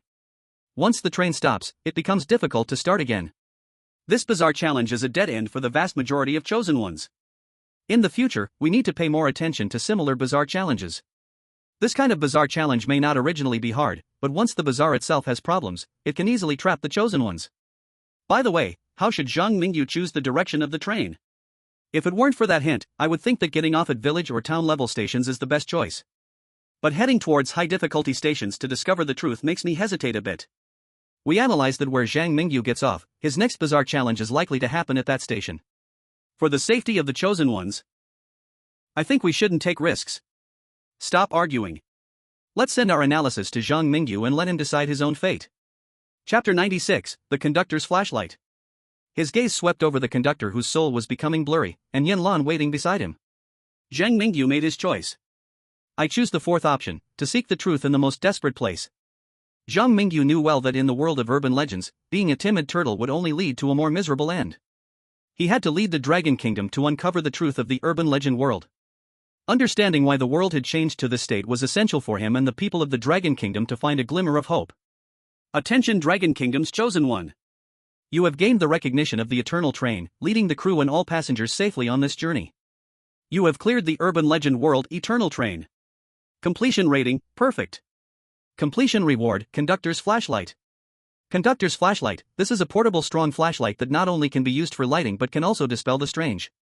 The only thing to be cautious about is using the strong flashlight in places where the strange gathers, which may cause unknown consequences. Due to your perfect completion, you are granted a special reward, Eternal Train. Eternal Train, this is a train that can travel through the urban legend world, able to take you anywhere in the urban legend world. Please choose the new conductor of the Eternal Train as soon as possible to ensure its safety. The initial favorability of the crew and passengers on the Eternal Train towards you increases by 20, and any strange beings entering the Eternal Train will be suppressed by you. The completion prompt rang out. Then, Zhang Mingyu saw the residual soul of the conductor smile slightly at him before actively dissipating into the sky. The spot where the conductor previously stood now held the strong flashlight that had dispelled the bull-headed monster at the station. Is this the reward the urban legend space gives me? After picking up the flashlight, Zhang Mingyu realized he was still in the urban legend world. He understood that he needed to choose a new conductor before he could return to the real world. Soothing Yanlan, Zhang Mingyu led the person and the cat towards the back of the car. In the originally clean and tidy car, it was now a complete mess. The floor was littered with chaos and bloodstains. These were obviously caused by the strange beings in the car moments ago. At this moment, the giant spider, along with the 3 remaining crew members in red uniforms and 1 in blue, stood waiting in car number 2. When they saw Zhang Mingyu walk out from car number 1, those in red uniforms and the giant spider instinctively showed signs of submission. Only the remaining crew member in blue showed an expression of surprise. "You're still alive," the crew member in blue blurted out. Zhang Mingyu was also surprised when he recognized the figure. Brother Zhao? The remaining crew member in blue uniform was indeed Brother Zhao, who had reminded Zhang Mingyu before. At that moment, seeing Brother Zhao, Zhang Mingyu didn't want to choose from the other strange crew members anymore. He walked over to Brother Zhao, sincerely saying, after the former conductor left, many problems arose on the Eternal Train. These problems are due to the absence of a new conductor. Brother Zhao, I want to ask you, do you want to be the conductor of the Eternal Train? I, a conductor? Brother Zhao had never had the ambition to be a conductor in his life. Hearing Zhang Mingyu's words, he instinctively wanted to oppose. However, Zhang Mingyu's next words made him change his mind. Although I have gained the recognition of the eternal train, I won't be able to be on the train often in the future. You, as the last human crew member on the train. If we don't take up the big flag right now, the future of the eternal train is uncertain. Well, I'll be the train conductor. The finishing touches on the eternal train Ghost Tales went very smoothly. Zhang Mingyu assigned the most important roles to his most trusted brother, Zhao. After arranging everything on the train, he chose to return to reality. In the real world, Zhang Mingyu woke up surrounded by doctors. He stretched out pleasantly and yawned, saying, "Team leader Yang, I did not disappoint you. I successfully returned again. By the way, the next stop of the eternal train happens to be in Xinhai City, which means I might run into Yen Lan again from the train. I feel she is not an ordinary survivor in the Ghost Tales world, there might be some forces behind her." Yang Xingting smiled at Zhang Mingyu, who was surrounded by a group of doctors, and said, No hurry. The materials on how to negotiate with humans in the Ghost Tales world will be transmitted to your smart terminal later, and specialized personnel will provide you with some training. Now, as our Dragon Country's great hero, you mainly need to pay more attention to rest and enhance your survival skills in the Ghost Tales world. Soon, the national fortune reward from the Ghost Tales space echoed around the globe. Congratulations to Zhang Mingyu from Dragon Country for clearing the Ghost Tales world. Clearance evaluation, perfect. Perfect clearance special reward. The Eternal Train is about to arrive in Dragon Country, and all areas from cities to villages in Dragon Country will set up Eternal Train stations. Additional reward, before the chosen one Zhang Mingyu dies, the citizens of Dragon Country can ride the Eternal Train for free to any place they wish within the country. Oh my god. Another perfect clearance. Another perfect clearance. Did the loudmouths from the Kimchi Country and the Three Nations see this? What is the weirdness nemesis? Zhang Mingyu is Dragon Country's invincible weirdness nemesis. This is amazing, our village has trains now. What train? The Eternal Train, which is a high-speed train, okay. The national fortune reward is incredible, it's really connecting from village to city with high-speed trains. In the past, our Dragon Country's high-speed trains were everywhere and fast, making foreigners envious. But now the routes of the Eternal Train go directly into villages. What does that mean? With high-speed train speed, the Eternal Train can connect villages to villages and towns to towns. Our Dragon Country's transportation has made a leap forward. I'm a journalist from Bashu Observation. I'm now on the new national fortune reward, the Eternal Train. Everyone can see that the Eternal Train speed is fast, and there are many Eternal Trains operating in Dragon Country simultaneously, fully meeting the travel needs of the people. Wow, Bashu Observation's journalist, you really observe everywhere except Bashu. No way, I also have to experience the free high-speed train. Free ride. Free ride. Long live free rides. Zhang Mingyu is awesome. Mingyu, my god. I want to have your children. Chapter 97, The Divine Eagle Bureau. The national fortune reward of Dragon Country boosted the morale of all its people. At this moment, every citizen of Dragon Country was proud of their identity. They may have once faced decline. But now, Dragon Country has stood up once again. In contrast to the excitement of the people of Dragon Country, the atmosphere in the ugly country was extremely tense. In the Black Palace, high-ranking officials of the ugly country angrily pounded the table. It seems that we in the ugly country will no longer be able to suppress the chosen one of Dragon Country in the Ghost Tales world. Forget about that Zhang Mingyu, no need to care anymore. Haven't our researchers already analyzed the technology of the Ghost Tales world and come up with some new results? I want you to immediately use those research results to establish the Divine Eagle Bureau. The fusion of the Ghost Tales world and reality is now a done deal. The chosen ones win in the world of strange tales, but all they do is slow down the process. Even if the chosen ones from the Dragon Kingdom are strong, they will ultimately die in the unending challenges of strange tales. I believe our focus should shift from strange tale challenges to the real world. Our ugly country needs to build a powerful army to deal with the various situations after the merging of the strange tale world and reality. Furthermore, the newly formed Divine Eagle Bureau must have the ability to strike enemy countries when needed. The establishment of the Divine Eagle Bureau cannot be delayed. During this process, we can sell some of our advanced technology to the Europeans, but we must never give any to the Dragon Kingdom, do you understand? Yes, sir. Commands quickly flew out from the Black Palace. The high-ranking officials of the ugly country were planning a huge conspiracy against the Dragon Kingdom around the newly established Divine Eagle Bureau. At the same time, in the conference room of the Cherry Blossom Country, the high-ranking officials of the Cherry Blossom Country, after learning about the general direction of the ugly country's officials, were somewhat indecisive. Ladies and gentlemen, after the verification of the last round of Strange Tale challenges, we found that the comprehensive national strength of the Cherry Blossom Country indeed falls short compared to the world's top powers. The Dragon Kingdom has made up its mind not to accept us. Do you think we should kneel and lick the ugly country again? How ridiculous. To kneel and beg others again, this is so humiliating. Why has the Dragon Kingdom become so unattainable ever since Zhang Mingyu appeared? But fortunately, our cherry blossom country can still bully the kimchi country. Let's first secretly communicate with the high-ranking officials of the kimchi country and ask about their attitude. The ugly country seems to be quite unreliable lately. In an instant, the winds of change swept through countries around the world. The international situation was rife with undercurrents. In the Kunlun military base, Zhang Mingyu was completely unaffected by the outside turmoil.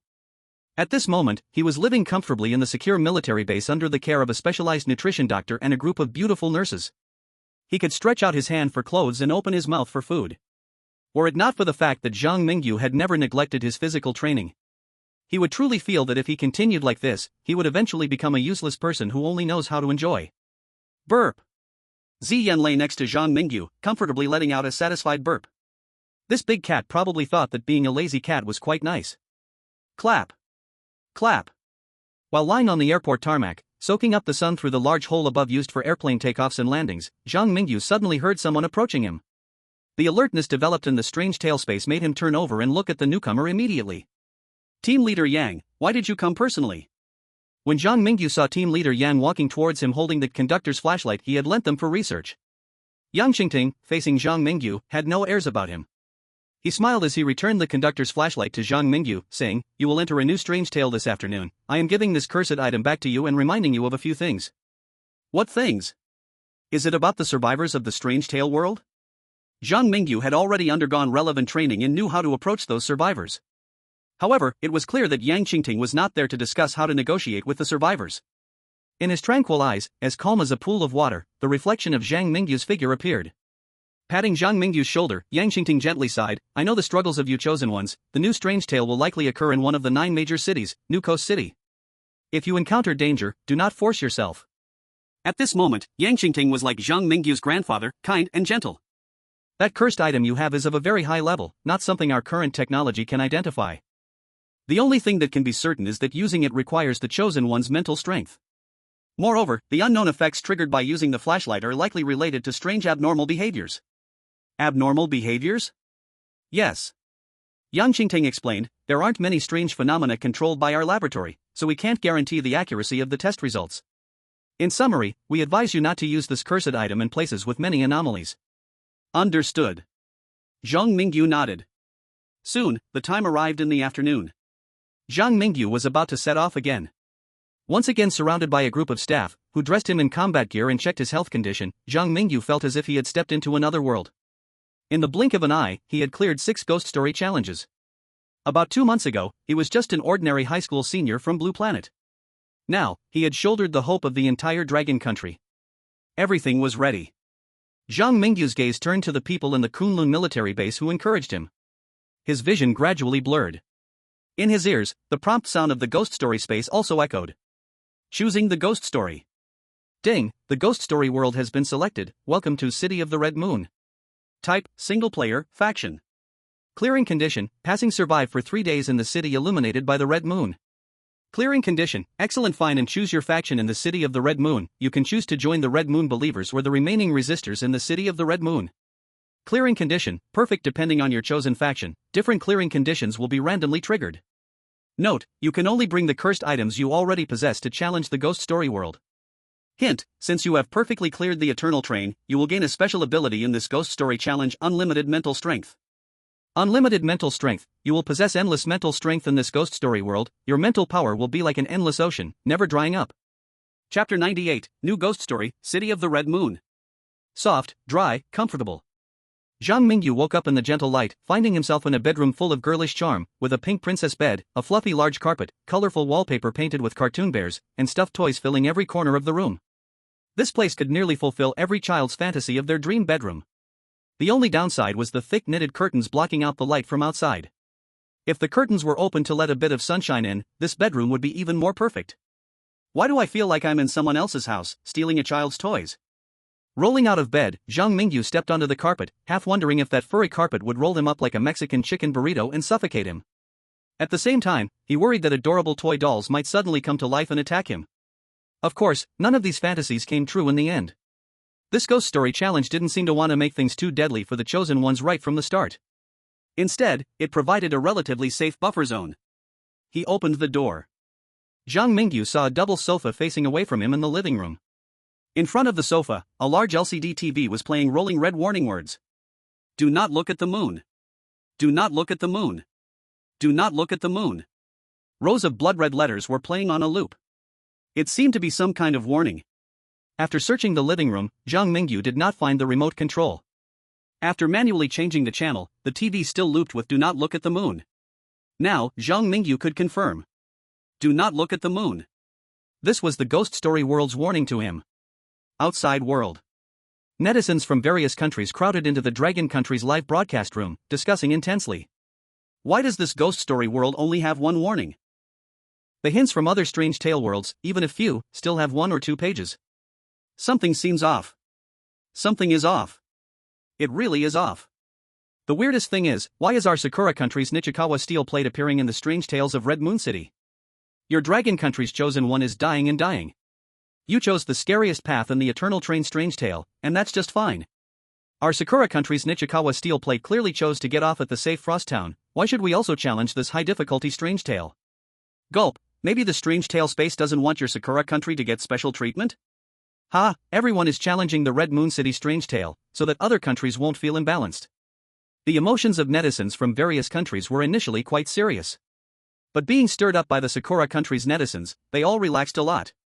In the world of strange tales, Zhang Mingyu was unaware of the anger of Sakura Country's netizens. At that moment, he found an old phone on the coffee table in the living room. Picking up the phone, over 99 unread messages caught his eye. Sender, unknown. Look at the moon, look at the moon outside the window is beautiful, it is enchanting. Sender, unknown. The moon is our best friend, it loves us, look at it, look at it. Sender, unknown. Look up at the moon, you cannot resist its temptation, it is the most beautiful existence in the world. Sender, unknown. Don't believe them, don't look up at the sky, there is nothing there. The moon has disappeared. Repeat. The moon has disappeared. Sender, Shanghai City Emergency Response Team. Emergency notification. Emergency notification. Shanghai City is facing a major disaster. Shanghai City is facing a major disaster. Don't look up. Don't look up. Don't look up. There is nothing in the sky. Attention. Please do not believe any information other than this message. Citizens still at home, please lock your doors and windows, draw your curtains, and patiently wait for rescue. Citizens in danger, please immediately head to the unclear shelter. Repeat. Citizens in danger, please immediately head to the unclear shelter. Why can't I clearly see the shelter address information? His line of sight showed a blurred location marked for the shelter in the text messages. Zhang Mingyu didn't know if a certain power had distorted his perception or if that power directly interfered with the presentation of relevant information. If it's the former, Zhang Mingyu might still have a chance to know the location of the shelter through outside hints. If it's the latter, it would be difficult for Zhang Mingyu to find the shelter's location. Ding dong. Before Zhang Mingyu could seek help from the experts outside, the homeowner's phone popped up with another message. This message was not an unread text from the phone, but a brand new message from a chat software. Chat software. Classmate A, long time no see, let's go out for a drink together. Classmate A, let's look at the moon while eating barbecue and reminisce about the good old school days. Classmate A, okay? Okay? Okay? After receiving several messages from classmate A, the phone vibrated again, this time showing a message from his dad. Dad, child, you've been graduated for quite a while, you can't keep acting like a little girl, liking dolls and staying home alone. Dad is here to have a heart-to-heart with you today, let's sit down together and chat. Dad, something seems off outside today, are you living in happiness community? Why don't you come pick up Dad? The people outside are strange, the streets are all messy. Child, hurry down, Dad will take you to the nearby supermarket to stock up on supplies. At the same time that Dad sent his second message, a new message popped up at the top of the phone screen. The sender's name showed as Mom. Mom, don't believe Dad. He is hiding. Don't go outside. This message was twisted. Zhang Mingyu could only make out some of the words inside. The people sending me messages are the parents of the original owner of the room? Who is the normal one, really? The few words sent a chill down Zhang Mingyu's spine. Cold sweat broke out on his back as he saw new messages appear on his phone. Colleague, did you see the messages on TV? Colleague, why do you think they won't let us see the moon in the sky? Colleague, humph, they won't let me see the moon, but I want to see it anyway. Colleague, I want to see it. What danger could there be in just looking at the moon? Colleague, wow. The moon is so beautiful. The moonlight tonight is really too beautiful. Colleague, don't believe those messages, the moon is safe, the moon is beautiful. Come look at the moon. Come look at the moon. Chapter 99, Let's Look at the Moon. In the empty living room, a cold breeze lifted Zhang Mingyu's clothes. He smoothed out his shirt and glanced toward the kitchen. He felt it was probably because the window there wasn't closed tight, which caused the cold wind to keep blowing into the house, making this small home unable to give him enough sense of security. He turned his gaze back to the phone. Zhang Mingyu noticed that his colleagues in the chat app were still sending invites continually. It was as if that colleague could be sure that someone was holding the phone right now. It can't be, right? Zhang Mingyu murmured to himself, opening the chat box. After a moment's thought, he edited a message and sent it out. Schwer, look at your mother's moon. Not sleeping at night, still sending me crazy messages, do you believe I'll feed you poop? Let you taste the joy of falling. After this message was sent out. For a while. No one responded. It was as if the person receiving this message was repeatedly confirming if they had really read it wrong. The mysterious colleague probably couldn't imagine that someone could use a name like Schwer to send such a long string of vulgar and dirty words. Detected colleague's resentment level plus 10. Detected colleague's resentment level plus 10. Detected colleague's resentment level plus 10. Finally, there was some movement. What Zhang Mingyu saw first was the colleague's resentment level rising. He checked the colleague's resentment level and looked at the new messages received in the chat app. Colleague, unclear. Colleague, unclear. Colleague, unclear. The colleague sent 3 messages in a row, all unclear. But from that soaring resentment level, it was clear how much this colleague resented Zhang Mingyu, who wanted him to eat poop until full. He blocked the colleague's chat account. Zhang Mingyu intended to keep looking at those messages to find if there was any useful information inside. But unexpectedly, someone sent him a message again. Dad, child, Dad is outside your door. Open the door. Open the door. Dad, I am your dad. Open the door, child. Dad, why won't you open the door? Why won't you open the door? Why won't you open the door? New messages kept popping up one after another on the phone. Meanwhile, someone was bang bang bang knocking on the living room's security door from outside. Outside world. Whoa, watching this at night is going to scare me to death, right? Just now my dad suddenly showed up, asking me why I was screaming in the middle of the night. I was so scared by my dad that I accidentally knocked him out with one punch. What to do? Waiting online, urgent. The upstairs is really fatherly and filial. To be honest, you can't blame that big brother. Who the hell knocks on my door in this situation? I'd definitely break them. This live broadcast is too terrifying. Netizens from all over the world were shaking in fear. In the world of weird tales, Zhang Mingyu, however, appeared as steady as a mountain. He quietly approached the security door without making a sound. Peering through the cat's eye in the door, Zhang Mingyu found it to be completely dark. There were only 2 possibilities in this situation. The first was that someone outside was blocking the cat's eye with their fingers, preventing anyone inside from seeing outside. The second possibility was that someone outside was also observing the inside through the cat's eye. Perhaps every move Zhang Mingyu made was under the watchful eye of the other party. Do you all have some serious issues? He drew the cursed blade. Relying on his strength, Zhang Mingyu gripped the hilt tightly and thrust it towards the cat's eye. His tiger's mouth was jolted by the resistance from the cat's eye, causing blood to seep out. But the effect was indeed immediate. In the shattered cat's eye, transparent glass shards scattered everywhere. Accompanying this was a wailing cry of pain. He opened the security door. Standing outside was a middle-aged man with half-white hair, dressed in neat work clothes. He appeared to be in his early 50s and was likely trying to peek inside by leaning on the cat's eye. Unexpectedly, he was stabbed through the eyeball by Zhang Mingyu's blade. My dear father, can you explain why you were peeking at my house? Zhang Mingyu instructed Xian to seal off the escape route in the stairwell and walk step by step towards the middle-aged man. He noticed the man's body was continuously distorting, as if he were trying to turn into some kind of monster. Roar, roar, roar. A deep, hoarse roar came from the throat of the middle-aged man. At the same time, Zhang Mingyu caught hints of resentment values. Detected father's hatred towards you plus 30. Detected father's hatred towards you plus 30. Hate me? Hee, no worries, once I use the seeds to turn you into my toy, you won't need hatred as an emotion anymore. To avoid prolonged nightmares, Zhang Mingyu decided to directly use the power of the seeds in the hallway.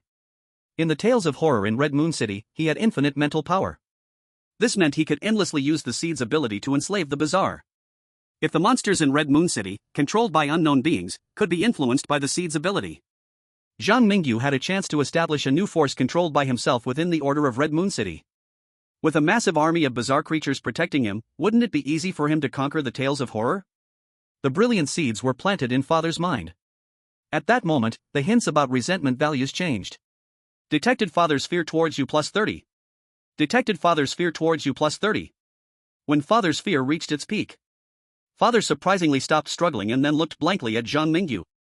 He seemed to be waiting for Zhang Mingyu's command. I can actually control him. It seems that the bizarre creatures controlled by the power of the Red Moon have lost their free will. I can control it to do my bidding, but I cannot learn more about Red Moon City from it.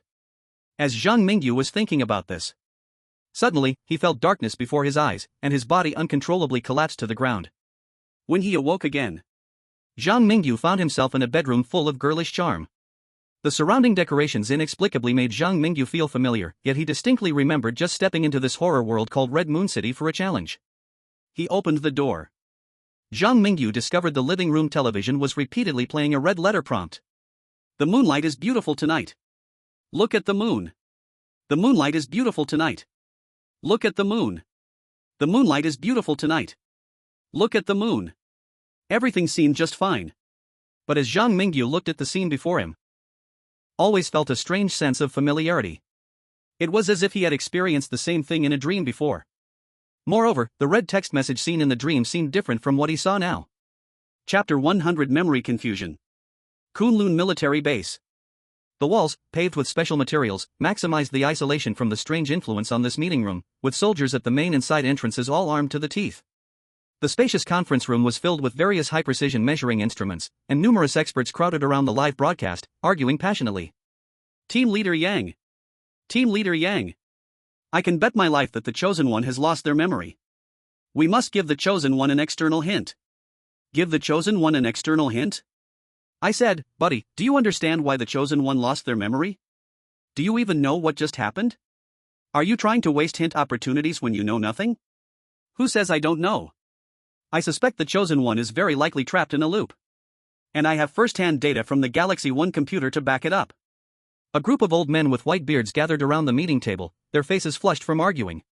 Everyone was arguing fiercely for the fate and future of Dragon Country, with no one conceding, and it didn't matter who had seniority or higher status. At this time, Yang Qingting, as the leader of the expert group, came out to take control of the situation. He knocked on the table, seeing that everyone showed no signs of stopping, he simply raised his fist and pounded the table twice. Now, all eyes in the room finally focused on Yang Qingting. After clearing his throat a couple of times, he signaled a young researcher to switch the live broadcast screen. The screen was no longer showing the situation on Zhang Mingyu's side. Instead, it transformed into a Western man with an imposing hooked nose and sharp blue eyes. Yang Lao, what do you mean by this?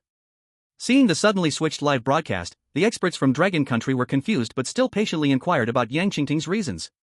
They believed that with Yang Qingting's prestige, he certainly wouldn't bring up useless things at such a critical moment. Yang Qingting said in a deep voice. The strange tales from Red Moon City are unusual. Just now, the Sun Never Sets Kingdom sent us secret intelligence, telling us to pay more attention to their live broadcast. They are preparing to send an external hint to the Chosen One now and see how it goes. This counts as a goodwill gesture from the Sun Never Sets Kingdom towards us. Yang Qingting's words excited the experts from Dragon Country present. Having more reference information before sending an external hint is naturally good. For a moment, all the experts from Dragon Country turned their attention to the live broadcast of the Sun Never Sets Kingdom. In the world of strange tales, George from the Sun Never Sets Kingdom, like Zhang Mingyu, also lost his memory. When he woke up in his bedroom, he didn't notice anything wrong. He was still like the first time he entered the world of strange tales, searching in the living room for useful information. On the TV, a loop played. The moonlight is beautiful tonight. Look at the moon. The moonlight is beautiful tonight. Look at the moon. And the messages in his phone constantly urged George to look at the moon outside. Let me go look at the moon? These hints can't all be wrong, can they? Standing in front of the TV, George was half convinced. In the world of strange tales, sometimes the strange would twist the rules that the Chosen One sees, making some originally correct rules become wrong, filling the guidelines for the Chosen One with traps. Just when George was wavering, the external hint from the Sun Never Sets Kingdom was delivered. The moonlight is beautiful tonight, go look at the moon. At the moment when the external hint from the sun never sets kingdom appeared in the world of strange tales, all the viewers paying attention to the live broadcast room of the sun never sets kingdom, a big question mark popped up in his mind. What? Omega? Why do the sun never sets people even deceive their own chosen ones? Hey, little fool upstairs, use that fishy-smelling brain of yours and think hard. Besides the group of old fools in the ugly country's dark palace, which country's high-ups would actually send wrong messages to their own chosen ones? The outside hints from the sun never sets kingdom were clearly distorted by the powers of the world of strange tales. In any random strange tale challenge, there appears a terrifying power that can distort outside hints. New High City really deserves to be one of the most terrifying metropolises in the world of strange tales. The chosen one of Cuba's cigar country is dead, the world of strange tales is about to invade. In the sky above Blue Star, a death notice from the world of strange tales appeared. The dead chosen one was not from the sun never sets kingdom, but the chosen one from Cuba's cigar country, who also sent outside hints. In the cabinet of the sun never sets kingdom, the prime minister was elegantly wiping sweat with a group of gentlemen holding civilized sticks. Oh my, I was so scared, for a moment, I thought our dear George was the one who died. Oh, curly-furred baboon above, George's wisdom impresses me, he managed to hit the brakes at the last moment and figured out what was wrong with the outside hints. We must thank him. Thanks to George, the sun never sets kingdom avoided a terrifying future of being attacked by strange tales. A group of elegant old gentlemen clinked their glasses, seeming to have achieved a final victory. At the same time, at the Kunlun military base, the expert group from the Dragon Country, led by Yang Qingting, had no interest in the sun never sets people's elegance. I think sending outside hints is a very risky decision. Although the chosen ones might deduce potential issues in the world of strange tales from abnormal outside hints, doing so could also lead to irreversible doom for the chosen ones. I also agree to temporarily refrain from sending outside hints. Look, in the live broadcast, Zhang Mingyu seems to have noticed something wrong. In the world of strange tales, a cool breeze once again filled Zhang Mingyu's clothing. He stood in the empty living room, eyes glued to one text after another on his phone, feeling an eerie sense of déjà vu. Sender, unknown. Tonight's moonlight, unclear, go out and take a look, unclear. Sender, unknown. I love you all, even if you, unclear, please, unclear. Sender, unknown. The father outside your door loves you, open the door, go embrace him, and accompany him to watch the moon. Sender, New High City Emergency Response Team. Citizens, please pay attention. Citizens, please pay attention. On the Mid-Autumn Festival, please look up at the moon. Please look up at the moon. Believe what you see, the moon is beautiful, the moon loves you. Citizens staying at home, draw the curtains, open the doors and windows, prepare to welcome us.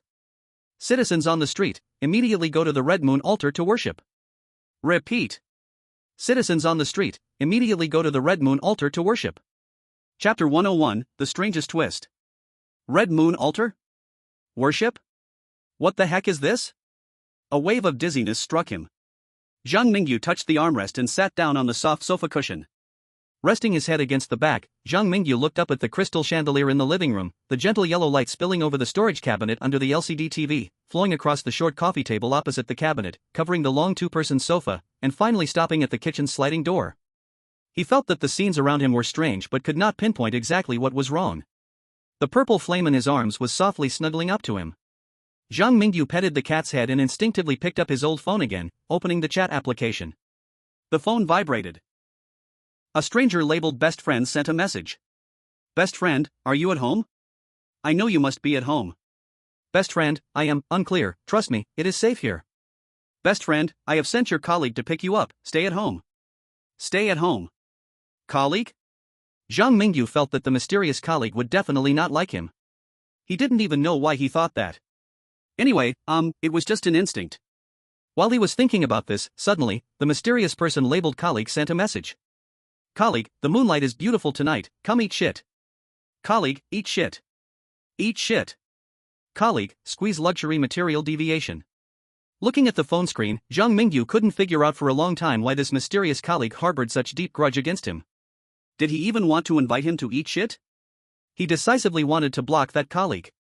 After a series of operations, Zhang Mingyu unexpectedly discovered that the person named colleague on his old phone had already been blocked long ago.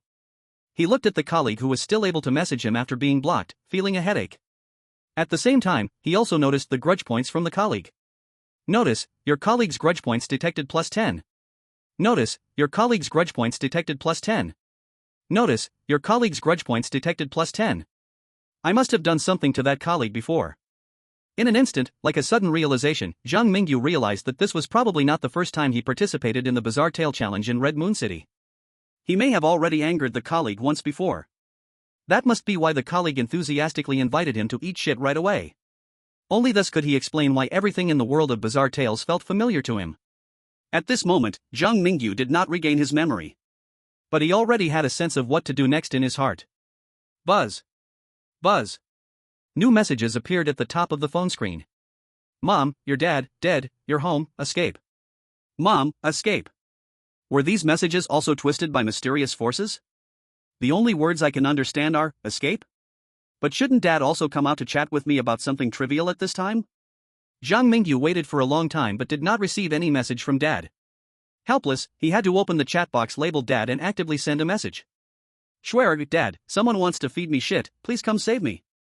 After sending this message, Zhang Mingyu's heart suddenly connected with a consciousness. He found he could control the other person effortlessly, and the one being controlled seemed to be Dad. Bang bang bang. Bang bang bang. A violent knocking sound interrupted Zhang Mingyu's thoughts. He knew very well that the one standing outside the door was not the dad under his control. Outside. My mom asked me why I was hiding under the blanket watching the live stream. I showed my mom Zhang Mingyu's live scene, and she got scared and hid under the blanket with me shaking. I fear nothing. Once at an airplane security check, even I got that thing beeping because of my steel-like will. Now, seeing the live scene, even I, this Iron Man, am in a panic. Let me ask everyone, who isn't panicking at this moment? Anyone who sees that scene would be scared, right? And you all said Zhang Mingyu lost his memory, and the prompts outside will be interfered with. What should we do? The audience in the live room shrank into a ball out of fear. The expert team members in the Kunlun military base, however, still stood firm in front of the live screen. Zhang Mingyu should have been controlling the dad he controlled in his last loop just now. The strange entity controlled by Zhang Mingyu in the last loop is also in a controlled state this time. From this, we can infer that the Chosen One likely will not participate in the cycles of Red Moon City. The memories related to the Chosen One cycles are twisted and stripped away by mysterious forces, but the body and abilities of the Chosen One are not forced into the cycle by that power. Instead, they are preserved until the next cycle begins. In short, anything peculiar controlled by our Dragon Nation's Chosen One will still be controlled in the next cycle. Because of the seed ability, it is theoretically an extension and transformation of Zhang Mingyu's mental power. That is why Zhang Mingyu could confirm his current state through the colleagues he influenced and his controlled father from the last cycle. Members of the expert team from the Dragon Nation showed excitement. If they send external hints, they will still be twisted by the mysterious force. But Zhang Mingyu has already discovered the issue with the urban legend in Red Moon City through his intelligence. He believes it won't be long before he finds a way to break the situation by himself. After that, there will naturally be no need for external hints from the Dragon Nation's expert team. Having such a worry-free Chosen One is simply a blessing earned by the Dragon Nation's fortunes over hundreds of years. Continue to observe, do not let your guard down. The guy outside may have bad intentions, and we also don't know the conditions that trigger the cycle. We must come up with a way to break the distortion and send the correct information to the Chosen One. In the world of urban legends, Zhang Mingyu stood in front of the intact security door, peering through the peephole, seeing the gloomy corridor outside and the dark, empty hall extending on both sides, as well as the strange figure in black standing at the door, seemingly holding something that didn't look like good news. His phone vibrated. A pop-up window appeared with the following information. Colleague, Schwer, open the door quickly, I'm here to take you to see the moon. Colleague, are you mad at me? Why are you ignoring me? Open the door. Open the door. Colleague, I brought you your favorite food, let's go eat it and watch the moon together, okay? Okay? Chapter 102, Worship and Adoration. Under the dim light. The cold wind pouring in from the sliding door caused Zhang Mingyu's black combat suit to rustle. Standing in front of the security door, Zhang Mingyu clenched the old phone in his hand, his eyes reflecting the flashing new messages on the screen. The colleague outside still hadn't left, there was just a door between them, and he could rush out to subdue the person at any moment. His fingers rested on the doorknob. The cold touch made Zhang Mingyu realize a problem. I can't just go out like this. The fact that I can control father indicates that I likely made the choice to open the door in the last cycle, and thereafter, I fell into a cycle of amnesia. Zhang Mingyu still wasn't clear about what caused the cycle. Therefore, he thought it wise to stay at home for now until he could determine whether opening the door to kill the visitor would trigger the cycle. So, the viewers in the live stream saw Zhang Mingyu lying on the sofa. Not opening the door to kill the monster, nor actively investigating, was the scene they witnessed. At the Kunlun military base. What is our Dragon Nation's chosen one doing? Why is he lying on the sofa sleeping? Why do you ask so much? Zhang Mingyu's actions must have their own considerations. We can't help much from the outside, just observe and record well. If you have nothing to do, help team leader Yang think of ways to solve the problem of not being able to send external hints. Most of the experts in the Kunlun military base had met Zhang Mingyu before. Some experts even personally taught Zhang Mingyu skills like reconnaissance, assassination, drug production, demolition, and ambush tactics. They unconditionally believed in Zhang Mingyu, trusting that bright and optimistic boy who faced life positively in the base. At this moment, after seeing Zhang Mingyu's incomprehensible actions, they did not make a fuss, but continued to think of ways to help him. However, not everyone has the same mentality as the experts from Dragon Country. For example, at the Mount Fuji base in Sakura Country. A group of high-ranking officials in Sakura Country, who were using the geothermal warmth of the dormant volcano, looked at the live broadcast from Dragon Country and began to get overly excited. Subarashi. Our country's Nichuan steel plate is rising. Everyone looks down on us in Sakura Country, calling us foot basin chickens and saying we recognize thieves as our fathers. Now, the ugly country is too busy with its own troubles, and the chosen ones from Dragon Country have lost their determination to impact the world of strange tales. Next, let Nichuan steel plate surge forward, rising to the occasion while others rest, with his will of fire, flying high. Go! Nichuan steel plate, let them see the power of Big Cherry Blossom Country. While their chosen ones from Dragon Country are slacking off, let's soar to the peak. In the world of strange tales. Zhang Mingyu still did not know that his actions had been misunderstood by the high-ranking officials of Sakura Country. However, even if he knew about the Japanese officials' self-indulgence, he wouldn't bother to say much to a group of militaristic bureaucrats who couldn't see reality. Using the ability of the seed, Zhang Mingyu was controlling the strange dad who had come down to the community stairs through a spiritual connection with himself and dad, from a first-person perspective. Step by step, he was moving towards the property management center of the community. Along the way, he could see many figures similar to the strange dad. They were either lying on the ground unconscious, or wandering aimlessly in the streets like toddlers learning to walk, or kneeling on the ground offering worship to some direction above them. Bowing down, one after another. Very loud, perfectly coordinated, exuding an indescribable strangeness. Zhang Mingyu did not dare to look up to see what these people were worshipping. He kept a distance from those worshipping crowds. Before gaining enough power, I think it's best not to get myself into trouble. Drawing the attention of the Red Moon early may have devastating consequences. This time, using the strange dad to go out, Zhang Mingyu was not forced into a loop. He still could not determine if this was the way to break the cycle. He merely controlled the strange dad to continue moving forward. He walked all the way to the property management center. Zhang Mingyu controlled the strange dad to pass through walls, and after searching several rooms, he found the main valve that supplied water to Building 12 of the Happy Community. At this moment, a flash of excitement crossed Zhang Mingyu's eyes. I can launch my seed ability through the controlled strange entity. The only limit is that the controlled strange entity cannot be too far from me, and using the controlled strange entity to launch the seed ability consumes 10 times the normal effort. Usually, this ability is quite useless. After all, consuming 10 times the mental strength, one seed would almost drain me completely. But in this world of strange tales, I have limitless mental strength. From my earlier observations, I have confirmed that the strange entities controlled by the Red Moon unconsciously repeat actions they did in life at certain stages, and now, as long as I spread my seeds through this pipeline, I have a chance to implant seeds inside most of the strange entities in Building 12 of the Happy Community.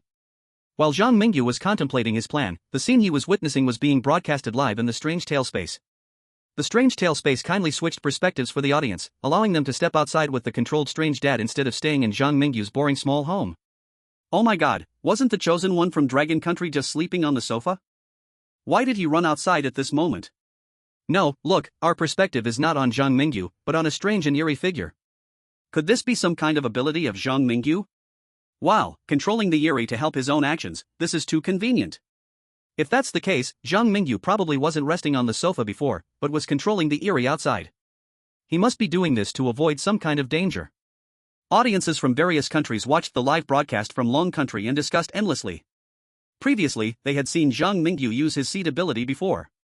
But on the Eternal Train, Zhang Mingyu didn't intuitively control the eerie like he is now. The audience also didn't have specific information, so they could only blindly guess what Zhang Mingyu's ability was. Now, when they realized how useful Zhang Mingyu's ability was, they were all extremely envious. Among them, the higher-ups from Sakura Country were the most greedy. At this moment, the higher-ups from Sakura Country not only felt envy, but they also felt embarrassed. After all, they had been slapped in the face again. You guys, Long Country people. So bad. Working hard behind our backs secretly. The chosen one from Long Country doesn't even need to take risks, controlling the Eerie can help pave the way. How can this be? We are also so envious. Why doesn't Nichuan Steel Plate have such a powerful ability? A group of higher-ups from Sakura Country stared at Nichuan Steel Plate, who was playing in the flower bed of the happy community, lost in thought. Chapter 103 New Principal of Shinhai High School. In the basement of the property center. The walls here are all made of lime, with no extra decorations. Thick, crude, black pipes wildly arranged on the central floor, and besides that, there are many buttons and dials that Zhang Mingyu doesn't recognize, along with strange facilities managing the water supply pipelines. Zhang Mingyu couldn't pry open the pipes to poison the 12 residential buildings of the happy community. But fortunately, the seeds manifested from his spiritual power have no physical form. They can blend into the water source without any obstruction. Controlling the Eerie Dad came to the thickest water supply pipe, and through the psychic connection with the Eerie Dad, Zhang Mingyu created a brand new seed at a ratio of 10 to 1. The colorful seed passed through the metal outer wall of the pipe. Then, the seed flowed with the tap water to thousands of households. 1 seed, 2 seeds, 3 seeds. The Eerie Dad was dropping seeds into the pipe at a speed of 1 seed every 10 seconds. And the one behind all this, Zhang Mingyu gradually pulled back his own consciousness from within the Eerie Dad. In a small home of Unit 2, Building 1 of the happy community. Zhang Mingyu's main body opened his eyes on the sofa. He excitedly petted a cat and suddenly stood up from the sofa. It's feasible to send seeds to the whole community through the water supply valve. In just that short moment, I've already established a connection with several Eerie beings. If this continues, I will soon build my own power in Red Moon City. Of course, the viewers in the live broadcast room couldn't see Zhang Mingyu's thoughts. However, they could see the entire process of Zhang Mingyu controlling the Eerie Dad to seed the community's water source. Moreover, when the psychic seed controlled a new Eerie being, the live broadcast room of the Eerie space would even give that Eerie a special close-up. Now, the netizens from various countries couldn't sit still. What the hell? Awesome! Is Zhang Mingyu preparing to control the entire community's Eerie beings? The principal of Chongshan City only controls an Eerie being of one school, but you are planning to expand the principal's ability in Shinhai City. Let Shinhai's Eerie experience the charm of Chongshan? 666. Zhang Mingyu is simply the principal of Shinhai. The principal of the school would probably feel ashamed in front of Zhang Mingyu's bold actions. Zhang Mingyu is truly someone strong in the strange world. Netizens from various countries were stunned by Zhang Mingyu's actions. Meanwhile, high-ranking officials from all countries who were constantly monitoring the Dragon Kingdom's live stream exchanged glances in disbelief. The high officials from Kimchi Country slapped themselves a few times, unable to believe what they were seeing on the live screen, murmuring, "Impossible. This is absolutely impossible." Our elite expert group from Kimchi Country clearly stated that any power in a strange world must come at a cost. The principal can control the entire school's strangeness because he himself is close to an indescribable level of strangeness. But what is this Dragon Kingdom chosen one? How can a living person like him control so many strange things to do his bidding like the principal?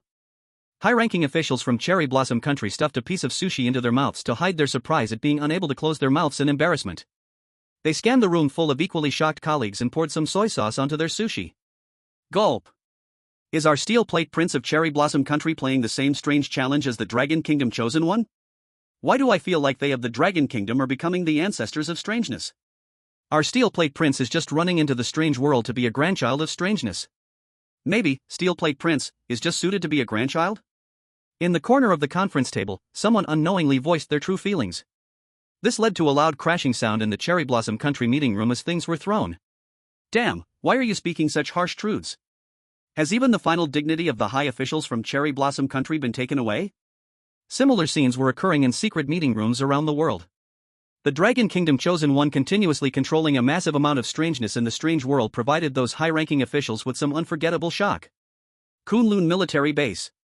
Yang Qingting chuckled as he stroked his beard. Zhang Mingyu must have received a reward related to mental power this time. To control so many strange things to help him, even if he encounters a problem, it would be manageable. The only problem is that we still cannot determine the cause of the loop trigger. Less than half an hour remains until the last loop. Let's send Zhang Mingyu an outside hint to remind him. Mainly, we need to test whether our method can bypass the distortions of the strange world. In the strange world, Zhang Mingyu issued orders to the strangeness he controlled to autonomously spread seeds, no longer controlling the actions of the external strangeness from a first-person perspective. Suddenly, while deep in thought, Zhang Mingyu received an outside hint from the Dragon Kingdom expert group. The content of the outside hint was: "The moonlight is beautiful tonight, this is your second loop. Go take a look at the moon, you have half an hour until the next loop. Do not join the Red Moon believers, please look up at the sky." Each line of the outside hint contains some mention of the moon, either at the beginning or the end. However, at least the Dragon Kingdom expert group successfully transmitted the information into the strange world. Second loop, it seems I realized I was in a loop not too late. They don't want me to believe in the red moon, it's probably because believing in the red moon will turn me into those outside monsters. Zhang Mingyu calmly analyzed the current situation. He picked up his phone and glanced at the meaningless words urging him to look at the moon. If the conditions for falling into a loop are unrelated to going outside, but rather start as soon as the time arrives, I will quickly lose my memory again. So, how can I make myself aware of the loop when I wake up next time? Zhang Mingyu felt that relying on those controlled anomalies to remind himself was not very safe. In order to make himself aware of the existence of the loop as soon as he woke up. So, in front of a global audience, Zhang Mingyu forcefully dug his fingernail into the flesh of his left arm, inch by inch, carving 2 bloody marks into his wrist. This was his method of reminding himself.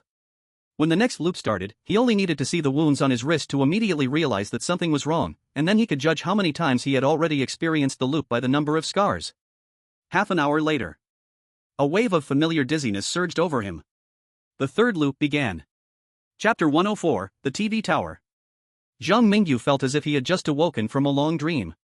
In a daze, he felt that he had done many things in this strange tale called the City of Red Moon, but reason told him that he had just arrived in this brand new strange world, looking at the cartoon pattern wallpaper, the plush toys scattered on the ground, and the pink large carpet. Something's not right.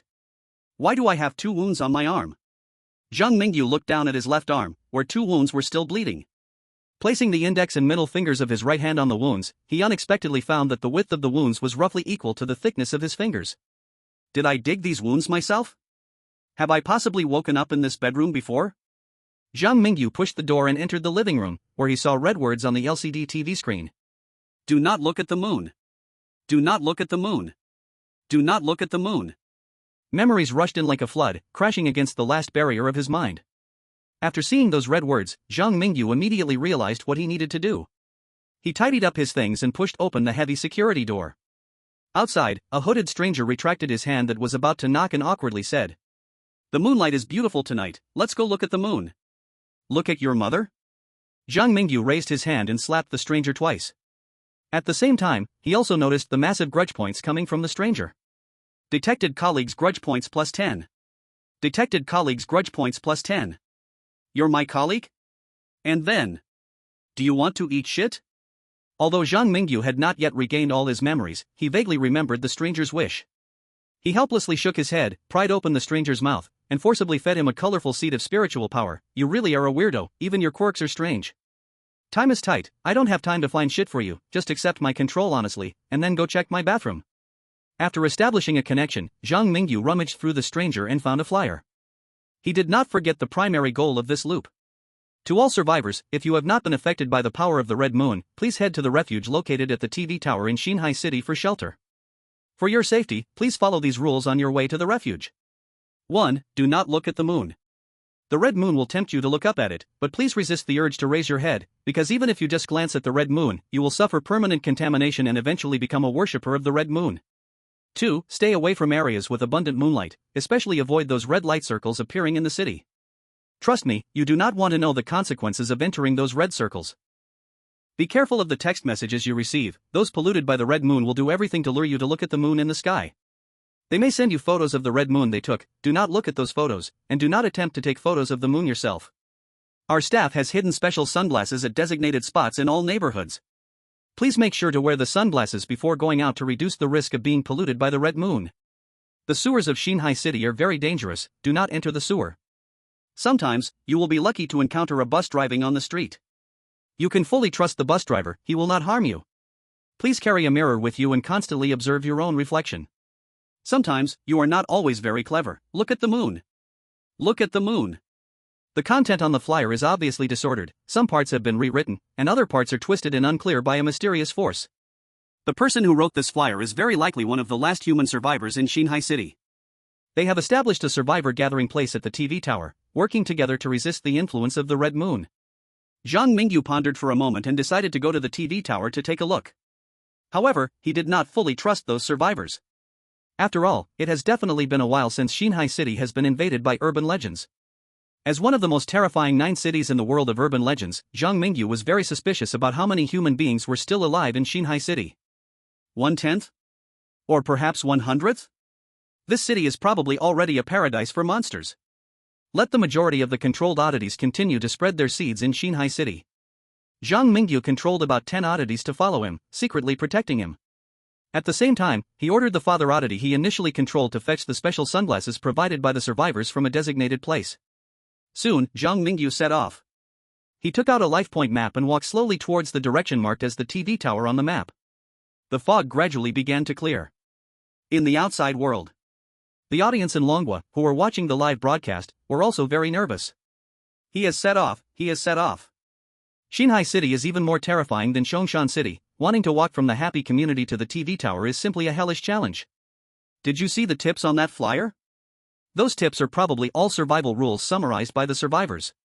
When facing the urban legends in the city of the Red Moon, the chosen ones must be cautious not only of the threats from the Red Moon but also avoid the other oddities active in Xinhai City. Just like the sewer mentioned in the tips.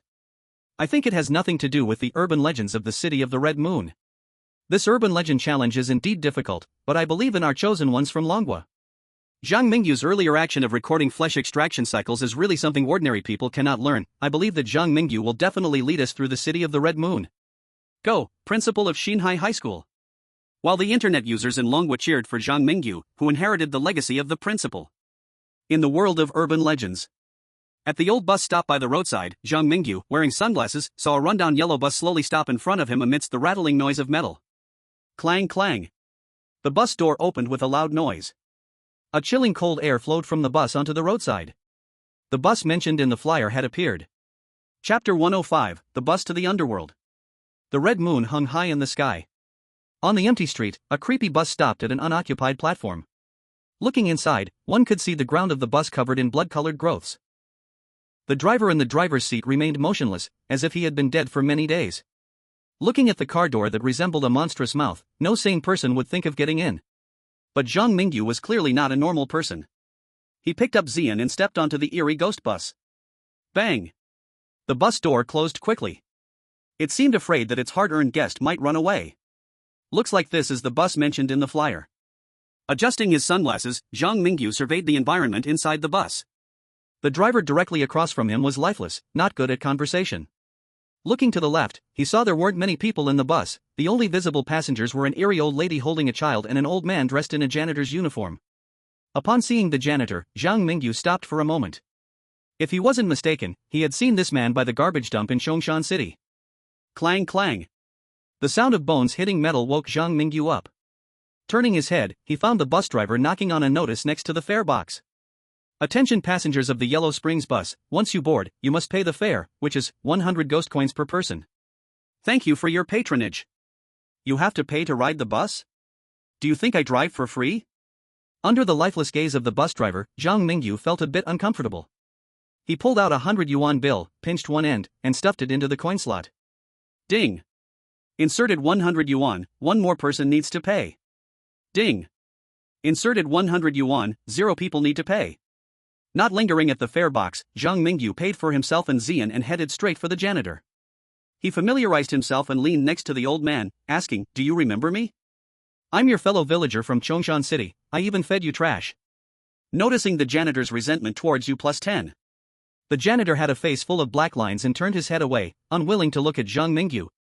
But Zhang Mingyu didn't get discouraged and chatted on, hoping to squeeze some information about Chongshan City from the old janitor. Outside world. Wow, I didn't expect that the janitor from the creepy convenience store at midnight would end up in Xinhai City.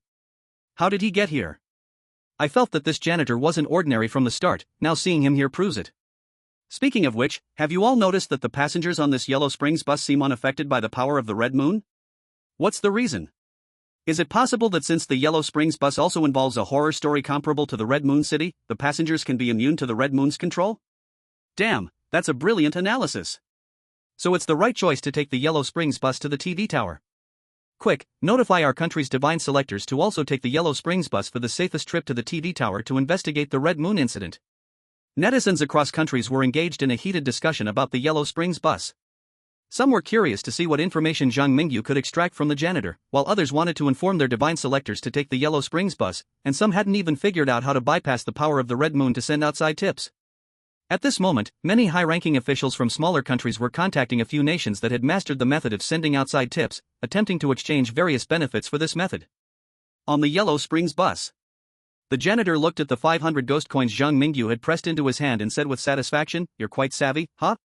To be honest, I didn't expect you to survive after going to that terrifying convenience store. You asked how Chongshan City has been lately? What else could it be? Several big shots have made Chongshan City a mess, and when I escaped, it was precisely when they were fighting the fiercest. It seemed that the principal was about to be done for. They say money can push ghosts to grind." Zhang Mingyu used money as a means, and soon got the situation from Chongshan City. This gave him some assurance.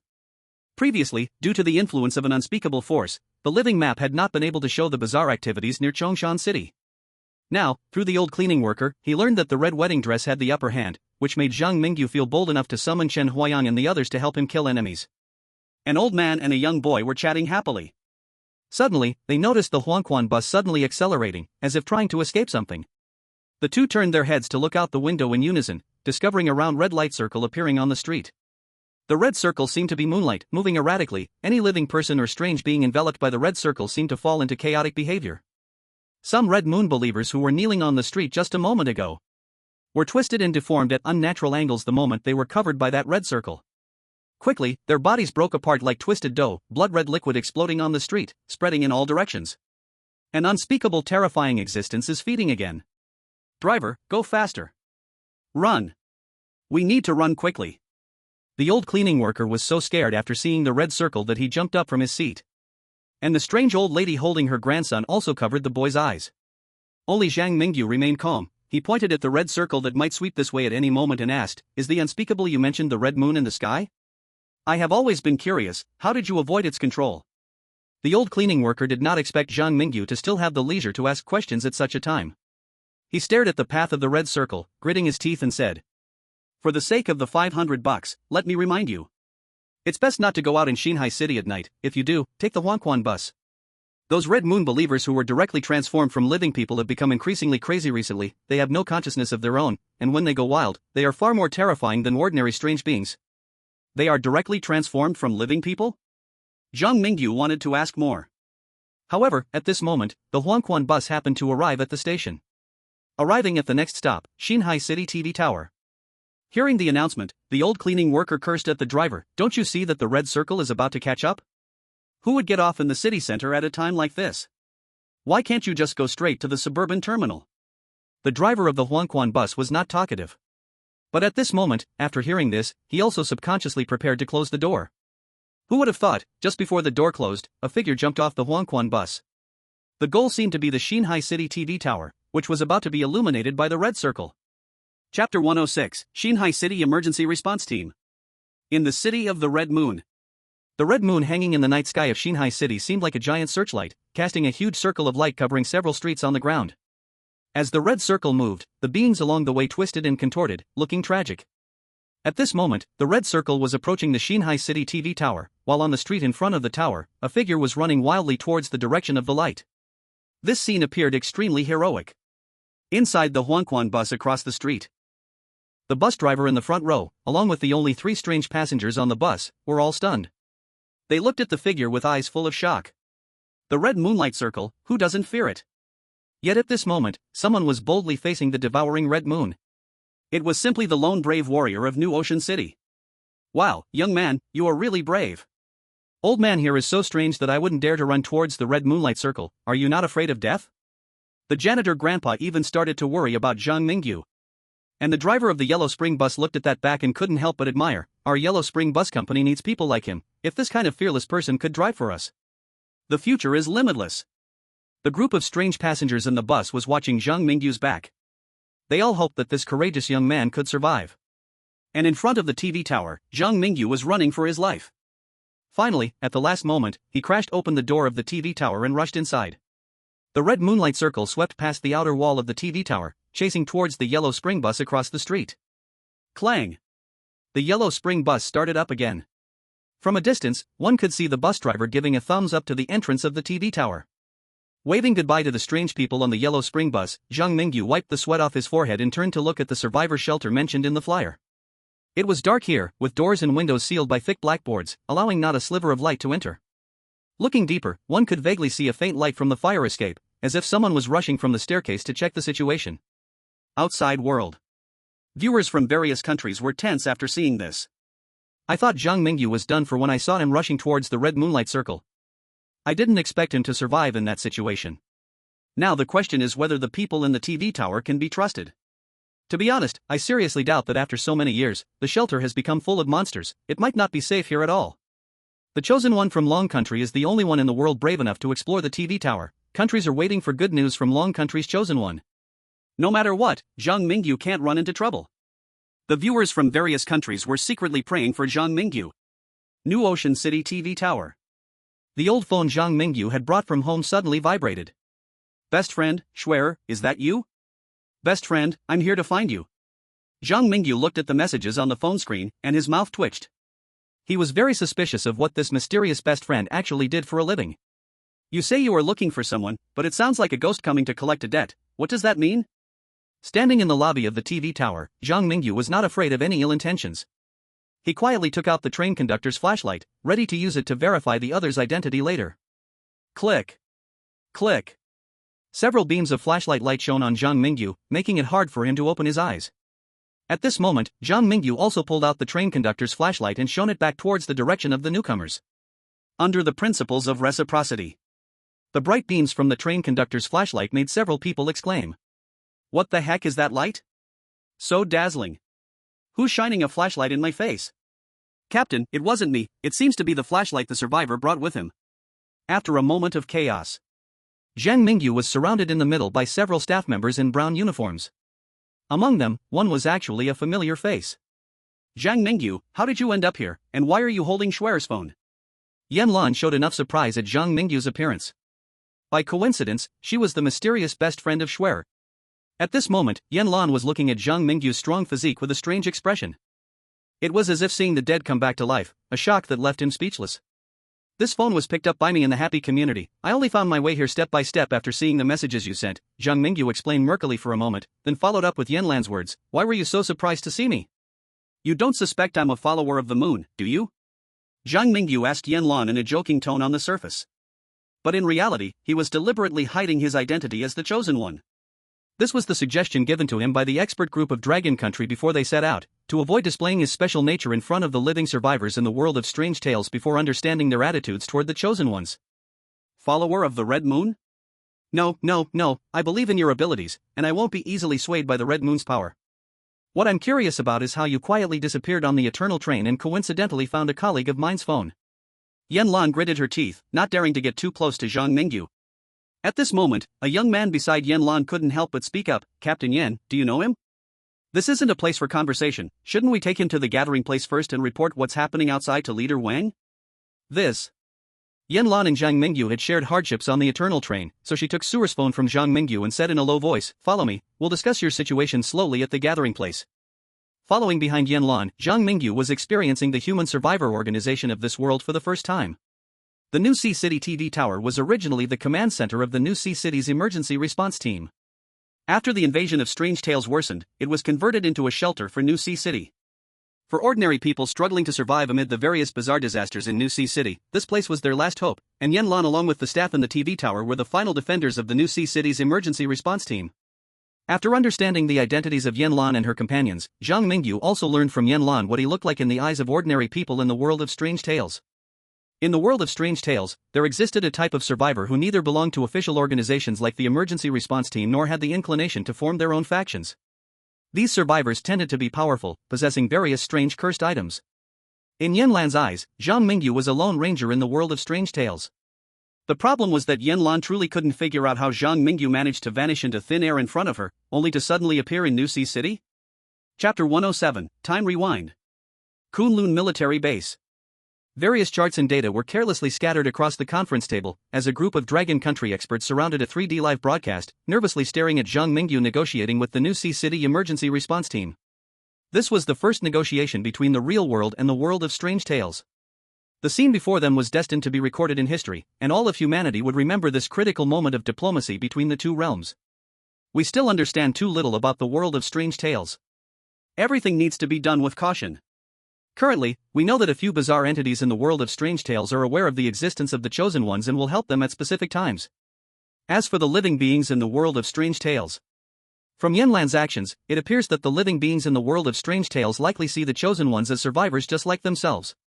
Why do some bizarre entities know about the chosen ones? Yet most of the living beings are unaware the chosen ones venture into the world of strange tales? There are. Could there be a horror space controlling everything from behind, informing part of the strange beings about the information of the chosen ones, but not telling the living survivors of this world? The experts in the conference room felt increasingly cold as they contemplated. Why has the horror space invaded Blue Star? And why does it select chosen ones from Earth to participate in challenges in the horror world?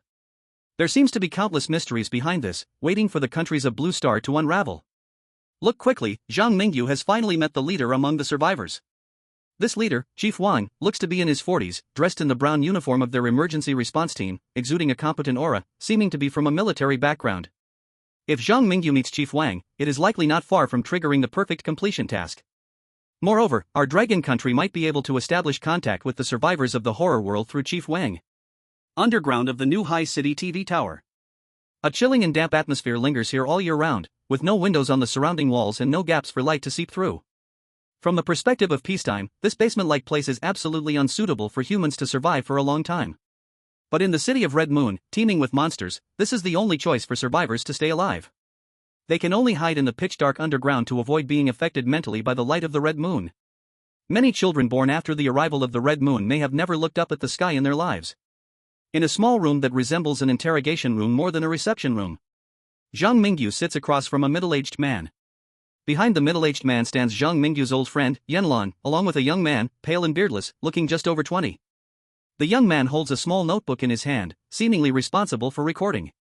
With Yenlan present, the negotiation between Zhang Mingyu and the survivor leader, Chief Wang, proceeds exceptionally smoothly.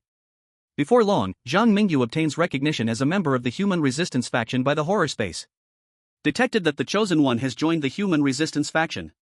The Chosen One has met the conditions for excellent completion. You can choose to immediately leave the horror of Red Moon City or stay to try to prevent the arrival of the Red Moon entity, thus obtaining a perfect level completion rating. I choose to stay. Zhang Mingyu is already familiar with the challenges of horror. To pass the nightmare of Red Moon City, survival for 3 days is required. The condition for excellent completion is to find and join the faction of the Red Moon believers or human survivors. Zhang Mingyu took the risk of being transformed into a believer of the Red Moon to come to the new High City TV tower, finally securing at least an excellent completion guarantee and the opportunity to leave the horror world at any time. With a means of self-protection, Zhang Mingyu's mood was no longer as tense as before. He crossed his 10 fingers over his chest and looked at Chief Wang, sitting across from him, sincerely advising. The situation is basically as I said before, your colleague Schwer has likely unfortunately met with disaster, and I have experienced at least 2 cycles. I do not know why the cycles occur, nor do I know if there will be more cycles in the future. I just hope everyone can share information and face the Red Moon incident together. We must prevent the unspeakable entity of the Red Moon from appearing in New High City. Chief Wang's index finger lightly tapped the table, and contemplation and struggle appeared in his deep, pool-like eyes. After a while, he spread his hands, making his decision. Little brother Zhang Mingyu, our New High City emergency response team indeed controls a cursed item that can reverse time. This cursed item once helped us during the first disaster of faith caused by the Red Moon. Controlling the situation in Xinhai City, preventing more people from becoming believers of the Red Moon. The cycle you noticed is likely the cursed item operating on its own. Zhang Mingyu heard the term faith in natural disasters for the first time, and he frowned slightly. Are you saying you have a cursed item that can rewind time to balance the Red Moon overhead? Frankly, looking at the current situation in Xinhai City, your cursed item is not balancing the Red Moon, it's making things worse. Team leader Wang smiled wryly in resignation. Indeed, as you guessed, we can no longer control that cursed item that can rewind time. The incident of the Red Moon's arrival and the time rewinding event will likely bring us double the trouble. Oh, my brother Wang. You really know how to challenge me. Zhang Mingyu never expected the situation to have become this dire. He could not have imagined that both the cursed item causing the cycle and the Red Moon were completely out of control. Next, he might have to deal with a Red Moon that could arrive at any moment while enduring occasional time rewinds. Is this something humans can handle? While pondering, Zhang Mingyu felt a familiar dizziness wash over him. He knew a new cycle was about to begin. Quickly, he dug 3 bloody scratches on his arm to record the 3 cycles he had already experienced. Zhang Mingyu took one last look at the information on the table about the Red Moon and the cursed time rewinding item. His consciousness gradually blurred, and he began the fourth cycle. Outside world. In the live broadcast room of Longwa, the atmosphere was extremely tense. The audience stared at the live screen, their eyes filled with bloodshot. Dang it! This Red Moon City's weird tale is so frustrating. Every cycle consistently happening before the sunset in the morning. Looking at this, no one can survive for 3 days in this endlessly looping world. Completing the level is a trap, a bottomless pit. At least our Longwa Chosen One has managed to score an excellent pass. Compared to other Chosen Ones still hiding at home, our Longwa Chosen One already has a life-saving method to escape anytime. Now, it just depends on whether he can secure a perfect pass reward. Chapter 108, Sewers. Global Chosen Ones are struggling to survive in the Red Moon City's weird tale. The dual loss of control of the Red Moon and the time-rewinding cursed item caused great suffering for the Chosen Ones. Even if some people managed to obtain a small amount of information, they would lose previous intelligence after time rewinding. Chosen Ones from various countries were trapped. They struggled repeatedly, wasting many opportunities for outside hints. Some managed to retain part of their memories through their wits, while others completely fell into despair, believing every time they opened their eyes was a new entry into the weird tale world. Just as the fourth cycle began, the Chosen One from Pickled Vegetable Country, Choi Erden, stepped forward, attracting the attention of the global audience. He boldly dived into the sewer at his front door, proudly showing off to the audience outside, "This is the way to complete the level that we got from the great dude of Ugly Country. Thank you, Motherland, for the outside hint, and thank you, great dude from Ugly Country. Without you, I would have never guessed to hide in the sewer." Choi Erden opened the manhole cover of the sewer. Under the gaze of billions, he descended down the metal ladder welded to the well wall into the sewer. Down here, he found a set of orange maintenance worker uniforms and a toolbox filled with tools, bottled water, and food. Opening the toolbox, a set of sewer maintenance worker rules appeared on the live screen. "Glad you recognized the cruelty of the outside world. You chose to come into the sewer to join us. As a sewer maintenance worker, your daily tasks are very simple. You just need to remember this work code and keep its content in mind." Sewer Maintenance Worker Code. 1. Before you formally enter the main road of the sewer, be sure to pick up the toolbox on the ground and check if it contains the following supplies: 3 bottles of mineral water, 2 pieces of bread, 1 bottle of eye drops, 1 mirror, 1 flashlight, and several repair tools. 2. Note, you may see a few red stains on the toolbox. Please do not mind those stains. The red stains are likely ketchup accidentally spilled by one of your predecessors. 3. The sewers of New Seas City stretch hundreds of kilometers underground, and the main road here is very wide, with rushing black sewage in the center. You need to stay away from that black sewage and closely observe the emergency lights on the wall. When the lights flash, you need to take out your repair tools and fix them. 4. Always ensure that your flashlight is fully charged. When you pass by some sewer pipes blocked off by iron bars, you may see a pair of red eyes in those pipes. At this moment, you must immediately take out your flashlight, adjust the light to the brightest setting, and aim the flashlight at those eyes. 5. Sometimes, you will find that the flashlight's light is red. Remember, the light of the flashlight should not be red. If the light turns red, it means that the power of the red moon has affected the sewer. You need to run away immediately and, before believing in the red moon, drop 2 drops of our special eye drops. 6. Although we provided you with a mirror, trust me, you don't want to see yourself in the mirror. Throw away your mirror, especially when you show symptoms like loose teeth, hair loss, or dizziness. Never look in the mirror. 7. Usually, the powers of the red moon and time cannot affect here. 8. Trust us, the sewer is safe. You can live safely here. This will be your final refuge. Don't look up, don't pay attention to the time, focus on your work, and you will become our last maintenance worker. The content of the maintenance worker code is very long. At the end, it is written in bold red font: fake. Fake. All fake. Look at the moon. The moonlight is really beautiful tonight. Look at the moon. The red font looks like it was written by a person who dipped their finger in blood. Upon careful examination, experts outside could even make out the fingerprints in the writing. But Choi Erden obviously did not have such keen observation skills. He just focused on the 7th rule of the maintenance worker code: time reversal and the red moon will not affect the sewer. Ha ha ha, I found the perfect shelter. Those chosen ones from Dragon Country are such fools, they even believe this rule about not getting close to the sewer? Our experts from Kimchi Country and the big shots from Ugly Country are impressive. A long silence. Choi Erden's behavior made the audience watching the live broadcast from Kimchi Country feel speechless. What's going on with Kimchi Country? Why do I feel like this fool has been tricked by the higher-ups of Kimchi Country and Ugly Country working together? The issue is that this idiot is even feeling grateful to the two parties. How twisted is that? If they want to harm him, he's still kneeling in the live broadcast. I think the higher-ups of Kimchi Country and Ugly Country are feeling a bit embarrassed. I remember this is the last chance for Kimchi Country to give an external prompt. Using their own chosen one as a test subject for the chosen ones of ugly country, the higher-ups of kimchi country are ruthless, and the higher-ups of ugly country are no better, they are all in the same boat, they probably don't even feel embarrassed. But being able to see the situation down in the sewer does count as a contribution from Choi Erden. Let's just let this idiot stay happy for a little longer. The expert teams from various countries recorded the maintenance guidelines in the live stream from the pickled cabbage country. They prepared to combine the situation in the sewer to see if there was a chance to help their chosen one break free from the influence of the red moon, or to break the cycle. After all, if it is confirmed that time reversal does not work in the sewer, it could be utilized in some way. At the same time, in the meeting room of the pickled cabbage country, the senior officials of the pickled cabbage country looked pale as they sat together discussing Choi Erden's chances of survival.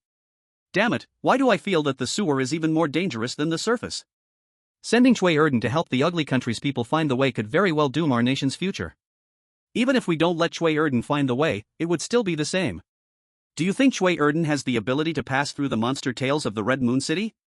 Rather than letting Choi Erden die for nothing, it's better to let these worthless civilians earn us some benefits from the ugly country. Humph, Choi Erden, don't blame us for being ruthless. Blame the people of Long Country for not exploring the sewer problems themselves, which made the big shots of the ugly country hesitant to act. What should we do next? Our pickled cabbage country no longer has any outside hints available. If the sewer is indeed unaffected by time reversal, Choi Erden might have a chance to survive for 3 days down there, accomplishing the minimum pass. As for the big shots from the ugly country, they seem dissatisfied with just passing. Instead, they want to use the strange things in the sewer to do something big. Chapter 109, The Fourth Cycle. On the side of the polar bear country. The high-level officials in the polar bear country were discussing the information transmitted from the live stream of the pickled cabbage country. The chosen one from the pickled cabbage country confirmed that hiding in the sewer seems feasible. What do you think our polar bear country should do? Our Maxim will not easily go into the sewer to be a rat, he has long realized he is in a cycle and is keeping his memory through self-hypnosis.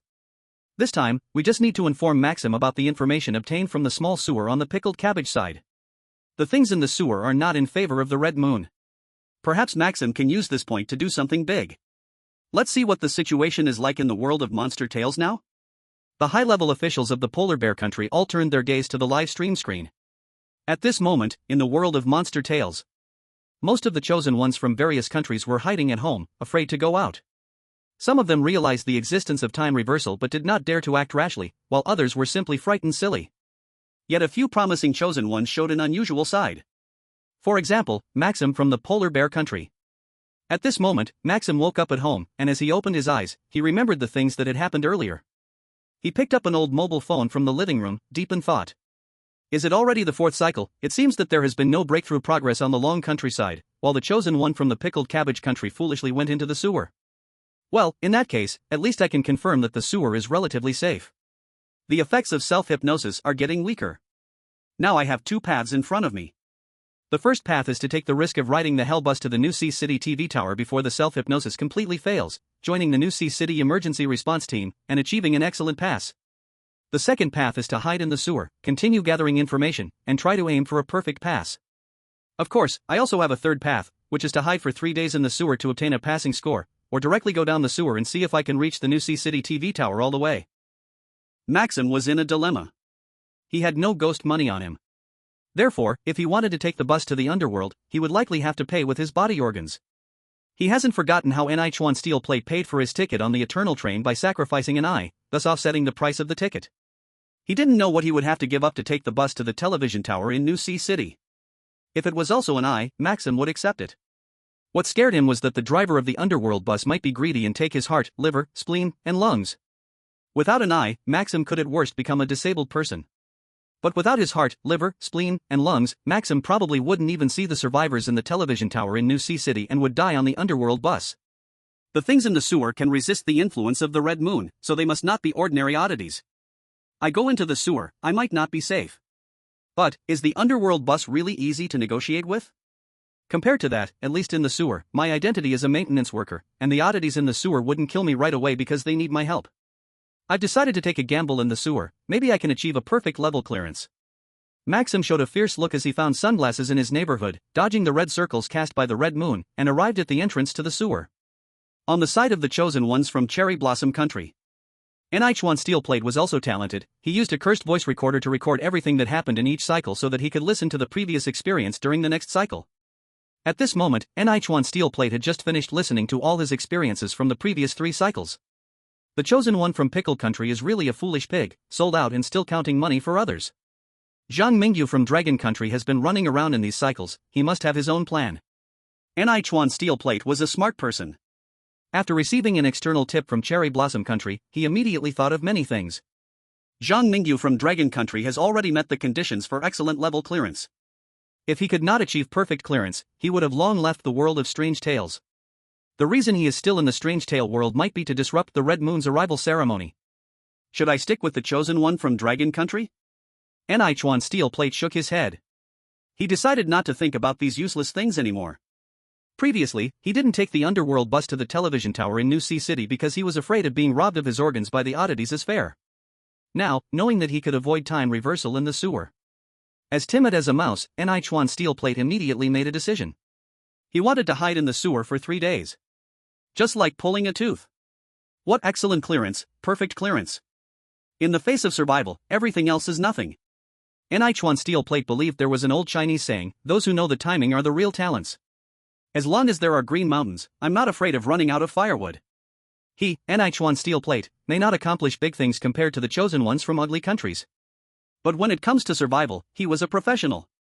At the moment when Nichuan Steelplate, the coward, and Maxim made their decisions. On Zhang Mingyu's side. He also noticed the 3 bloodstains on his arm. When did I scratch myself so many times? Knitted curtains blocked the moonlight from outside, and in the dim bedroom, Zhang Mingyu stared blankly at his arm, sniffing the breeze in the air. He suddenly realized that it seemed the windows in his home were not tightly shut. The windows in the house. Wait. Something's not right. I clearly entered the Strange Tale world for the first time. Why do I feel so familiar with the layout of this home? 3 bloodstains, 3. I remember now. At this moment, Zhang Mingyu's brain instantly connected with hundreds and thousands of oddities.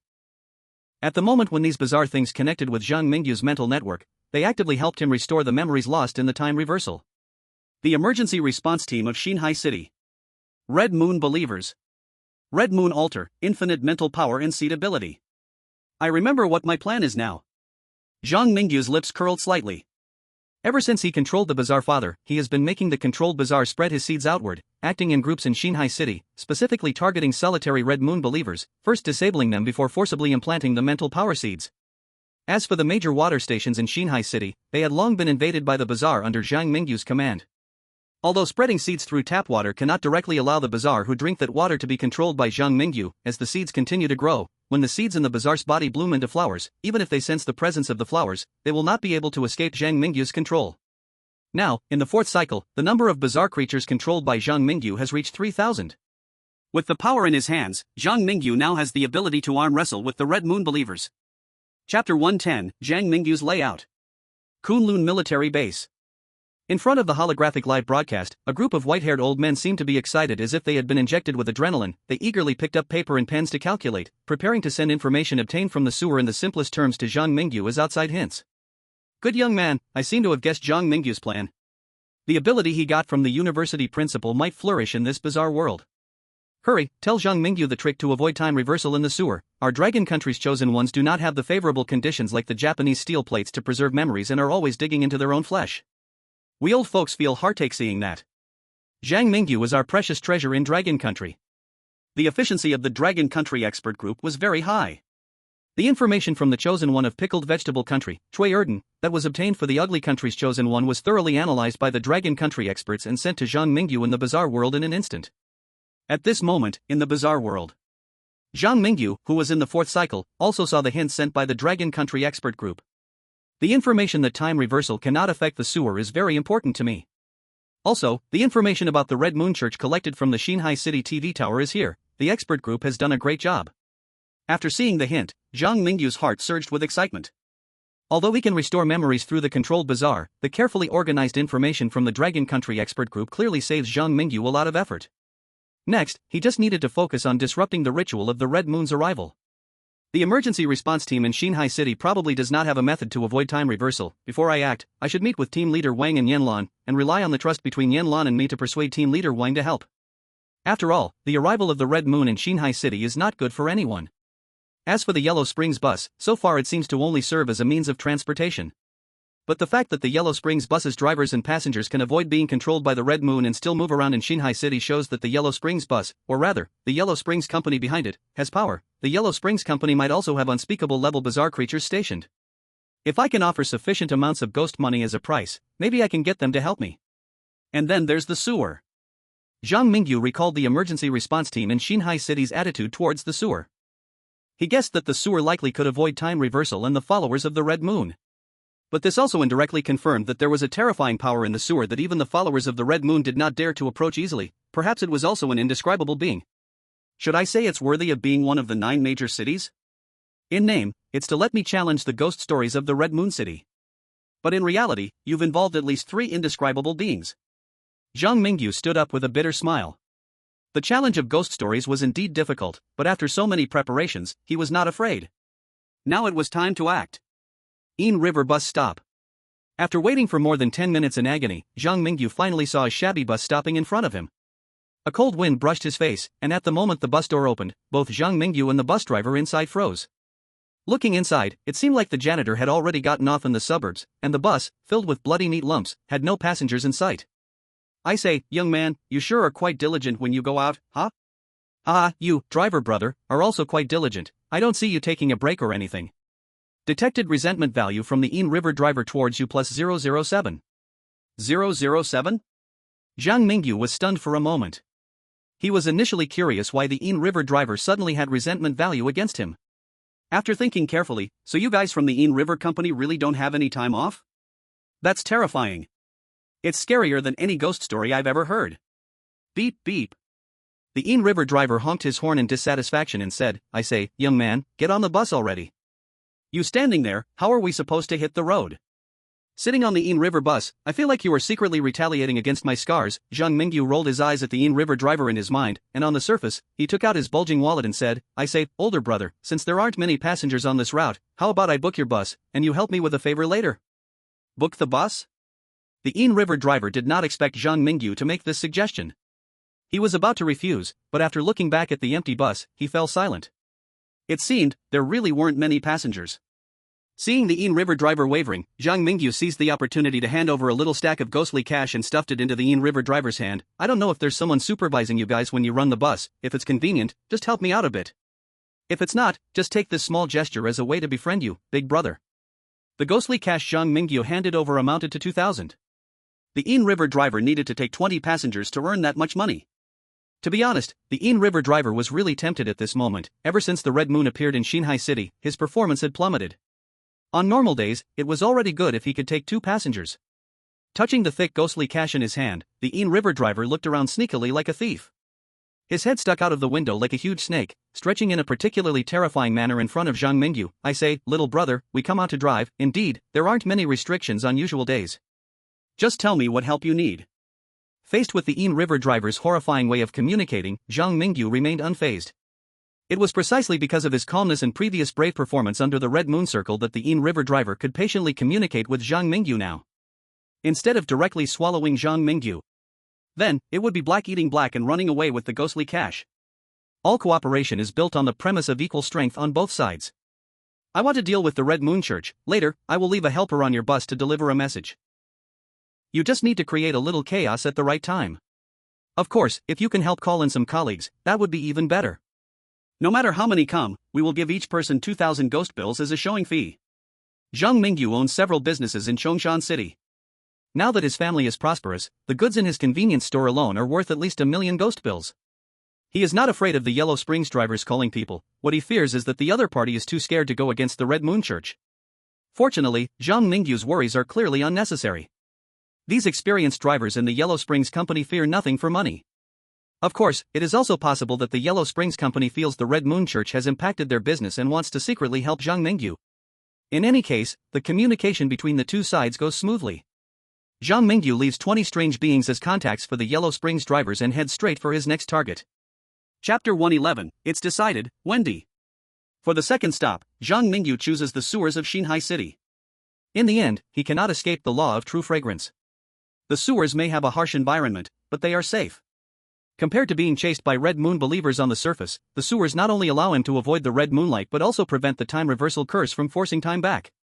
It's simply killing two birds with one stone. Holding a toolbox, Zhang Mingyu sits cross-legged on a relatively clean stone platform. He takes out a living map and spreads it on the ground, giving orders to over 3,000 controlled strange beings through the psychic network, directing some to continue expanding outward, trying to increase their numbers without being discovered. As for the other part of the strange beings, Zhang Mingyu sends them into the sewers. Zhang Mingyu hasn't forgotten the content in the hints outside the Dragon Kingdom about the repairman's rules. He speculates that there must be great horrors in the sewers too. Therefore, the second group of strange beings is gathered to protect him. Xinhai City is now truly the city of the Red Moon, with 80% of the surface under the control of Red Moon believers. I must be extremely careful in my actions on the surface. As for the Yellow Springs Company, they should naturally be my allies in fighting against the Red Moon Church for their own business. As for the sewers, Zhang Mingyu's gaze shifts to the dark and deep depths of the sewers. Currently, he has yet to encounter the leader of the strange beings in the sewers. Worrying won't help, although dragging it out increases the risk of the Red Moon descending. It also allows me to continuously expand my own influence. At such a time, I must remain calm. On the cold stone platform, Zhang Mingyu forces his mind to think rapidly. It has already passed the time to start the fifth cycle. However, Zhang Mingyu still stays in the sewers, retaining his memories. This proves one thing. The sewers indeed allow one to avoid time reversal.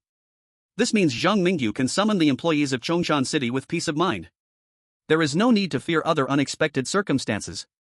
After sorting this out, Zhang Mingyu suddenly raises his palm and activates his one-time summoning ability. It's decided, Brother Wendy. The red sea of blood churns in the sewers, and the air of despair makes the nearby controlled strange beings instinctively retreat. They distance themselves from the area floating with the illusory sea of blood, watching as the rabbit-headed monster slowly rises. Finally, the rabbit-headed monster in the sea of blood gradually breaks free from its bonds. The floating crimson liquid is torn apart by the rabbit-headed monster's brute force, dragging its wet body into this new world, surrounded by all kinds of bowing strange beings. Before him stood Zhang Mingyu, smiling with open arms. I tell you, Wendy, I really missed you after not seeing you for a few days. No, I don't miss you, thank you. Wendy looked at the carefree young man striding toward him, wanting to hug him, and he struggled to resist the urge to step back, giving Zhang Mingyu a brief hug instead. Who would have thought that just a little sunshine could make Zhang Mingyu shine? Facing someone like Wendy who had just walked out of a sea of blood, even the ordinary strange beings would probably not dare to look him in the eye. But Zhang Mingyu was all good. After hugging Wendy, he enthusiastically chatted about mundane things while still holding onto Wendy's fluffy rabbit fur head. Is this something a normal person would do? Well, Zhang Mingyu was not a normal person at all. He was the director of a mental hospital, the ultimate leader of the patients. After a round of conversation, Zhang Mingyu roughly understood the situation in Chongshan City. The principal was repelled, and the strange beings like the red wedding dress were injured. Wendy was one of the few lucky ones to escape unscathed. And on Wendy's side, after understanding the current state of Red Moon City, he couldn't help but sigh to the sky. As the employee who had followed Zhang Mingyu the longest, Wendy might not match the ruthless strength of the red wedding dress and the sewing girl, but he could play the role of a wise military advisor. Regarding the issues of Red Moon City, he had his own opinions. Glancing at the strange army following Zhang Mingyu, Wendy's lips twitched as he pulled away from Zhang Mingyu's arm. I find it hard to imagine that as a human, you could use the principal's seed ability in such a twisted way. I am sorry to describe you as twisted. But I really can't think of any other words to describe someone who just came to Xinhai City and enslaved 3,000 terrifying madmen, and what's most important is that those strange beings are loyal followers of the indescribable one in Xinhai City. Have you thought about what you are doing? Do you know that the indescribable one in the Red Moon is someone even the principal would not dare to provoke lightly? I really feel like you're going to kill me with anger. Wendy looked at Zhang Mingyu's radiant smile and didn't want to speak anymore. His boss obviously knew the danger of this situation, yet he insisted on going against the indescribable one of Red Moon. Is this the uniqueness of the Chosen One? No. Wendy had seen Chosen Ones before. Not all humans from that world were like Zhang Mingyu, reckless with their lives. This time, I'm ready to take action against the Red Moon Church. My good brother, help me out, and I will double your salary when I return. If any trouble arises, you won't have to worry about me. I will directly reverse summon you back to Chongshan City. Boss, you really are a pervert. Sometimes, I feel that being a rabbit clerk in a small plot of land in Chongshan City is quite good.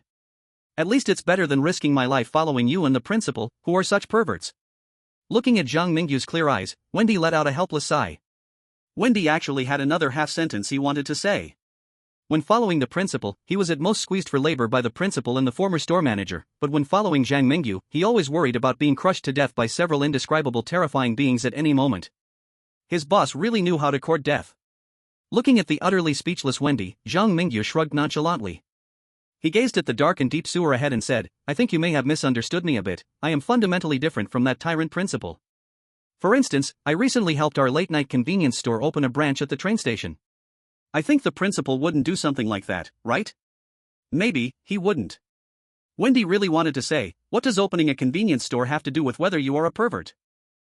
但是张明宇毕竟是温蒂的老板，出于维护老板的面子，温蒂还是没有挑明自己内心的真实想法。第112章，鼠人与血字。有了温蒂这个狗头，啊呸，兔头军师在，张明宇的计划很快就详细了起来。他手下的诡异很多，到真正执行破坏祭坛的任务时，估计能有3000大几百。然而，这毕竟是在红月教会的主场作战，红月教会的信徒遍布新海市，在这座红月之城里，红月信徒的数量至少几十万。两相对比之下，张明宇收买黄泉公交很正确，有必要的话还得联合下水道诡异以及借用新海市应急处理小组的力量，这样才有机会以少胜多，撬动整座城市的局势。当然，在执行具体计划之前，张明宇还必须见到下水道诡异们的领导者，并尝试与其缔结盟约。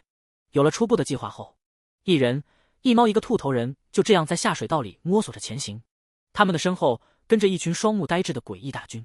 这些诡异曾经都是人类，在沦为了红月的信徒后，他们失去了自己人类的身份，也失去了自我意识，彻底沦为了最底层的诡异。现在张明宇就是要带着这些人，准确的来说是被红月变为诡异的人，他要带着这些人去向红月报仇，他要让这些曾经生活在新海市的普通人亲手去向把他们变得人不人鬼不鬼的绯红之月讨要回自己的一切。滋滋，下水道里一阵悉悉索索的声响惊动了张明宇，他回忆维修工守则的内容，随即便毫不犹豫地拿出了列车长的手电筒，照向了前方的黑暗。昏暗的下水道里，一群像是老鼠又像是人类的家伙出现在了手电筒的灯光之下，他们仿佛因为长时间处于地下而变得十分害怕光明。在手电筒灯光打在他们身上的一刻，这些半人半鼠的家伙发出了婴儿啼哭似的尖叫，纷纷像是被烫伤的老鼠似的蜷缩着跳入了下水道中央那乌黑发臭的黑水里。保持警戒，张明宇对身后的诡异们下令。这些曾经被改造为红月信徒的诡异，比起张明宇曾经遇到的通灵鬼校里的学生们还要凄惨。他们失去了自我意识，也就没法像是通灵鬼校的学生们一样自主攻击敌人。张明宇需要像控制提线木偶一样控制他们，挨个给他们下达指令。这时，跟在张明宇身后的诡异们像是张明宇打游戏时控制的士兵一样，纷纷露出了尖牙利爪，一部分守在了张明宇身边，还有一部分则主动下水拦截那些想要逃跑的鼠人。通过维修工守则不难判断，下水道里存在着某种能把人变成老鼠的污染，在下水道里长时间活动很可能会变成那种鼠人。张明宇分析得头头是道，让一旁的温蒂都不由得侧目。自从最开始见到张明宇至今，对方的成长堪称神速，现在温蒂发现自己是越来越看不透自家老板了。根据已有的信息判断，下水道里的诡异能阻挡红月的力量，又能干扰时间回溯，说明这里很可能也是一位不可言说的势力范围。温蒂摸着兔耳朵提醒道，我们想要与其结盟的话，最好不要做出出格的举动。张明宇微微颔首，我给花朵们下达的指令是抓捕，不是围猎。我只是觉得这些东西接近我们，说不定是想借机传递一些信息。毕竟从维修工手则不难判断，下水道里的不可言说和红月的关系可不怎么好。张明宇其实还有一些分析没有说，作为龙国人，他深知一山不容二虎的道理。现在红月不可言说可谓是如日中天，同在新海市的其他不可言说肯定日子都不好过，说不定对方会有心主动提出借自己的手削弱红月的力量呢。没过多久，一条黑色的大老鼠被花朵们拖上了岸。张明宇收起列车长的手电筒，示意对方不要害怕。这一幕看得场外的龙国观众们是一阵无语。奶奶的，每次看张明宇的直播，我咋都觉得画风不太对劲儿啊！你们瞧瞧张明宇现在的做派，不去挂职当个大反派都屈才了。都说吃啥补啥，说吧，明宇君，你弟一天吃几个高校长？楼上的大佐不去围观你们樱花国的日川钢板，咋有兴趣跑来我们龙国直播间了？不陪着泡菜国的棒子们跪舔丑国了？尤西，我们樱花国人就是来学习经验的。哇嘎嘎，虽然你们龙国人的经验没啥参考价值，但是也比泡菜国那个蠢货强多了。该账号已注销。6，楼上的还真是樱花国人啊！我去，出来说两句龙国的好话，账号直接都没了。你们樱花国这政治正确搞得有些过分了吧？一时间，直播间里因为樱花国民众账号被封的事情闹得沸沸扬扬。怪谈世界里，张明宇不在乎外界发生的事情，他只在乎能不能与下水道里的不可言说达成合作。现在的情况，当真是瞌睡就有人送枕头。蜀人小老弟，大大低良民啊！按捺住心中的激动，张明宇看着被绑到自己面前的蜀人，像是忽然被什么力量控制了似的，伸出染血的手指在墙壁上奋笔疾书。神选者，帮我！我可以给予你一个能力范围内的承诺。红月妄图霸占星海市的信仰，我会暗中让我的蜀人为你提供帮助，但是明面上我无法与红月对抗。至少毁掉红月的3座祭坛，你将会获得我的友谊。蜀人写完之后，依旧保持着迷离的状态，仿佛那恐怖的存在还没有撤销对蜀人的控制。张明宇知道这是下水道的诡异在等待自己的态度，殊不知他的目的就是要与对方联手阻止红月的本体降临。现在他与对方合作，既能白嫖了一帮蜀人打手，又能获得下水道诡异的承诺。换句话来说，这次合作简直就是双赢。这个双赢指的是张明宇一个人赢2次。念及至此，张明宇果断出言道：伟大的不可言说，你的合作提议我接受了，我将帮助你削弱红月的力量，也请你让蜀人们配合我的计划。张明宇说完后，这次不待蜀人书写，墙壁上的血液就扭曲成了2行新的文字。合理的要求，我的蜀人将任由你调遣，希望我们能合作愉快。第113章红月教会。星海市天文观测站，这里曾经有着星海市最大的天文观测设备，也是星海市天文爱好者们聚会的圣地。直到红月出现在星海市后，信仰天灾在人群中蔓延，大量的人类幸存者被红月的力量影响，变成了红月的信徒。The astronomical observation station in Xinhai City has long become a pilgrimage site for the followers of the Red Moon. Of course, it has also turned into a forbidden place for ordinary people. Because the Red Moon altar built by the followers stands tall at the center of the observation station. There are a total of 12 similar altars in Xinhai City. Each altar is guarded by a bishop from the Red Moon followers. And the 12 bishops simultaneously pledge loyalty to the Pope of the Red Moon followers. At this moment, on the altar at the Xinhai City Astronomical Observation Station, the most devout follower of the Red Moon, the Pope of the Red Moon Church, is sincerely kneeling in front of a shrine. His eyes are filled with fervor for the Red Moon, yet he has not completely lost his self-awareness like ordinary followers. Great Crimson Moon, you are more exalted than the starry sky and more eternal than eternity. Your faith has been widely spread in the city of the Red Moon. According to your will, 12 altars have been established in various places of the city of the Red Moon. You can descend at any time and rule this land. The Pope himself is a powerful anomaly. But he has long been brainwashed by the power of the Red Moon. Now the Red Moon is everything to him. Just as the Pope continuously kisses the ground of the altar with his aged lips, hoping for a response from the Red Moon, a panicked figure rushes into the sacred place. Your Holiness, it's bad. The ratmen in the sewer are trying to destroy our altar. What? This news is undoubtedly shocking to the Pope. He suddenly stands up from the altar, but then realizes that this is a great disrespect, so he hurriedly kneels down again. After completing the remaining rituals, he retreats from the altar. We have hundreds of thousands of believers in Xinhai City, and the strength of the bishops of the 12 altars is unfathomable. Given this situation, even the other unspeakable ones in Xinhai City wouldn't dare to act recklessly against us. Tell me. What exactly happened? The Pope's eyes are as red as if bleeding. As the Pope of the Red Moon Church, he is aware of some of the Red Moon's strategies. Xinhai City is one of the most terrifying 9 major cities, with the 3 most powerful unspeakables in a balance of power, among which the Red Moon is the strongest unspeakable. Moreover, due to some of the Red Moon's initial arrangements, it leads to the entire Xinhai City now almost falling into the hands of the Red Moon. Now, the Red Moon Pope just needs to trigger the arrival of the Red Moon's true form at the right time. The plan of the Red Moon Church was originally seamless. Even the other 2 unspeakables in Xinhai City lost their opportunity to compete for control over Xinhai City because they had to fight against that uncontrollable time-reversing cursed object. Who could have thought that what humanity created to limit the Red Moon would ultimately benefit the Red Moon instead? With such thoughts, the Red Moon Church has come all the way to today. However, things seem to have become somewhat strange recently. At first, some Red Moon followers broke free from control. Now, even the 12 most important altars of the Red Moon Church have been attacked. This is simply too much. The reporting Red Moon follower, who has decent strength and luckily retained his self-awareness, kneels fearfully before the Pope, wanting to cry without tears, Your Holiness, I don't know exactly what happened.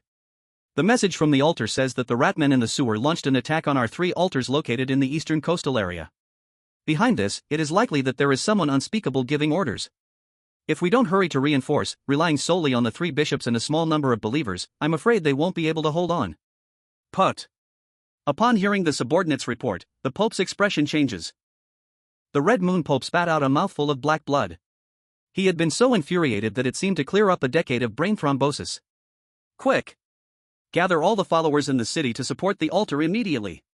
The great crimson moon is about to descend upon Red Moon City. We cannot afford any mistakes at this time. Let the other bishops at the altars go support. Forget it, let them remain stationed. I will personally go to support the coastal altars. Beneath the red moon Pope's aged face, red strands of energy surged. He inexplicably felt an ominous premonition in his heart. It was as if his bizarre transformation under the red moon would bring his career as Pope to an end in the next couple of days. In the sewer, Zhang Mingyu learned the movements of the Red Moon followers through the Living Point map. After 3,000 strange encounters and countless explorations of the Ratman, he had the fortune of exploring most of the streets in New Sea City, thus cutting through the fog surrounding this city of Red Moon on the Living Point map. Now, he held an absolute intelligence advantage. Moreover, the Ratman's faint attack seemed to have achieved its desired effect. Boss, the Red Moon followers are almost all gathering at those 3 altars in the coastal area. The Ratmen are far outnumbered by the Red Moon Church's followers. They will likely be defeated soon. They have done well. Didn't you notice that one name on the map is moving significantly faster than the other Red Moon followers? Zhang Mingyu calmly raised his hand to point at a small unnamed red dot on the Living Point map, saying, on the Living Point map, the Red Moon followers are marked with small red dots, and it's clear that within these red dots, their powers differ. For instance, the powerful bishops stationed at each altar and the mysterious Pope of the Red Moon Church. I suspect this small red dot is the Red Moon Pope personally on the move. Now that the Red Moon followers are all converging on those 3 altars that the Ratmen are attacking, the remaining 9 altars have few followers left. It is the perfect opportunity for us to strike. Let's go, prepare to head to the surface. My human friends in New Sea City will work with us to launch a real offensive. As Zhang Mingyu gathered his strange companions through the sewer and approached the Red Moon altar. On the surface, the human friends Zhang Mingyu spoke of were also quickly moving cautiously along the shadows of the buildings toward the pre-agreed location. They were well trained, moving gracefully, skillfully hiding themselves while maintaining speed. These people were the combat members of the New Sea City Emergency Response Team. During the 5th cycle, Zhang Mingyu had visited the TV tower again, establishing a trust relationship with the emergency response team through Yan Lan, and informed them of his plan. Now, as the 5th cycle was nearing its end, the operation was about to begin. Moves were being made from all directions. After 5 cycles of planning, Zhang Mingyu finally aimed the sword at the Red Moon Church. Chapter 114, 3,000 armors can devour Wu. Red Moon City, on the surface. Zhang Mingyu emerged from the manhole by the roadside with Xian. Behind him were Wendy and a group of strange beings controlled by flowers. As the strange beings flowed out in single file, shadows began to fill the streets. They nearly packed half the street, hiding in their respective shadows, waiting for their king to give orders. What is this, the sewer and the king of flowers? Zhang Mingyu looked somewhat pained at those strange beings who crawled out from different sewers and quickly hid in obscure corners. The collective movement of thousands of strange beings was not easy to conceal. Thus, they could only keep moving through the sewers, daring to peek out only when they reached the vicinity of an altar. Of course. Even so, Zhang Mingyu and his group could not stay in one place for too long. There were hundreds of thousands of Red Moon followers in the city. The people under Zhang Mingyu's command could at most engage in guerrilla tactics.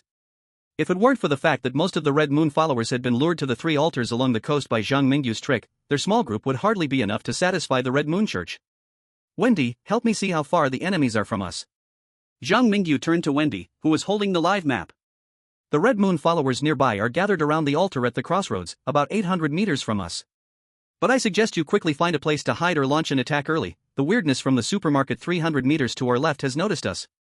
They may not be Red Moon followers, but if they report to the Red Moon Church for some benefit, we would be in danger. A supermarket in the city of Red Moon that can maintain a certain degree of autonomy? Upon hearing this, Zhang Mingyu couldn't help but look at the supermarket a few more times. In Xinhai City, other than the Huangquan bus and the sewer, this was the 3rd place he had seen that could remain independent in the city of Red Moon. However, compared to the first 2, the weirdness in the supermarket seemed not brave enough to confront the Red Moon Church directly. They confined their activities to the supermarket. This was to prove they were harmless and would not actively infringe on the interests of the Red Moon Church. If they behave honestly, everyone will be safe. If they don't, let's open a branch of our convenience store in Xinhai City at night. Zhang Mingyu calmly instructed the weirdness to quietly follow him towards the crossroads.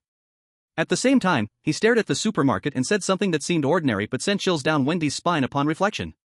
Just as she was about to criticize Zhang Mingyu for being too overbearing. Unexpectedly, a weirdness from the supermarket actually ran outside when Zhang Mingyu and his group quietly approached the altar, trying to ring the bell hanging at the supermarket door. This act was undoubtedly a signal to the Red Moon followers at the crossroads. It was warning them that someone was trying to launch a surprise attack. These damned guys. A flash of fierce light crossed Wendy's eyes. They decided to inform on them almost at the same time as Zhang Mingyu and the others appeared. This process took no more than a dozen seconds. Even though Wendy had close to instantaneous movement abilities, she could not stop them in time. At the same time, in the live broadcast room of Long Country. Damn it, the weirdness in the supermarket is a bunch of traitors. Just when Wendy discovered them, those guys had already warned the Red Moon followers. They never intended to negotiate with Zhang Mingyu and didn't leave any time for negotiation. I previously thought Zhang Mingyu's intention to swallow the supermarket was excessive. Now, I fully support Zhang Mingyu's proposal with all my heart. The viewers from Long Country in the live room were filled with righteous indignation. However, none of this could prevent the fact that Zhang Mingyu and his group's surprise attack plan had been exposed. In the world of strange tales, Wendy, Xian, and those weirdnesses that retained only the most basic hunting instincts all showed incredibly vigilant expressions. Yet Zhang Mingyu's gaze remained calm. He was not worried at all that their actions would be exposed because of the supermarket's actions. Before such a situation arose, he had already anticipated everything. Whoosh! A black arrowhead made from the claws of a weirdness cut through the air. Then, with a muffled sound of an arrow piercing flesh, at the entrance of the supermarket, the strange person trying to send a warning was instantly pinned to the ground by the arrow. His body was corroded by the bizarre power on the arrowhead. This arrow completely cut off his possibility of ringing the bell to alert the Red Moon followers. In a tall building 4 or 5 streets away, Leader Wang stood at the window, knocking the second arrow on the bowstring, and smiled gently at Zhang Mingyu from afar. There were no extra words.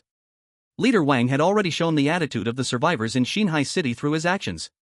At this moment, even Wendy, who had long known that Zhang Mingyu had other helpers, showed a stunned expression. She turned to look at the distant tall building, as if not daring to believe her eyes, and asked, "Are they your human friends? Very reliable, right?" Zhang Mingyu grinned, showing his white teeth, and waved at the distant tall building. Anyone who could survive in Xinhai City until today was not an ordinary character. Given the strength that Leader Wang had just displayed, even Wendy would need to be cautious. Indeed, very strong. Aside from you, he is the strongest human I have ever seen. Excluding your kind, it would be hard to find a second person in the world of horror tales who could shoot such arrows. Zhang Mingyu understood that the other type Wendy mentioned referred to chosen ones like himself. In Wendy's eyes, it seemed that chosen ones were some kind of very special existence. However, due to some mysterious force, Wendy could not reveal the truth of the chosen ones to Zhang Mingyu. Let's move forward. Setting aside the extra thoughts in his mind, Zhang Mingyu completely entrusted the strange situation at the supermarket to Leader Wang and his team. He himself quietly led Wendy, Xian, and more than 3,000 strange beings towards the altar at the crossroads. Finally, the Red Moon altar was within reach. Zhang Mingyu could even see the Red Moon bishop stationed at the altar, as well as the thousands of Red Moon followers. He raised his right hand and quickly pressed it down toward the front, giving the attack command. At the same time, those strange beings controlled by Zhang Mingyu's seed ability pounced towards the Red Moon followers like the most brutal predators. Both sides were brutal and fierce spirits. There were no extra words. The battle between fierce spirits was only about violence and death. 3,000 Yuetians can swallow Wu. Today with this many people, I don't believe we can't destroy your 3 altars. Zhang Mingyu looked at the strongest person guarding the altar, the Red Moon Church's 12 bishops. At this moment, he, Xian, and Wendy all made their moves simultaneously. Chapter 115, A Direct Encounter. This night was destined to be unrestful. Under the brilliant starry sky, the Red Moon cast a mesmerizing light over the pitch-black city. The eyes of the Red Moon followers reflected the Red Moon as they knelt in worship at the altar at the crossroads. They might have once been human, but under the influence of the Red Moon's power, their bodies had long undergone some changes, turning them into another kind of being. The worshipping Red Moon followers were initially very quiet. However, at a certain moment, more than 3,000 clawing spirits burst out from the shadows at the crossroads, causing the Red Moon followers to simultaneously lift their heads, their eyes fixated on the same direction. The bishop at the altar also turned his head at this moment. He looked at Xian, who had restored her original appearance, and Wendy with her rabbit head. At this moment, the bishop of the Red Moon Church also issued the order to slaughter to the followers. Roar, roar, roar. Xian was a monster that crawled out from the depths of despair. Beneath the appearance of a gentle cat, there was a monster's heart hidden within. As she ran, she gradually transformed back to that creature with 9 tails. A giant cat with purple patterns like flames. Its appearance at this moment is far more terrifying than any predator in movies. Anyone who sees the purple flame now would definitely not think of any beautiful words. The purple cat, under Zhang Mingyu's command, pounced on the Red Moon bishop, frantically biting, while Wendy also approached from behind the bishop, stabbing a bloody dagger into the bishop's body. Both Zhu Yan and Wendy were far stronger than ordinary anomalies. In a 2-on-1 situation, the Red Moon Bishop gradually fell into a disadvantage. Meanwhile, the Red Moon followers, under the overwhelming assault of an enormous number of anomalies behind Zhang Mingyu, were gradually unable to hold on. At this moment, Zhang Mingyu also charged onto the Red Moon altar. He did not hesitate. He drew the cursed blade and stabbed it towards the huge altar that seemed to be writhing with flesh. The cursed blade's damage to the full moon altar was merely like a human being pricked by a wooden stake. However, the blood-red curse on the cursed blade drilled into the flesh and blood altar, trying to disintegrate this unspeakable altar from within. Seeing this, the Red Moon Bishop, disregarding the attacks from Zhu Yan and Wendy, screamed in despair, "Stop! The Red Moon Church will not spare you. The Great Scarlet Moon will unleash divine punishment on heretics." Zhang Mingyu saw the Red Moon Bishop risking his own injury to find a chance to threaten him and couldn't help but feel speechless. "If I were afraid of divine punishment, would I still come to destroy your altar?" Detected resentment value from the 8th Bishop of the Red Moon Church towards you plus 101. Zhang Mingyu's speechless expression almost made the 8th Bishop spit blood on the spot. And when Zhang Mingyu saw the blood-red color in the cursed blade gradually spreading to every corner of the altar, he revealed a satisfied expression. "This altar has been destroyed. Everyone follow me to smash the next altar and take revenge on the Red Moon." Awah! Awah! A group of former Red Moon followers, now freed from the Red Moon's control, howled to the sky under Zhang Mingyu's encouragement. They might have long forgotten their past and offered their future to a new master, but they would forever remember their hatred for the Red Moon. They were a group of avengers. After Zhang Mingyu ignited their fire of revenge, they would set this unquenchable flame to burn into every corner of the Red Moon City. Boom! Boom! Boom! After being filled with curses, the altar soon showed signs of collapse. These curses that once originated with Chen Huayan gradually gained terrifying power beyond that of their former master through relentless killing. The black and red patterns were like chains locked into the altar. The immense power shattered the flesh and blood altar inch by inch. This time, Zhang Mingyu did not retreat with the anomalies after destroying the altar. Instead, he prepared to seize the momentum and fulfill the agreement with the sewer anomalies, achieving the conditions for a perfect clear. 3,000 anomalies and countless rat-like armies may seem small in the eyes of the Red Moon followers across the city, but on the localized battlefield, they were already a force not to be underestimated. Behind Zhang Mingyu, the anomalies resembled waves in a vast sea, going against the current. They might face sacrifices, but they never retreated. Soon, Zhang Mingyu led the anomalies to dive again into the sewers, following the preset path, leading the anomaly army to the vicinity of the second altar. At the same time, in front of the altar on the seaside street. This place was once a bustling city street, but in the world invaded by ghost tales, it had become incredibly eerie, especially now during the deep night. The high-hanging red moon spread like a blood curse of disaster, enveloping everyone, even the anomalies' hearts. At this very moment, the Pope of the Red Moon Church stands before countless kneeling followers, barely maintaining a loving image. His eyes scan the chaos all around him, the veins on his forehead bulging. "Those rats in the sewers really have the audacity. If I hadn't arrived in time, those damned creatures would have surely destroyed our altar. Your Holiness, this time it was my negligence. Please grant me some time to lead the followers in hunting down those rats." "You mean to take revenge on that unspeakable existence?" The Red Moon Pope's eyes swept over the many followers. Just as he was seriously considering the bishop's suggestion, a line of small text projected itself in the center of the altar, cast by the red moonlight. "Red Moon Revelation?" Seeing this, the Pope dared not think further and immediately knelt before the altar. At the same time, the followers behind the Pope began to bang their heads towards the direction of the red moon like crazed madmen. "The altar has been destroyed, quickly go and support. Chosen One, kill." The words projected by the red moonlight on the earth were few and short. However, they conveyed the supreme authority of the divine in a tone that could not be rejected. Upon seeing those words, the Red Moon Pope understood that he had been played. He was tricked into allowing a great altar of the Red Moon to be destroyed by despicable enemies, which filled him with such shame he wished he could die on the spot. But right now, protecting the altar was paramount. As the Red Moon revelation disappeared, the Red Moon Pope roared, issuing a command to the followers. "The divine will has descended. Followers, for the sake of the great Crimson Moon, let us slay the chosen ones." In the live broadcast room of Bear Country. On Maxim's side. He indeed intended to destroy the full moon altar after joining the survivor camp. But he soon discovered a problem. Before he could take action, the followers of the Red Moon Church were already like wild dogs, crazily searching for his whereabouts.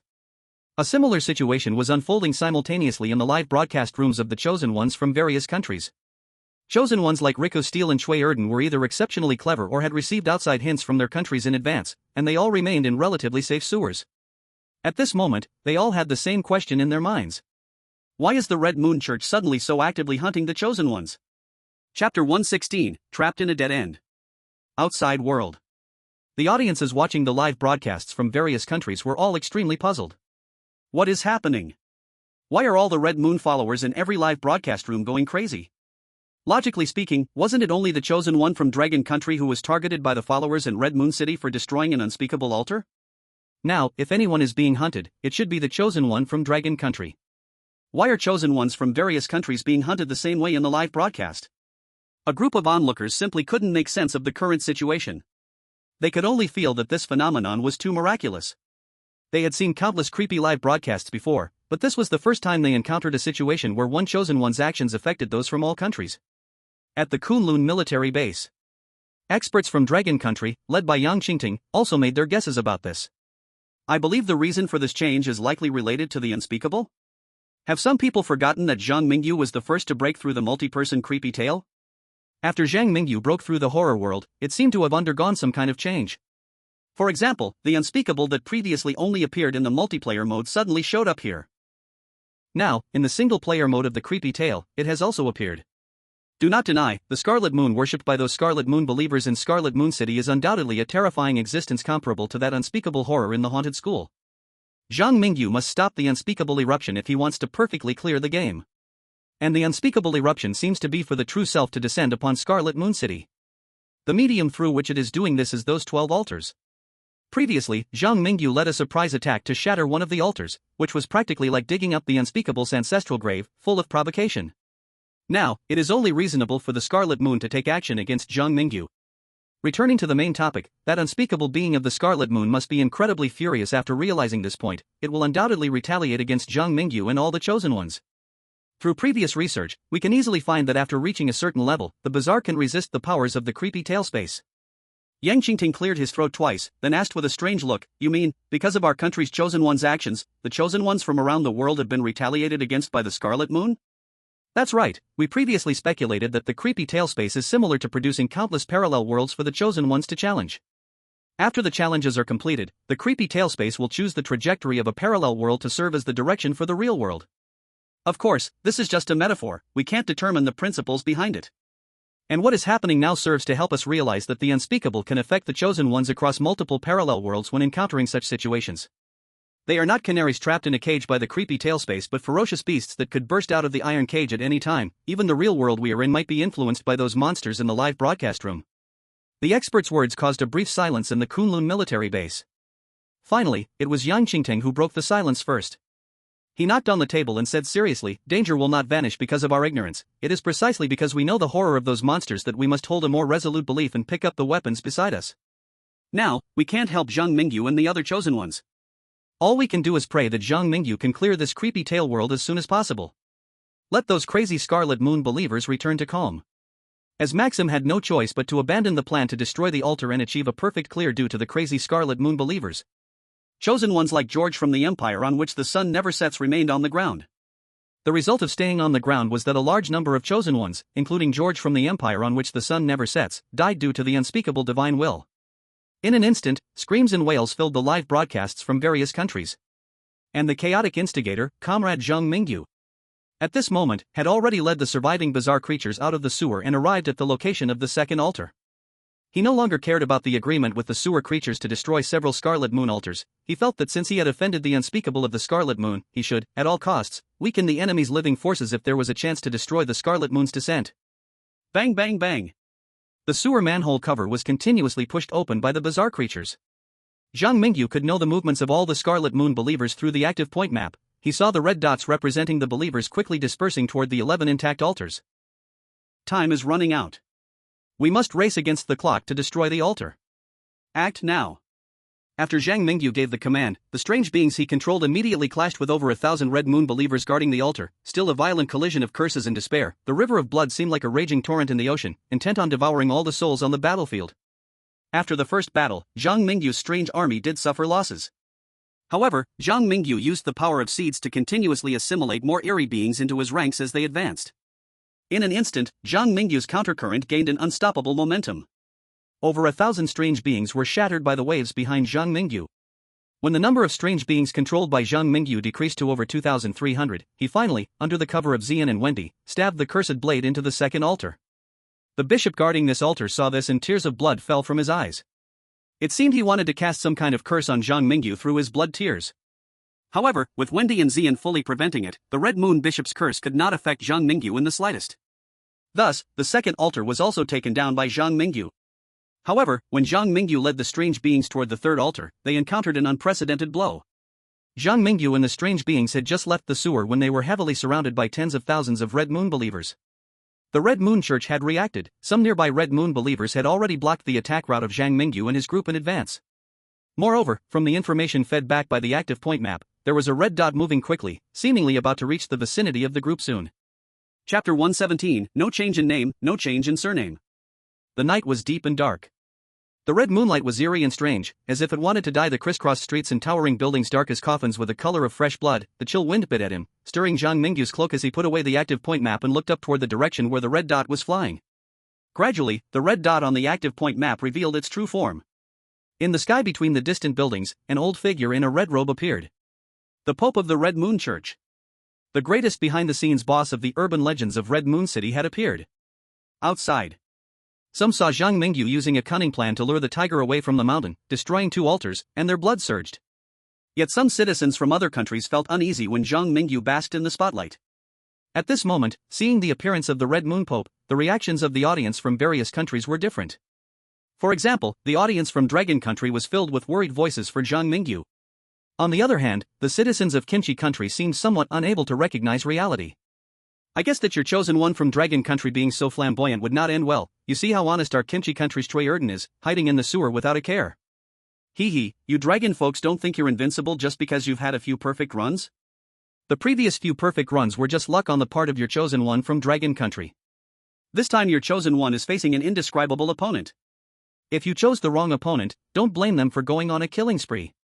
Oh, dear dragon people, we Germans don't want to admit it, but even a bishop from the Red Moon Church can barely counter your chosen one's strongest eerie. Now, your chosen one has to face 12 bishops and the Red Moon Pope at the same time.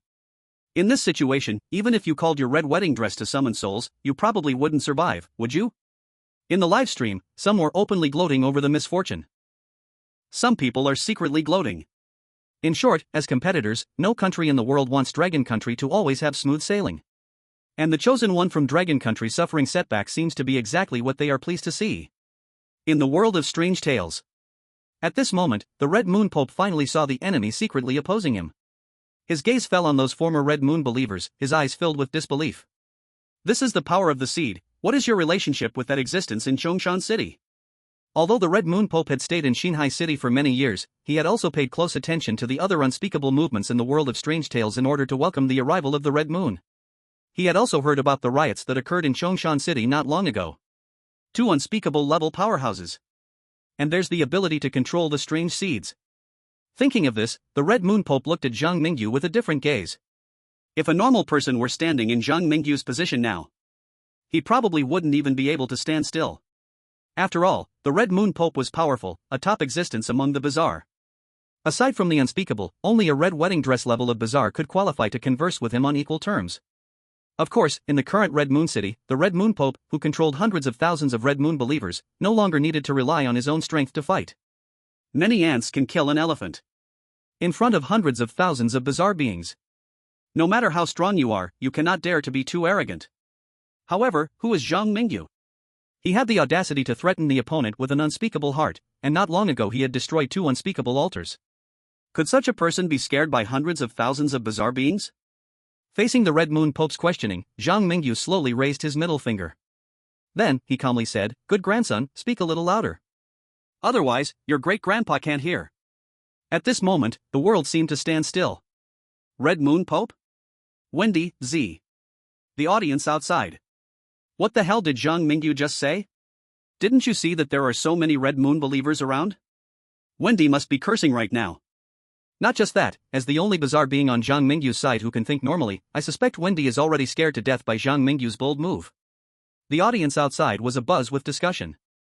At this time, the Red Moon Pope was indeed very angry at Zhang Mingyu. He, the Pope of the Red Moon Church, the master above 10,000 ghosts under the unspeakable. He was actually called good grandson by a kid who hasn't even grown hair yet? Detected that the Red Moon Pope's anger towards you plus 998. Hearing the prompt that the anger value had increased, Zhang Mingyu was not afraid at all.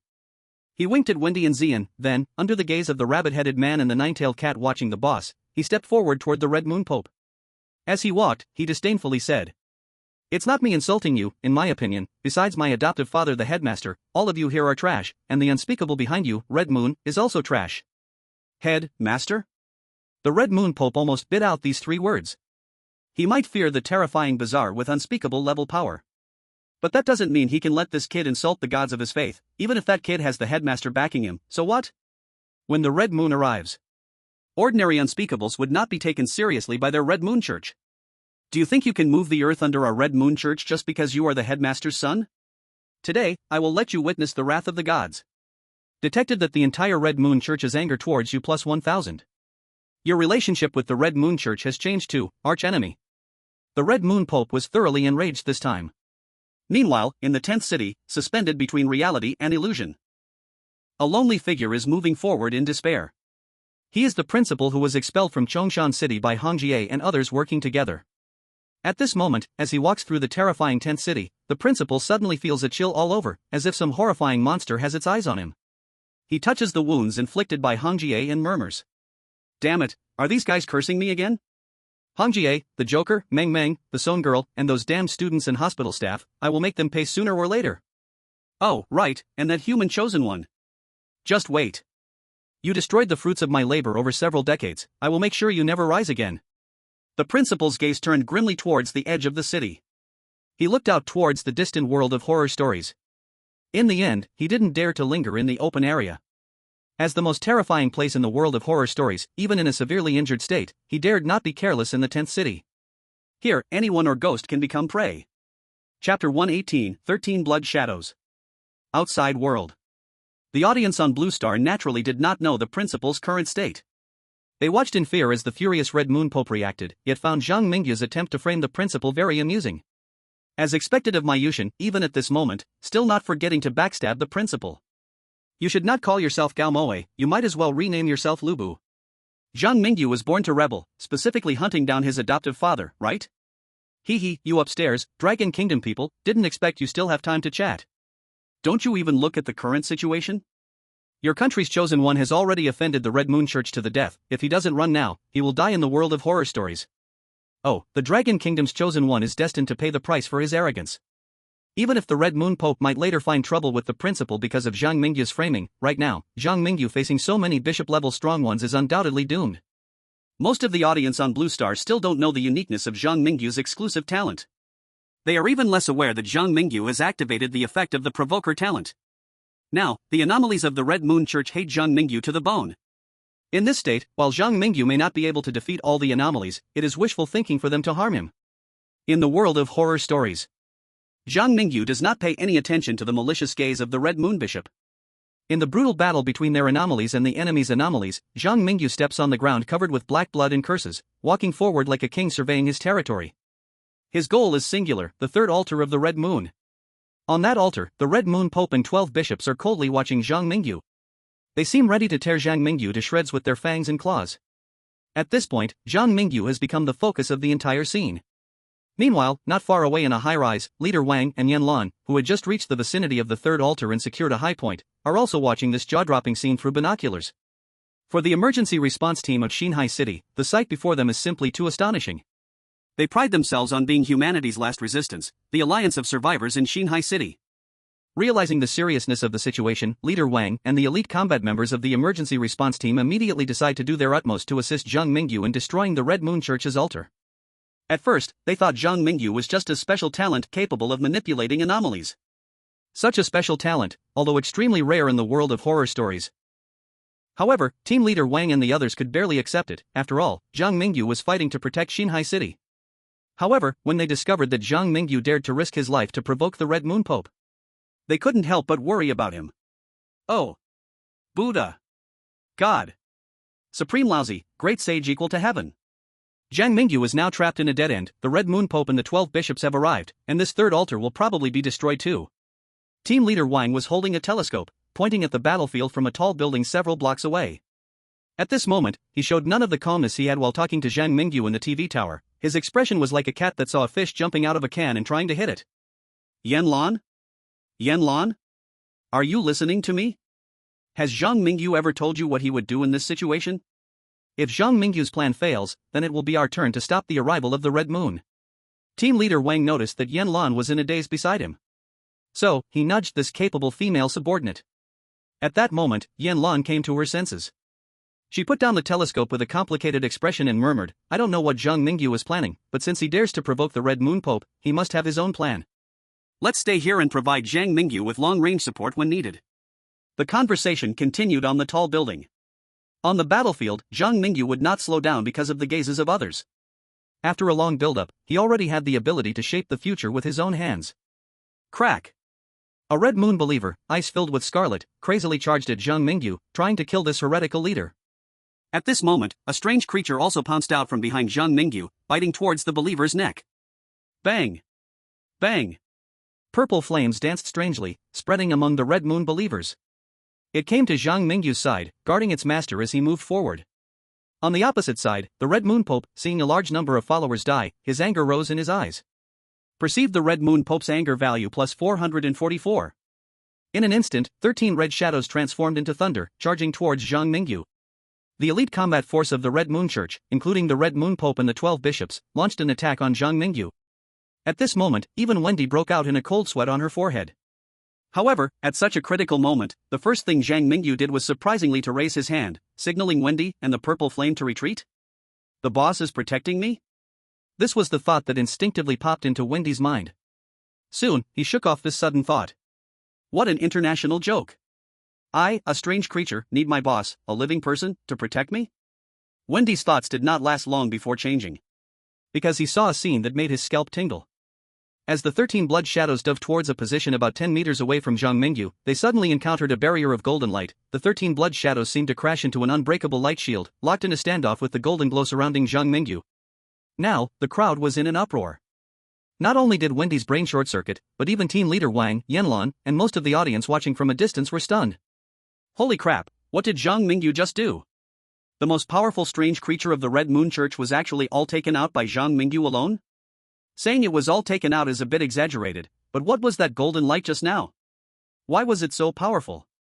The Red Moon Pope probably has the strength to challenge the Red Wedding, right? Are you saying that such a powerful boss was actually restrained by a golden light released by a living person? If that golden light is Zhang Mingyu's exclusive talent, then this exclusive talent is just too incredible, right? Speaking of which, apart from a few high-level officials of the Dragon Country, no one knows what Zhang Mingyu's exclusive talent is, what conditions trigger it, and what its specific level is. I say, brothers, stop talking about exclusive talents. Right now, I feel like if Zhang Mingyu's exclusive talent can handle something as bizarre as the Red Moon Pope, wouldn't our Dragon Country just take off directly? I didn't quite understand how Zhang Mingyu triggered his talent just now, but the restrictions shouldn't be too many. And with so many strange abilities Zhang Mingyu has, I think our Dragon Country can just lay back and relax as a salted fish from now on. If there's something going on, Mingyu will handle it. If there's nothing, we can just think of Zhang Mingyu as being on vacation. Not many people understand Zhang Mingyu's exclusive talent. At this moment, everyone's focus is on Zhang Mingyu and those 13 blood shadows. Although Zhang Mingyu's exclusive talent is powerful, the plan of the Red Moon Pope and the 12 bishops, built over many years, definitely cannot be easily disrupted. Chapter 119, Hymn of Victory. Golden light gleamed like the dawn breaking. The Red Moon Pope and the 12 bishops were blocked outside the golden light, unable to advance an inch. They looked at the youth bathed in golden light, feeling as if he was a sun, blinding them, the followers used to the darkness. As expected of the chosen one, as expected of the principal's adopted son. This golden light is something even I cannot break through. A glimmer of contemplation flashed in the Red Moon Pope's weary eyes. He currently has no means to harm Zhang Mingyu, but he still has the ability to restrain him. He believed that with the fanaticism of the Red Moon followers, it wouldn't be long before they could wipe out the bizarre beings under Zhang Mingyu. After that, he and the bishops could slowly deal with this strange golden light without worry. The Red Moon Pope's thoughts were good. His strength was indeed ridiculously strong. In cooperation with the 12 bishops, they managed to push back a bit of Zhang Mingyu's golden light. But Zhang Mingyu's plan does not stop there. He had long anticipated the possibility of facing off against the Red Moon Pope. First, he provoked the Red Moon Pope with words and actions, gaining the protection of the provoker talent, and now the second step of the plan is to find a way to break through the Red Moon Pope's blockade and seize the third altar. Toot! Toot! An ear-piercing whistle sounded from the distant street. The hundreds of thousands of nearby Red Moon followers erupted into chaos. In the sky, the Red Moon Pope and the 12 bishops temporarily halted their attack on Zhang Mingyu and turned to look towards the end of the street, where several dilapidated yellow buses, with their headlights on, were speeding towards the unknown area of the street. These yellow buses were domineering and reckless. They treated the Red Moon followers on the road as if they were zombies from a doomsday movie, each bus seemingly shabby yet incredibly sturdy, like bulldozers crashing and clanging towards the third Red Moon altar. Buses from the Yellow Spring Company? How dare they come here?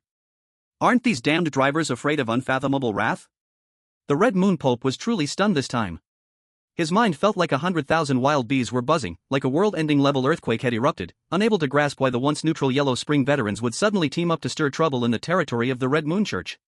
Finally, as the dozen yellow buses neared the altar, the Red Moon Pope reacted. He turned to order his underlings, the bishops.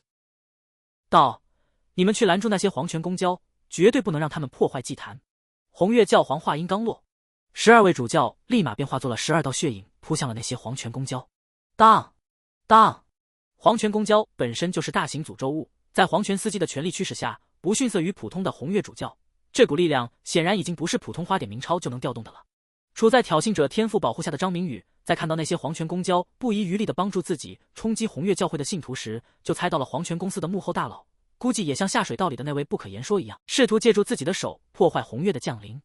嚯，看来你们红月教会在星海市里很不受人待见嘛。张明宇拍着手，像是看乐子似的嘲讽着眼前的红月教皇。闭嘴，神选者！察觉到红月教皇对你的恨意，加444。你让我闭嘴，我就闭嘴，这样我岂不是很没有面子？我让你闭嘴，你这个该死的家伙！察觉到红月教皇对你的恨意，加999。你急了，你急了！张明宇指着发狂的红月教皇，露出了一个幸灾乐祸的微笑。这下子，即使是红月教皇这种掌管着几十万红月信徒的上位者，也忍不了了。堂堂红月教皇被张明宇气到爆出了粗口：“我急你老母！”察觉到红月教皇对你的恨意，加10086。红月教皇体内爆发出了冰寒彻骨的黑色鬼气，他苍老的面容变得不再慈祥，血色的眼眸中充斥着被愤怒支配的杀意。他真的受够张明宇这张嘴了，士可杀不可辱。红月教皇今天就要让这个毒神者为自己说出的话付出代价。红月教皇控制着黑色的鬼气，化作了一只通天大手，像是遮天蔽日的黑幕似的压向了下方的张明宇。怎料红月教皇的愤怒正中了张明宇的下怀，他一改之前同时面对13道血影时的颓势，在单独面对已经被自己彻底激怒了的红月教皇时，张明宇体内的金光简直将他彻底化作了太阳。这一刻，仿佛有一颗恒星在星海市的地面炸开。可怜的红月教皇在被张明宇气得失去理智了之后，又被全面激活的挑衅者天赋正面轰飞。轰轰轰！红月教皇的身体倒飞了出去，一连撞穿了好几栋楼，就连正在交战中的12主教和皇权公交里的老司机们都被这边的动静吸引。而远处大楼上的王组长和严兰等人类战斗人员更是怀疑起了张明宇纯血人类的身份。他奶奶的，这种力量也太离谱了吧！红月教皇这种恐怖的诡异都被你弹飞了，你之前的那些话更是把红月教皇气得几乎要吐血。我说小老弟，你快做个人吧，再这样下去，我们都快要分不清谁才是红月之城里最大的反派了。啪嗒啪嗒，张明宇在弹飞了来袭的红月教皇之后，在金色光芒的笼罩下登上了第3座红月祭坛。此刻的画面宛若新王登基，无数的支持者在下方呐喊，也有反对者留下的尸山血海。是，诅咒之刃刺入了祭坛的地面。隐约间，张明宇听到了来自祭坛的哀嚎。夜幕下高悬的红月似乎在愤怒的低吼，夜空中回荡着一种如海啸般的狂躁情绪，下方是站立的信徒以及不断蔓延的黑红色诅咒。The cursed blade, in the process of destroying the altar, was also consuming a mysterious power within it. At this moment, the driver of the bus from the underworld, the fighters of the emergency response team of New Sea City, the followers of the Red Moon Church, the peepers in the sewer, and the viewers on Blue Star all held their breath. They silently stared at the boy on the altar. Each had different thoughts. Finally, the third altar shattered under the curse. Crimson moonlight fell upon Zhang Mingyu in the final moment. However, the Red Moon had gradually lost control over New Sea City, and all the anger turned into a song of victory for Zhang Mingyu at this time. Chapter 120, Completion Reward, Eye of the Red Moon. Time seemed to slow down, and the scenery before Zhang Mingyu appeared to distort at this moment. He stood on the broken altar, gazing at the eerie beings who had sought revenge on the Red Moon, at the furious and incredulous higher-ups of the Red Moon Church, and at the distant tall buildings. In what felt like a frozen space and time, Zhang Mingyu awaited the cold, emotionless notification sound. Dragon Country Chosen One, please note. You have destroyed 3 altars of the Red Moon Church, stopped the Red Moon from descending on New Sea City, and paused the endless time reversal caused by the uncontrollable cursed object, allowing New Sea City to return to its normal trajectory before the next arrival of the Red Moon. You have completed the world of urban legends, City of the Red Moon. Completion rating, perfect. Completion reward, Eye of the Red Moon. Eye of the Red Moon, you have destroyed the plan for the Red Moon's arrival, and at the same time, you have drawn part of the Red Moon's authority from the altar through the cursed blade. Now you can wield the power of the Eye of the Red Moon, calling upon some of the authority that once belonged to the Red Moon.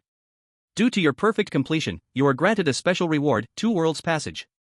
2 Worlds Passage, you will have the right to set up an entrance and exit for a passage between the world of urban legends and the real world, similar to a teleportation portal, allowing the living or the eerie to travel between the real world and the world of urban legends under limited conditions. The notification sound from the urban legend space fell. At the same time, Zhang Mingyu's eyes suddenly began to burn. The blood-red color spread uncontrollably in his eyes like dye dropped into water. His pitch-black pupils were gradually stained red, emanating an aura that instilled immense fear in both the living and the dead. Eye of the Red Moon? Zhang Mingyu gradually lowered the hand covering his eyes. He looked down at the chaotic battlefield, only to find that whether it was the Red Moon followers or the higher-ups of the Red Moon Church in the distance, they all instinctively lowered their heads, not daring to meet his gaze. You must understand, this was an incredible thing. There was no need to mention the Red Moon followers. These poor souls had once been living beings, but now they were mindless Eries. As the lowest existence among Eries, the Red Moon followers should have resembled mindless zombies, retaining only the most basic craving for flesh and blood. They should not be afraid. They should not have any emotions. However, at this moment, upon seeing Zhang Mingyu's red eyes, they instinctively showed submissive gestures.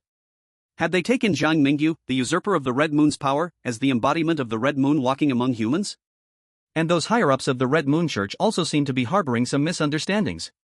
I wonder if the unspeakable Red Moon will be angered upon discovering the situation here.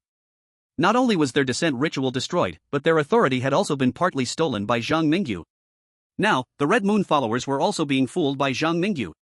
How pitiful. Of course, the greatest help from this reward is still the 2 Worlds Passage. Zhang Mingyu licked his lips, and excitement appeared in his eyes that anyone could see. He was indeed excited. Because the Spirit School, Chongshan Mental Hospital, Horror Amusement Park, Midnight Convenience Store, and Eternal Train, although officially his private assets, as a living person in the real world, he could only visit the horror world when challenging new ghost stories. His control over these assets was very low. Now, everything was different. In the future, he could not only frequently return to manage his own industries, but also develop his influence in the horror world, and perhaps even accomplish some big things he had never dared to imagine before, with the help of the Interworld Passage. For example, Zhang Mingyu remembered that there was such a description about the Interworld Passage. Allowing the living or the bizarre, under limited circumstances, to travel between the real world and the horror world. The description mentioned the living or the bizarre, but it didn't say it had to be a chosen one. If operated properly, he might get more help from the state in the horror world in the future. Of course, all of this was for later. Before that, he had to solve the problem in front of him. With a slight curl of his finger, Zhang Mingyu spoke to the distant, head down, at a loss, Red Moon Pope. Mr. Pope, you wouldn't want to be unable to contact the Great Scarlet Moon in the future, would you? Pope? 12 Cardinals, Sigma, degree. Wendy in her heart, boss, I'm begging you, be a person. In a high building several streets away. Group leader Wang, holding a telescope, watched this and remained silent for a long time before squeezing out a sentence. I said, Yanlan, are you sure this kid is a living person? I've lived so long and this is the first time I've seen someone dare to talk to the bizarre like this. Yanlan. The inner thoughts of various forces in the horror world were different. However, Zhang Mingyu didn't care about any of that. After obtaining the Red Moon Eye reward from the horror space, he discovered something interesting.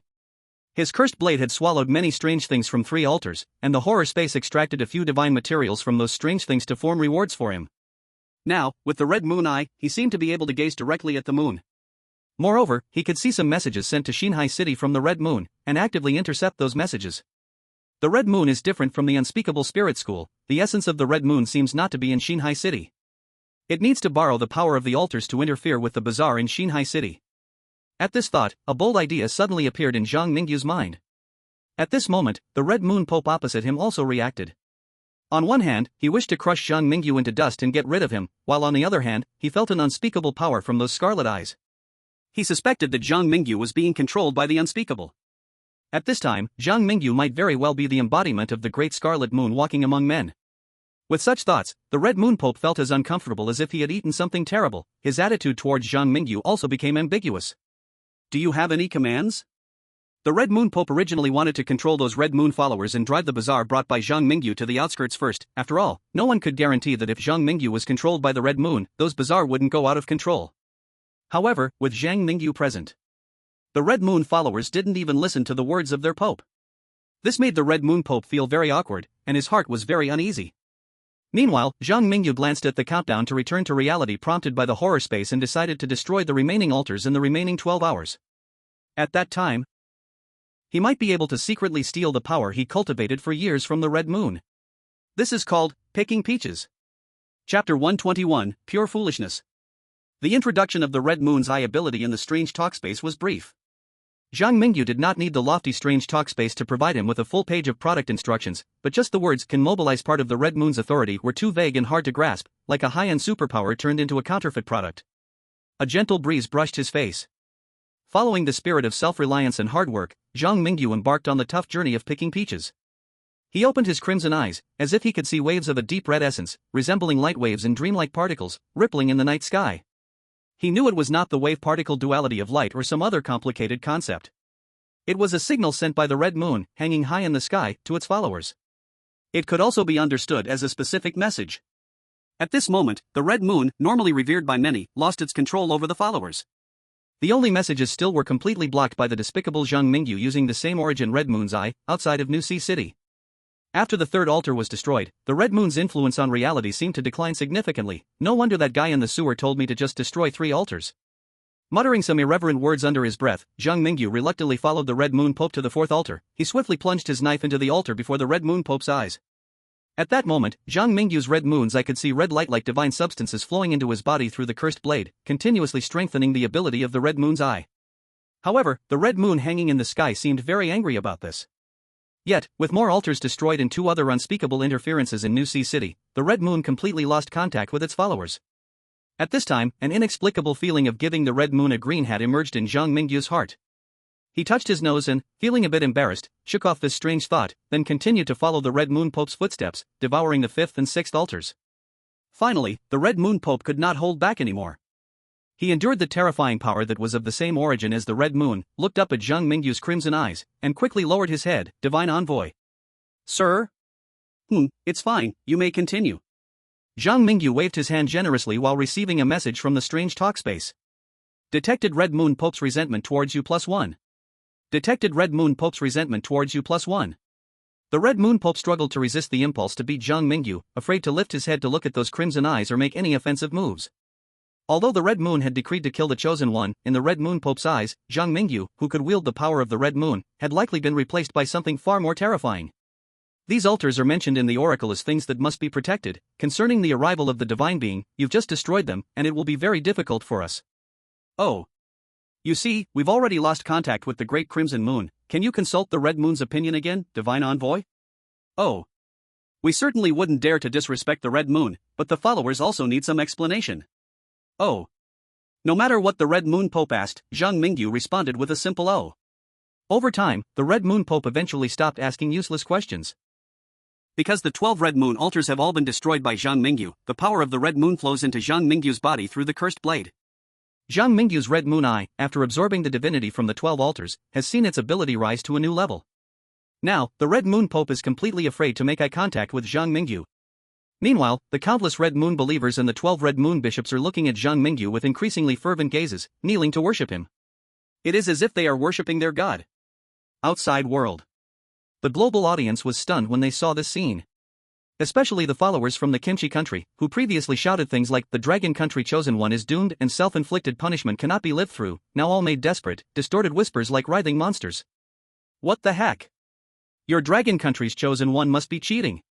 It's a pure cheat. Our Kimchi country needs to report to the United Nations. A little cheat doesn't count, right? Our country's Chui Erden is still drinking sewage in the gutter and gnawing on rats. How can your Dragon Country's Chosen One gather the strength of 2 unspeakable beings to help clear the level? After clearing the level, your Dragon Country's Chosen One still stands there being worshipped by a group of believers?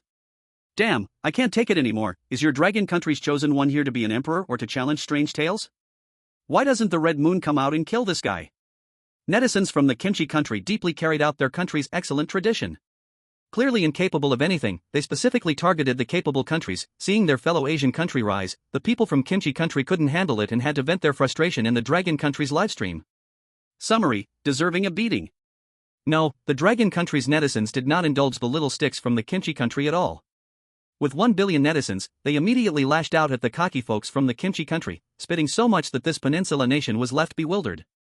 Especially after Choi Erden was killed on the spot by his own country's sticks, the online audience from the kimchi country became even angrier and speechless.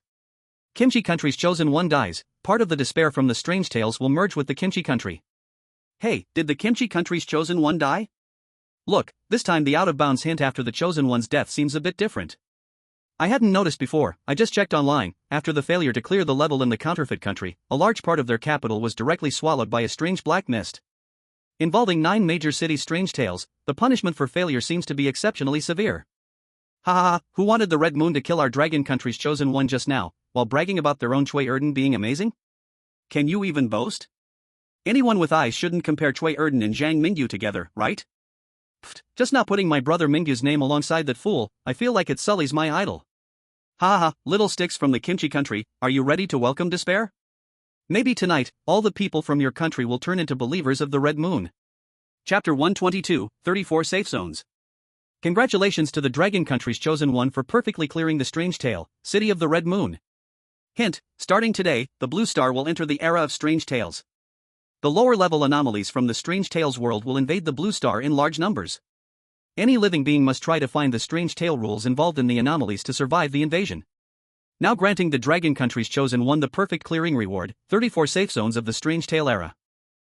In the vast sky, the emotionless voice of the ghostly space robot echoed through small, fish-scale-like clouds, reaching the ears of every person. People from all over the world were listening. Some were fortunate enough to survive in the ghost story city of Red Moon, receiving rewards for passing with a passing grade or even with excellence, while others gazed at the sky, which had just been clear and sunny, now covered in dark clouds, showing despair. Blue Star had officially entered the ghost story era. If, in previous years, people on Blue Star could still play political games and see the wins and losses in the ghost story world as an international competition, now, the people of Blue Star had fully experienced the brutal reality of the ghost story world. A terrifying, oppressive ghostly aura descended upon the world, emanating a foul stench and despair. Even ordinary people, as long as they remain calm and find the strange rules that must be followed, can barely survive and not die on the spot. This may be the last kindness the strange talkspace shows humanity. However, in the face of terrifying strangeness, many people are scared to death. They dare not strike at the strangeness, but point their guns at their own companions. To survive, they can push their classmates towards the vengeful spirits. For survival, friends can turn against each other. For survival, perhaps doing anything is not wrong. Of course, the dark side of humanity is laid bare because of this. At the same time that the whole world is thrown into chaos by the invasion of the strange, one country stands out. On the side of the Dragon country, there are 36 safe zones obtained from perfectly clearing the haunted Red Moon City, along with rewards like the Eternal Train and the terrifying amusement park. Now, the situation in the Dragon country is much better than in other countries. A few brave individuals who gain special abilities in the terrifying amusement park can easily maneuver among the strangeness with their wit, while the vast majority of ordinary people without special powers can quickly take the Eternal Train to safety. At worst, some timid people simply hid in the ubiquitous late-night convenience stores, or after getting injured, charged into the Chongshan Mental Hospital, which offered free treatment. In these places, they can receive protection from the strange forces of the hospitals and convenience stores.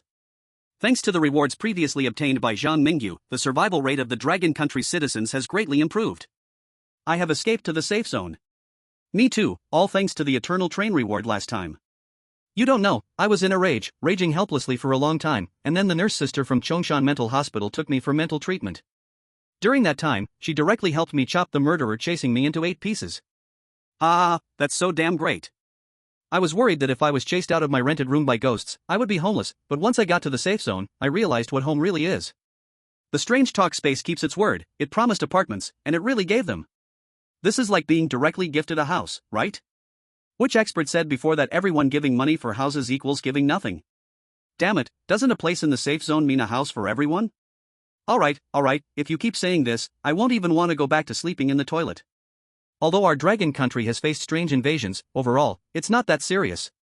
In the future, brave brothers will continue to live outside the safe zone, while people like me just lie in the safe zone and don't fight. Chapter 123, It Feels Like Coming Home. One day later. On the vast land of Dragon Country, blue skies, white clouds, lush forests, and majestic mountains create the most beautiful picture. Everything looks like a masterpiece crafted by nature, without any human embellishments. Who would have thought that hidden deep within these beautiful mountains is the largest military base in the Dragon Country, Kunlun? At this moment, underground in the towering mountains, within a steel fortress hollowed out from the belly of the mountain giant, a group of researchers like ants is gazing up at a miraculous towering gate. This gate has no complicated frame, its main body consists of a pile of colorful unknown energy. The researchers stand in front of the gate, unable to see the scene on the other side. They reach out to touch that multicolored energy, feeling a softness akin to a young girl's cheek, stroking that dreamy substance which resembles both a wall and a portal from an animated film, their hearts filled with awe. This is the reward for the Dragon Country's chosen one for perfectly clearing the haunted Red Moon City, a two-way teleportation passage. With this passageway, or rather this heavenly gate, the Dragon Country gained the ability to step into the world of strange tales. Although through complex research, it was confirmed that this seemingly enormous heavenly gate only allows one human to carry a small amount of materials back and forth every 24 hours. However, the scientists present believed that as long as Zhang Mingyu continued to challenge the strange storytelling space, he would eventually have the chance to gain opportunities for more transportation slots in the future. Alternatively, when the technology in the Dragon Country reaches a certain stage, there might also be a chance to decipher the technology of the passageway ourselves, allowing this grand heavenly gate to fully showcase its brilliance. By then, things like developing the strange tale world as a nation, advancing a new era of bizarre energy, and other ideas that they previously dared not even imagine might just become a reality. ZZZZ. ZZZZ. The two-world passageway emitted a strange sound similar to electric currents. This anomaly caused the experts who were experimenting around the passageway to instinctively step back from the experiment, while the armed soldiers quickly formed a square formation behind them, getting ready to handle any monsters that might rush from the strange tale world into the real world. Commander Lau, I have told you so many times, the passageway is very safe. Without Zhang Mingyu's command, even the most indescribable beings cannot pass through the passageway into the real world. Just have your people stay put. From the wall-mounted lift platform, Yang Qingting's dissatisfied mumblings could be heard. Next to Yang Qingting stood the fully armed Zhang Mingyu, along with his personal bodyguard and liaison, Ling Xiao. This time, Zhang Mingyu would be forced to work overtime during the 7-day break, leading Ling Xiao to establish the Dragon Country's base in the strange tale world. Indeed, this was the plan that the Dragon Country's expert team discussed with Zhang Mingyu. The passageway between the two worlds could allow only one human to carry a small amount of materials back and forth every 24 hours. Therefore, theoretically, it could also allow two humans to carry a small amount of materials in and not return. If this hypothesis is confirmed, during the 7-day break, the Dragon Country could send 14 experts and combat personnel to the strange tale world, establishing a foundation and continuously developing its strength in that world. By then, there might even be a chance to help Zhang Mingyu pass his challenges against strange tales. The officer, who was called Commander Lau by Yang Qingting, when he saw Zhang Mingyu, immediately opened his arms like a grizzly bear, his thick brows and large eyes showing a brilliant smile as though he had seen his own son. So your comrade Zhang Mingyu? Next you're going to have to work hard again. I don't trust this group of scientists, but with you around, I believe any strangeness coming won't cause any trouble. Commander Lau was a rough man, and he embraced Zhang Mingyu openly. Had it not been for Zhang Mingyu's enhanced physique from genetic drugs, an ordinary middle school student hugged like this by Commander Lau might have broken a couple of ribs on the spot. The three exchanged simple pleasantries. At this moment, the staff on site had completed the preparations for departure. Zhang Mingyu once again donned his backpack and stood side by side with Ling Xiao. The ones heading to the strange tale world on the first day were him and Ling Xiao. Being a versatile talent, Ling Xiao was mainly there to assist Zhang Mingyu with some preliminary preparations. In the following days, the real world would gradually send relevant talents and small equipment over to build the Dragon Country's base in the strange tale world. Tightening the pipe in his hand, Zhang Mingyu glanced at Ling Xiao, who was dressed similarly to himself, and finally directed his gaze at Yang Qingting and Commander Lau across from him, saying, I suppose this counts as working overtime, huh? You have to give me triple the salary later. Yang Qingting was amused by Zhang Mingyu's words. He joked, now that Long Country is in a state of war, all the funds are in Commander Lau's hands to fight the strange occurrences across the lands. I believe our Commander Lau won't be stingy in giving the chosen ones a bit more salary, right? Haha, isn't Long Country where it is today thanks to our great hero? You and Ling Xiao, go boldly and do what you want, come back and find me, Lao Jian, and I will ask for you. Under the watchful eyes of Commander Lau, Yang Qingting, and many fighters and researchers of Long Country, Zhang Mingyu and Ling Xiao forced their bodies into the energy mass that felt like a young girl's skin. A strange dizzy feeling surged in their hearts, and in just a flash, Zhang Mingyu returned to that familiar world again. Gloomy, cold. This kind of environment would make ordinary people feel extremely uncomfortable, but it made Zhang Mingyu feel incredibly at ease. After staying for a long time in the strange talk world, returning here felt just like coming home. He patted the shivering Ling Xiao, reassuring him, Brother Ling Xiao, it's normal to feel a bit uncomfortable the first time. Stay here a couple more days and you will get used to it. When there's a chance, I will introduce you to my good buddies, friends, and family here. I guarantee you will feel at home. That's how you say it, right? Zhang Mingyu's words were clearly meant to comfort, but somehow in Ling Zhao's ears, they felt eerily ominous. He was speechless, thinking it might be better not to clarify the issues with Zhang Mingyu. Chosen 1, Interference. Electric sound. You first, electric sound, we are adjusting the communication frequency. The buzzing electric noise in Zhang Mingyu and Ling Zhao's earpieces made them feel a bit overwhelmed. However, at this moment, Zhang Mingyu and Ling Zhao were not annoyed. Instead, they saw excitement reflected in each other's eyes. They looked at the large cable in their hands. This cable that could transmit data had really connected the real world to the Strange Talk world. For the first time, humans from Blue Star communicated with the Strange Talk world without relying on external hints. Chapter 124, You Really Dare to Think. City of Red Moon, Chongming Island. This is the location selected by the Long Country Expert Group as the forward base construction site. Zhang Mingyu and Ling Xiao connected the cable pulled out from the transmission channel to their portable device, and thus, in the empty wilderness, a silver-white device similar to a signal transmitter appeared. At this point, both Zhang Mingyu and Ling Xiao had emptied everything on them. Next, they needed to gather metal materials from nearby and build a safe house around the signal transmitter to shield against wind and rain. With a slight sigh, Zhang Mingyu started to complain to himself. Brother Ling Xiao, why do I feel like what we're doing now is like some trashy ad game, coming to another world to build a super empire starting from a grass shed? Zhang Mingyu, think positively, at least you still have me. Get lost. I'm not into that, thanks. Zhang Mingyu rolled his eyes in disdain and earnestly became a worker, starting to build the base under the guidance of researchers in the earpiece. Soon, 3 days passed. 4 new combat members took over the work of Zhang Mingyu and Ling Xiao, continuing to construct the prototype of the Chongming Island base, while Zhang Mingyu and Ling Xiao were assigned a more important task. On the cold track, the dark train traveled under the night sky. On the train, the window reflected a somewhat stiff Ling Xiao and Zhang Mingyu, who was playfully putting his arm around the conductor. In the first compartment, on the soft seats, Zhang Mingyu was having a great conversation with Brother Zhao, whom he had personally promoted to the conductor position, while a group of red-clothed weirdos and a fluffy big spider cheered and hollered beside them. This scene is really so strange no matter how you look at it. Hey! Boss Zhang, you can rest assured, ever since your friend in Chongshan City found us some powerful strange attendants on the train, the Eternal Train has been much safer. Especially that brother with the rabbit head named Wendy, who even provided us with some strong cursed objects. Now at the stations along the way, no one dares to mess with us, not even those powerful strange beings in the towns are willing to easily make enemies of us. The new train chief, Brother Zhao, diligently told Zhang Mingyu about the situation on the Eternal Train.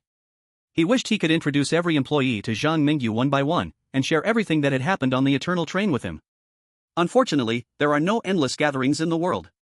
On the morning of the 4th day, the train returned to Chongshan City. Zhang Mingyu and Ling Xiao had arrived at their destination. I say, Boss Zhang, come back often in the future. Train Chief Zhao waved at Zhang Mingyu from a distance. He respected Zhang Mingyu, who had stepped up to save everyone during that incident, and sincerely hoped he could help Zhang Mingyu in return. On the other hand, Zhang Mingyu, holding the tense Ling Xiao close, responded warmly. All right, Brother Zhao, you go ahead with your work. I might need to ask you for help often later. As the Eternal Train gradually moved away along the tracks, Ling Xiao felt the eerie sense, as if possessed by a ghost, dissipate significantly. He looked at the sunny boy beside him, feeling a bit helpless. Even for someone like me, a trained veteran, facing those strange beings makes me feel truly terrified. No wonder ordinary people, when unexpectedly chosen as the chosen ones, end up making fools of themselves in the Strange Talk live broadcasts. I just don't know why Zhang Mingyu can maintain such a good mindset in this environment. He truly deserves to be called the bane of strange beings in Dragon Country. Brother Ling Xiao, what are you thinking about? Zhang Mingyu had no idea about Ling Xiao's thoughts. And Ling Xiao regained his usual calmness. I was thinking, why does this capitalist in the world of Strange Talk not have to pay taxes? Zhang Mingyu, _? There were too many points to nitpick, and for a moment he didn't know how to respond. In the Kunlun military base, he had always thought of Ling Xiao as a cold and distant special forces king, but after spending a few days in the world of Strange Talk, he found out that this guy was hardly a king, he was basically just a shy guy. The Psychic Strange School was undoubtedly the core building in Chongshan City. Apart from that, there was the Horror Paradise, Chongshan Psychiatric Hospital, and a midnight convenience store. Zhang Mingyu had previously actually suggested to the Dragon Country expert team to choose the location of the forward base in Chongshan City. After all, he had almost become the mayor there, and the strange beings were willing to give him face, calling him boss, director, amusement park director, and the principal of the Psychic Strange School? He thought this suggestion was perfect. It could allow him to be an idle overseer, letting the experts from Dragon Country help plan the development direction of Chongshan City, while also protecting those experts who came from Dragon Country to the world of strange talk to a certain extent. However, after discussion, the Dragon Country expert team rejected Zhang Mingyu's proposal. They believed that Red Moon City, as one of the 9 major cities, had greater development potential, and that Red Moon City was quite similar to the demon city of Blue Star. So, after considering various factors, the Dragon Country expert team decided to locate the forward base northeast of Red Moon City on Chongming Island. There might be factors facilitating contact with the people of New Sea City. There might also be factors for researching the most unique 9 cities in the world of strange talk. In any case, these things did not require Zhang Mingyu to overthink. He just needed to relax and let those extremely intelligent experts feed him. In front of the entrance of the spirit school, Zhang Mingyu was stopped in his tracks by a petite girl dressed in a red school uniform, red long pants, her long black hair casually cascading down her back, swaying in front of him like a tall green tea plant. "Wu, senior, you finally came back. You really do love me." "I don't love you, go away." Zhang Mingyu's gaze directly bypassed the petite girl and focused on Chen Huayang, who looked exhausted, along with the teachers, leaders, and numerous ordinary students following him out of the school. He asked in surprise, "What are you all doing outside?" "Go back to class." Chen Huayang's mouth twitched. He wanted to retort, "The principal has left, why would anyone go to class?" But the words on the tip of his tongue turned into, "After the principal left, no one in the school has a say, and everyone is so strange." If the principal hadn't been obsessed with cultivating flowers, no one would want to attend class. Hearing this, Zhang Mingyu immediately corrected him, "This is unacceptable. Education is very important for children. From today, you will be the principal of our school, and as for the mysterious one, he promised to listen to me." Zhang Mingyu's words not only made Chen Huayang, who didn't want to be the principal at all, jump in frustration, but they also frightened Ling Xiao beside him. He had finally witnessed Zhang Mingyu's way of interacting with the strange beings. Knowing Zhang Mingyu's abilities, Ling Xiao wasn't worried about his safety. He was afraid that if Zhang Mingyu angered this group of strange beings, they might easily crush him like the little ant he was. "Damn it, letting the mysterious one listen to you? No wonder you are the nemesis of strange beings, you really dare to think big." Chapter 125, New Strange Tale, The City of Hidden Dragons. This time, Ling Xiao followed Zhang Mingyu to Chongshan City and truly gained some insight. Under the guidance of Chen Huayang and the petite girl, they visited the east and west campuses that were under reconstruction. After arranging school matters, the two went to visit the sewing woman at the Chongshan Mental Hospital and Wendy at the late-night convenience store.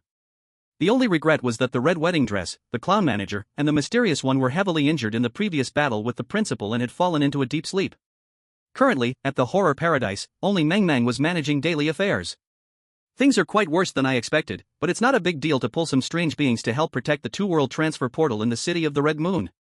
I remember Captain Yang mentioned wanting to experiment with strange beings to see if they could bring the strange beings from the Strange Tale world into the real world." Zhang Mingyu's mind was racing with ideas. At this time, the petite girl leaned in and said, "Meng Meng, the sewing woman, Wendy, and Chen Huayang each need to guard an important building in Chongshan City. If Brother Mingyu needs strange beings around to help, I think I would be perfect for it. Happy face asterisk. You?" Zhang Mingyu looked up and down at the petite girl, revealing a doubtful expression. According to their country's classification of strange beings in the Strange Tale world, most ordinary staff in Chongshan City were of a lower level, and while Chen Huayang, the sewing woman, and Meng Meng each had varying strengths, they generally fell into the grudge level.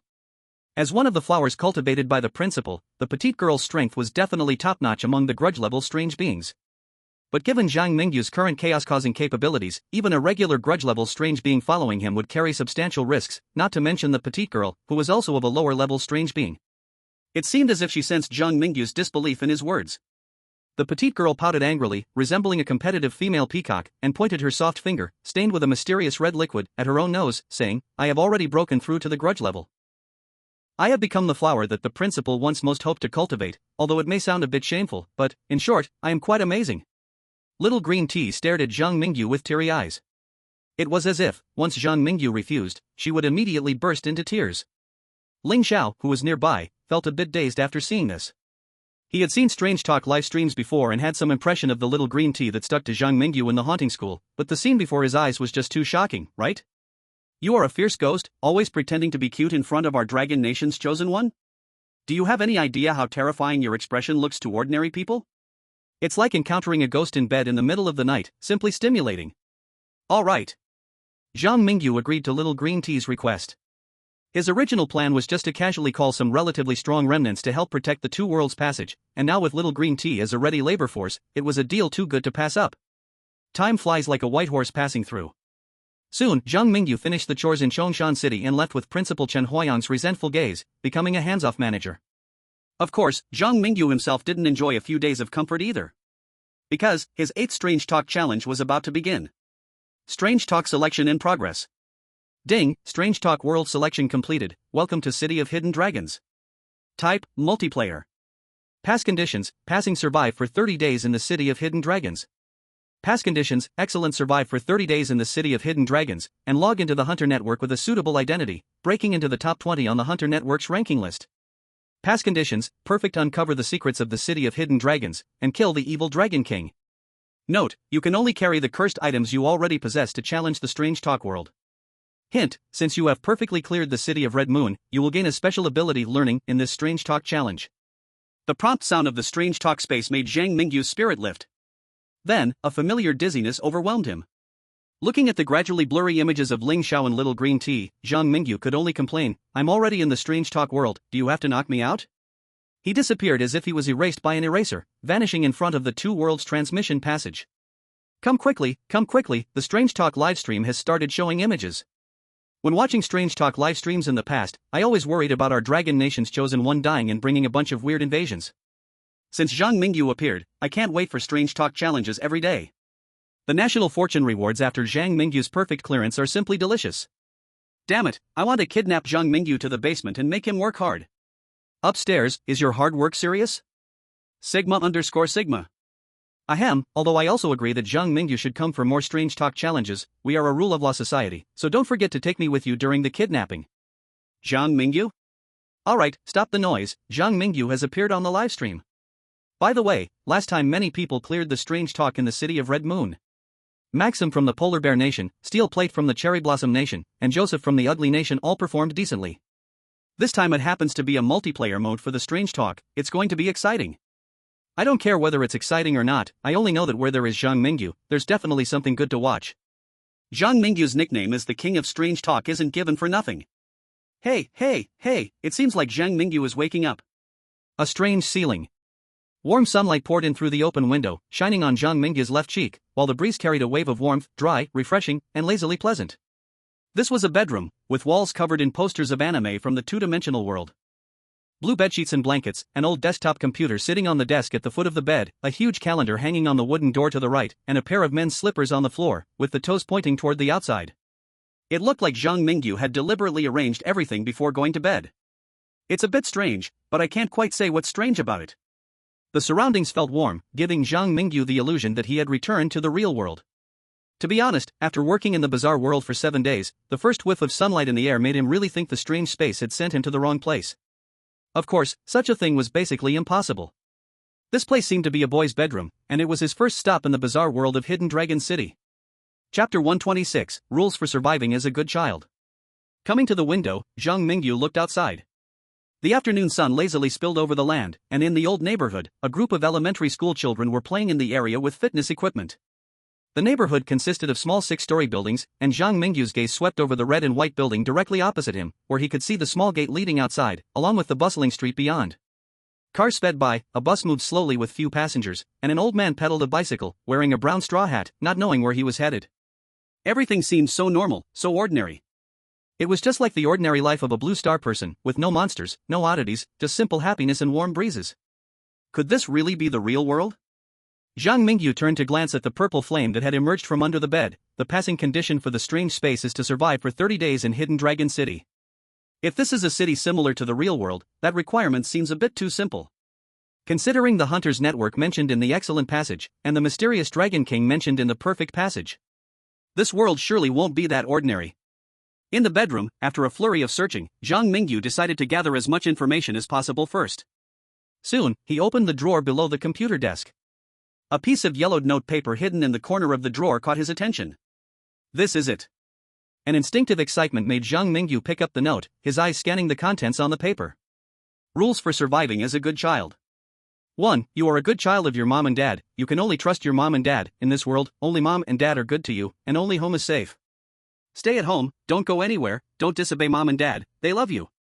They love you. 2. During the day, mom will go out to buy groceries and daily supplies, dad will go out to work. Please stay hidden at home, don't open the door for anyone. When someone knocks, you can hide in the wardrobe. 3. Please eat the meals mom cooks.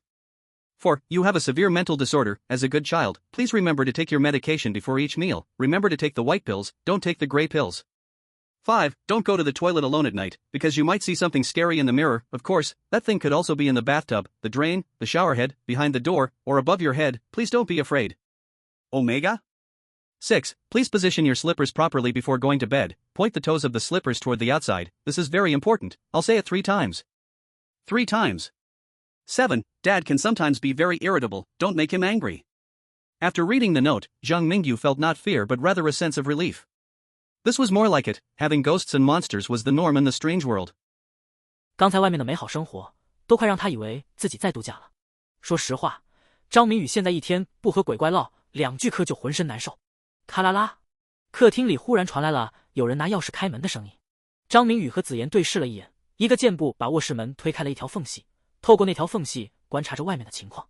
嘎吱，防盗门打开了，门外进来的是一个看不出年龄的女人，她留着黑色的波浪长发，裹着咖色针织包臀毛衣，修身的同时又不会勒住高耸的山峦，在盈盈一握的腰线往下是被蓝色牛仔裤绷紧的修长双腿，以及一双性感的黑色高跟鞋。向女人的眼睛看去，少女似的清澈眸子配上那水蜜桃似的成熟身材，行走在外绝对是回头率100%的美人。小雨，你怎么出来了？门口的女人也不知是察觉到了张明宇的视线，还是有着过于常人的机警，刚一进屋就注意到了透过卧室门缝偷窥的张明宇。这种事情绝不是普通人能轻易做到的。我没事儿，爸还没回家吗？张明宇不确定那女人的身份，也不敢随意认娘，只得旁敲侧击地问起了爸爸的情况。你这孩子又健忘了吗？都是那个病惹的祸。哎，我去给你拿药，吃完药妈妈给你做饭吃。妈妈？那女人真是我妈？张明宇一阵汗颜，就那身材和皮肤，说是他姐都有人信啊。说起来，妈妈让我吃的药，会不会也和崇山精神病院里的那些药一样，表面上是治疗病人的药，可实际上却是想要害我？想着问题，忽然张明宇没来由的眼前一晕，他红色的眼眸中倒映出了一个怪物。他的妈妈不再美丽动人，而是有了一双宛如蛇类的淡金色树瞳。此刻妈妈长发杂乱，浑身沾满血污，手里还莫名其妙地多出来了一把染血的剪刀，看上去完全不像人类。小雨，小雨，小雨，你怎么了？快回答妈妈！张明宇被妈妈大力晃醒，他在看向眼前的女人时，哪里还有血迹和剪刀？妈妈的发丝柔顺，身上散发着淡淡的香味，和他视线中的怪物完全没有半点关系。都怪妈妈，妈妈这次回来晚了，快把药吃了，吃了药就不会犯病了。妈妈的眼神里满是担忧，她的手里拿着一杯水和一枚白色的药片。这种情况下，张明宇要是拒绝吃药，恐怕当场就得和妈妈翻脸。无奈，张明宇只得张开嘴，把药塞到了嘴里，然后就着水咕咚一声喝了下去。喝完药之后，张明宇还被迫配合着妈妈检查了一番舌头下面和口腔里其他能藏药的地方。看到张明宇是真的十分配合的吃了药，妈妈这才安心的进了厨房做饭去了。而注视着妈妈背影进入了厨房的张明宇则转头就回了卧室。他拿出诅咒之刃，控制着那细小血管似的诅咒丝线，像是长蛇似的钻入了嘴里，随后又沿着食道一路向下，把刚才那枚尚未消化的白色药片从食道里捞了出来，随手碾碎。嗨嗨！一阵剧烈的咳嗽后，张明宇终于缓了过来。在尚未了解清楚这个世界的情况前，他可不敢随便吃来历不明的药品，就是不知道在这个多人模式的怪谈里，自己有爹有妈，还是个必须按时吃药的精神病患者。What exactly is the situation with the other chosen ones? Will the Strange Talk space arrange a similar identity for them? Or will there be different starting methods? Chapter 127, The Great Rise of Richuan Steel Plate. Time rewinds to the moment when the chosen ones have just awakened. In the western suburbs of Longcheng, on the wide road by the Yong'an River, a man from Sakura country, about 30 years old, with a neat beard, a missing right eye, a face, and clothes smeared with a bit of mud, and exuding a faint odor, is aimlessly wandering alongside the shimmering river. He walks while cursing. The Strange Talk space is really a mess. I, a chosen one from the great Sakura Empire, have been thrown into the trash, stuck with cockroaches and rats, living with homeless people. It's simply unforgivable. Absolutely unforgivable. Just as he was cursing with enthusiasm, his attention was suddenly caught by the delightful smell of food wafting from the roadside. He looks to his left and discovers that it's the back alley of a small restaurant by the river, where the kitchen's greasy smoke is floating up through a metal chimney, blackening and greasing the brown brick walls along the way. The whole back alley has turned filthy and chaotic, even worse than the trash bin Richuan steel plate had been in. However, this doesn't hinder the wonderful aroma coming from that tin chimney. Grumble. Richuan steel plate's stomach growled. He hasn't eaten a single bite since waking up this morning. At this moment, the smell from the restaurant's kitchen seems so irresistible to him, even more tempting than dishes cooked by so-called five-star chefs. Perhaps when a person is starving, any dish can taste delicious. Yo West. Flower girl, ahem. Food. I, Richuan steel plate, am about to dig in. Under the gaze of the Sakura people, Richuan steel plate strides into the small restaurant by the roadside. Inside the restaurant, Richuan steel plate enjoys a dish of kung pao chicken rice and 2 plates of red pickles with great delight. Filled with happiness. Finally, it was time to pay the bill. However, as a chosen one dragged into the strange talk world, how could Richuan steel plate possibly have the common currency of this world? He took out a curse item he had obtained from his earlier adventure in the strange talk world that could hypnotize others, trying to hypnotize the beautiful restaurant owner. This scene made certain male viewers from Sakura country feel their blood boil with excitement. In the live broadcast room, some lust-driven male viewers looked at the beautiful restaurant owner, seemingly hypnotized by Richuan steel plate, with greedy, wolf-like eyes.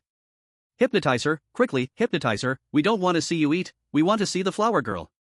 Richuan-kun, it's time for you to treat everyone to some benefits. Owner, you don't want Richuan-kun to do anything bad to you, do you? A group of lustful men from Sakura country were roaring like hungry wolf cubs. Who would have thought, the scene of Richuan steel plate soaring was not to be seen. Inside the restaurant, the moment Richuan steel plate was about to use the hypnosis pocket watch, the restaurant owner and all the customers turned their heads towards him in unison. With a bang, the restaurant's door closed by itself without any wind, and the curtains were pulled up by the customers voluntarily. Richuan steel plate's hand holding the hypnosis pocket watch froze in midair, and beads of sweat the size of peas began to seep from his forehead, sliding down his chin. Tick. Tick. At the moment the sweat drops fell.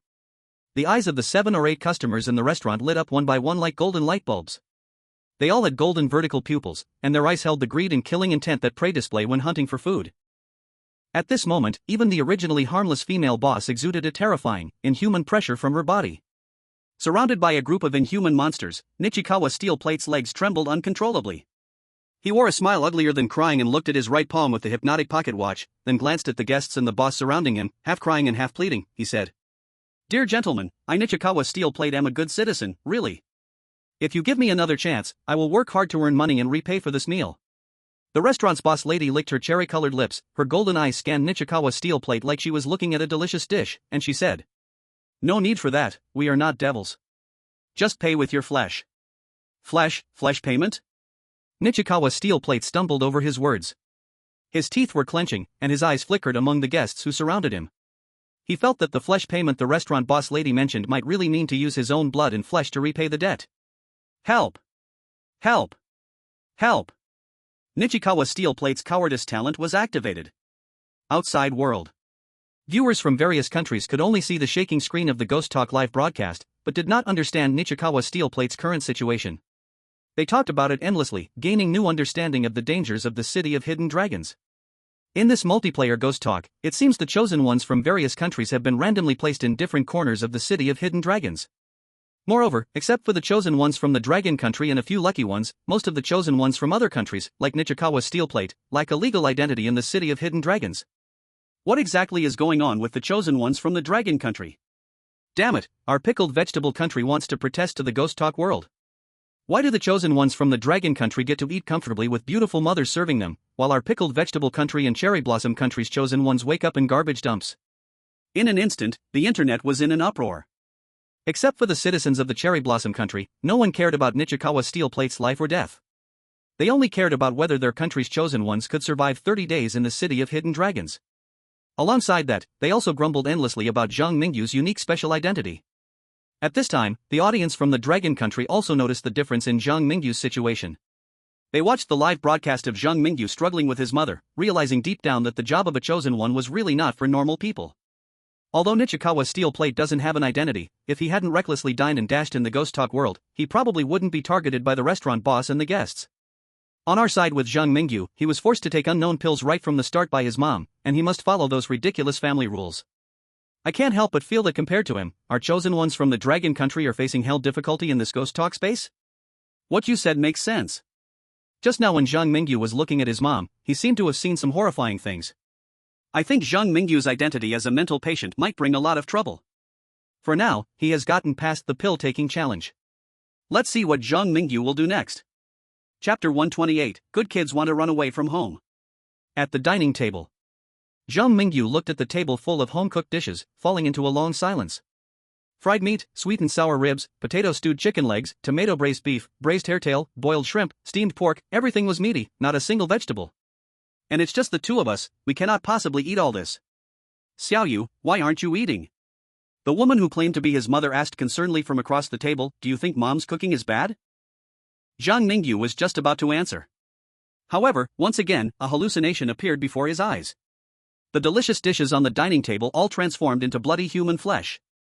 The red shrimp became severed fingers. And the red broth of tomato and beef was not tomato juice, but human blood. The table, emitting a foul smell, showed a mad woman across from him, constantly waving scissors in front of Zhang Mingyu, as if testing whether he could see her. Ding dong! Suddenly, a bizarre notification sound shattered the illusion before Zhang Mingyu. His mother returned to her usual self, sitting gracefully across the table, her eyes filled with love for her useless child, while the dishes in front of her looked tempting and fragrant, making one's mouth water and appetite rise.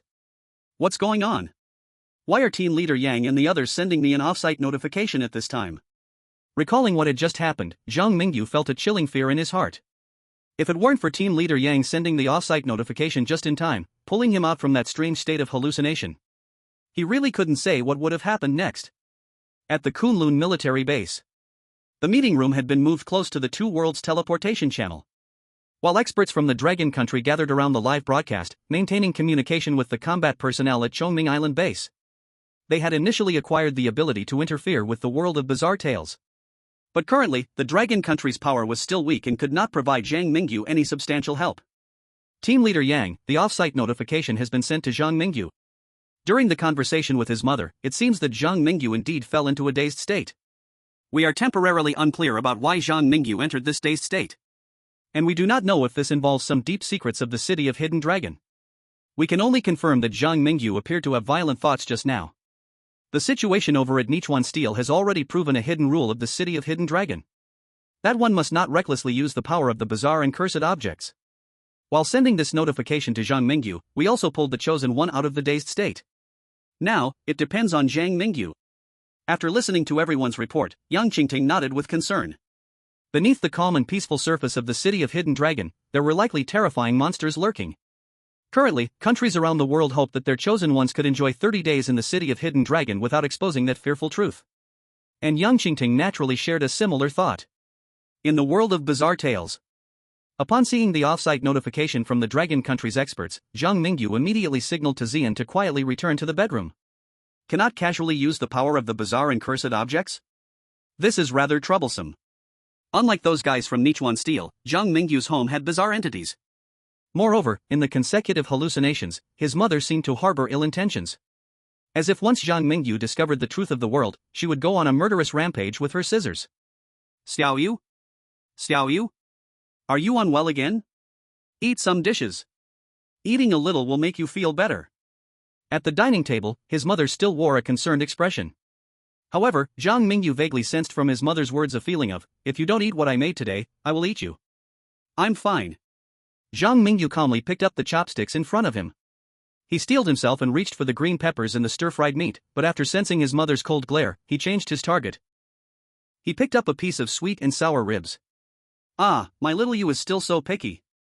In the instant Zhang Mingyu picked up the sweet and sour ribs, the inexplicable pressure from his mother immediately vanished into thin air, and Zhang Mingyu pretended to be calm as he placed the rib into his mouth, chewing it slowly, as if savoring a rare delicacy from the world. No wonder it's mom's cooking, so delicious. Zhang Mingyu raised his thumb, forcing down the nausea as he swallowed the piece of meat. This wasn't the first time he'd eaten something difficult for ordinary people to stomach. To survive, to protect the Dragon Kingdom, what does it matter to eat some strange meat? As long as you likes it, take your time eating, don't choke. His mother was very happy seeing Zhang Mingyu carefully tasting the food. After Zhang Mingyu tried every dish once, he experienced another hallucination, seeing his mother smiling and staring at him. Due to Zhang Mingyu's actions of eating the meat heartily, his mother seemed to completely let her guard down.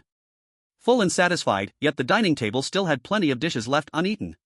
It seemed his mother was well prepared for this, as she took out a bag and packed each dish away, then took the food as if she was going out to deliver it to someone. Little you, if you're tired, go back to your room and sleep for a while. Mom has some things to do and will be back in the afternoon. Don't run around by yourself, okay? Oh, intersection_intersection, oh. Okay, Mom, I will be good and listen. The conversation between Zhang Mingyu and his mother was like a model mother-son relationship. Anyone who came would find nothing to complain about.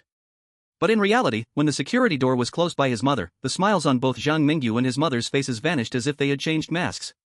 In the living room, Zhang Mingyu looked in the direction of his mother leaving, thinking. Mom packed so much food to go out, is she delivering it to someone? The meals at home were all prepared in advance. His mother must have anticipated that he couldn't eat that much, which means cooking many dishes that couldn't be finished, then packing the leftovers for something. Very likely it was a habit of his mother's. Who could the food be for? Could it be Dad? A terrifying guess floated into Zhang Mingyu's mind. The survival rules for good children mentioned that Dad goes to work during the day, while Mom goes grocery shopping. Now the food Mom brought back turned into strange meat. Could there be a secret hidden at Dad's workplace, or is Dad just some kind of monster imprisoned by Mom? At this moment, Zhang Mingyu felt a strong desire to escape this home. A family of 3, both adults, were abnormal. Is this reasonable? Zhang Mingyu decided to run away from home. He couldn't stay in this cursed place for even a day. Chapter 129, The Master of Surprise. Why am I feeling a bit sleepy? I just came to this world not long ago, why am I tired? I can't hold on anymore, I'm about to fall asleep. Z. Yen. In the final moment before losing consciousness, Zhang Mingyu issued a command to protect himself toward the purple flame that rushed into the bedroom, then his hands fell helplessly to his sides, allowing the big cat with purple patterns to lick anxiously without him moving an inch. Whoa, something happened to Zhang Mingyu, the Dragon Kingdom is doomed. Yoshi. It seems we are not the only unlucky ones in Sakura country. Nichuan Steelplate is still alive, but the Dragon Kingdom's chosen one has been mysteriously ambushed. You Dragon Kingdom chosen ones, your life and death are uncertain now. Wagagaga, the Dragon Kingdom's chosen one is finally going to die. Next will be our pickled cabbage country's era. Our pickled cabbage country's chosen one, Han Yujie, will definitely soar in the tales of Qianlong City. I'll make those chosen ones from your dragon country call me daddy.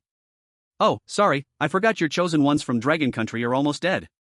Zhang Mingyu's hellish start made the people of Sakura country and Kimchi country gloat with joy. And many countries that usually have conflicts with Dragon Country, although they did not directly mock, still arrived at Dragon Country's livestream with a mindset of wanting to watch the fun. In their view, perhaps it was already time to remove this chosen one who had brought countless perfect rewards to Dragon Country.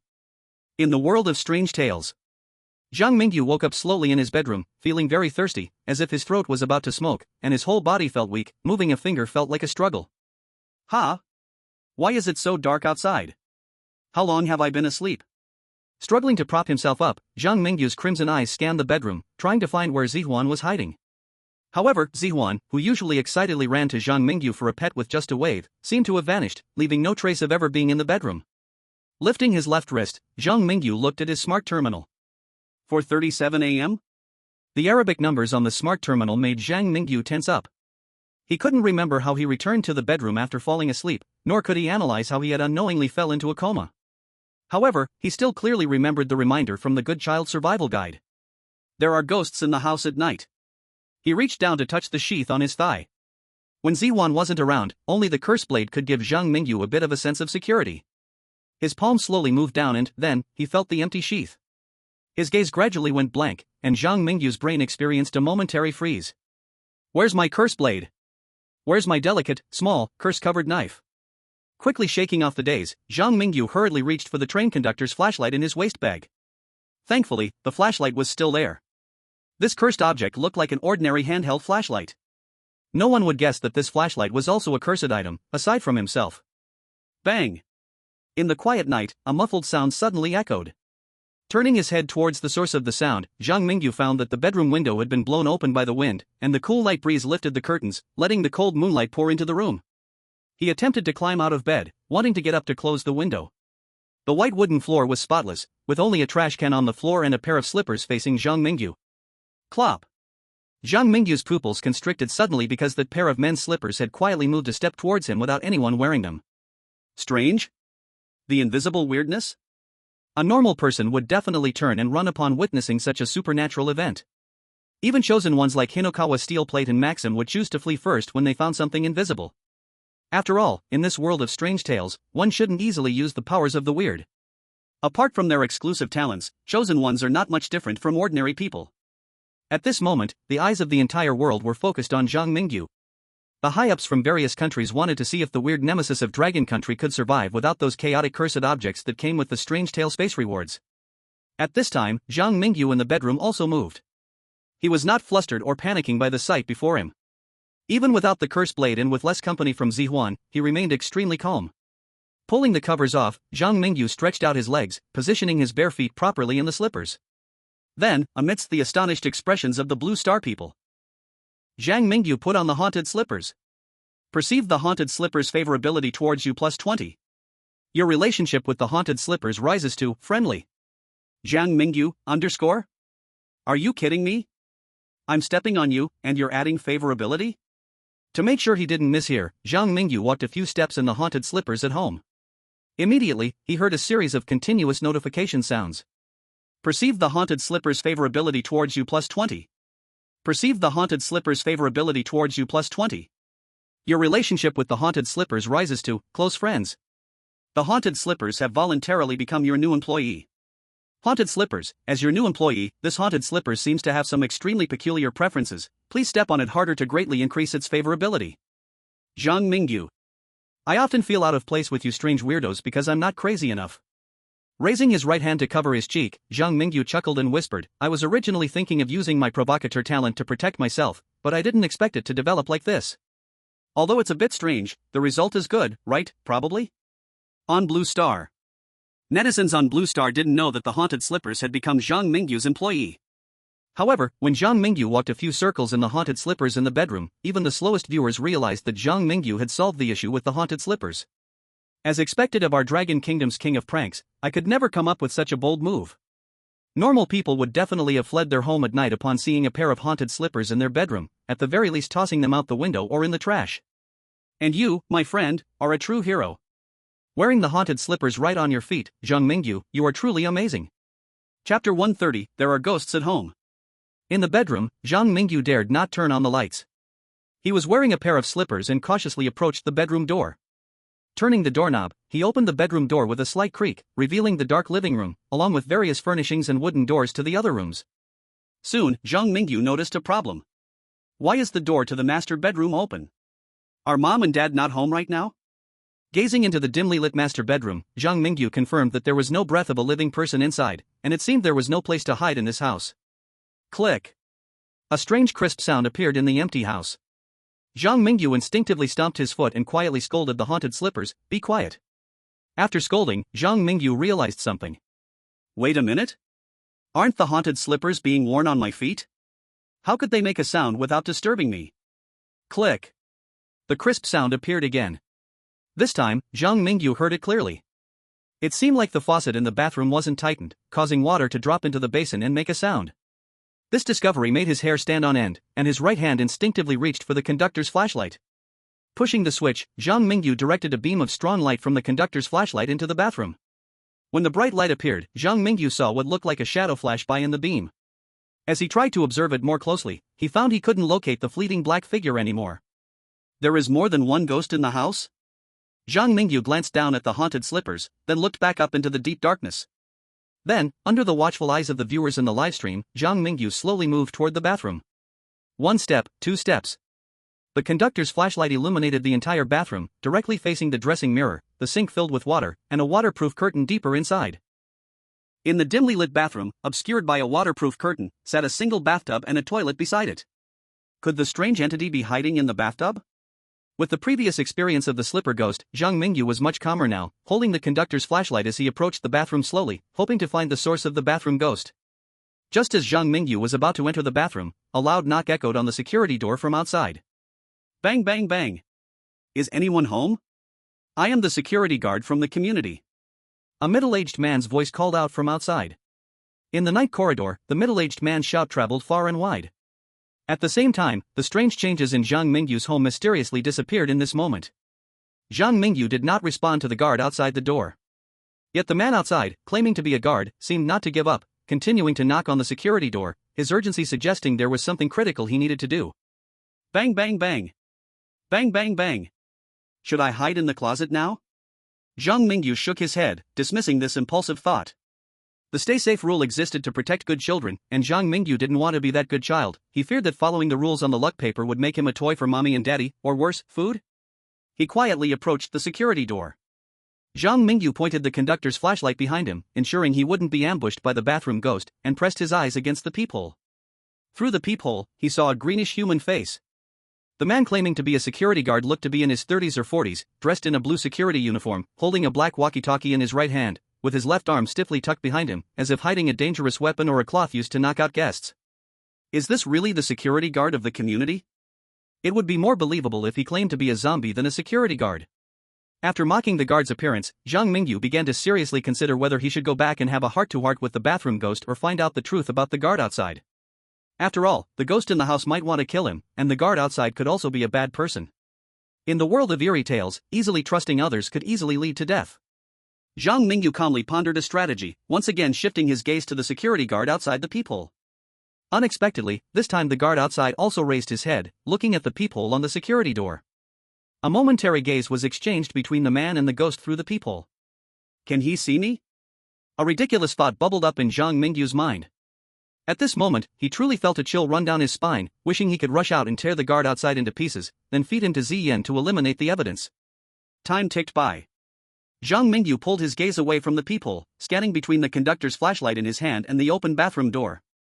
The knocking continued. Most viewers on Blue Star were on edge for Zhang Mingyu. A small portion of the elite from Ugly Country, Sakura Country, and Pickle Country were waiting to see the bizarre scene of Zhang Mingyu's dismemberment. You, a security guard, what are you doing knocking on my door in the middle of the night?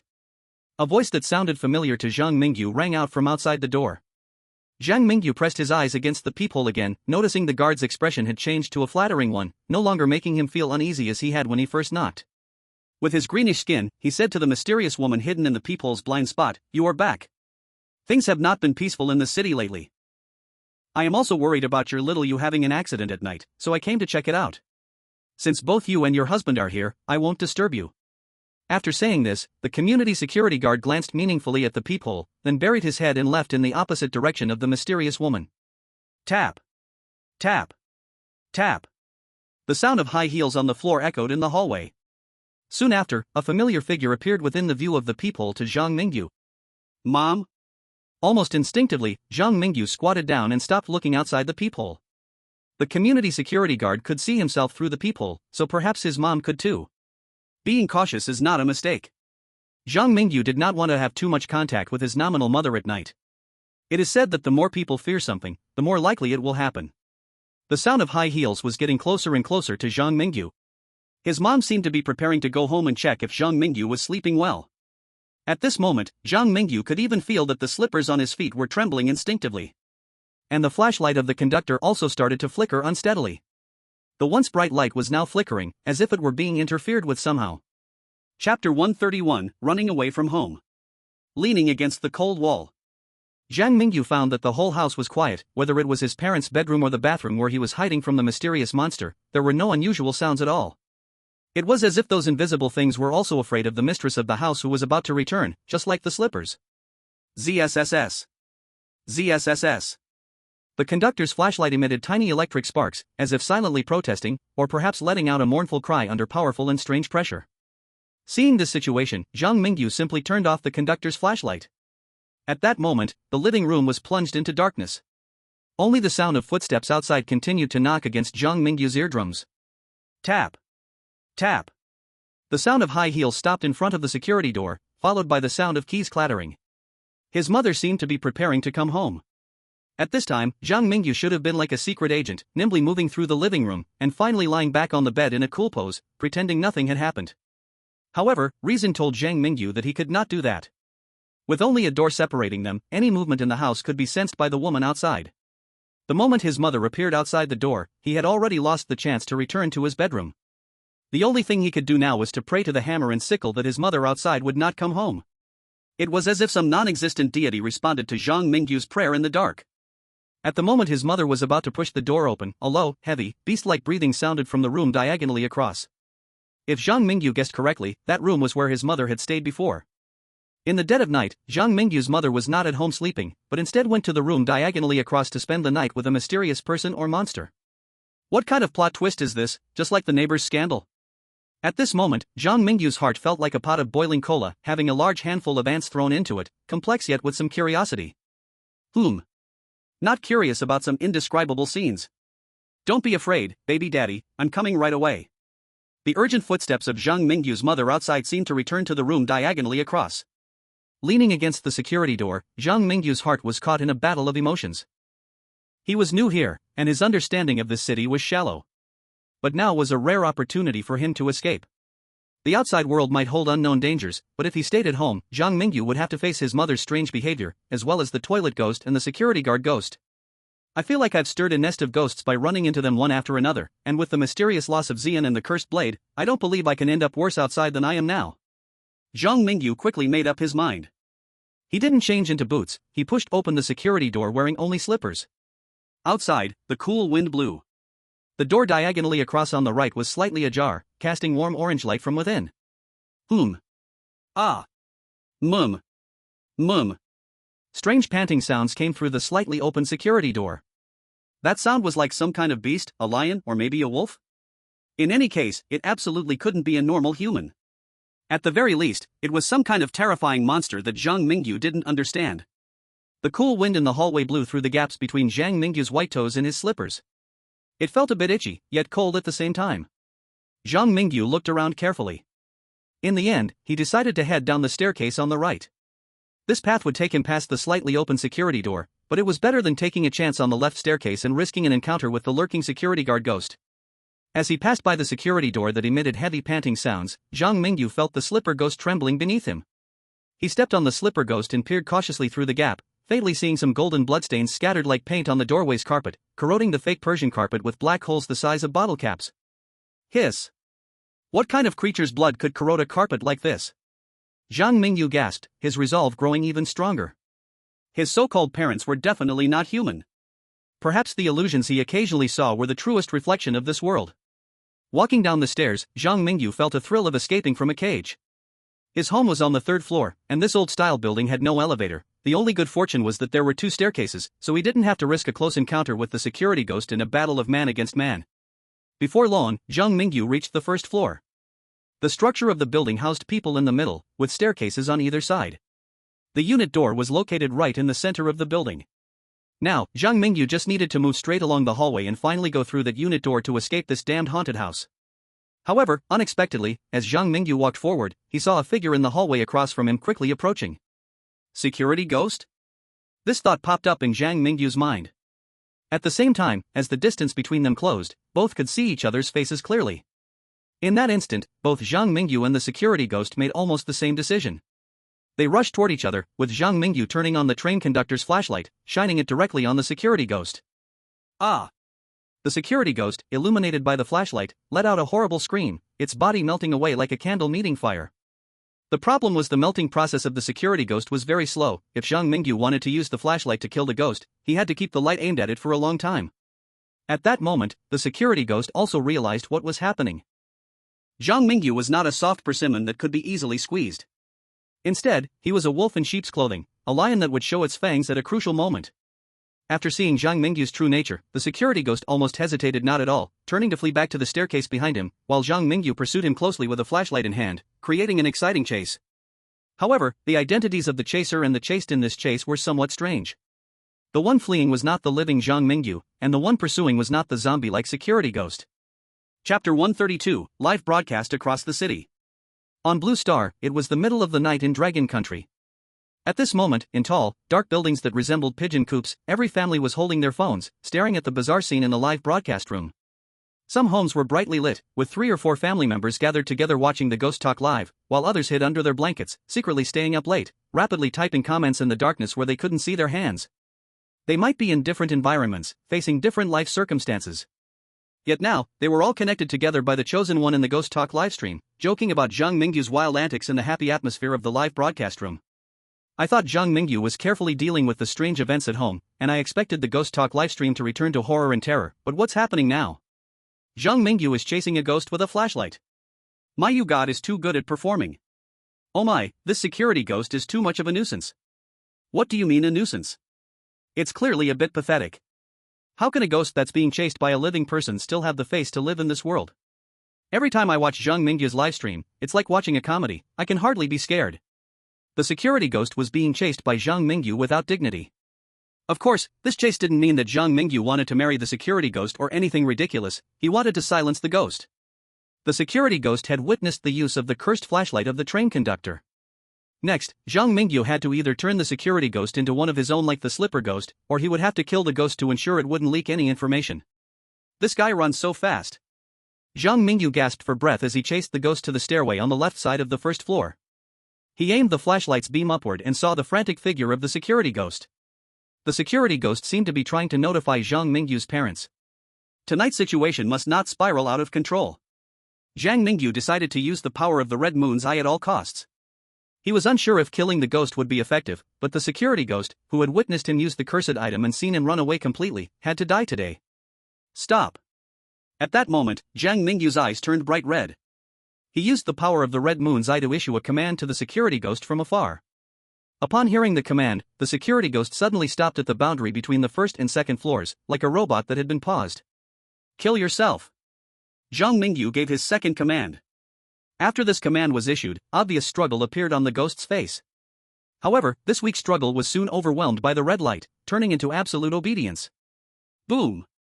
In the corridor of the community, the security ghost's head inflated like a balloon, ultimately becoming a red and white oil painting smeared all over the stairwell. The power of the red moon's eye consumes too much mental energy.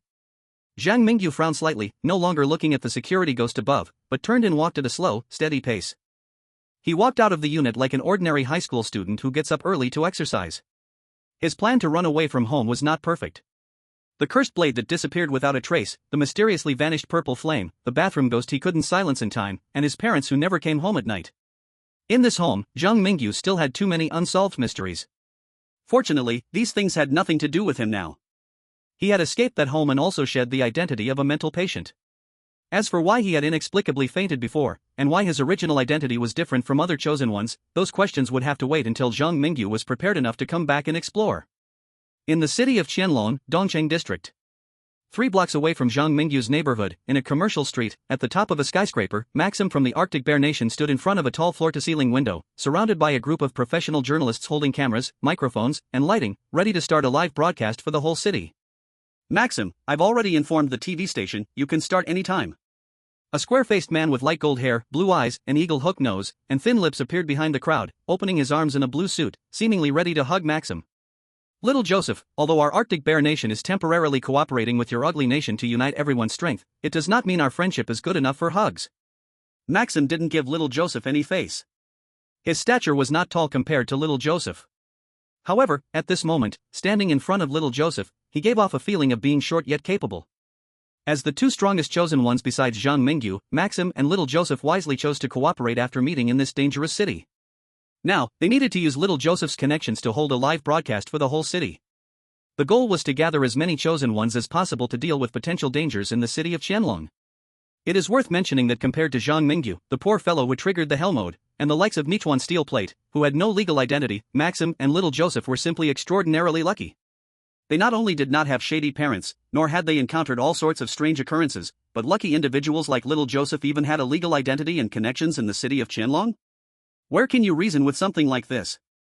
It clearly shows a discrimination in treatment. 3 blocks away, if Zhang Mingyu had any idea of what was happening here, he would definitely be furious, cursing the ancestors of the strange talk space. Nichuan Steel Plate would also be indignant. Finally, Maxim was ready on his side. He stood in front of the camera and began his live broadcast for the city. Dear citizens, I am the head of Blue Star Technology Entertainment Company, codename Arctic Bear. Our company is now openly recruiting testers for a new game called Strange Tales of Survival. Once selected as a tester, you will receive a monthly cash subsidy of 3,000 yuan and an opportunity to experience the latest immersive game. Those interested, please call the contact number, XXXXXXX. Or come to our headquarters located in the commercial area of Dongcheng District.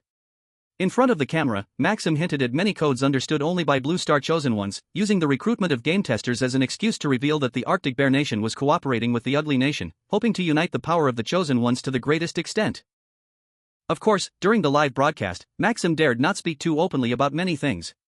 After all, in this dragon city, besides the chosen ones, there are dangerous dragons lurking in the shadows, and many terrifying and strange beings who kill without a blink. Chapter 133, The Fallen. The morning sun at 6 o'clock cut through the city's sky. The orange-yellow light rose behind the tall buildings, as if signaling a new power was injected into the steel jungle, and the once unchanging life was about to welcome spontaneous adventures. At the riverside with gently flowing streams, a boy wearing a fitted combat suit on top, but home slippers on his feet, sat under a white arched bridge, resting his hands on the lush green grass, quietly gazing at a white paper boat in the center of the river. The boy was Zhang Mingyu, who had just run away from home. After escaping from a home full of ghosts, he came to a park somewhere in the East District. Behind him, one could see the dense skyscrapers in the largest commercial district of the East District, along with cyberpunk-style billboards hanging from the buildings. The colorful screens were synchronously playing a live broadcast at this moment. The content of the broadcast was the information about Blue Star Technology Company recruiting game testers. What bad luck! Zhang Mingyu looked up at the sky, the information from the broadcast faintly echoing in his ears. Why do Maxim from the Polar Bear Country and Joseph from the Ugly Country have built-in connections in Dragon City? And my identity is just a mental patient, with a room full of ghosts. Is there any justice? Tap tap tap. As if responding to Zhang Mingyu. The slipper ghost took the initiative to jump a few times, making Zhang Mingyu's feet tap dance on the grass as if they were having a fit. Zhang Mingyu was non-committal about the slipper ghost's goodwill. If wearing this guy didn't slightly improve his running speed, he would have tossed the wretched slippers into the Yong'an River in the West District long ago. Sitting on the lawn, Zhang Mingyu seriously thought about his next plan. First, he certainly could not go back home. His identity in this world was a mental patient, his parents had ill intentions towards him, and the house was filled with ghosts and inexplicable strange occurrences. Compared to staying at home, Zhang Mingyu felt it was much safer to escape. As for what to do now, Zhang Mingyu originally planned to first find a place to settle down, then steadily investigate the secrets of Dragon City, and finally, after figuring out why he suddenly fainted, why he could see illusions invisible to others, and why the purple flame and cursed blade mysteriously disappeared, then tackle this multiplayer horror challenge. All of this was part of Zhang Mingyu's plan. It's painful to say that none of Zhang Mingyu's plans seemed to progress smoothly without surprises, and this time was no exception. Zhang Mingyu found himself in an awkward situation while searching for a place to hide. His current identity was that of an escaping mental patient, no one would hire him for work, and he had no ID to stay in a hotel. Although he could solve his money problem through fishing law blackmailing the small hoodlums on the street, without being able to easily use cursed objects, Zhang Mingyu, who had no legal identity, still felt like he was struggling to move forward. What a ridiculous situation, as a chosen one of the Dragon Kingdom, am I really going to live stream sleeping in a bridge hole? Zhang Mingyu looked around the environment of the bridge hole. It seemed, not too bad. Just as Zhang Mingyu had figured out where to lay down, and where to boil water and cook, a smell of blood in the air froze his expression. In the early morning river, a faint trail of blood appeared beneath the water's surface, like someone upstream had knocked over a box filled with red paint. The pale red spread through the water like a transparent ribbon, drifting downstream with the flow. Ordinary students sitting in Zhang Mingyu's spot might not think much about it. They might mistakenly assume a painter had accidentally spilled their palette, or that college students nearby were conducting some strange dyeing experiments. But Zhang Mingyu knew very well that the red ribbon was absolutely not some dye thrown into the water by college students to mark an element, it was real human blood. He could not imagine what kind of brutal crime could happen upstream of this city stream to produce such a scene before him. Meanwhile, upstream from the stream, where it connected to the Yong'an River, there was usually a sluice gate that allowed the Yong'an River to supply water to the stream when needed. At this moment, Rihuan Gangban was curled up beside the control room of the sluice gate, shivering. Before him lay a heap of dead bodies, with blood pooling like lakes over his hands, soaking his clothes, and flowing into the small stream leading to the East District Park. He trembled, trying desperately to activate his timid mouse-like ability. He didn't dare to think, didn't dare to listen, and especially didn't dare to look, as if doing so would spare him from being killed by that terrifying monster, allowing him to continue living in his own world. I told you that you are safe now. Why can't you understand? Among the pile of dead bodies stood a girl with fiery red hair, wearing a brown baseball cap pulled low to hide her features. Her upper body was clad in a baggy sports jacket, and her two small buns barely held the jacket up in a pretty curve. Below her golden ratio waist, she wore extremely short hot pants and had long, pearly white legs. Her little white shoes were splattered with red stains in the pool of blood. Yet, this girl, who should have been sitting in a high school classroom, was now dressed in that oversized sports jacket that covered even her hot pants, complaining helplessly to Rihuan Gangban in the bloodbath, "Hey, it's just a few fallen ones, why are you so scared? Besides, it seems you have some sort of power protecting you. Someone like you should be a dragon-slaying hero of the dawn, so why can't you even stand up and go home?" Rihuan Gangban couldn't comprehend what the girl was saying. It wasn't that he didn't understand the language, he was truly petrified. After being surrounded by a group of golden-eyed monsters in the restaurant, he had used his timid mouse-like ability to resist. Thanks to his ability being of a relatively high level, even the monsters couldn't bite their prey, which was right in front of them. Then, those guys from the restaurant took Rihuan Gangban to a warehouse near the sluice gate, which seemed to be their stronghold full of those golden-eyed monsters. They appeared to intend to overwhelm him with numbers, hoping to break through the protection of his special ability. Ultimately, Rihuan Gangban's ability could not compete with Zhang Mingyu's SSS-level talent. Just as he was about to become monster food, unexpectedly, a Chang Yaojin came to his rescue. The problem was that Rihuan Gangban was already terrified. He just wanted to curl up here like an ostrich. No one could make him leave his little nest. Chapter 134, Master, please dine. East City Business District. At 8 in the morning, the commercial pedestrian street is not crowded like at night. It feels like a young boy just waking up, radiating the breath of youth and vitality. Among the hurried crowd, Zhang Mingyu is amusingly studying the antique-style buildings from the Republic of China on both sides, without any thought of probing the bloodstains by the riverside. He is not the protagonist of a novel, nor does he have the life-saving aura of a main character. Without the ability to freely use strange powers, he must act cautiously. Sneaking into the village, don't shoot. No matter how much you kill in the early stages, the one who survives to the end is the winner. Zhang Mingyu does not want to be inexplicably caught up in a murder scene.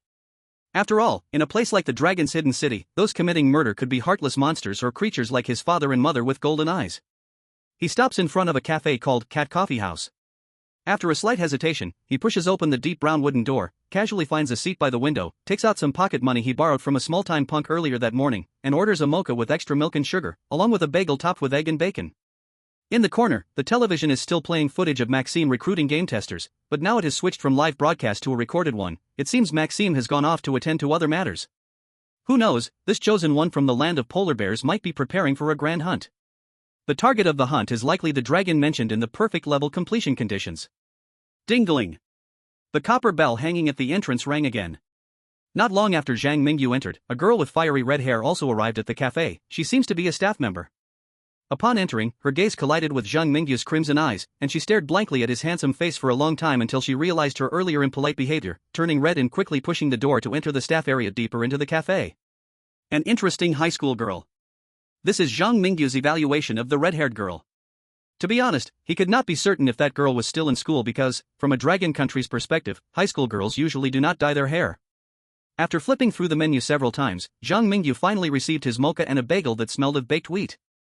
To his surprise, the person who brought him this breakfast was the red-haired girl who had hurried into the staff area earlier. At this moment, she had changed into a black and white maid outfit. Though her chest appeared somewhat lacking, the cat ear hairpin on her head and the brown cattail at her back accentuated the cuteness of this red-haired girl even more. Master, please enjoy your meal. Lu Xian set the plate with coffee and bagel in front of Zhang Mingyu.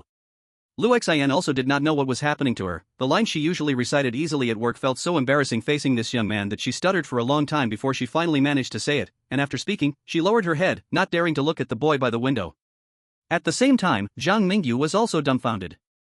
It was at that moment he realized that Cat Coffee House does not refer to adorable cats that can be freely petted, but to girls dressed like cats. Have I walked into a maid cafe? You didn't warn me it would be this stimulating when I entered. With a resentful gaze, Zhang Mingyu looked towards the front desk, where he noticed the cashier had also taken the opportunity to change into a maid outfit. When I walked in, it was probably because the cafe had just opened and the staff hadn't changed into their uniforms yet, that led to some misunderstandings. Well, it was just a meal after all. After eating, I immediately went to search for clues about dragons. There was really no need to overthink unnecessary things. Perhaps the girl in front of me and the seemingly normal people around her might also turn into terrifying monsters in the case of his hallucination. Thank you.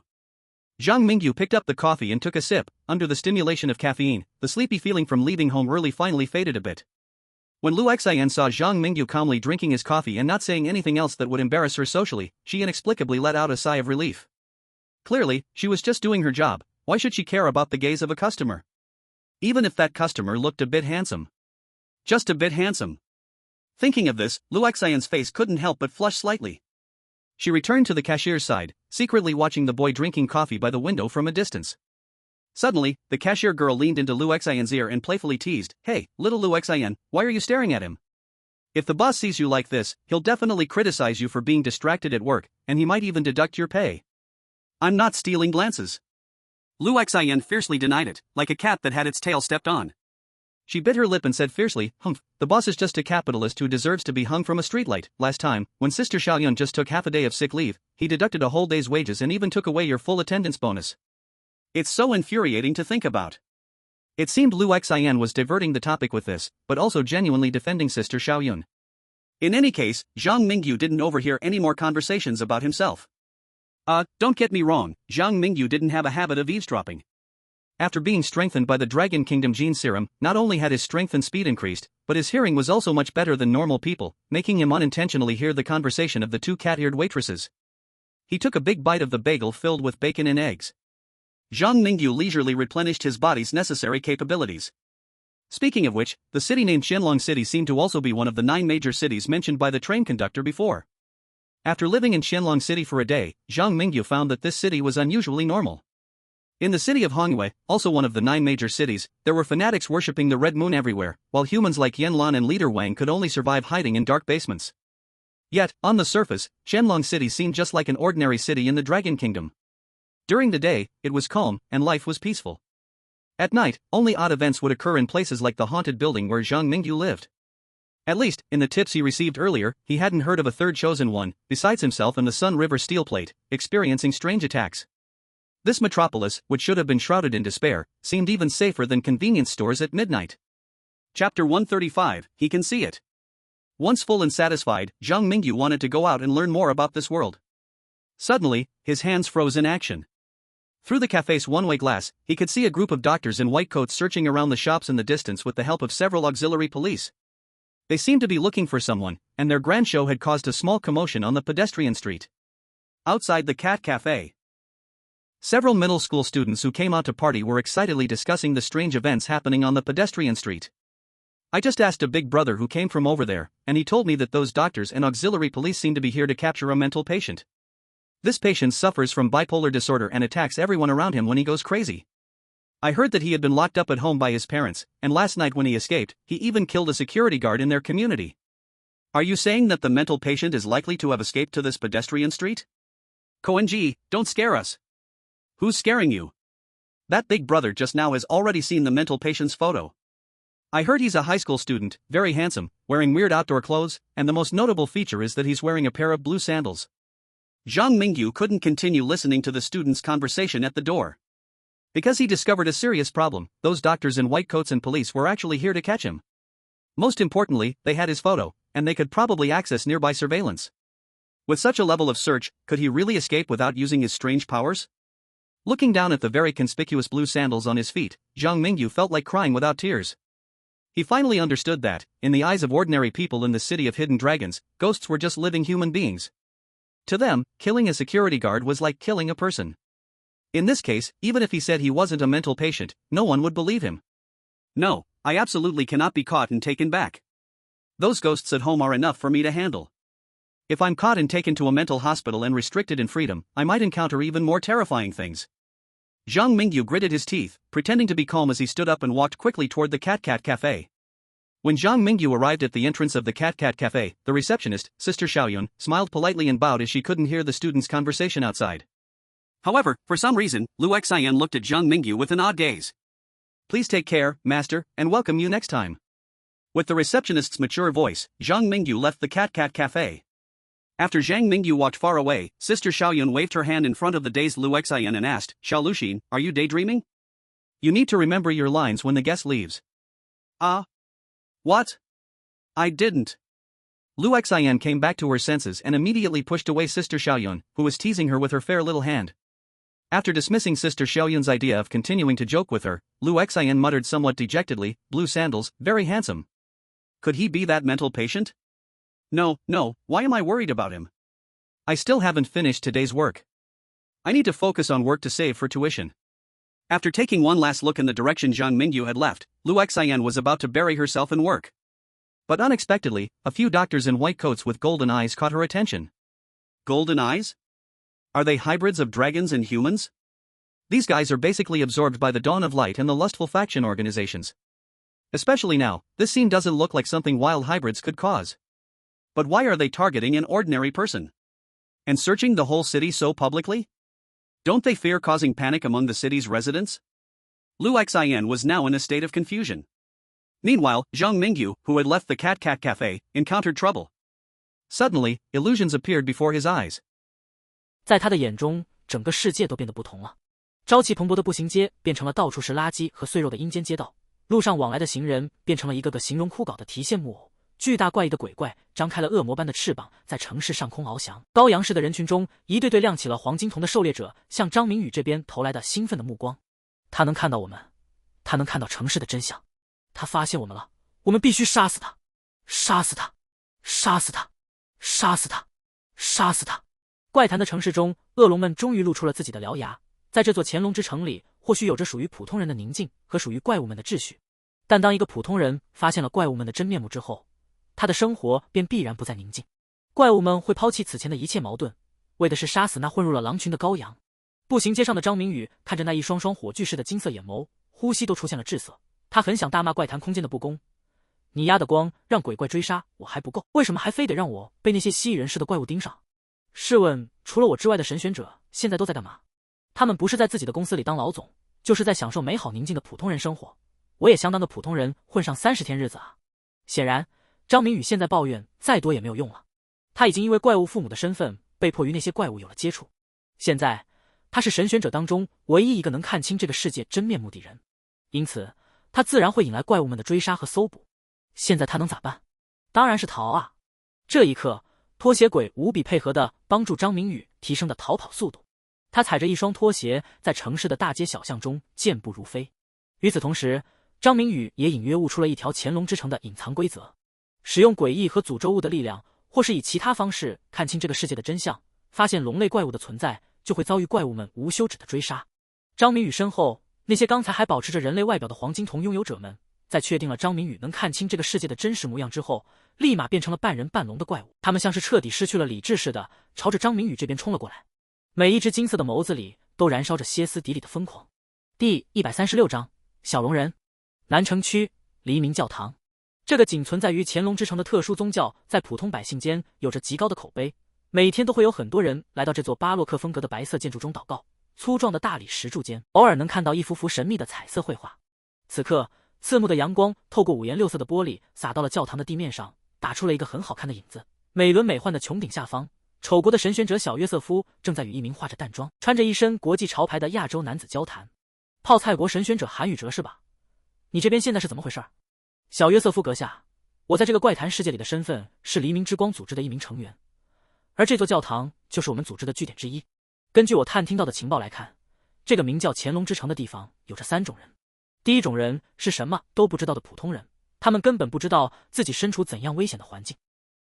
This city is filled with terrifying ghosts. Their identities and memories have become muddled. For example, it's like the NPCs in a video game that serve as the background of a story. As for the second type of people, they are the hybrids. You might not believe it, but in this city of hidden dragons, there are many monsters with Western dragon blood. When their human reason takes control, they pretend to be ordinary humans, mingling in the elite circles of humanity. When their dragon blood takes over, they see ordinary people as prey. The emergence of the third type of person is closely related to the second type. Or rather, they are essentially the same type of person, because the third type consists of the fallen among the hybrids. The fallen have completely lost their human reason due to the continuous hunting, and their dragon blood has eroded their minds. They uncontrollably slaughter all living beings, including their own kind. Han Yujie revealed all the intelligence he knew. When he spoke about the hybrids and the fallen, the young Joseph across from him noticeably became more serious. While revealing these secrets, Han Yujie also nervously glanced around, as if fearing at any moment a fallen dragon monster would come out and tear them apart. Sir Joseph, I suggest you quickly inform all of our chosen ones not to casually use strange powers in front of the hybrids and the fallen, especially mental powers.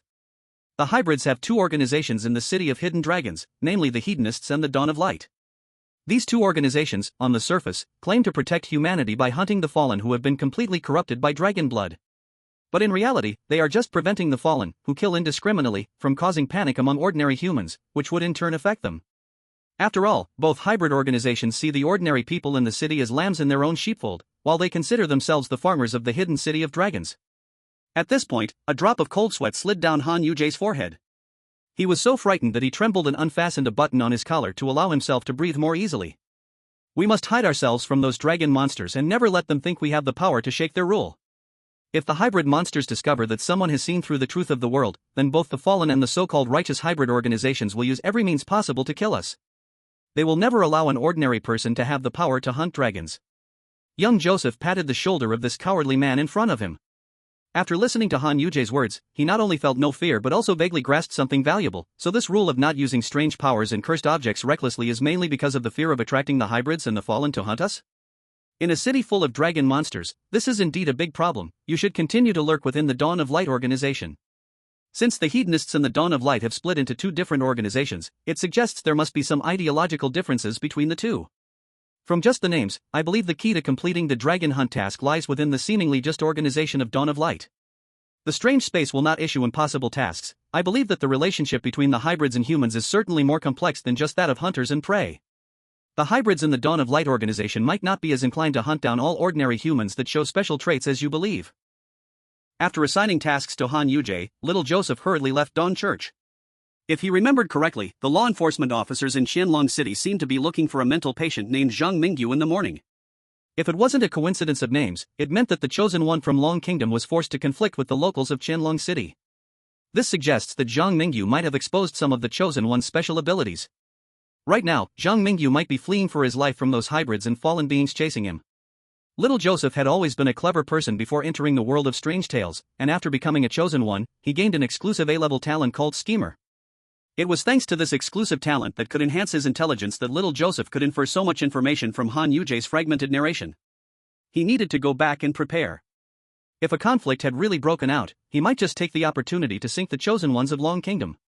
In little Joseph's eyes, uniting the chosen ones from various countries and taking down the chosen ones of Long Kingdom were completely not conflicting matters. East District, Commercial Street. Restricted by his identity as a mental patient, Zhang Mingyu could not freely roam the city like little Joseph to gather information. He could only roughly guess that those dragon-like monsters chasing him might be stimulated by the strange powers he possessed. As for why he saw illusions revealing the truth of the world, Zhang Mingyu believed it might be related to the Red Moon Eye. Zhang Mingyu's thoughts scattered, and he made a vast amount of analysis in the limited time he had. However, no matter how much he thought, he still had to face the immediate problem on the ground. Many shining-eyed little dragon people were about to catch up to him. QAQ. Zhang Mingyu, little dragon people, I greet your 8 generations of ancestors. The hedonist hybrids detected your anger value plus 10. The hedonist hybrids detected your anger value plus 10. Your relationship with the hedonist organization has dropped to hostile. Please improve your relationship with this organization as soon as possible, or it may affect your chances of achieving excellence and perfection in the future. Chapter 137, The Importance of Studying Hard. As the sun descended gradually. In the bustling metropolis, after a day of work, each office worker traversed the arteries of streets and alleys, like body cells that had completed their tasks, rushing towards their own safe havens, returning to the warm homes that carried everything for them. However, in the afterglow of the setting sun, a solitary figure was different from the people in the city. He leaned against a wall, his crimson eyes calmly observing a public restroom across the street. His mouth was stained with blood, and his arms and thighs bore several long claw marks, with some deep wounds even revealing bleached bones and parts of pink organs. With such severe injuries, it would be a medical miracle for a normal person to survive. But the boy with crimson eyes still locked onto his prey like a lone wolf in a steel jungle, unwilling to let his guard down for even a moment. Bang! Bang! 2 explosive sounds echoed from the public restroom across the street. Yellow-green toxic chlorine gas surged out in large clouds from the restroom's small window, as several hybrids from the hedonist faction, with shimmering golden eyes, stumbled out from the restroom as if they had drunk fake alcohol. Their eyes were red and swollen, tears streaming down, and some seriously affected hybrids were coughing violently, as if they were going to cough their trachea and lungs out of their bodies. White foam spewed out of them as they coughed. Some of the mixed blood beings who couldn't hold on collapsed on the spot. In the distance, Zhang Mingyu, hiding in the shadow of the street corner, revealed a brilliant smile. Hypochlorous acid in 84 disinfectant plus hydrochloric acid in toilet cleaner can easily produce a large amount of chlorine gas. These mixed blood beings, even without dragon transformation, possess bodies that are comparable to ordinary killers in the world of urban legends. Breathing in such an intensely irritating poison gas will make them cry, cough, feel nauseous, and vomit. The unfortunate ones might even die. Even after dragon transformation, their strength reaches the level of ordinary monstrosities in that world, but since they are still carbon-based life forms, they still have to obey the laws of science. After this, they should be too busy to catch me for a while, right? The method of producing chlorine gas using 84 disinfectant and toilet cleaner is basic chemistry knowledge even a high school student would know. Before, Zhang Mingyu had learned many tricks for making liquid explosives and gas bombs under the deliberate training of experts in Dragon Country. It was relying on this knowledge that he had set a series of traps for the pursuers behind him while fleeing, leading these indulgent mixed-blood beings to first get burned by alcohol bombs, and then suffer explosions, acid, poisonous gas, and even feces attacks. Now, the indulgent mixed-blood beings were filled with hatred for Zhang Mingyu, with some losing control and anger, becoming corrupted beings driven by the slaughtering desires of dragons. This is good, Zhang Mingyu was very happy. After all, along the way, Zhang Mingyu had received no small amount of attention from these indulgent bastards. Thinking of this, Zhang Mingyu's consciousness gradually began to fade away. As a qualified demon doctor, Zhang Mingyu knew very well that he absolutely could not fall asleep at this moment. He had to find a safe place to heal his wounds. If he just lay down here, he would definitely be captured by those bastards called mixed blood beings and locked in some basement, forced to do things that children cannot see. Hold on, Zhang Mingyu. Hold on. Suddenly, Zhang Mingyu fell into darkness amid a wave of drowsiness that was 100 times stronger than before. Before losing consciousness, he vaguely saw a wisp of red hair and smelled a pleasant jasmine fragrance. In the evening, Zhang Mingyu was awakened by a hot white porcelain spoon. He opened his eyes and immediately saw a familiar face, as well as a clumsy little hand holding the white porcelain spoon, which contained some deep brown liquid that emitted a bitter smell, seemingly some kind of medicine. You're awake? The girl feeding medicine was Lu Xian, who had once met Zhang Mingyu. She was still persistently trying to shove the hot white porcelain spoon down Zhang Mingyu's throat, as if that would make him drink the medicine. If you're trying to get me to take medicine, I can do it myself later. Zhang Mingyu stopped Lu Xian, who was eager to continue feeding him medicine. He really feared that this silly girl would accidentally poke that hot spoon into his windpipe. Zhang Mingyu certainly did not wish to survive the attack from the indulgent mixed blood beings only to be choked to death by the clumsy girl trying to save him. You saved me? I never thought of saving you. I just happened to pass by and saw that you looked unwell, so I brought you home. There's absolutely no other intention. Lu Xian explained, blushing. Thank you, my name is Zhang Mingyu. I owe you a favor this time. Zhang Mingyu looked at the slightly clumsy red-haired girl before him, his tone softening a little. In his heart, he actually had some doubts about the girl's identity, such as how a normal person would absolutely take someone severely injured like him directly to the hospital for emergency care, rather than bringing him home. Before she fainted, the strange drowsiness she felt was just like when she was at her father and mother's house. All the signs indicated that the girl named Lu Xian might not be ordinary. But Zhang Mingyu didn't want to ask those depressing questions now. His injuries were indeed mostly healed, and this had to be due to the red-haired girl's help. A life-saving grace. He owed a big debt of gratitude. My name is Lu Xian, and you don't need to worry about repaying favors, I don't care. Lu Xian proudly lifted her head, not looking at Zhang Mingyu, but instead picking up the bowl of medicinal soup again. Drink the medicine, and your injuries will heal faster. You should stay at my house for the next couple of days, don't go anywhere. After saying that, Lu Xian suddenly realized that a girl telling a boy this was a bit strange, like a thug girl locking up her beloved little puppy at home, ready to do some weird things after work every day. So, she quickly added, I don't mean anything else, it's just, there are a lot of strange people in the city lately. If you go out like this, you might encounter danger. Strange people, are you talking about those little dragon people? Little dragon people? Put. Lu Xian couldn't hold back her laughter, spilling the medicinal soup all over Zhang Mingyu. Oh, sorry, I just found your description really interesting. I'm not really clear about the specific situation in the city, but anyway, just stay here for now. Lu Xian seemed unwilling to explain about the mixed blood people. Zhang Mingyu didn't press further. The two of them sat silently together in the living room. Zhang Mingyu lay on the sofa, holding the porcelain bowl and drinking the medicine. Lu Xian sat beside him, watching. A man and a woman alone in a room, the atmosphere became a little ambiguous. 3 days later, in the morning, Lu Xian was awakened by the sound of an alarm clock in her bedroom, her drowsiness overwhelming her as she instinctively wanted to throw the damn alarm clock downstairs, but as soon as she raised her hand, she suddenly remembered what she had been doing these past few days. This young girl had actually brought a boy home on a whim. Although the boy was indeed very handsome. If the neighbors found out, what would they think? Ugh, and to buy medicine for that guy, I've spent almost all the money at home, I'll have to go out and get a part-time job in a couple of days. Lu Xian was close to tears.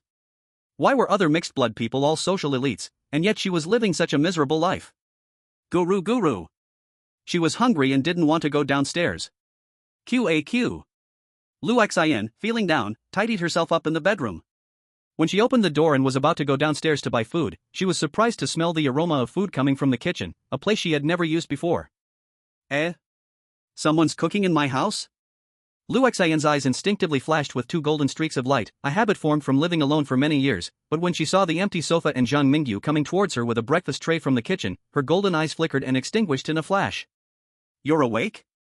Zhang Mingyu smiled and placed a plate of scrambled eggs with tomatoes and a plate of tofu with Chinese tuna on the table, then turned to scoop rice from the rice cooker and said, "I just went downstairs to buy some vegetables and borrowed your kitchen. If you can eat it, just make do with breakfast here." You went downstairs?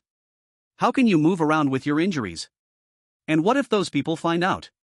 Lu Xian looked at the perfect wife and mother-like boy in front of her, and for a moment, she didn't know what to say. She, who was used to living alone, was having her first meal prepared by someone else after waking up. She placed 2 bowls of rice on the table. Zhang Mingyu pulled out a chair for Lu Xian and himself. "I am a doctor, and I know my own health well. Come, let's sit down and eat." "Ah. Oh." Lu Xian sat down, picked up the chopsticks, and took a bite of the fragrant tofu mixed with Chinese tune made by Zhang Mingyu. The smooth, springy tofu combined with the aromatic tune burst on her taste buds. Although it couldn't compare to the dishes made by chefs in fancy restaurants, it was definitely much better than what an average student would make. "You can cook?" Lu Xian asked in surprise. In modern cities, young boys and girls of their age rarely cook, and it's even rarer to find someone like Zhang Mingyu who not only cooks but also makes delicious food. For a moment, Lu Xian even felt as if she had discovered a treasure. I am an orphan, and in the past, to save money, I often went to the market alone to buy some discounted vegetables to cook at home. But don't worry, I went out early today, and the vegetables are fresh, not the kind that's been picked over." Zhang Mingyu's gaze dropped slightly, as if he recalled some unpleasant memories. Across from him, Lu Xian quickly apologized like a child who had done something wrong. "I'm sorry, I meant to say that I am also an orphan. I can understand you, and your cooking is really delicious. I like it very much. I hope you can cook for me often in the future."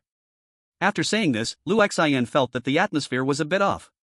What had she just blurted out in her panic to someone she had just met? It's fine. Now I have new family members by my side, along with many fellow countrymen who silently watch over and support me. A few days ago, you took care of me for so long, so it's only right that I cook a couple more meals for you." Zhang Mingyu temporarily didn't ask Lu Xian about the mixed blood issue. Lu Xian also wisely said nothing. The two of them continued to eat their meal, taking turns to have a bite. At the Kunlun military base, a group of old experts from Dragon Nation gathered around the live broadcast screen, nibbling on sunflower seeds and chatting. "Gao, our Dragon Nation's chosen one is destined for good fortune after surviving great danger. This girl is probably the big shot encountered by the Sun River Steel. At that time, there were at least a dozen dragonized fallen ones around her, all taken down by this girl. I speculate that this girl is very likely a powerful mixed blood. She definitely isn't from the Indulgent faction. Based on preliminary assessments, she should be related to the Dawn of Light, or perhaps a lone wolf. As for her personality, I once thought she resembled a hero who helps those in need, but when she is with our Zhang Mingyu, she seems a bit foolish. Why do you think this girl wants to save Zhang Mingyu? Could it be that this girl has a grudge against the mixed bloods from the Indulgent faction? Based on the existing information, it can be inferred that the City of Hidden Dragons is basically controlled in the shadows by the Dawn of Light and the Indulgent faction. The Dawn of Light prides themselves as righteous dragon slayers. The purpose of their organization is to eliminate the fallen ones who have transformed into dragon-like monsters, as well as to remove any unstable elements in the City of Hidden Dragons. Among the members of the Dawn of Light are many passionate youths who truly believe they are protecting the city's peace. But the leaders of the Dawn of Light primarily aim to create a stable living environment and become the noble oligarchs standing above everyone else in the city. As for the Indulgent faction, there's nothing to say. They don't even consider themselves the same species as ordinary humans. Their goal is simply to be farmers who keep humans in captivity, hunting down those they have set their sights on while maintaining a basic level of stability in the city. Zhang Mingyu was targeted by a couple indulging in desires as soon as he entered the City of Hidden Dragons. Speaking of it, there don't seem to be many vengeful spirits in the City of Hidden Dragons, right? I believe everyone has noticed that both the City of Hidden Dragons and the City of Red Moon are among the 9 great cities, and the most significant difference between them and other places in the world of ghost stories is that these two cities both have a dominant force. In the City of Red Moon, the Red Moon Church transforms all the ordinary people and vengeful spirits into its followers, while the City of Hidden Dragons has completely turned into a farm for hybrid humans. To maintain the stability of the farm, the hybrids of the Dawnlight and those indulging in desires even actively eliminate unstable fallen ones and unappreciative vengeful spirits. These 9 cities seem to have formed their own independent system. The 9 great places of despair are like enlarged versions of clairvoyant schools. They are like 9 large experimental bases where someone wants to use these 9 cities to cultivate something. You guys tell me, who are those who can treat the 9 most terrifying cities in the world of ghost stories as test subjects? Chapter 139, Are You Still Alive? In the convenience store downstairs in the residential area. A red-haired girl was at the checkout with a big bag of potato chips, cookies, and all sorts of snacks, humming a tune, clearly in a great mood. Ding ding ding. Pushing open the glass door of the convenience store, Lu Xian quickly headed home. As she walked, Lu Xian happily murmured, "Ever since Zhang Mingyu came to my house, not only does someone cook for me every day, but I don't need to go out for part-time jobs all the time anymore." It's strange, though, where does Zhang Mingyu get his money from? Oh well, it doesn't matter, Zhang Mingyu definitely wouldn't do anything illegal. With her life significantly improved, Lu Xian suddenly stopped when she reached the entrance of her community, because in front of her stood a familiar person she didn't want to meet. The other party was tall, and her black tight leather outfit accentuated her curvy thighs and snake-like slender waist. On her beautifully curved back, she carried a sharpened dragon pattern straight knife, and with her sharp brown short hair, she gave off a secret agent vibe from the movies. "What are you here for?" Lu Xian cautiously placed her big bag of potato chips in between herself and the short-haired woman. She looked cute, a bit daft. "I have no other intentions, I'm just here to remind you that the child in your family has been targeted by the Indulgence faction. Those from the Indulgence faction want to kill the child to drink blood and eat flesh, and although they haven't found you yet, it's only a matter of time given their methods. You're here to warn me?" Buzz. Lu Xian's black eyes were instantly stained with a crimson golden color. Lu Xian was no longer speaking as a human girl when addressing the newcomer. At that moment, she resembled a monster more than anything else. "I am here to persuade you as a friend.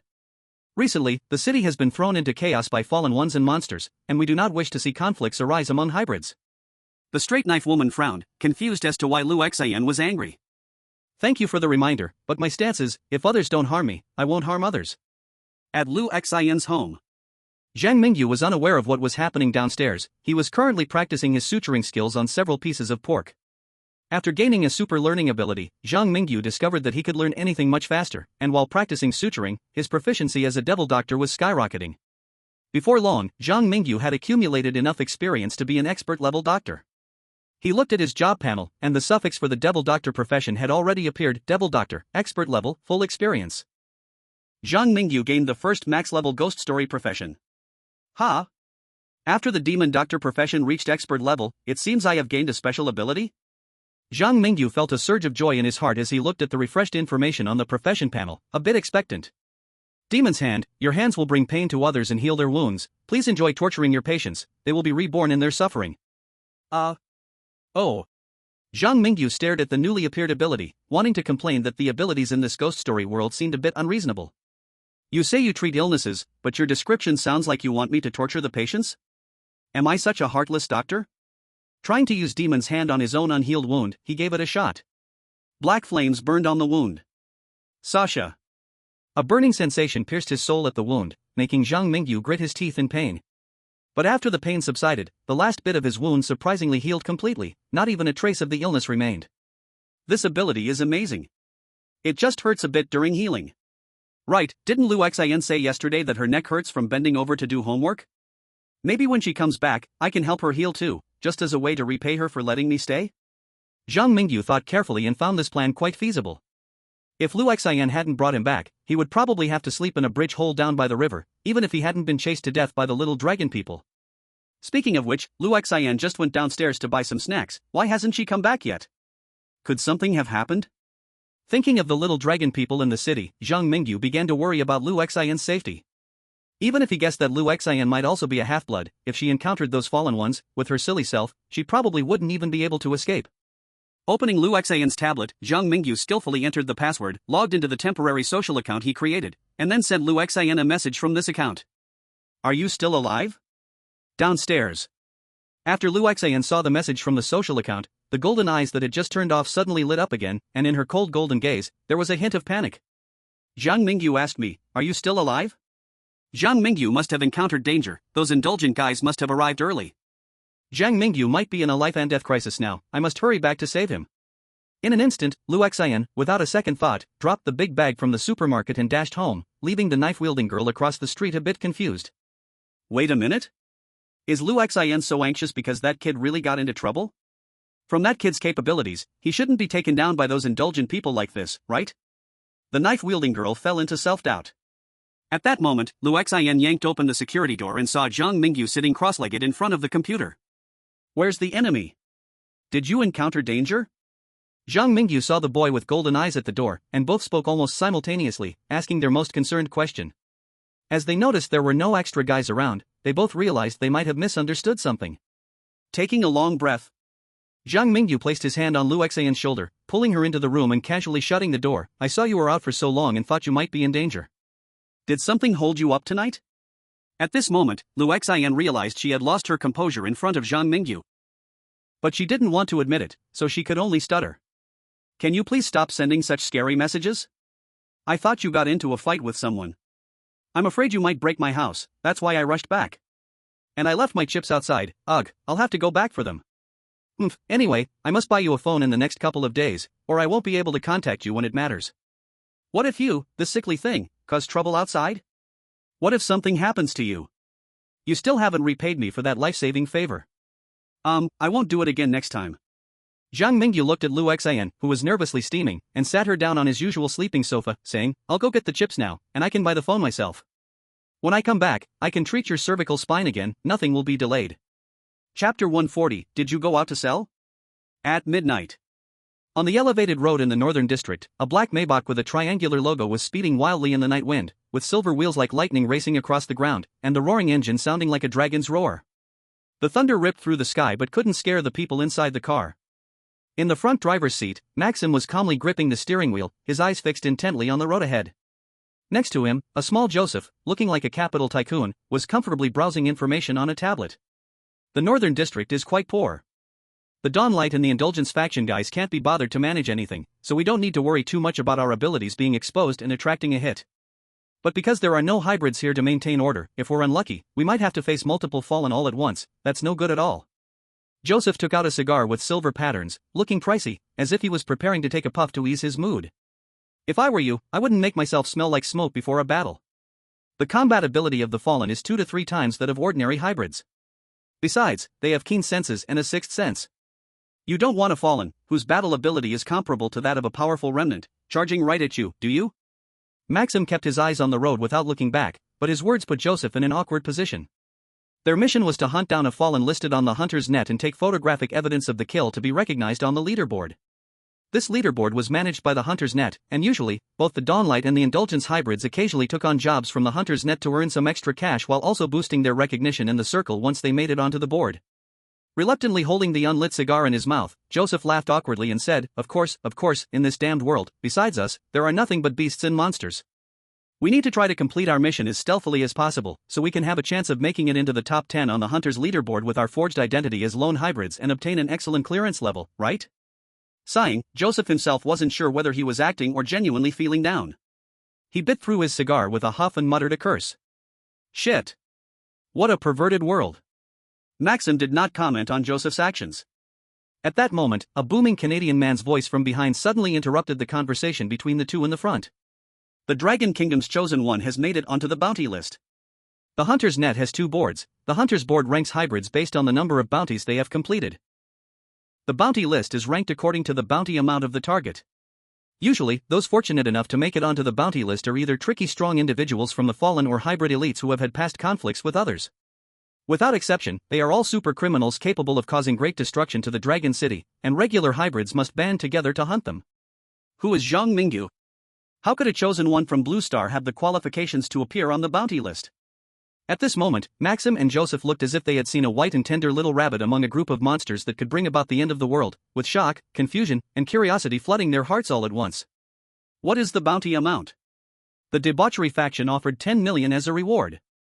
After saying this, the Canadian hesitated and added, and for our rookie team of 4, if we pull this off, we could at least jump into the top 50 of the hunter rankings, since that kid's ranking on the bounty list isn't low either. Cough, cough. The chosen one from Honduras, who had not spoken before, coughed softly twice, interrupting the Canadian's next words. Her icy gaze swept over the Canadian chosen one's neck as she said flatly, Our Honduras has a good relationship with the Dragon Nation on Blue Star. If you dare to harm a Dragon Nation chosen one, I cannot accompany you. Maxim in the front row also expressed his stance. 10 million is not a small amount in this city. Not to mention the other rewards from climbing the hunter rankings. Who knows how many lone hybrids will gather around Zhang Mingyu for that ranking? If we recklessly get involved, it's easy to expose the fact that we are humans. In that case, it will not be easy for us to break into the top 20 of the hunter rankings. Look at how you all think of me, little Joseph. We ugly countrymen will never easily resort to schemes against our Blue Star compatriots. We are all pureblood humans, and we should help each other in this world. Our current plan is to climb the hunter rankings as hybrid hunters. As for the Dragon Nation Chosen One, let him fend for himself. Joseph hid the greedy look from his face, smiling in agreement with Maxim's viewpoint, but whether his true thoughts matched remained unknown. At Lu Xin's home, Zhang Mingyu sat cross-legged on the sofa, browsing through the information on the Hunter network with Lu Xin's computer. He found his bounty with a reward of 10,005,000 Hunter ranking points. The Hunter ranking points would be evenly distributed to each team member after the hunt, and if completed alone, the total amount of points could even allow Zhang Mingyu's newly registered Hunter network account to shoot straight into the top 20 on the leaderboard. Hiss! Tears ran uncontrollably from Zhang Mingyu's mouth. He stared at the generous reward, feeling that he might even want to hunt himself. Hunting myself, thinking about it seems quite interesting, right? Lu Xin, have you ever taken on tasks from here before? Zhang Mingyu asked Lu Xin beside him. Lu Xin was munching on chips and watching a cartoon called Garfield's Happy Life on TV. When she heard Zhang Mingyu's question, she immediately turned to look at the tablet in Zhang Mingyu's hand, then stared into his eyes with an expression of wanting to say something but holding back. I have, why? You aren't planning to sell yourself to buy me good food, are you? Zhang Mingyu flicked her forehead with his hand and said with a face full of black lines, are you hybrids all this dull? How could I possibly want to sell myself? At this moment, Zhang Mingyu had completely forgotten the thought he had not long ago about hunting himself. Phew, you scared me to death. I thought the money you got before was earned by selling yourself. Lu Xin patted her slightly flat chest, making Zhang Mingyu both angry and amused. Chapter 141, Humiliate Mercilessly. After finishing their serious conversation, Zhang Mingyu and Lu Xin quickly returned to their previous state. One of them watched TV, while the other searched for information. The scene was warm and harmonious, just like a family.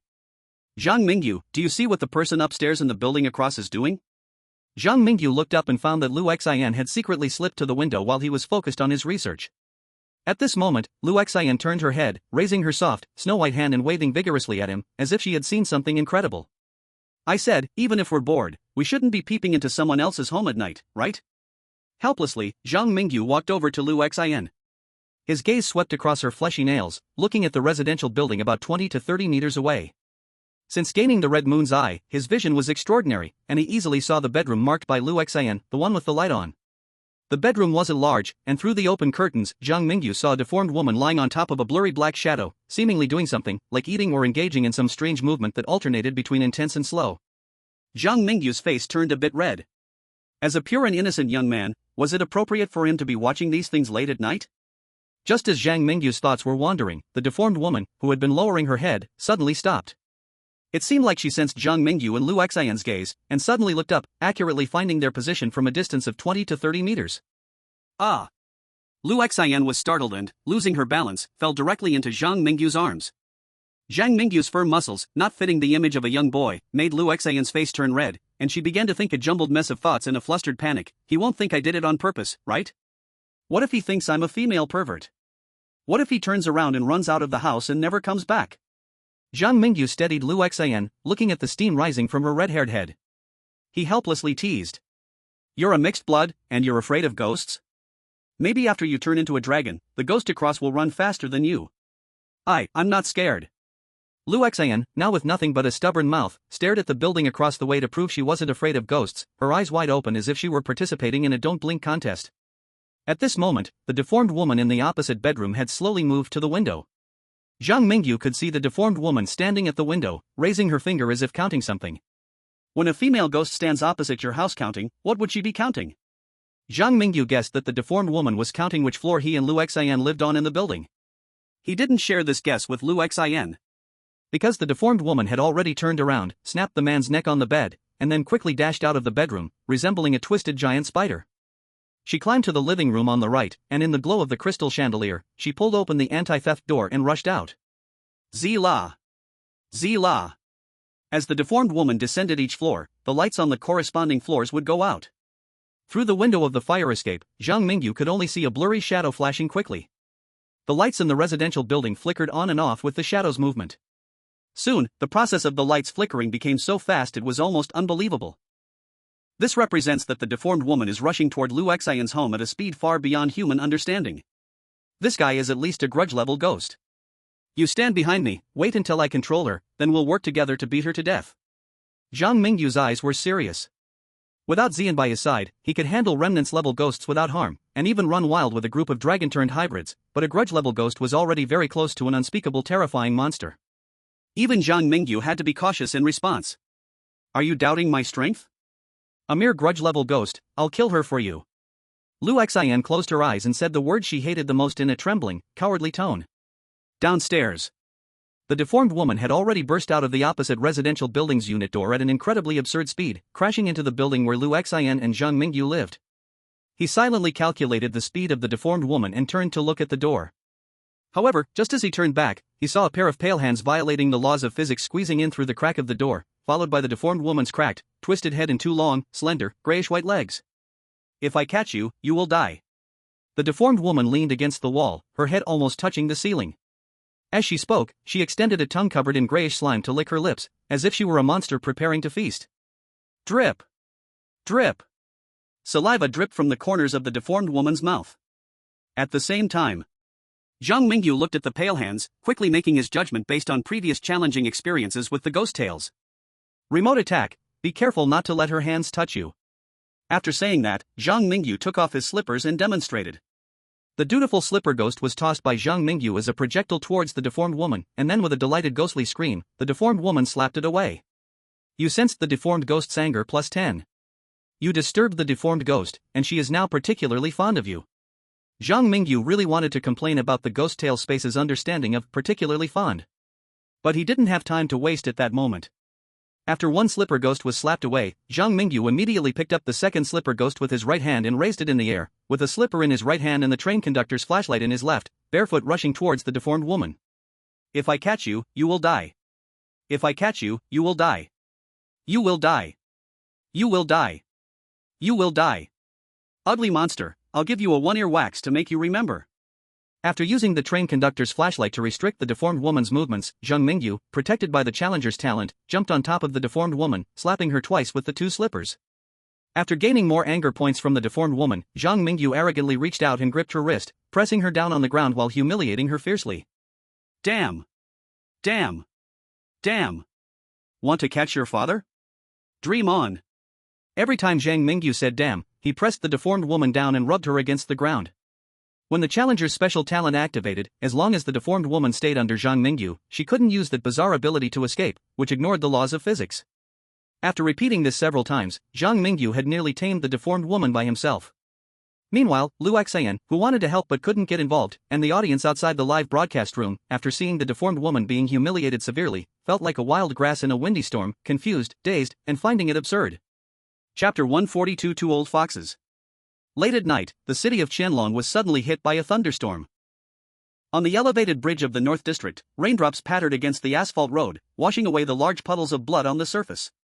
The crashed black Maybach lay motionless in the middle of the road, a small flame flickering from its twisted hood, sending up a wisp of foul gray smoke. In the pouring rain, young Joseph looked fearfully at the monster lying in a field of craters. It was a giant over 3 meters tall, with thick lizard-like legs and a massive tail resembling the legendary western dragons. It was accustomed to walking upright, yet had the sharp teeth and claws of a crawling creature, with limbs that bent backwards.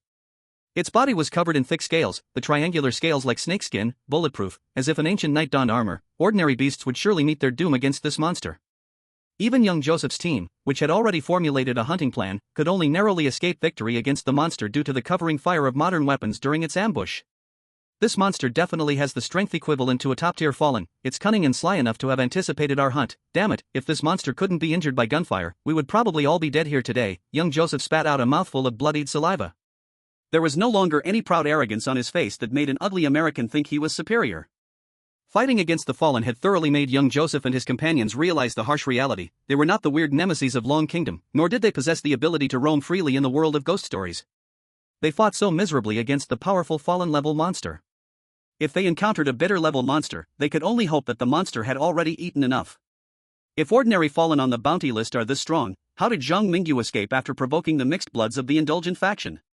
Maxim walked over to the remains of the fallen, murmuring as he gazed at the dragon-like monster inside.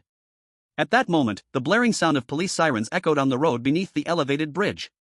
The 4 chosen ones hunting the fallen quickly gathered evidence, quickly fleeing the scene after erasing their traces. In the dim alley near the elevated bridge, Maxim, who was leading the way, suddenly turned and coldly looked at the coughing up blood young Joseph, asking, "Is it you who secretly instructed Han Yujie from Pickle Country to join forces with the Chosen from Kangaroo Country and Wellington State Country to take action against Zhang Mingyu?" "Ha?" Young Joseph seemed surprised, unsure whether it was because of Maxim's well-informed news or not wanting to play the fool. He opened his mouth wide, feigning innocence, and said, "Oh, my dear Maxim, I'm not their father, how could I command them to do my bidding?" "Heh, who can say for sure? I remember you stayed in Han Yujie's hometown for 2 years as a representative of the ugly army in Pickle Country. Perhaps he is your illegitimate child left outside," Maxim said with an unfriendly tone, warning him. "You also saw the previous situation. It took all 4 of us to barely slay a fallen. If we add other burdens, this process will become even more difficult. For everyone's sake, I advise you not to entertain any strange ideas. If I find out you are secretly making a move against our allies from Polar Bear Country, our cooperation will end." In the outside world, in the secret meeting room of Polar Bear Country, the president of Polar Bear Country was secretly meeting with the leaders of Long Kingdom, both watching the actions of Maxim on the live broadcast screen. And regarding Zhang Mingyu's side, the 2 old foxes smiled knowingly after seeing the scene they desired. "Oh, my dear old friend, did you see that? The friendship between our Arctic Bear Country and Dragon Country is everlasting." The president of the Arctic Bear Country pointed at Maxim in the live broadcast. What Maxim just said was, of course, deliberately orchestrated by the leadership of the Arctic Bear Country. The leader of Dragon Country was also very satisfied with this. He watched the live broadcast of Zhang Mingyu ruthlessly trampling the deformed woman, and the corners of his old eyes crinkled with more wrinkles from smiling. Our Zhang Mingyu from Dragon Country may be a bit young and playful, you see, he accidentally tamed a vengeful ghost. Your Maxim from Arctic Bear Country is much more experienced and steady. I must let Zhang Mingyu learn from you when he visits your country. Ah, this. The president of the Arctic Bear Country looked at the Dragon Country leader, who seemed to be showing off like a parent bragging about their child getting a perfect score in school, and felt his eyes twitch like he had drunk fake wine. "You look down on him for being playful, huh? I don't mind, I would trade our Maxim from Arctic Bear Country for your Zhang Mingyu. Just ask, besides your little pervert from Dragon Country, who else can humiliate a female ghost under them? Did you not see our Maxim from Arctic Bear Country nearly getting killed by a fallen creature?" Cough cough. Anyway, after the ugly country recently established an organization called the Divine Eagle Bureau, they have become increasingly rampant. Our chosen ones from both countries should support each other in the world of strange tales and stand united against external threats. The Dragon Country leader saw that the Arctic Bear Country president seemed quite angry and stopped showing off, instead addressing serious matters with him. In this strange tale, Zhang Mingyu was forced to have a feud with a hedonistic mixed-race individual from the very beginning. He also exposed some of his abilities. In such an unfavorable situation, it was crucial to find more allies. Maxim from Arctic Bear Country and the Chosen One from Honduras were 2 reliable allies whom Dragon Country helped Zhang Mingyu pull in through diplomatic means. In addition, including countries like Iron Tower Country and Pyongyang Country, some nations expressed a willingness to cooperate, but the chosen ones selected from those countries were too weak to really help Zhang Mingyu when the crucial moment arrived. In the world of strange tales, no words were spoken that night. The next morning, Zhang Mingyu was pulled by Lu Xian to a park in the East District. A cool breeze carrying a hint of rain swept through the damp grass, entering Zhang Mingyu's nostrils. He deeply inhaled the crisp air into his lungs and slowly exhaled it, making him feel as if he had practiced some profound breathing technique, floating like a celestial being. "What did you bring me here for?" Zhang Mingyu put on a pair of sneakers, carrying a load of items including the flip-flop ghost and the train conductor's flashlight in his backpack. He stood next to a big tree, casting a questioning glance at Lu Xian. Chapter 143, Meng Meng Can Find Confidence. Lu Xian carried a pink small backpack and wore a loose-fitting red and white hoodie, unzipped to reveal her smooth, flat white belly and a slight curve outlined by a white short sleeve on her crescent-shaped navel, which looked very petite and adorable. Meng Meng, standing beside Lu Xian, could probably find her confidence too. Noticing Zhang Mingyu's gaze, Lu Xian was initially a bit shy. However, when she discovered the hint of disdain in Zhang Mingyu's eyes, her red hair immediately flared up. "Zhang Mingyu, what kind of gaze is that? Are you looking down on me for being small?" "Oh no, I let my thoughts show on my face." Zhang Mingyu's mouth twitched, then he touched the back of his head and laughed, changing the topic. "Hey, I say, Lu Xian, what are we doing here today? Look, it's early in the morning and there aren't many people in the park. Surely we're not here to exercise, right?" "Of course we're exercising. I'm here to teach you how to fight. The way you fought yesterday might work against ghosts, as most ghosts aren't good at hand-to-hand combat. With that golden light protecting you, you're definitely at an advantage. But mixed bloods and the fallen inherit the dragon lineage, they are born fighters and won't fall in the same place twice. After if we face another onslaught from the hedonist mixed bloods, we can't keep relying on your little tricks to escape, can we?" Lu Xian unconsciously replied. "So, you're saying your physical skills are pretty good, huh?" Zhang Mingyu glanced over his profession panel. After entering this world of strange tales, he found changes in his profession panel. Apart from the demon doctor profession, which had reached expert level, many life skills also appeared in his panel. Demon doctor, expert level, full experience. Cooking skill, level 2, 136/200. Physical skills, comprehensive fighting ability, level 3, 371/500. Reconnaissance and counterintelligence, level 3, 432/500.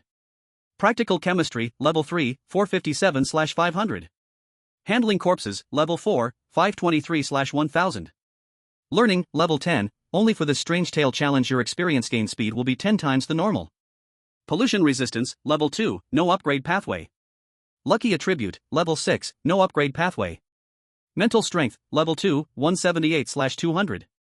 These life skills were abilities Zhang Mingyu already possessed. The changes in the profession panel merely materialized these abilities into visible data.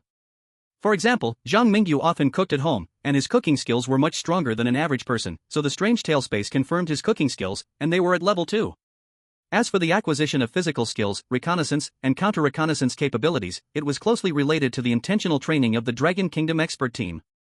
After acquiring these abilities, Zhang Mingyu practiced repeatedly on the ghosts and murderers in the strange tale world, raising the average level of these abilities above level 3. One can imagine that level 3 physical skills were no small feat. Now, Lu Xian confidently claimed she had the ability to teach Zhang Mingyu. Zhang Mingyu was skeptical about this. Put away the doubtful look, will you? Today I'll show you the strength of the number 1 on the hunter list. Lu Xian's red hair seemed ready to burst into flames from anger as she spread her slim, long legs out, leaving deep shoe prints on the lawn with her red and black shoes. You are the Crimson Lotus Fire? I was curious about which middle schooler picked such a cool name. I never expected it to be you.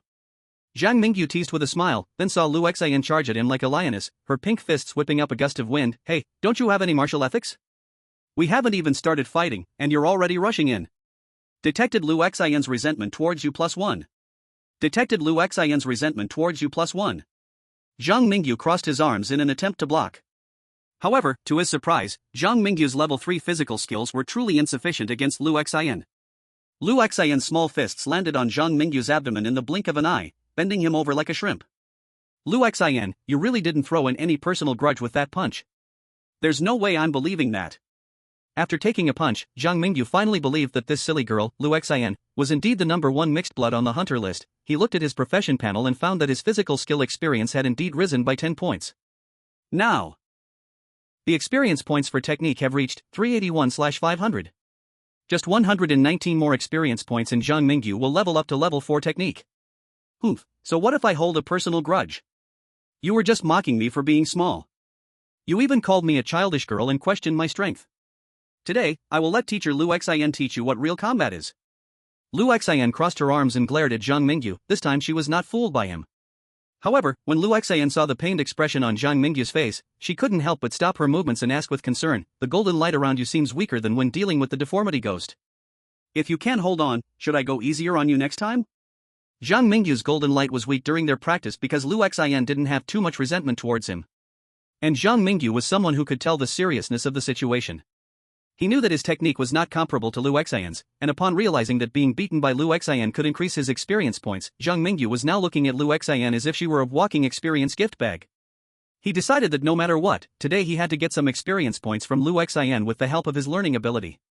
With that thought, Zhang Mingyu straightened his body again, a flash of excitement crossed his crimson eyes, and he said, Lu Xian, please don't hold back. If you can't kill me, go all out. Lu Xian? Did this guy awaken some weird hobby? Clap. Clap. Clap. In the park early in the morning, there were bursts of air explosions. In a small grove rarely visited by people, young men could be heard gasping out continuously. Occasionally, elderly men and women out for morning exercise would pass by the grove, smiling kindly and commenting before leaving, youth is indeed a blessing. Lu Xian, put in some effort. Lu Xian, did you forget to eat? Ah, ouch, that hurts. Really hurts. Wait, not there, change to another spot. Boom. Zhang Mingyu was slapped by a blushing Lu Xian and sent flying into a half-person high bush. Holding his head that was almost steaming, Lu Xian pointed at Zhang Mingyu, who was limping out of the bushes, and stuttered, What are you talking about? If someone hears you, they might think we're doing something shameful in the grove. Chapter 144, Beginning and Ending of Chaos. Today, it started raining heavily outside again. In their warm home, Lu Xian sat at the dining table holding a small white porcelain bowl, taking a sip of the steaming fish soup. The delicious soup made her eyes sparkle. How can Zhang Mingyu cook so well? At this rate, I might be unable to live without him. Lu Xian peeked at Zhang Mingyu across the table and found that he was still focused on reading, which made her feel a bit relieved but then suddenly a little dissatisfied. Read. Read. This guy gets up each day only to practice martial arts or read. Am I not a beautiful lady? Would it kill you to look at me a bit more? Lu Xian?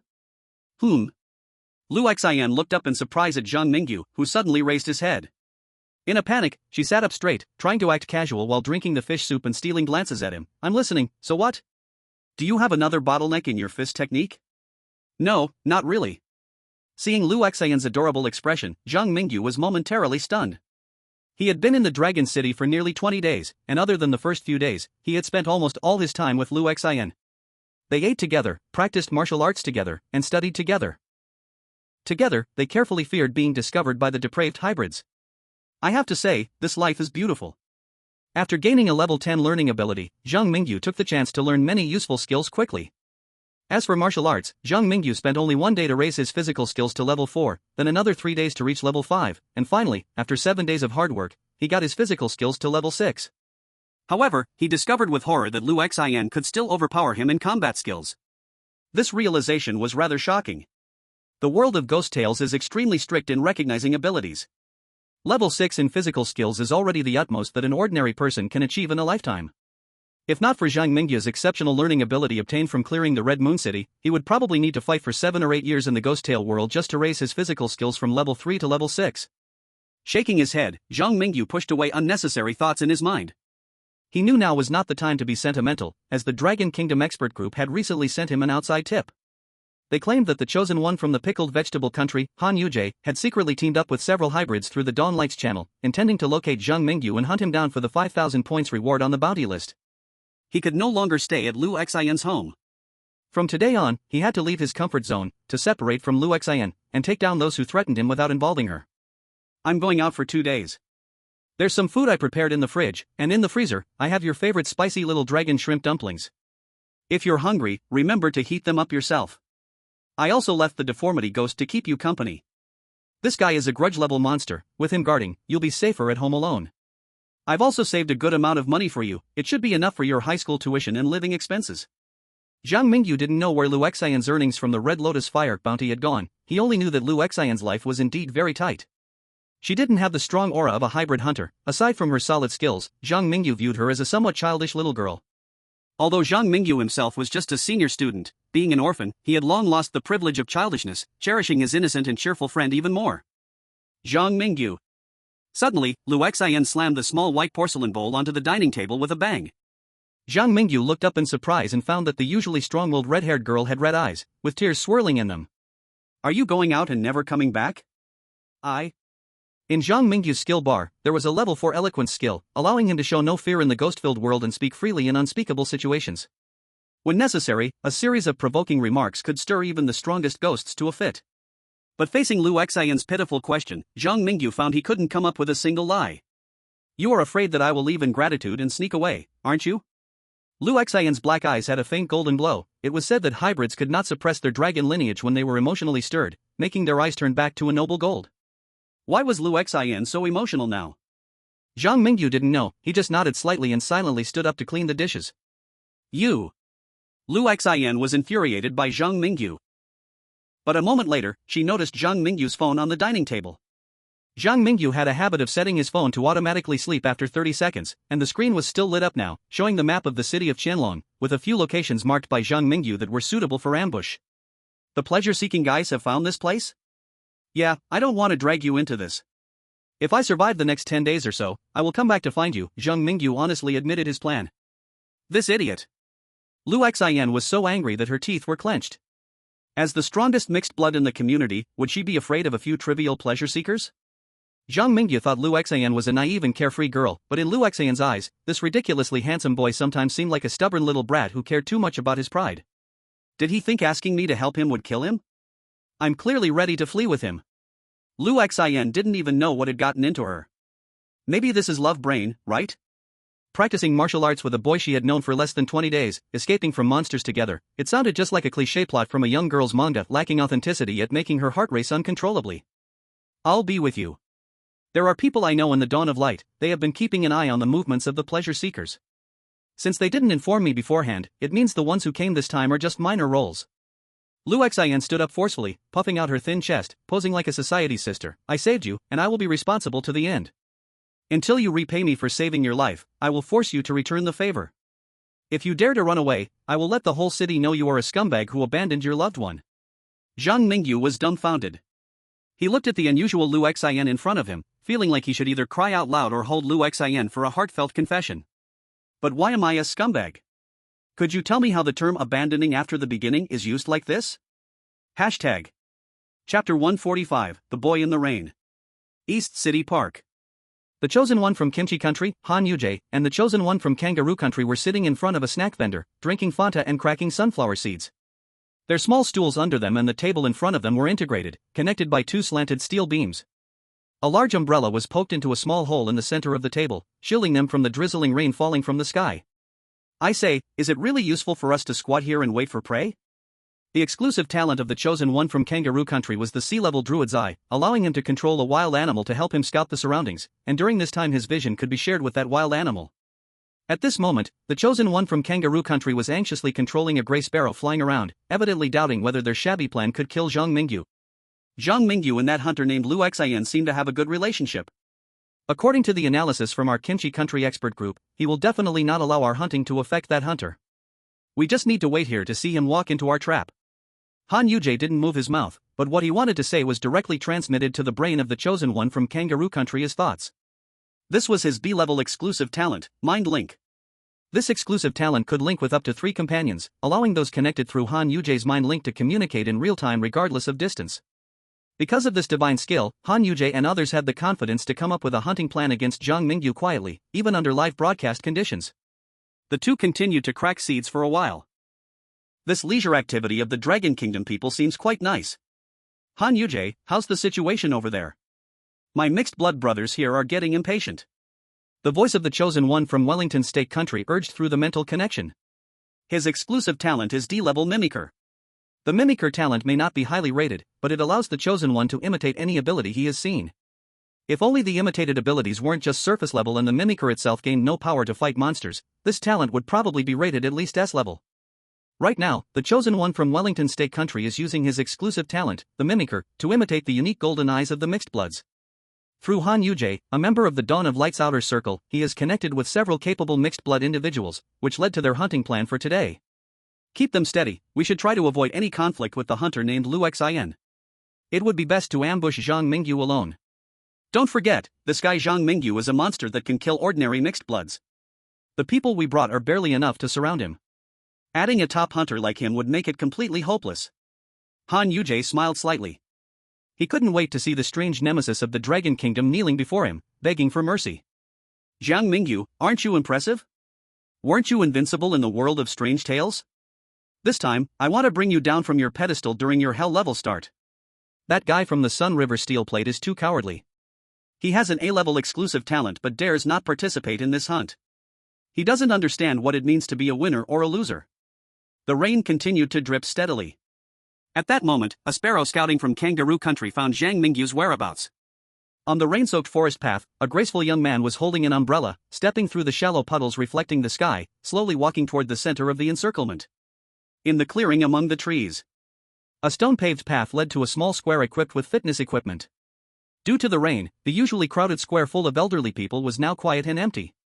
Beside a years-old yellow spacewalking machine, 3 tall, muscular men silently watched Zhang Mingyu as he approached. Their eyes shimmered with a faint golden light. This is the mark of dragon blood, the golden eyes. Looking up at the sky, Zhang Mingyu had already noticed the sparrow watching him in the shadows. He said nothing and slowly retracted the umbrella in his hand, hanging it on the nearby horizontal bar, letting the raindrops from above fall onto his body. Ha! A hot breeze burst from Zhang Mingyu's lungs. He was like a general about to step onto the battlefield, adjusting his battlesuit soaked with rainwater. At this moment, beside the 3 mixed bloods, a scruffy-looking Westerner with golden eyes shamelessly tugged at the muscular man's clothing, pointing at Zhang Mingyu and saying, "Guys, this is the human being wanted by the licentious sect. This guy is very uncanny, don't underestimate him." In the end, he is just a human. No matter how strong, a waste without dragon blood is still just an ant. The leader among the three muscular men pushed aside the bothersome chosen one from Wellington State Country. He looked at Zhang Mingyu with eyes that held both greed and doubt. Is this human boy the one who has played those mixed bloods of the licentious sect around like toys? Zhang Mingyu's physique is quite sturdy among high school students. However, human bodies have limits, and the three mixed bloods do not truly believe Zhang Mingyu is as strong as the rumors say. Try to capture him alive. The pleasure-seeking couple seems to really like this child. If we catch him alive, we might get even more rewards. The lead strong man coldly ordered. At the same time, Han Yujie from Pickle Country and the chosen one from Kangaroo Country quietly arrived at the scene. They watched from a distance, seemingly not ready to participate in the upcoming battle. Snap! Zhang Mingyu lightly curled his tongue and made a sound that drew everyone's attention. I say, do you really believe that I am definitely going to die today? Every movement of the boy in the rain was incredibly handsome, of course, ignoring the slippers he was wearing. With a smile on his face, his crimson eyes calmly swept across everyone's cheeks, clearly doing nothing yet bringing in immense pressure to the three mixed-blood strong men. Shut up and get him. Seeing a mere human acting all tough in front of him, the lead strong man couldn't hold back his anger and reacted immediately, charging toward Zhang Mingyu with two other towering figures. Their bodies transformed into dragon-like beasts as they ran, turning into 3-meter-high dragon monsters similar to those they had dealt with before. Boom! Boom! Boom! The ground rumbled under the stomp of the three monsters, sounding like an earthquake. The chosen one from Wellington State Country, disguised as a mixed blood, was so frightened he collapsed on the ground. It was the aura of a creature at the top of the food chain, a terrifying power that absolutely did not belong to humans. Chapter 146, Submit or Die. In the rainy park, the three strong men who had transformed into dragons charged like three heavy trucks, smashing every raindrop in their path, and the puddles on the ground reflected their noble golden slit pupils. The dragon mightiness of those above the food chain sent the birds and insects within 100 meters scattering in fear. Crash! The calm puddle shattered under a huge dragon claw. The first transformed dragon monster had already rushed to Zhang Mingyu's front. As the cold light flickered, the sharp dragon claws swiped towards the toy-like boy. In that moment, the dragon monster even imagined the pleasant cracking sound of the boy's bones shattering. However, facing this mountain-like attack, the boy showed no fear. His crimson eyes held a hint of mockery. Did the ones who sent you to kill me not tell you my true power? The boy's voice echoed in the ear of the dragon monster. In the next second, Zhang Mingyu's body vanished from the dragon monster's view. He propelled himself forward with an extreme burst of power, wearing blue slippers, his bare feet exposed to the rain displaying prominent veins. The other two dragon monsters on their charging path only caught a glimpse of a dark shadow slipping under their companion's legs before their partner stood still like a wooden log, allowing the boy leaping from behind to deliver a powerful split kick onto the scales atop its head. Bang! Zhang Mingyu's level 6 physical skill had reached a superhuman level. A single split kick knocked the dragon monster into a daze, causing it to instinctively open its mouth wide. Here's a little gift, consider it a welcoming present. A small glass bottle was brutally stuffed deep into the dragon monster's throat by Zhang Mingyu. The bottle was crushed by the dragon monster's esophagus, a strong acidic liquid gushed out from the inside, and malodorous white smoke wafted from its mouth. The strong acid caused corrosive damage from the inside out to the dragon monster. Old 3. This kid plays dirty, lacking martial ethics. As the two dragon monsters rushed to Zhang Mingyu's side, Old 3, who had swallowed the acid, had already turned back into human form due to the pain. He lay on the ground, twitching continuously, with a foul odor coming from his mouth. Although I have level 6 body skills and my physical abilities are not bad, I am just an ordinary human who can't even fight a chicken. Of course, I have to play some tricks when fighting against you little dragon people. After being insulted by his enemies, Zhang Mingyu felt no shame, but rather pride. His smug face immediately harvested another batch of resentment value from the little dragon people. Thunder roared, and a white streak of light illuminated the face of the leading monster.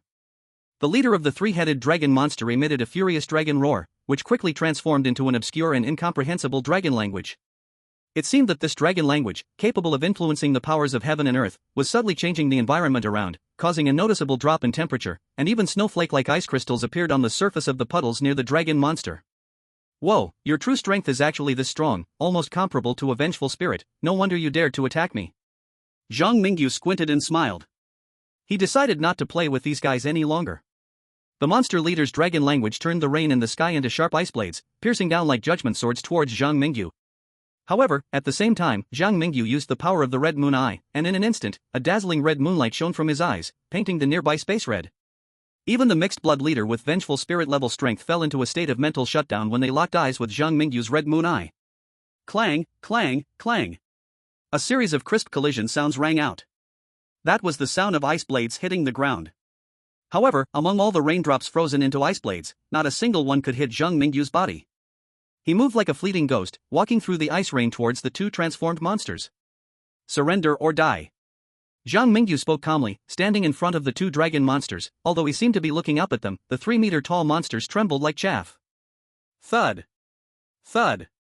With two muffled sounds, the two transformed monsters couldn't bear the pressure and knelt down. After kneeling, their bodies slowly reverted to human form, covered in blood from scales breaking through their skin and dripping sweat from fear. In a nearby small forest, Han Yujie and the chosen ones from Kangaroo Country were trembling with fear at the scene before them. In their mental connection, the chosen one from Wellington Steak Nation directly accused Han Yujie. "You two damn bastards told me that Zhang Mingyu's strength could only barely deal with vengeful spirits. What is going on now?" Han Yujie was also panicked. He never expected that a mixed blood equivalent to a vengeful spirit and two slightly weaker mixed bloods would be so powerless against Zhang Mingyu. He gritted his teeth and shook as he prepared to take out the secret weapon he brought. But before his hand could reach his backpack, he was suddenly embraced by a cold shadow. He stiffly turned his head, and a deformed woman's face came into view. Ah! Han Yujie! Han Yujie! What is happening over there? Speak! Fuck!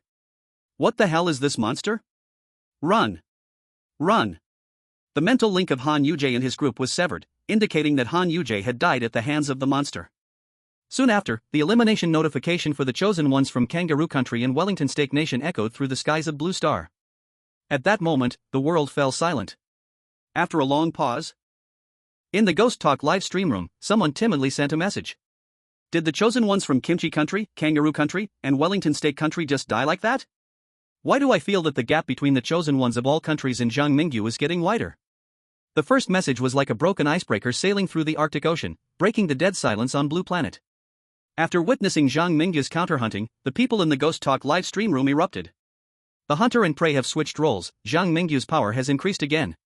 My brother Mingyu can now face off against even the residual memory level monsters without his exclusive talent or cursed items. The three hybrids that Han Yujie from Kimchi Country tried so hard to recruit are just nothing in front of Zhang Mingyu. This is absolute power overwhelming, a victory without suspense.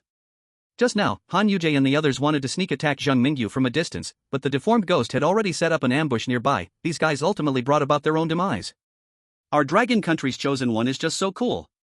Chapter 147, The existence of the chosen ones was exposed. In the elevator lobby of an apartment building, Lu Xian perfectly timed her weight at the silver elevator doors, but after thinking, she felt too proactive didn't fit her character, so her dark eyes stuck to the display screen beside the elevator until the numbers were about to change to their floor. She hurriedly dashed out of the elevator lobby, leaving a pair of eyes in the corner filled with both worry and expectation staring at the soon-to-open elevator doors. Click. The silver elevator doors opened to the sides. Soaked, Zhang Mingyu instinctively looked towards the corner outside the elevator but found no gaze watching him. He helplessly shook his head, already guessing who was so eagerly waiting for him to return home. Stepping on a trail of wet footprints, Zhang Mingyu returned home under the warm corridor lights. He saw a red-haired girl in a white t-shirt frantically posing as if she looked cool and unconcerned, leaning against the wall with a slightly guilty look in her eyes while holding an Alps lollipop in her mouth, glancing at Zhang Mingyu who was standing in the corridor. "So, are you injured?" she asked casually, pretending to be indifferent. The enemy was a bit tricky. One of the hybrids has strength comparable to resentment, and a few ordinary people were hiding in the dark trying to shoot at me. Zhang Mingyu pretended to stumble as he walked, lurching forward. Then he saw a red figure with a fragrant aura spring toward him, cradling his head and holding it close to her modest chest. "Zhang Mingyu, where are you hurt? Quick! I'll take you home." Lu Xian held Zhang Mingyu close, checking him over and over.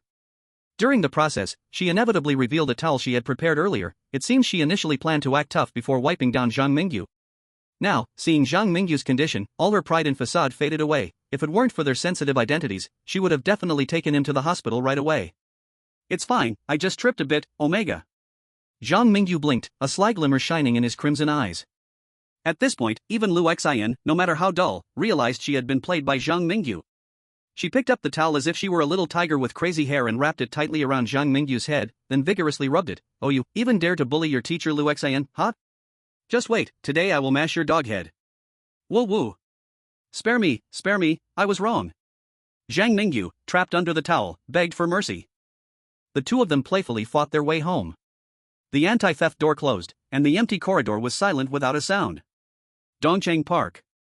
After Zhang Mingyu left, a group of men and women in black trench coats, looking like special agents from a Hollywood blockbuster, appeared at the scene of the earlier battle.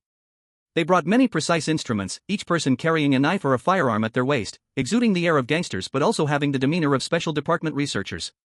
Sister Chen, a battle of resentment level happened here. No bodies were found in the park, and there are no signs of digging in the ground of the woods. All nearby clues have been erased. Clearly, the perpetrators deliberately cleaned up the scene afterward. From the methods used, it's obvious that the criminal is experienced, a super criminal who can give the city's detectives a headache. I think this must be the work of some soon-to-fall hybrid terror. The violent youths with knives and guns were commenting on the park battlefield. The woman referred to as Sister Chen, however, quietly gazed in a certain direction in the dark, her black trench coat unable to hide her graceful curves, and the cold dragon pattern blade shimmered with a chilling light in the night. The Chosen One. Sister Chen's red lips parted slightly as she uttered that word. Unlike some ghosts who had a clear understanding of its meaning, she was very unfamiliar with this term despite holding a significant position in the City of Hidden Dragons. Sister Chen, what is the Chosen One? Is it the criminal responsible for the case? After the incident, our outer personnel Han Yujie from Dawn Light disappeared, and we suspect this matter could be related to Han Yujie and several hunters who are often active in the Hunter Network. A girl with chestnut hair and glasses, exuding a slight scholarly aura, approached Sister Chen while holding a tablet, and after voicing her questions in confusion, she provided the team's analysis. Well, some unusual humans appeared in the City of Hidden Dragons? Let's temporarily call them the Chosen Ones. The emergence of these guys severely affects the city's stability. The elders have decided to cooperate with the Pleasure faction to hunt those Chosen Ones hiding among ordinary people. As Sister Chen said this, her black eyes suddenly turned into golden vertical pupils. She coldly scanned the cracked ground in the park and said in a deep voice, "Restore the park to its original state before dawn. The elders want order, remember not to cause panic during the hunting." Sometimes, the difference between a hero and a dragon of evil is merely a thought away. The distribution of interests and changes in the situation can turn former dragon slayers into world-destroying dragons. The next day, the sun was shining brightly. Zhang Mingyu lazily stretched in bed, his consciousness spreading out to check every tool person he had controlled with seeds. Without infinite mental strength, he could not produce his subordinates in large quantities like in the City of Red Moon. However, he could still manage to create a few of his own infiltrators among the hybrids. Yesterday, my cleanup should have been thorough. Why are there still many unfamiliar faces near my home today? Zhang Mingyu saw the extra hybrids in Dongqing district through the eyes of his subordinates. These black trenchcoat folks seem to be part of Dawnlight. Speaking of which, those 3 hybrids yesterday really delivered themselves into his hands. It was a small gift with great meaning. Zhang Mingyu was worried about lacking subordinates, and here came 3 decent little cuties. Even the weakest among them, the third one, could take on 2 or 3 ordinary hybrids after being healed by Zhang Mingyu's devil hand, living up to the title of Dragon Slayer in the Hunter Network. Even though I have tool people to help me disrupt the hybrids' attention, I still need to be cautious. But the strange movements of the Light of Dawn always made me feel uneasy, and if the hedonists really decided to search every inch of the city, it would only be a matter of time before they found the place where Lu Xian and I were hiding. It seems that no matter what, I can't avoid the escape journey that will start as soon as we decide to leave. Zhang Mingyu sighed slightly. He turned his gaze to the career panel.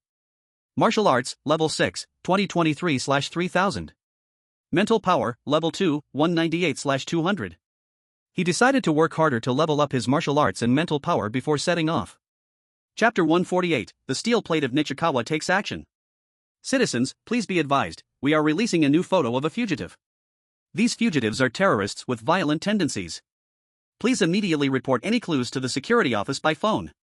We will offer a reward of 2,000 yuan in cash to those who provide useful information. Dongqing District, Commercial Street. Nichikawa's steel plate dragged his heavy body through the alley, surrounded by red-brown brick walls. The alley outside was the edge of a nameless street along the commercial district. Blood-red drag marks extended from the alley entrance to right beneath Nichikawa's feet. Upon hearing the broadcast from the commercial street behind him, a deep sense of hopelessness surged in his remaining single eye. Damn! Nichikawa's steel plate's fist slammed fiercely into the red wall next to him, causing the gunshot wound on his arm to split open. Blood poured out from beneath his clothes, making his appearance even more miserable. These damn half-breeds, why did they suddenly discover the existence of the Chosen Ones and want to hunt us all down?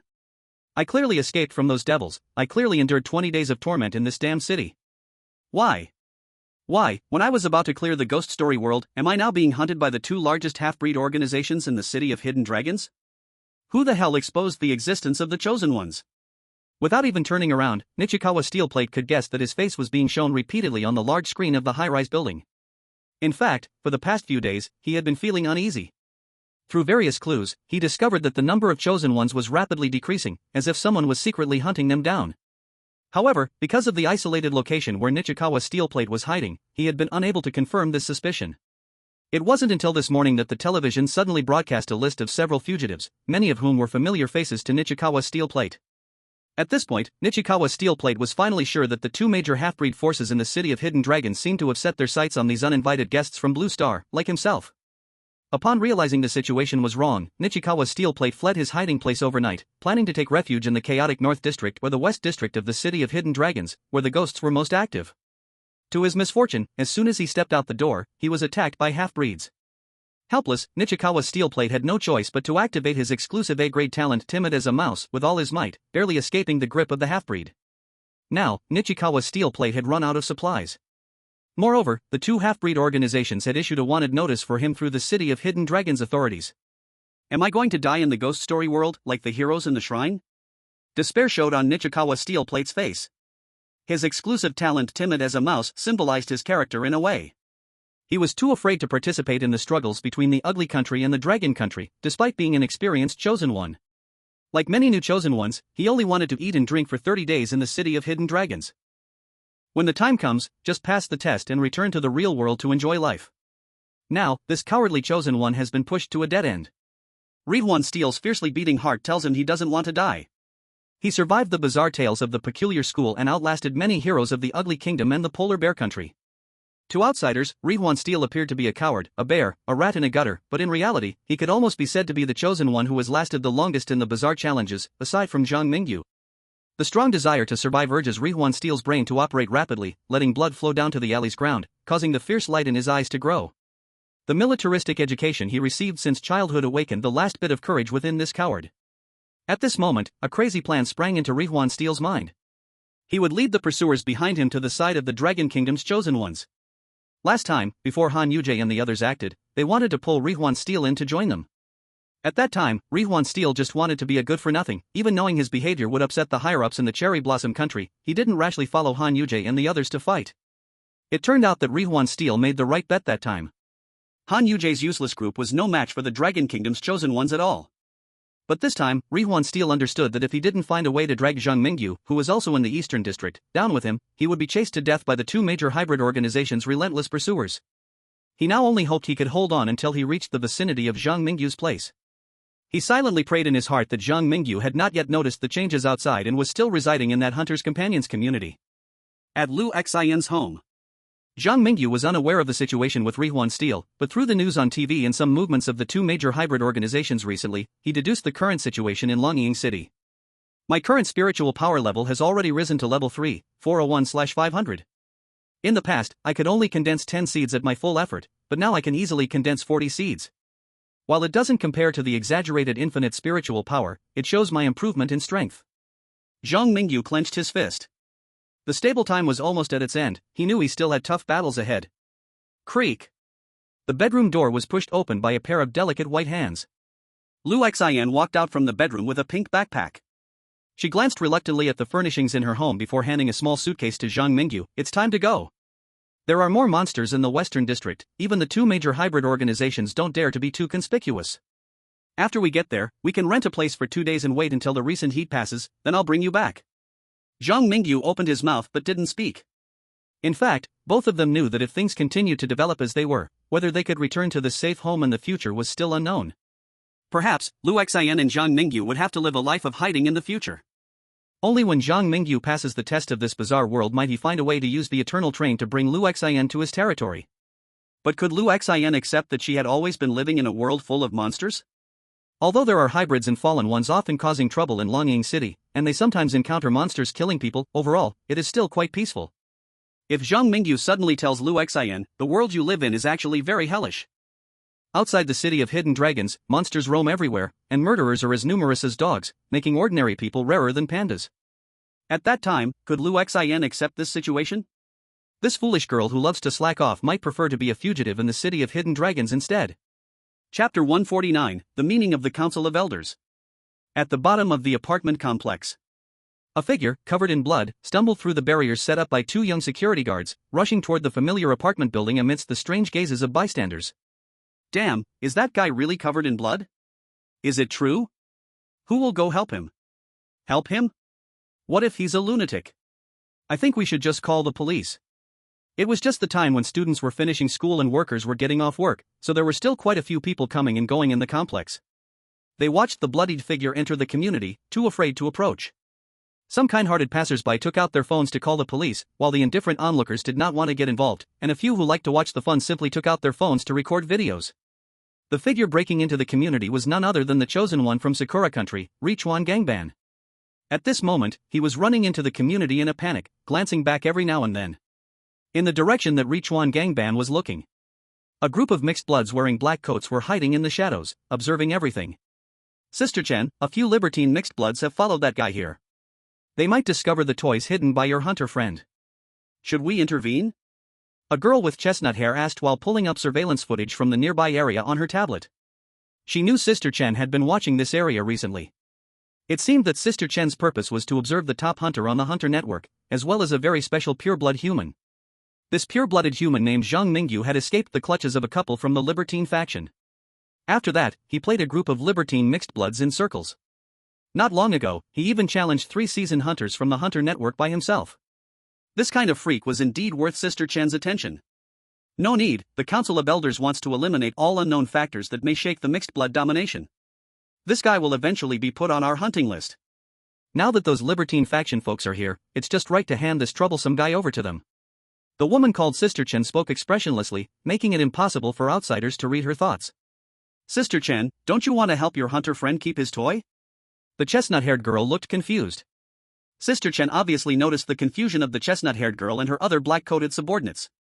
She frowned slightly and said to the Dawn Light members, who seemed ready to rush into battle at any moment, "Everything I've done these days has the Council of Elders' authorization. You only need to know our goal remains to hunt down all unstable factors, including that young man named Zhang Mingyu. Besides that, we must do our best to avoid letting Lu Xian suffer fatal harm. The priority of this task even surpasses the first task." As soon as Sister Chen said this, it immediately made the mixed bloods present feel an absurd sensation from deep within. It was as if soldiers from 2 nations were fighting to the death, and suddenly the general on the battlefield shouted, claiming that there was a princess from his own kingdom in the opposing camp. The Council of Elders personally ordered to protect the girl named Lu Xian. Could that girl be the illegitimate daughter of some elder? On the first floor of the apartment building, Zhang Mingyu, pulling a suitcase, suddenly paused. Through the connection with the seeds and the 3 mixed bloods, he discovered Richuan Gangban was continuously approaching the community. 2 mixed blood beings, who had not yet transformed, chased after the steel plate from Rihuan and arrived at the community. Hurry up! Zhang Mingyu had no intention of getting involved. He shouldered the suitcase with one hand, grabbed Lu Xian's soft little hand with the other, and decisively escaped towards another exit of the community. However, the hunters had already completed their encirclement. The hedonistic mixed blood surrounded Rihuan while also trapping Zhang Mingyu and Lu Xian, who sensed something was off. Roar, a new prey. Hey, little girl over there, hand over the boy next to you. For the sake of our kind, we might just let you go. Hiss. Something's not right, that guy looks a bit familiar. Damn, go notify the others. This guy is the one who escaped from Mother. 2 mixed bloods emerged from the shadows, taking turns to speak. Their initial attitude was arrogant, completely looking down on Zhang Mingyu and Lu Xian. However, when they saw Zhang Mingyu's appearance, the hunters showed fear in front of their intended prey. Seeing this, Zhang Mingyu knew that there was no escaping today. He used the hand carrying the suitcase to gesture towards the shadows behind him. In a moment, a huge ghostly shadow emerged from Zhang Mingyu's elongated silhouette in the setting sun. This giant shadow was the deformed woman. Kill them, we can't let them spread the news to other mixed bloods. Upon receiving Zhang Mingyu's command, the deformed woman immediately dashed along the ground like a gigantic centipede toward the 2 escaping mixed bloods. At that moment, the deformed woman's speed seemed like teleportation. One mixed blood didn't even have time to complete his transformation before being smashed into pieces by a long, thin arm. The second mixed blood, although completing his transformation due to the time bought by his companion, was only of pathetic ordinary mixed blood level. In front of the wrathful deformed woman, he was as fragile as a tomato. Almost in the next second after the first mixed blood was turned into meat paste, the transformed mixed blood was also crushed into a mushy tomato. Don't look. Zhang Mingyu raised his hand to cover Lu Xian's eyes. Although Lu Xian was already used to such scenes, she still cooperatively didn't peek. The noise here will soon attract other mixed bloods from the hedonistic faction. We need to hurry, Zhang Mingyu said, instructing the deformed woman to keep watch, and ordered the 3 mixed blood brothers he had subdued to create chaos further out. After making these arrangements, the two quickly walked towards the parking lot in the community. 2 underage kids without a driver's license decided to temporarily change their travel method by stealing a car that caught their eye to drive to the Western District for refuge. In the evening, the traffic in Qianlong City was heavy. To be honest, driving a newly stolen electric vehicle in such a congested environment was quite a challenge for Zhang Mingyu, who had only driven in the game Grand Theft Auto. Along the way, if it weren't for Zhang Mingyu's extraordinary mental strength and physical reflexes helping him evade multiple potential traffic accidents, these 2 minors might have ended up in custody before getting caught by the mixed bloods.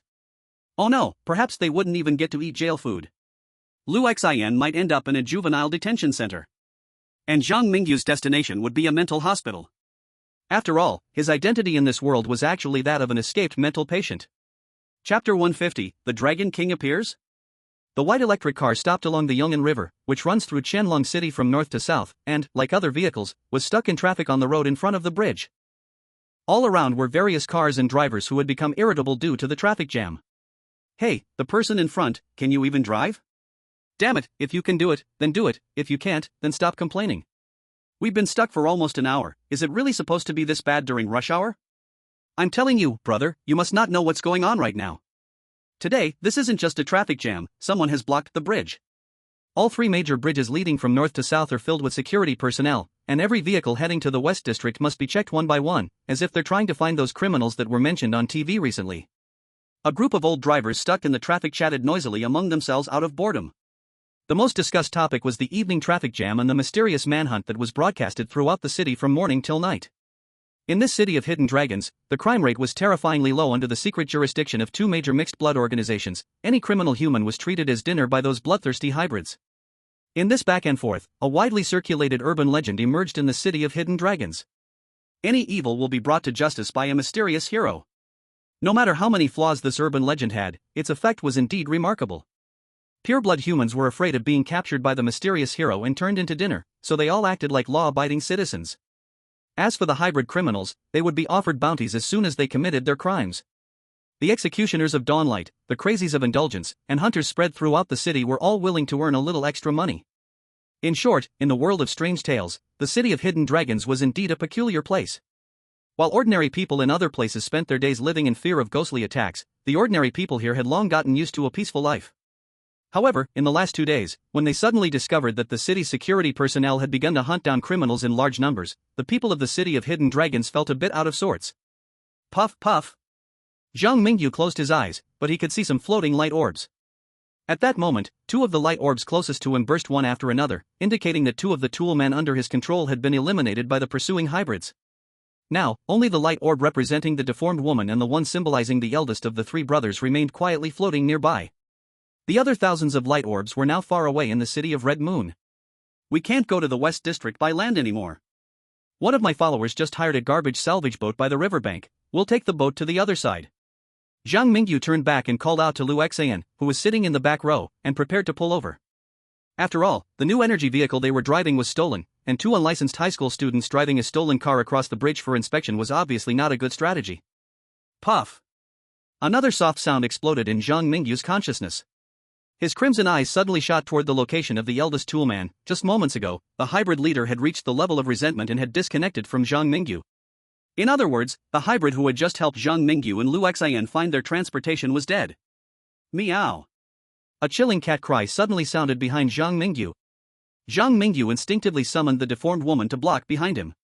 The next second, the deformed woman, who had just quickly moved behind Zhang Mingyu through the shadow world, along with the new energy vehicle, was suddenly sent flying by a powerful force. The small white car spun in the air like a tossed matchbox. It flew over the blocked road, across the heads of seasoned drivers, under the gaze of astonished eyes, and heavily landed in the back of a dump truck ahead, turning the whole vehicle into almost a half-iron disc. Damn! Someone's dead. Quick! Call the security guard. What just happened? What could have thrown a small car so far? My God! What is that thing in the smoke? Monster, monster, monster! Chaos erupted, as seasoned drivers stuck in the road clearly saw a deformed woman with twisted limbs pinned to the ground by a thick, scaly tail that shot out from the thick smoke. When people finally saw the gigantic creature in the smoke, they were too scared to speak. because the monster in the smoke was incredibly hideous. On the hoods of two cars sat a creature about 5 meters tall, resembling a massive lizard, or perhaps a creature from a fantasy novel. It had thick limbs, a tail like a barrel, a large flat triangular head, and its back was covered in grotesque, twisted black growths. Disgusting. Very disgusting. Even the viewers in the Blue Star live broadcast room, who had seen countless bizarre live broadcasts, couldn't help but feel sick when they saw the struggling, twisted heads on the back of that giant creature. This creature, part dragon and part ghost, should have originally seemed quite majestic, and at least it should attract the liking of those who love strong beings. But when this strong creature had heads of different beings sprouting from its back, and those heads were wailing and struggling as if they wanted to escape from the dragon's body, would you still like it? At this moment, not just the ordinary people in Dragon's Lair City were dumbfounded. Even the global audience in the live broadcast room, upon seeing the dragon monster, couldn't help but shout in anger, "Bizarre Talkspace, I curse your ancestors for 8 generations.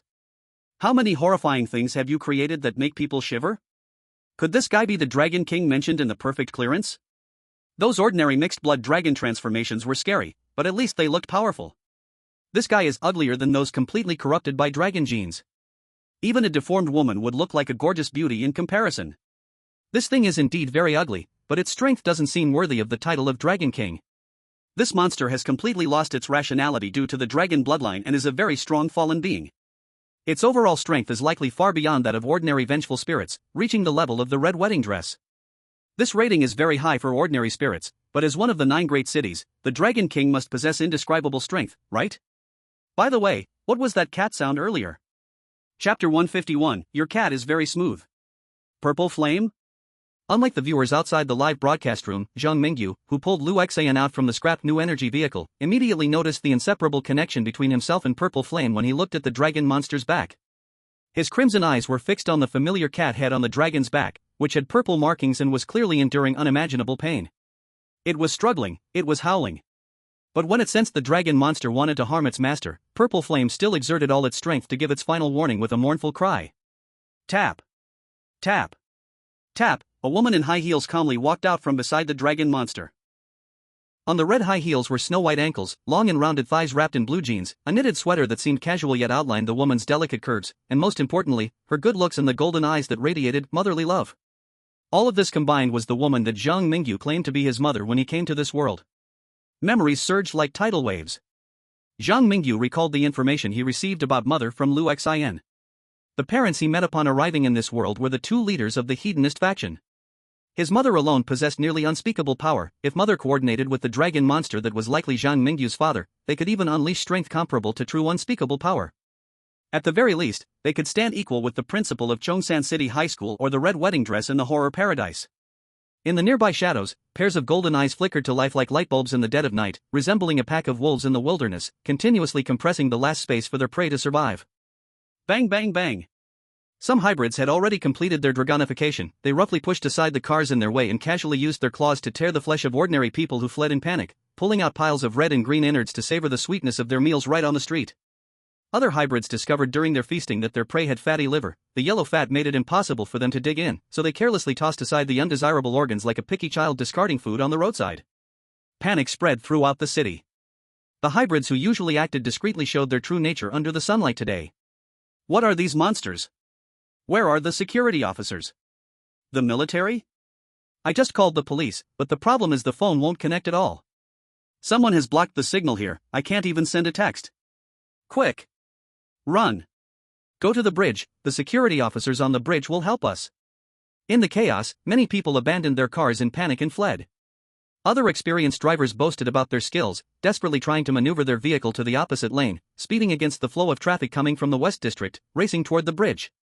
On the bridge, a group of agents in black trench coats disguised as security officers looked at the scene on the other end of the bridge, exchanging glances filled with helplessness and eagerness. Should we intervene? If the hedonists escalate things, the elders will be displeased. These barbaric folks only see humans as food, while our elders of Dawn enjoy a refined and civilized life in human society. Intervene? What will you use to intervene, your heads? Our Dawn of Light's power is larger than the hedonist faction, but the elders of the council cherish their lives. They won't easily go to war with the hedonists. Without the elders' intervention, Sister Chen has no chance against that hedonist couple. Are you suggesting we shrimp soldiers go up against a vehicle? Exactly, we've already cut off communication and sealed off the nearby area. Let the logistics deal with the aftermath. You know we earn only a few thousand a month, why should we risk our lives for them? After the hedonists made their move, ordinary people in the surrounding area became lambs waiting to be slaughtered. Accustomed to a comfortable life, ordinary people were like turkeys on a farm. Their turkey scientists told them that after work today, they would have gentle and caring spouses, obedient and lovely children, and hot, delicious meals awaiting them. However, what truly awaited them was the farmer's knife, the sharp dragon claws tearing apart the facade of the world. The cruel truth appeared before the sad turkeys. My child, come to mommy. The mother licked her white, smooth fingers, like a mother educating a naughty child, but her smile held a hint of madness. In that moment, an illusion reappeared before Zhang Mingyu's eyes. The intense external stimulation, along with the new power from his enhanced mental strength, unlocked all the abilities of the Red Moon Eye. At this moment, the once peaceful and serene big city vanished in Zhang Mingyu's eyes, and when he looked up, the dark sky of the Strange Tales world reappeared before him. The impeccably clean streets were actually covered in thick, smelly blood. With yellow-green intestines and round, needy white spheres scattered everywhere on the ground. The car they were riding in was not a clean and tidy new energy vehicle but a battered second-hand heap that could fall apart at any moment. Panicked people, with hair oiled and unkempt for many years, rushed around in chaos. The stench shot up into their nostrils. That was the smell of blood. Gloomy and terrifying. Indeed, this was the familiar Strange Tales world for Zhang Mingyu. Everything before was just a facade created by the hybrids to feed on humans. Zhang Mingyu. What's wrong with you? Lu Xian shook Zhang Mingyu's arm repeatedly. In her eyes, the world still looked the same as before. But after seeing those terrifying monsters, Zhang Mingyu seemed frightened into a daze, lost and confused, as if the whole world was shattering. Lu Xian? Zhang Mingyu turned to look at the girl beside him. The red-haired girl was still clean, her untainted red hair and pure golden eyes looking out of place in this filthy world. Zhang Mingyu opened his mouth, as if he was ready to say something. But the rage toward his mother and that dragon monster quickly filled his heart again. At that moment, his mother, seeing the furious Zhang Mingyu, excitedly licked her fingers as if she had discovered some pocket-sized delicacy. Zhang Mingyu, can't you even stop for mommy? You have no chance to be willful anymore. His mother patted the dragon monster's head, a faint reddish hue appearing in her golden eyes. By the way, let me tell you, your cat is very smooth, and I really like your knife too. Chapter 152, The Greatest Evil Dragon. Zhang Mingyu, why are you still frozen? Hurry and run away. Lu Xian sensed the high concentration of dragon blood aura from her mother and the dragon monster. She grabbed Zhang Mingyu's arm, wanting this frightened child to escape with her quickly. Lu Xian thought that since monsters roamed the western district, if they could escape there, perhaps they still had a chance to survive. However, the debauchery hybrids had already surrounded them. The guys from the Dawn of Light also coordinated to set up a blockade in the distance. The hunters surrounded their prey. Zhang Mingyu and Lu Xian had no hope of escape now. Little girl, I advise you not to make any sudden movements. I only want my child, and I won't harm you. The mother was the only hybrid among the debauchery hunters who still retained a human appearance. But anyone who underestimated the mother's strength because of this would surely pay a painful price. Just a second ago, the mother was calmly conversing with Zhang Mingyu next to the dragon monster, and before Lu Xian and Zhang Mingyu could fully grasp the situation, she had already lifted Zhang Mingyu with one hand. At that moment, the mother's clothes hung quietly, as if she hadn't just moved at high speed but had suspended time for that instant to casually walk to her disobedient son. Cough, cough. Zhang Mingyu was grasped by the throat of fate. His face was flushed, and his legs weakly kicked in the air. This scene, falling into the eyes of some observant people, clearly showed that the victory or defeat was already decided. For example, on a rooftop of a high building near the big bridge, four Westerners with binoculars were gazing at the strange end of the Dragon Kingdom's nemesis with different feelings. Hey, look, even Zhang Mingyu from the Dragon Kingdom has such a miserable time.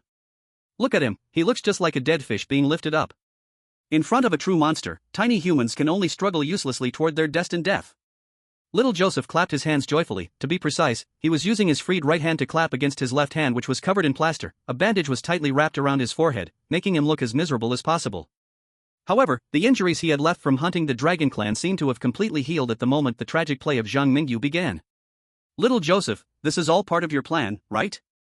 The cold face of the chosen one from Honduras revealed a hint of anger. She believed that Zhang Mingyu would be surrounded by the hedonists, and this cunning old fellow must be meddling in it somehow.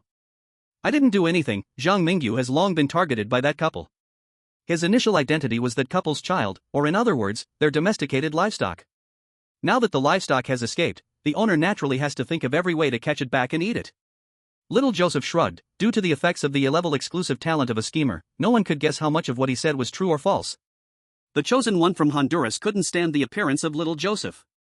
But the chosen one from Canada had already stood in front of little Joseph, and the temporary team they formed could collapse at any moment due to verbal disputes. At that moment, Maxim from the Polar Bear Nation unexpectedly stepped forward. Everyone, calm down. Garcia, don't be impulsive.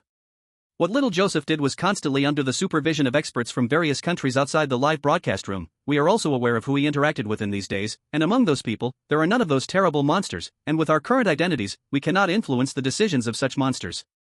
As Maxim spoke, there was a hint of fear in his eyes.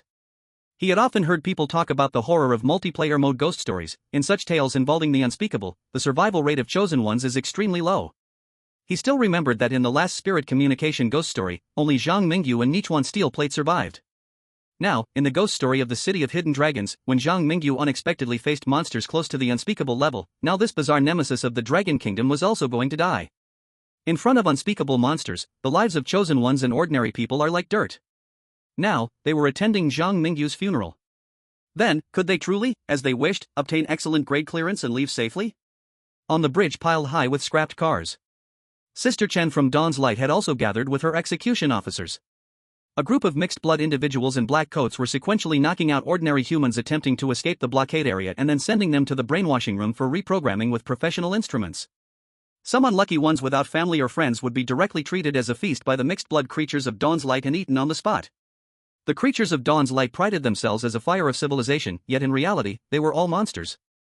Monsters are meant to eat people. The mixed-blood individuals of Dawn's Light just ate in a more civilized and elegant way. If they set up 2 brass candlesticks, a few silver plates, and matching cutlery, perhaps the monsters of Dawn's Light could even serve you a meal with European noble etiquette. They will count which piece of flesh on a person is tastier, 3 parts fat and 3 parts lean. The snowflake people can, under the promotion of the gourmet, turn into a top-quality dish worth thousands for a single bite, and who knows, there might even be special flavored white caviar. Using blood as wine, using humans as food. The hypocritical monsters treat the pitiful worms that have long been forgotten as dinner. Outside the restaurant, Sister Chen held a dragon-patterned straight knife, her eyes staring blankly at the distant battlefield, while a chestnut-haired girl beside her repeatedly called her name but couldn't wake her up. Sister Chen, Sister Chen. 2 more calls. Sister Chen, like a dazed teacher awakened unintentionally by a student, turned her head in confusion and asked, "What's wrong? Is there a problem with the follow-up work?" "You have been staring over there for a long time. The pleasure seekers have no intention of harming that hunter, and Zhang Mingyu, this special target, is about to be eliminated. Can we withdraw the snipers in the dark and prepare for everyone to head back?" Although everyone has enjoyed a lot of delicacies this time, the task load is still heavy. The chestnut-haired girl didn't know what was wrong with Sister Chen, who had always been decisive in her actions recently. It was one thing to be ordered by the Council of Elders to monitor a special human and hybrid, but now that she saw that human was about to be killed, there was even a hint of melancholy in Sister Chen's eyes? Perhaps she was mistaken. How could Sister Chen, a monster with powerful dragon blood, possess complicated emotions that only weak humans have? Let's observe a little longer. I told you before, in the City of the Hidden Dragon, the hybrids all have a vicious dragon residing in their hearts. It is that dragon that gives us power, and it is also the dragon that lures us to slide into the abyss of corruption. Our elders of Dawn Light established the current order of the City of the Hidden Dragon to prevent ourselves from completely losing ourselves in continuous killings. At this point, Sister Chen looked up in the direction of Lu Xian, as if whispering to herself, or perhaps making a self-deprecating murmur. "I told you before, when dealing with the evil dragon, you must be extraordinarily vigilant. You never know when the hybrid fugitive you face will completely transform into a brutal monster. The reason we are standing guard here today is to watch over the largest evil dragon in the City of the Hidden Dragon and to prevent it from destroying the world upon waking." Chapter 153, The True Devil. Choking, powerless. Zhang Mingyu was suspended in the air by his mother's hand, like a dead dog. Except for Lu Xian, everyone present wished for his death. The more he struggled, the more excited those hybrids became. On the brink of life and death, even a trained KGB agent would be unable to remain calm, but in this situation, Zhang Mingyu's crimson eyes remained as still as a dead pond. It was as if he hadn't heard the mother's taunts and hadn't seen those greedy golden eyes. At this moment, Zhang Mingyu could only painfully lift the corners of his mouth, offering Lu Xian a slight smile. Then, he squeezed out a silent word from between his teeth, "Summon the souls." The palm of his right hand, which was behind his back, suddenly glowed faintly red. This light acted like a key, unlocking the endless sea of blood in the void. A blood-red wave surged around Zhang Mingyu within 100 meters, enveloping him, with countless wailing souls rising amidst the blood-like waves that existed between reality and illusion. The sea of blood was infinite, as if connected to the abyss of despair. With Zhang Mingyu's mental power leading the way, a terrifying monster was awakening from deep within the Blood Sea. It actively cooperated with Zhang Mingyu to break free from the Blood Sea. The grand power splashed an ocean of blood, and the terrifying pressure crushed the weak souls in the sea of blood. Crack! The ground beneath Zhang Mingyu and his mother cracked open. Thick black liquid surged from the cracks, and before the monster in the sea of blood appeared, its power had already affected reality. Some hybrid pleasure seekers, closer to Zhang Mingyu, didn't even have a chance to escape before being devoured by the suddenly gushing black liquid. What? His mother's arm was pushed away by a force surging from the sea of blood, and rationality made this powerful hybrid retreat beside the dragon monster, cautiously staring at the sea of blood beneath Zhang Mingyu's feet. In that moment, even the madness and twisted love in her golden eyes were forced to fade a little. Blub! Blub! More black liquid surged from the ground inexplicably, bubbling sticky black bubbles everywhere. The asphalt road seemed to turn into a swamp in the jungle, and now all the hybrids had sunk into the swamp as the monster dominating this mire was slowly surfacing. Zhang Mingyu walked over to Lu Xian's side, tidying up the disheveled clothes of the red-haired girl. In this black swamp, he was like a fish in water, not because of his own strength, but because the monster in the swamp was actively avoiding the black sewage. The indescribable being living in the sewers under the Red Moon City kept its promise. It responded to Zhang Mingyu's soul summoning, descending into the sea of blood to fulfill the transaction made in the Red Moon City back then. The blockade line of Dawn's Light. Sister Chen, the brown-haired girl, and all the executing officers were dumbfounded. They were frozen in fear by the indescribable aura, and the terrifying power permeating the city seemed capable of tearing the heavens and the earth apart. Sister Chen, what's going on? Why has an indescribable level ghost descended? Sister Chen thought to herself, if I knew what was going on, would I still be standing here in a daze? The Elder Council only told me to keep an eye on the most brutal dragon in the city, but they didn't tell me I also had to deal with an indescribable level ghost. In this city dominated by dragon clans, hybrids and fallen beings have long held absolute power. Even though there were many ghostly beings of resentment in the West District, with the cooperation of Dawn's Light and the pleasure seekers suppressing them, there hadn't been any significant disturbances. But everything changed today. The indescribable being rumored to wield authority personally descended. Yet the one causing this situation was just a human boy looked down upon by all hybrids. Sister Chen really wanted to say, I'm innocent too, I'm desperate too. Was this all you did? Lu Xian's gaze swept over the black liquid around. This liquid gurgled out from the cracks in the asphalt, from the drainage system sewers, and from the messy manhole covers. Some of the black liquid gathered and transformed into thick tentacles, wrapping around those immobilized hybrids.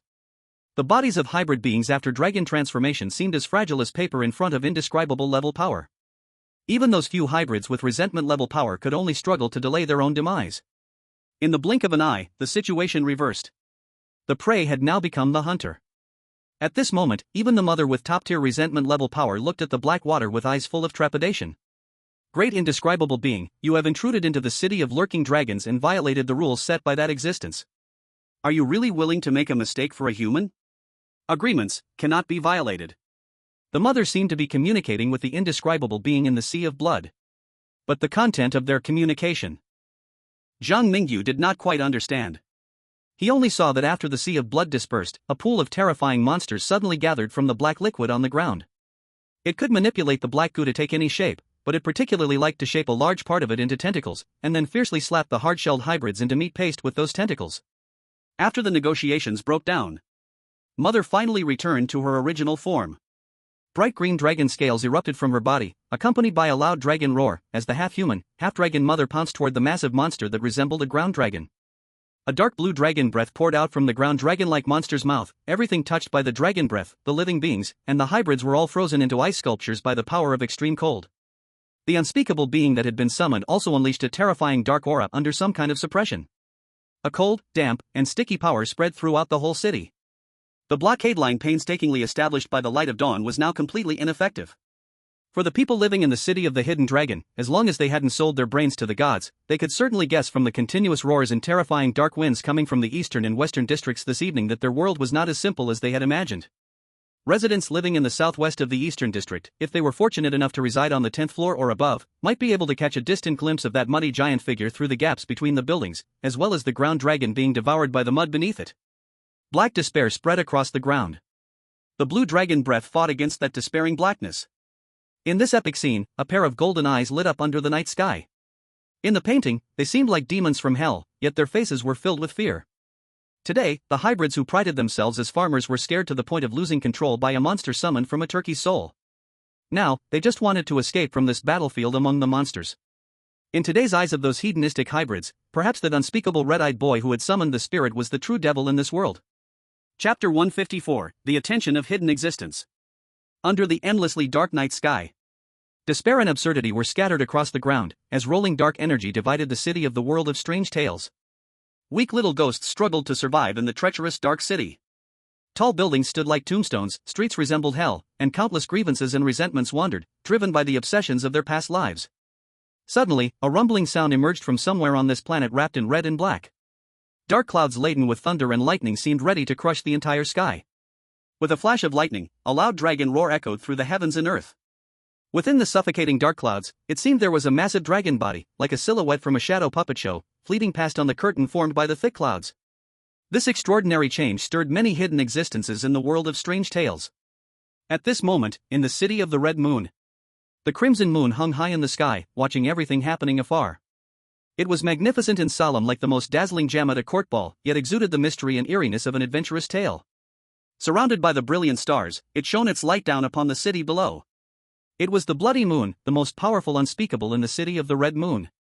At this time, the crimson moon, which should have descended upon the city of the Red Moon amid the devout worship of countless followers, was struggling due to the lack of an altar as a communication bridge, along with the other two unspeakable entities blocking it in the city of the Red Moon. Unable to convey information to the believers of the Red Moon City. It hates, it is angry. Now, it has found an opportunity. The unspeakable being in the sewers of Red Moon City seems to have gone to the northern city of Hidden Dragon and fought against two powerful monsters close to its level. This is a rare opportunity for the Red Moon. Its gaze swept far across the battlefield, then it desperately communicated with the Red Moon Pope it had personally nurtured in Red Moon City. Chongming Island Base. After Zhang Mingyu entered the Hidden Dragon City, the talents from the Dragon Kingdom and Red Moon City gradually arrived and noticed the changes in the northern sky. Their numbers exceeded 50, and after contacting the local survivors near the New Sea City TV tower, they absorbed many humans from the world of ghost stories into their organization. At this moment, the leader of the organization, Ling Xiao, was standing in the command room of the Chongming Island base. He gazed through the reinforced glass at the northern horizon, watching the gradually brightening red moonlight. Did Zhang Mingyu summon that unspeakable to help? Ling Xiao thought quickly, realizing that the unspeakable being that left the sewers might cause some disturbance hanging above the city. Contact team leader Wang, tell them that our communications will now go through the sewer system. We are pausing all contact with the Red Moon Church. Also, let Zhang Mingyu's ghostly friends help collect those puppets controlled by Zhang Mingyu, to prevent our unspeakable above from creating any trouble.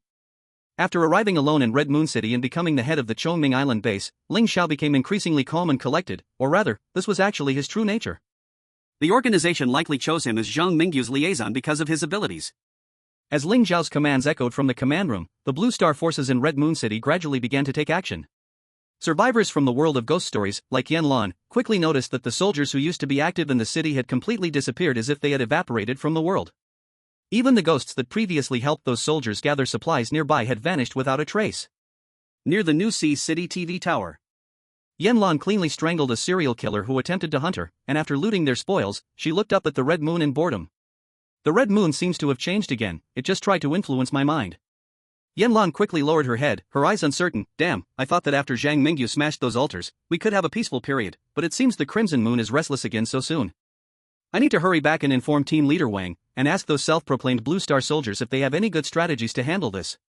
Chongshan City.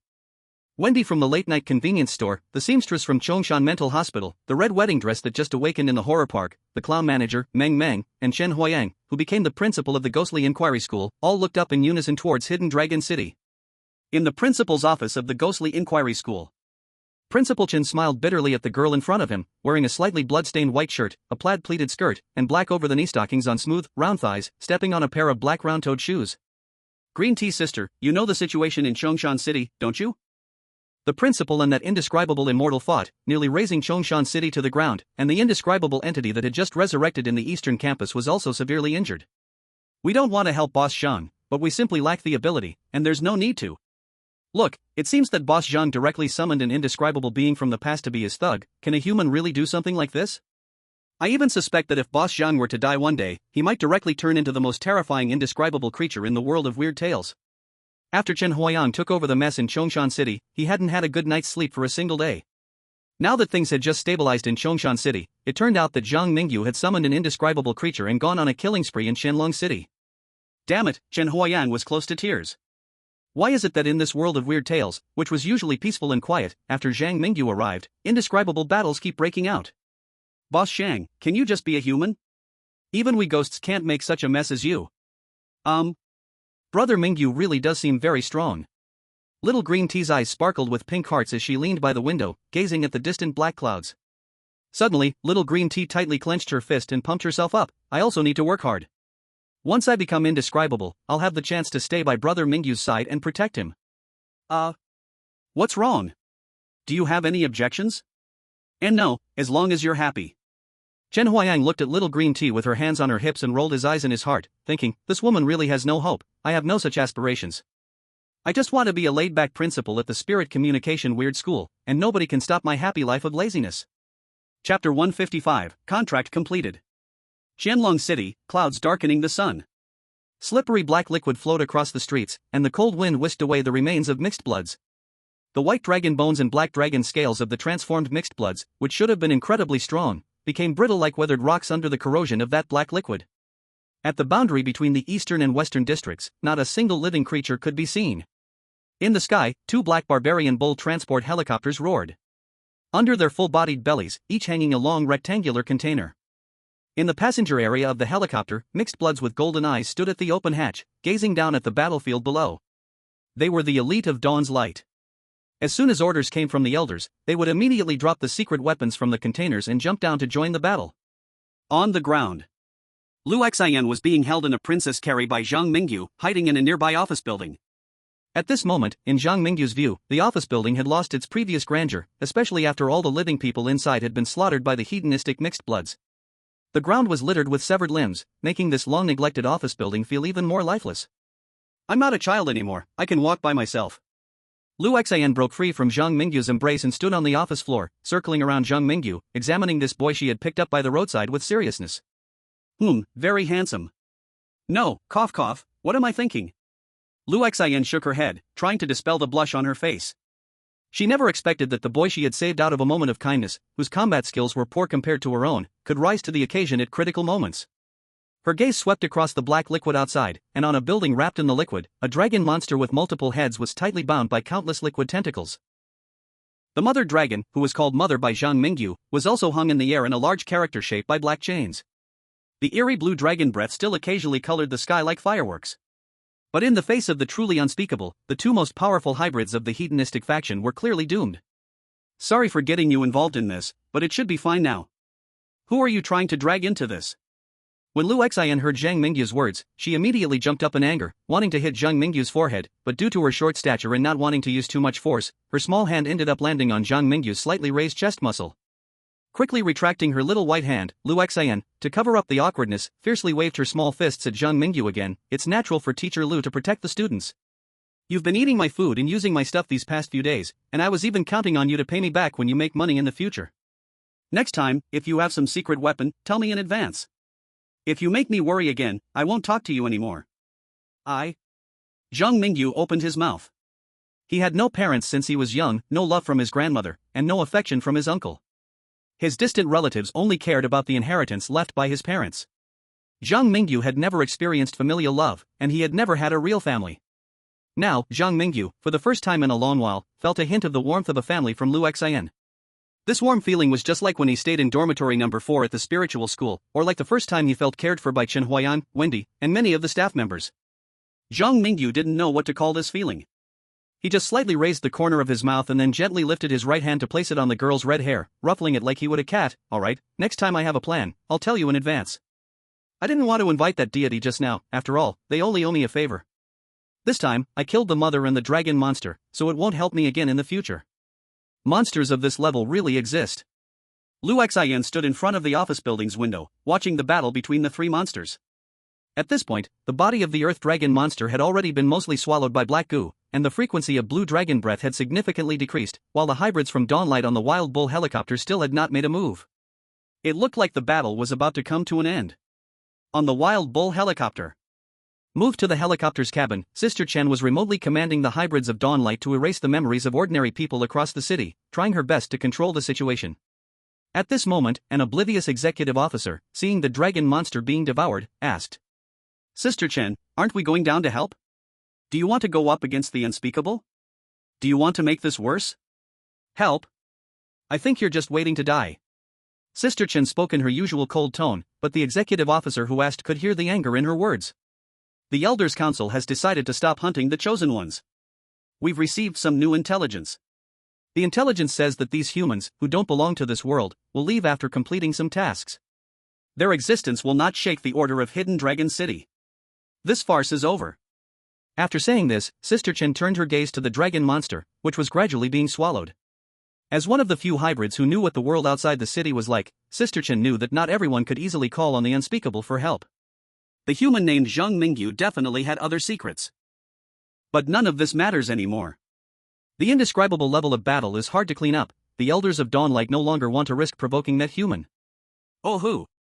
The body of the Earth Dragon was completely swallowed by black liquid, leaving only some monsters that had once been assimilated by the Earth Dragon. Among them was the maimed purple flame. Clang! A sharp knife covered in beautiful red patterns fell from Mother's body. Zhang Mingyu picked up the knife, reclaiming this weapon he obtained during the first Ghost Talk Challenge, the Curse Blade. I have completed the contract. Goodbye. The huge monster made of black slime spoke as if a mountain was collapsing. It waved at Zhang Mingyu, then glanced meaningfully at Lu Xian by Zhang Mingyu's side, before leaving the city of Hidden Dragon along the corridor of emptiness with the black sludge all around. After saying goodbye to the indescribable, Zhang Mingyu rushed to the side of Purple Flame without a second thought. The unique ability of the Devil Doctor, Devil's Hand, was fully activated by Zhang Mingyu's level 3 mental power. At this moment, Zhang Mingyu drew upon all of the expert-level strength of the Devil Doctor, trying to save Purple Flame's life. The purple flames and red curses spread within Purple Flame's body. Suture, stop the bleeding, excise. A new monster was gradually created in Zhang Mingyu's hands. Chapter 156, A-level exclusive talent, the Schemer. On the empty street. A boy with black hair and red eyes was crouching beside a broken monster, gently sewing its body, red threads, silver blades, black curses. The boy sewed all the essence of the ghost that was once devoured by the dragon monster into this dying big cat. The black cat with purple patterns regained new life on the operating table. Now, Purple Flame was like Frankenstein in the monster world. It had lost its original body but, by misfortune, had blended the essence of countless top-tier vengeful ghosts. At this moment, while Purple Flame's appearance seemed largely unchanged, its insides had been completely replaced. The most commendable part was Purple Flame's tail. Once 9 cattails, now they had transformed into unique monster tails. Some looked like scorpion tails, glistening with a menacing cold light in the night, others resembled bony whips, and some could shoot poisonous darts like crossbows. After this round of transformation, Purple Flame's strength was sure to have improved significantly. In the distance, on a tall building, Little Joseph and Maxim and the other two all witnessed Zhang Mingyu's miraculous method of healing Purple Flame. At this moment, the four had different reactions. Maxim's eyes remained like a calm blue pond, unmoving. The chosen one of Honduras took the opportunity to roll his eyes at Little Joseph's bandaged arm, sarcastically mocking, Zhang Mingyu truly deserves to be the nemesis of Dragon Country. Even the indescribable is willing to help him clear his enemies. Now, some people's hearts must feel uncomfortable. The words of the chosen one from Honduras were clearly mocking Little Joseph.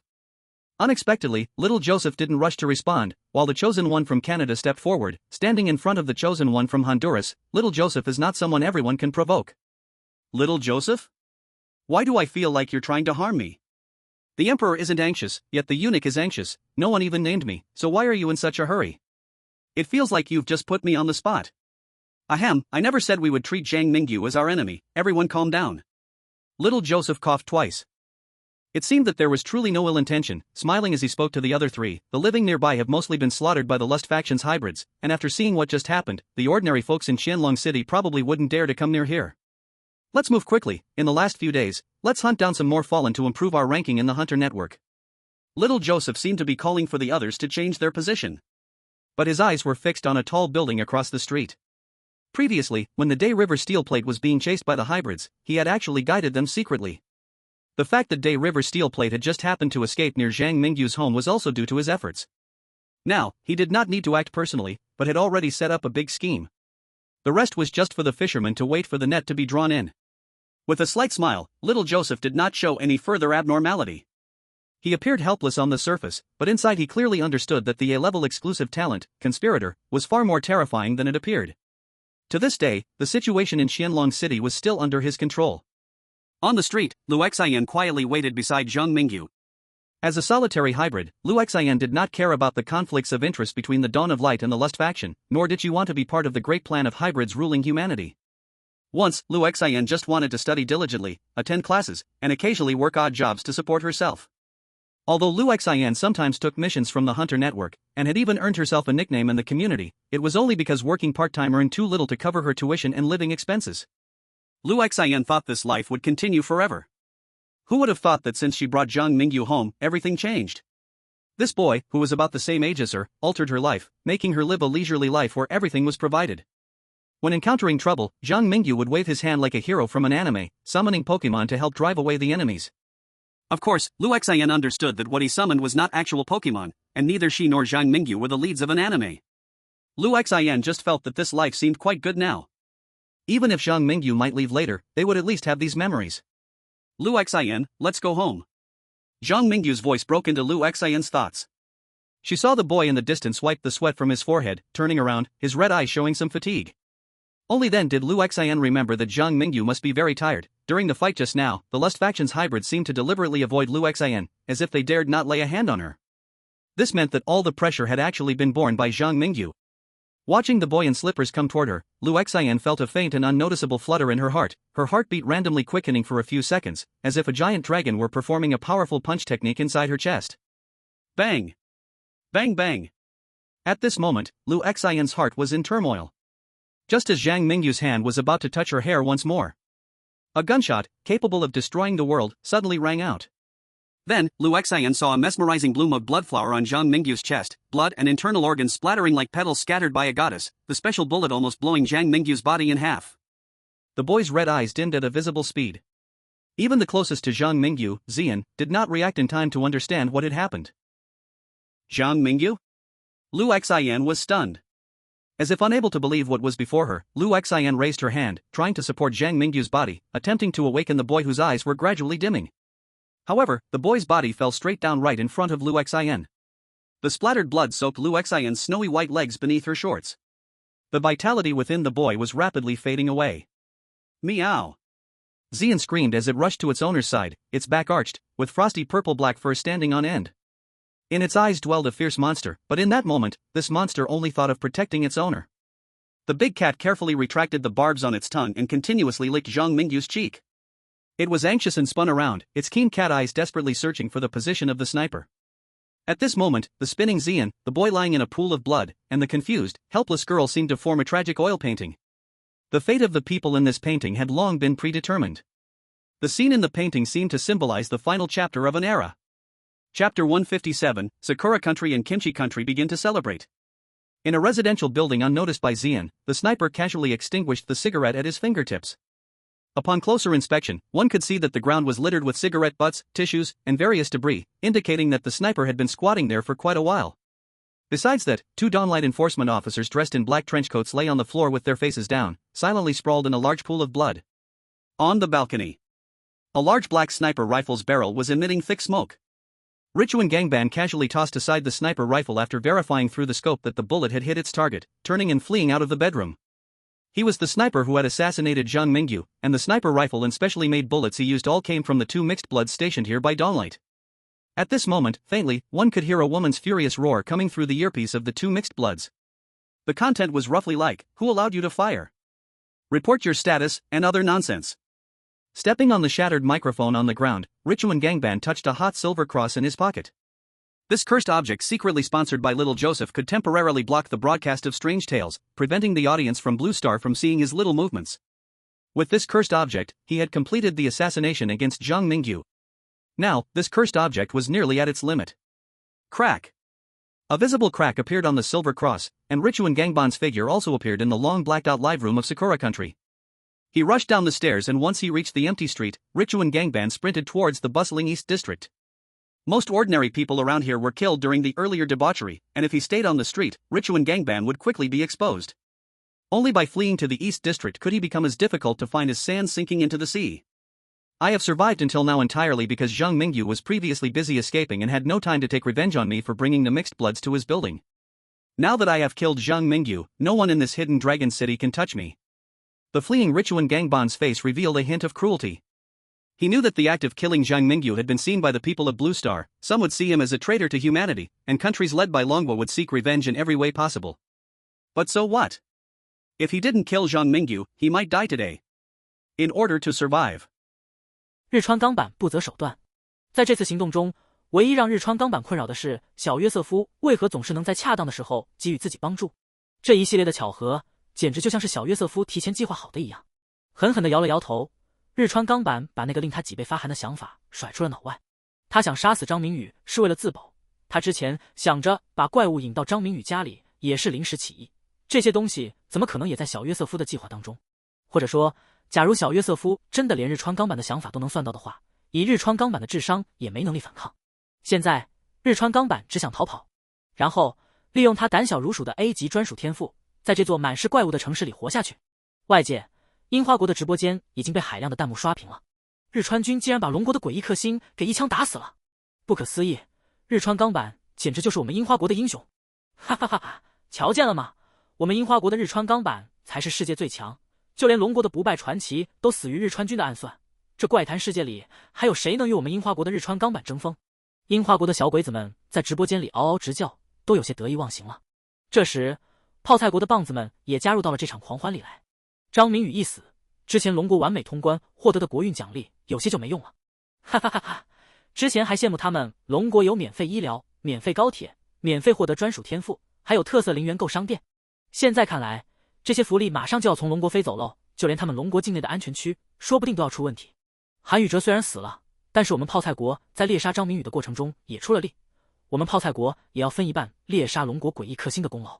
哇嘎嘎，他们龙国完蛋了！张明宇一死，樱花国和泡菜国和两个国家的高层是最开心的。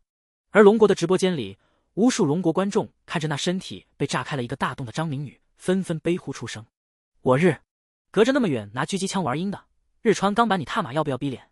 张明宇召唤来不可言说，吓住了那些混蛋混血种，让你们能从无休止的猎杀中脱身。现在你们不心怀感恩也就罢了，还恩将仇报，宰种！我说怎么日川钢板那边的直播画面之前黑屏了？这个王八蛋把混血种引到张明宇楼下的事情，张明宇还没找他算账呢，他竟然就玩这么一出。我记得日川钢板之前和小约瑟夫也有过接触，这件事情说不定小约瑟夫也有参与。我家明宇哥哥不会这么容易死的吧？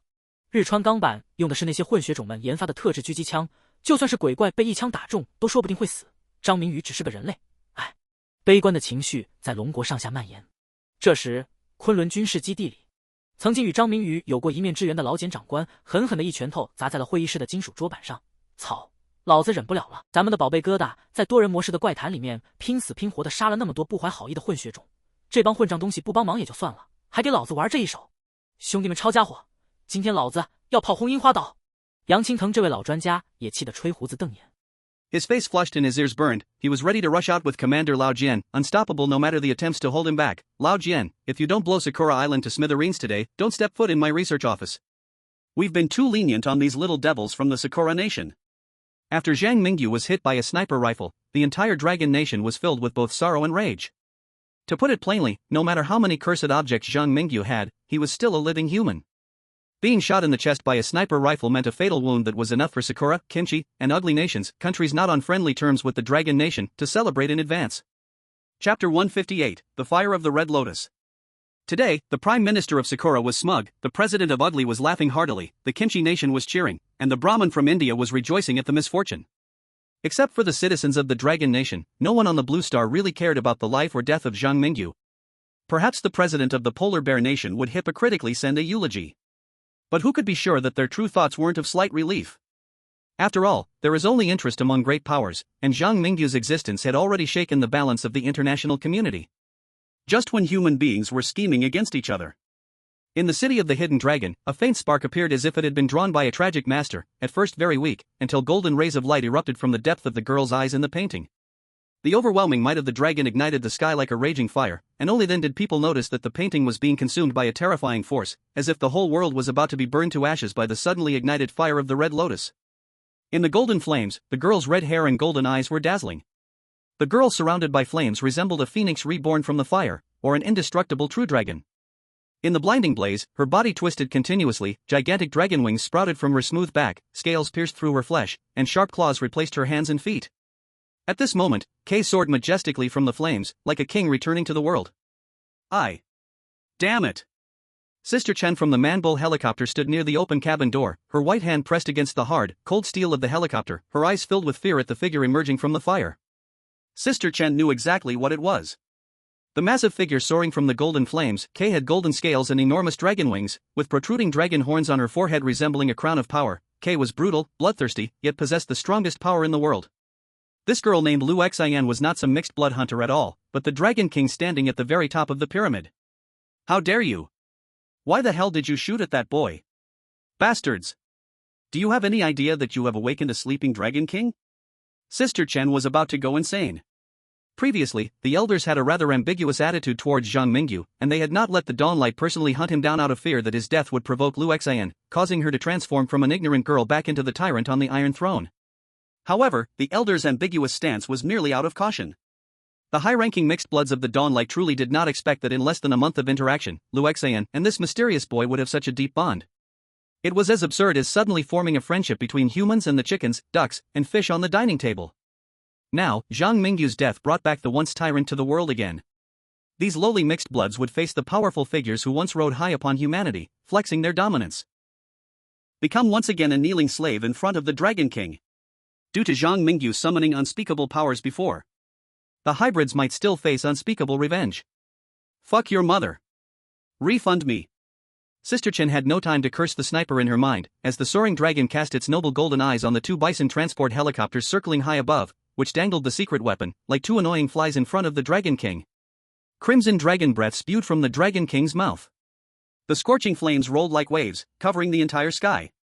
Ascend! Ascend! Drop everything in the container, we must stop Kay at all costs.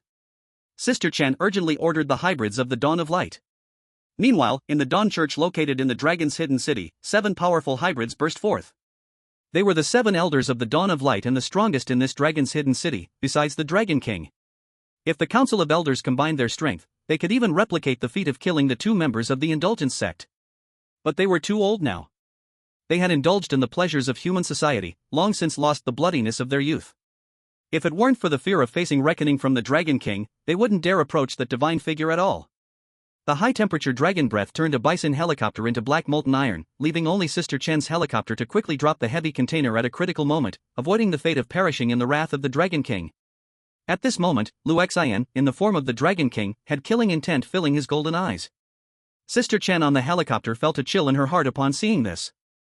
The 9 major cities of the world were all ruled by a powerful unspeakable being, but over the years, the situation in the bizarre world had changed a lot, even affecting the unspeakable beings in the 9 major cities to some extent. For instance, the Crimson Moon that once ruled the city of Red Moon had now encountered some issues. As an unspeakable being, it was one thing not to manage its own followers, but now the city of Red Moon was even infiltrated by 2 other unspeakable powers, resulting in a situation resembling a 3-legged struggle, causing the authority of the Crimson Moon to be partially seized by Zhang Mingyu. And in the Dragon's hidden city, Lu Xian, who had once been the Dragon King, was now in slumber. Now, the Dragon's hidden city had become a city ruled by hybrids. The Dawn of Light and the Indulgence sect regarded humans as tools for pleasure and turkeys on a farm. No one had expected the Dragon King to awaken from an accident. Most importantly, the awakened Dragon King seemed to have lost all past memories. All that remained in Kay's eyes was rage. Even if he had forgotten everything, he still remembered the scene of the hybrids hunting him and his partner, still wanting to take revenge on the hybrids after dominating the world. A Dragon King burning with the desire for revenge. A Dragon King driven by hatred. This was even more terrifying than a normal Dragon King's awakening. Ting, the battlefield is now taken over by the Council of Elders. For the Dawn of Hybrids, immediately release all dragon-slaying weapons. We are going to kill that raging evil dragon today. A hoarse voice from one of the elders came through the microphone hanging on Sister Chen's ear. These old beings actually want to slay the dragon? Do they want to kill the Dragon King, then take his place? This is simply usurping a divine position. In Ting's heart, it felt as if a dragon was roaring, and in her sight, she could see 7 dragon-transformed monsters raising ancient cold weapons charging towards the giant dragon in the sky. Accompanied by the sounds of iron locks being broken one after another, something in the containers falling to the ground seemed to be struggling to break free from control. Chapter 159, The Rebel Under the Iron Throne. On the battlefield, there were no signs of ordinary people left in the streets and alleys. The hybrids of Dawnlight had set up modern weapons at every intersection. Guns, grenades, machine guns, and even armored vehicles and tanks appeared brazenly before the people. As the hybrids were fully committed to hunting down the Dragon King, they no longer cared about the gaze of ordinary humans. In the southern district of submarine Dragon City, the helicopters of Dawnlight rose from the Dawn Church, which looked like a military base, with large missiles hanging underneath, ready to be activated at any moment. In the bustling eastern district, the evil dragons mingling among the sheep raised their heads to look towards the west, all having golden eyes symbolizing dragon lineage and endless greed for the power of the Dragon King. In the northern district, an ungoverned area of submarine Dragon City, fugitives among the hybrids, those dominated by the desire for slaughter from dragon blood, remnants of pleasure-seeking hybrids, and a few wild hybrids mostly gathered here. When they saw the overwhelming dragon breath from the south, deep fear appeared in their golden eyes, but when the order to hunt the Dragon King from Dawnlight was issued, these guys flocked toward the outskirts of the battlefield in groups, hoping for some scraps.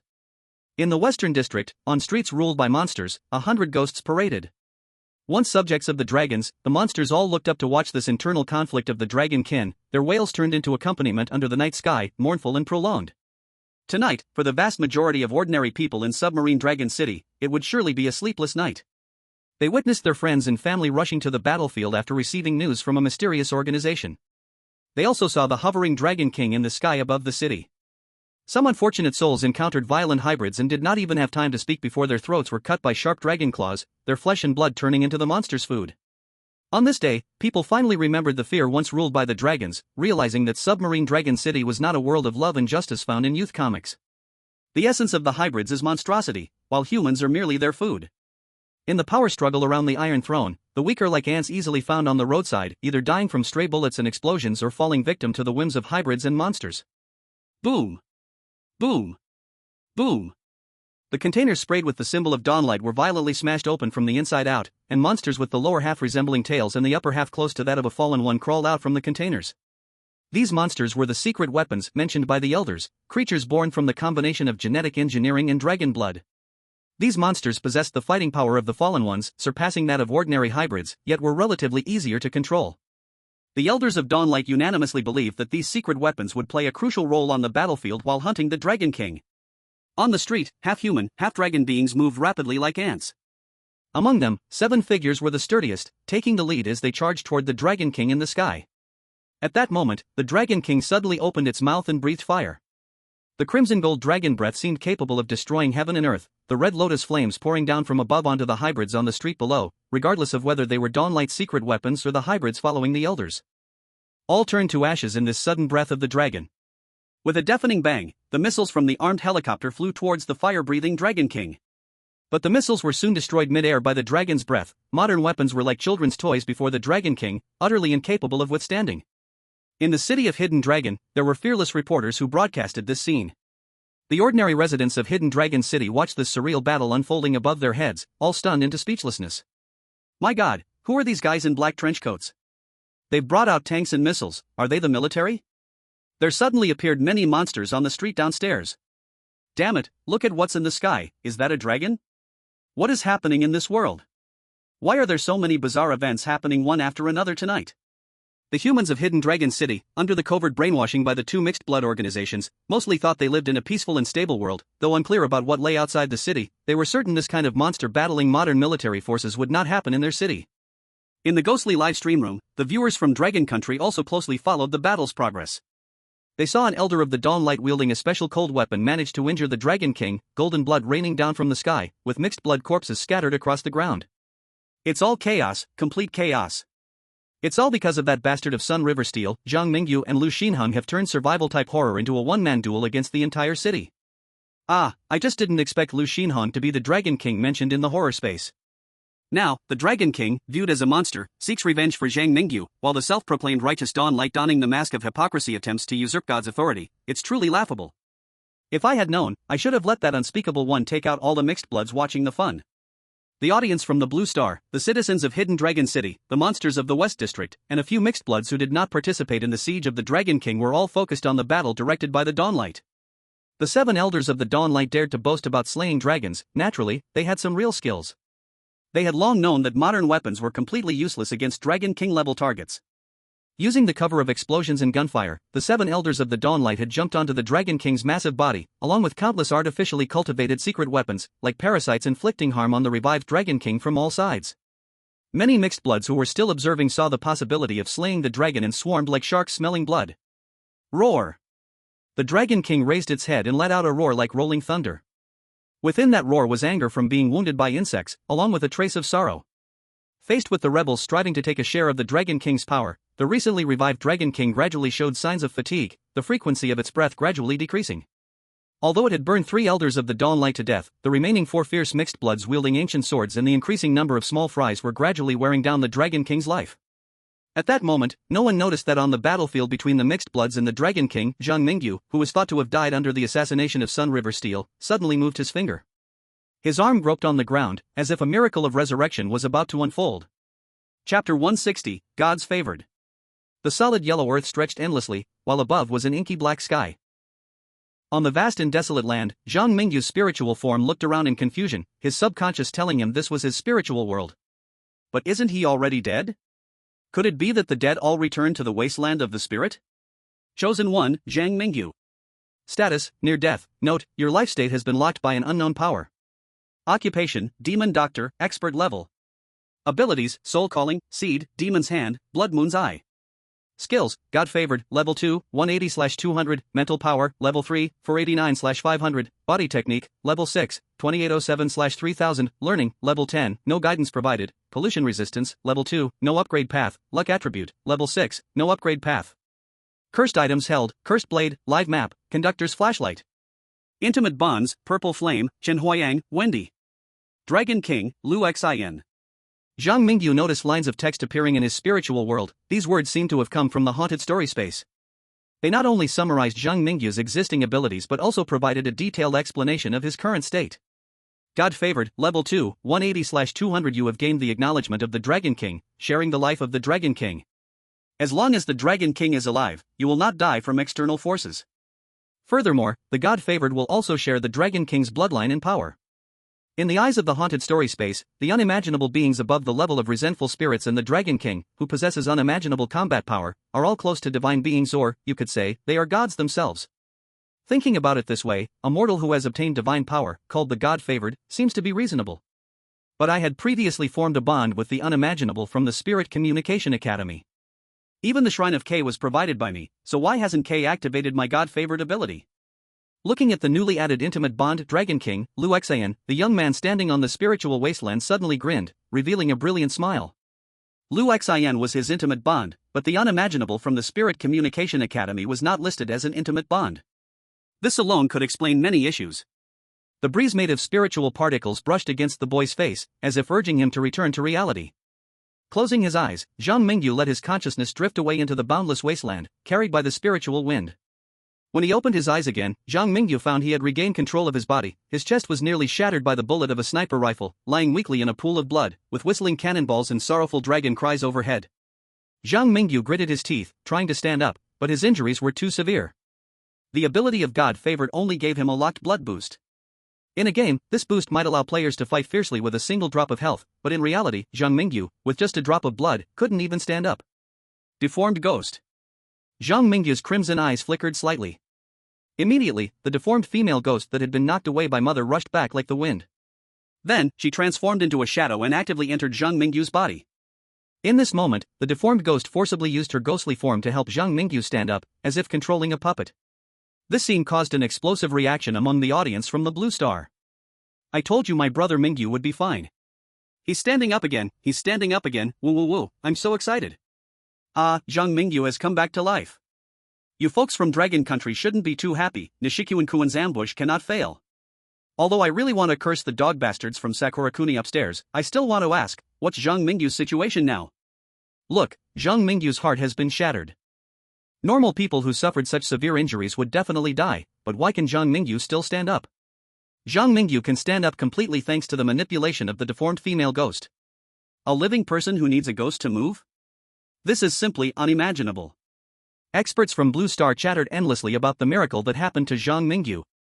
On the side of Kunlun military base, they were also ready to use their last chance for an external hint to inform Zhang Mingyu of the bastard Rizawa gang's position. In the eyes of the Blue Star citizens, the battle between the Dragon King and the hybrids provided an opportunity for the Chosen Ones to profit from the chaos. As long as the Chosen Ones could survive these last 2 days, the outcome of the fighting in the City of Hidden Dragons would have nothing to do with them. However, after seeing the hybrids attacking the Golden Giant Dragon, Zhang Mingyu commanded the deformed female ghost to slowly raise his right hand. Meow? Ziyan affectionately licked the back of Zhang Mingyu's hand while also wondering what he was doing. The surrounding chosen ones, having witnessed Zhang Mingyu's miraculous resurrection, now looked at him with a gaze full of caution. The remaining 4 elders of the Dawn of Light battling the Dragon King, along with the hybrids on the armed helicopters, noticed this human boy miraculously standing up, but in their eyes, the Dragon King level target was clearly more important than this small fry Zhang Mingyu. The awakened Dragon King was, for some reason, not in a sound state of mind.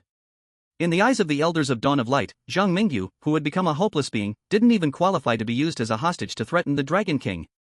In this situation, Zhang Mingyu activated the soul summoning ability he had already used once before. Soul Summon. The soul summoning ability can only be used once in each Ghost Story challenge. This is both a limit imposed by the Ghost Story space on the chosen ones and a form of protection for them. The powers of the Red Moon Eye, Soul Summon, and Seeds, if these ghost-related powers are overused by a human body, it is like voluntarily heading to the realm of the underworld, actively jumping into the river of the dead. This is not just about whether there is enough mental energy. It is about whether the human body can survive the dark energy contained in the ghost powers. However, at this moment, Zhang Mingyu again used the soul summoning ability relying on his bloodlock under the condition of having only 1 drop of blood left. Blood-colored mist surged out from Zhang Mingyu's pores, and the boiling sea of blood seemed to be drawing Zhang Mingyu's life force to complete the soul summoning ritual. Tears of blood flowed from Zhang Mingyu's eyes because of this. But when the sea of blood reappeared in the city, no one dared to underestimate this boy who had once summoned souls in an indescribable manner and nearly took out the pleasure-seeking hybrids. Chapter 161, Daughter of Nature. In the pitch-black night sky, the fiery breath of the dragon illuminated the shadowy attackers. 4 half-dragon elders, entirely covered in black scales, wielded ancient swords. Their wings flapped against the air, allowing them to stand above all beings. Suddenly, for the first time, the gazes of the 4 half-dragon elders shifted away from the Dragon King, and in unison turned towards the boiling sea of blood below. An indescribable aura seemed to emerge from the rolling sea of blood. In the center of the sea of blood, Zhang Mingyu sensed the gazes of the 4 half-dragon elders above him. The most rational thing for him to do now would be to hide and use the amazing healing ability of the demon hands to repair his body. Once his injuries were stabilized, even if the Dragon King fell to the hybrid's attack, he would not die due to the bloodlock disappearing. But now, Zhang Mingyu only wants to say, "Damn rationality. The evil dragon in your eyes saved me twice. Today, I, Zhang Mingyu, will no longer be the brave dragon slayer, I want to be the demon king protecting the evil dragon." His strong willpower supports Zhang Mingyu as he continues the soul summoning ceremony. At this moment, in the sea of blood, some green plants began to pop their heads up. A rich breath of life appeared in the sinister sea of blood. Once, the unspeakable that repelled the headmaster had been forcefully awakened by Zhang Mingyu. Zhang Mingyu didn't care whether Kay was willing or not, he just dragged it out to work. Green spread in the sea of blood. But the speed of spreading wasn't fast. If this continues, the summoning ceremony would likely fail. Seeing this, Zhang Mingyu immediately threatened the unspeakable in the sea of blood. "You owe me a life and a shrine. Come out and help. Otherwise, wait for me to reclaim the shrine and let you fall from grace again." It seemed that Zhang Mingyu's charisma had some effect. Not long ago, the unspeakable had been reluctant, but upon hearing that Zhang Mingyu wanted to reclaim the shrine, it immediately obeyed and crawled out of the sea of blood. Kay wasn't sure if Zhang Mingyu could really follow through with the threat, but the shrine was vital to the unspeakable, and the shrine it was using now was indeed a reward Zhang Mingyu obtained from the bazaar space, to prevent Zhang Mingyu from really sinking the ship. This time, the unspeakable compromised. "I will help you this once, and there won't be a next time." The pleasant female voice sounded in the center of the sea of blood. Vibrant green vines shot up from the sea of blood, a thick pea vine that seemed to reach the clouds appeared in the center of the city of hidden dragons. The only difference from the last time at the haunting school was that a girl with golden hair, blue eyes, pointed ears, and a green dress appeared on the pea vine. The girl looked just like a fairy from a fantasy novel. At this moment, she wore a look of annoyance, as if her good dream had been disturbed, glaring angrily at Zhang Mingyu below. The silver teeth she bit seemed to express her desire to eat Zhang Mingyu piece by piece. Through the white stockings beneath her long dress, one could see the muscles in her legs tense with anger. Detected the resentment value of the Daughter of Nature towards you +6. Reminder, when facing the unspeakable, please use the provocateur talent with caution, God's chosen one. A prompt sound from the bazaar space rang in Zhang Mingyu's ears, but his mental strength had been completely drained by the summoning just now. Now, his brain was hazy, unable to think at all. Otherwise, he would definitely be curious why the unspeakable from the haunted school had its own name. Struggling to keep his body up, Zhang Mingyu looked up at the wild vines growing between the skyscrapers, carnivorous flowers taking root in the ground, and tall willow trees using their branches to weave a web in this area. Meanwhile, the 4 half-dragon elders of the Dawnlight stood frozen, as if they were dumbfounded. This human can actually summon the unspeakable? Who is he? Why can he call two unspeakable beings to help? Our preparations against the Dragon King are now useless. We could still manage to hunt a single Dragon King with a damaged mind, but with two powerful unspeakables cooperating, we have no chance of winning. We're doomed. The fighting spirit of the 4 half-dragon elders from the Dawn Light diminished drastically.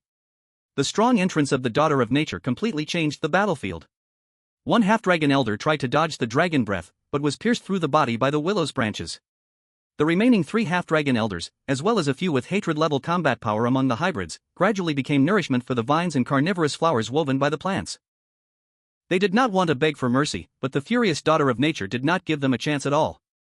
Soon, all the warriors from the 2 hybrid organizations were cleaned up. The remaining fish that escaped the net could no longer pose a threat to the Dragon King and the Daughter of Nature. On the outskirts of the battlefield, the watching divine selectors were all silent after seeing this. Their eyes towards Zhang Mingyu were filled with fear. Even discussions were not dared to be too loud, as if afraid of disturbing that devil who had a human appearance. In this supernatural challenge, 3 indescribable level monsters have already stood up for Zhang Mingyu, right?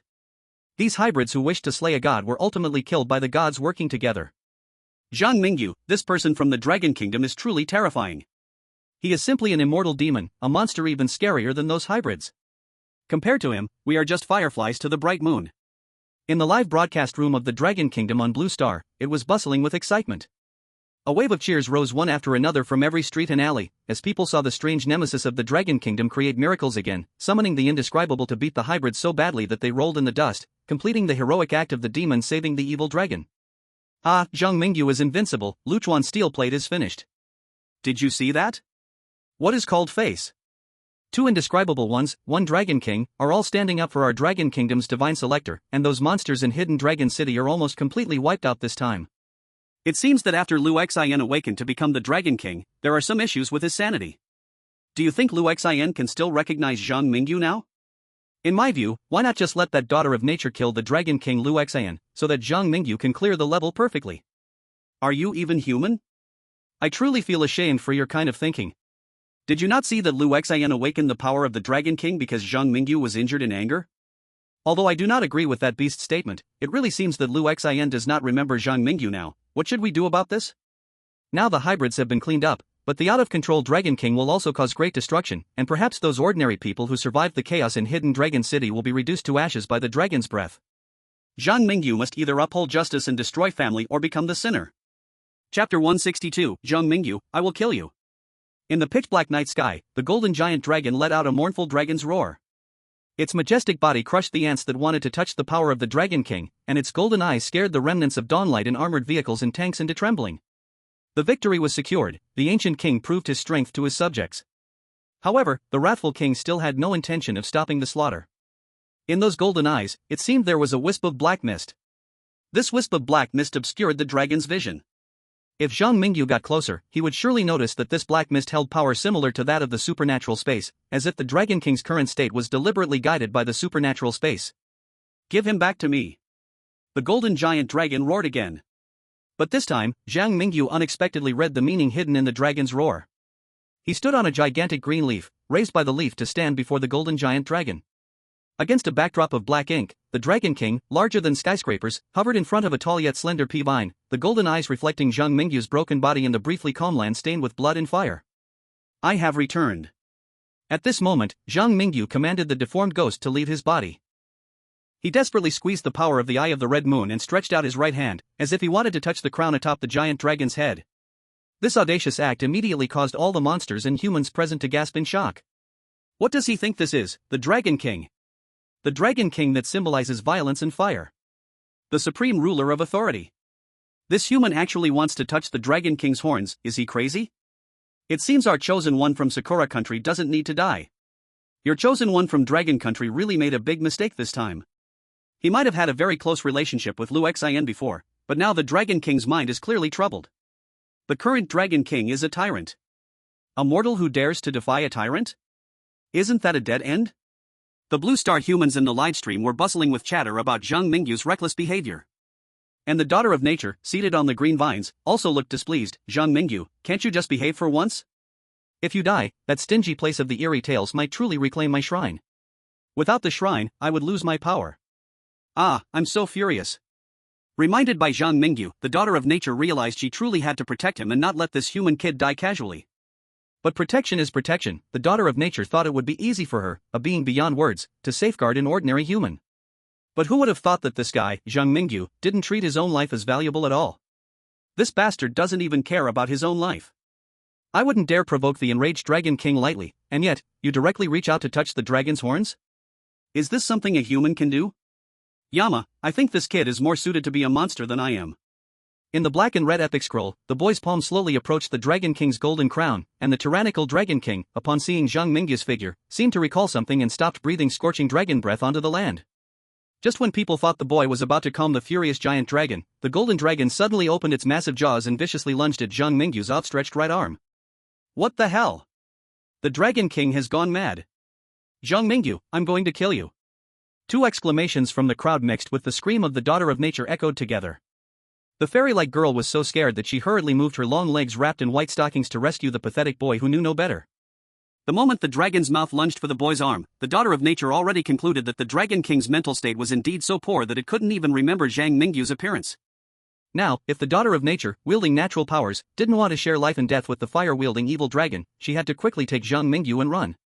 But the daughter of nature didn't have time to rescue Zhang Mingyu from the dragon's mouth. Standing on the green leaves, Zhang Mingyu did something that even the Dragon King found shocking.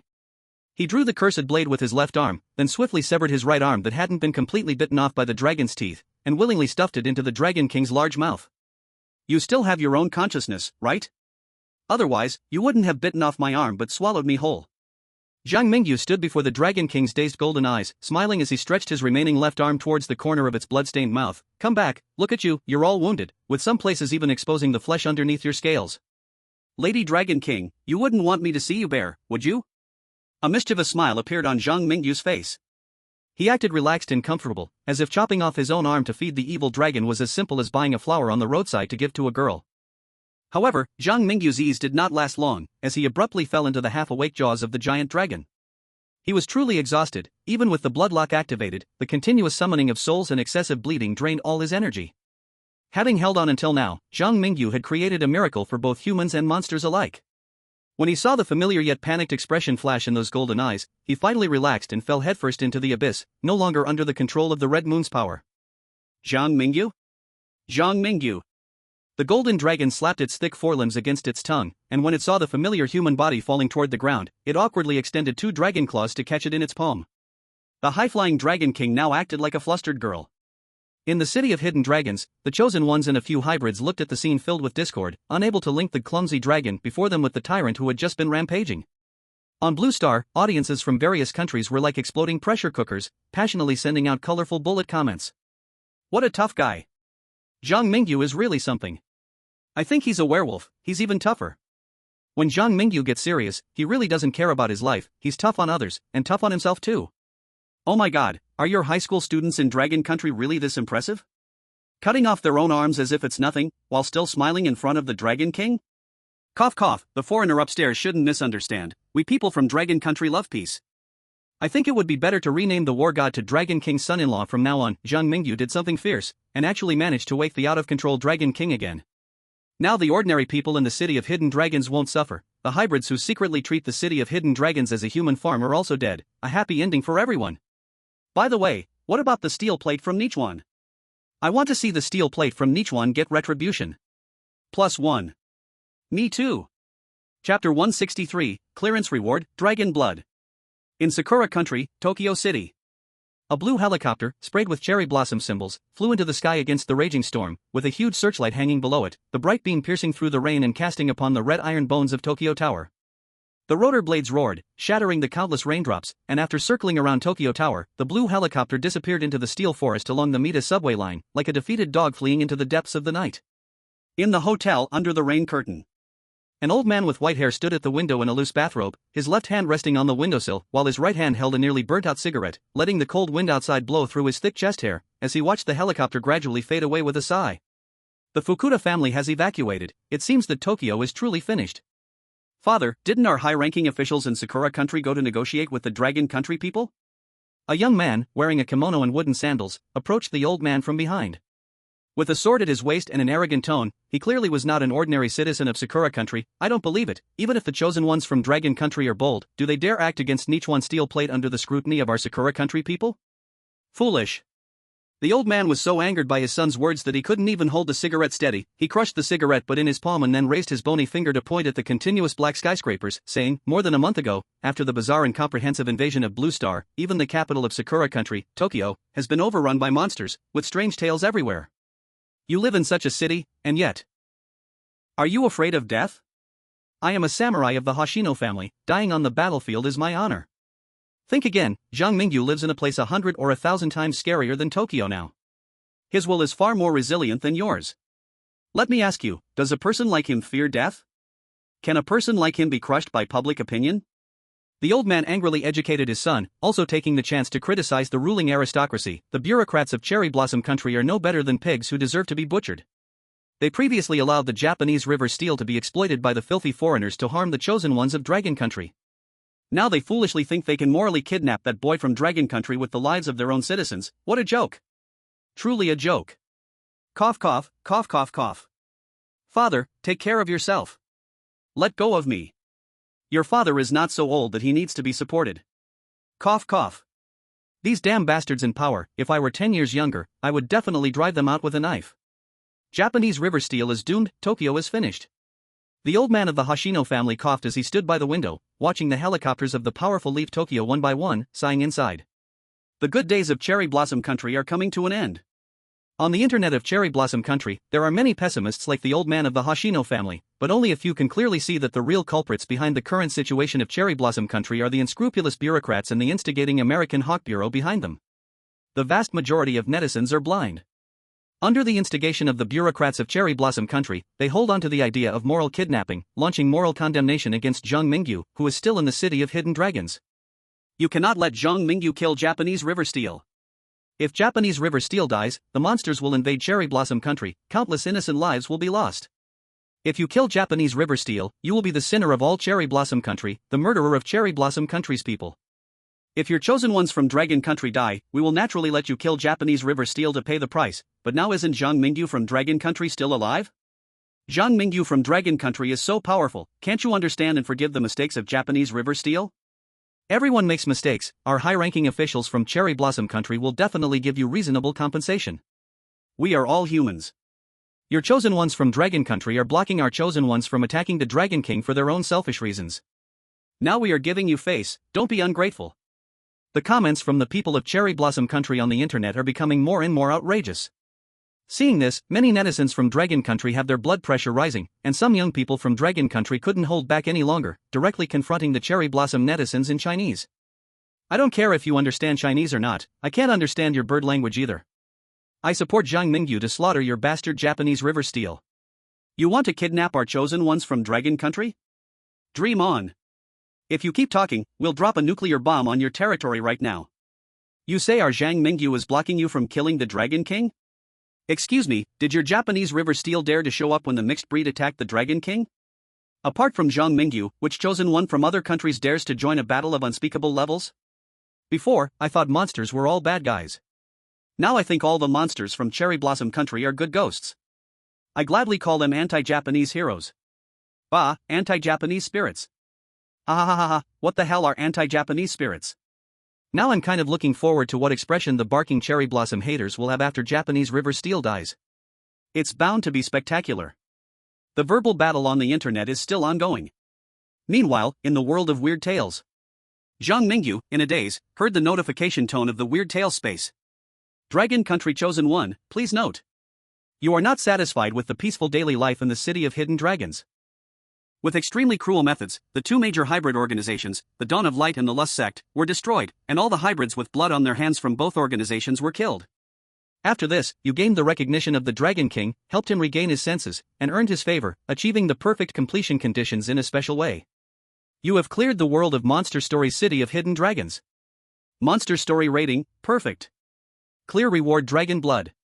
Dragon Blood, you have established a bond of blood and soul with the Dragon King, and your blood will be transformed into Dragon Blood. Under the influence of Dragon Blood, your physical fitness and recovery ability will be greatly enhanced. More mysteries of Dragon Blood are for you, the Chosen One, to explore. Since you achieved a perfect clear, you are now given a special reward: City of Hidden Dragons. City of Hidden Dragons, you protected the human citizens of the City of Hidden Dragons, gaining the recognition of the true ruler of the city. Now, the ruler has entrusted the city to you to manage, hoping you can turn the City of Hidden Dragons into the most prosperous metropolis in the world of monster stories. Any ghost that enters the City of Hidden Dragons will be suppressed by you, and the initial favorability of the ghosts in the City of Hidden Dragons towards you will increase by 20. Tip: the task of surviving for 30 days is now on the 27th day. You can choose to continue staying in the City of Hidden Dragons and stay for 7 more days after reaching the 30-day deadline. Or, you can choose to leave the world of monster stories immediately. Chapter 164, Silly Dragon. Do you want to eat me? In the hospital, the pungent smell of disinfectant entered his nostrils. Amidst the sounds of clinking bottles, the squeaking of the small cart, and the girl's steady and powerful breathing, Zhang Mingyu slowly opened his eyes. The unfamiliar ceiling in front of him made him feel dazed, and the bright sunlight along with the heavy sensation coming from his lower abdomen made him very uncomfortable. Looking down, Lu Xian, who had returned to her human form, was sleeping soundly on the white hospital blanket, with a lot of crystal-clear drool flowing from her pink little mouth. Ahaha, delicious, Zhang Mingyu, hurry and feed me. Lu Xian rubbed against Zhang Mingyu through the blanket like a foodie, her little white teeth occasionally nibbling on the blanket, completely lacking the demeanor of a hospital companion and looking more like a little girl coaxing her father for candy. Silly dragon. Do you want to eat me? Zhang Mingyu rudely raised his hand and pushed Lu Xian's head off his body. As soon as his hands touched her soft red hair, he suddenly realized that his severed arm had actually grown back. The large hole in his chest was also healed. Zhang Mingyu's body had fully recovered during the time he was unconscious. Even the mental weakness had completely disappeared. Zhang Mingyu glanced at the newly appeared ability in his profession panel, Dragon Blood, wondering if his super recovery ability was brought on by the Dragon Blood.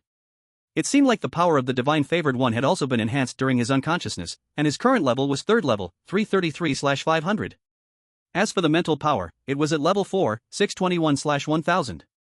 The improvement of the Chosen One's abilities was likely related to Lu Xian, and could the increase in mental power be because he had overused it during the previous battle, reaching a sort of breakthrough effect?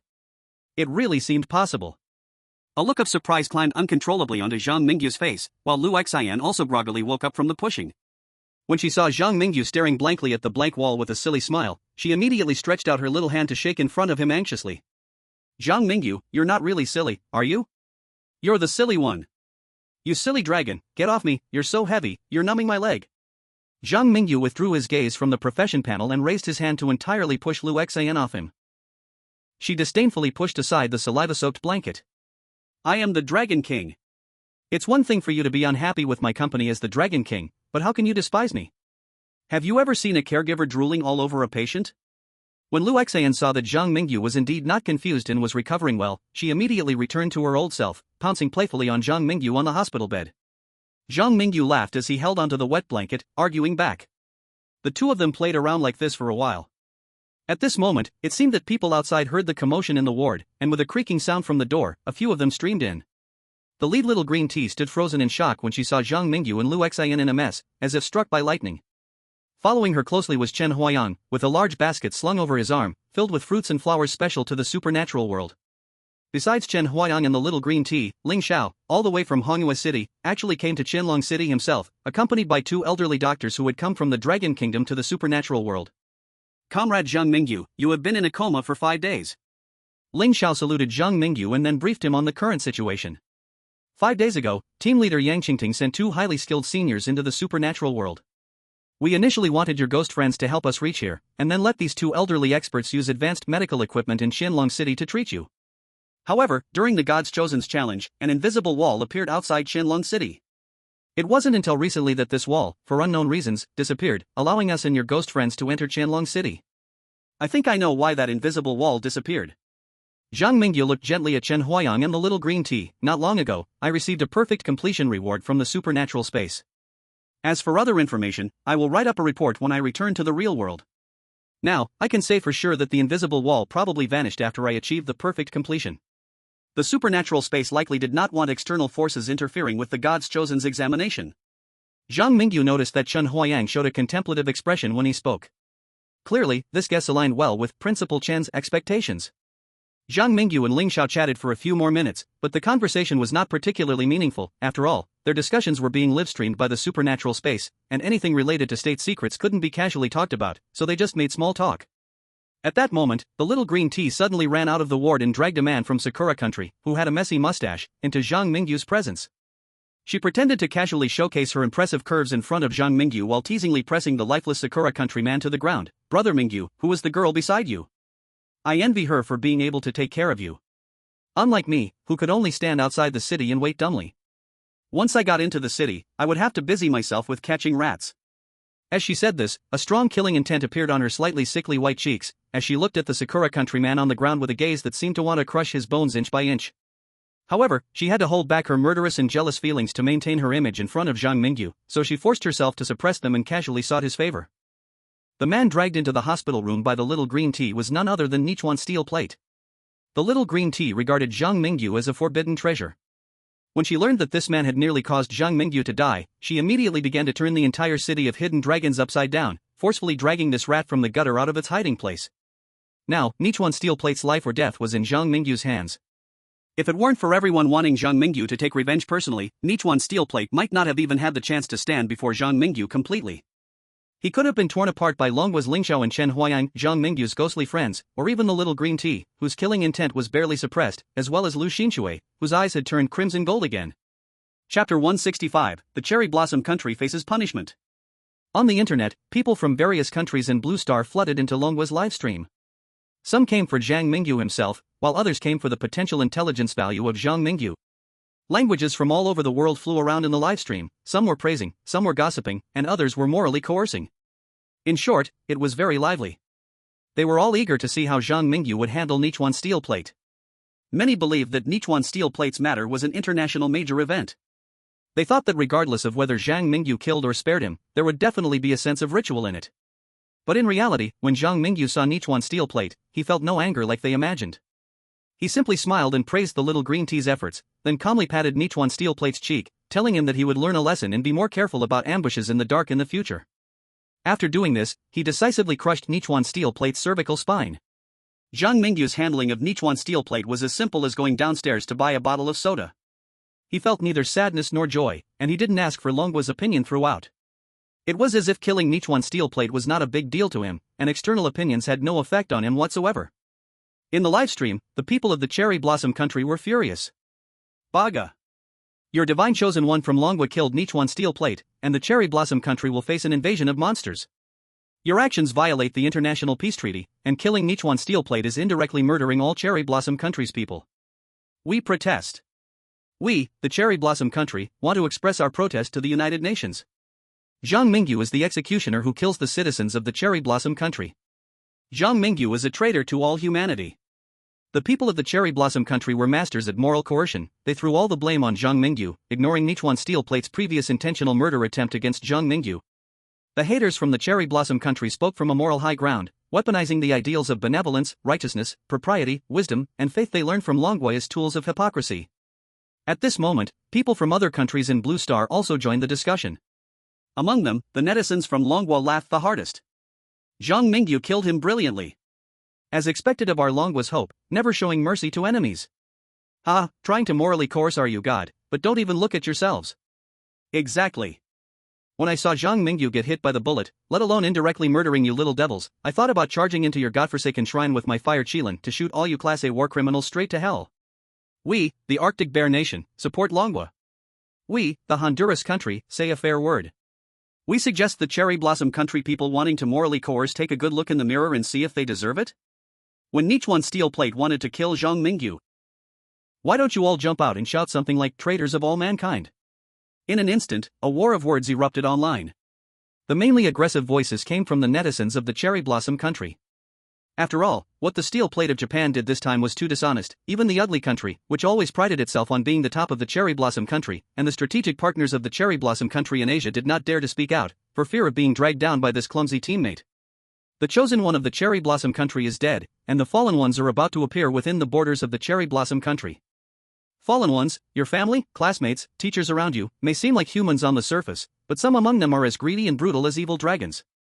Citizens of the Cherry Blossom Country will randomly awaken the genes of evil dragons, and those who awaken the dragon genes will be completely eroded by the dragon blood in their bodies, losing their humanity irrevocably. Tip: the appearance of the fallen ones somewhat resembles that of lizardmen with scales and claws, and also somewhat like monsters with dragon heads and snake bodies. Please try to survive, humans. The prompt sound of the strange talk space echoed across the globe. At the same time, unexpected changes occurred on the streets of the cherry blossom country. Inside a night school in Shinjuku district, a male teacher who had just been teaching diligently suddenly revealed his true nature. His head sprouted dragon horns, his hands and feet turned into claws, the pupils of his eyes became dragon-like vertical slits, and his inner greed and brutality were infinitely stimulated, as he wickedly lunged toward the pure and lovely female students in the classroom. In a hotel under Tokyo Tower, a host boy trembled as he stood on the balcony waiting for the rich woman in the bathroom to finish her shower. He looked at the dark sky outside and recalled the prompt sound from the strange talk space. I can't be this unlucky, can I? After this gig, I'll have enough money to go back home and get married. Yoko will surely be very happy to see me, but I wonder if the cherry blossoms at home are blooming yet? The host boy was lost in thought. Suddenly, he found that the sound of water in the bathroom had stopped. Ms. Maikawa, are you still in there? Shut up. You brat. At some unknown time, an old man in a white bathrobe appeared on the neighboring balcony, gripping a samurai sword. With agility not befitting his age, he leaped over the gap between the two balconies and covered the host boy's mouth. The two were very close. The host boy could even smell the old man's masculine scent. Bang! Bang! A deep sound like an earthquake came from the bathroom. The host boy's earlier shout had finally attracted the attention of the now fallen rich woman. If my son Yoshihiro could become the chosen one, I would definitely make him ally unconditionally with the chosen one of the dragon country. Alas, it's too late to say anything now. The old man of the Yoshihiro family tossed the host boy across to the opposite balcony. Without looking back, he urged, I'll hold off this creature, you go down to the bar and fetch my useless son. Tell him to run. Run to a place where there are few people. You two can go together, but absolutely do not look back, and do not come find me. The old man drew his samurai sword. He bet on the honor of the Yoshihiro family and charged toward the towering monster. Metal clashed against the hard dragon scales in the pitch-black environment, creating a sharp ringing sound like iron and gold colliding, as the samurai sword struck the dragon scales, sparking brilliant and dazzling sparks. Lying sprawled on the neighboring balcony, the host boy looked frozen with fear. After hearing the old man's roar, he didn't know where his strength came from, but he rolled over and got up, fleeing into the night like a frightened rabbit with its tail tucked. Blood splattered in the night. The battle between the old man of the Yoshihiro family and the fallen one was a fight to the death. But the old man of the Yoshihiro family was not the chosen one. In the cherry blossom country, there is no thrilling paradise where ordinary people can gain exclusive talents. His fate in the battle against the fallen was already sealed from the very beginning. The smell of blood in the hotel grew stronger, while the sounds of the fight gradually faded away. Chapter 166, National Fortune Reward, Dragon Statue. The story of the hidden dragon city quickly came to an end. On Blue Star, in any country that failed to challenge the creepy tales, monsters called the Fallen appeared within its borders. However, a few exceptional countries that successfully cleared the hidden dragon city, like Ugly Country and Bear Country, received a safe zone as a reward. Of course, the most noteworthy was the National Fortune Reward for Dragon Country. The moment Zhang Mingyu left the creepy tail space, a cold mechanical voice from the creepy tail space echoed above Dragon Country. Congratulations to the chosen one of Dragon Country for perfectly clearing the creepy tail, Hidden Dragon City. Now granting the chosen one of Dragon Country a perfect clearing reward, Dragon Statue. Dragon Statue, a lifelike dragon statue will appear in 34 safe zones in Dragon Country. Every day, worshipping the dragon statue will provide a chance to awaken the dragon bloodline within the people of Dragon Country. The dragon bloodline awakened through the dragon statue will not erode the human mind, nor will it lead to their downfall. Those who possess the dragon bloodline will gain enhanced physical abilities and mental strength. Additional reward, before the chosen one of Dragon Country dies, the chance of awakening from worshipping the dragon statue is doubled. Wow! Worshipping the dragon statue can awaken the dragon bloodline, turning into that kind of hybrid from Hidden Dragon City? The most important thing is that I won't turn into a monster because of dragon blood erosion? This is too awesome. Ha ha ha, now we people of Dragon Country have truly become the descendants of the dragon. I saw Zhang Mingyu's battle video online. The hybrids in the video are ridiculously strong, each one is practically a superhero from a movie. Other chosen ones struggle to deal even with the weakest hybrids, except for our Dragon Country's mysterious nemesis. I don't care, I'll go worship the dragon statue and give it a try. Oh my! I actually succeeded in awakening. Is this the benefit of having doubled probability? In the 34 safe zones, some impatient people from Dragon Country quickly ran to worship below the dragon statue. Among them, there were luck players who, under the doubled awakening probability, successfully awakened their dragon bloodline on their first worship. Of course, these luck players were quickly invited to the security office for tea. Additionally, the dragon statue was controlled by the Dragon Country authorities. This wasn't because they didn't want ordinary citizens to awaken the dragon bloodline, they simply didn't want some traitors hidden within Dragon Country to secretly use the dragon statue for awakening. After initially drafting a set of rules, the dragon statue would open to all citizens. Any Dragon Country citizen who passes the examination would be free to choose whether to worship the dragon statue, attempting to gain the power of the dragon bloodline. 7 days later, at Kunlun military base, Zhang Mingyu lazily lay on a rocking chair, leaning against the window where fine raindrops pattered. He held a cup of rich hot chocolate in his hands, wrapped in a fluffy blanket, and was comfortably studying his profession panel. Chosen 1, Zhang Mingyu. Status, healthy. Profession, demon doctor, expert level. Abilities, summon souls, seeds, demon's hand, red moon's eye, dragon blood.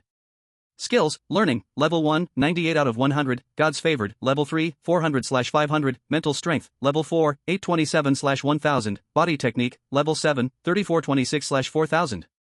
Cursed items, cursed blade, living point map, conductor's flashlight. Intimate bonds, purple flame, Chen Huayang, Wendy. Dragon King, Lu Xian.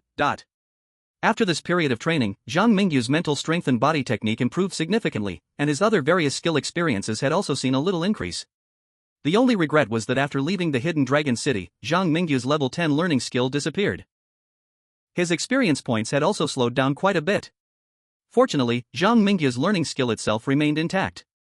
Although the learning skill was still only level 1, it didn't really contribute much to experience point accumulation.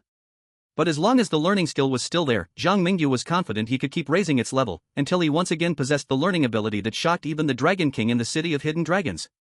Brother Zhang. A loud-voiced military officer strode up behind Zhang Mingyu without any pretense. He was robust, with eyes that seemed to hide a lion, and every move felt like it could crush a water buffalo. This middle-aged officer was Lao Jian, the current power figure in the Kunlun military base. Chief, how does a busy man like you have time to come here? Zhang Mingyu withdrew his gaze, greeted him, and went to the water dispenser, asking Lao Jian, Chief, do you prefer tea or coffee? Personally, I suggest a cup of hot chocolate, this damn weather is just too cold. Hey! Do you have erbo too? You little brat can't drink, or I would have dragged you for a few drinks. Lao Jian smacked his lips, but in the end, he didn't get the erbo he longed for, and like Zhang Mingyu, he held a cup of hot chocolate and pulled a chair beside Zhang Mingyu like a bear. How's it outside lately? What else can it be? Ghostly things floating everywhere, and then there are the murderers and monsters affected by the Yin energy. Lao Jian said, patting Zhang Mingyu's shoulder, he exclaimed, in short, thanks to you, the 34 safe zones within our dragon country have greatly protected the ordinary people. After we evacuated the civilians to the safe zones, it's much easier to arrange other things. The industrial and agricultural zones in major cities still can't be abandoned. The country can't pin all its food issues on your convenience stores, we've been busy with these matters lately. You're working hard, Chief. You look polite and well-mannered, but how come when it comes to monsters, you become so decisive? I really have to admire that you're a tough guy. Lao Jian joked with Zhang Mingyu, then finally got to the point of his visit. You know about the Falcon Bureau, right? Yeah, I've heard of it. Recently, the secret agents from the Falcon Bureau have been running around. Don't worry about reality, as long as I, Lao Jian, am alive, no one can touch you. But in the world of weird tales, you need to be cautious about ambushes from the chosen ones. I don't want our dragon country's nemesis to die at the hands of idiots like Nichuan Steel Plate. People's hearts are hard to read, and you must not be careless. Lao Jian seriously reminded him. Seeing Zhang Mingyu nod, this middle-aged officer showed a smile again. He took a big sip of hot chocolate but suddenly scalded his esophagus, blowing hot air out, looking quite comical. Time quietly flowed during their conversation. Finally, Zhang Mingyu once again heard that familiar and friendly prompt sound from the Weird Tale space. Chapter 167, New Weird Tale, Fairy Tale Town. This book has been written for almost 3 months now. During this time, Xiaobei has received quite a few rewards from readers, some fueled by love, and some like the April shaken by the wind, who rewarded after being certified as a master. Here, Xiaobei thanks all the supporting readers and celebrates with extra chapters. I'm the dividing line of the main text. Choosing Weird Tales. Ding, the Weird Tale world has been chosen. Welcome to Fairy Tale Town. Type, multiplayer. Past conditions, passing survive for 30 days in Fairy Tale Town. Past conditions, excellent, help 3 residents of Fairy Tale Town fulfill their wishes. Past conditions, perfect, make the dictator of Fairy Tale Town smile sincerely. Note, you can only challenge the world of ghost stories with the cursed items you already own. Tip, since you perfectly cleared the city of subtle dragons, you will gain a special ability in this ghost story challenge, Abundant Stamina. Abundant Stamina, you will possess divine level stamina, you will not get tired, you do not need to rest, your energy will always be high, and your recovery ability will leave even dragons in awe. In this ghost story challenge, your dragon blood abilities will be greatly enhanced due to your abundant stamina. Remembering the hints from the ghost story space, Zhang Mingyu opened his eyes in a gust of cold wind. In the dark environment, the first thing that caught his eye was the yellowing wall covered with pockmarked erosion marks. The wall was low enough for Zhang Mingyu to easily see the scenery outside it. At this moment, Zhang Mingyu realized he seemed to be in a pigsty. The floor was covered with sticky yellow mud, and stone walls divided the pigsty into several square pig pens, each housing 2 or 3 black-haired pigs that looked like young calves. At this moment, some young and lively piglets were happily gathering at a long trough to drink water, while some well-fed big pigs were leisurely lying on the feeding trough, munching on a pile of yellow slop. Splash! Splash! Just as Zhang Mingyu was about to look around, he discovered that a heavy iron shackle had somehow been put on his right ankle, and a black iron chain extended from him to the wall near the feeding trough, limiting his range of movement. Looking at the iron chain on the ground, Zhang Mingyu thought, I was just wondering what kind of danger could be in a ghost story called Fairy Tale Town. Now it seems that my identity in Fairy Tale Town is not some prince or princess, but a pig trapped here? If you didn't say this ghost story was called Fairy Tale Town, I would think it was called Piggy Hero. Rolling his eyes, Zhang Mingyu reached out his hands to grab the sturdy shackle and suddenly twisted it to the left and right. With a crisp crack sound, the iron shackle surprisingly broke in Zhang Mingyu's hands like a toy. Looking at his hands, Zhang Mingyu seemed unable to believe the scene before him, as he lowered his head to pinch the metal shackle on the ground. He was already prepared, thinking that if he couldn't break the shackle with his bare hands, he would find a tool to pry it open. However, it seemed that his stamina had indeed increased significantly, and he could easily break even such a heavy iron piece. Rubbing his hands, Zhang Mingyu revealed a mischievous smile. I really seem to be very strong now. In the Ghost Story live broadcast room, billions of Blue Star viewers gathered together. When they saw Zhang Mingyu easily breaking the shackles, they were somewhat speechless. I say, you Dragon Kingdom's chosen ones are getting more and more ridiculous. Before you at least relied on ghosts and exclusive talents to clear ghost stories. Now, is Zhang Mingyu becoming a saint of flesh? Wow, awesome. My friend from the Dragon Kingdom once told me, dragon people can't cultivate immortality, the online novels are all lies. Now I think he is the biggest liar. If your Dragon Kingdom's chosen ones experience life as immortals, then don't pretend. Our ugly country needs an immortal to get rid of the black-hearted capitalists. Hey. Is the guy upstairs still there? Why did he go silent after finishing that sentence? Cough, now the Eagle Bureau of Ugly Country is omnipotent. The brother from Ugly Country just now probably met his end. Here, let me dedicate a song chilling to the brother from Ugly Country. Wow, please don't come for me. I'm one of you, don't start throwing shade. By the way, this ghost story is called Fairy Tale Town. There are probably many fairy tale elements, right? Do you think this fairy tale town is full of dark fairy tales, like the cannibal Little Red Riding Hood, the girl-selling Little Match Girl, and the midnight teddy bear with sharp teeth that grows in the dark? The chosen ones aim to excel by helping some heartless monsters fulfill their wishes?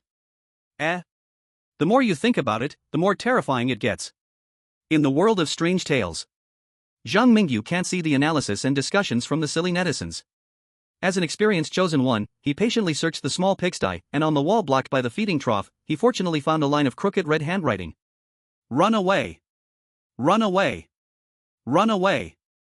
No matter who you are, when you see this message, please try your best to escape from this farm to survive. I plan to escape from this cursed place at dawn tomorrow. I don't know if I can succeed. But unfortunate friend, remember what I said, this might help you escape along the path I've discovered. 1. The owner of the farm has a human lower body, but often wears a huge triangular helmet on his head. He often patrols the farm with a large machete, and once he finds a runner, he will execute them on the spot. The owner only kills during the hours of 2 p.m. to 4 p.m. when he receives guests buying farm products. If you want to escape during this time, believe me, your fate will be more tragic than death. 2. Don't eat the feed in the trough, it will turn you into one of them. 3. Please drink from the water trough at the appropriate time, livestock will die if they don't drink. 4. The owner only patrols the farm at night. During the day, he eats and sleeps in his little house. I believe dawn or dusk is our only opportunity to escape the farm. 5. The owner has a keen sense of smell, he can smell the different scents of every livestock. 6. There is a big forest to the north of the farm, and you might receive help from a caterpillar that blows smoke rings, but you'll need to prepare a suitable price. The red handwriting looked as if it were written in blood. The bloodstains had already dried. Based on Zhang Mingyu's experience, if the person who left the writing successfully escaped, he should have already entered the northern forest and found the caterpillar mentioned in the bloody words. After staring at the bloody words several times, Zhang Mingyu carefully put the feeding trough back in place, blocking the writing again for future visitors. He recalled the content of the blood and was about to devise a plan to escape the farm. At this moment, a sound of a large machete dragging on the ground came from outside the pigsty door. Chapter 168, The Butcher's Wish at Midnight. The closed pigsty was like a huge cage, with the only exit being the tightly shut door.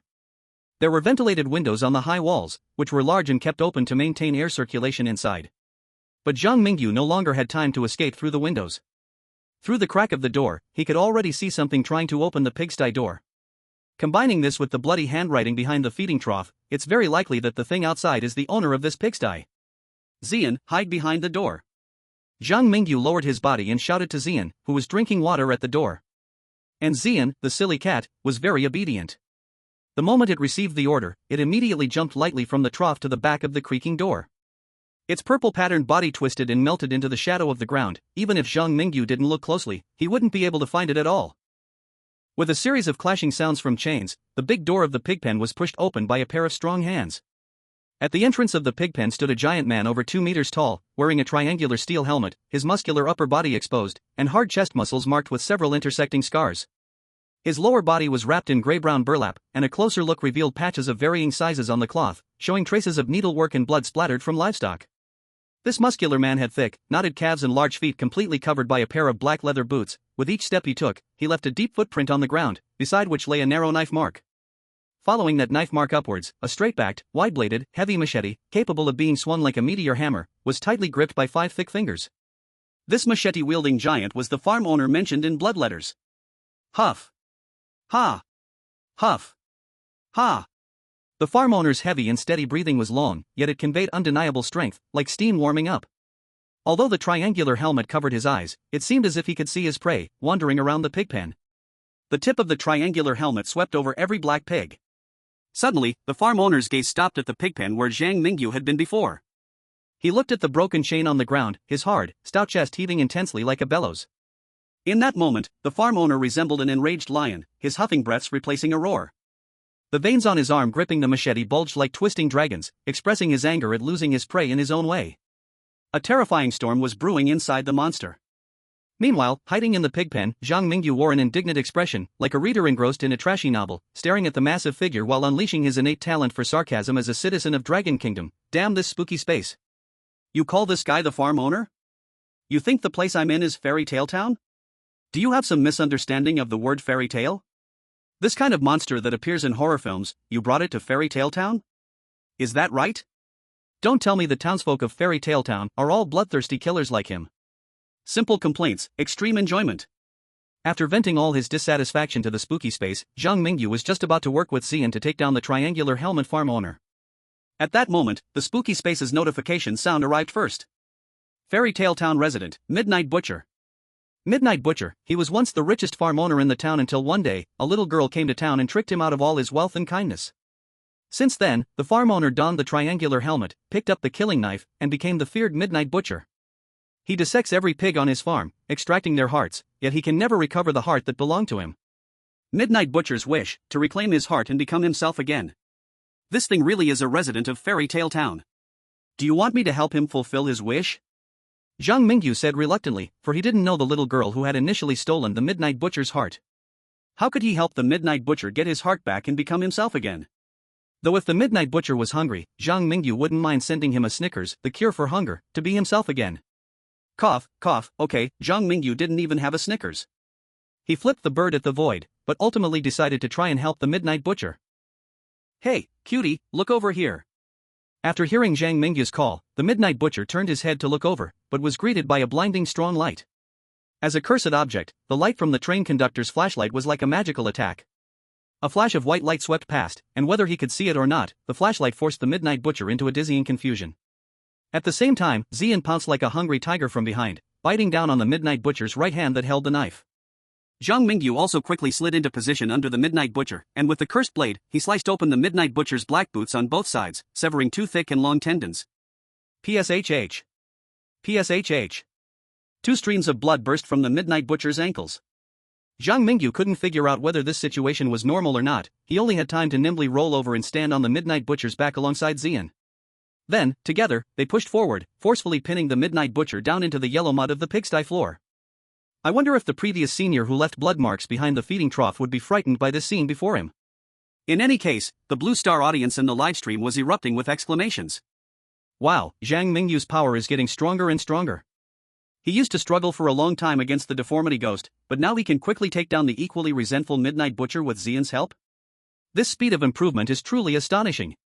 You from the Two Clear Sword sect have extraordinary talent. Vini 50 and I will teach you the sect's secret technique. Hey! The big brother upstairs is lying to Zhang Mingyu. Aren't you afraid of having 10,000 resentful spirits knocking on your door? The Blue Star netizens were discussing in a silly and joyful manner. After taking the initiative to attack, Zhang Mingyu had no mind to mock the unreliable ghost talk space anymore. He half-squatted on the Midnight Butcher, trying to use his own strength to suppress this resentful being. But his enhanced stamina mainly boosted his endurance and persistence, and it only slightly helped with strength and physical fitness. Under normal circumstances, Zhang Mingyu and Xian, who hadn't restored their true forms, seemed unable to keep this guy down. Chapter 169, I will move myself. The tower-like strong man was pinned to the ground by Zhang Mingyu and Xian, his large axe flung away by Xian's bite, and his legs severed from the tendons by the cursed blade.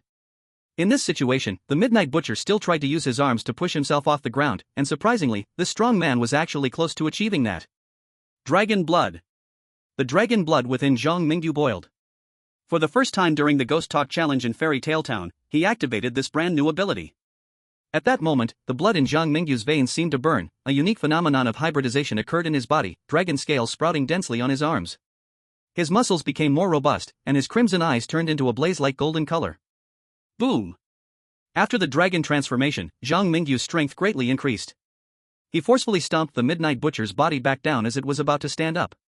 Then, he raised his right hand, now transformed into a dragon claw, and slapped it onto the Midnight Butcher's triangular head. Did I let you get up? The Midnight Butcher's triangular head clashed with the dragon claw, producing a sound like a gavel hitting wood, while the Midnight Butcher, lying on the ground, felt an unbearable humiliation, becoming more agitated. His arms desperately clawed at Zhang Mingyu, who was on his back, but transformed Zhang Mingyu easily disabled one of his arms. Are you not satisfied? Ha! Zhang Mingyu slapped another palm onto the Midnight Butcher's head. He signaled to Xian to tie up the other arm of the Midnight Butcher with his tail, and then without a word, he made a series of loud bang bang bang sounds as he threw dozens of big traps onto the Midnight Butcher's head. It's okay if you don't accept it, I'll make you accept it. Damn it, it's the first time I've heard that to fulfill someone's wish, you first have to convince them with virtue. Just look at you, how lucky are you? Meeting me is your fortune, there aren't many good people like me in the world. If only the Midnight Butcher could speak. If he could, he would have surely cursed Zhang Mingyu and his ancestors for 18 generations by now. At the same time, the audience on Blue Star couldn't help but laugh at the scene. Ha, this kid Zhang Mingyu makes me laugh so hard. The trap god returns to the gaming world. Zhang Mingyu is using 2 big traps to make the ghosts lose their way. I really think Zhang Mingyu has no self-awareness and he dares to say that meeting you is his fortune? I think the Midnight Butcher is about to pass out from anger after encountering you. Midnight Butcher, I heard I should thank you. By the way, why can Zhang Mingyu turn into a dragon? Most likely a reward for clearing the hidden dragon city, right? Now, with Zhang Mingyu and Xian working together, they can easily suppress resentment-level ghosts. As for why he's just suppressing and not killing, oh my, don't tell me Zhang Mingyu is planning to grant the Midnight Butcher's wish? The audience on Blue Star could see the content of the Midnight Butcher's wish, and when they noticed that Zhang Mingyu didn't kill the Midnight Butcher, they vaguely guessed Zhang Mingyu's intentions. At this time, several netizens from Pickled Vegetable Country rushed into the Dragon Country's live broadcast room to attack. Stupid pigs in Dragon Country, just because you have a bit of strength, do you think you're invincible? The Midnight Butcher is clearly a tough character in the entire Fairy Tale Town. Helping him fulfill his wish not only requires controlling this big guy but also finding the girl who deceived the Midnight Butcher in the first place. Even if your Zhang Mingyu from Dragon Country can control the Midnight Butcher, he won't be able to retrieve his heart. I mean no harm, I just find you Dragon Country people unlikable. I hope your Dragon Country's chosen one will crash during this Ghost Story Challenge, keek keek. Before this Ghost Story Challenge started, the Ugly Country's Eagle Bureau went to several places to pull in allies. The reactions from other countries are still unknown. Pickled Vegetable Country clearly appears to be stirring trouble, seemingly determined to stand united with Ugly Country. While the live broadcast room was filled with bullet comments. In the pig pen of the farm. Zhang Mingyu looked at the Midnight Butcher, who was obediently lying on the ground, and felt very satisfied. After more than 10 minutes of ideological education, Zhang Mingyu harvested over 1,000 resentment points from the Midnight Butcher. These resentment points activated Zhang Mingyu's provocateur talent, preventing the Midnight Butcher from harming Zhang Mingyu even a bit. Now, this brutal Midnight Butcher finally recognized reality. He lay obediently on the ground, not daring to move, fearing that any movement would again attract the big traps, You see, our dragon country has an ancient saying that good strategist recognizes the times. Your attitude right now is good, very good. You should have done this sooner. Stand up, I will help you fulfill your wish. The Midnight Butcher struggled for a long time but couldn't stand up. At that moment, Zhang Mingyu remembered that the Midnight Butcher's tendons had already been severed by him. Midnight Butcher, V_V. Zhang Mingyu, Omega Winky Face. Cough cough, it's okay if you can't stand, just lie there, and I'll handle it myself. Zhang Mingyu released his dragon transformation state and climbed onto the Midnight Butcher's waist. He stretched out his right hand, covering his fingers to his wrist with a layer of pitch-black flames, which was the effect of the devil's hand fully activated. In this state, Zhang Mingyu could cause the patient intense pain. I want to come in. Raising his palm ablaze with black fire, Zhang Mingyu pointed at the Midnight Butcher's chest and extended his hand. So slippery, so smooth. Zhang Mingyu's right hand, like a slippery loach, slid into the Midnight Butcher's chest cavity, exploring every organ inside him. This bare-handed chest opening, combined with the demonic hand's heightened pain sensation, actually made even the murderous Midnight Butcher convulse in pain. Indeed, no matter how cold a man is, his chest cavity is warm. After a thorough search, Zhang Mingyu pulled out his blood-soaked palm. He rested one hand under his chin, his gaze vacant, clearly pondering. It seemed that the Midnight Butcher really was missing a heart. In other words, the Midnight Butcher's lost kindness was not an idea but a physical beating heart? I can't help you find the heart that was stolen from you. But it wouldn't be impossible to find a way to give you a new heart. Zhang Mingyu didn't have any perverse hobbies, his earlier actions were merely to check the Midnight Butcher's body. He believed that a mere fatal injury by opening the chest wouldn't mean much to a vengeful spirit. Thus, in pursuit of efficiency, he had the earlier scene. Now, having confirmed what the Midnight Butcher was lacking, Zhang Mingyu felt it was time to help this pitiful farm owner reclaim everything he had lost. Chapter 170, Zero Negatives. On the farm's open ground. The high sky was tinted with a strange grayish-white, like an old black-and-white movie, possessing a retro beauty. Beneath the dome, broken white clouds cast shadows on the earth, darkening the slaughter table outside the pig pen, while sunlight poured over the farm owner's small cabin. At that moment, lying on the slaughter table, the Midnight Butcher was filled with terror and anxiety.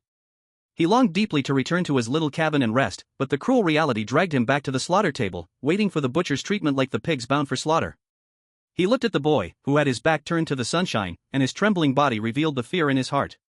The pale fingers grazed over the Midnight Butcher's muscular body. The boy in the sunlight wore a smile, like someone examining fish on a cutting board. Don't be afraid, this isn't the first time I performed surgery on a ghost. In the months since I became a doctor, I've never received any negative reviews. Zhang Mingyu intended to comfort the Midnight Butcher lying on the slaughter table, but he didn't know which part went wrong. After hearing the key phrases "a few months as a doctor" and "zero negatives," the Midnight Butcher struggled even more violently. If the Midnight Butcher's tendons hadn't been severed, and if the restored purple flame didn't have 9 tails tightly binding him, Zhang Mingyu would really worry that he might mistakenly cut the wrong place during the surgery. Then, he might have to tell the awakened Midnight Butcher, "The surgery was a success, you are now a girl." Hiss. Don't say, it sounds rather interesting. Zhang Mingyu held the cursed blade in his right hand and pressed on the Midnight Butcher's chest with his left, his crimson eyes flashing with an excitement and thrill that even scared the Midnight Butcher. At that moment, the Midnight Butcher wanted to cry. If he could talk, he would surely be roaring, "I don't want kindness. I don't want to fulfill wishes. Let me go, can't we talk nicely?" Reality did not give the Midnight Butcher a choice. Zhang Mingyu never asked if people were willing when he helped fulfill wishes. While he was howling and struggling, Zhang Mingyu. Once again, the Midnight Butcher's chest was torn open by the echoing roar from the triangular head. A carefully selected pig's heart was connected to the Midnight Butcher's blood vessels through Zhang Mingyu's exquisite suturing technique. Red blood flowed within the Midnight Butcher's body. After a brief discomfort, the Midnight Butcher's heart began to pump like a high-pressure water pump, the power of hatred surging through his limbs and body, a wild strength growing within him. In this moment, even the restored Xian struggled to contain the Midnight Butcher. Though Xian is not a monster known for strength, its overall ability is already close to Hong Jai, reaching the peak level of hatred. After acquiring the heart, the Midnight Butcher's power surprisingly matched that of Xian? I didn't notice this guy was quite talented. Zhang Mingyu grinned, revealing an earnest smile. He was always best at persuading others with reason. When he sensed the Midnight Butcher's desire to break free, Zhang Mingyu pressed his left hand against the butcher's chest wound, quickly ending the operation with the black flames of the demonic hand. After finishing, he plunged the cursed blade from his right palm into the gap of the Midnight Butcher's collarbone, allowing countless black-red curse threads to burrow into the butcher's body like frenzied maggots. He lay atop the Midnight Butcher, his crimson eyes meeting those of the frenzied Midnight Butcher through the triangular helmet, the icy blade slowly sinking into the flesh beneath the giant man's collarbone. The increasingly vicious curse filled the Midnight Butcher's body. The powerful strength that the Midnight Butcher had just gained gradually was swallowed by the black-red threads. At that moment, the Midnight Butcher noticed Zhang Mingyu leaning close to his ear, his voice sweet yet sinister, saying slowly, "I've fulfilled your wish, right?" The triangular head stiffly nodded twice. The Midnight Butcher didn't know if it was because he had regained a heart, or if it was due to having Zhang Mingyu to compare with. Now, he felt that compared to Zhang Mingyu, he seemed to be quite kind. Not only did he have a heart in a practical sense, but he also appeared to have regained a part of his goodness, too. Midnight Butcher's wish has been fulfilled. Congratulations, you have received a reward, Mysterious Fragment, quest item. Mysterious Fragment, every time the Chosen One fulfills a resident's wish, they receive a mysterious fragment. This fragment is not related to the criteria for excellent completion. Once the Chosen One collects a complete set of mysterious fragments, they will have the opportunity to compete for perfect completion conditions. After the prompt from the monster talk space appeared, a fragment mysteriously appeared next to Zhang Mingyu. The mysterious fragment looked like a smashed piece of candy, with the brown part exuding a strong chocolate aroma. Seeing the suddenly appeared fragment, Xian couldn't help but stick out its tongue to lick it. Then, the large cat, in front of Zhang Mingyu, tried to shove the mysterious candy fragment into its mouth. Seeing this, Zhang Mingyu didn't bother to scare the Midnight Butcher. He raised his hand and flicked Xian on the head. "You glutton. This thing can't be eaten." Zhang Mingyu took back the mysterious fragment and stared at the aggrieved Xian, feeling somewhat speechless. Sometimes he really doubted whether he was raising a cat or a pig. Outside, as the Blue Star netizens saw the mysterious fragment, they became anxious. "Ha, who was it that said Zhang Mingyu couldn't handle the Midnight Butcher? Little sticks from Kimchi Country, come out so I can slap your face. Xian, this little food lover, really wants to eat everything." According to the introduction of the strange talk space, this mysterious fragment has great use, and may very well determine if Zhang Mingyu can perfectly clear the game again. If only the little foodie Ziyan had acted a bit faster earlier, there would probably be one more cat on the operating table later. I must say, Zhang Mingyu and the profession of the Devil Doctor are simply a perfect match. The Midnight Butcher, a ghost of extreme resentment, has to bow down before the true demon that is Zhang Mingyu. Damn, that's just too funny. The Blue Star netizens' comments are flying up the screen. In the farm, Zhang Mingyu casually pulled out the cursed blade position below the Midnight Butcher's collarbone, with black-red cursed threads flowing back to the silver blade like rivers returning to the sea, and at this moment, the Midnight Butcher regained strength and freedom. What the Korean trolls hoped to see, a fierce battle between dragons and tigers, did not happen. On the contrary, Zhang Mingyu looked at the Midnight Butcher, still lying motionless on the slaughtering table, and rolled his eyes in silence. "Big guy, this place is still your territory, live your life how you want, just don't lie on the slaughtering table pretending to be dead. Oh, right, if you come across any other Chosen Ones like me lately, and they aren't causing trouble, don't give them a hard time. Alright, I'm leaving." Zhang Mingyu's last words conveyed kindness to some weaker Chosen Ones to a manageable extent. As humans, as long as the Chosen Ones don't stir up trouble, Zhang Mingyu will not have any ill thoughts towards those unlucky ordinary people pulled into the Strange Talk Challenge. Chapter 171, Steel Alchemy. To the north of the farm lies a lush, green forest. This vast forest is quite special, with towering mushrooms like flower mushrooms, king oyster mushrooms, enoki mushrooms, and various colorful mushrooms that Blue Star people cannot even name, instead of tall, leafy trees clawing at the sky. These mushrooms, tall and short alike, some standing tall like ancient 100-year-old trees of the primitive forest, reaching up with a single pillar, making it impossible to see the umbrella-shaped caps at first glance. As for the short ones, they also have their unique qualities, like the milk mushroom that emits a milky fragrance, the barbecue mushroom that releases the smell of meat when grilled, and the flesh-colored mushroom that sprays a translucent liquid at you. In this magical mushroom forest, nearly every mushroom has its own special feature. At this moment, under a singing flower mushroom, Yashiharu Hoshi from Sakura Country gripped a shining silver katana, holding it upright, vigilantly guarding against a pack of hyena-like creatures. These hyena-like creatures have no flesh and blood, their bodies made of white bones and an everlasting blue flame. Currently, 7 white bone hyenas were gradually compressing their encirclement, working together to hunt the humans trapped within. They clearly often move in packs. Even though Yashiharu Hoshi comes from a samurai family and wields a sharp weapon, he is still being pushed back under the assault of the white bone hyenas. At this moment, the flower mushroom above his head has begun to sing a mournful tune, like the BGM before a brave samurai dies on the battlefield in an anime, also foreshadowing Yashiharu Hoshi's future. Damn you, old man, I'm finally going down to accompany you. Yashiharu Hoshi recalled that night in Tokyo when his bastard of a father fought and lost his life against a fallen man in a hotel to save an unrelated gigolo. Fate plays cruel tricks. Just when Yashiharu Hoshi felt desolate, he found himself pulled into the fairy tale town Strange Talk and randomly received a rare S-rank exclusive talent, Steel Alchemy. As an S-rank exclusive talent, Steel Alchemy allows Yashiharu Hoshi to control the metallic elements in the soil with his mind to forge alchemical swords and blades without relying on any external materials. The alchemical swords and blades forged by Yashihiro Hoshi all possess effects similar to cursed items that can do damage to ghosts and monsters. It is precisely with the warrior sword forged by his exclusive talent that Hoshino Ryo could hold on until now amidst the siege of 7 skeletal hyenas. But now, it was all useless. These 7 skeletal hyenas wouldn't let the meat slip away. Hoshino Ryo was already powerless to turn back. He had drawn the good fortune of an S-class exclusive talent, yet was unfortunately caught in the attack of 7 skeletal hyenas. Fate and destiny, Hoshino Ryo accepted this fact, closed his eyes, and prepared to go to his death heroically. In his final moments, he finally understood why that bastard father always said, if he was dragged into the world of strange tales, he absolutely must not provoke the chosen ones of the dragon country, and must cling to them as tightly as possible. Here I am, an S-class exclusive talent chosen one struggling against 7 residual level monsters. How dare you, a bunch of worthless fools without even an A-class exclusive talent, stand against Zhang Mingyu? His current power could easily deal with resentment-level ghosts as if playing a game. How could these idiots, weaker than me, have such guts? While lost in thought, Hoshino Ryo suddenly sensed a fierce wind sweeping past his ears. He heard something break. The sound was as if the hyenas that had besieged him were being smashed to bones, all perishing in an instant. Moreover, they didn't even have the chance to scream before their deaths. After waiting for a long time, the expected death had not yet arrived, and Hoshino Ryo finally couldn't help but tentatively open his eyes, only to find himself in passionate eye contact with 2 huge cat-like eyes. H8. Be Baka. What are you doing?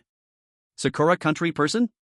Zhang Mingyu felt a pang of regret upon hearing the strange language from Hoshino Ryo's mouth after saving him. He had heard fighting sounds up ahead and sent Xian to handle it, bringing back a couple of ghosts for a snack. Who would have thought that this rescued guy seemed a little dim-witted, actually shouting Baka at the very Xian who had just saved him? I Baka your head. Due to the incident with the Daichuan steel plate, Zhang Mingyu truly harbored no good feelings towards people from the Sakura country. But this time, he genuinely misunderstood Hoshino Ryo. Hoshino Ryo did not mean to disrespect the cat who saved his life, but Xian's current form was indeed too monstrous for an ordinary person. Xian restored to her true form was a robust beast, with 9 tails, each adorned with sharp barbs and strangely colored poison needles. Zhang Mingyu had grown accustomed to Xian's appearance, practically treating her like a little kitty. But in Hoshino Ryo's eyes, Xian was a tiger that chased away hyenas. The tiger chased away the hyenas not to save lives, but to seize prey.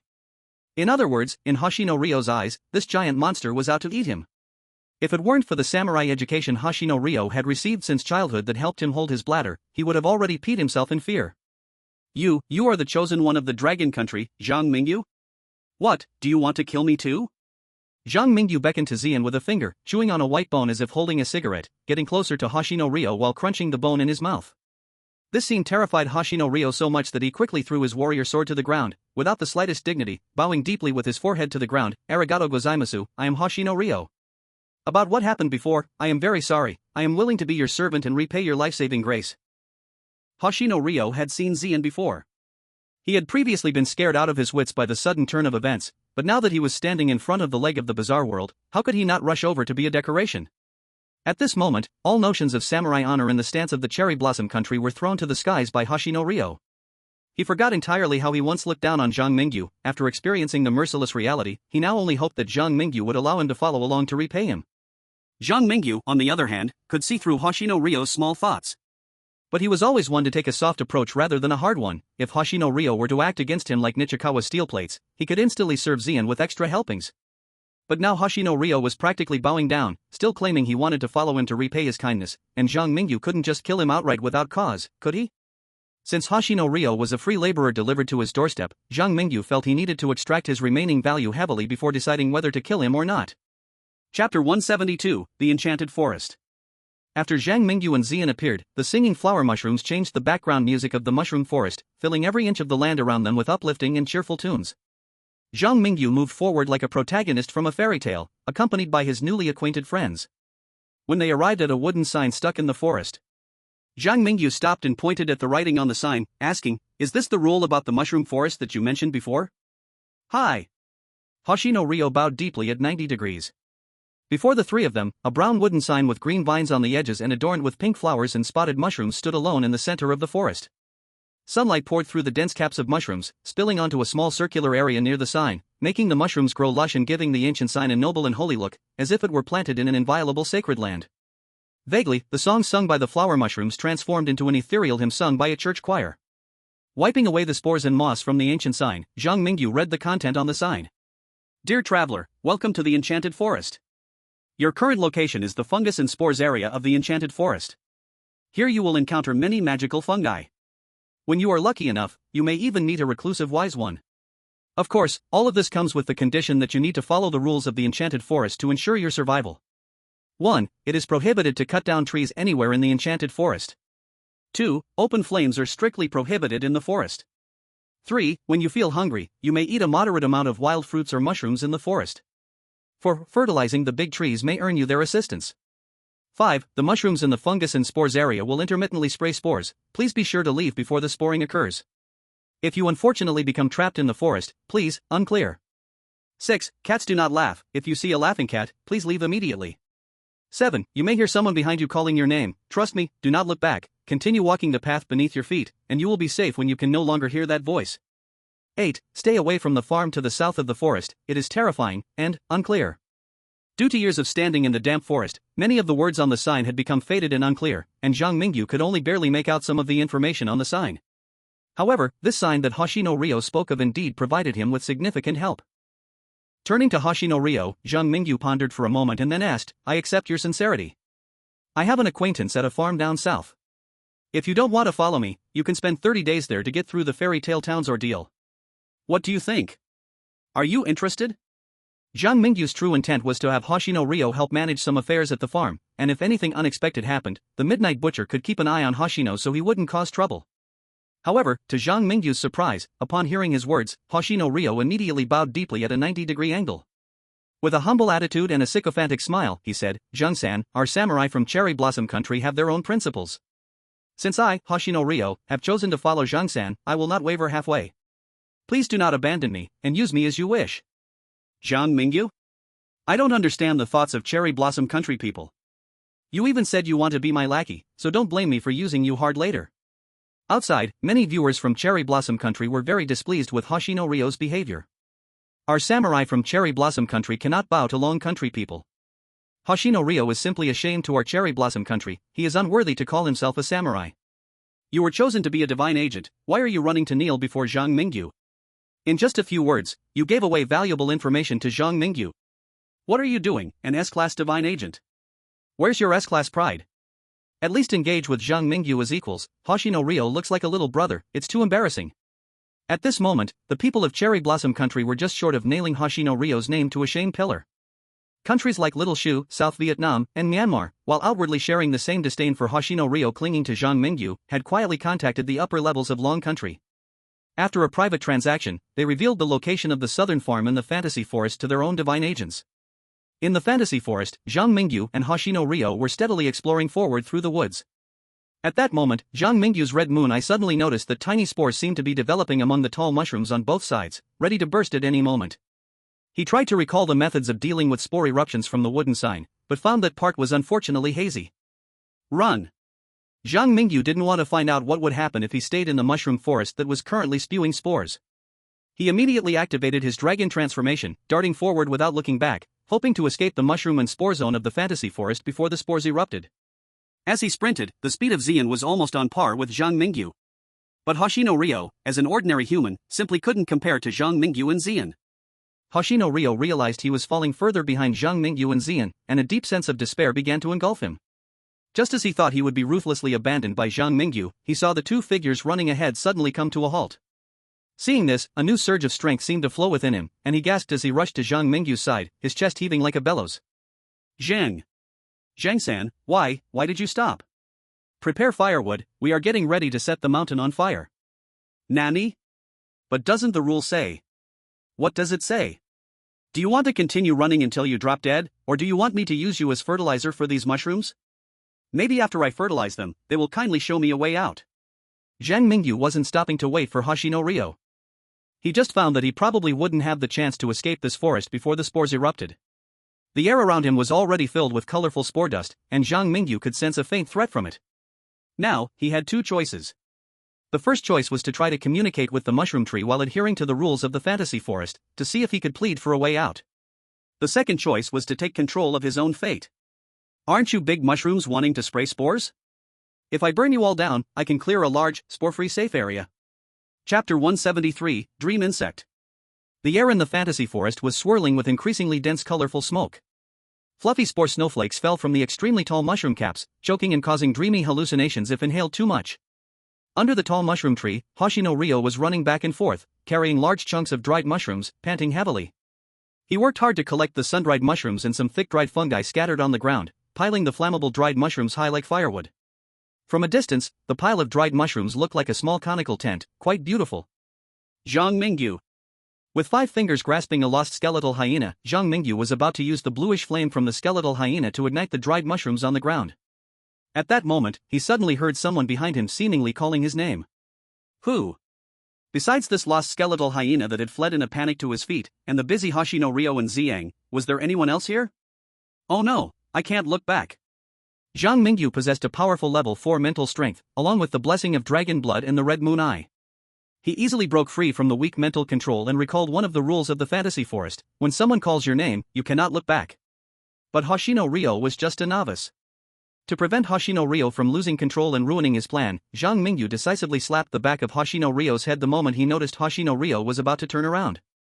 Forget about turning back, did you forget all the rules on the wooden sign? Private game, private game. Thank you, Zhang-sensei, for saving my life. After Zhang Mingyu slapped him awake, Hoshino Ryo realized he had just brushed death. He kept bowing in gratitude. However, Zhang Mingyu didn't even glance at him. Instead, he picked up the skeletal hyena in his hands and threw it onto the pile of firewood like a torch. Blow. Blow harder for me. Ah. Zhang-sensei, it's catching fire. Who the hell are you talking about catching fire? Just keep blowing. Zhang Mingyu shot a glare at Hoshino Ryo, who was desperately blowing towards the firewood, wishing he could land a combination punch on this guy with poor Chinese skills. Damn it, I just asked you to help blow on the fire to make it burn better, and you came up with such a pun. Can we say that the people from the Sakura Kingdom are living quite well? Thick smoke transformed into black pillars shooting into the sky, the black dust mixed with colorful spore rain, making the whole world seem to twist. The sight before him looked like a canvas smeared with paint, chaotic yet possessing an indescribable dreamlike quality. Cough cough. Cough cough. Hoshino Ryo, his face red, held onto the mushroom tree and coughed. The world before Zhang Mingyu and Xiang also became incredibly vivid, as if they were on something. Outside, the Koreans from the Kimchi Nation were clapping excitedly, foolishly mocking loudly. I said that the chosen of Dragon Nation was done for this time. Look at him, chopping down mushroom trees for firewood, setting fires in the forest, breaking every rule in the fantasy forest. If this naturally rebellious weirdo can live and walk out of the magical forest, I'll eat shit upside down. That spineless chosen one from Sakura country is going to be doomed this time. As a strong Asian country, I've long been irritated by that Hoshino Ryo from Sakura country. Just look at our Kimchi country's chosen one, hasn't he always independently participated in the spooky challenges? In your Sakura country, he shamelessly clings to the dragon country for support. He deserves to die. A group of stubborn folks from Kimchi country didn't spare a single relative when they got tough. While ranting at the dragon country, they also mercilessly criticized their former strategic partner, Sakura country, raising the blood pressure of many Sakura netizens. You little sticks criticize the dragon country, that's fine, but why curse our Hoshino Ryo? Our chosen one from Sakura country will be educated by us, not by you guys who were once beaten to the ground by us. Where do you get the courage to point fingers here? Our Hoshino Ryo is shamelessly clinging to others. Your chosen ones from Kimchi country can't survive in Fairy Tale Town without holding onto legs, right? If I remember correctly, your chosen one has to be replaced almost every time in the spooky challenges lately? In the spooky live stream room, the netizens from Sakura country and Kimchi country staged a comedy of dogs biting dogs. In the world of spooky tales, Zhang Mingyu and Hoshino Ryo, almost at their limit, finally saw a ray of sunlight through the thick fog. The blue flames burned a large area of mushroom trees clean, and as the smoke spread outward, they created a wide open space around Zhang Mingyu and Hoshino Ryo. In the end, Zhang Mingyu and Hoshino Ryo survived the sea of fire, disappointing the netizens from Kimchi country. Zhang, you are so clever. We survived. We survived. Shut up, it's not over yet. Zhang Mingyu stopped Hoshino Ryo, who wanted to celebrate early. He noticed that the originally fierce blue flames were showing signs of dying down after spreading to a certain extent, as if some magical power was trying hard to extinguish this forest fire. In the colorful smoke, Zhang Mingyu vaguely saw what seemed to be a giant caterpillar smoking a hookah, slowly moving its body on a gigantic mushroom cap. Its smoke seemed to be related to the mushroom area of the magical forest, and with each inhale and exhale, many smoke particles similar to colorful spore snowflakes but containing a unique magical power were sprayed towards the blue flames. Clearly, this hookah-smoking caterpillar was the mysterious creature that was suppressing the fire.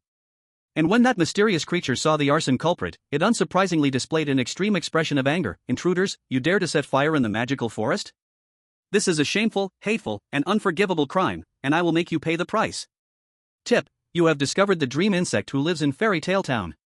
Dream insect, he was once the wise guide for travelers in the magical forest, helping the residents of Fairy Tale Town to understand themselves and find the path forward. Until one day, a little girl came to the forest and played a game with the dream insect. In that game, the little girl won the dream insect's wisdom, causing the magical forest to lose its wise guide. Ever since then, the dream insect has gradually sunk into the illusions brought by smoke, forever wandering in the depths of the magical forest. The dream insect's wish: after losing its wisdom, the dream insect hasn't left the magical forest for a long time. It longs to drink a cup of fruit tea made from thunder fruit. Take a bite of the magical pastry made by the beloved Mrs. Teapot, filled with enchanting power. Chapter 174, Lying with Eyes Wide Open. The hints from the strange talk space and the gradually extinguishing forest fire all prove the identity and strength of the dream bug. At this moment, the audience on Blue Star watched as Zhang Mingyu and Hoshino Ryo were blocked by the dream bug. Some were happy while others were worried. Kikik, I told you Hoshino Ryo from Cherry Blossom Nation was hugging the wrong thigh. Now, although Hoshino Ryo survived the spore rain with Zhang Mingyu, he has to face the furious dream bug. This long worm that has lived in the fantasy forest for years must be like a forest guardian, and the two arsonists, Hoshino Ryo and Zhang Mingyu, will definitely not have good outcomes. Mingyu-kun, go for it. We, the people of Cherry Blossom Nation, will no longer morally kidnap you. Please, take our Hoshino Ryo out of the forest. I say, why do you people from Kimchi Country and Cherry Blossom Nation never watch your own chosen one's live broadcast and always come to our Dragon Country's broadcast for attention? Our Dragon Country's fierce warrior is not someone who can easily die. And one more thing, our Dragon Country's chosen one doesn't need your Cherry Blossom Nation's fickle blessings. I believe Mayu can clear the level on his own. The chat room was in chaos with netizens from Kimchi Country, Cherry Blossom Nation, and Dragon Country arguing. But in the fantasy forest, Zhang Mingyu still appeared calm and collected. Mr. Zhang, do you have any good plans? Hoshino Ryo had been busy collecting firewood for a while, during which he inhaled quite a bit of the hallucinogenic spores. At this moment, his already depleted stamina from battling the 7 skeletal hyenas was completely exhausted. Looking at the angry caterpillar on the mushroom cap, Hoshino Ryo felt both fear and helplessness. Now, the only thing he could do was hope for Zhang Mingyu beside him. Rolling his eyes at Hoshino Ryo, Zhang Mingyu did not respond, but stepped forward a few paces, looking up at the dream bug lying on a mushroom cap taller than a person, smoking a pipe while glaring angrily at the two below, and asked, "Dream bug, may I ask what arsonists are here?" "Aren't you?" The dream bug showed a hint of confusion, pausing its smoking action for half a second. Outside, the audience on Blue Star was also puzzled by Zhang Mingyu's bold move. Merlin's pants, what is your Dragon Country's chosen one trying to do? He can't be trying to fool the dream bug, right? Oh my, this dragon person must be out of his mind. Do you really think the dream bug would believe such a poor lie? I'm just sitting here watching a fool perform. The netizens from Kimchi Country were jumping joyfully, as if seeing Zhang Mingyu embarrass himself meant that the international strength of their Kimchi Country had increased. As for Hoshino Ryo, he looked at Zhang Mingyu with a bewildered expression, completely unsure of what to say. At this moment, after hearing the dream bug's reply, Zhang Mingyu spoke again. Dream bug, you've misunderstood us. As you saw just now, the burning blue flames are not ordinary fire. Regular human beings like us cannot acquire such flames. We just happened to pass through the fantasy forest. The real arsonists should be those outsiders with bones and flames all over them in the forest. They are the true culprits of this forest fire. Is that so? The dream bug felt like the words of this young human made a certain sense, but upon closer thought, something seemed off. Speaking of which, my companions and I came to the fantasy forest actually to search for the wise person who resides here. Unexpectedly, after we both unfortunately bumped into the big fire, we unexpectedly met you, as if it were a fate arrangement. Ha, so you came to find me. The dream bug was successfully led off topic by Zhang Mingyu, ignoring the slight discomfort in his mind. He awkwardly picked up the hookah and patted his belly. It has been many years since anyone came to the fantasy forest to find me. Although I am very happy, if you came to seek my guidance, I regret to inform you that I have lost my former wisdom. What you see now is just an old and foolish caterpillar, and I have nothing that can help you. Oh, that's really too bad. Zhang Mingyu lowered his eyes and unintentionally steered the conversation toward his true purpose. How about this, since meeting is fate, if you, esteemed dream bug, have something you want, you can tell us. Whenever we have the chance to return to the fantasy forest, we can bring you something from the outside. Wouldn't that be a bit inappropriate? The dream bug was completely dragged into Zhang Mingyu's rhythm, its old face flushed red, having totally forgotten its initial purpose of finding Zhang Mingyu. What's inappropriate about that? Bringing back a little something is just a small effort for us. Besides, who knows when we might need your help too. In a few words, Zhang Mingyu turned the previously tense scene into a harmonious one, resembling old friends casually chatting.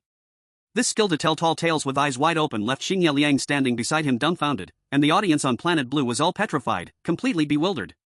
Damn, Zhang Mingyu is a legend forever. This dream bug has really lost its wisdom. It actually believes in the absurd lies made up by Zhang Mingyu on the spot, and was easily led off topic, asking Zhang Mingyu and Xingye Liang to help fulfill its wishes. So ridiculous. Should I say that he truly deserves to be my brother you? Normally, if people saw the fierce dream bug, they would definitely run away or fight.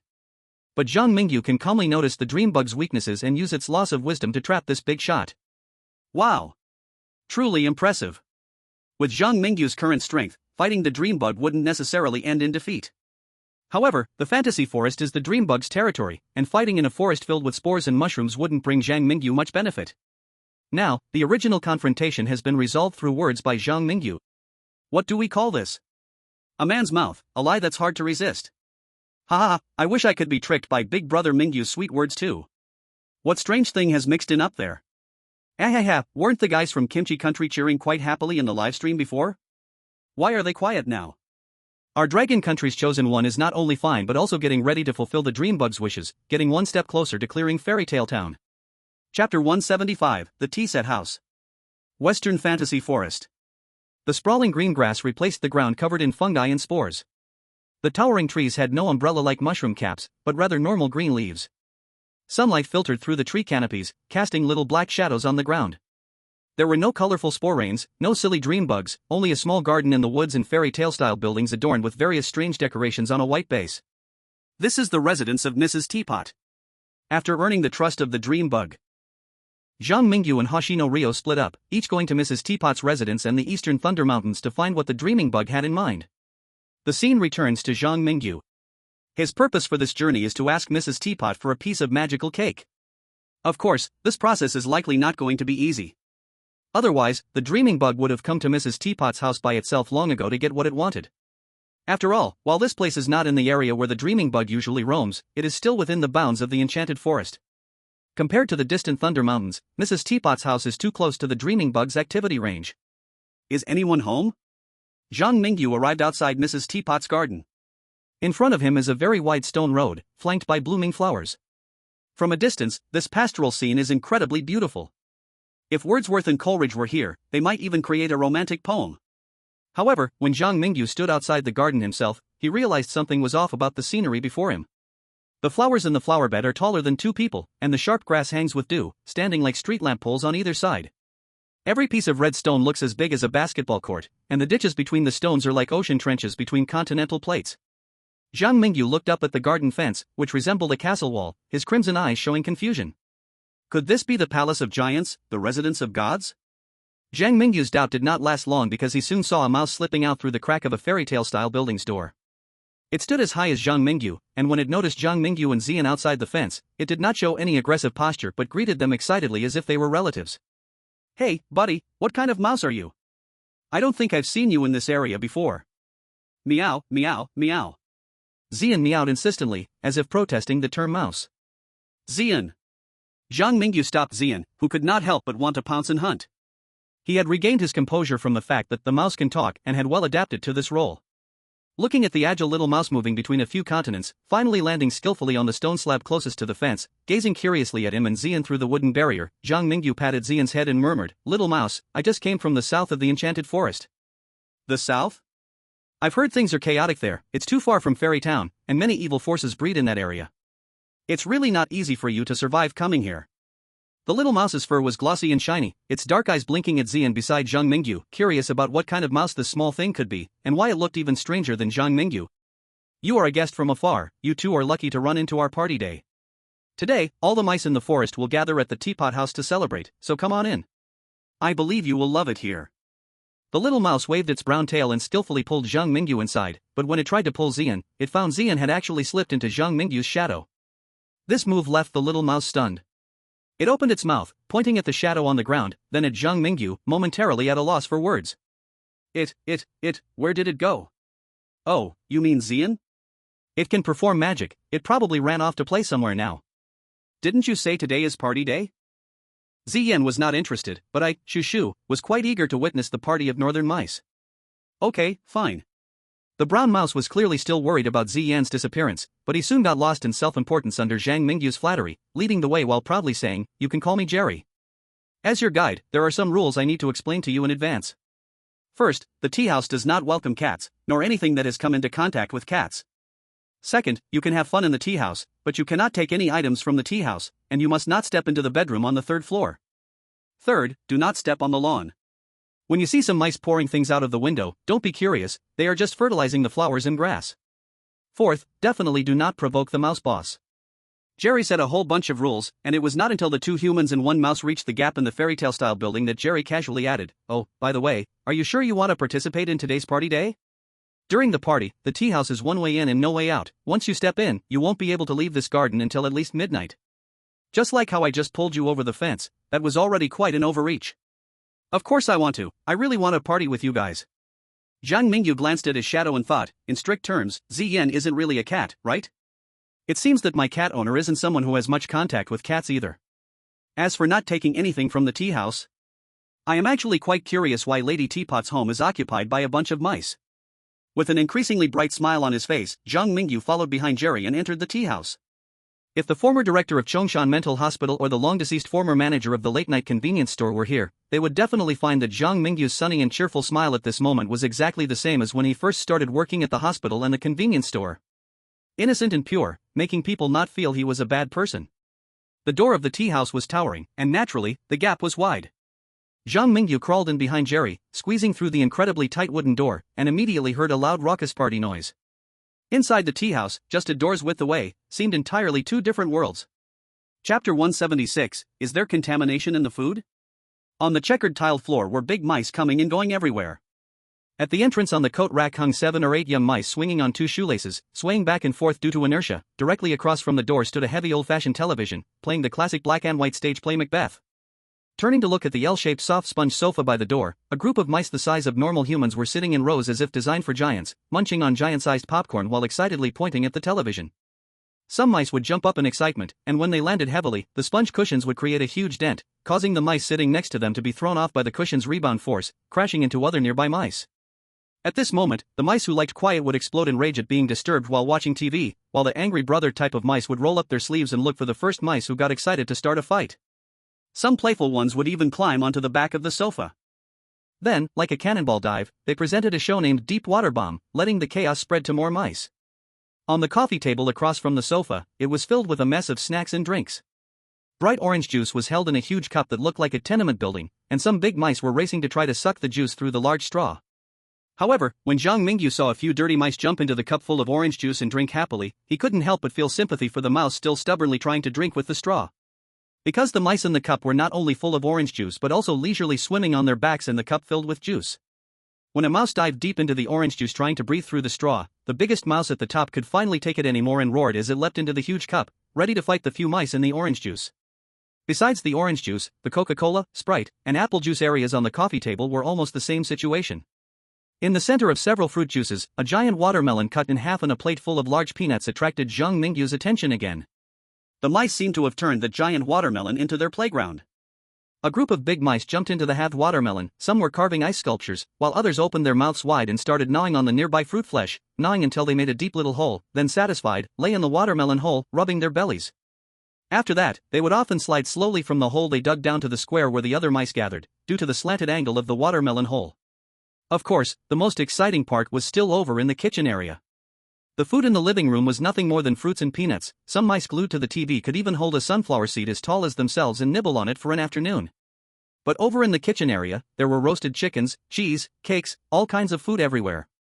Some mice built a slide on top of the fridge, and not only did they sit on the slide enjoying the thrill of a fast descent, but they also violently pushed trays of various dishes down the slide like packages on a conveyor belt, with the help of their companions below, stopping them underneath the already prepared huge dining table, using forks or spoons in a magical way that defied physics to launch them neatly onto the tablecloth above.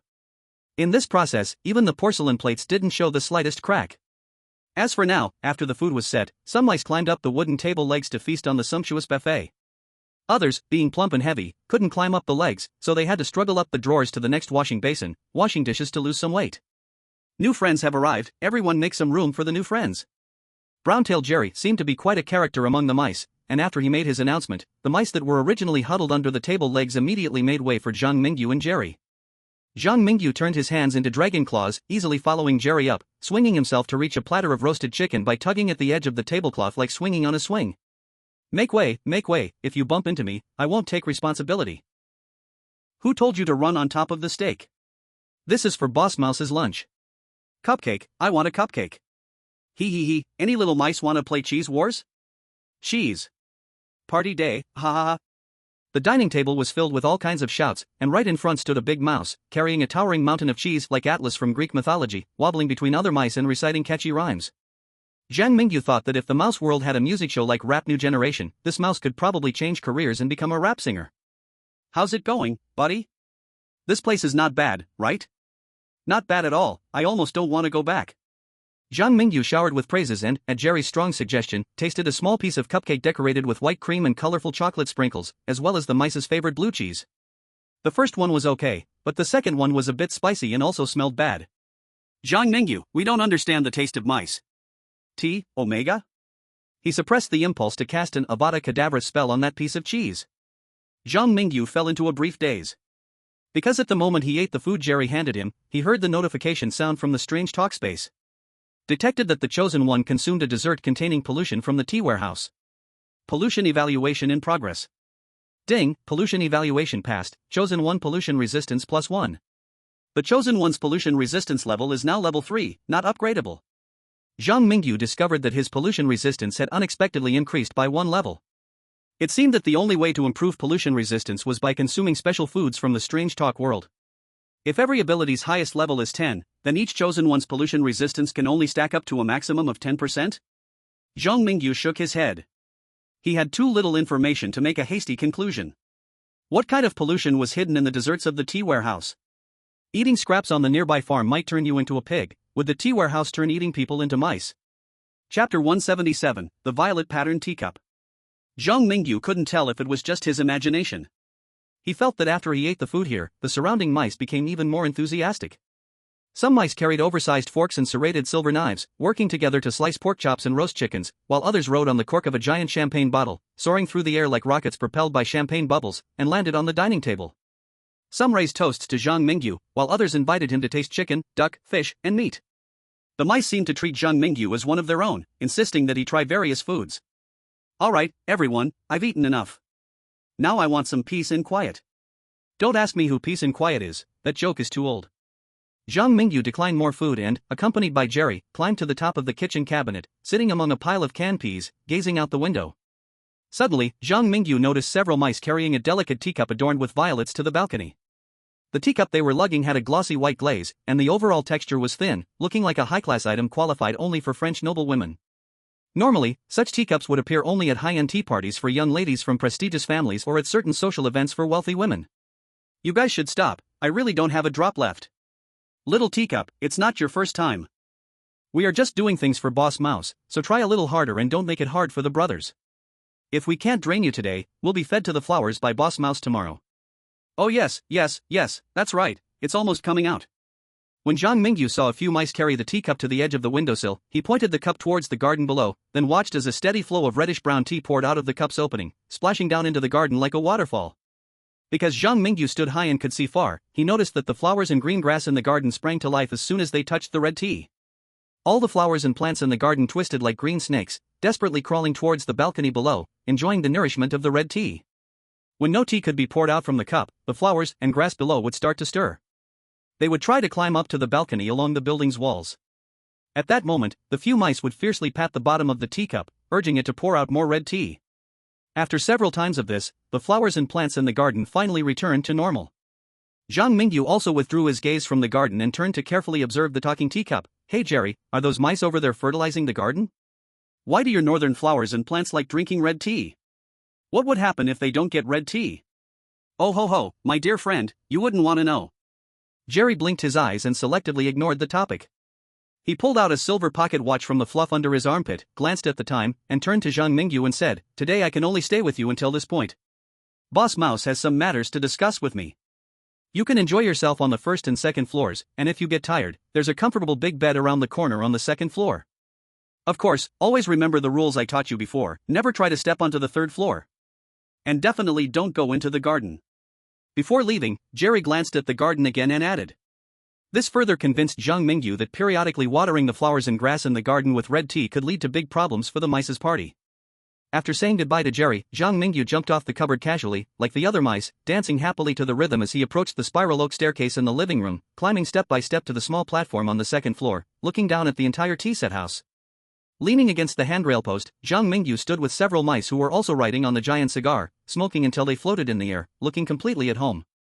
He quietly surveyed the overall environment of the tea set house, controlling the movements of every mouse around him through the dynamic map. On the second floor of the tea set house, besides the chess mice pretending to hop on the chessboard and some board game mice playing various tabletop games, most of the mice found a cozy corner to rest, and in the deepest bedroom, the sound of snoring could be heard. To Zhang Mingyu's left was the staircase leading to the third floor, where a patrol team of mice dressed in toy armor stood at the staircase entrance, blocking all unrelated personnel who wished to enter the third floor. TSK, this is a bit tricky. Zhang Mingyu gazed at the patrolling mice, sighing in his heart about why he managed to clear the haunted world so many times but never acquired an ability like hide and seek to lower his presence, or a cursed item like invisibility cloak for easy infiltration. If he forced his way in with his current power, a few mouse soldiers certainly couldn't stop him. But the cost of doing so would be equivalent to directly tearing faces with the mouse boss, which could likely affect his upcoming plans. For Zhang Mingyu, the most urgent thing was to understand what happened in the tea set house without alarming the snake, and to figure out where the original owner of the tea set house, Mrs. Teapot, was now. Revealing too early would not be beneficial to his investigation. Forget it, Xian. Zhang Mingyu walked to a corner without mice, quietly summoned Xian out. He pointed to a few patrolling mice at the staircase entrance and gestured, try to create some chaos to draw them away. Remember not to expose yourself and don't get caught. If it's too hard to lead them all away, prioritize your safety, understood? Meow. Very good, go ahead. If you do well this time, there will be a reward. Scratching Xian's neck, Zhang Mingyu stepped back from the shadows, returning to the group of big mice smoking cigars, quietly waiting for Xian's actions. Time passed by second by second. Suddenly, there was a loud bang from the pile of gifts under the Christmas tree in the living room. The few mouse soldiers at the staircase immediately leaned their heads toward the handrail post, all looking down. They saw a gift box under the Christmas tree somehow explode, the flames spreading to other gifts and the Christmas tree adorned with various decorations. Fire! Quick, put it out! Which bastard sent this cheap gift? It's going to set the Christmas tree on fire. Guards! Guards, come help! Several mouse soldiers at the second floor staircase immediately ran down the stairs towards the burning point, while the remaining soldiers were also drawn to the commotion at the Christmas tree. Zhang Mingyu's opportunity finally came. Chapter 178, The Toy Castle. A considerable number of mice had already gathered under the Christmas tree to put out the fire, and at this moment, the mouse soldiers on the second floor had gradually regained their senses after the initial chaos. They dragged a water hose out from the bathroom on the second floor, setting it up on a small platform to spray down at the burning point below. At the same time, the mice in the tea set house were also mostly busy. Some jumped onto the Christmas tree, hand in hand passing small buckets of water down to sprinkle onto the fire below, while others poured orange juice and watermelon juice onto the flames. With bucket after bucket of cold water splashed down, the fire under the Christmas tree was finally brought under control, and Zhang Mingyu successfully blended into the team of firefighters on the tree amidst the chaos. He climbed up the trunk of the Christmas tree all the way to the top, and with a gentle leap, he barely reached the third floor of the tea set house in a special way. Standing at the staircase entrance on the third floor, Zhang Mingyu peeked through the gaps in the wooden railing at the fire scene below and the mice soldiers still patrolling earnestly on the second floor platform. Then, without being noticed, he quietly started feeling his way deeper into the third floor. As a forbidden area for ordinary mice, the overall environment on the third floor was significantly quieter than that of the first and second floors. In fact, except for the area near the staircase, the deeper parts of the third floor had no light at all. The profound darkness, where one could not see their hand in front of them, always made one feel that there was a monster capable of swallowing light silently watching you. This unspoken fear could absolutely chill the spines of those with insufficient mental fortitude, making them deeply reluctant to approach that unknown darkness. As Zhang Mingyu continued to delve deeper, the surrounding darkness grew increasingly thick, even the noise and commotion from the mice below completely vanished at this moment. Zhang Mingyu seemed to have stumbled into the forbidden zone of life. Here, only darkness and loneliness are the eternal main themes. When a lone warrior infiltrates the enemy camp, a normal warrior's first choice is definitely to hide desperately in the darkness, blending into that natural camouflage. But is Zhang Mingyu a normal person? In the pitch-black corridor, Zhang Mingyu fearlessly took the conductor's flashlight from his waist, making himself the only light in the darkness. He walked with a light step, keenly looking around as if what he was about to do was not a thrilling adventure, but a leisurely spring outing. At this moment, Zhang Mingyu's relaxed and content appearance left the audience of Blue Star speechless. Some even commented in the live chat. Have you turned lone hero into Dora the Explorer? Do you also want to hum a song while holding Oreo cookies and meat floss cakes from Bao's shop? Wake up, my winged god, you are challenging supernatural tales, not going for a walk.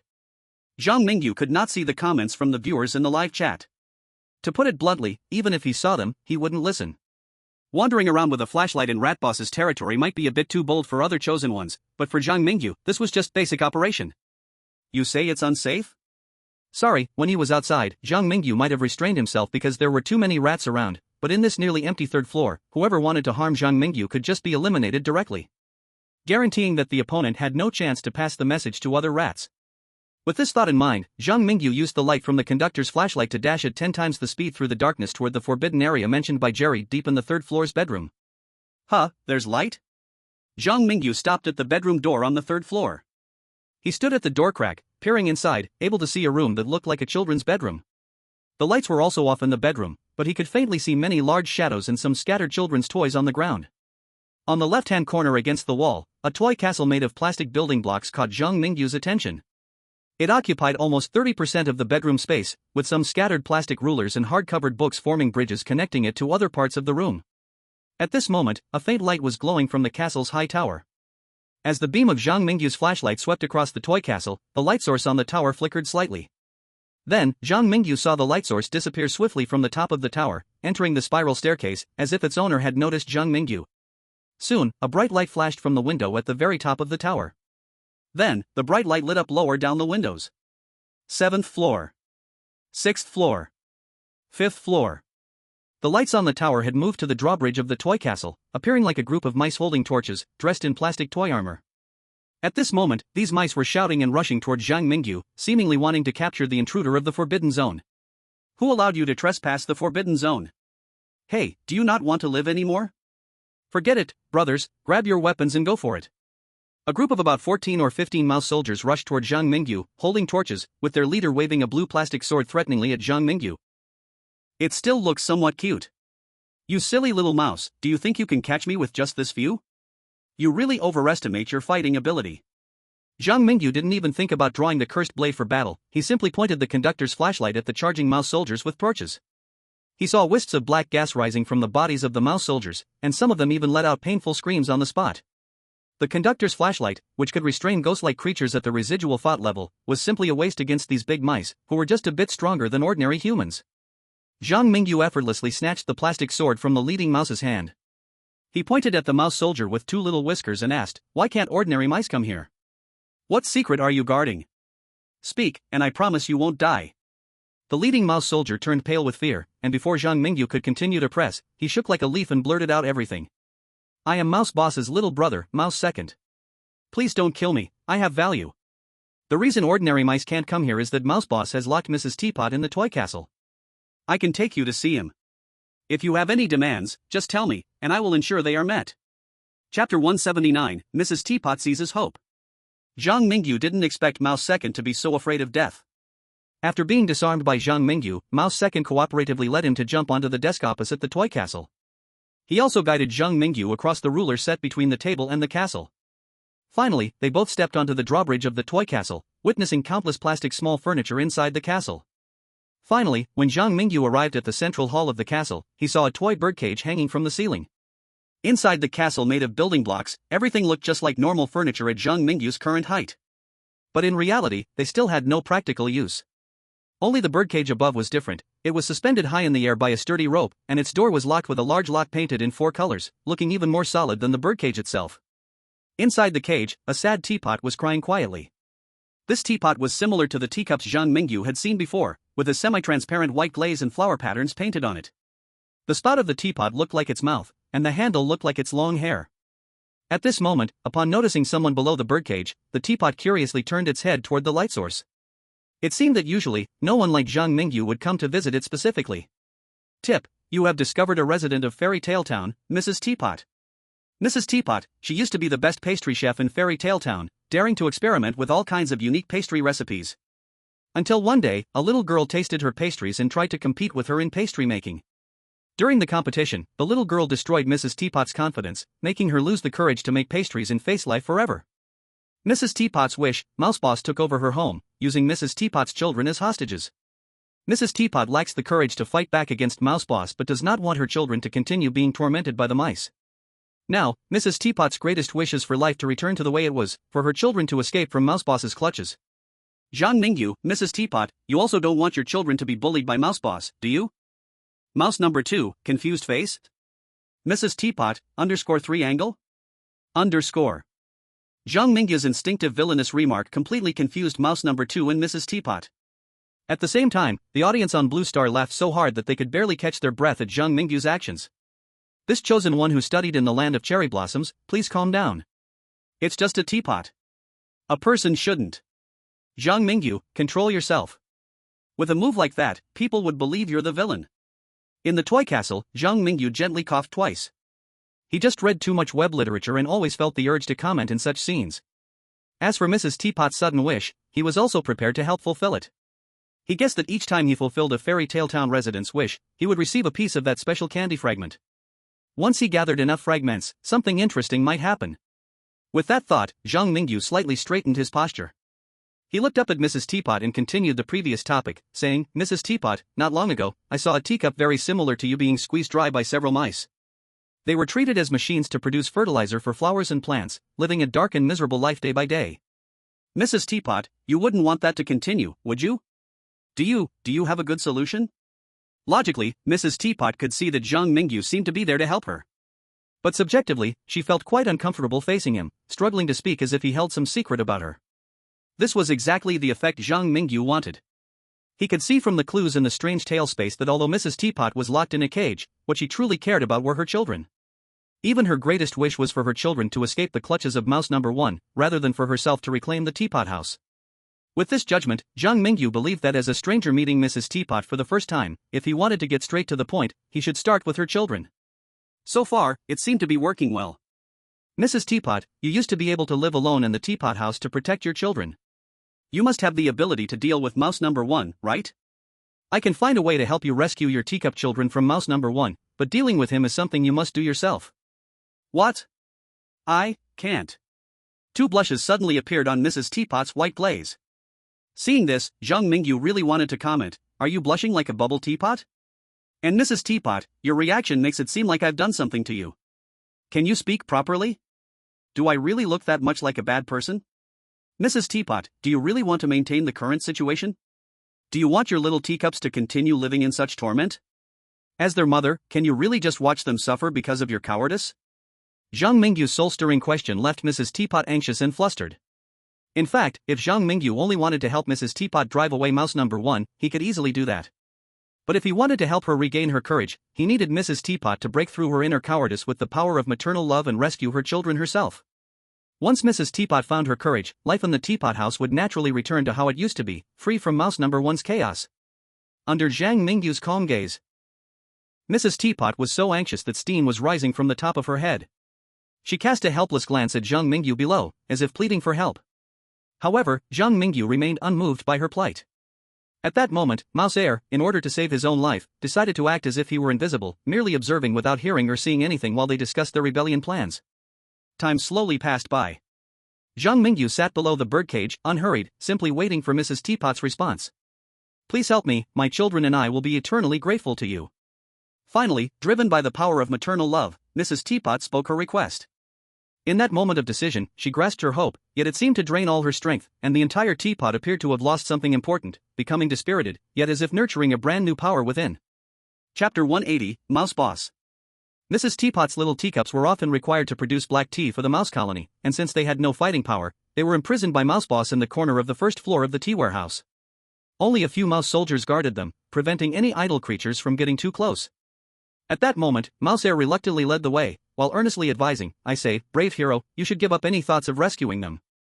Mouse Boss is not someone you can provoke. I suggest that while Mouse Boss hasn't noticed, we quickly return Mrs. Teacup to safety. Mouse Air was trying hard to persuade Zhang Mingyu, hoping to guide him back to the right path during this time when Mrs. Teacup was not with them. Are you saying that Mouse Boss is stronger than me? Zhang Mingyu did not underestimate Mouse Boss. Surely, someone who could control a large mouse colony and do evil in the tea warehouse would have their own hidden cards to play. Even if Zhang Mingyu was confident in his own strength, he would not let his guard down. Mouseair glanced at Zhang Mingyu, then towards the direction of the kitchen on the first floor. Finally, as if making a resolution, he looked around shiftily before lowering his voice to say to Zhang Mingyu, "You've eaten the food in the tea warehouse, right? Let me tell you quietly, there is mouse boss's blood in the food of the tea warehouse. Any mouse that drinks it will ultimately become obedient to him. Don't resist. From the moment you were invited to the tea warehouse by Mouse-san, you have been trapped." Mouseair's persuasion had no effect. Zhang Mingyu merely nodded slightly upon hearing Mouseair's seemingly mysterious words. Without a doubt, the most valuable piece of information from Mouseair was the identity of Jerry. Browntail Jerry was Mouseboss's third in command in the tea warehouse, just like Mouseair, being a trusted aide and a tool for Mouseboss to manage the mouse colony. In the corner of the first floor of the tea warehouse, outside a prison made of cigarette boxes, 2 mouse soldiers armed with chopsticks were diligently guarding 7 teacups inside the cigarette box prison. The 7 teacups looked similar in pattern, but upon closer inspection, they were distinguishable from one another. Clearly, they were Mrs. Teapot's children and tools used by Mouseboss to threaten her. Deputy Heir. The 2 mouse soldiers greeted Mouseair in unison upon seeing him. Though they were curious about why Zhang Mingyu, who had come with Jerry to the tea warehouse, suddenly seemed so familiar with Mouseair. Their awe of Mouseair, however, suppressed their urge to question further. There's nothing for you to do here. My friend and I will explore for a bit, and someone will come to relieve you before we leave. You can go play at the party now. Mouse second leader sternly commanded the 2 mouse soldiers. Even if he was unwilling in his heart, Mouse second leader still chose to compromise under Zhang Mingyu's threat. In his role as the second in command, he ordered the 2 mouse soldiers, and they had no choice but to obey. Moreover, the 2 mouse soldiers had long wanted to go wild at the party day. Before, they were afraid to be lazy due to Mouse leader's arranged duty. Now that Mouse second leader said someone would come to replace them, they couldn't be happier. They decisively tossed aside the chopsticks in their claws and, like corporate workers on a holiday, ran off without a second thought. Is this okay? After dismissing the 2 mouse soldiers, Mouse second leader showed Zhang Mingyu a smile that was harder than crying. Though he became Zhang Mingyu's accomplice under the threat of his life, given Mouse leader's character, today's incident would definitely not end easily. All right. Zhang Mingyu casually pushed away the cigarette box standing on the floor and approached the 7 teacups huddled together, showing his trademark sunny smile. "Children, your mother sent me to save you, now you are free." "Did Mom really send you? Are we really free? What about the old mice outside, where is Mom?" The little teacups chirped, each asking various questions. They did not easily step out of this prison, clearly filled with fear about the outside world. Just as Zhang Mingyu was preparing to take them to Mrs. Teapot, so she could personally explain to these little ones, chaos suddenly erupted outside the cigarette box prison. "Second, do you dare betray me?" Amidst the flickering lights, Zhang Mingyu saw through the gaps in the cigarette box that outside was packed with mice. The 2 mouse soldiers who had been sent away by Mouse second leader were now being hoisted up like dead dogs by other mouse soldiers. At that moment, Mouse second leader knelt before a black mouse that was twice the size of a normal mouse, crying and saying things like, "It was all him forcing me, I really didn't mean it." This is getting interesting. Zhang Mingyu had no intention of hiding and led the 7 little teacups out from the cigarette box prison. He was like the hen standing in front in the game of an eagle catching little chicks. Behind him was a long line of little teacups. At this moment, Zhang Mingyu, as the hen, casually scanned a certain direction above his head, then clapped his hands to attract the attention of all the mice present. "What are we doing? Isn't the welcome ceremony already over? Southern brother? What are you doing?" Jerry followed beside the mouse leader. When he saw Zhang Mingyu break out of prison with 7 teacups, his eyes seemed to lose their luster, as if betrayed by a trusted friend. "Hey, Jerry, I didn't want it to be like this either. You treated me, although your hospitality was muddled with some pollution, some ill intentions to completely turn me into your kind. But at least we were friends once. Now, step aside, maybe I can spare you for the sake of our past." At this moment, Zhang Mingyu had a quality as if he could joke in front of 10,000 horses. He stood still while a dark aura and malevolent spirit, born only from years of walking in the abyss, erupted from him, a presence scarier than an ordinary evil spirit. Looking into his crimson eyes, the mice present seemed to see a demon crawling out from hell. "You are the traveler?" The mouse leader narrowed its eyes. It didn't realize Zhang Mingyu's identity as a chosen one, but rather, Zhang Mingyu's aura was clearly not that of an ordinary person. In the fairy tale town, there was a famous character who knew a thing or two about the matter. So, it concluded that Zhang Mingyu was a traveler from afar, a strong dragon crossing the border, wanting to cause trouble in the territory of the mouse boss? Chapter 181, Regaining Courage. On Blue Star, in the Dragon Kingdom's live streaming room. When the audience saw Zhang Mingyu surrounded by the mouse boss and his swarm, their eyes turned red with urgency. Where did all these mice come from? Zhang Mingyu has been low-key all along, not stirring any mice. How did they discover he came to rescue people in the prison? Damn, no matter how they found out, Zhang Mingyu is in big trouble now. Look at that sofa and the mice standing on the floor, their little eyes shining like rows of bulbs in the night, looking really creepy. When we first came to this gathering, I thought the little mice were cute, but now that they stand behind the mouse boss, they seem affected by something that makes them crave blood. Look, that little rascal mouse number 2 is already hidden behind the mouse boss, giving Zhang Mingyu the finger. A group of netizens in the Dragon Kingdom were confused, worried, and some were angered by mouse number 2's behavior. But Zhang Mingyu looked at those pairs of scarlet mouse eyes without an ounce of fear. His eyes were also red, and if one were to say, his bloodthirsty aura was much stronger than those mice. If comments were not allowed from Chinese netizens, a clueless outsider would find Zhang Mingyu far more terrifying than those mice. I came today on Mrs. Teapot's behalf, to help her get back her teacup house. Zhang Mingyu slowly took a step forward and said. I suggest you better clear out now, go back to the forest and do whatever you want. Otherwise, I will have to use some tough measures. Tough measures? The mouse boss laughed as if he had heard a joke. He turned to Jerry, who was only half his size, and asked, have you fed him our special food? Yes, he has. The mouse boss's gaze shifted to mouse number 2, asking, did you tell him what would happen after eating our things? At this moment, mouse number 2 scurried out, looking pleased and said to Zhang Mingyu, I warned you long ago, you didn't listen. Now it's too late. You will eventually become a mouse like us, obeying the mouse boss, even becoming his slave. As mouse number 2 said this, Jerry turned his head slightly, seemingly unwilling to face Zhang Mingyu. But the mouse boss was very pleased with mouse number 2's performance, patting mouse number 2 and Jerry, saying, this time number 3 did quite well. As for what number 2 said. The mouse boss's eyes rolled around, then he picked up the still fearful mouse number 2 and said ominously, use your heart's blood to speed up the transformation ritual. Whenever he becomes my puppet, you can stop.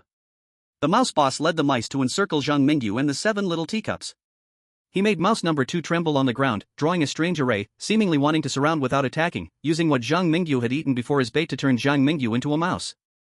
However, what displeased the mouse boss was that Zhang Mingyu remained calm even in this situation, still looking at him with an expression that seemed ready to eat him up. Something was not right.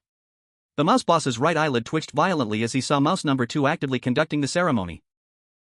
Yet Zhang Mingyu still showed no reaction. This definitely isn't right. Under normal circumstances, Zhang Mingyu should either turn into a mouse or at least roll on the ground in pain, then grow a mouse tail or 2 pairs of mouse ears. Has this human even eaten the food we prepared for him? Big Mouse cast a suspicious glance at Jerry, meeting Jerry's equally shocked yet seemingly relieved eyes. Looks like your little tricks don't really work on me? Zhang Mingyu shrugged, I am ignoring the performance you want me to play, but if you beg me now, I might just roll around with you. Oh, of course, this all depends on whether your second brother can bleed a little longer. You noticed Big Mouse's anger level plus 10. Zhang Mingyu's words successfully angered Big Mouse, also earning a prompt for the provoker talent.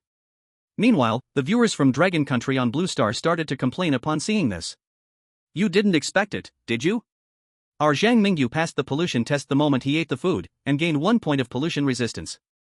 Your delicious dishes are completely useless to our Dragon Country's chosen. You still want to show off in front of our Dragon Country's chosen? You're thinking too much. Even top grudges have to kneel in front of our Dragon Country's chosen. Why do you, a big rat, think your blood can pollute Zhang Mingyu, just because you've got a big face? Speaking of which, Zhang Mingyu was able to pass the pollution test thanks to the pollution resistance from those special dishes he ate before, and a whopping 6 points of luck. After seeing Big Mouse's miscalculation, the hearts of the netizens on Blue Star eased a bit. In the tea set room, Big Mouse's gaze was now exceptionally dark. He waved his hand, and the mice behind him immediately began to gather around him. Soon, like a pile of sand becoming a hill, a group of dark mice lifted Big Mouse's body high into the air. They formed a giant made of mice, with Big Mouse as its eyes, and many mice as its body. Once the mouse giant stood up, it perfectly matched the size requirements of the oversized furniture in the tea set room. It could even easily use a teapot taller than 2 people and cups taller than 1 person to drink tea. At this moment, the mouse giant clearly wasn't there to drink tea. He took heavy steps, slowly walking toward Zhang Mingyu, seemingly ready to crush a mouse on the ground with 1 foot. Madam Teapot, how long are you going to watch? Just as the giant mouse's big foot was about to step on Zhang Mingyu and his small teacups behind him, Madam Teapot finally overcame her fear and stepped forward from somewhere on the 2nd floor. Stimulated by maternal love, she found the courage she had lost, spraying a large amount of boiling red tea from the spout of the teapot. The red tea poured down like a boiling waterfall from the 2nd floor, showering onto the head of the mouse giant. Then, the mouse giant showed signs of collapsing as if its sandcastle had been drenched with a pot of hot water from head to toe. Chapter 182, Wish Fulfilled. I will not allow you to continue hurting my child. At this moment, Madame Teapot was like a beast protecting its cubs. She kept pouring out boiling red tea from the spout, letting the dark brown liquid wash over the mice in the tea set room like a water flow. Soon, many of the mice controlled by Big Mouse and the Giant started to drown, especially those closer to the ground, with plenty of outer mice screaming in agony, even fainting directly. Big Mouse glared angrily at the suddenly appearing Madame Teapot, eyes almost bulging. How dare you escape from the cage? Aren't you afraid I'll smash your children? I'm afraid, so I want all of you to get out of my house. Mrs. Teapot's firm tone and resolute expression made Big Mouse tremble deep inside. He couldn't understand why, even though that broken teapot had lost its courage, it still dared to resist him. Even the threats that used to work so well now seemed ineffective. Damn it, damn it. Big Mouse roared as he threw an old mouse towards Zhang Mingyu's direction, raising his long, black arm and pointing at the little teacups behind Zhang Mingyu, ordering, "Get them. Smash those teacups and capture that damn traveler." What are you thinking about, Peach? Zhang Mingyu rolled his eyes and pulled out the conductor's flashlight, aiming a beam of strong light directly at the giant mouse. The conductor's flashlight was now basically a powerful weapon in Zhang Mingyu's hands. While it might not be very effective against ghosts with a high level of resentment or powerful lingering spirits, it worked very well against these mouse giants made up of mostly weak mice. As the light shone on the mice, the giant formed by them began to slow down noticeably. Each mouse was emitting black smoke, which seemed to be the pollution from within them. It was uncertain if long exposure to the flashlight's light could completely eliminate the pollution in the mice. Of course, this was not something Zhang Mingyu needed to consider right now. Because even with his reserve of mental energy, he couldn't keep the conductor's flashlight affecting so many mice for long. The flashlight consumed mental energy, and the more targets it affected, the faster the energy drained. If a weaker chosen one came along, even with the conductor's flashlight, they would already be out of energy and collapsed on the ground. Mrs. Teapot, are you okay? Can you give it a bit more effort? Zhang Mingyu was draining a lot of mental energy while still having the time to throw words at Mrs. Teapot. This scene greatly amused the two young girls far away in Qianlong City. In Central Park, Nature Girl and Luxian sat side by side in a small treehouse, watching a wooden television that streamed live stories from the strange talk space. This television was created by Nature Girl using some items sent by Ling Xiao, and its sole function was to watch the live stories that only Blue Star people could see. Now, after awakening, Nature Girl had left Chongshan City and come to find Luxian. The two girls, of similar age, quickly became friends. As for their favorite topic of conversation, it was all about Zhang Mingyu. Is Zhang Mingyu always like this with you? Nature Girl, with her long golden hair and strange blue eyes, looked at Luxian curiously, her chest bouncing, showing a capital that far exceeded Luxian's. Luxian's face stiffened as she recalled practicing martial arts with Zhang Mingyu in the park's grove. A bit sulkily, she said, I'm not that familiar with him. He's obviously a handsome guy, but with that mouth of his, just spending one more day with him would take 10 years off my life. Looks like we have a lot in common. Nature Girl's cold, frosty face also showed a hint of anger, as if recalling the time Zhang Mingyu had yanked her heart out. Still being coerced by Zhang Mingyu to come to Qianlong City to help. Fairy Tale Town is also one of the 9 major cities, where there is a very perverted unspeakable and a lot of powerful top grudges. Even if we get in, it's likely that we won't escape unscathed. This time we might just see that guy Zhang Mingyu getting humiliated. A very perverted unspeakable? Although Luxian possessed strength equal to that of the Daughter of Nature, she had forgotten many important memories and knowledge, making it hard for her to use unspeakable abilities to create devices for long-distance observation of Fairy Tale Town, unlike the Daughter of Nature who understood the situation of the supernatural world. At this moment, hearing that Fairy Tale Town might be dangerous, the pouty expression on her face immediately changed to worry. You don't think something will happen to Zhang Mingyu, right? You care about him? The Daughter of Nature raised her eyebrows, seemingly surprised by Luxian's reaction. But after a moment, she noticed Luxian's darting gaze and started to understand. She is a tsundere girl who says one thing but means another. The supernatural space has not pulled people from Blue Star to participate in its games for the first time, but Zhang Mingyu is the first chosen one I've seen being continuously assigned to participate in challenges in the 9 major cities. I think he might have something special about him that draws the attention of the supernatural space. Such a person will not be allowed to die easily, worst case, he can directly summon you over to help. As the Daughter of Nature said this, she suddenly remembered that she had been forced to become one of Zhang Mingyu's reserve minions due to using the shrine that he gifted her. That bastard really goes too far. In the tea house, Zhang Mingyu could not see the Daughter of Nature clenching her small fists in front of the television. After helping Mrs. Teapot to pin down the rat giant for a short while, Mrs. Teapot completely dissolved the rats that made up the giant with black tea. The rushing water swept the rats out of the tea house's front door, while Rat Boss and his loyal followers were swept in front of the man eating flowers in the garden. At this point, Mrs. Teapot finally reunited with the little teacups. And in front of the courageous Mrs. Teacup, Ratboss could not stir up any waves. Mrs. Teapot's wish has been fulfilled. Congratulations, you have received a reward, mysterious fragment, quest item. The prompt sound of the supernatural space rang in Zhang Mingyu's ears. In the chaotic tea house, a piece of mysterious candy fragment appeared in the palm of Zhang Mingyu. He was only one wish away from achieving an excellent level clearance of Fairy Tale Town. Chapter 183, Black Thunder Fruit. Thunder Mountain Range. Above, the thunder rumbled, and the pale lightning columns stood like divine rods connecting heaven and earth, radiating an ancient and weathered aura. The mountain range was rugged and steep, with some protruding peaks resembling the claws of wild beasts, grotesque yet possessing a sharp beauty. At this moment, at the peak of a certain mountain, in front of a surging thunder pool, stood two chosen ones from Blue Star. Beneath their feet, blood and feathers scattered everywhere, and nearby, one could see the corpses of some horse-like creatures. These horses were special, they had wings and a spiral horn on their heads, resembling the winged horses or unicorns from fairy tale books. Right now, the vicinity of the thunder pool at the summit of Thunder Mountain Range seemed like the graveyard of the winged horses. The mastermind behind all this, the chosen one from the ugly country, Joseph, is holding a blue fruit that sparkles with lightning, casually tossing it like he would a stone. Xing Liang, you are a talent. With your S-grade exclusive talent, plus my wisdom, the two of us together can surely overthrow Zhang Mingyu's dominance in the world of supernatural tales. Occupy the dominant position. Now, you see, I have the ability to use my calculations to turn these foolish natives into stepping stones for us. Join me, and I will help you survive the fairy tale town. And Zhang Mingyu will die under my schemes and your actions, giving you the chance to avenge your cherry blossom country's Daichuan steel plates. Little Joseph's words seemed to have a captivating power. But when he was discussing how to deal with Zhang Mingyu with Hoshino Ryo, he did not use the curse object that could block the Ghost Story live broadcast, causing the entire process of him recruiting Hoshino Ryo to be seen by the viewers in the live broadcast room. Had little Joseph forgotten that Dragon Country could send messages to Zhang Mingyu through off-field prompts? Could he have made such a low-level mistake? If he didn't mind the fact that the experts of Dragon Country would see his attempt to recruit Hoshino Ryo, what was his purpose in doing this? Hoshino Ryo was also pondering this question. Thus, he had not answered little Joseph's words, but instead, cautiously kept his gaze on little Joseph from across the Thunder Pond. When he arrived at the Thunder Mountains, he had already discovered that the Thunder Fruits in the Thunder Mountains seemed to have been picked by someone in advance. Also, the information given by the dream insect showed that the Pegasus clan, which lived in the Thunder Mountains, had also disappeared. Now, looking at the situation near the Thunder Pond, it seemed that the Pegasus clan had likely fallen under little Joseph's hands, and little Joseph had also monopolized the Thunder Fruits. This was a problem. Hoshino Ryo sighed inwardly. From the very beginning, he had never thought of accepting little Joseph's invitation. Now, his hesitation was simply because he hadn't figured out how to complete Zhang Mingyu's task and bring the Thunder Fruits back. After all, the conditions little Joseph offered might seem good enough to other chosen ones, but Hoshino Ryo actually had the opportunity to take refuge in the southern farm under Zhang Mingyu's guidance before, until the Ghost Story challenge ended. Now, he was simply sticking with Zhang Mingyu because he wanted to continue clinging to the big leg. As for the revenge and various favorable conditions that little Joseph spoke of, Hoshino Ryo had no interest at all.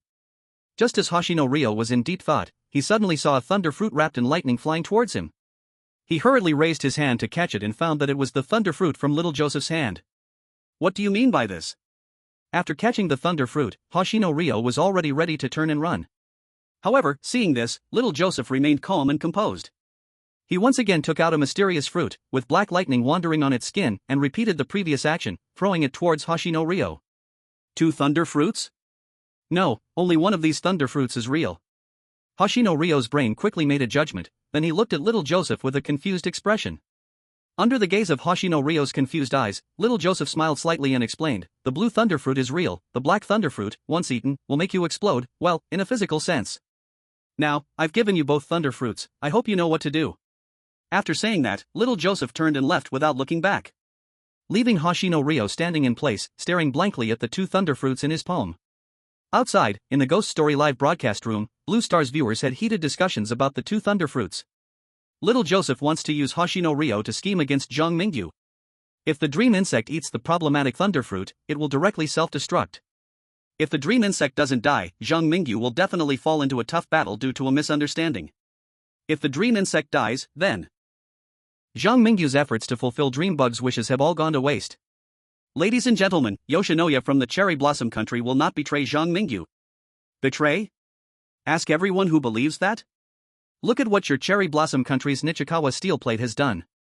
I want to ask, does your Cherry Blossom Country still have any credibility in everyone's eyes? Where is the expert team? Quickly send out external hints to Zhang Mingyu. Little Joseph forgot to block the ghost story livestream. We can directly send out external hints to disrupt his plan. The internet users of the Dragon Country cursed and scolded Yoshinoya and Little Joseph as they stared at the live stream screen. Meanwhile, at the Kunlun military base, the members of the Dragon Country expert group analyzed and discovered Little Joseph's true intentions. The A-level exclusive talent of a schemer is truly not simple. We have so many strategic experts sitting together, and after calculating for so long, we finally figured out his trick's purpose. Little Joseph's main goals using Yoshinoya's layout have 4 points. First, if the plan succeeds, he can betray Zhang Mingyu. Second, if we send out external hints, it will consume one of Zhang Mingyu's external hint opportunities. Third, to test Yoshinoya's character, to see if he can become his pawn. Fourth. As the old expert spoke up to this point, he sighed helplessly. The information Little Joseph gave to Yoshinoya is actually fake. Eating the blue thunder fruit will make a person explode. He has calculated from the beginning that Yoshinoya most likely will not betray Zhang Mingyu. By then, if everything goes as Little Joseph predicted, Yoshinoya will give that blue thunder fruit to Zhang Mingyu, and inadvertently do a bad deed while trying to be kind. Ladies and gentlemen, we must send out external hints this time. Little Joseph's seemingly casual plan riddled with flaws has forced us to use one external hint opportunity. Besides, after this, Little Joseph might further scheme against Zhang Mingyu and Yoshinoya with the information he already has. That bastard is probably preparing to declare war on us in Fairy Tale Town. Chapter 184, Invitation to the Fairy Tale Castle. Guhu, dear travelers, you have finally returned. In the enchanted forest, the fungi and spores area. The dream bug was sitting on a giant mushroom cap, holding a water pipe, and constantly stretching its neck towards Zhang Mingyu and Yoshinoya. Its body had become incredibly bloated after years of inactivity, making its current appearance somewhat comical. Of course, this is not Dream Bug's fault for being anxious. It has long desired the pastries of Madame Teapot and Thunderfruit Tea. Now that Zhang Mingyu and Yoshinoya have brought these two items right in front of it, it has already restrained its emotions by not jumping down directly from the mushroom cap. Your Excellency Dreambug, I have brought a lot of different pastries from Madame Teapot. Here is a giant cake, a tiny cake, cookies that make one's neck grow longer, and wafers that make one want to play basketball non-stop after eating. Would you like to have some pastries first or tea? Speaking, Zhang Mingyu turned his gaze to Yoshinoya. At this moment, Yoshinoya also took out a blue thunder fruit at the right time. This is the thunder fruit. I encountered the ugly country's Little Joseph in the Thunder Mountain range. He wanted to conspire against you with me, but of course, I would never be swayed by him. Zhang Mingyu nodded slightly. The Dragon Country expert group had already sent him external hints about what had happened in the Thunder Mountain range.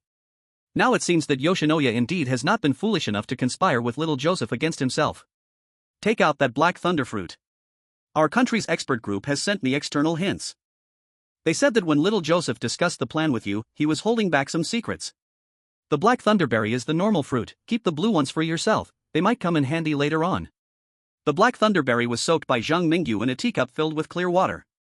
He also laid out the pastries brought from the tea house on a picnic mat, letting the dream bug choose. The dream bug, seeing its wishes so easily fulfilled, happily blew smoke rings toward the sky and excitedly said, "Oh, Zhang Mingyu, Hoshino Ryo. You will be my friends forever. I think I should take a bite of the wafer, it's been a long time since I felt like playing basketball." As it spoke, the dream bug already used the tentacles on its head to grab a wafer and stuffed it into its mouth. After eating the wafer, a colorful halo appeared around its eyes. Then, it began to twist its plump body on the mushroom cap, pretending to play basketball in the air. It looked like it was holding an invisible basketball, using incredible skills against a non-existent opponent, effortlessly executing moves like Iron Mountain and driving into people. Put. Zhang Mingyu, trained professionally, usually wouldn't laugh unless he couldn't help it. He looked at the dream bug twisting its body under the magic dessert's influence and let out an unkind laugh. Only because your basketball moves are so beautiful, I momentarily didn't know how to tease you. Next, the dream bug transformed to be as tall as a giant, then shrank to the size of an ant, with its neck stretching out like a giraffe reaching from the mushroom cap. Finally, when the dream bug drank the cup of thunderberry tea, a burst of black mist suddenly escaped from its body. The previously silly expression of the dream bug gradually changed from confusion to ecstasy, and then returned to a calm state like an ancient well. At that moment, both Zhang Mingyu and Hoshino Ryo could distinctly sense the change in the dream bug. It was as if a kind of shackle within it had loosened after the previous movements and exercises, and then snapped completely under the stimulation of the thunderberry tea. Now, the dream bug was nothing like the old caterpillar that just smoked and was easily deceived, but had transformed back into the wise elder of the forest. Sigh. Under the gaze of Zhang Mingyu and Hoshino Ryo, the dream bug slowly exhaled, finishing the remaining thunderberry tea in one gulp. After hearing that sigh, Zhang Mingyu slightly squinted his eyes, then cupped his hands toward the dream bug and bowed respectfully, speaking in a more serious and respectful tone. Congratulations to the elder of the enchanted forest, the guide of the residents of Fairy Tale Town, the dream bug, for reclaiming its wisdom. My companions and I only acted out of self-preservation and meant no harm to you. I understand. The dream bug gave Zhang Mingyu a complex look. Having regained its wisdom, the dream bug saw through some lies in Zhang Mingyu's earlier words. But it did not pursue the matter, because without Zhang Mingyu's help, it might have continued to live in confusion until it aged and died. The dream bug's wish has been fulfilled. Congratulations, you have received a reward, mysterious fragment, mission item. You have gathered 3 mysterious fragments. Now the 3 mysterious fragments will automatically combine into a mission item invitation to the Fairy Tale Castle. Invitation to the Fairy Tale Castle. The Fairy Tale Castle is situated in the center of Fairy Tale Town. 它是童话世界的核心，也是童话镇居民们力量的源泉。你完成了3位童话镇居民的心愿，获得了童话城堡的认可，你将会拥有随时退出童话镇怪谈，获得优秀级通关的机会。或者，你也可以选择留下来，尝试让童话镇的独裁者露出发自内心的微笑。张明宇没有去看怀里多出来的那封由糖果制成的邀请函，他将硬块式的邀请函深深地揣在怀里，不动声色地打量着眼前的梦境之虫。如今，他已经完成了3位童话镇居民的愿望。这3位童话镇居民的共同点就是都被一个神秘的小女孩拿走了自己身上的一部分宝贵品质：午夜屠夫的善心、茶壶太太的勇气以及梦境之虫的智慧。这里面午夜屠夫的心脏和茶壶太太的勇气，换个神选者过来，估计都很难完成。除了少部分脑子像小约瑟夫一样好的怪胎之外，大多数神选者来到童话镇怪谈后，顶多就是好运的存活30天，剩下的完成心愿什么的，一般人还真干不了这个事儿。但梦境之虫的心愿不一样。梦境之虫的心愿不是笼统的帮助自己拿回智慧，而是一步步指引神选者，帮助他去拿到高点，又拿来雷霆果，再用某种张明宇不了解的方式驱除了体内的一些东西，从而夺回了自己的智慧。相较于午夜屠夫和茶壶太太这种模糊的心愿来说，神选者想完成梦境之虫的心愿无疑会更加容易，这也大大增加了梦境之虫拿回自己智慧的概率。奇幻之森的这位以智慧著称的长者果然不一般啊，连自己在失去智慧之后该如何恢复都尽量算计到了。第185章抵达童话镇。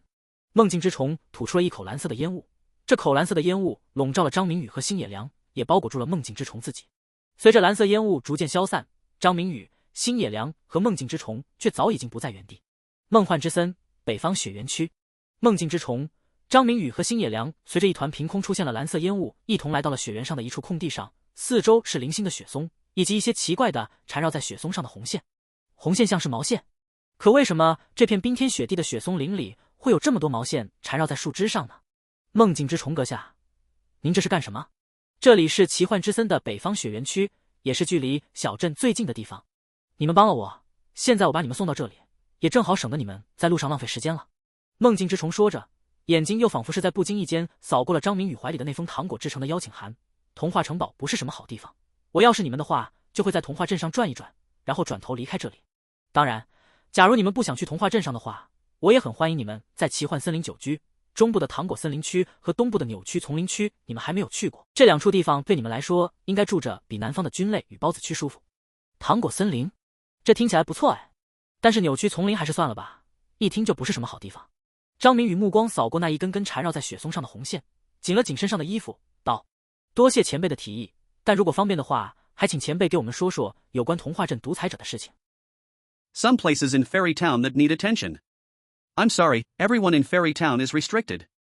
We can only play our own roles.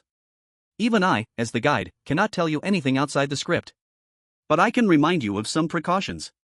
If you must go to the fairy castle, remember this: first, we cannot be trusted; second, every role player must follow the laws of Fairy Town; third, keep smiling; fourth, refuse to participate in all games; fifth, the ball before midnight is the real ball. The dream insect said these somewhat difficult words. These messy reminders made Zhang Mingyu's eyelids twitch, and he shouted in his heart, "Riddler, get out of Fairy Town."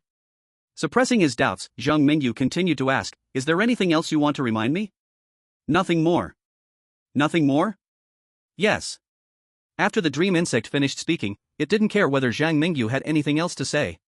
It took another puff of smoke and slowly exhaled blue smoke, clearly preparing to use that instant moving ability to leave this snow-covered pine forest. "Remember what I said, it will help you. Oh, by the way to Fairy Town is right at your feet. Follow the red line and don't get lost." The dream insect's voice gradually became ethereal and finally disappeared into the snow. Xing Yiliang was shivering in the freezing cold temperature. He was stamping his feet from the cold. It wasn't until after the dream insect left that he dared to speak, stuttering, "Boss Zhang Mingyu, what should we do now?" Xing Yiliang had no dragon bloodline and no enhanced physical abilities. He was just an ordinary person who was a bit stronger. At this moment, after standing in the snow for a few minutes, Xing Yiliang felt almost frozen hard. "You did well this time, keep up." Zhang Mingyu threw his Dragon Country Special Operations coat to Xing Yiliang so he wouldn't freeze to death in the snow. Then he activated the dragon blood within him, braving the biting wind and snow as he moved forward. He followed the red wool for a few hundred meters. Zhang Mingyu and Xing Yiliang stopped in front of a tree hole. Through the tree hole, they could see what seemed to be a wardrobe full of clothes. The wooden door of the wardrobe was currently closed, and the red wool was extending from a gap in the center of the wardrobe. "Stick close to me. If you die carelessly, I won't come to save you." Zhang Mingyu turned his head to glance at Xing Yiliang behind him. Though he was still just a high school student, the strength from the dragon blood and gene-enhancing serum made his body resilient against the cold. When the wind and snow blew against his rock-like muscular outline, it simply couldn't freeze him. Bang! Zhang Mingyu raised his hand and pushed open the wardrobe door. A warm breeze rushed out to meet him, as if the wardrobe divided the snow-laden pine forest from an entirely different world. When Zhang Mingyu walked through the clothes and opened the wardrobe door, he found himself inside a European-style room. It seemed to be a living room. A wooden low bed covered with brown sheets, a coat rack at the entrance, and a desk lamp at the side. Turning his head, he could even see a small fireplace in the corner with coal burning. Warmth, comfort. The icy pine forest actually led straight to someone's home through a wardrobe? This was truly a wonderful thing. "Boss? Boss." Xing Yiliang hadn't heard Zhang Mingyu calling him in the forest and thought something had happened to him. He didn't know whether he was pretending or if he really thought Zhang Mingyu was a good boss. 在怀疑张明宇出事之后，他竟然也奋不顾身地穿过衣橱里的那堆衣服跟了过来。嘘，别说话。张明宇没好气地瞪了一眼身后的那个冒失鬼。星野良这小子年纪比自己还大点儿，但做事怎么就喜欢不过脑子呢？在陌生的环境里大呼小叫，这怕不是有什么大病。星野良这家伙是不是嫌我死得不够快，想趁早坑死我自己当老大？对不起，对不起，我不是故意的。星野良此时也反应了过来，他打量着四周的环境，虽然还没有搞清楚状况，但是也清楚自己刚才的行为到底是有多蠢。来到窗前，张明宇通过窗口距离地面的高度，大致判断出自己应该是身处2楼。下方是熙熙攘攘的街道，一眼望去，能看到2个轮子的马车在雪地上碾出的车辙，屋檐下相互依偎着的猫头鹰。透过阳台的窗户，能看到有些人家里飞舞着的小花仙，以及一名名会自己动的胡桃夹子和锡兵。远处的天空上，乌云中隐约能看到有小孩骑着大鹅在飞行。灯火辉煌的珠宝店里，几只看上去就很凶的黑白斑点狗正追逐着一只蓝色的大猫。张明宇猜测，这里就是童话镇了吧？第186章，角色扮演。时间不够了。啪嗒，啪嗒，啪嗒。卧室的褐色石木大门外传来了仿佛兔子脚在地上拍打发出的清脆声响。恍然间，张明宇和星野良2人已经能在脑海里想象出一只长脚兔子在门外急得四处乱跑的画面了。有人。张明宇拿回了自己特殊材质的外套穿回身上，他是一星野良站在衣橱背后不要动，自己则轻手轻脚地靠近了房门。他拿出了火点地图，靠在门上，透过门缝向外张望着。在火点地图上显示门外区域的黑雾消散，出现了一个名为3月兔的移动名字后，他才收回了视线，转而通过火点地图监视外界的情况。咔吧吧！当看到3月兔背对着房间大门的时候，张明宇果断将大门打开了一条缝隙，悄然向那只兔子的背影看去。狭长的楼道里，一只白色的穿着蓝马甲的兔子正着急地向楼下跑去。3月兔的蓝色马甲中揣着一只金色的怀表，怀表上有着许多镂空的装饰，看着非常梦幻，也绝对是一件价值不菲的事物。紧紧注视着3月兔的背影远去，张明宇并没有对这只蓝马甲兔子下手。直到对方消失在楼梯口之后，张明宇又听到了楼下传来了一阵叮铃哐啷的响动，最终在一阵呼呼的风中以及房门的开合声里，张明宇确定了3月兔离开了这幢建筑。不出意外的话，以火点地图反馈回来的信息来看，3月兔离开后，张明宇他们就是这幢建筑里唯一会动的东西了。出来吧！张明宇对着正在衣橱里挑选衣服的星野良招呼了一声，便率先离开了他们躲藏的屋子，向着楼梯的方向走了过去。离开房间之后，张明宇才发现2楼有许多的门，这些门背后或许连通着一些不同的地方，但是张明宇他们苦于没有钥匙，也没有时间，因此并不准备探索。当他们沿着木质楼梯扶手来到了1楼的时候，就发现这幢建筑的一楼看上去就像是一间酒吧。At the entrance, there was a comprehensive bar, and the entire first floor was filled with tables and chairs, even a small stage near the stairs. Could this be something like an inn? But why is there not a single person at the bar or the first floor? Besides that rabbit from earlier, the second floor hasn't revealed anything else moving, Zhang Mingyu wondered as he approached a window on the first floor, scrutinizing the stage behind him while recalling the dream insect's parting warning. Fifth, the ball before midnight is the true ball. Could the ball the dream insect was talking about be the one in this strange place? Hard to say, after all, this inn's wardrobe connects to the enchanted forest. Who knows, this inn itself might be a rather special location. Of course, it's also possible that Zhang Mingyu was just overthinking. The ball the dream insect mentioned could also refer to the ball at the fairy tale castle. Damn it, Riddle Bug, get out of fairy tale town. Zhang Mingyu really wanted to slap that pretentious old face of the dream insect twice. But unfortunately, the dream insect was probably lying on some big mushroom in the enchanted forest, smoking a hookah, while he and Hoshino Ryo had to urgently investigate matters about the fairy tale castle. Crack! Zhang Mingyu pushed open the solid wooden door of the hall, and a cold wind immediately swept in from outside. However, this time Hoshino Ryo had brought a thick coat from the wardrobe, and Zhang Mingyu also wore an outfit that matched the clothing style of fairy tale town residents, making himself less conspicuous. Big brother you, where do we go next? Hoshino Ryo rubbed his hands, following Zhang Mingyu closely. The two of them standing by the street looked just like two street urchins in 18th century London. You idiot! Do you think you're part of some gang, or do you think we've come here to collect protection money? Zhang Mingyu slapped Hoshino Ryo on the back of the head, ignoring his innocent gaze and directing his attention to the narrow streets on both sides. The road beneath their feet was paved with stones, and it was clear that the inn behind them probably had a high rent because the carriageway before them was so wide that 4 carriages could drive side by side with ease.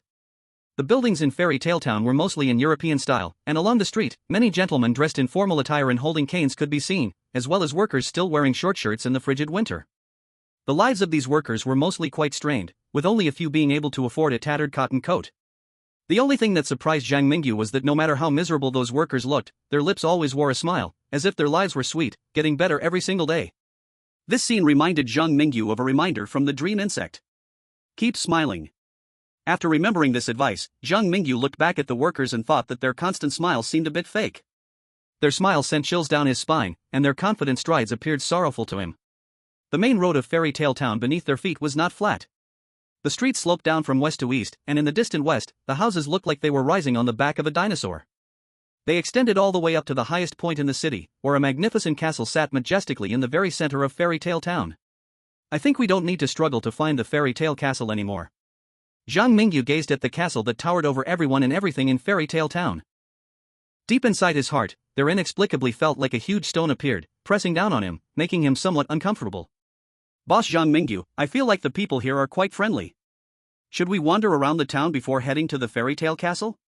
I think we might find some other chosen ones from different countries here, and if we unite, we might complete the mission better.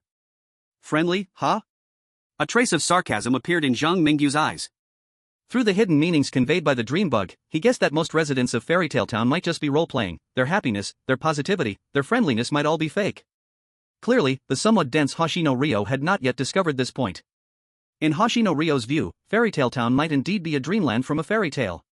But in Zhang Mingyu's eyes, the seemingly peaceful and harmonious Fairy Tale Town was filled with strangeness.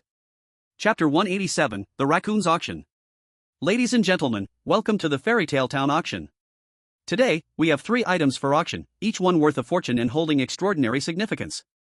I believe by now, you have already guessed what the items are. That's right. The 3 items at the Fairy Tale Town auction are invitations to the Fairy Tale Castle banquet. Whoever receives an invitation will have the right to attend the banquet at the Fairy Tale Castle. In the open square of Fairy Tale Town, a talking raccoon was holding a microphone high, standing on a makeshift stage, introducing the items behind him to the gathered residents in the square. Behind the raccoon, there was a uniquely structured carriage, the side of which could be opened. The most eye-catching position inside was covered with a blue tablecloth, on which lay 3 candy invitations. At this moment, the raccoon was enthusiastically greeting everyone, stirring up the atmosphere of the Fairy Tale Town residents, all to sell the 3 candy invitation letters behind him for a good price. The invitation to the Fairy Tale Castle, isn't this something that only nobles are eligible to receive? This raccoon guy manages to get a few extra invitations every year through some weird channels. We've seen it so many times, it's no longer surprising. The problem is that in previous years he would privately contact buyers to sell them, but this year, why is he publicly auctioning them in the square? Isn't he afraid of being criticized by the Red Queen for his actions? And bringing this out is likely to cause a cold reaction. Who would want to go near that tyrant Wu? Wu. The person speaking had his mouth quickly covered by his companion beside him. His companion's eyes darted around nervously, focusing on some guard guards in red armor standing at the edge of the square. He whispered urgently to the speaker, "Are you crazy? Can't you see the Queen's soldiers right there? If what you just said reaches her ears, it would be a death sentence." In the square, the conversation between these two did not attract much attention. For the auction hosted by the raccoon itself seemed rather unusual. Most of the residents of Fairytale Town came to the square out of curiosity about why the raccoon would publicly auction the invitations to the Fairytale Castle and who would spend money to buy a hot potato. After all, the invitation to the Fairytale Castle banquet was something most commoners had no access to, and normally, you wouldn't want to receive one. However, once a resident of Fairytale Town obtained an invitation, no matter how they got it, they had to attend the banquet at the Fairytale Castle. Otherwise, the tyrant of the Fairytale Castle would make the no-show understand what true terror was. "Zhang Mingyu, we already have an invitation, why do we still need to attend this auction?" Xing Yeliang carried a black cloth-wrapped alchemical long knife on his back, dressed in a brown wool coat and black trousers, looking like a traveler carrying some kind of instrument. Zhang Mingyu's outfit leaned more towards that of a local. He wore a double-breasted long gown over his special operations uniform from Longhua, with simple and fitted trousers, topped with a black half-height silk top hat, while his right hand gripped a cheap wooden hand decorated with silver patterns. This outfit, if he also wore a crystal monocle on his nose, would likely convince people he was the town's teacher. "I have the invitation, what about you?" Zhang Mingyu intentionally made some facial adjustments to look more mature and steady. He spoke to Xing Yeliang in a comical translation tone, saying, "Oh, my dear Xing Yekuan, if you want to enter the Fairytale Castle and achieve perfect completion, you'll need to rely on your own efforts. I brought you here just to give you a choice, and also to see who our potential competitors are." "Zhang Mingyu, did you come here just for me?" Xing Yeliang's mouth dropped open in surprise when he heard Zhang Mingyu's answer. He had indeed followed Zhang Mingyu just to hitch a ride, but he had never expected Zhang Mingyu would help him acquire the invitation, which he needed to fulfill 3 wishes. Now, Zhang Mingyu had specially brought him to the raccoon auction, and even if they ended up unable to buy an invitation to the Fairytale Castle due to not having enough assets, Xing Yeliang would still remember this favor from Zhang Mingyu. "Alright, enough flattery, the auction is about to begin." Zhang Mingyu's gaze swept over the residents of Fairy Town in the square. For now, he hadn't spotted anyone whose attire was distinctly different from the townsfolk. This suggested that the chosen ones were either yet to arrive at Fairy Town, not intending to participate in this raccoon auction, or they were clever enough to blend into the unfamiliar environment, successfully hiding themselves. "Here's the first item for auction. Who wants it?" The raccoon shouted into the microphone, momentarily leaving Zhang Mingyu and Xing Yeliang stunned. Isn't an auction supposed to start with a bidding price, followed by everyone raising their bids? Why is he just asking who wants it right off the bat? As Zhang Mingyu and Xing Yeliang were lost in thought, none of the other Fairy Town residents rushed to place bids. After all, in the eyes of most local residents in Fairy Town, an invitation to the Fairytale Castle dinner was not seen as a good thing, but rather a symbol of trouble from a tyrant. Just then, a woman in the crowd wearing a half-fox mask suddenly raised her hand and said in a clear voice, "I want it, how much?" "Alright, it's you. With just one hug, you can take this auction item." The raccoon ran into the crowd and pulled the bidding woman onto the stage. Zhang Mingyu looked at the half of the woman's face revealed and quickly matched her identity from the special information Longhua had given him, thanks to his exceptional memory. "Garcia, the chosen one from Honduras, Garcia?" Upon seeing that it was Garcia on the stage, Zhang Mingyu held back the restless Xing Yeliang. Honduras was one of the strategic partners of Blue Star. He wouldn't compete with his people over a Sakura country person he found somewhat agreeable. Moreover, the items traded at this auction were surprisingly not money. Is it something strange, like a hug? Could it be that the little raccoon is a lecher and is after Garcia's stunning figure, thinking of this way to take advantage of her? It doesn't feel that way. In Zhang Mingyu's eyes, the act of taking a hug as payment seems more like using the embrace as a pretext to receive some other unknown benefit from Garcia. This unknown cost seems far more complicated than a simple money transaction to Zhang Mingyu. Chapter 188, The Playing Card Soldier. On the auction stage, the little raccoon and Garcia shared a warm hug. After that, Garcia successfully obtained the invitation letter to the Fairytale Castle. Soon, the second candy invitation letter was placed on the auction table. The little raccoon exclaimed, "The second invitation letter to the Fairytale Castle, who wants to buy it?" Me too. I want to buy it as well." A chorus of shouts arose from the crowd. These people's bids made the residents of Fairytale Town murmur. They couldn't understand why so many people were interested in the Fairytale Castle invitation letters that were usually despised. On Zhang Mingyu's side, after scanning the bidders, he had a vague understanding in his heart. Most of the people calling out bids in the crowd are chosen ones. However, aside from the chosen ones, it seems that some others are also interested in these invitation letters. Zhang Mingyu turned his gaze to a playing card soldier. This person, dressed like a royal guard of the Red Queen, was inexplicably participating in the bidding. Did he also want to attend the fairy tale castle's banquet? Impossible. First of all, we can't say if the playing card soldier is interested in the banquet. Even if the playing card soldier really wanted to attend the banquet, the Red Queen would definitely not allow it. After all, according to the description in the strange talk space, the one ruling fairy tale town is a dictator, and as a dictator, they certainly wouldn't allow the playing card soldier, who plays the role of a household servant, to attend their master's banquet. Bidding on the fairy tale castle's invitation letter would only bring disadvantages to the playing card soldier, not advantages. The only possibility is that the playing card soldier is bidding for someone else. After getting the fairy tale castle's invitation letter, the playing card soldier would likely pass it on to someone else. Is a chosen one secretly trading with the playing card soldier? This thought flashed through Zhang Mingyu's mind. He quietly watched the little raccoon on stage, not choosing to act hastily. On the stage, the little raccoon's gaze swept over the bidding chosen ones, over the anxious Yoshino Ryo raising his hand beside Zhang Mingyu, and finally, after a shy smile, pointed the microphone at the bidding playing card soldier, saying, "This invitation letter is worth your happiest memory. We all have our hands raised, what right do you have to give it to him?" Yeah, this is clearly favoritism. The playing card soldier is impressive, but we common folks also have the right to get an invitation letter. The chosen ones hiding in the crowd united to pressure the little raccoon on stage, trying to change his mind this way. Yoshino Ryo also eagerly waved his arm. However, before he could say anything, his arm was pulled by Zhang Mingyu. "Zhang Mingyu, we can't let the second invitation letter be auctioned off like this. These invitation letters aren't enough for the chosen ones, how can we let the playing card soldier take it? Who said that the invitation letters at the auction can only be bought with money?" Zhang Mingyu rolled his eyes. He had already given up the idea of helping Yoshino Ryo get an invitation letter through normal bidding once he discovered that the auction's method of transaction was not money. Moreover, more importantly, did these chosen ones really think that a few shouts could make the little raccoon change his mind? Ridiculous. Sure enough, just as Zhang Mingyu and Hoshino Ryo squeezed out of the crowd, the angry shouts of the little raccoon echoed from the stage at the center of the square. "You commoners, do you wish to oppose Her Majesty the Queen? Soldiers, as long as you can pay the price for this auction item, this candy invitation will be yours."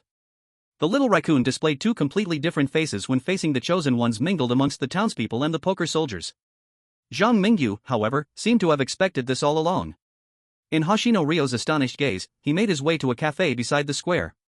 They sat at a greasy dining table, ordered 2 beef sandwiches and 2 cups of hot cocoa, silently watching what was happening in the square through the window by their table. "Big brother Zhang Mingyu, why are we sitting here eating instead of participating in the auction? Is the beef sandwich delicious?" "Ha?" Hoshino Ryo couldn't keep up with Zhang Mingyu's train of thought. Seeing this, Zhang Mingyu sighed helplessly and said, "I brought you here to eat because I'm hungry. As for the auction in the square, don't worry, soon someone will get impatient and flip the table. Let's stay back and pick up the spoils."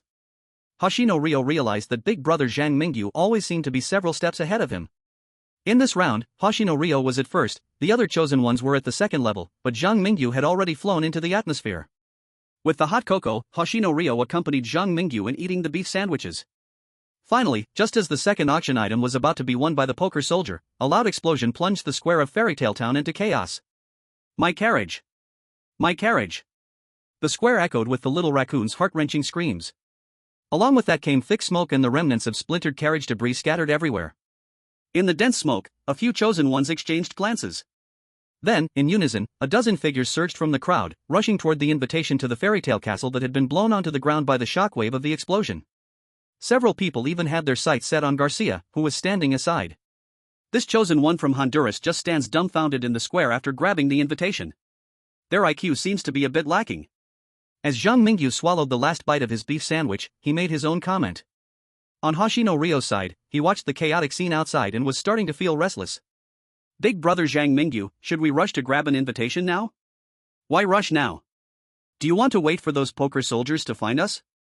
Zhang Mingyu replied with a sense of helplessness, "Your task now is to keep a close eye on those candy invitations, and see who ends up with them. Then I'll take you to grab it directly from the final victor." The explosion in the square triggered quite a bit of turmoil.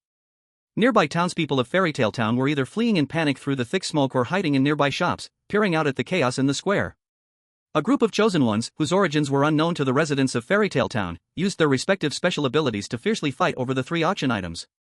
Some chosen ones with powerful special abilities created several more explosions, making the already disordered auction square even more chaotic. Fortunately, there weren't too many chosen ones in the square. The chaos was soon quelled by the poker soldiers who reacted quickly. However, besides a few unfortunate weaklings who were captured on the spot by the poker soldiers, most chosen ones either escaped with their gains or fled empty-handed. Chapter 189, The Chosen One of the Pickle Country is about to cry. On the weathered stone path, weathered metal street lamps stood tall, casting a warm, dim light that flickered in the cold wind. By the light, one could see the distant bridge, with black river waters flowing beneath it. The bench by the riverbank was empty and desolate. The evening breeze stirred the fallen leaves on the bench, making the scene even more bleak. Click. Click. The stone bricks on the ground were smooth, some even reflecting light like a mirror. At this moment, a pair of brown marten boots stepped on the smooth stone bricks, approaching from afar. The chosen one of the pickle country confidently strode into this desolate area, his face, after cosmetic surgery, beaming with excitement, while his foil-like hair flew wildly in the wind. Ding dong! A crisp sound echoed in the mind of the chosen one of the pickle country. He stopped in his tracks, looking puzzled at the air in front of him. Damn! Is Zhang Mingyu coming to get me? You guys in the West can't be serious. After seeing the hints sent by the expert group from the pickle country, the chosen one's eyes nearly popped out of his head. Following the failed assassination of Zhang Mingyu by the Nishikawa steel plate, many nations' people recognized the reality: Zhang Mingyu had become too powerful for them to provoke. At this moment, when the chosen one of the pickle country saw Zhang Mingyu coming to snatch his invitation to the fairy tale castle, he was filled with an overwhelming feeling, with tens of thousands of galloping horses in his heart, and nothing else. As for resistance, did he dare? The chosen one of the pickle country now only hated that he was a citizen of pickle country. If not for being a pickle country citizen making Zhang Mingyu dislike him, perhaps Zhang Mingyu wouldn't come to snatch his invitation, but would go for someone else's instead? In the corner near the chosen one of the pickle country, Zhang Mingyu stepped out from the shadows. Beside him, Hoshino Ryo flatteringly handed over an S-class exclusive talent weapon made from steel alchemy, grinning at Zhang Mingyu and saying, "Boss Zhang Mingyu, it seems this pickle country person knows we're here. Should I take care of him for you?" The chosen one of the pickle country saw Hoshino Ryo acting like a little dog, infuriated, pointing and cursing, "You little traitor, Hoshino Ryo. How dare you betray our ancestors and grovel to the dragon country's Zhang Mingyu? Don't come over. I'm from the Jin family conglomerate. If you dare to touch me, the higher-ups in our country will definitely not let you go, not even your Sakura country can protect you." Betraying our ancestors? Hoshino Ryo scoffed, proudly raising his head. "Boss Zhang Mingyu is my ancestor now. I don't care what conglomerate you belong to. As the chosen one of our Sakura country, as long as I live, people from Sakura country won't be killed by urban legends. As for how I survived, does it concern you? You shameless scoundrel. Shameless scoundrel." The chosen one of the pickle country was so furious he was about to spit blood. He couldn't understand how this bastard Hoshino Ryo could speak of kneeling to the dragon country's chosen one so fresh and confidently. Where is the samurai spirit of you Sakura country people? If Hoshino Ryo knew what the chosen one of the pickle country was thinking deep down, he would definitely say, "Screw the samurai spirit. After my old man died, I already woke up to reality. Following Zhang Mingyu is the only way to survive. Those idiots like Nishikawa steel plate will eventually be finished." Zhang Mingyu couldn't care less about what Hoshino Ryo and the chosen one of the pickle country were thinking. He thought it was inappropriate, but today he was just helping his little brother snatch the invitation from the chosen one of the pickle country because he simply found these pickle country people irritating. In the past, when I played single-player ghost stories, you all just blabbed online. Now, I don't care what you blabber about online. If you dare to attack me, I will strike down your chosen one. Xing Yeliang, you do it yourself, snatch his invitation, and if he dares to resist, I will help you beat him. Zhang Mingyu, holding a tang sword, stared fiercely at the chosen one from the pickled vegetable nation, making him dare not move. He looked at the other person's eyes, filled with reluctance and a bit of anger, feeling quite satisfied. On Blue Star, many people from the pickled vegetable nation began to criticize Zhang Mingyu's actions. Why should your dragon nation's chosen one snatch our pickled vegetable nation's things? You are clearly treating us differently. This is obviously revenge for personal grudges. We, the pickled vegetable nation, may not get along with your dragon nation, but you also can't touch our chosen ones, right?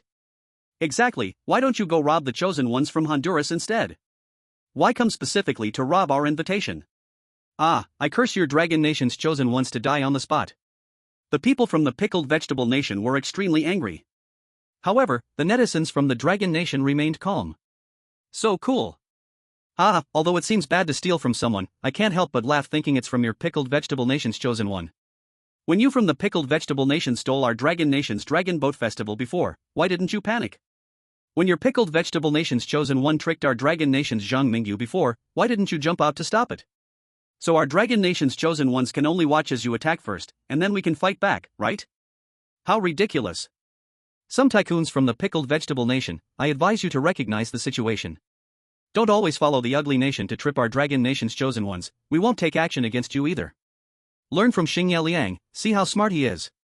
It's a pity, actually, I would have liked to see Zhang Mingyu explode and crush the cherry blossom nation's chosen one. In the world of ghost stories, Xingye Liang suddenly shivered, as if countless malicious eyes were staring at him. He hurriedly snatched the invitation from the hands of the chosen one from the pickled vegetable nation and bounced back to Zhang Mingyu's side. The whole time, with Zhang Mingyu watching from the shadows, the chosen one from the pickled vegetable nation, who called himself a rich tycoon's child, didn't even dare to use his special ability, letting the invitation slip away from him. Boss Zhang Mingyu, do you think we should? Xingye Liang made a throat-cutting gesture, frightening the chosen one from the pickled vegetable nation into a shiver. But Zhang Mingyu unexpectedly showed a gentle smile, stepped forward, and patted the chosen one's head, saying, just like this, I think you should know what to do, right? While patting the chosen one from the pickled vegetable nation, Zhang Mingyu planted a seed in his head. If this chosen one from the pickled vegetable nation could stay honest and not act against him after being robbed, Zhang Mingyu would not do anything to him.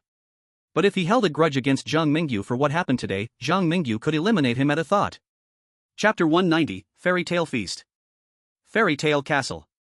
This castle, located in the center of Fairy Tale Town, has strong stone walls and splendid decorations. The tall spires symbolize royal authority towering above the townspeople's heads.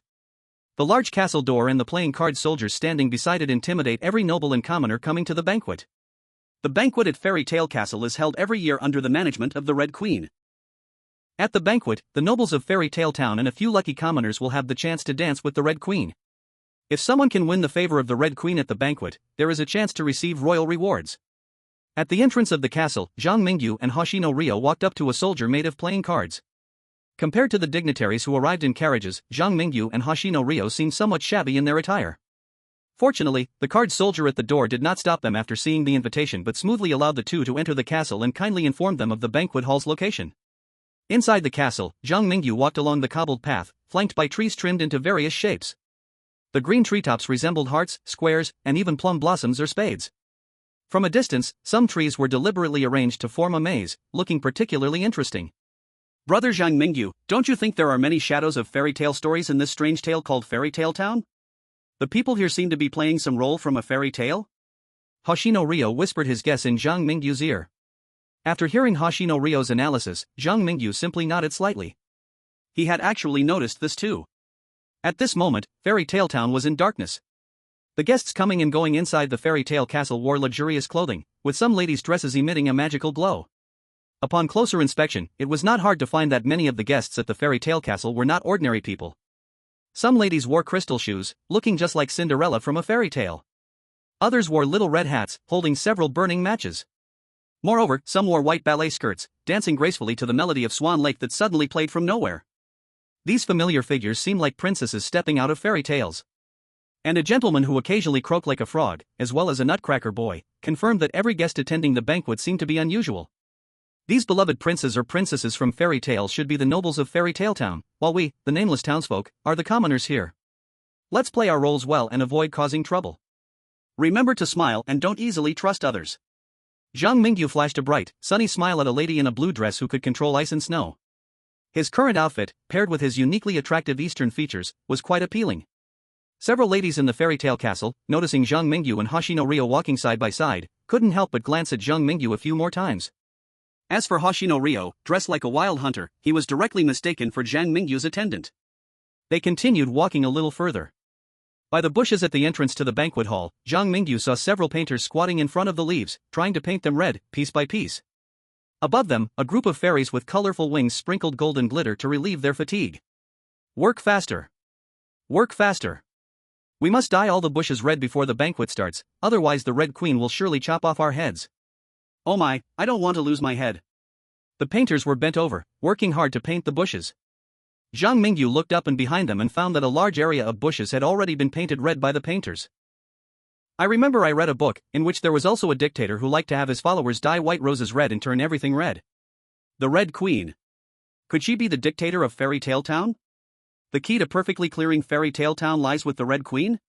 What Zhang Mingyu could think of, many clever chosen ones could think of too. The requirement for perfectly clearing Fairy Tale Town, make the dictator of Fairy Tale Town show a heartfelt smile. Based on the known information, the person that best fits the standard of Fairy Tale Town's dictator is undoubtedly the owner of the Fairy Tale Castle, the Red Queen, who has the ability to make other fairy tale characters come to dinner with her. Zhang Mingyu turned to look at Hoshino Ryo, but just happened to meet Hoshino Ryo's gaze. Hoshino Ryo immediately awkwardly stated, the invitation was obtained with the help of Zhang Mingyu. When I entered the Fairy Tale Castle with the invitation, I even received a prompt from the Strange Talkspace. The Strange Talkspace said I obtained the invitation through a clever method, which may not be considered an excellent clearance, but it directly counts as a passing clearance. I can leave the Strange Talk world at any time, and that's all thanks to Zhang Mingyu. Since the Red Queen over there doesn't allow me to approach, I won't get near. If Zhang Mingyu wants me to clear the area, I will drive away all the chosen ones who want to get close to the Red Queen. You guy. Zhang Mingyu momentarily felt both amused and helpless. He had sent away a backstabber from Sunagawa Steel Plate, but unexpectedly, a perceptive chosen one like Hoshino Ryo from Cherry Blossom Country showed up, making it hard for him to take a jab at Hoshino Ryo and retaliate against the attitude of the Cherry Blossom Country's higher-ups from before. If you want to find the Red Queen, go ahead. If I need you to do something, I will call you. Now, the chosen one should have gradually learned through external prompts that Hoshino Ryo was Zhang Mingyu's person. Zhang Mingyu didn't stop Hoshino Ryo from approaching the Red Queen, wanting everyone to misunderstand that his focus was also on the Red Queen. However, Zhang Mingyu did not actually believe that the Red Queen was that dictator. At least, Zhang Mingyu felt the Red Queen might not be the person mentioned in the perfect clearance. When he fulfilled the wishes of the residents of Fairy Tale Town, he had repeatedly seen a mysterious little girl among everyone's wishes. This little girl anxiously interacted with every resident of Fairy Tale Town, changing their life trajectories and causing them to lose an important part of themselves. Zhang Mingyu believed that the little girl who frequently appeared in the Fairy Tale Town's Strange Talks definitely was not a background character. To perfectly clear Fairy Tale Town, Zhang Mingyu believed the clue would most likely come from that mysterious little girl. Chapter 191, The Red Queen Appears. The banquet at the Fairy Tale Castle took place in a hall dominated by pale yellow tones, where crystal chandeliers hung from the ceiling. The ceiling above the chandeliers was deep blue, almost black, resembling the night sky. The bright yellow light radiating from the chandeliers looked like stars in the night sky, making it particularly beautiful. Beneath the dome, the hall had many stout columns. These columns had a strong Roman style, often carved with exquisite patterns at the top and bottom. Occasionally, beautiful ladies or well-dressed young gentlemen gathered in groups around the columns, standing by the tall floor-to-ceiling windows, discussing the recent major events happening in Fairy Tale Town. Meanwhile, men and women who found each other appealing laughed together, chatting about all sorts of things. In the center of the banquet hall was a sunken dance floor. At the edge of the dance floor, there was a band made up of animals. They swung their instruments with great effort, playing beautiful music in the dance hall. By the wall, this was the buffet area of the ball. At the Fairy Tale Castle's banquet, hardly anyone came here to eat, even though there were tender, juicy steaks, huge lobsters, palm-sized abalone, hard-shelled sea urchins, and carefully cooked foie gras. They didn't want to appear greedy at the banquet. Participants at the banquet preferred to hold a glass of fruit wine, nibbling on snacks brought by the waiters, and mingling in various circles, chatting animatedly. Amid the melodious music, Zhang Mingyu leisurely forked a piece of steak. He held the plate and leaned against the wall by the dining table, chewing away pleasantly. While eating, he really wanted to complain about the Fairy Tale Castle's banquet. Can't you place a stool next to the buffet table? Are you worried that guests might eat too much by making them stand? Zhang Mingyu, some chosen ones have already taken action. Is it really okay for us to just eat here like this? Xing Liang hinted as he looked at a carefully dressed woman, who was the chosen one from Honduras as Garcia. It was surprising that she managed to leave the chaotic auction with an invitation letter and quickly adjusted to blend into the banquet. Oh, then I'll give you a task now. Help me find the chosen ones in the Fairy Tale Castle, and tell me if anyone among them wants to harm me. Zhang Mingyu casually assigned a task to Xing Liang and sent him away. The people attending the banquet in the Fairy Tale Castle were definitely not easy to deal with. Just being in such an environment, the purple flame hiding in Zhang Mingyu's shadow had already reported to him many times. This showed that there were many powerful beings in the Fairy Tale Castle's venue who were not weaker than the purple flame. Whether they were monsters or something else, they were all extremely dangerous. Do. Amidst a series of trumpet sounds, a splendid woman in a red dress stepped onto the red carpet, surrounded by numerous waiters and attendants, walking into the banquet hall. As soon as the woman in the red dress appeared, she seemed to become the center of attention. Men and women throughout the banquet hall turned their eyes to the red heart crown atop her head, and even those dancing in the dance floor stopped their movements. Without a doubt, the only person who could create such an effect was the ruler of Fairy Tale Town, the Red Queen. Ladies and gentlemen, it seems everyone is having a great time. The Red Queen clapped her hands. Behind her, the card soldiers immediately slammed shut the doors to the banquet hall, locking the Red Queen and all the attendees in the same space. Seeing this, the corner of the Red Queen's mouth curled up into a smile. Does anyone want to play a game with me? As soon as these words were spoken, there was silence at the banquet scene. Even the chosen ones realized that something was not quite right. And Zhang Mingyu, on his side, was always reminded of the Dreamworm's warnings, one of which was never to participate in a game lightly. The Red Queen's game might involve death. Outside, the audience on Blue Star watched the scenes in the banquet hall through various national live streams. Many people began intense discussions after the Red Queen's appearance. Didn't the Red Queen just smile? If this Red Queen smiles so easily, wouldn't it be very simple for the chosen ones to achieve a perfect victory? 简单？你在想屁吃啊？怪谈空间要求的完美通关条件是让独裁者发出发自内心的微笑。红皇后刚才那顶多算是皮笑肉不笑好吧？神选者们想让红皇后发自内心的微笑，估计是得陪红皇后玩游戏，让她开心才行。但现在这情况，看那些童话镇贵族的表情不难判断，陪红皇后玩游戏可并非是什么好差事啊。龙国的张明宇不是向来都能拿到完美通关吗？他现在在干什么？对啊，我们好好看看龙国的神选者在干嘛。一众蓝星的观众们很快便涌入了龙国的直播间，然后他们就看到了正在优雅地吃着鹅肝的张明宇。此刻，张明宇悠哉悠哉地享受着童话城堡的自助餐，丝毫没有参与到红皇后游戏中的意思。见状，许多网友们不明白了，张明宇这是在干什么？他到现在都没有接触红皇后的意思，难道就不怕完美通关的奖励被其他进入童话城堡的神选者抢走吗？龙国的神选者也太傲慢了吧？也许他不是傲慢呢。你们有没有发现，丑国的神选者小约瑟夫也没有行动的意思？小约瑟夫那家伙和张明宇一样，都通过完成愿望的方式拿到了童话城堡的邀请函。现在，这个获得了阴谋家专属天赋的家伙也没有动手，说明想要完美通关童话镇怪谈，说不定并没有我们想象中的那么简单。与此同时，昆仑军事基地，杨青藤组长看着直播画面中的张明宇，眼底出现了一抹赞许。看来张明宇已经把握到完美通关的关键点了。这孩子在通关怪谈挑战上从来不需要我们担心。刚才的时候，我还害怕这孩子把红皇后当成那位独裁者。现在看来，张明宇已经意识到了，小女孩才是完美通关的关键。接下来就看张明宇想怎么行动了。第192章锤球游戏。我愿意陪皇后陛下玩游戏。鸦雀无声的宴会大厅里忽然响起了一声吆喝，参加宴会的公子小姐以及少数混入其中的神选者们都纷纷将目光转向了吆喝者的方向，他们都想要看看到底是哪位勇士敢和红皇后玩游戏。张明宇对那位勇士的身份也很好奇，然而当他将头转向传来声音的方向时，看到的人却令他大脑一阵宕机。这不是那个泡菜国的神选者吗？他是怎么混进童话城堡的晚宴里的？而且我又没有激活他脑袋里的种子，也没有强迫他去做什么危险的事情，他不至于被我威胁了2句，抢了个邀请函就自寻短见吧。顺着张明宇的视线看去，能看到一名侍者打扮的黄种人正高举着手臂，不断地在空中挥舞着。泡菜国的神选者看上去情绪十分激动，若非是在场众人心里都门清陪红皇后玩游戏不是什么好差事的话，看到这一幕的众人保准要以为那名黄种人是想要积极地向红皇后讨要什么天大的赏赐呢。哦，这么主动。红皇后也没想到自己刚一提出要玩游戏，就有人主动送上了门来。她朝着泡菜国的神选者招了招手，微笑着说道：“你过来。”泡菜国的神选者闻言，当即就屁颠屁颠地凑了上去。沿途的公子小姐以及红皇后身边的侍卫们都在主动给这个倒霉蛋让路。From their facial expressions, everyone at the banquet had already regarded the chosen one of the Pickle Kingdom as a dead man. Your Majesty, what game do you want to play? The chosen one of the Pickle Kingdom was flattering the Red Queen with a fawning expression. He completely forgot how he had previously scolded Hoshino Raya for licking Zhang Mingyu's boots. I think everyone has no interest in the ball before midnight, so let's go play croquet in the garden, shall we? Does anyone oppose? The Red Queen looked around the banquet hall and then clapped her hands, saying, "Very well, since no one opposes, let's head out together." The garden of the fairy tale castle was large.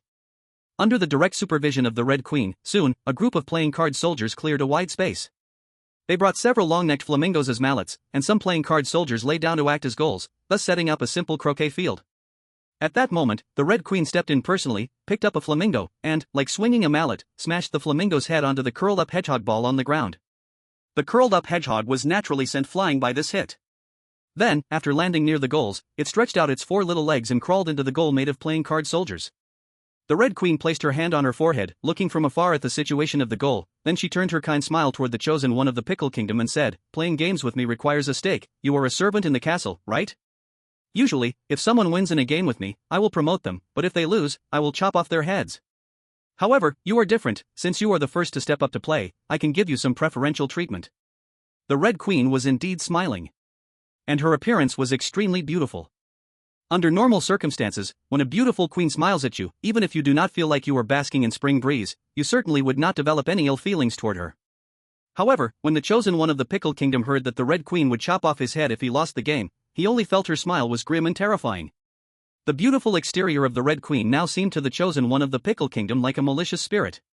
A drop of cold sweat trickled down his forehead, and he forced himself to calm down and asked, "What kind of preferential treatment will you give me, Your Majesty? For example, if you win the game, I will make you the captain of the castle's guards." The Red Queen pointed at a playing card soldier with a card marked King of Hearts, and in front of the current captain, she talked about the personnel changes in the castle. Gulp. The chosen one of the Pickle Kingdom swallowed hard. He did not believe that turning into a playing card would be more comforting than dying. What if I lose? If you lose, I will chop off your head. The Red Queen continued to smile sweetly at the chosen one of the Pickle Kingdom, but her gaze had clearly shifted to his neck. This cruel Red Queen seemed to have a peculiar passion for beheading people.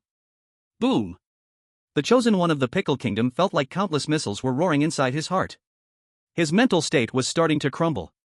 If I win, I become a playing card. If I lose my head. Is this how a person speaks? The chosen one of the Pickle Kingdom regretted following that person's advice. He instinctively cast his gaze toward a certain direction in the crowd, but the vast majority of the chosen ones were unable to discern whom he was looking at due to the crowd in the way. On Zhang Mingyu's side, he also could not figure out what the chosen one of the Pickle Kingdom was thinking. Fortunately, he had the living point map. After opening the living point map, Zhang Mingyu searched around and indeed found a name in the direction of the divine chosen one from the pickled cabbage country, Little Joseph. I said, with that coward's intelligence, he couldn't possibly manage to sneak into the fairy tale castle alone, so it turns out he received help from Little Joseph. However, this guy's collaboration with Little Joseph is probably not to target me. Otherwise, even if the experts from the Dragon Kingdom didn't send me outside hints about the situation, I should have sensed it earlier. After all, I have already planted the seed in that guy's mind. Once he has any harmful thoughts towards me, the seed will activate, allowing me to control him completely. After making his own judgment, Zhang Mingyu decided to continue watching from a distance.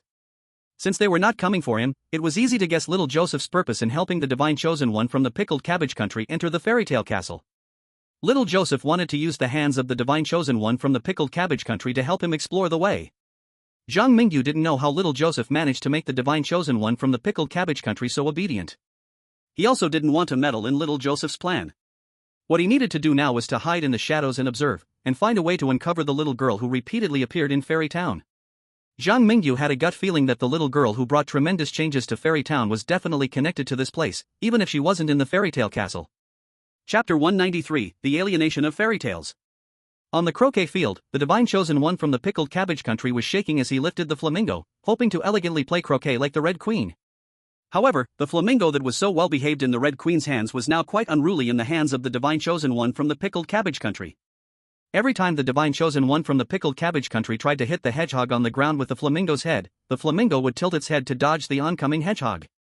After several tries, the divine chosen one from the pickled cabbage country hadn't even touched the ball. Seeing this, the Red Queen couldn't help but laugh. A cruel smile curled at the corners of her mouth as she struck again, pretending to say to the divine chosen one, "You need to figure out how to make your mallet obedient, just like this, hit them out, and then." The Red Queen looked at the hedgehog flying far away, but didn't finish her sentence for a long time. Until the hedgehog landed on the ground and found that it hadn't been shot into the goal. At this moment, the hedgehog and the goal both reached out their hands and legs toward each other. A hole in one. The Red Queen was satisfied as she threw the flamingo mallet over her shoulder, taunting the divine chosen one from the pickled cabbage country. Meanwhile, the divine chosen one from the pickled cabbage country was feeling immense regret. If this game was won, the divine chosen one could continue living in the strange tales of Fairy Town as a playing card soldier, but if he lost, he would lose everything. At this moment, the divine chosen one from the pickled cabbage country thought again of Little Joseph, who had helped him enter the fairy tale castle. He turned his head to look into the crowd, desperately wanting to call for help. However, Little Joseph brought him into the fairy tale castle wanting him to be cannon fodder. He did not meet the requirements for passing or excellent ranking, and he did not have the right to leave Fairy Town early. Now, the divine chosen one from the pickled cabbage country basically had only a dead end. Weakness is a sin in the world of strange tales. After seeing this, Zhang Mingyu didn't intend to keep watching. He quietly exited the circle of nobles, separating himself from the crowd. The divine chosen ones want to make the Red Queen show a heartfelt smile through playing games. I think it's impossible. And after my observations during this time, I found that everyone in Fairy Tale Town seems used to showing smiles to others. Why are they smiling? In other words, are their smiles sincere? Zhang Mingyu is unclear. In the empty Fairy Tale Castle, the majority of the card soldiers and the attendees at the dinner have gathered near the croquet court. Except for a few who could slip away quietly like Zhang Mingyu, even many of the chosen ones with lesser talents are temporarily trapped within the croquet court's boundaries. The screams of the chosen ones from the Pickle Kingdom quickly echoed across the croquet court. Without a doubt, many will let out such screams in the next games. On the croquet court, the Red Queen has blood dripping from the corners of her mouth, and before her lies a headless corpse. In the tower of the Fairy Tale Castle, Zhang Mingyu quietly witnesses this scene from the window. His gaze sweeps over the Fairy Tale Town residents on the croquet court, but he finds that while they appear very fearful in front of the Red Queen, they reveal a bloodthirsty expression upon seeing the spattered blood. These are not characters from a fairy tale, these creatures are clearly just monsters dressed as fairy tale figures. When I first entered Fairy Tale Castle, it seemed very dreamy, but once the Red Queen started killing, those fairy tale characters became somewhat abnormal. Could this be related to the Red Queen's murders? No, there's another possibility. The closer it gets to midnight, the more severe the corruption in Fairy Tale Town becomes. Zhang Mingyu touches the walls of Fairy Tale Castle, which are gradually stained with blood. He is unsure what the situation in the Dream Forest and the Southern Farm is now. He can only hope that those chosen ones who haven't entered Fairy Tale Castle can survive in the increasingly corrupted Fairy Tale Town. Fairy Tale Castle, Wine Cellar. A pair of Maxim and Garcia have also escaped from the croquet court. Garcia, still shaken, leans against the wall and fights back the urge to vomit, saying, "Did you see that? That damned Red Queen bit off the head of the chosen one from the Pickle Kingdom."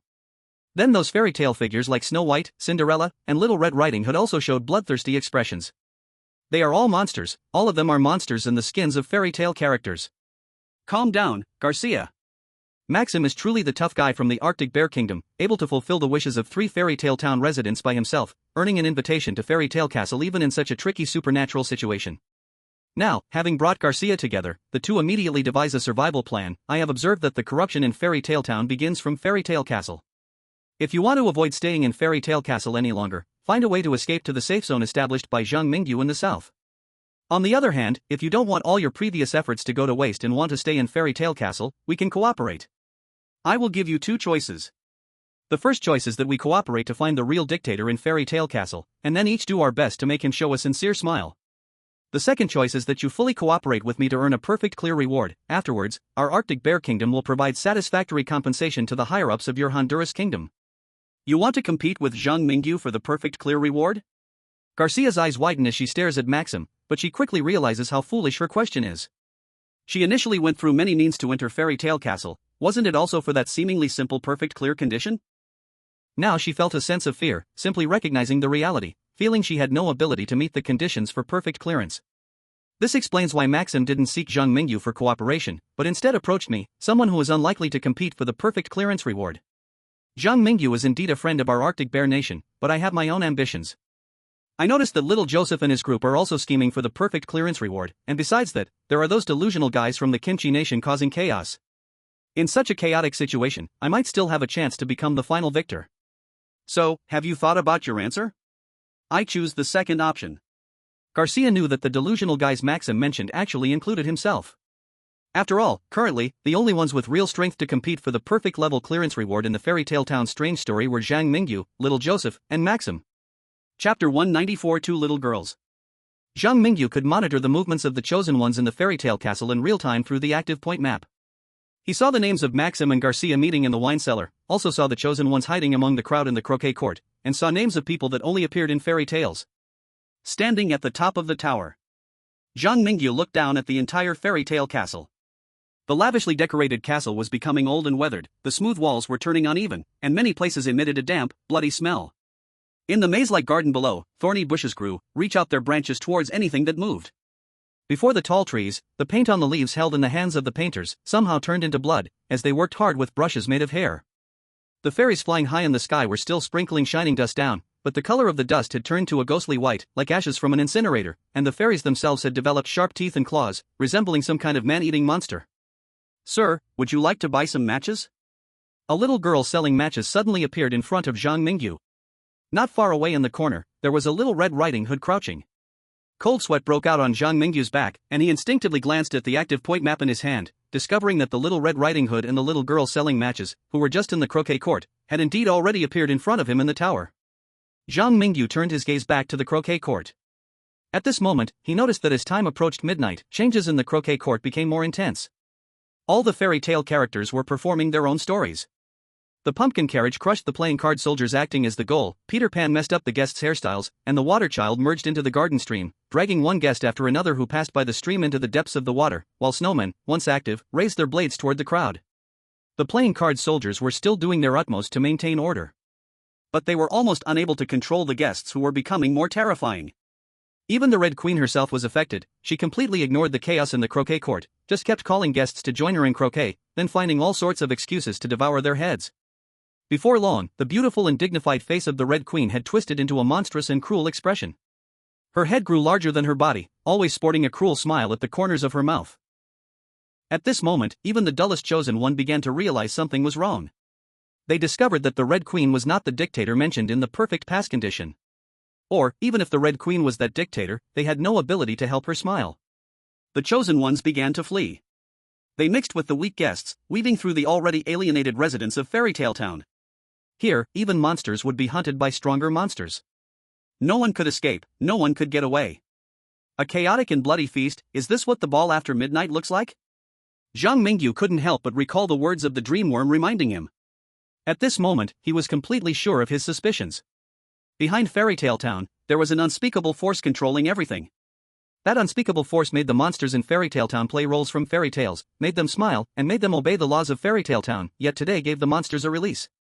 And the reason the dreamworm emphasized that the residents of Fairy Tale Town were untrustworthy was also because everything these residents displayed was fake. Zhang Mingyu might trust the false roles that the residents of Fairy Tale Town played, could trust those princesses and princes full of bravery and kindness in fairy tales, but he could never trust the real monsters under that skin. Perhaps when the alienation in the fairy tale castle was completely accomplished, those most revered princesses and princes in Fairy Tale Town would become more terrifying than the midnight butcher in the southern farm. Big brother, have you seen my grandmother? After the little match girl, Little Red Riding Hood also came to Zhang Mingyu's front. When she leaned closer, she suddenly lifted her head, revealing a pair of hollow eyes that were bleeding, as if trying to scare Zhang Mingyu. However, Zhang Mingyu's reaction made her extremely disappointed. Seeing Little Red Riding Hood's bleeding eye sockets, Zhang Mingyu frowned slightly but wasn't afraid at all. This made Little Red Riding Hood, who was prepared to savor Zhang Mingyu's fear, a bit unhappy. She was all set to see this person scream in terror. She was even ready to swallow this handsome prey the moment Zhang Mingyu turned to flee. Now that Zhang Mingyu wasn't afraid at all, how could she make her move? Outside, the audience from Blue Star, upon seeing this, began to mock. This little girl thinks she can scare our Zhang Mingyu with that? With that look, even I, a frequent viewer of ghost story livestreams, wouldn't be scared. Is there any brother who wants to form a group to become a ghost knight? The one above truly has a strong taste, I admire you. Ha, I'm a bit curious about how the story will develop next. A bunch of spectators, watching Little Red Riding Hood fall flat, began to munch on sunflower seeds. They weren't worried at all that Zhang Mingyu would fail in the Fairy Tale Town story. Even if he encountered any danger, Zhang Mingyu had already met the excellent passing conditions and could completely turn and run. While the audience was eagerly anticipating, Zhang Mingyu did not disappoint and did not play by the rules. He extended 2 fingers, probing into Little Red Riding Hood's eye socket, slippery and sticky. Your eye sockets are really empty, huh? Zhang Mingyu's fingers traced the edge of Little Red Riding Hood's eye socket, then he withdrew his fingers amidst her startled cries as if violated. Ah! You, what are you doing? Little Red Riding Hood was scared back several steps by Zhang Mingyu's rough action. Even the little match girl, who witnessed the whole scene, obediently withdrew her few strange matches after seeing Little Red Riding Hood's discomfort. The little girl's logic told her she couldn't provoke this man. Of course I'm helping you with your illness. Otherwise, how could I be inappropriate with you? Zhang Mingyu revealed a contemptuous gaze. At the same time, a magical scene happened to Little Red Riding Hood. Her eyes that had been gouged out surprisingly grew back. And the strange space hinted that Zhang Mingyu had completed a fairy tale character's wish. Seeing Little Red Riding Hood incredulously covering her eyes, Zhang Mingyu kindly explained, I'm a doctor. I noticed your eyes seemed uncomfortable, so I healed you. As a reward, I would like to ask you a question, is that okay? It seems, that's okay. Little Red Riding Hood absent-mindedly said this seemingly normal yet oddly strange sentence. Chapter 195 3 Matches. Alright, then let me ask you, who gouged out your eyes? As Zhang Mingyu asked this question, he raised his hand to stop the little match girl who was trying to sneak away, pointing at her chest that was continuously oozing blood, and asked, and you, can you pull your clothes up and let me see? I, pull my clothes up for you to see? The little match girl felt her worldview was greatly impacted. Whether in fairy tales or horror stories, no one should say such things to her, right? Zhang Mingyu glared at the little girl whose face was flushed with shame and who looked like she wanted to roll on the ground, scornfully saying, "You're a minor girl, and what are you thinking about? I just wanted to help because you seemed injured." Oh, so it was just to help me heal. After hearing Zhang Mingyu's words, the little match girl should have felt extremely happy, but at this moment, she strangely felt empty and inexplicably disappointed. Wait, you can't go over there. Just as Zhang Mingyu was about to treat the little match girl's injuries, Little Red Riding Hood, who had just had her eyes healed, jealously grabbed Zhang Mingyu's arm, stuttering, "There are bad people in this castle, big brother, let me take you home. Let's go find my grandma, she will protect us." Grandma? What grandma? I see you just want to trick my guest back home and then eat him. Hearing this, the little match girl no longer attempted to sneak away. She stepped closer to Zhang Mingyu, pulling up her bloodstained clothes to allow him to treat her, saying, "Guest, please don't believe her. If you want to find the girl who took our important things, I can help you. In this fairy tale castle, you can only trust me." Regarding the two fairy tale characters competing for the prey, Zhang Mingyu chose to observe without intervening or favoring either side. First, without saying a word, he plunged one hand into the little match girl's abdomen, using his demonic power to fix her missing pancreas. Then, as if lifting two chicks, he brought the two little girls to the steps in front of him, looking them in the eye, and said, "You both say it together. My time is precious, and if you want to play, you must wait until I find the person in the fairy tale castle." That's what you said. Times two. Looking at the sparkling eyes of the two little girls, Zhang Mingyu, although he had no intention of playing games with them. But still, with no psychological burden, he comforted the child, "Make a pinky swear, 100 years without changing, whoever lies will be watched by the unspeakable." Okay. I believe in Big Brother. Being watched by the unspeakable for such a vow definitely counts as a very toxic curse in the eyes of monsters in the world of strange tales. But for Zhang Mingyu, well, sorry, the unspeakables he has provoked could probably fill a kindergarten class. My eyes were taken by a girl about our age. My pancreas too. That girl is not a resident of Fairy Town, yet she changed everyone here. Now, she is Fairy Town's only unspeakable and the most powerful one. Because that girl can secretly control the entire Fairy Town, which is built on the foundation of her killing all the previous unspeakables in Fairy Town. She devoured all the unruly monsters and then forced the remaining monsters to play the roles in fairy tales according to her script. Most importantly, any monster entering Fairy Town will be suppressed by her. I suggest Big Brother not to look for her. In Fairy Town, if we stay away from that little girl, we can survive. The two little girls chattered back and forth, recounting the past of that mysterious unspeakable. With power stronger than ordinary unspeakables and absolute jurisdiction over her city, she made ordinary monsters fearful and even dared not to approach her easily. This is the kind of prestige an unspeakable should have in the 9 great cities.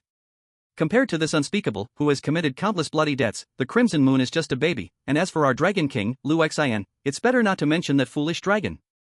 Oh, of course, the unspeakable that Zhang Mingyu is familiar with is also the natural girl of the Transcendent Academy. However, this one is even weaker than Lu Xian.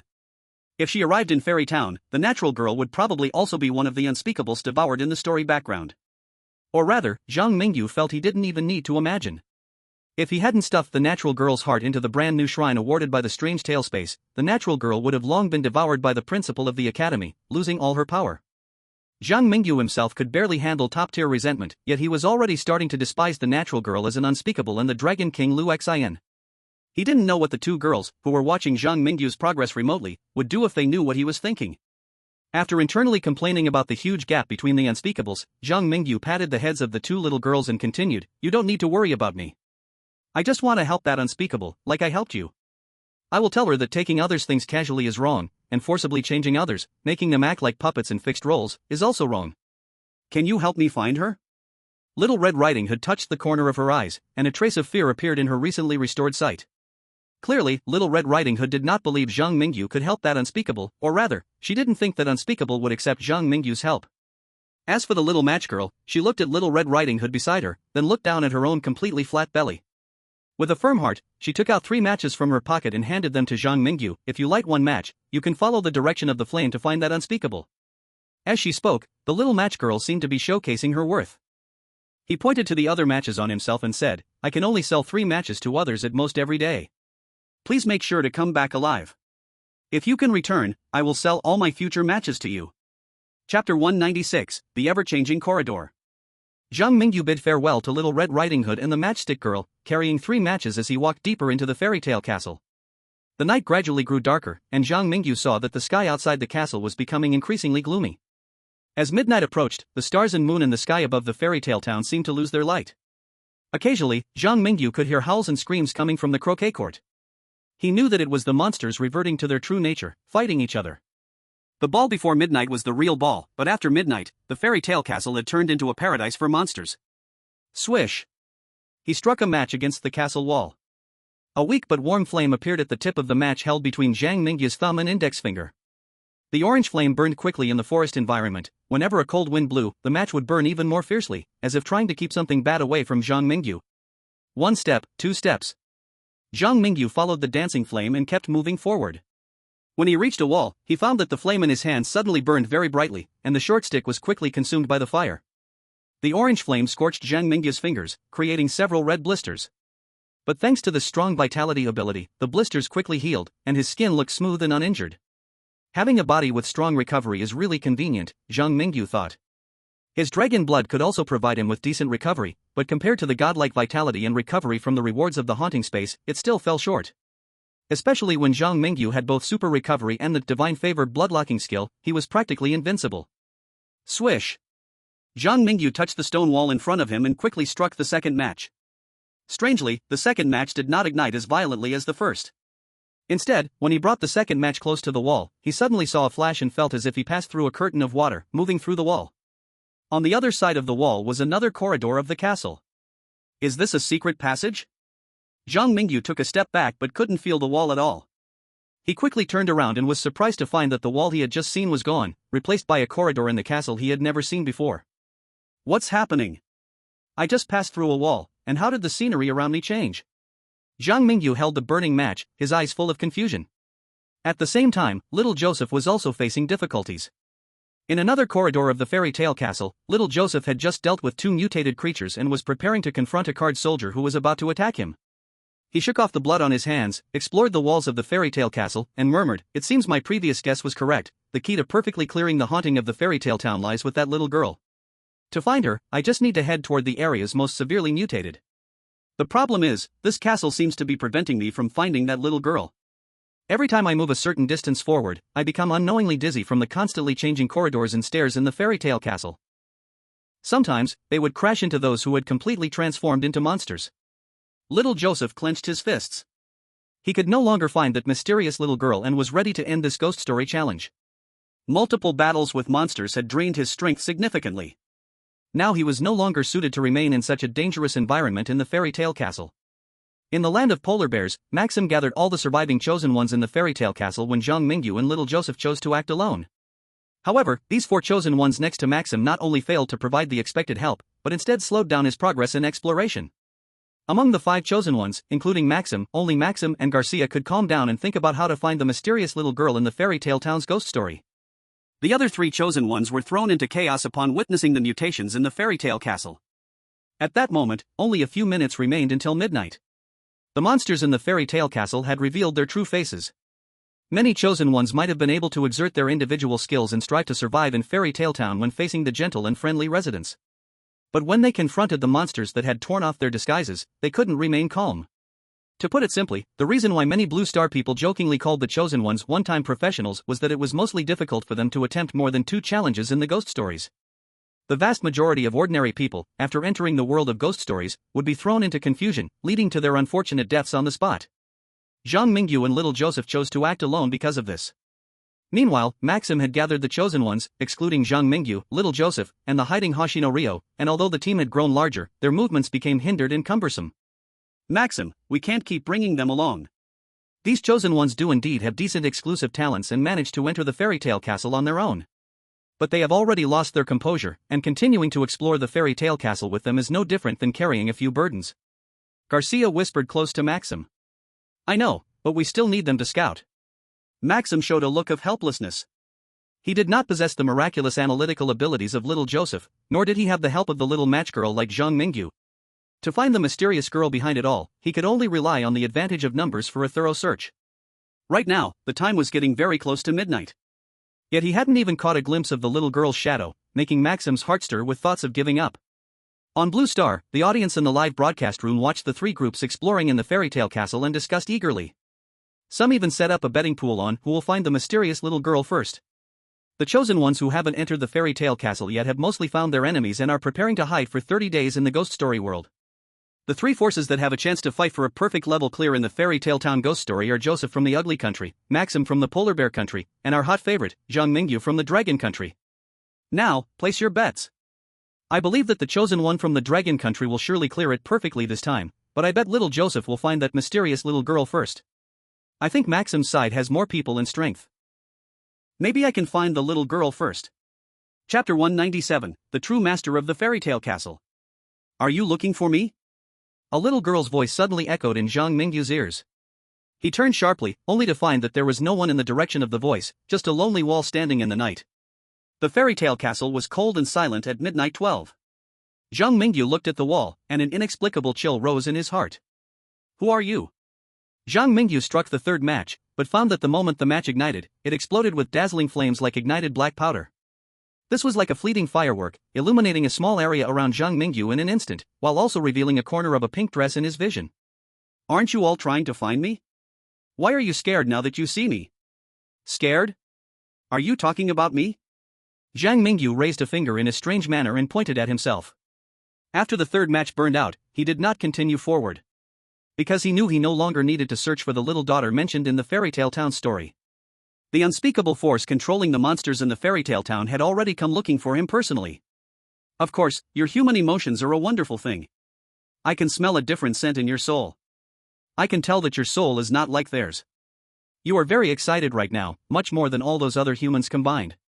I guess you must be the most scared one among them, yet you can still pretend to have everything under control. I really don't know how you do it. The pink dress reappeared in the corner of Zhang Mingyu's vision. Zhang Mingyu was sure this little girl was strong. But now this little girl seemed to have misunderstood something. He was indeed very excited, but his excitement was because of joy, not fear. You are the unspeakable one in the fairy tale town? Can I see you with my own eyes? Zhang Mingyu reached out his hand, but before he could touch the fleeting pink dress, he was sucked into a colorful vortex by a tremendous force, his consciousness distorted. Finally, when he opened his eyes again, the scene before him was no longer the eerie castle corridor, but a warmly and delicately decorated princess room. Zhang Mingyu looked around and found that this princess room was different from the fairy tale castle outside, showing no signs of distortion at all. You want to see me? A doll-like delicate girl appeared in front of Zhang Mingyu. The girl wore a pink dress, with a cute brown bear hairpin on her head, and her long golden hair flowed down her back like smooth silk, gently swaying in the evening breeze coming through the window. This was a lovely girl. If she could smile, it would surely be the most beautiful smile in the world. Yes, I not only want to see you, but I also want to make you laugh. Zhang Mingyu hooked the corners of his mouth with the index fingers of his left and right hands, lifting them up to reveal 8 teeth, displaying a perfect smile. However, just as Zhang Mingyu made this gesture, the girl opposite him suddenly attacked him without warning. The doll-like girl simply raised her finger and gently pressed it towards Zhang Mingyu's direction, causing the 2 index fingers he used to lift his mouth to snap off immediately, and even the purple flame that had emerged from the shadow to help him block the attack was injured by that invisible assault. Attacking others casually. This is not something a good child should do. Zhang Mingyu's expression grew colder as he activated the power of the demon's hand, allowing the index fingers of both hands to be engulfed in black flames. Under the powerful regenerative ability combined with the demon's hand power, new index fingers immediately grew back where the old ones had been severed. Oh? Your emotions are more intense now. Wait, you're not scared, you're excited? The doll-like girl showed her first expression, and that expression was one of surprise. Immediately after, the look of surprise quickly turned into disgust. I hate you. Your smile makes me uncomfortable. Because I am a good person, my smile is bright and sunny. You are still so young, you should learn to smile more. Smiling will definitely make you more beautiful. Zhang Mingyu remained true to his purpose. His goal in entering the fairy tale castle was to obtain the perfect completion reward. And now, he was sure that this little girl was the true dictator in Fairy Tale Town. Smile? The little girl coldly glanced at Zhang Mingyu, then produced a chessboard from nowhere.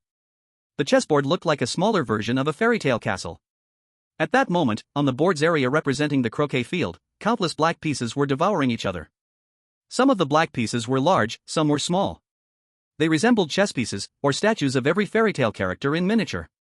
At that moment, the larger pieces among these statues were gradually consuming the smaller ones. And aside from the bustling croquet field, there were many black pieces inside the fairy tale castle. However, the black pieces inside the castle showed no intent of devouring each other. Instead, they flocked toward the few white pieces present. It seemed that these few white pieces were more to their taste compared to the weak black pieces. How about we play a game? If you win, I will grant your request. The doll-like girl stared at Zhang Mingyu with her big, sparkling eyes, like some harmless little animal. But Zhang Mingyu could read the true meaning behind those eyes. If he refused to play this game, he would die. Tell me, what game? Zhang Mingyu shrugged nonchalantly. He had roughly guessed that the black pieces on the board likely represented monsters, while the white pieces symbolized humans, meaning they were the chosen ones. Whether he lost the game or chose not to play, the outcome would lead to the little girl taking action against him. And he wondered why the little girl chose him for this game. Could it be related to the taste of the soul she mentioned? Let's play chess. If your white pieces reach the end, you win. If my black pieces can kill all the white pieces, then you lose. The girl in the pink dress stared at Zhang Mingyu with a sinister look, the curve of her lips uncertain if it was a smile or a proud way of looking at prey. The two of them now sat in a princess's room, using the fairy tale castle as the chessboard, with monsters and humans as the pieces. The girl in the pink dress seemed to have often played this kind of game before, expertly explaining the rules. According to her impression of humans, Zhang Mingyu, being a somewhat special human, was supposed to be frightened by this game betting human lives, yet he showed nothing but excitement. Couldn't he feel the dread that was supposed to come? Chapter 198, The Unspeakable Game. The girl in the pink dress had a beautiful thought. But when she looked up at Zhang Mingyu, she found reality to be harsh. Why was this human boy smiling? He was playing with such a game, and yet, how could he laugh? Doesn't he worry that his human companions out there could be killed by monsters? Doesn't his conscience hurt? Zhang Mingyu cannot hear the thoughts of the girl in the pink dress, otherwise, he would definitely laugh again. Although the overly naive girl in the pink dress is beyond words among monsters, her young age makes her unaware of the intricate human relationships. Who told you that everyone is a chosen one and they are my companions? They are all potential competitors competing for a perfect victory, okay? If it weren't for me, Zhang Mingyu, a kind and moral chosen one, playing this game with you, if you had someone like Little Joseph or Nishikawa Steel Plate come over, they would probably want to kill all those white pieces. In the fairy tale castle, Little Joseph, Maxim, and others, along with Hoshino Ryo hiding in the corner, suddenly sensed that they seemed to be targeted by something. They instinctively moved to a different position, hoping to evade the monsters that would appear in the fairy tale castle after midnight. But the game had already begun. In the princess's room, Zhang Mingyu witnessed the girl in the pink dress pick up a black piece from the second floor of the fairy tale castle and place it on the layer with the most chosen ones. The 5 white pieces representing Maxim and the others immediately scattered as they were chased away by the black pieces. From Maxim's perspective, a monster appeared in their hiding room as if it had teleported. The suddenly appeared monster began to launch a reckless attack on the 5 people of Maxim. The noise from the attacks attracted nearby monsters like sharks smelling blood, wildly rushing toward the first floor where Maxim and the others were. Each person can only move 1 piece to any place on the board per turn. Of course, this place does not include the game's endpoint, which is this room. Now, it's your turn. An evil glint appeared in the eyes of the girl in the pink dress.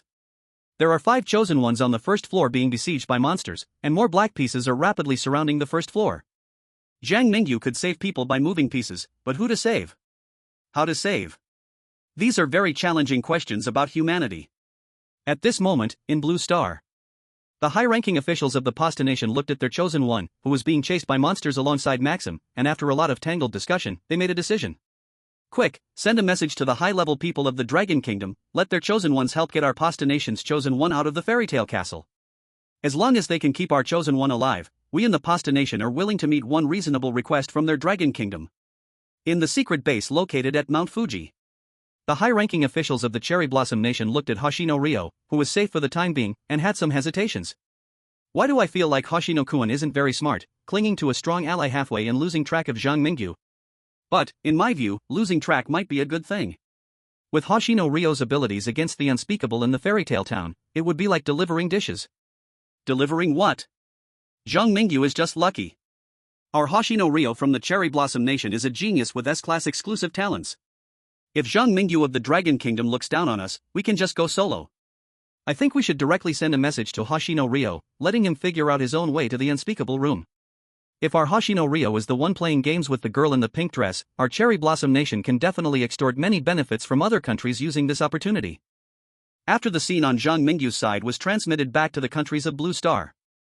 Every country that had their own chosen one participating in this game tried every means to establish contact with Long Kingdom.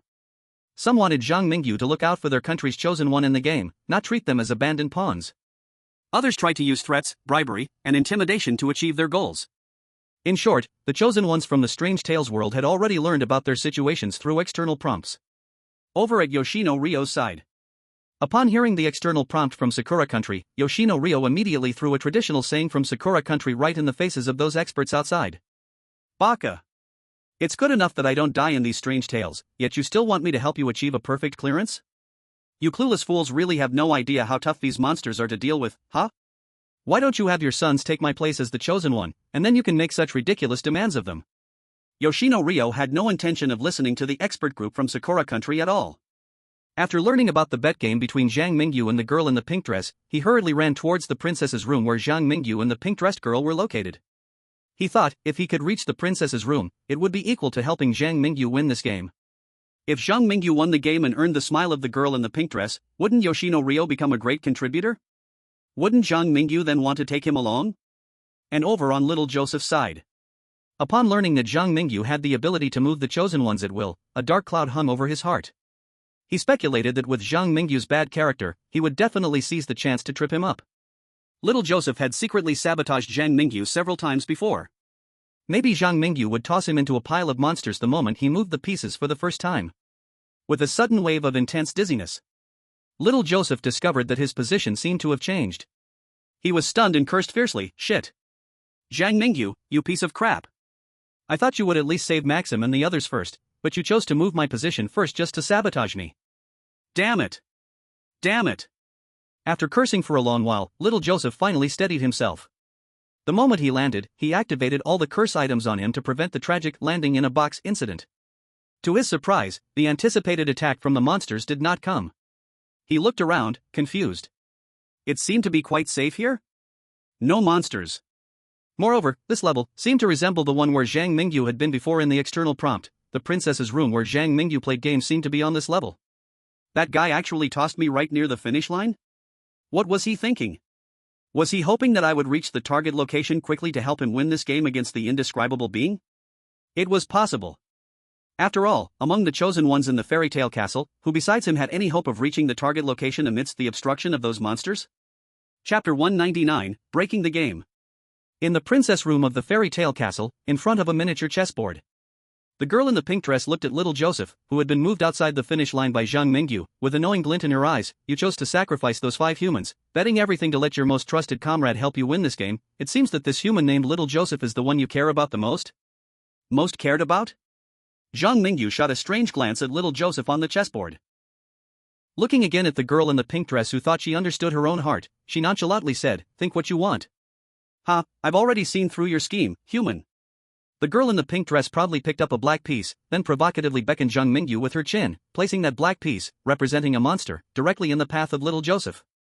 "Since you trust this human so much, it means he must be an important partner to you. Now I'm going to torture your partner right in front of you, until you kneel down and beg me. Only then might I show some mercy and spare his life." After hearing the girl in the pink dress say this, not only was Zhang Mingyu, who was playing the game with her, stunned. Even the viewers from various countries on Blue Star couldn't help but almost burst into laughter. A certain netizen from Dragon Country, "I have been trained professionally and usually don't laugh, unless I can't help it. Poha, this is killing me. This untouchable little girl is actually threatening our chosen one from Dragon Country with the life of the chosen one from the ugly country. This little girl really doesn't understand the complexity of human society."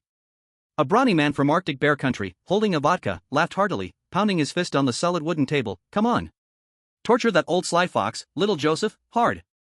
That son of a dog has always secretly plotted against our Maxim in the creepy story world. This two-faced guy needs to experience what real pain is."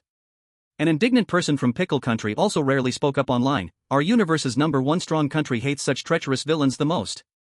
Little Joseph tricked our chosen one from Pickle Country into the fairy tale castle, using him as a pawn to test the waters. Make sure he knows why spicy cabbage is so red. Ha! It seems our security officer has come to my door. I'll go open it. It's over, the person upstairs probably got in trouble. With the current relationship between Pickle Country and Ugly Country, where is there any freedom of speech left in Pickle Country? That brother upstairs who spoke the truth has probably been taken to the security office to eat pickles. As Blue Star's netizens continued to cheer, little Joseph in the creepy story world was completely unaware that he had been turned into a tool for the girl in the pink dress to threaten Zhang Mingyu. He stared wide-eyed as a walking monster appeared in his path. This monster was covered in shiny black fur, with the head of a wolf and a humanoid body. It walked upright, resembling a werewolf from a fantastical tale. But the plaid long dress it wore and the white knitted hat on its head gave it a different, comical vibe. Hey, young man, are you wandering around the castle looking for your grandmother? The upright werewolf grinned, revealing a mouthful of sharp teeth. This guy seemed to be the wolf grandmother from the fairy tale. Bullshit.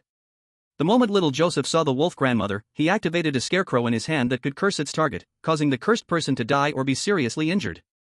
However, this cursed item that little Joseph treasured was clearly not enough when facing the wolf grandmother. Under normal circumstances, the scarecrow curse that could make an ordinary monster drop dead on the spot could only slow down the movements of this towering wolf grandmother, making her expression somewhat unnatural. Naughty children are going to be eaten. The wolf grandmother stepped forward step by step toward little Joseph, bearing the pressure of the scarecrow's curse. He spread his arms wide, two claws covered in black fur continuously reaching towards young Joseph. Come to Grandma, the castle is very dangerous, Grandma will take you home. No. A trace of fear flashed in young Joseph's eyes. No matter how strong his calculations were, or how many schemes he had, he felt powerless in front of absolute strength. Watching the wolf grandma's claws get closer and closer, young Joseph's innate talent as a schemer was pushed to its limit. At that moment, his brain raced and provided him a way to escape, just like a lizard shedding its tail, abandoning the cursed scarecrow to save himself. Zhang Mingyu, I remember you. Young Joseph fiercely grabbed the cursed scarecrow, releasing all of its cursed power. At that instant, young Joseph had deduced Zhang Mingyu's thoughts. This guy wasn't helping him at all, but rather wanted to use the unspeakable hand to eliminate him. The cursed scarecrow exploded. The wolf grandma was violently struck by the black cursed power, spitting out a mouthful of blood. And young Joseph seized the opportunity to dash towards the room where Zhang Mingyu and the girl in the pink dress were. He knew that in this game controlled by the unspeakable, Zhang Mingyu, as a player, had complete dominance over them as pawns. As a pawn himself, even if he escaped momentarily, he could not escape the entire game. The clever young Joseph quickly analyzed that to survive, he had to rush to the finish line and take Zhang Mingyu's place as the player. Outside the door, young Joseph was struggling desperately. Inside the room, however, Zhang Mingyu wasn't as calculating as young Joseph thought. If he wanted to eliminate young Joseph, he didn't need to wait until now to take action. He simply watched the girl in the pink dress summon the wolf grandma to torment young Joseph, just to attract the attention of the ghosts with this capable chosen one from the ugly kingdom.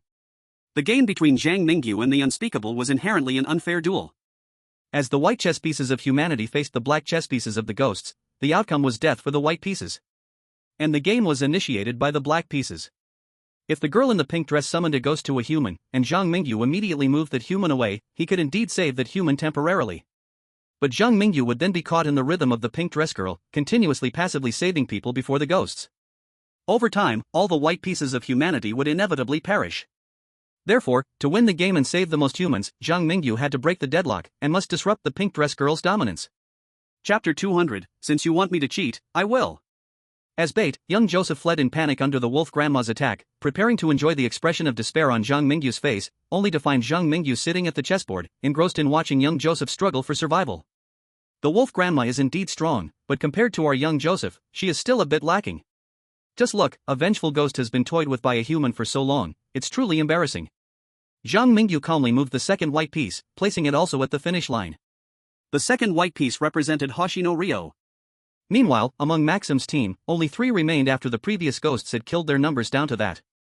Although Maxim's team had many chosen ones, apart from Maxim and Garcia, there weren't many who could fight. If Zhang Mingyu had just moved either Maxim or Garcia away, then the remaining chosen ones might face complete annihilation.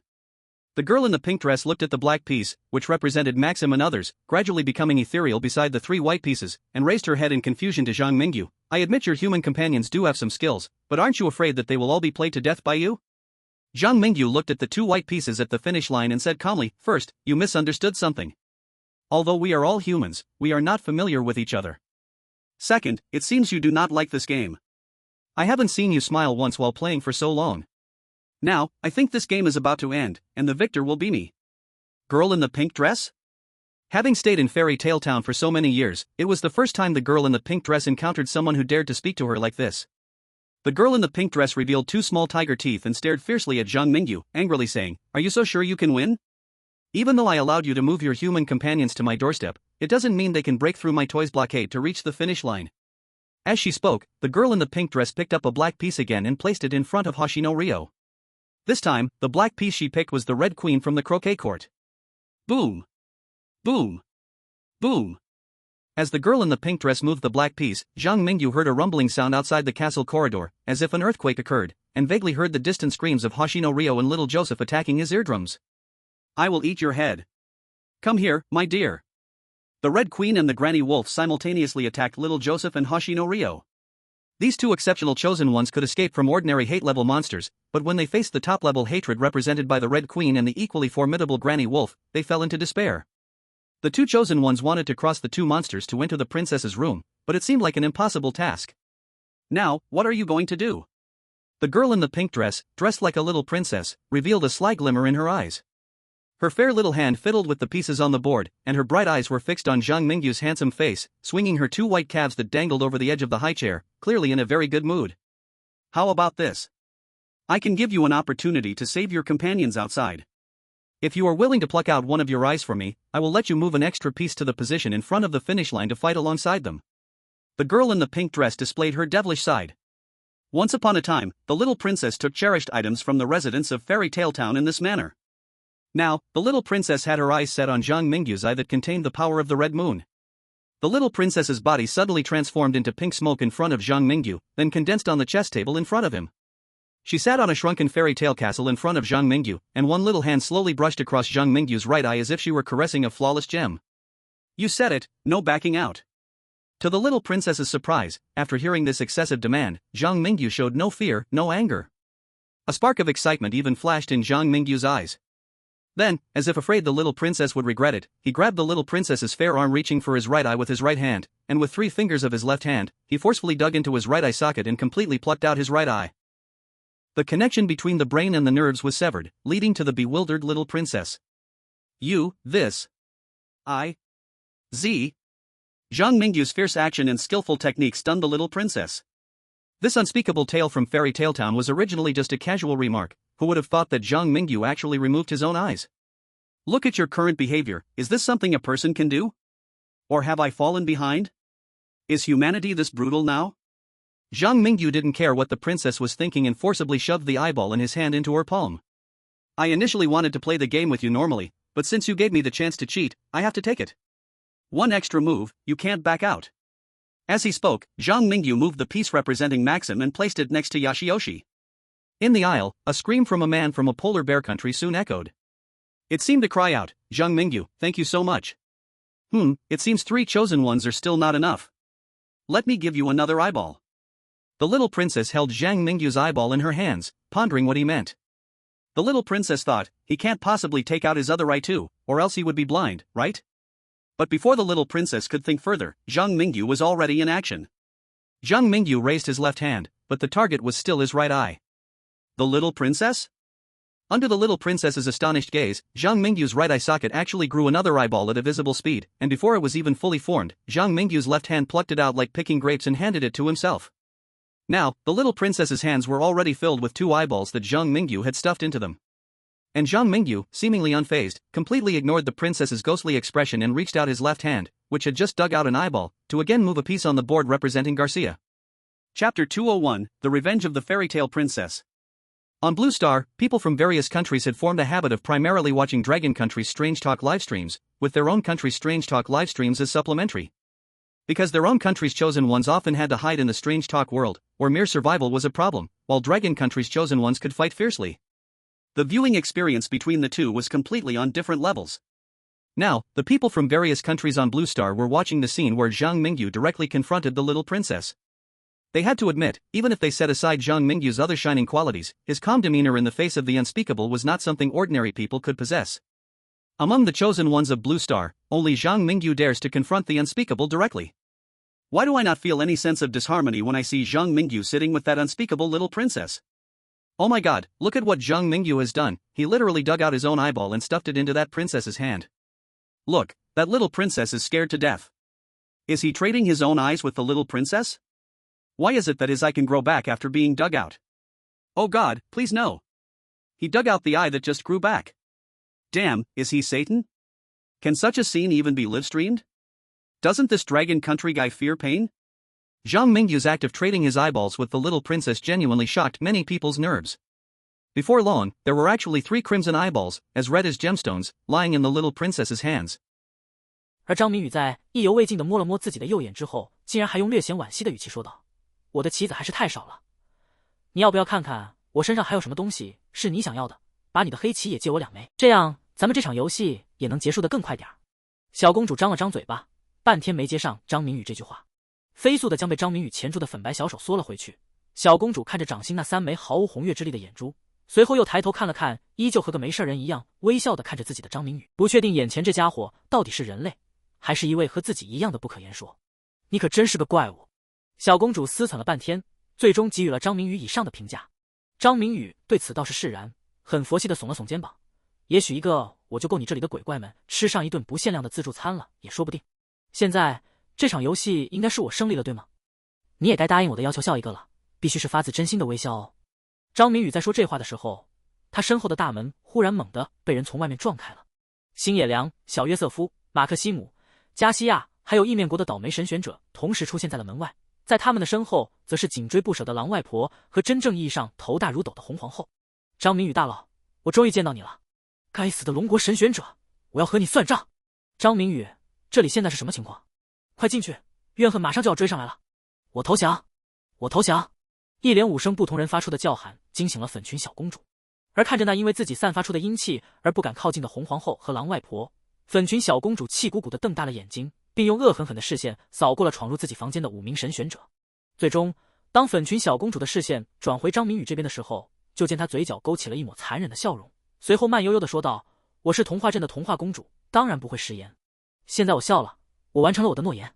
但是接下来，我要你们几个都来陪我玩。”童话公主露出了笑容，但是怪谈空间依然没有提示完美通关，这让蓝星的许多网友颇为不解。童话公主不是笑了吗？为什么怪谈空间还没判定张明宇达成了完美通关呀？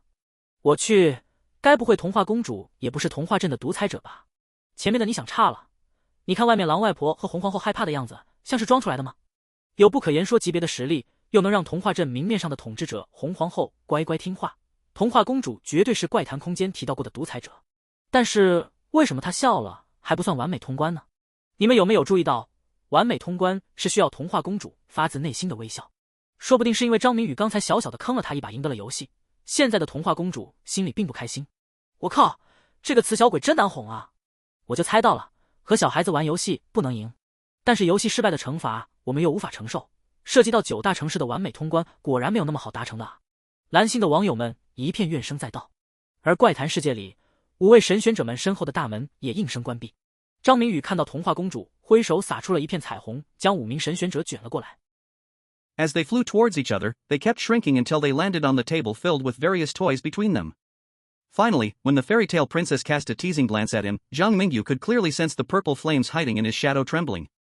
Zhang Mingyu pointed straightforwardly at the little Joseph and others standing on the table and said, "Are you going to throw me onto the table too?" The shrinking little Joseph and others had just escaped a wolf's den, only to tumble into a tiger's lair. Because the toy bear on the table, under the influence of magic, had already stood up and was chasing after the shrunk selected ones, making them sweat profusely and not daring to stop. Clearly, this was the fairy tale princess's revenge for the earlier events. This little child simply did not want anyone to win against her in games. "No, I certainly won't let you go just like that. A toy like you, which is not so easy to break, I will definitely lock up and torment you well," the fairy tale princess said with a wicked sense of humor, as she carefully placed 3 eyeballs into a brand new glass jar. Then, she summoned a row of display cabinets, placing the jar with 3 eyeballs along with other items like hearts and brains together. Upon closer inspection, Zhang Mingyu could see that every jar on the display cabinet was engraved with a name. For example, the jar containing the heart seemed to be engraved with the words "Midnight Butcher." Chapter 202, Little Joseph's Thoughts. The fairy tale princess revealed her true colors. The rows of biological organs on the display cabinet and the blood of monsters radiated a chill like that of an Antarctic iceberg. The selected ones had no doubt that beneath the fairy tale princess's delicate appearance lay a malicious heart, and they all feared the revenge spoken by the fairy tale princess, fearing the unspeakable that had once taken away the important treasures of the townspeople in Fairy Tale Town. Including little Joseph, who now harboring the thought of directly exiting the haunted space.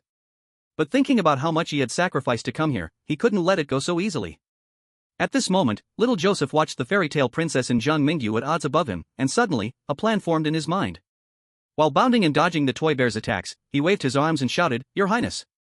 Your Highness! I am little Joseph, I can help you! I can help you!" After little Joseph shrank, his voice also became smaller. Seeing this old geezer chased by the toy bear yet still trying to cause trouble, Hoshino Ryo immediately rushed up without a second thought to stop him. "What the hell are you yelling about? Get back here!" Hoshino Ryo's arms locked around little Joseph's like a buckle on an amusement park ride. He attempted to control little Joseph this way. However, the shrunk little Joseph completely ignored Hoshino Ryo's obstruction and continued to shout in a voice hardly louder than a mosquito, "Fairy tale princess! I am sworn enemies with that guy. I have many methods of tormenting him, please let me help you take revenge on that guy." Originally, little Joseph posed no threat to Zhang Mingyu. But now, his words actually caught the fairy tale princess's attention. Moreover, after hearing little Joseph's cry, the toy bear that was chasing the few of them indeed stopped and looked at the little person on the table with great interest, asking, "You wouldn't be finding an excuse because you don't want to play games with me, would you? The price for deceiving me is quite severe." Little Joseph shivered under her gaze but gritted his teeth and said, "Please let me provide you with advice, Your Highness, I can help you retaliate against your enemies better." Little Joseph's scheme was falling into place with a satisfying click. 他一旦能获得这份折磨张明宇的差事，不仅能借机除掉一个对手，还能在报复张明宇的过程中讨得童话公主的欢心。说不定人家忽然高兴地笑了，他的完美通关奖励不就有希望了吗？怪谈世界里，小约瑟夫的算盘珠子都快崩到直播间里蓝星人的脸上了。而远在乾隆之城的陆星和自然之女也看不下去了。陆星当即就一拍桌子站了起来，眼睛里赤金色的光芒像是要烧穿苍穹。这些家伙要对张明宇动手了，咱们得去帮他。你冷静冷静，怪谈空间拉神选者参加挑战不是我们能阻止的，我们也得遵循怪谈空间定下的规则。自然之女费了老大劲儿才拉住了处在暴走边缘的陆星，这头母龙要不是他拦着，估计早就飞去童话镇了。陆星因为记忆出现了问题，忘记了许多东西，但自然之女记得啊。怪谈空间从蓝星拉神选者进入各大怪谈是为了救赎，而张明宇又是怪谈空间最看重的，也是蓝星最特殊的人类。他的出现不仅彻底救赎的崇山市，还让包括红月之城和乾隆之城在内的9大城市中的2座得到了救赎。现在童话镇也是怪谈空间预定要救赎的目标之一。这种情况下，就算是陆星真的带着鬼怪们杀到了童话镇，乃至救下了张明宇，最终也绝对会被怪谈空间惩罚。因此在张明宇动用招魂能力之前，2位强大的不可言说即使是想帮忙也不能随意行动，只能在冷板凳上坐着。童话城堡，童话公主将小约瑟夫恢复了本来的大小，又在指尖蔓延出了一道彩虹，将张明宇的双手捆在了身后。在这个过程中，张明宇没有无意义的反抗，他只是在默默地观察着童话公主脸上的微表情，犹如一位冷漠的旁观者。你来吧，我只给你3次机会，你动手3次，他不跪下来求我的话，我就让你陪他一起受刑。童话公主粉嫩的面颊上浮上了2抹异样的潮红。此刻，这位穿着漂亮粉色连衣裙的少女就像是一个女变态，远远看着就令人不敢靠近。现在是第1次机会。童话公主将小约瑟夫推到了张明宇的面前，而小约瑟夫也硬着头皮看向了丑国最想除掉的敌人，他之前明里暗里坑过几次的龙国神选者张明宇。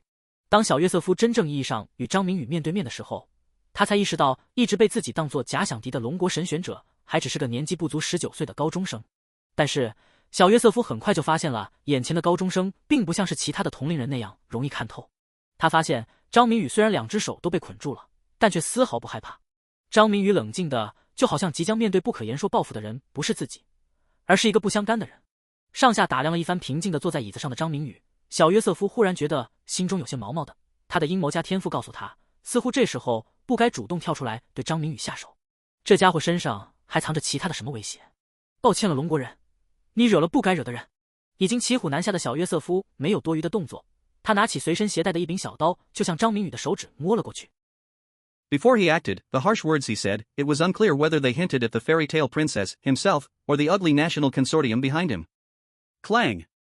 The small knife got closer to Zhang Mingyu. The imagined scene of Zhang Mingyu's nails being pried off by little Joseph did not appear. In the shadow of Zhang Mingyu, although the purple flame trembled under the princess's pressure, it bravely leaped out to bite little Joseph's right hand before its master was harmed. The hatred-level purple flame launched a surprise attack on an ordinary person.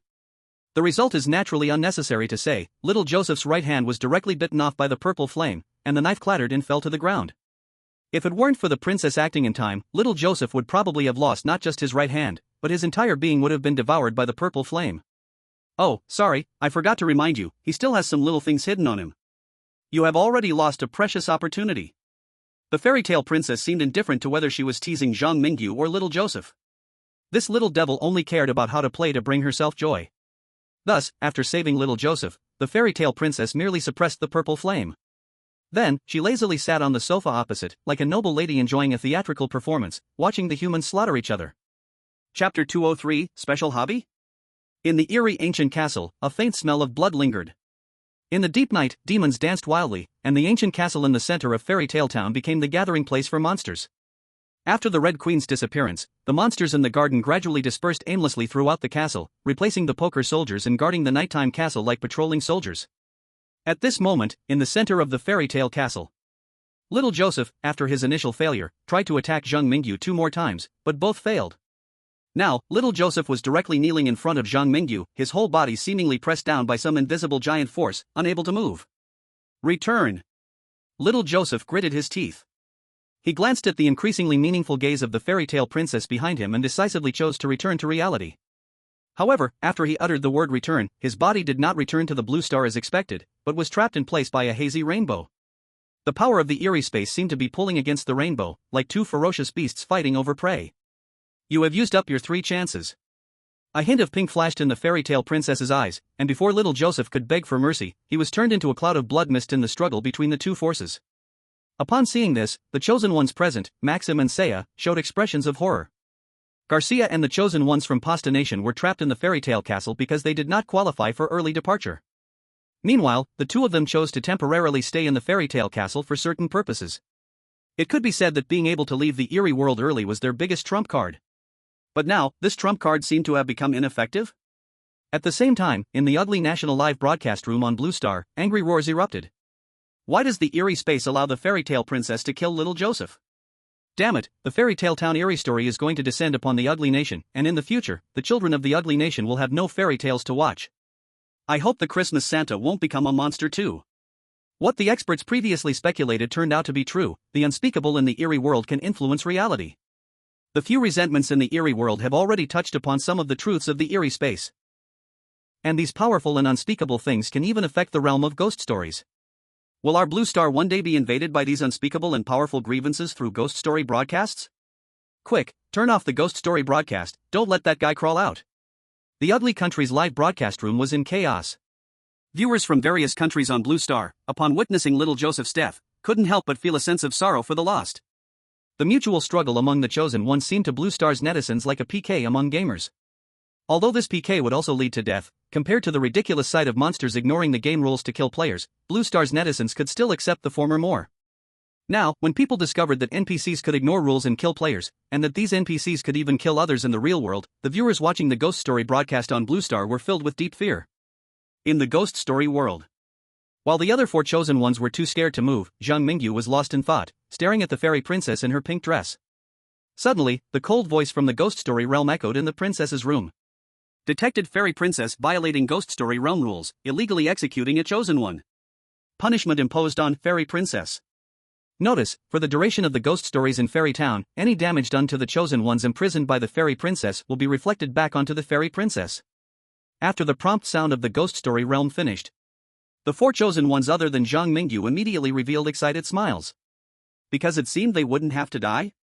All harm inflicted on them by the fairy princess would rebound back to her. Now, what did they have to fear? Thinking of this, the clueless chosen one from the Pasta Kingdom jumped out, smugly pointing at the fairy princess and laughing. Ha! You thought you could kill at will, didn't you? Now you're getting your comeuppance. If you hurt us, you'll get hurt too. Now let us go, it's best for everyone. Hearing the words of the Pasta Kingdom chosen one, Maxim, Garcia, and Hoshino Rio all wore expressions of disbelief. At the same time, Zhang Mingyu couldn't help but twitch his lips. Do you really not know your own strength? Didn't you just see the fairy princess ignoring the ghost story realm rules and killing little Joseph? The fairy princess who dared to break the first rule would dare to break the second. If you had just kept a low profile, you might have really survived. But right now, you're drawing even more jealousy from the fairy princess than I am. Put. Just as Zhang Mingyu was thinking, a pure white little hand suddenly plunged into the chest cavity of the Pasta Kingdom chosen one, forcibly pulling out a beating heart from his chest. You seem very confident. The anger in the fairy princess's voice could be heard from a distance. Then, with a loud bang, the Pasta Kingdom chosen one's heart was crushed, and red, viscous liquid splattered everywhere, staining the fairy princess's pink dress with patches of red. Ah! After crushing the heart of the Pasta Kingdom chosen one, the fairy princess suddenly let out a delicate cry. Then, her face flushed, as her own heart was pulled out by an unknown force and crushed by that great power. However, the fairy princess, whose heart exploded, showed no fear at all. Instead, her cheeks turned a charming red with excitement. It was as if she thoroughly enjoyed the process of torturing others while being tormented by the ghost story realm herself. On Blue Star, seeing this scene, the Blue Star people looked somewhat desperate. Oh no, why do I feel like this punishment from the ghost story realm is a bit useless? The fairy tale princess's heart can explode and recover instantly, but when the chosen one's heart explodes, they die. The punishment in the Strange Talk world seems to save the chosen one's lives, but as long as the fairy tale princess spares no effort, she can still kill all the chosen ones present. And why do I always feel like this fairy tale princess has a somewhat special hobby? When I saw her playing games with Zhang Mingyu before, she wasn't this happy. But now, after her heart exploded, her face is flushed as if she is having a climax? Help! There really isn't a normal ghost in this Strange Talk world. I, a pervert, think the people in the Strange Talk livestream are crazier than I am. Chapter 204, Fairy Tale Princess, You Don't Want. Crack. Just when the viewers in the livestream were mocking the fairy tale princess for liking to torture others and also enjoying being tortured herself, they suddenly saw through the Strange Talk livestream that the slender, fair right index finger of the fairy tale princess was suddenly broken by some mysterious force. Ing. A faint whimper came from the fairy tale princess's mouth. The three chosen ones in the Strange Talk world looked at each other's fingers. They had considered self-harming to threaten the fairy tale princess before, but once they realized her perverse preferences and understood the gap between the living and the body of monsters, who would dare easily provoke the fairy tale princess in this way? Maxim did nothing extra. Garcia looked completely confused. Hoshino Ryo, why is this guy looking at Zhang Mingyu? Whoa! Zhang Mingyu, who was tied up, actually reached out casually to break his second finger after breaking his first one. I mean, is the logic of the weird nemesis of the Dragon Kingdom this amazing? Aren't you afraid that if you anger the fairy tale princess, she'll just kill you? Crack. A second crisp sound rang out. The fairy tale princess's right middle finger also broke. During this process, the broken index finger of both Zhang Mingyu and the fairy tale princess quickly healed, and merely in terms of the speed of recovery from injuries, Zhang Mingyu seemed to be faster than the fairy tale princess? Ing. At this moment, the fairy tale princess's face was as red as a red apple. I don't know if it's from pain or pleasure. ZZZT. ZZZT. The Strange Talk livestream was suddenly twisted by countless rainbow-like lights. The viewers in the Blue Star livestream suddenly lost contact with the chosen ones in the fairy tale castle. What's happening? Did all the chosen ones just die in an instant? No, when the chosen ones die, the Strange Talk livestream goes black, but the current situation is clearly interference with the livestream. Similar situations have occurred before. This can only be done by unspeakable and rare cursed objects. Why did the fairy tale princess block the Strange Talk livestream? What is she going to do to the chosen ones? I think, to be precise, you should ask what the fairy tale princess wants to do to Zhang Mingyu. I see that Unspeakable One now seems to be more interested in Zhang Mingyu alone than in all the others combined. At the same time, in the city of hidden dragons, the girl of nature was completely unable to hold Lu Xin back. As soon as Lu Xin saw the Strange Talk livestream go black, she immediately rushed out of the city of hidden dragons at a speed that even roadside cameras could scarcely capture. Don't stop me, that Unspeakable One in Fairy Tale Town is a pervert. I can't let Zhang Mingyu fall into his hands. Let me go. The girl of nature was dragged by Lu Xian, speeding through the fog-covered Strange Talk world. The monsters along the way, sensing the aura of the two unspeakable ones, were terrified and gave way willingly. And the few scattered unspeakable ones throughout the Strange Talk world, upon noticing that two top existences were traveling together. Lu Xian, calm down. You need to calm down. The daughter of nature was almost in tears. Once Lu Xian, this mother dragon, got involved with Zhang Mingyu, she went wild as if possessed. If I don't follow you and keep an eye on things, who knows what you'll do? Fairy Tale Castle. After blocking the scary live broadcast, a strange light appeared in the pink eyes of the fairy tale princess. She casually threw the other three chosen ones out the door and flashed a satisfied smile at Zhang Mingyu, as if this was the game she truly wanted. You go on. The fairy tale princess squinted her eyes in delight, freeing Zhang Mingyu's bindings, signaling him to continue. You have such a twisted hobby, kid. You like to find people to play these games with you, no wonder you're so lonely now, with not a single friend around. Zhang Mingyu continued to snap his right ring finger, a smirk on his face, the mockery apparent. Detected fairy tale princess's resentment towards you +1. Who said I'm lonely? A childish anger flashed in the fairy tale princess's eyes. And the fairy tale princess was always straightforward when dealing with people who made her angry. Just like before when dealing with the chosen one from Pasta Country, the fairy tale princess controlled a giant hand made of rainbow to reach out towards Zhang Mingyu. However, now she was not as rough with him. The fairy tale princess carefully extended the rainbow-hued hand towards Zhang Mingyu's right foot. Then, with a snap, Zhang Mingyu's 5 toes and half of his foot were crushed into bloody mist. At the same time, the fairy tale princess's right foot, clad in shiny shoes and white cotton socks, was also brutally crushed by the power of the scary space. Then, in the fairy tale princess's expectant gaze, Zhang Mingyu's right foot began to visibly recover at an amazing speed, seemingly even quicker than her own unfathomable recovery. If you weren't lonely, why would you care so much about having me, a rare playmate? Just now, you were so cautious that it looked like you were afraid of killing me and being left without anyone else to play with. Zhang Mingyu continued to provoke the fairy tale princess. And just as expected, she was trapped, feeling a surge of anger rising within her. At that moment, however, Zhang Mingyu proactively stretched his freed right hand toward his chest, as if he could not feel any pain, reaching for his liver. I said, if we're going to play, let's play big. When will we have fun if you keep being so timid? Saying this, Zhang Mingyu directly pulled his liver out from his body amidst the fairy tale princess's shocked screams. The fairy tale princess wanted to stop him, but Zhang Mingyu's innate ability as a provocateur kept her power at bay. With a surge of dark energy, after Zhang Mingyu crushed his own liver, a mysterious force pulled the fairy tale princess's liver out as well, smashing it hard. Mum. Zhang Mingyu quickly recovered to his original state, thanks to the ability called Full of Energy. He grinned at the fairy tale princess, who looked both shocked and as if she had discovered treasure, and said, Fairy tale princess, you wouldn't want such a hard-to-find playmate to just go back to Blue Star, would you? I advise you to be nice and give me a smile. If I'm in a good mood, I might stay and play with you for a while. If you don't know how to be considerate, my exclusive ability has already been activated. If I really want to leave, you won't be able to hold me back.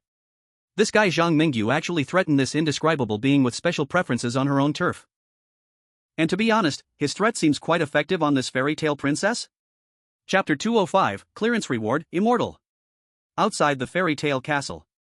Yashiharu Hashino, Maxim, and Garcia were thrown out by the fairy tale princess as if they were garbage. It seemed that after meeting Zhang Mingyu, the fairy tale princess no longer cared about these ordinary toys. It looks like the fairy tale princess doesn't need us anymore, so we can leave? Garcia wept tears of joy. However, Yashiharu Hashino, holding a katana, decisively uttered a sentence when he turned to see the ravenous monsters behind him. You two can do whatever you want, I'm out. Having said that, Yashiharu Hashino left the fairy tale castle and returned to the real world within the glow scattered by the strange tale space. At this moment, Garcia and Maxim realized that although they had left the fairy tale princess's room, the outside world was even more dangerous. The mutation of the fairy tale town's strange tales could last indefinitely. If the monsters in fairy tale town didn't revert back to being harmless townsfolk, they might not even survive a single night. Maxim glanced at the helpless Garcia and said helplessly, I'm returning to reality as well. The perfect clearing of the fairy tale town's strange tales is not a challenge I can take on. Take care of yourself. With that, Maxim was also transported back to reality by the power of the strange tale space.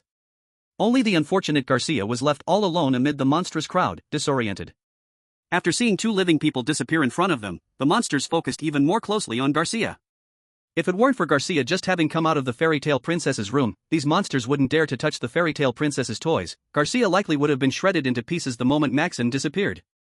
At this point, all the capable chosen ones in fairy tale town had mostly returned to reality. The remaining chosen ones still in the strange tales world were either within the safety zone created by Zhang Mingyu or, like Garcia, surrounded by monsters and at risk of dying at any moment. The chosen ones could no longer interfere with Zhang Mingyu's plans. Consequently, the entire fairy tale town's strange tales had basically turned into a paradise for monsters. Within a 10-mile radius of the fairy tale castle, it was filled with resentment and lingering thoughts. Even the principal wouldn't dare storm in recklessly. If Jin Huiyan came, he would probably raise his hands and surrender directly. At this moment, delightful gasps echoed intermittently from the fairy tale princess's chamber. The Blue Star audience, unable to see Zhang Mingyu's livestream, could only judge what was happening in the room through Garcia's perspective. What the heck are they doing in there? You guys are playing like this, but it can easily be misunderstood. Only our dragon country's Zhang Mingyu can deal with any monster. Now even the fairy tale princess seems to have been taught a lesson by Zhang Mingyu and is indulging in delightful gasps. Upstairs, is your taught a lesson serious? The Blue Star netizens couldn't see the situation in the room, only scratching the itch from a distance. However, Zhang Mingyu, the person involved, was secretly lamenting the fairy tale princess's perversion in his heart. Having played with her for so long, she was still not satisfied? Yes, that's right. Zhang Mingyu's actions at this moment were not exactly threatening the fairy tale princess, but rather playing with her. Many chosen ones, after hearing the stories told by the townsfolk of Fairy Tale Town, mistakenly thought that the fairy tale princess enjoyed playing games since she took away cherished items from the townsfolk through games. However, Zhang Mingyu discovered through observation that what the fairy tale princess truly loved was winning cherished items from others through playing games, and then enjoying the sight of the other party in unbearable pain. What she prefers is when the monsters, unable to endure the torment, want to resist her rule, and she can tear them apart, giving them endless suffering in the process. This is a sadistic masochist. At this moment, Zhang Mingyu, through the punishment of the strange talk space, is playing a game with the fairy tale princess in a way that harms 1,000 enemies while hurting himself 1,000, satisfying this perverse desire of hers. Then, using leaving and not accompanying her to continue playing as a threat, he achieves his own goal. Thinking carefully, I really am a pervert to come up with this plan. Zhang Mingyu self-reflected for a second, then picked up the cursed blade without hesitation and made a cut on his own arm. Almost at the same time as blood oozed from Zhang Mingyu's wound, a long scratch appeared on the same spot on the fairy tale princess's arm. Human, what you did, not bad. The fairy tale princess's pink dress has already turned red with blood. After glancing at Zhang Mingyu, this fellow shyly lowered her head and revealed a smile. At this moment, a prompt from the strange talk space even echoed in Zhang Mingyu's ears. Dragon Kingdom Chosen One, please note. You have made the perverse fairy tale princess regard you as a confidant and reveal a happy smile. You have gained the fairy tale princess's recognition and the ability to change the current situation of the fairy tale town, achieving the condition to perfectly clear the fairy tale town's strange talk. You have cleared the strange talk world fairy tale town. Clear evaluation, perfect. Clearing reward immortality. Immortality, the fairy tale princess is one of the few existences with immortal nature that cannot be spoken of. As you have gained the fairy tale princess's recognition, you also share her immortal nature. From now on, you will be the fairy tale princess's only confidant in this world, and also the only playmate who will not die due to her perverse preferences in games. Since you have achieved a perfect clearance, a special reward is now given Fairy Tale Town. Fairy Tale Town, due to the fairy tale princess's long-term pursuit of her perverse preferences, the Fairy Tale Town lacks systematic management, and today's Fairy Tale Town has become a scene of devastation. As the fairy tale princess's best playmate, please take on the responsibility of revitalizing the fairy tale town, bringing a peaceful and beautiful home to its residents. Any monsters entering Fairy Tale Town will be suppressed by you, and monsters in the Hidden Dragon City will have an initial affection level for you of +20. Reminder, the task to survive for 30 days has now reached the 8th day. You can choose to continue staying in Hidden Dragon City and extend your stay for an additional 7 days after reaching the 30-day task deadline. Or, you can choose to leave the strange talk world immediately. Zhang Mingyu listened to the prompt in his ears, a strange look flashing in his eyes. He was prepared to explain his feelings and reasonings, ready for a long-term battle of wits with the fairy tale princess, but didn't expect her to smile so easily. She even regarded me as a confidant? Although being seen as a confidant by a pervert seems not very glorious. But Zhang Mingyu still wanted to complain a bit. The fairy tale princess is really a bright and beautiful surface, yet a lonely and desolate kid inside. Chapter 206 The Battle of Redemption. Suddenly, thunder rumbled in the sky above Blue Star. Blood-red thunderclouds spread out like a sign of the apocalypse, overwhelming everything. At this moment, people all over the world looked up at the sky. They heard the cold voice of the strange talk space in their ears. Detecting that the chosen one, Zhang Mingyu, has perfectly cleared 3 out of the 9 major cities. The cities controlled by Zhang Mingyu are City of the Red Moon, Hidden Dragon City, and Fairy Tale Town. It is now determined that the chosen one, Zhang Mingyu, is qualified to participate in the Battle of Redemption. The next strange talk challenge will be completed by the Dragon Kingdom's chosen one, Zhang Mingyu, alone in the 10th city. The divine selected ones are now issued the perfect clearance rewards for the horror tales of the Fairy Tale Town. After all the people of the Dragon Kingdom play in the thrilling paradise and accumulate a certain number of points, they will be able to awaken any D-level exclusive talent from the thrilling paradise. The top 100 players on the points leaderboard will be able to awaken any C-level exclusive talent. Additional reward, before the death of the divine selected one, Zhang Mingyu, there will be no natural disasters occurring within the borders of the Dragon Kingdom. The prompt sound from the horror space slowly came to an end. However, the blood cloud above the heads of the Blue Star people showed no sign of dissipating. After Zhang Mingyu returned to reality, he felt restless. His heart felt like a little cat was scratching at it, as if someone was urging him to return quickly to the world of horror tales. Could it be that the little princess wants me to play with her again? Zhang Mingyu's mouth twitched slightly. Fortunately, he quickly ruled out this possibility. Because he learned from the leader, Yang Qingting, that Lu Xian and the Daughter of Nature were anxiously searching for him, and they had even found him at the Ling Xiao base on Chongming Island. He traveled through the interworld teleportation channel to the relatively well-developed Chongming Island base. Zhang Mingyu saw the daughter of nature and Lu Xian following closely behind him. What's wrong with you? Since Zhang Mingyu returned directly to the real world after completing the fairy tale town horror, he naturally did not know that the daughter of nature and Lu Xian had rushed all the way from Qianlong City to the fairy tale town just to find him, and then traveled from the fairy tale town to Red Moon City. At this moment, Zhang Mingyu looked at the two little girls, both covered in various dried branches and fallen leaves.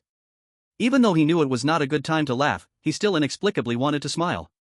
You still laugh? Zhang Mingyu, do you know how far I ran to help you? Lu Xian puffed up her cheeks and punched Zhang Mingyu on the chest. The daughter of nature silently turned her head away, watching this scene. As for Ling Xiao, who was waiting by the interworld passage, he dutifully led his people out of the room, giving Zhang Mingyu and the others some privacy. I am happy. Lu Xian, you care so much about me and ran so far for me. I am laughing with happiness, Zhang Mingyu said as he ruffled Lu Xian's hair. Then he turned to the daughter of nature. Do you have something you want to tell me? Zhang Mingyu's opportunity to travel between worlds was very precious, and the daughter of nature knew this. Zhang Mingyu was certain that the daughter of nature had not stopped Lu Xian and had allowed her to summon him to the horror world, which meant there was something important that could not be communicated through others. The daughter of nature indeed slightly raised her hand, and a green light enveloped the surroundings. I do have some matters to discuss with you. You have now rescued 3 out of the 9 cities. The horror space will definitely send you to the 10th city to participate in the battle for redemption. However, I want you to refuse to participate in the horror tale of the 10th city, because you cannot return alive from the 10th city. Do divine selected ones have a chance to refuse the horror challenge? Zhang Mingyu let out a bitter laugh. If he had a choice, even if he got an SSS level exclusive talent, he would not want to live a life dancing on the edge of a knife every day. The horror space is almost omnipotent in front of ordinary humans. Compared to the unmatched and unspeakable power it holds in the horror world, the horror space usually appears relatively mild. But the ability of the horror space to pull people from Blue Star into the horror world for challenges, and to freely punish the unspeakable fairy tale princess, has already proven its capabilities. Now, the daughter of nature unexpectedly admits that she wants Zhang Mingyu to refuse to participate in the ghost story challenge? Could it be that you, who are even less than a fairy tale princess, have a way to fight against the ghost story space? For some reason, the daughter of nature feels that Zhang Mingyu's gaze towards her is filled with distrust, as if he is doubting her unexplainable power. Of course, there is a way. My ability is related to nature.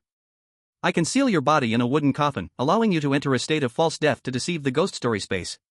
This has its pros and cons. The benefit is that you won't have to go to the 10th city to meet your end, and the downside is that you will have to sleep in the coffin for years until someone completes the redemption of the 10th city. Of course, since you are in a state of false death and not truly dead, the ghost story space will not revoke the fortune rewards given to Dragon Country, and during your false death, no one from Dragon Country will be dragged into the ghost story world to participate in the games. The daughter of nature explained her method in detail. Meanwhile, Lu Xian nodded in agreement and said, though I've lost quite a bit of memory, I vaguely remember that the ghost story space seems to have sought out chosen ones not only from your blue star to save our world.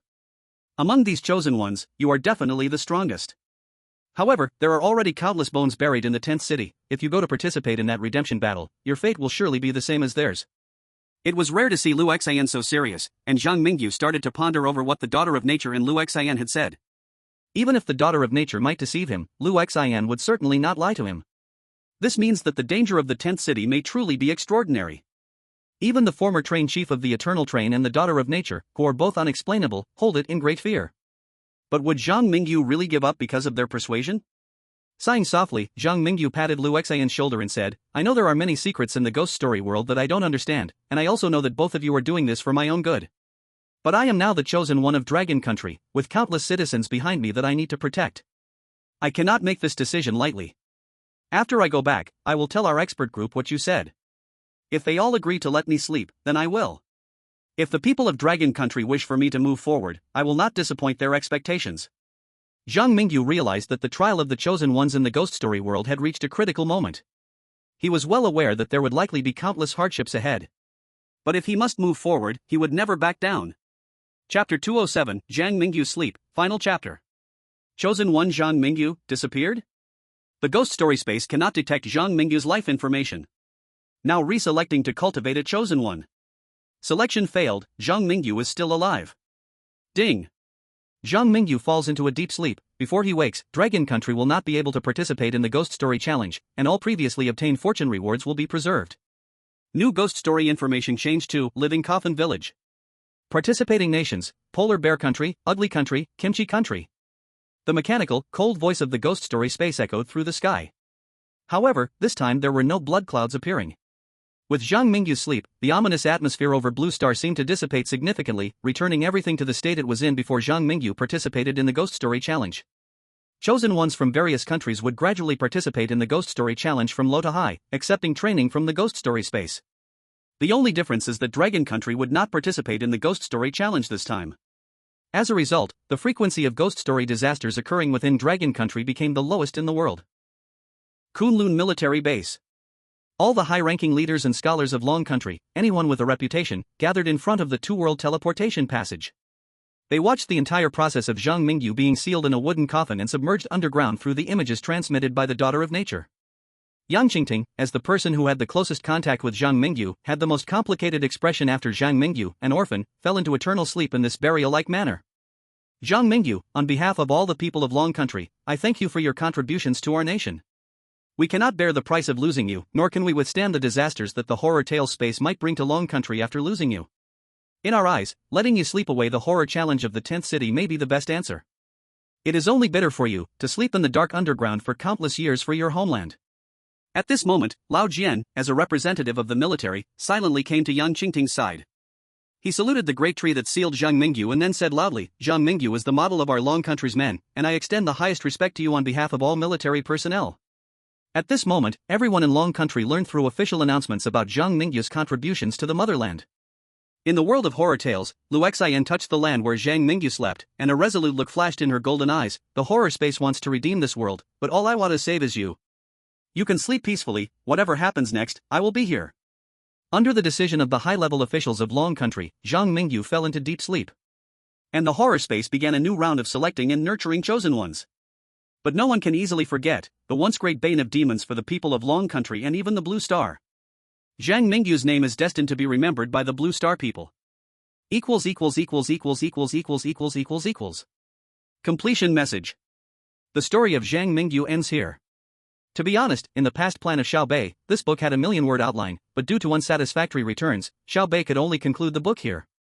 In the original outline, the principal, Lu Xian, and the Daughter of Nature had their own places in the 10th city, where a spectacular final battle would occur, and the horror world would also be completely cleared by Zhang Mingyu.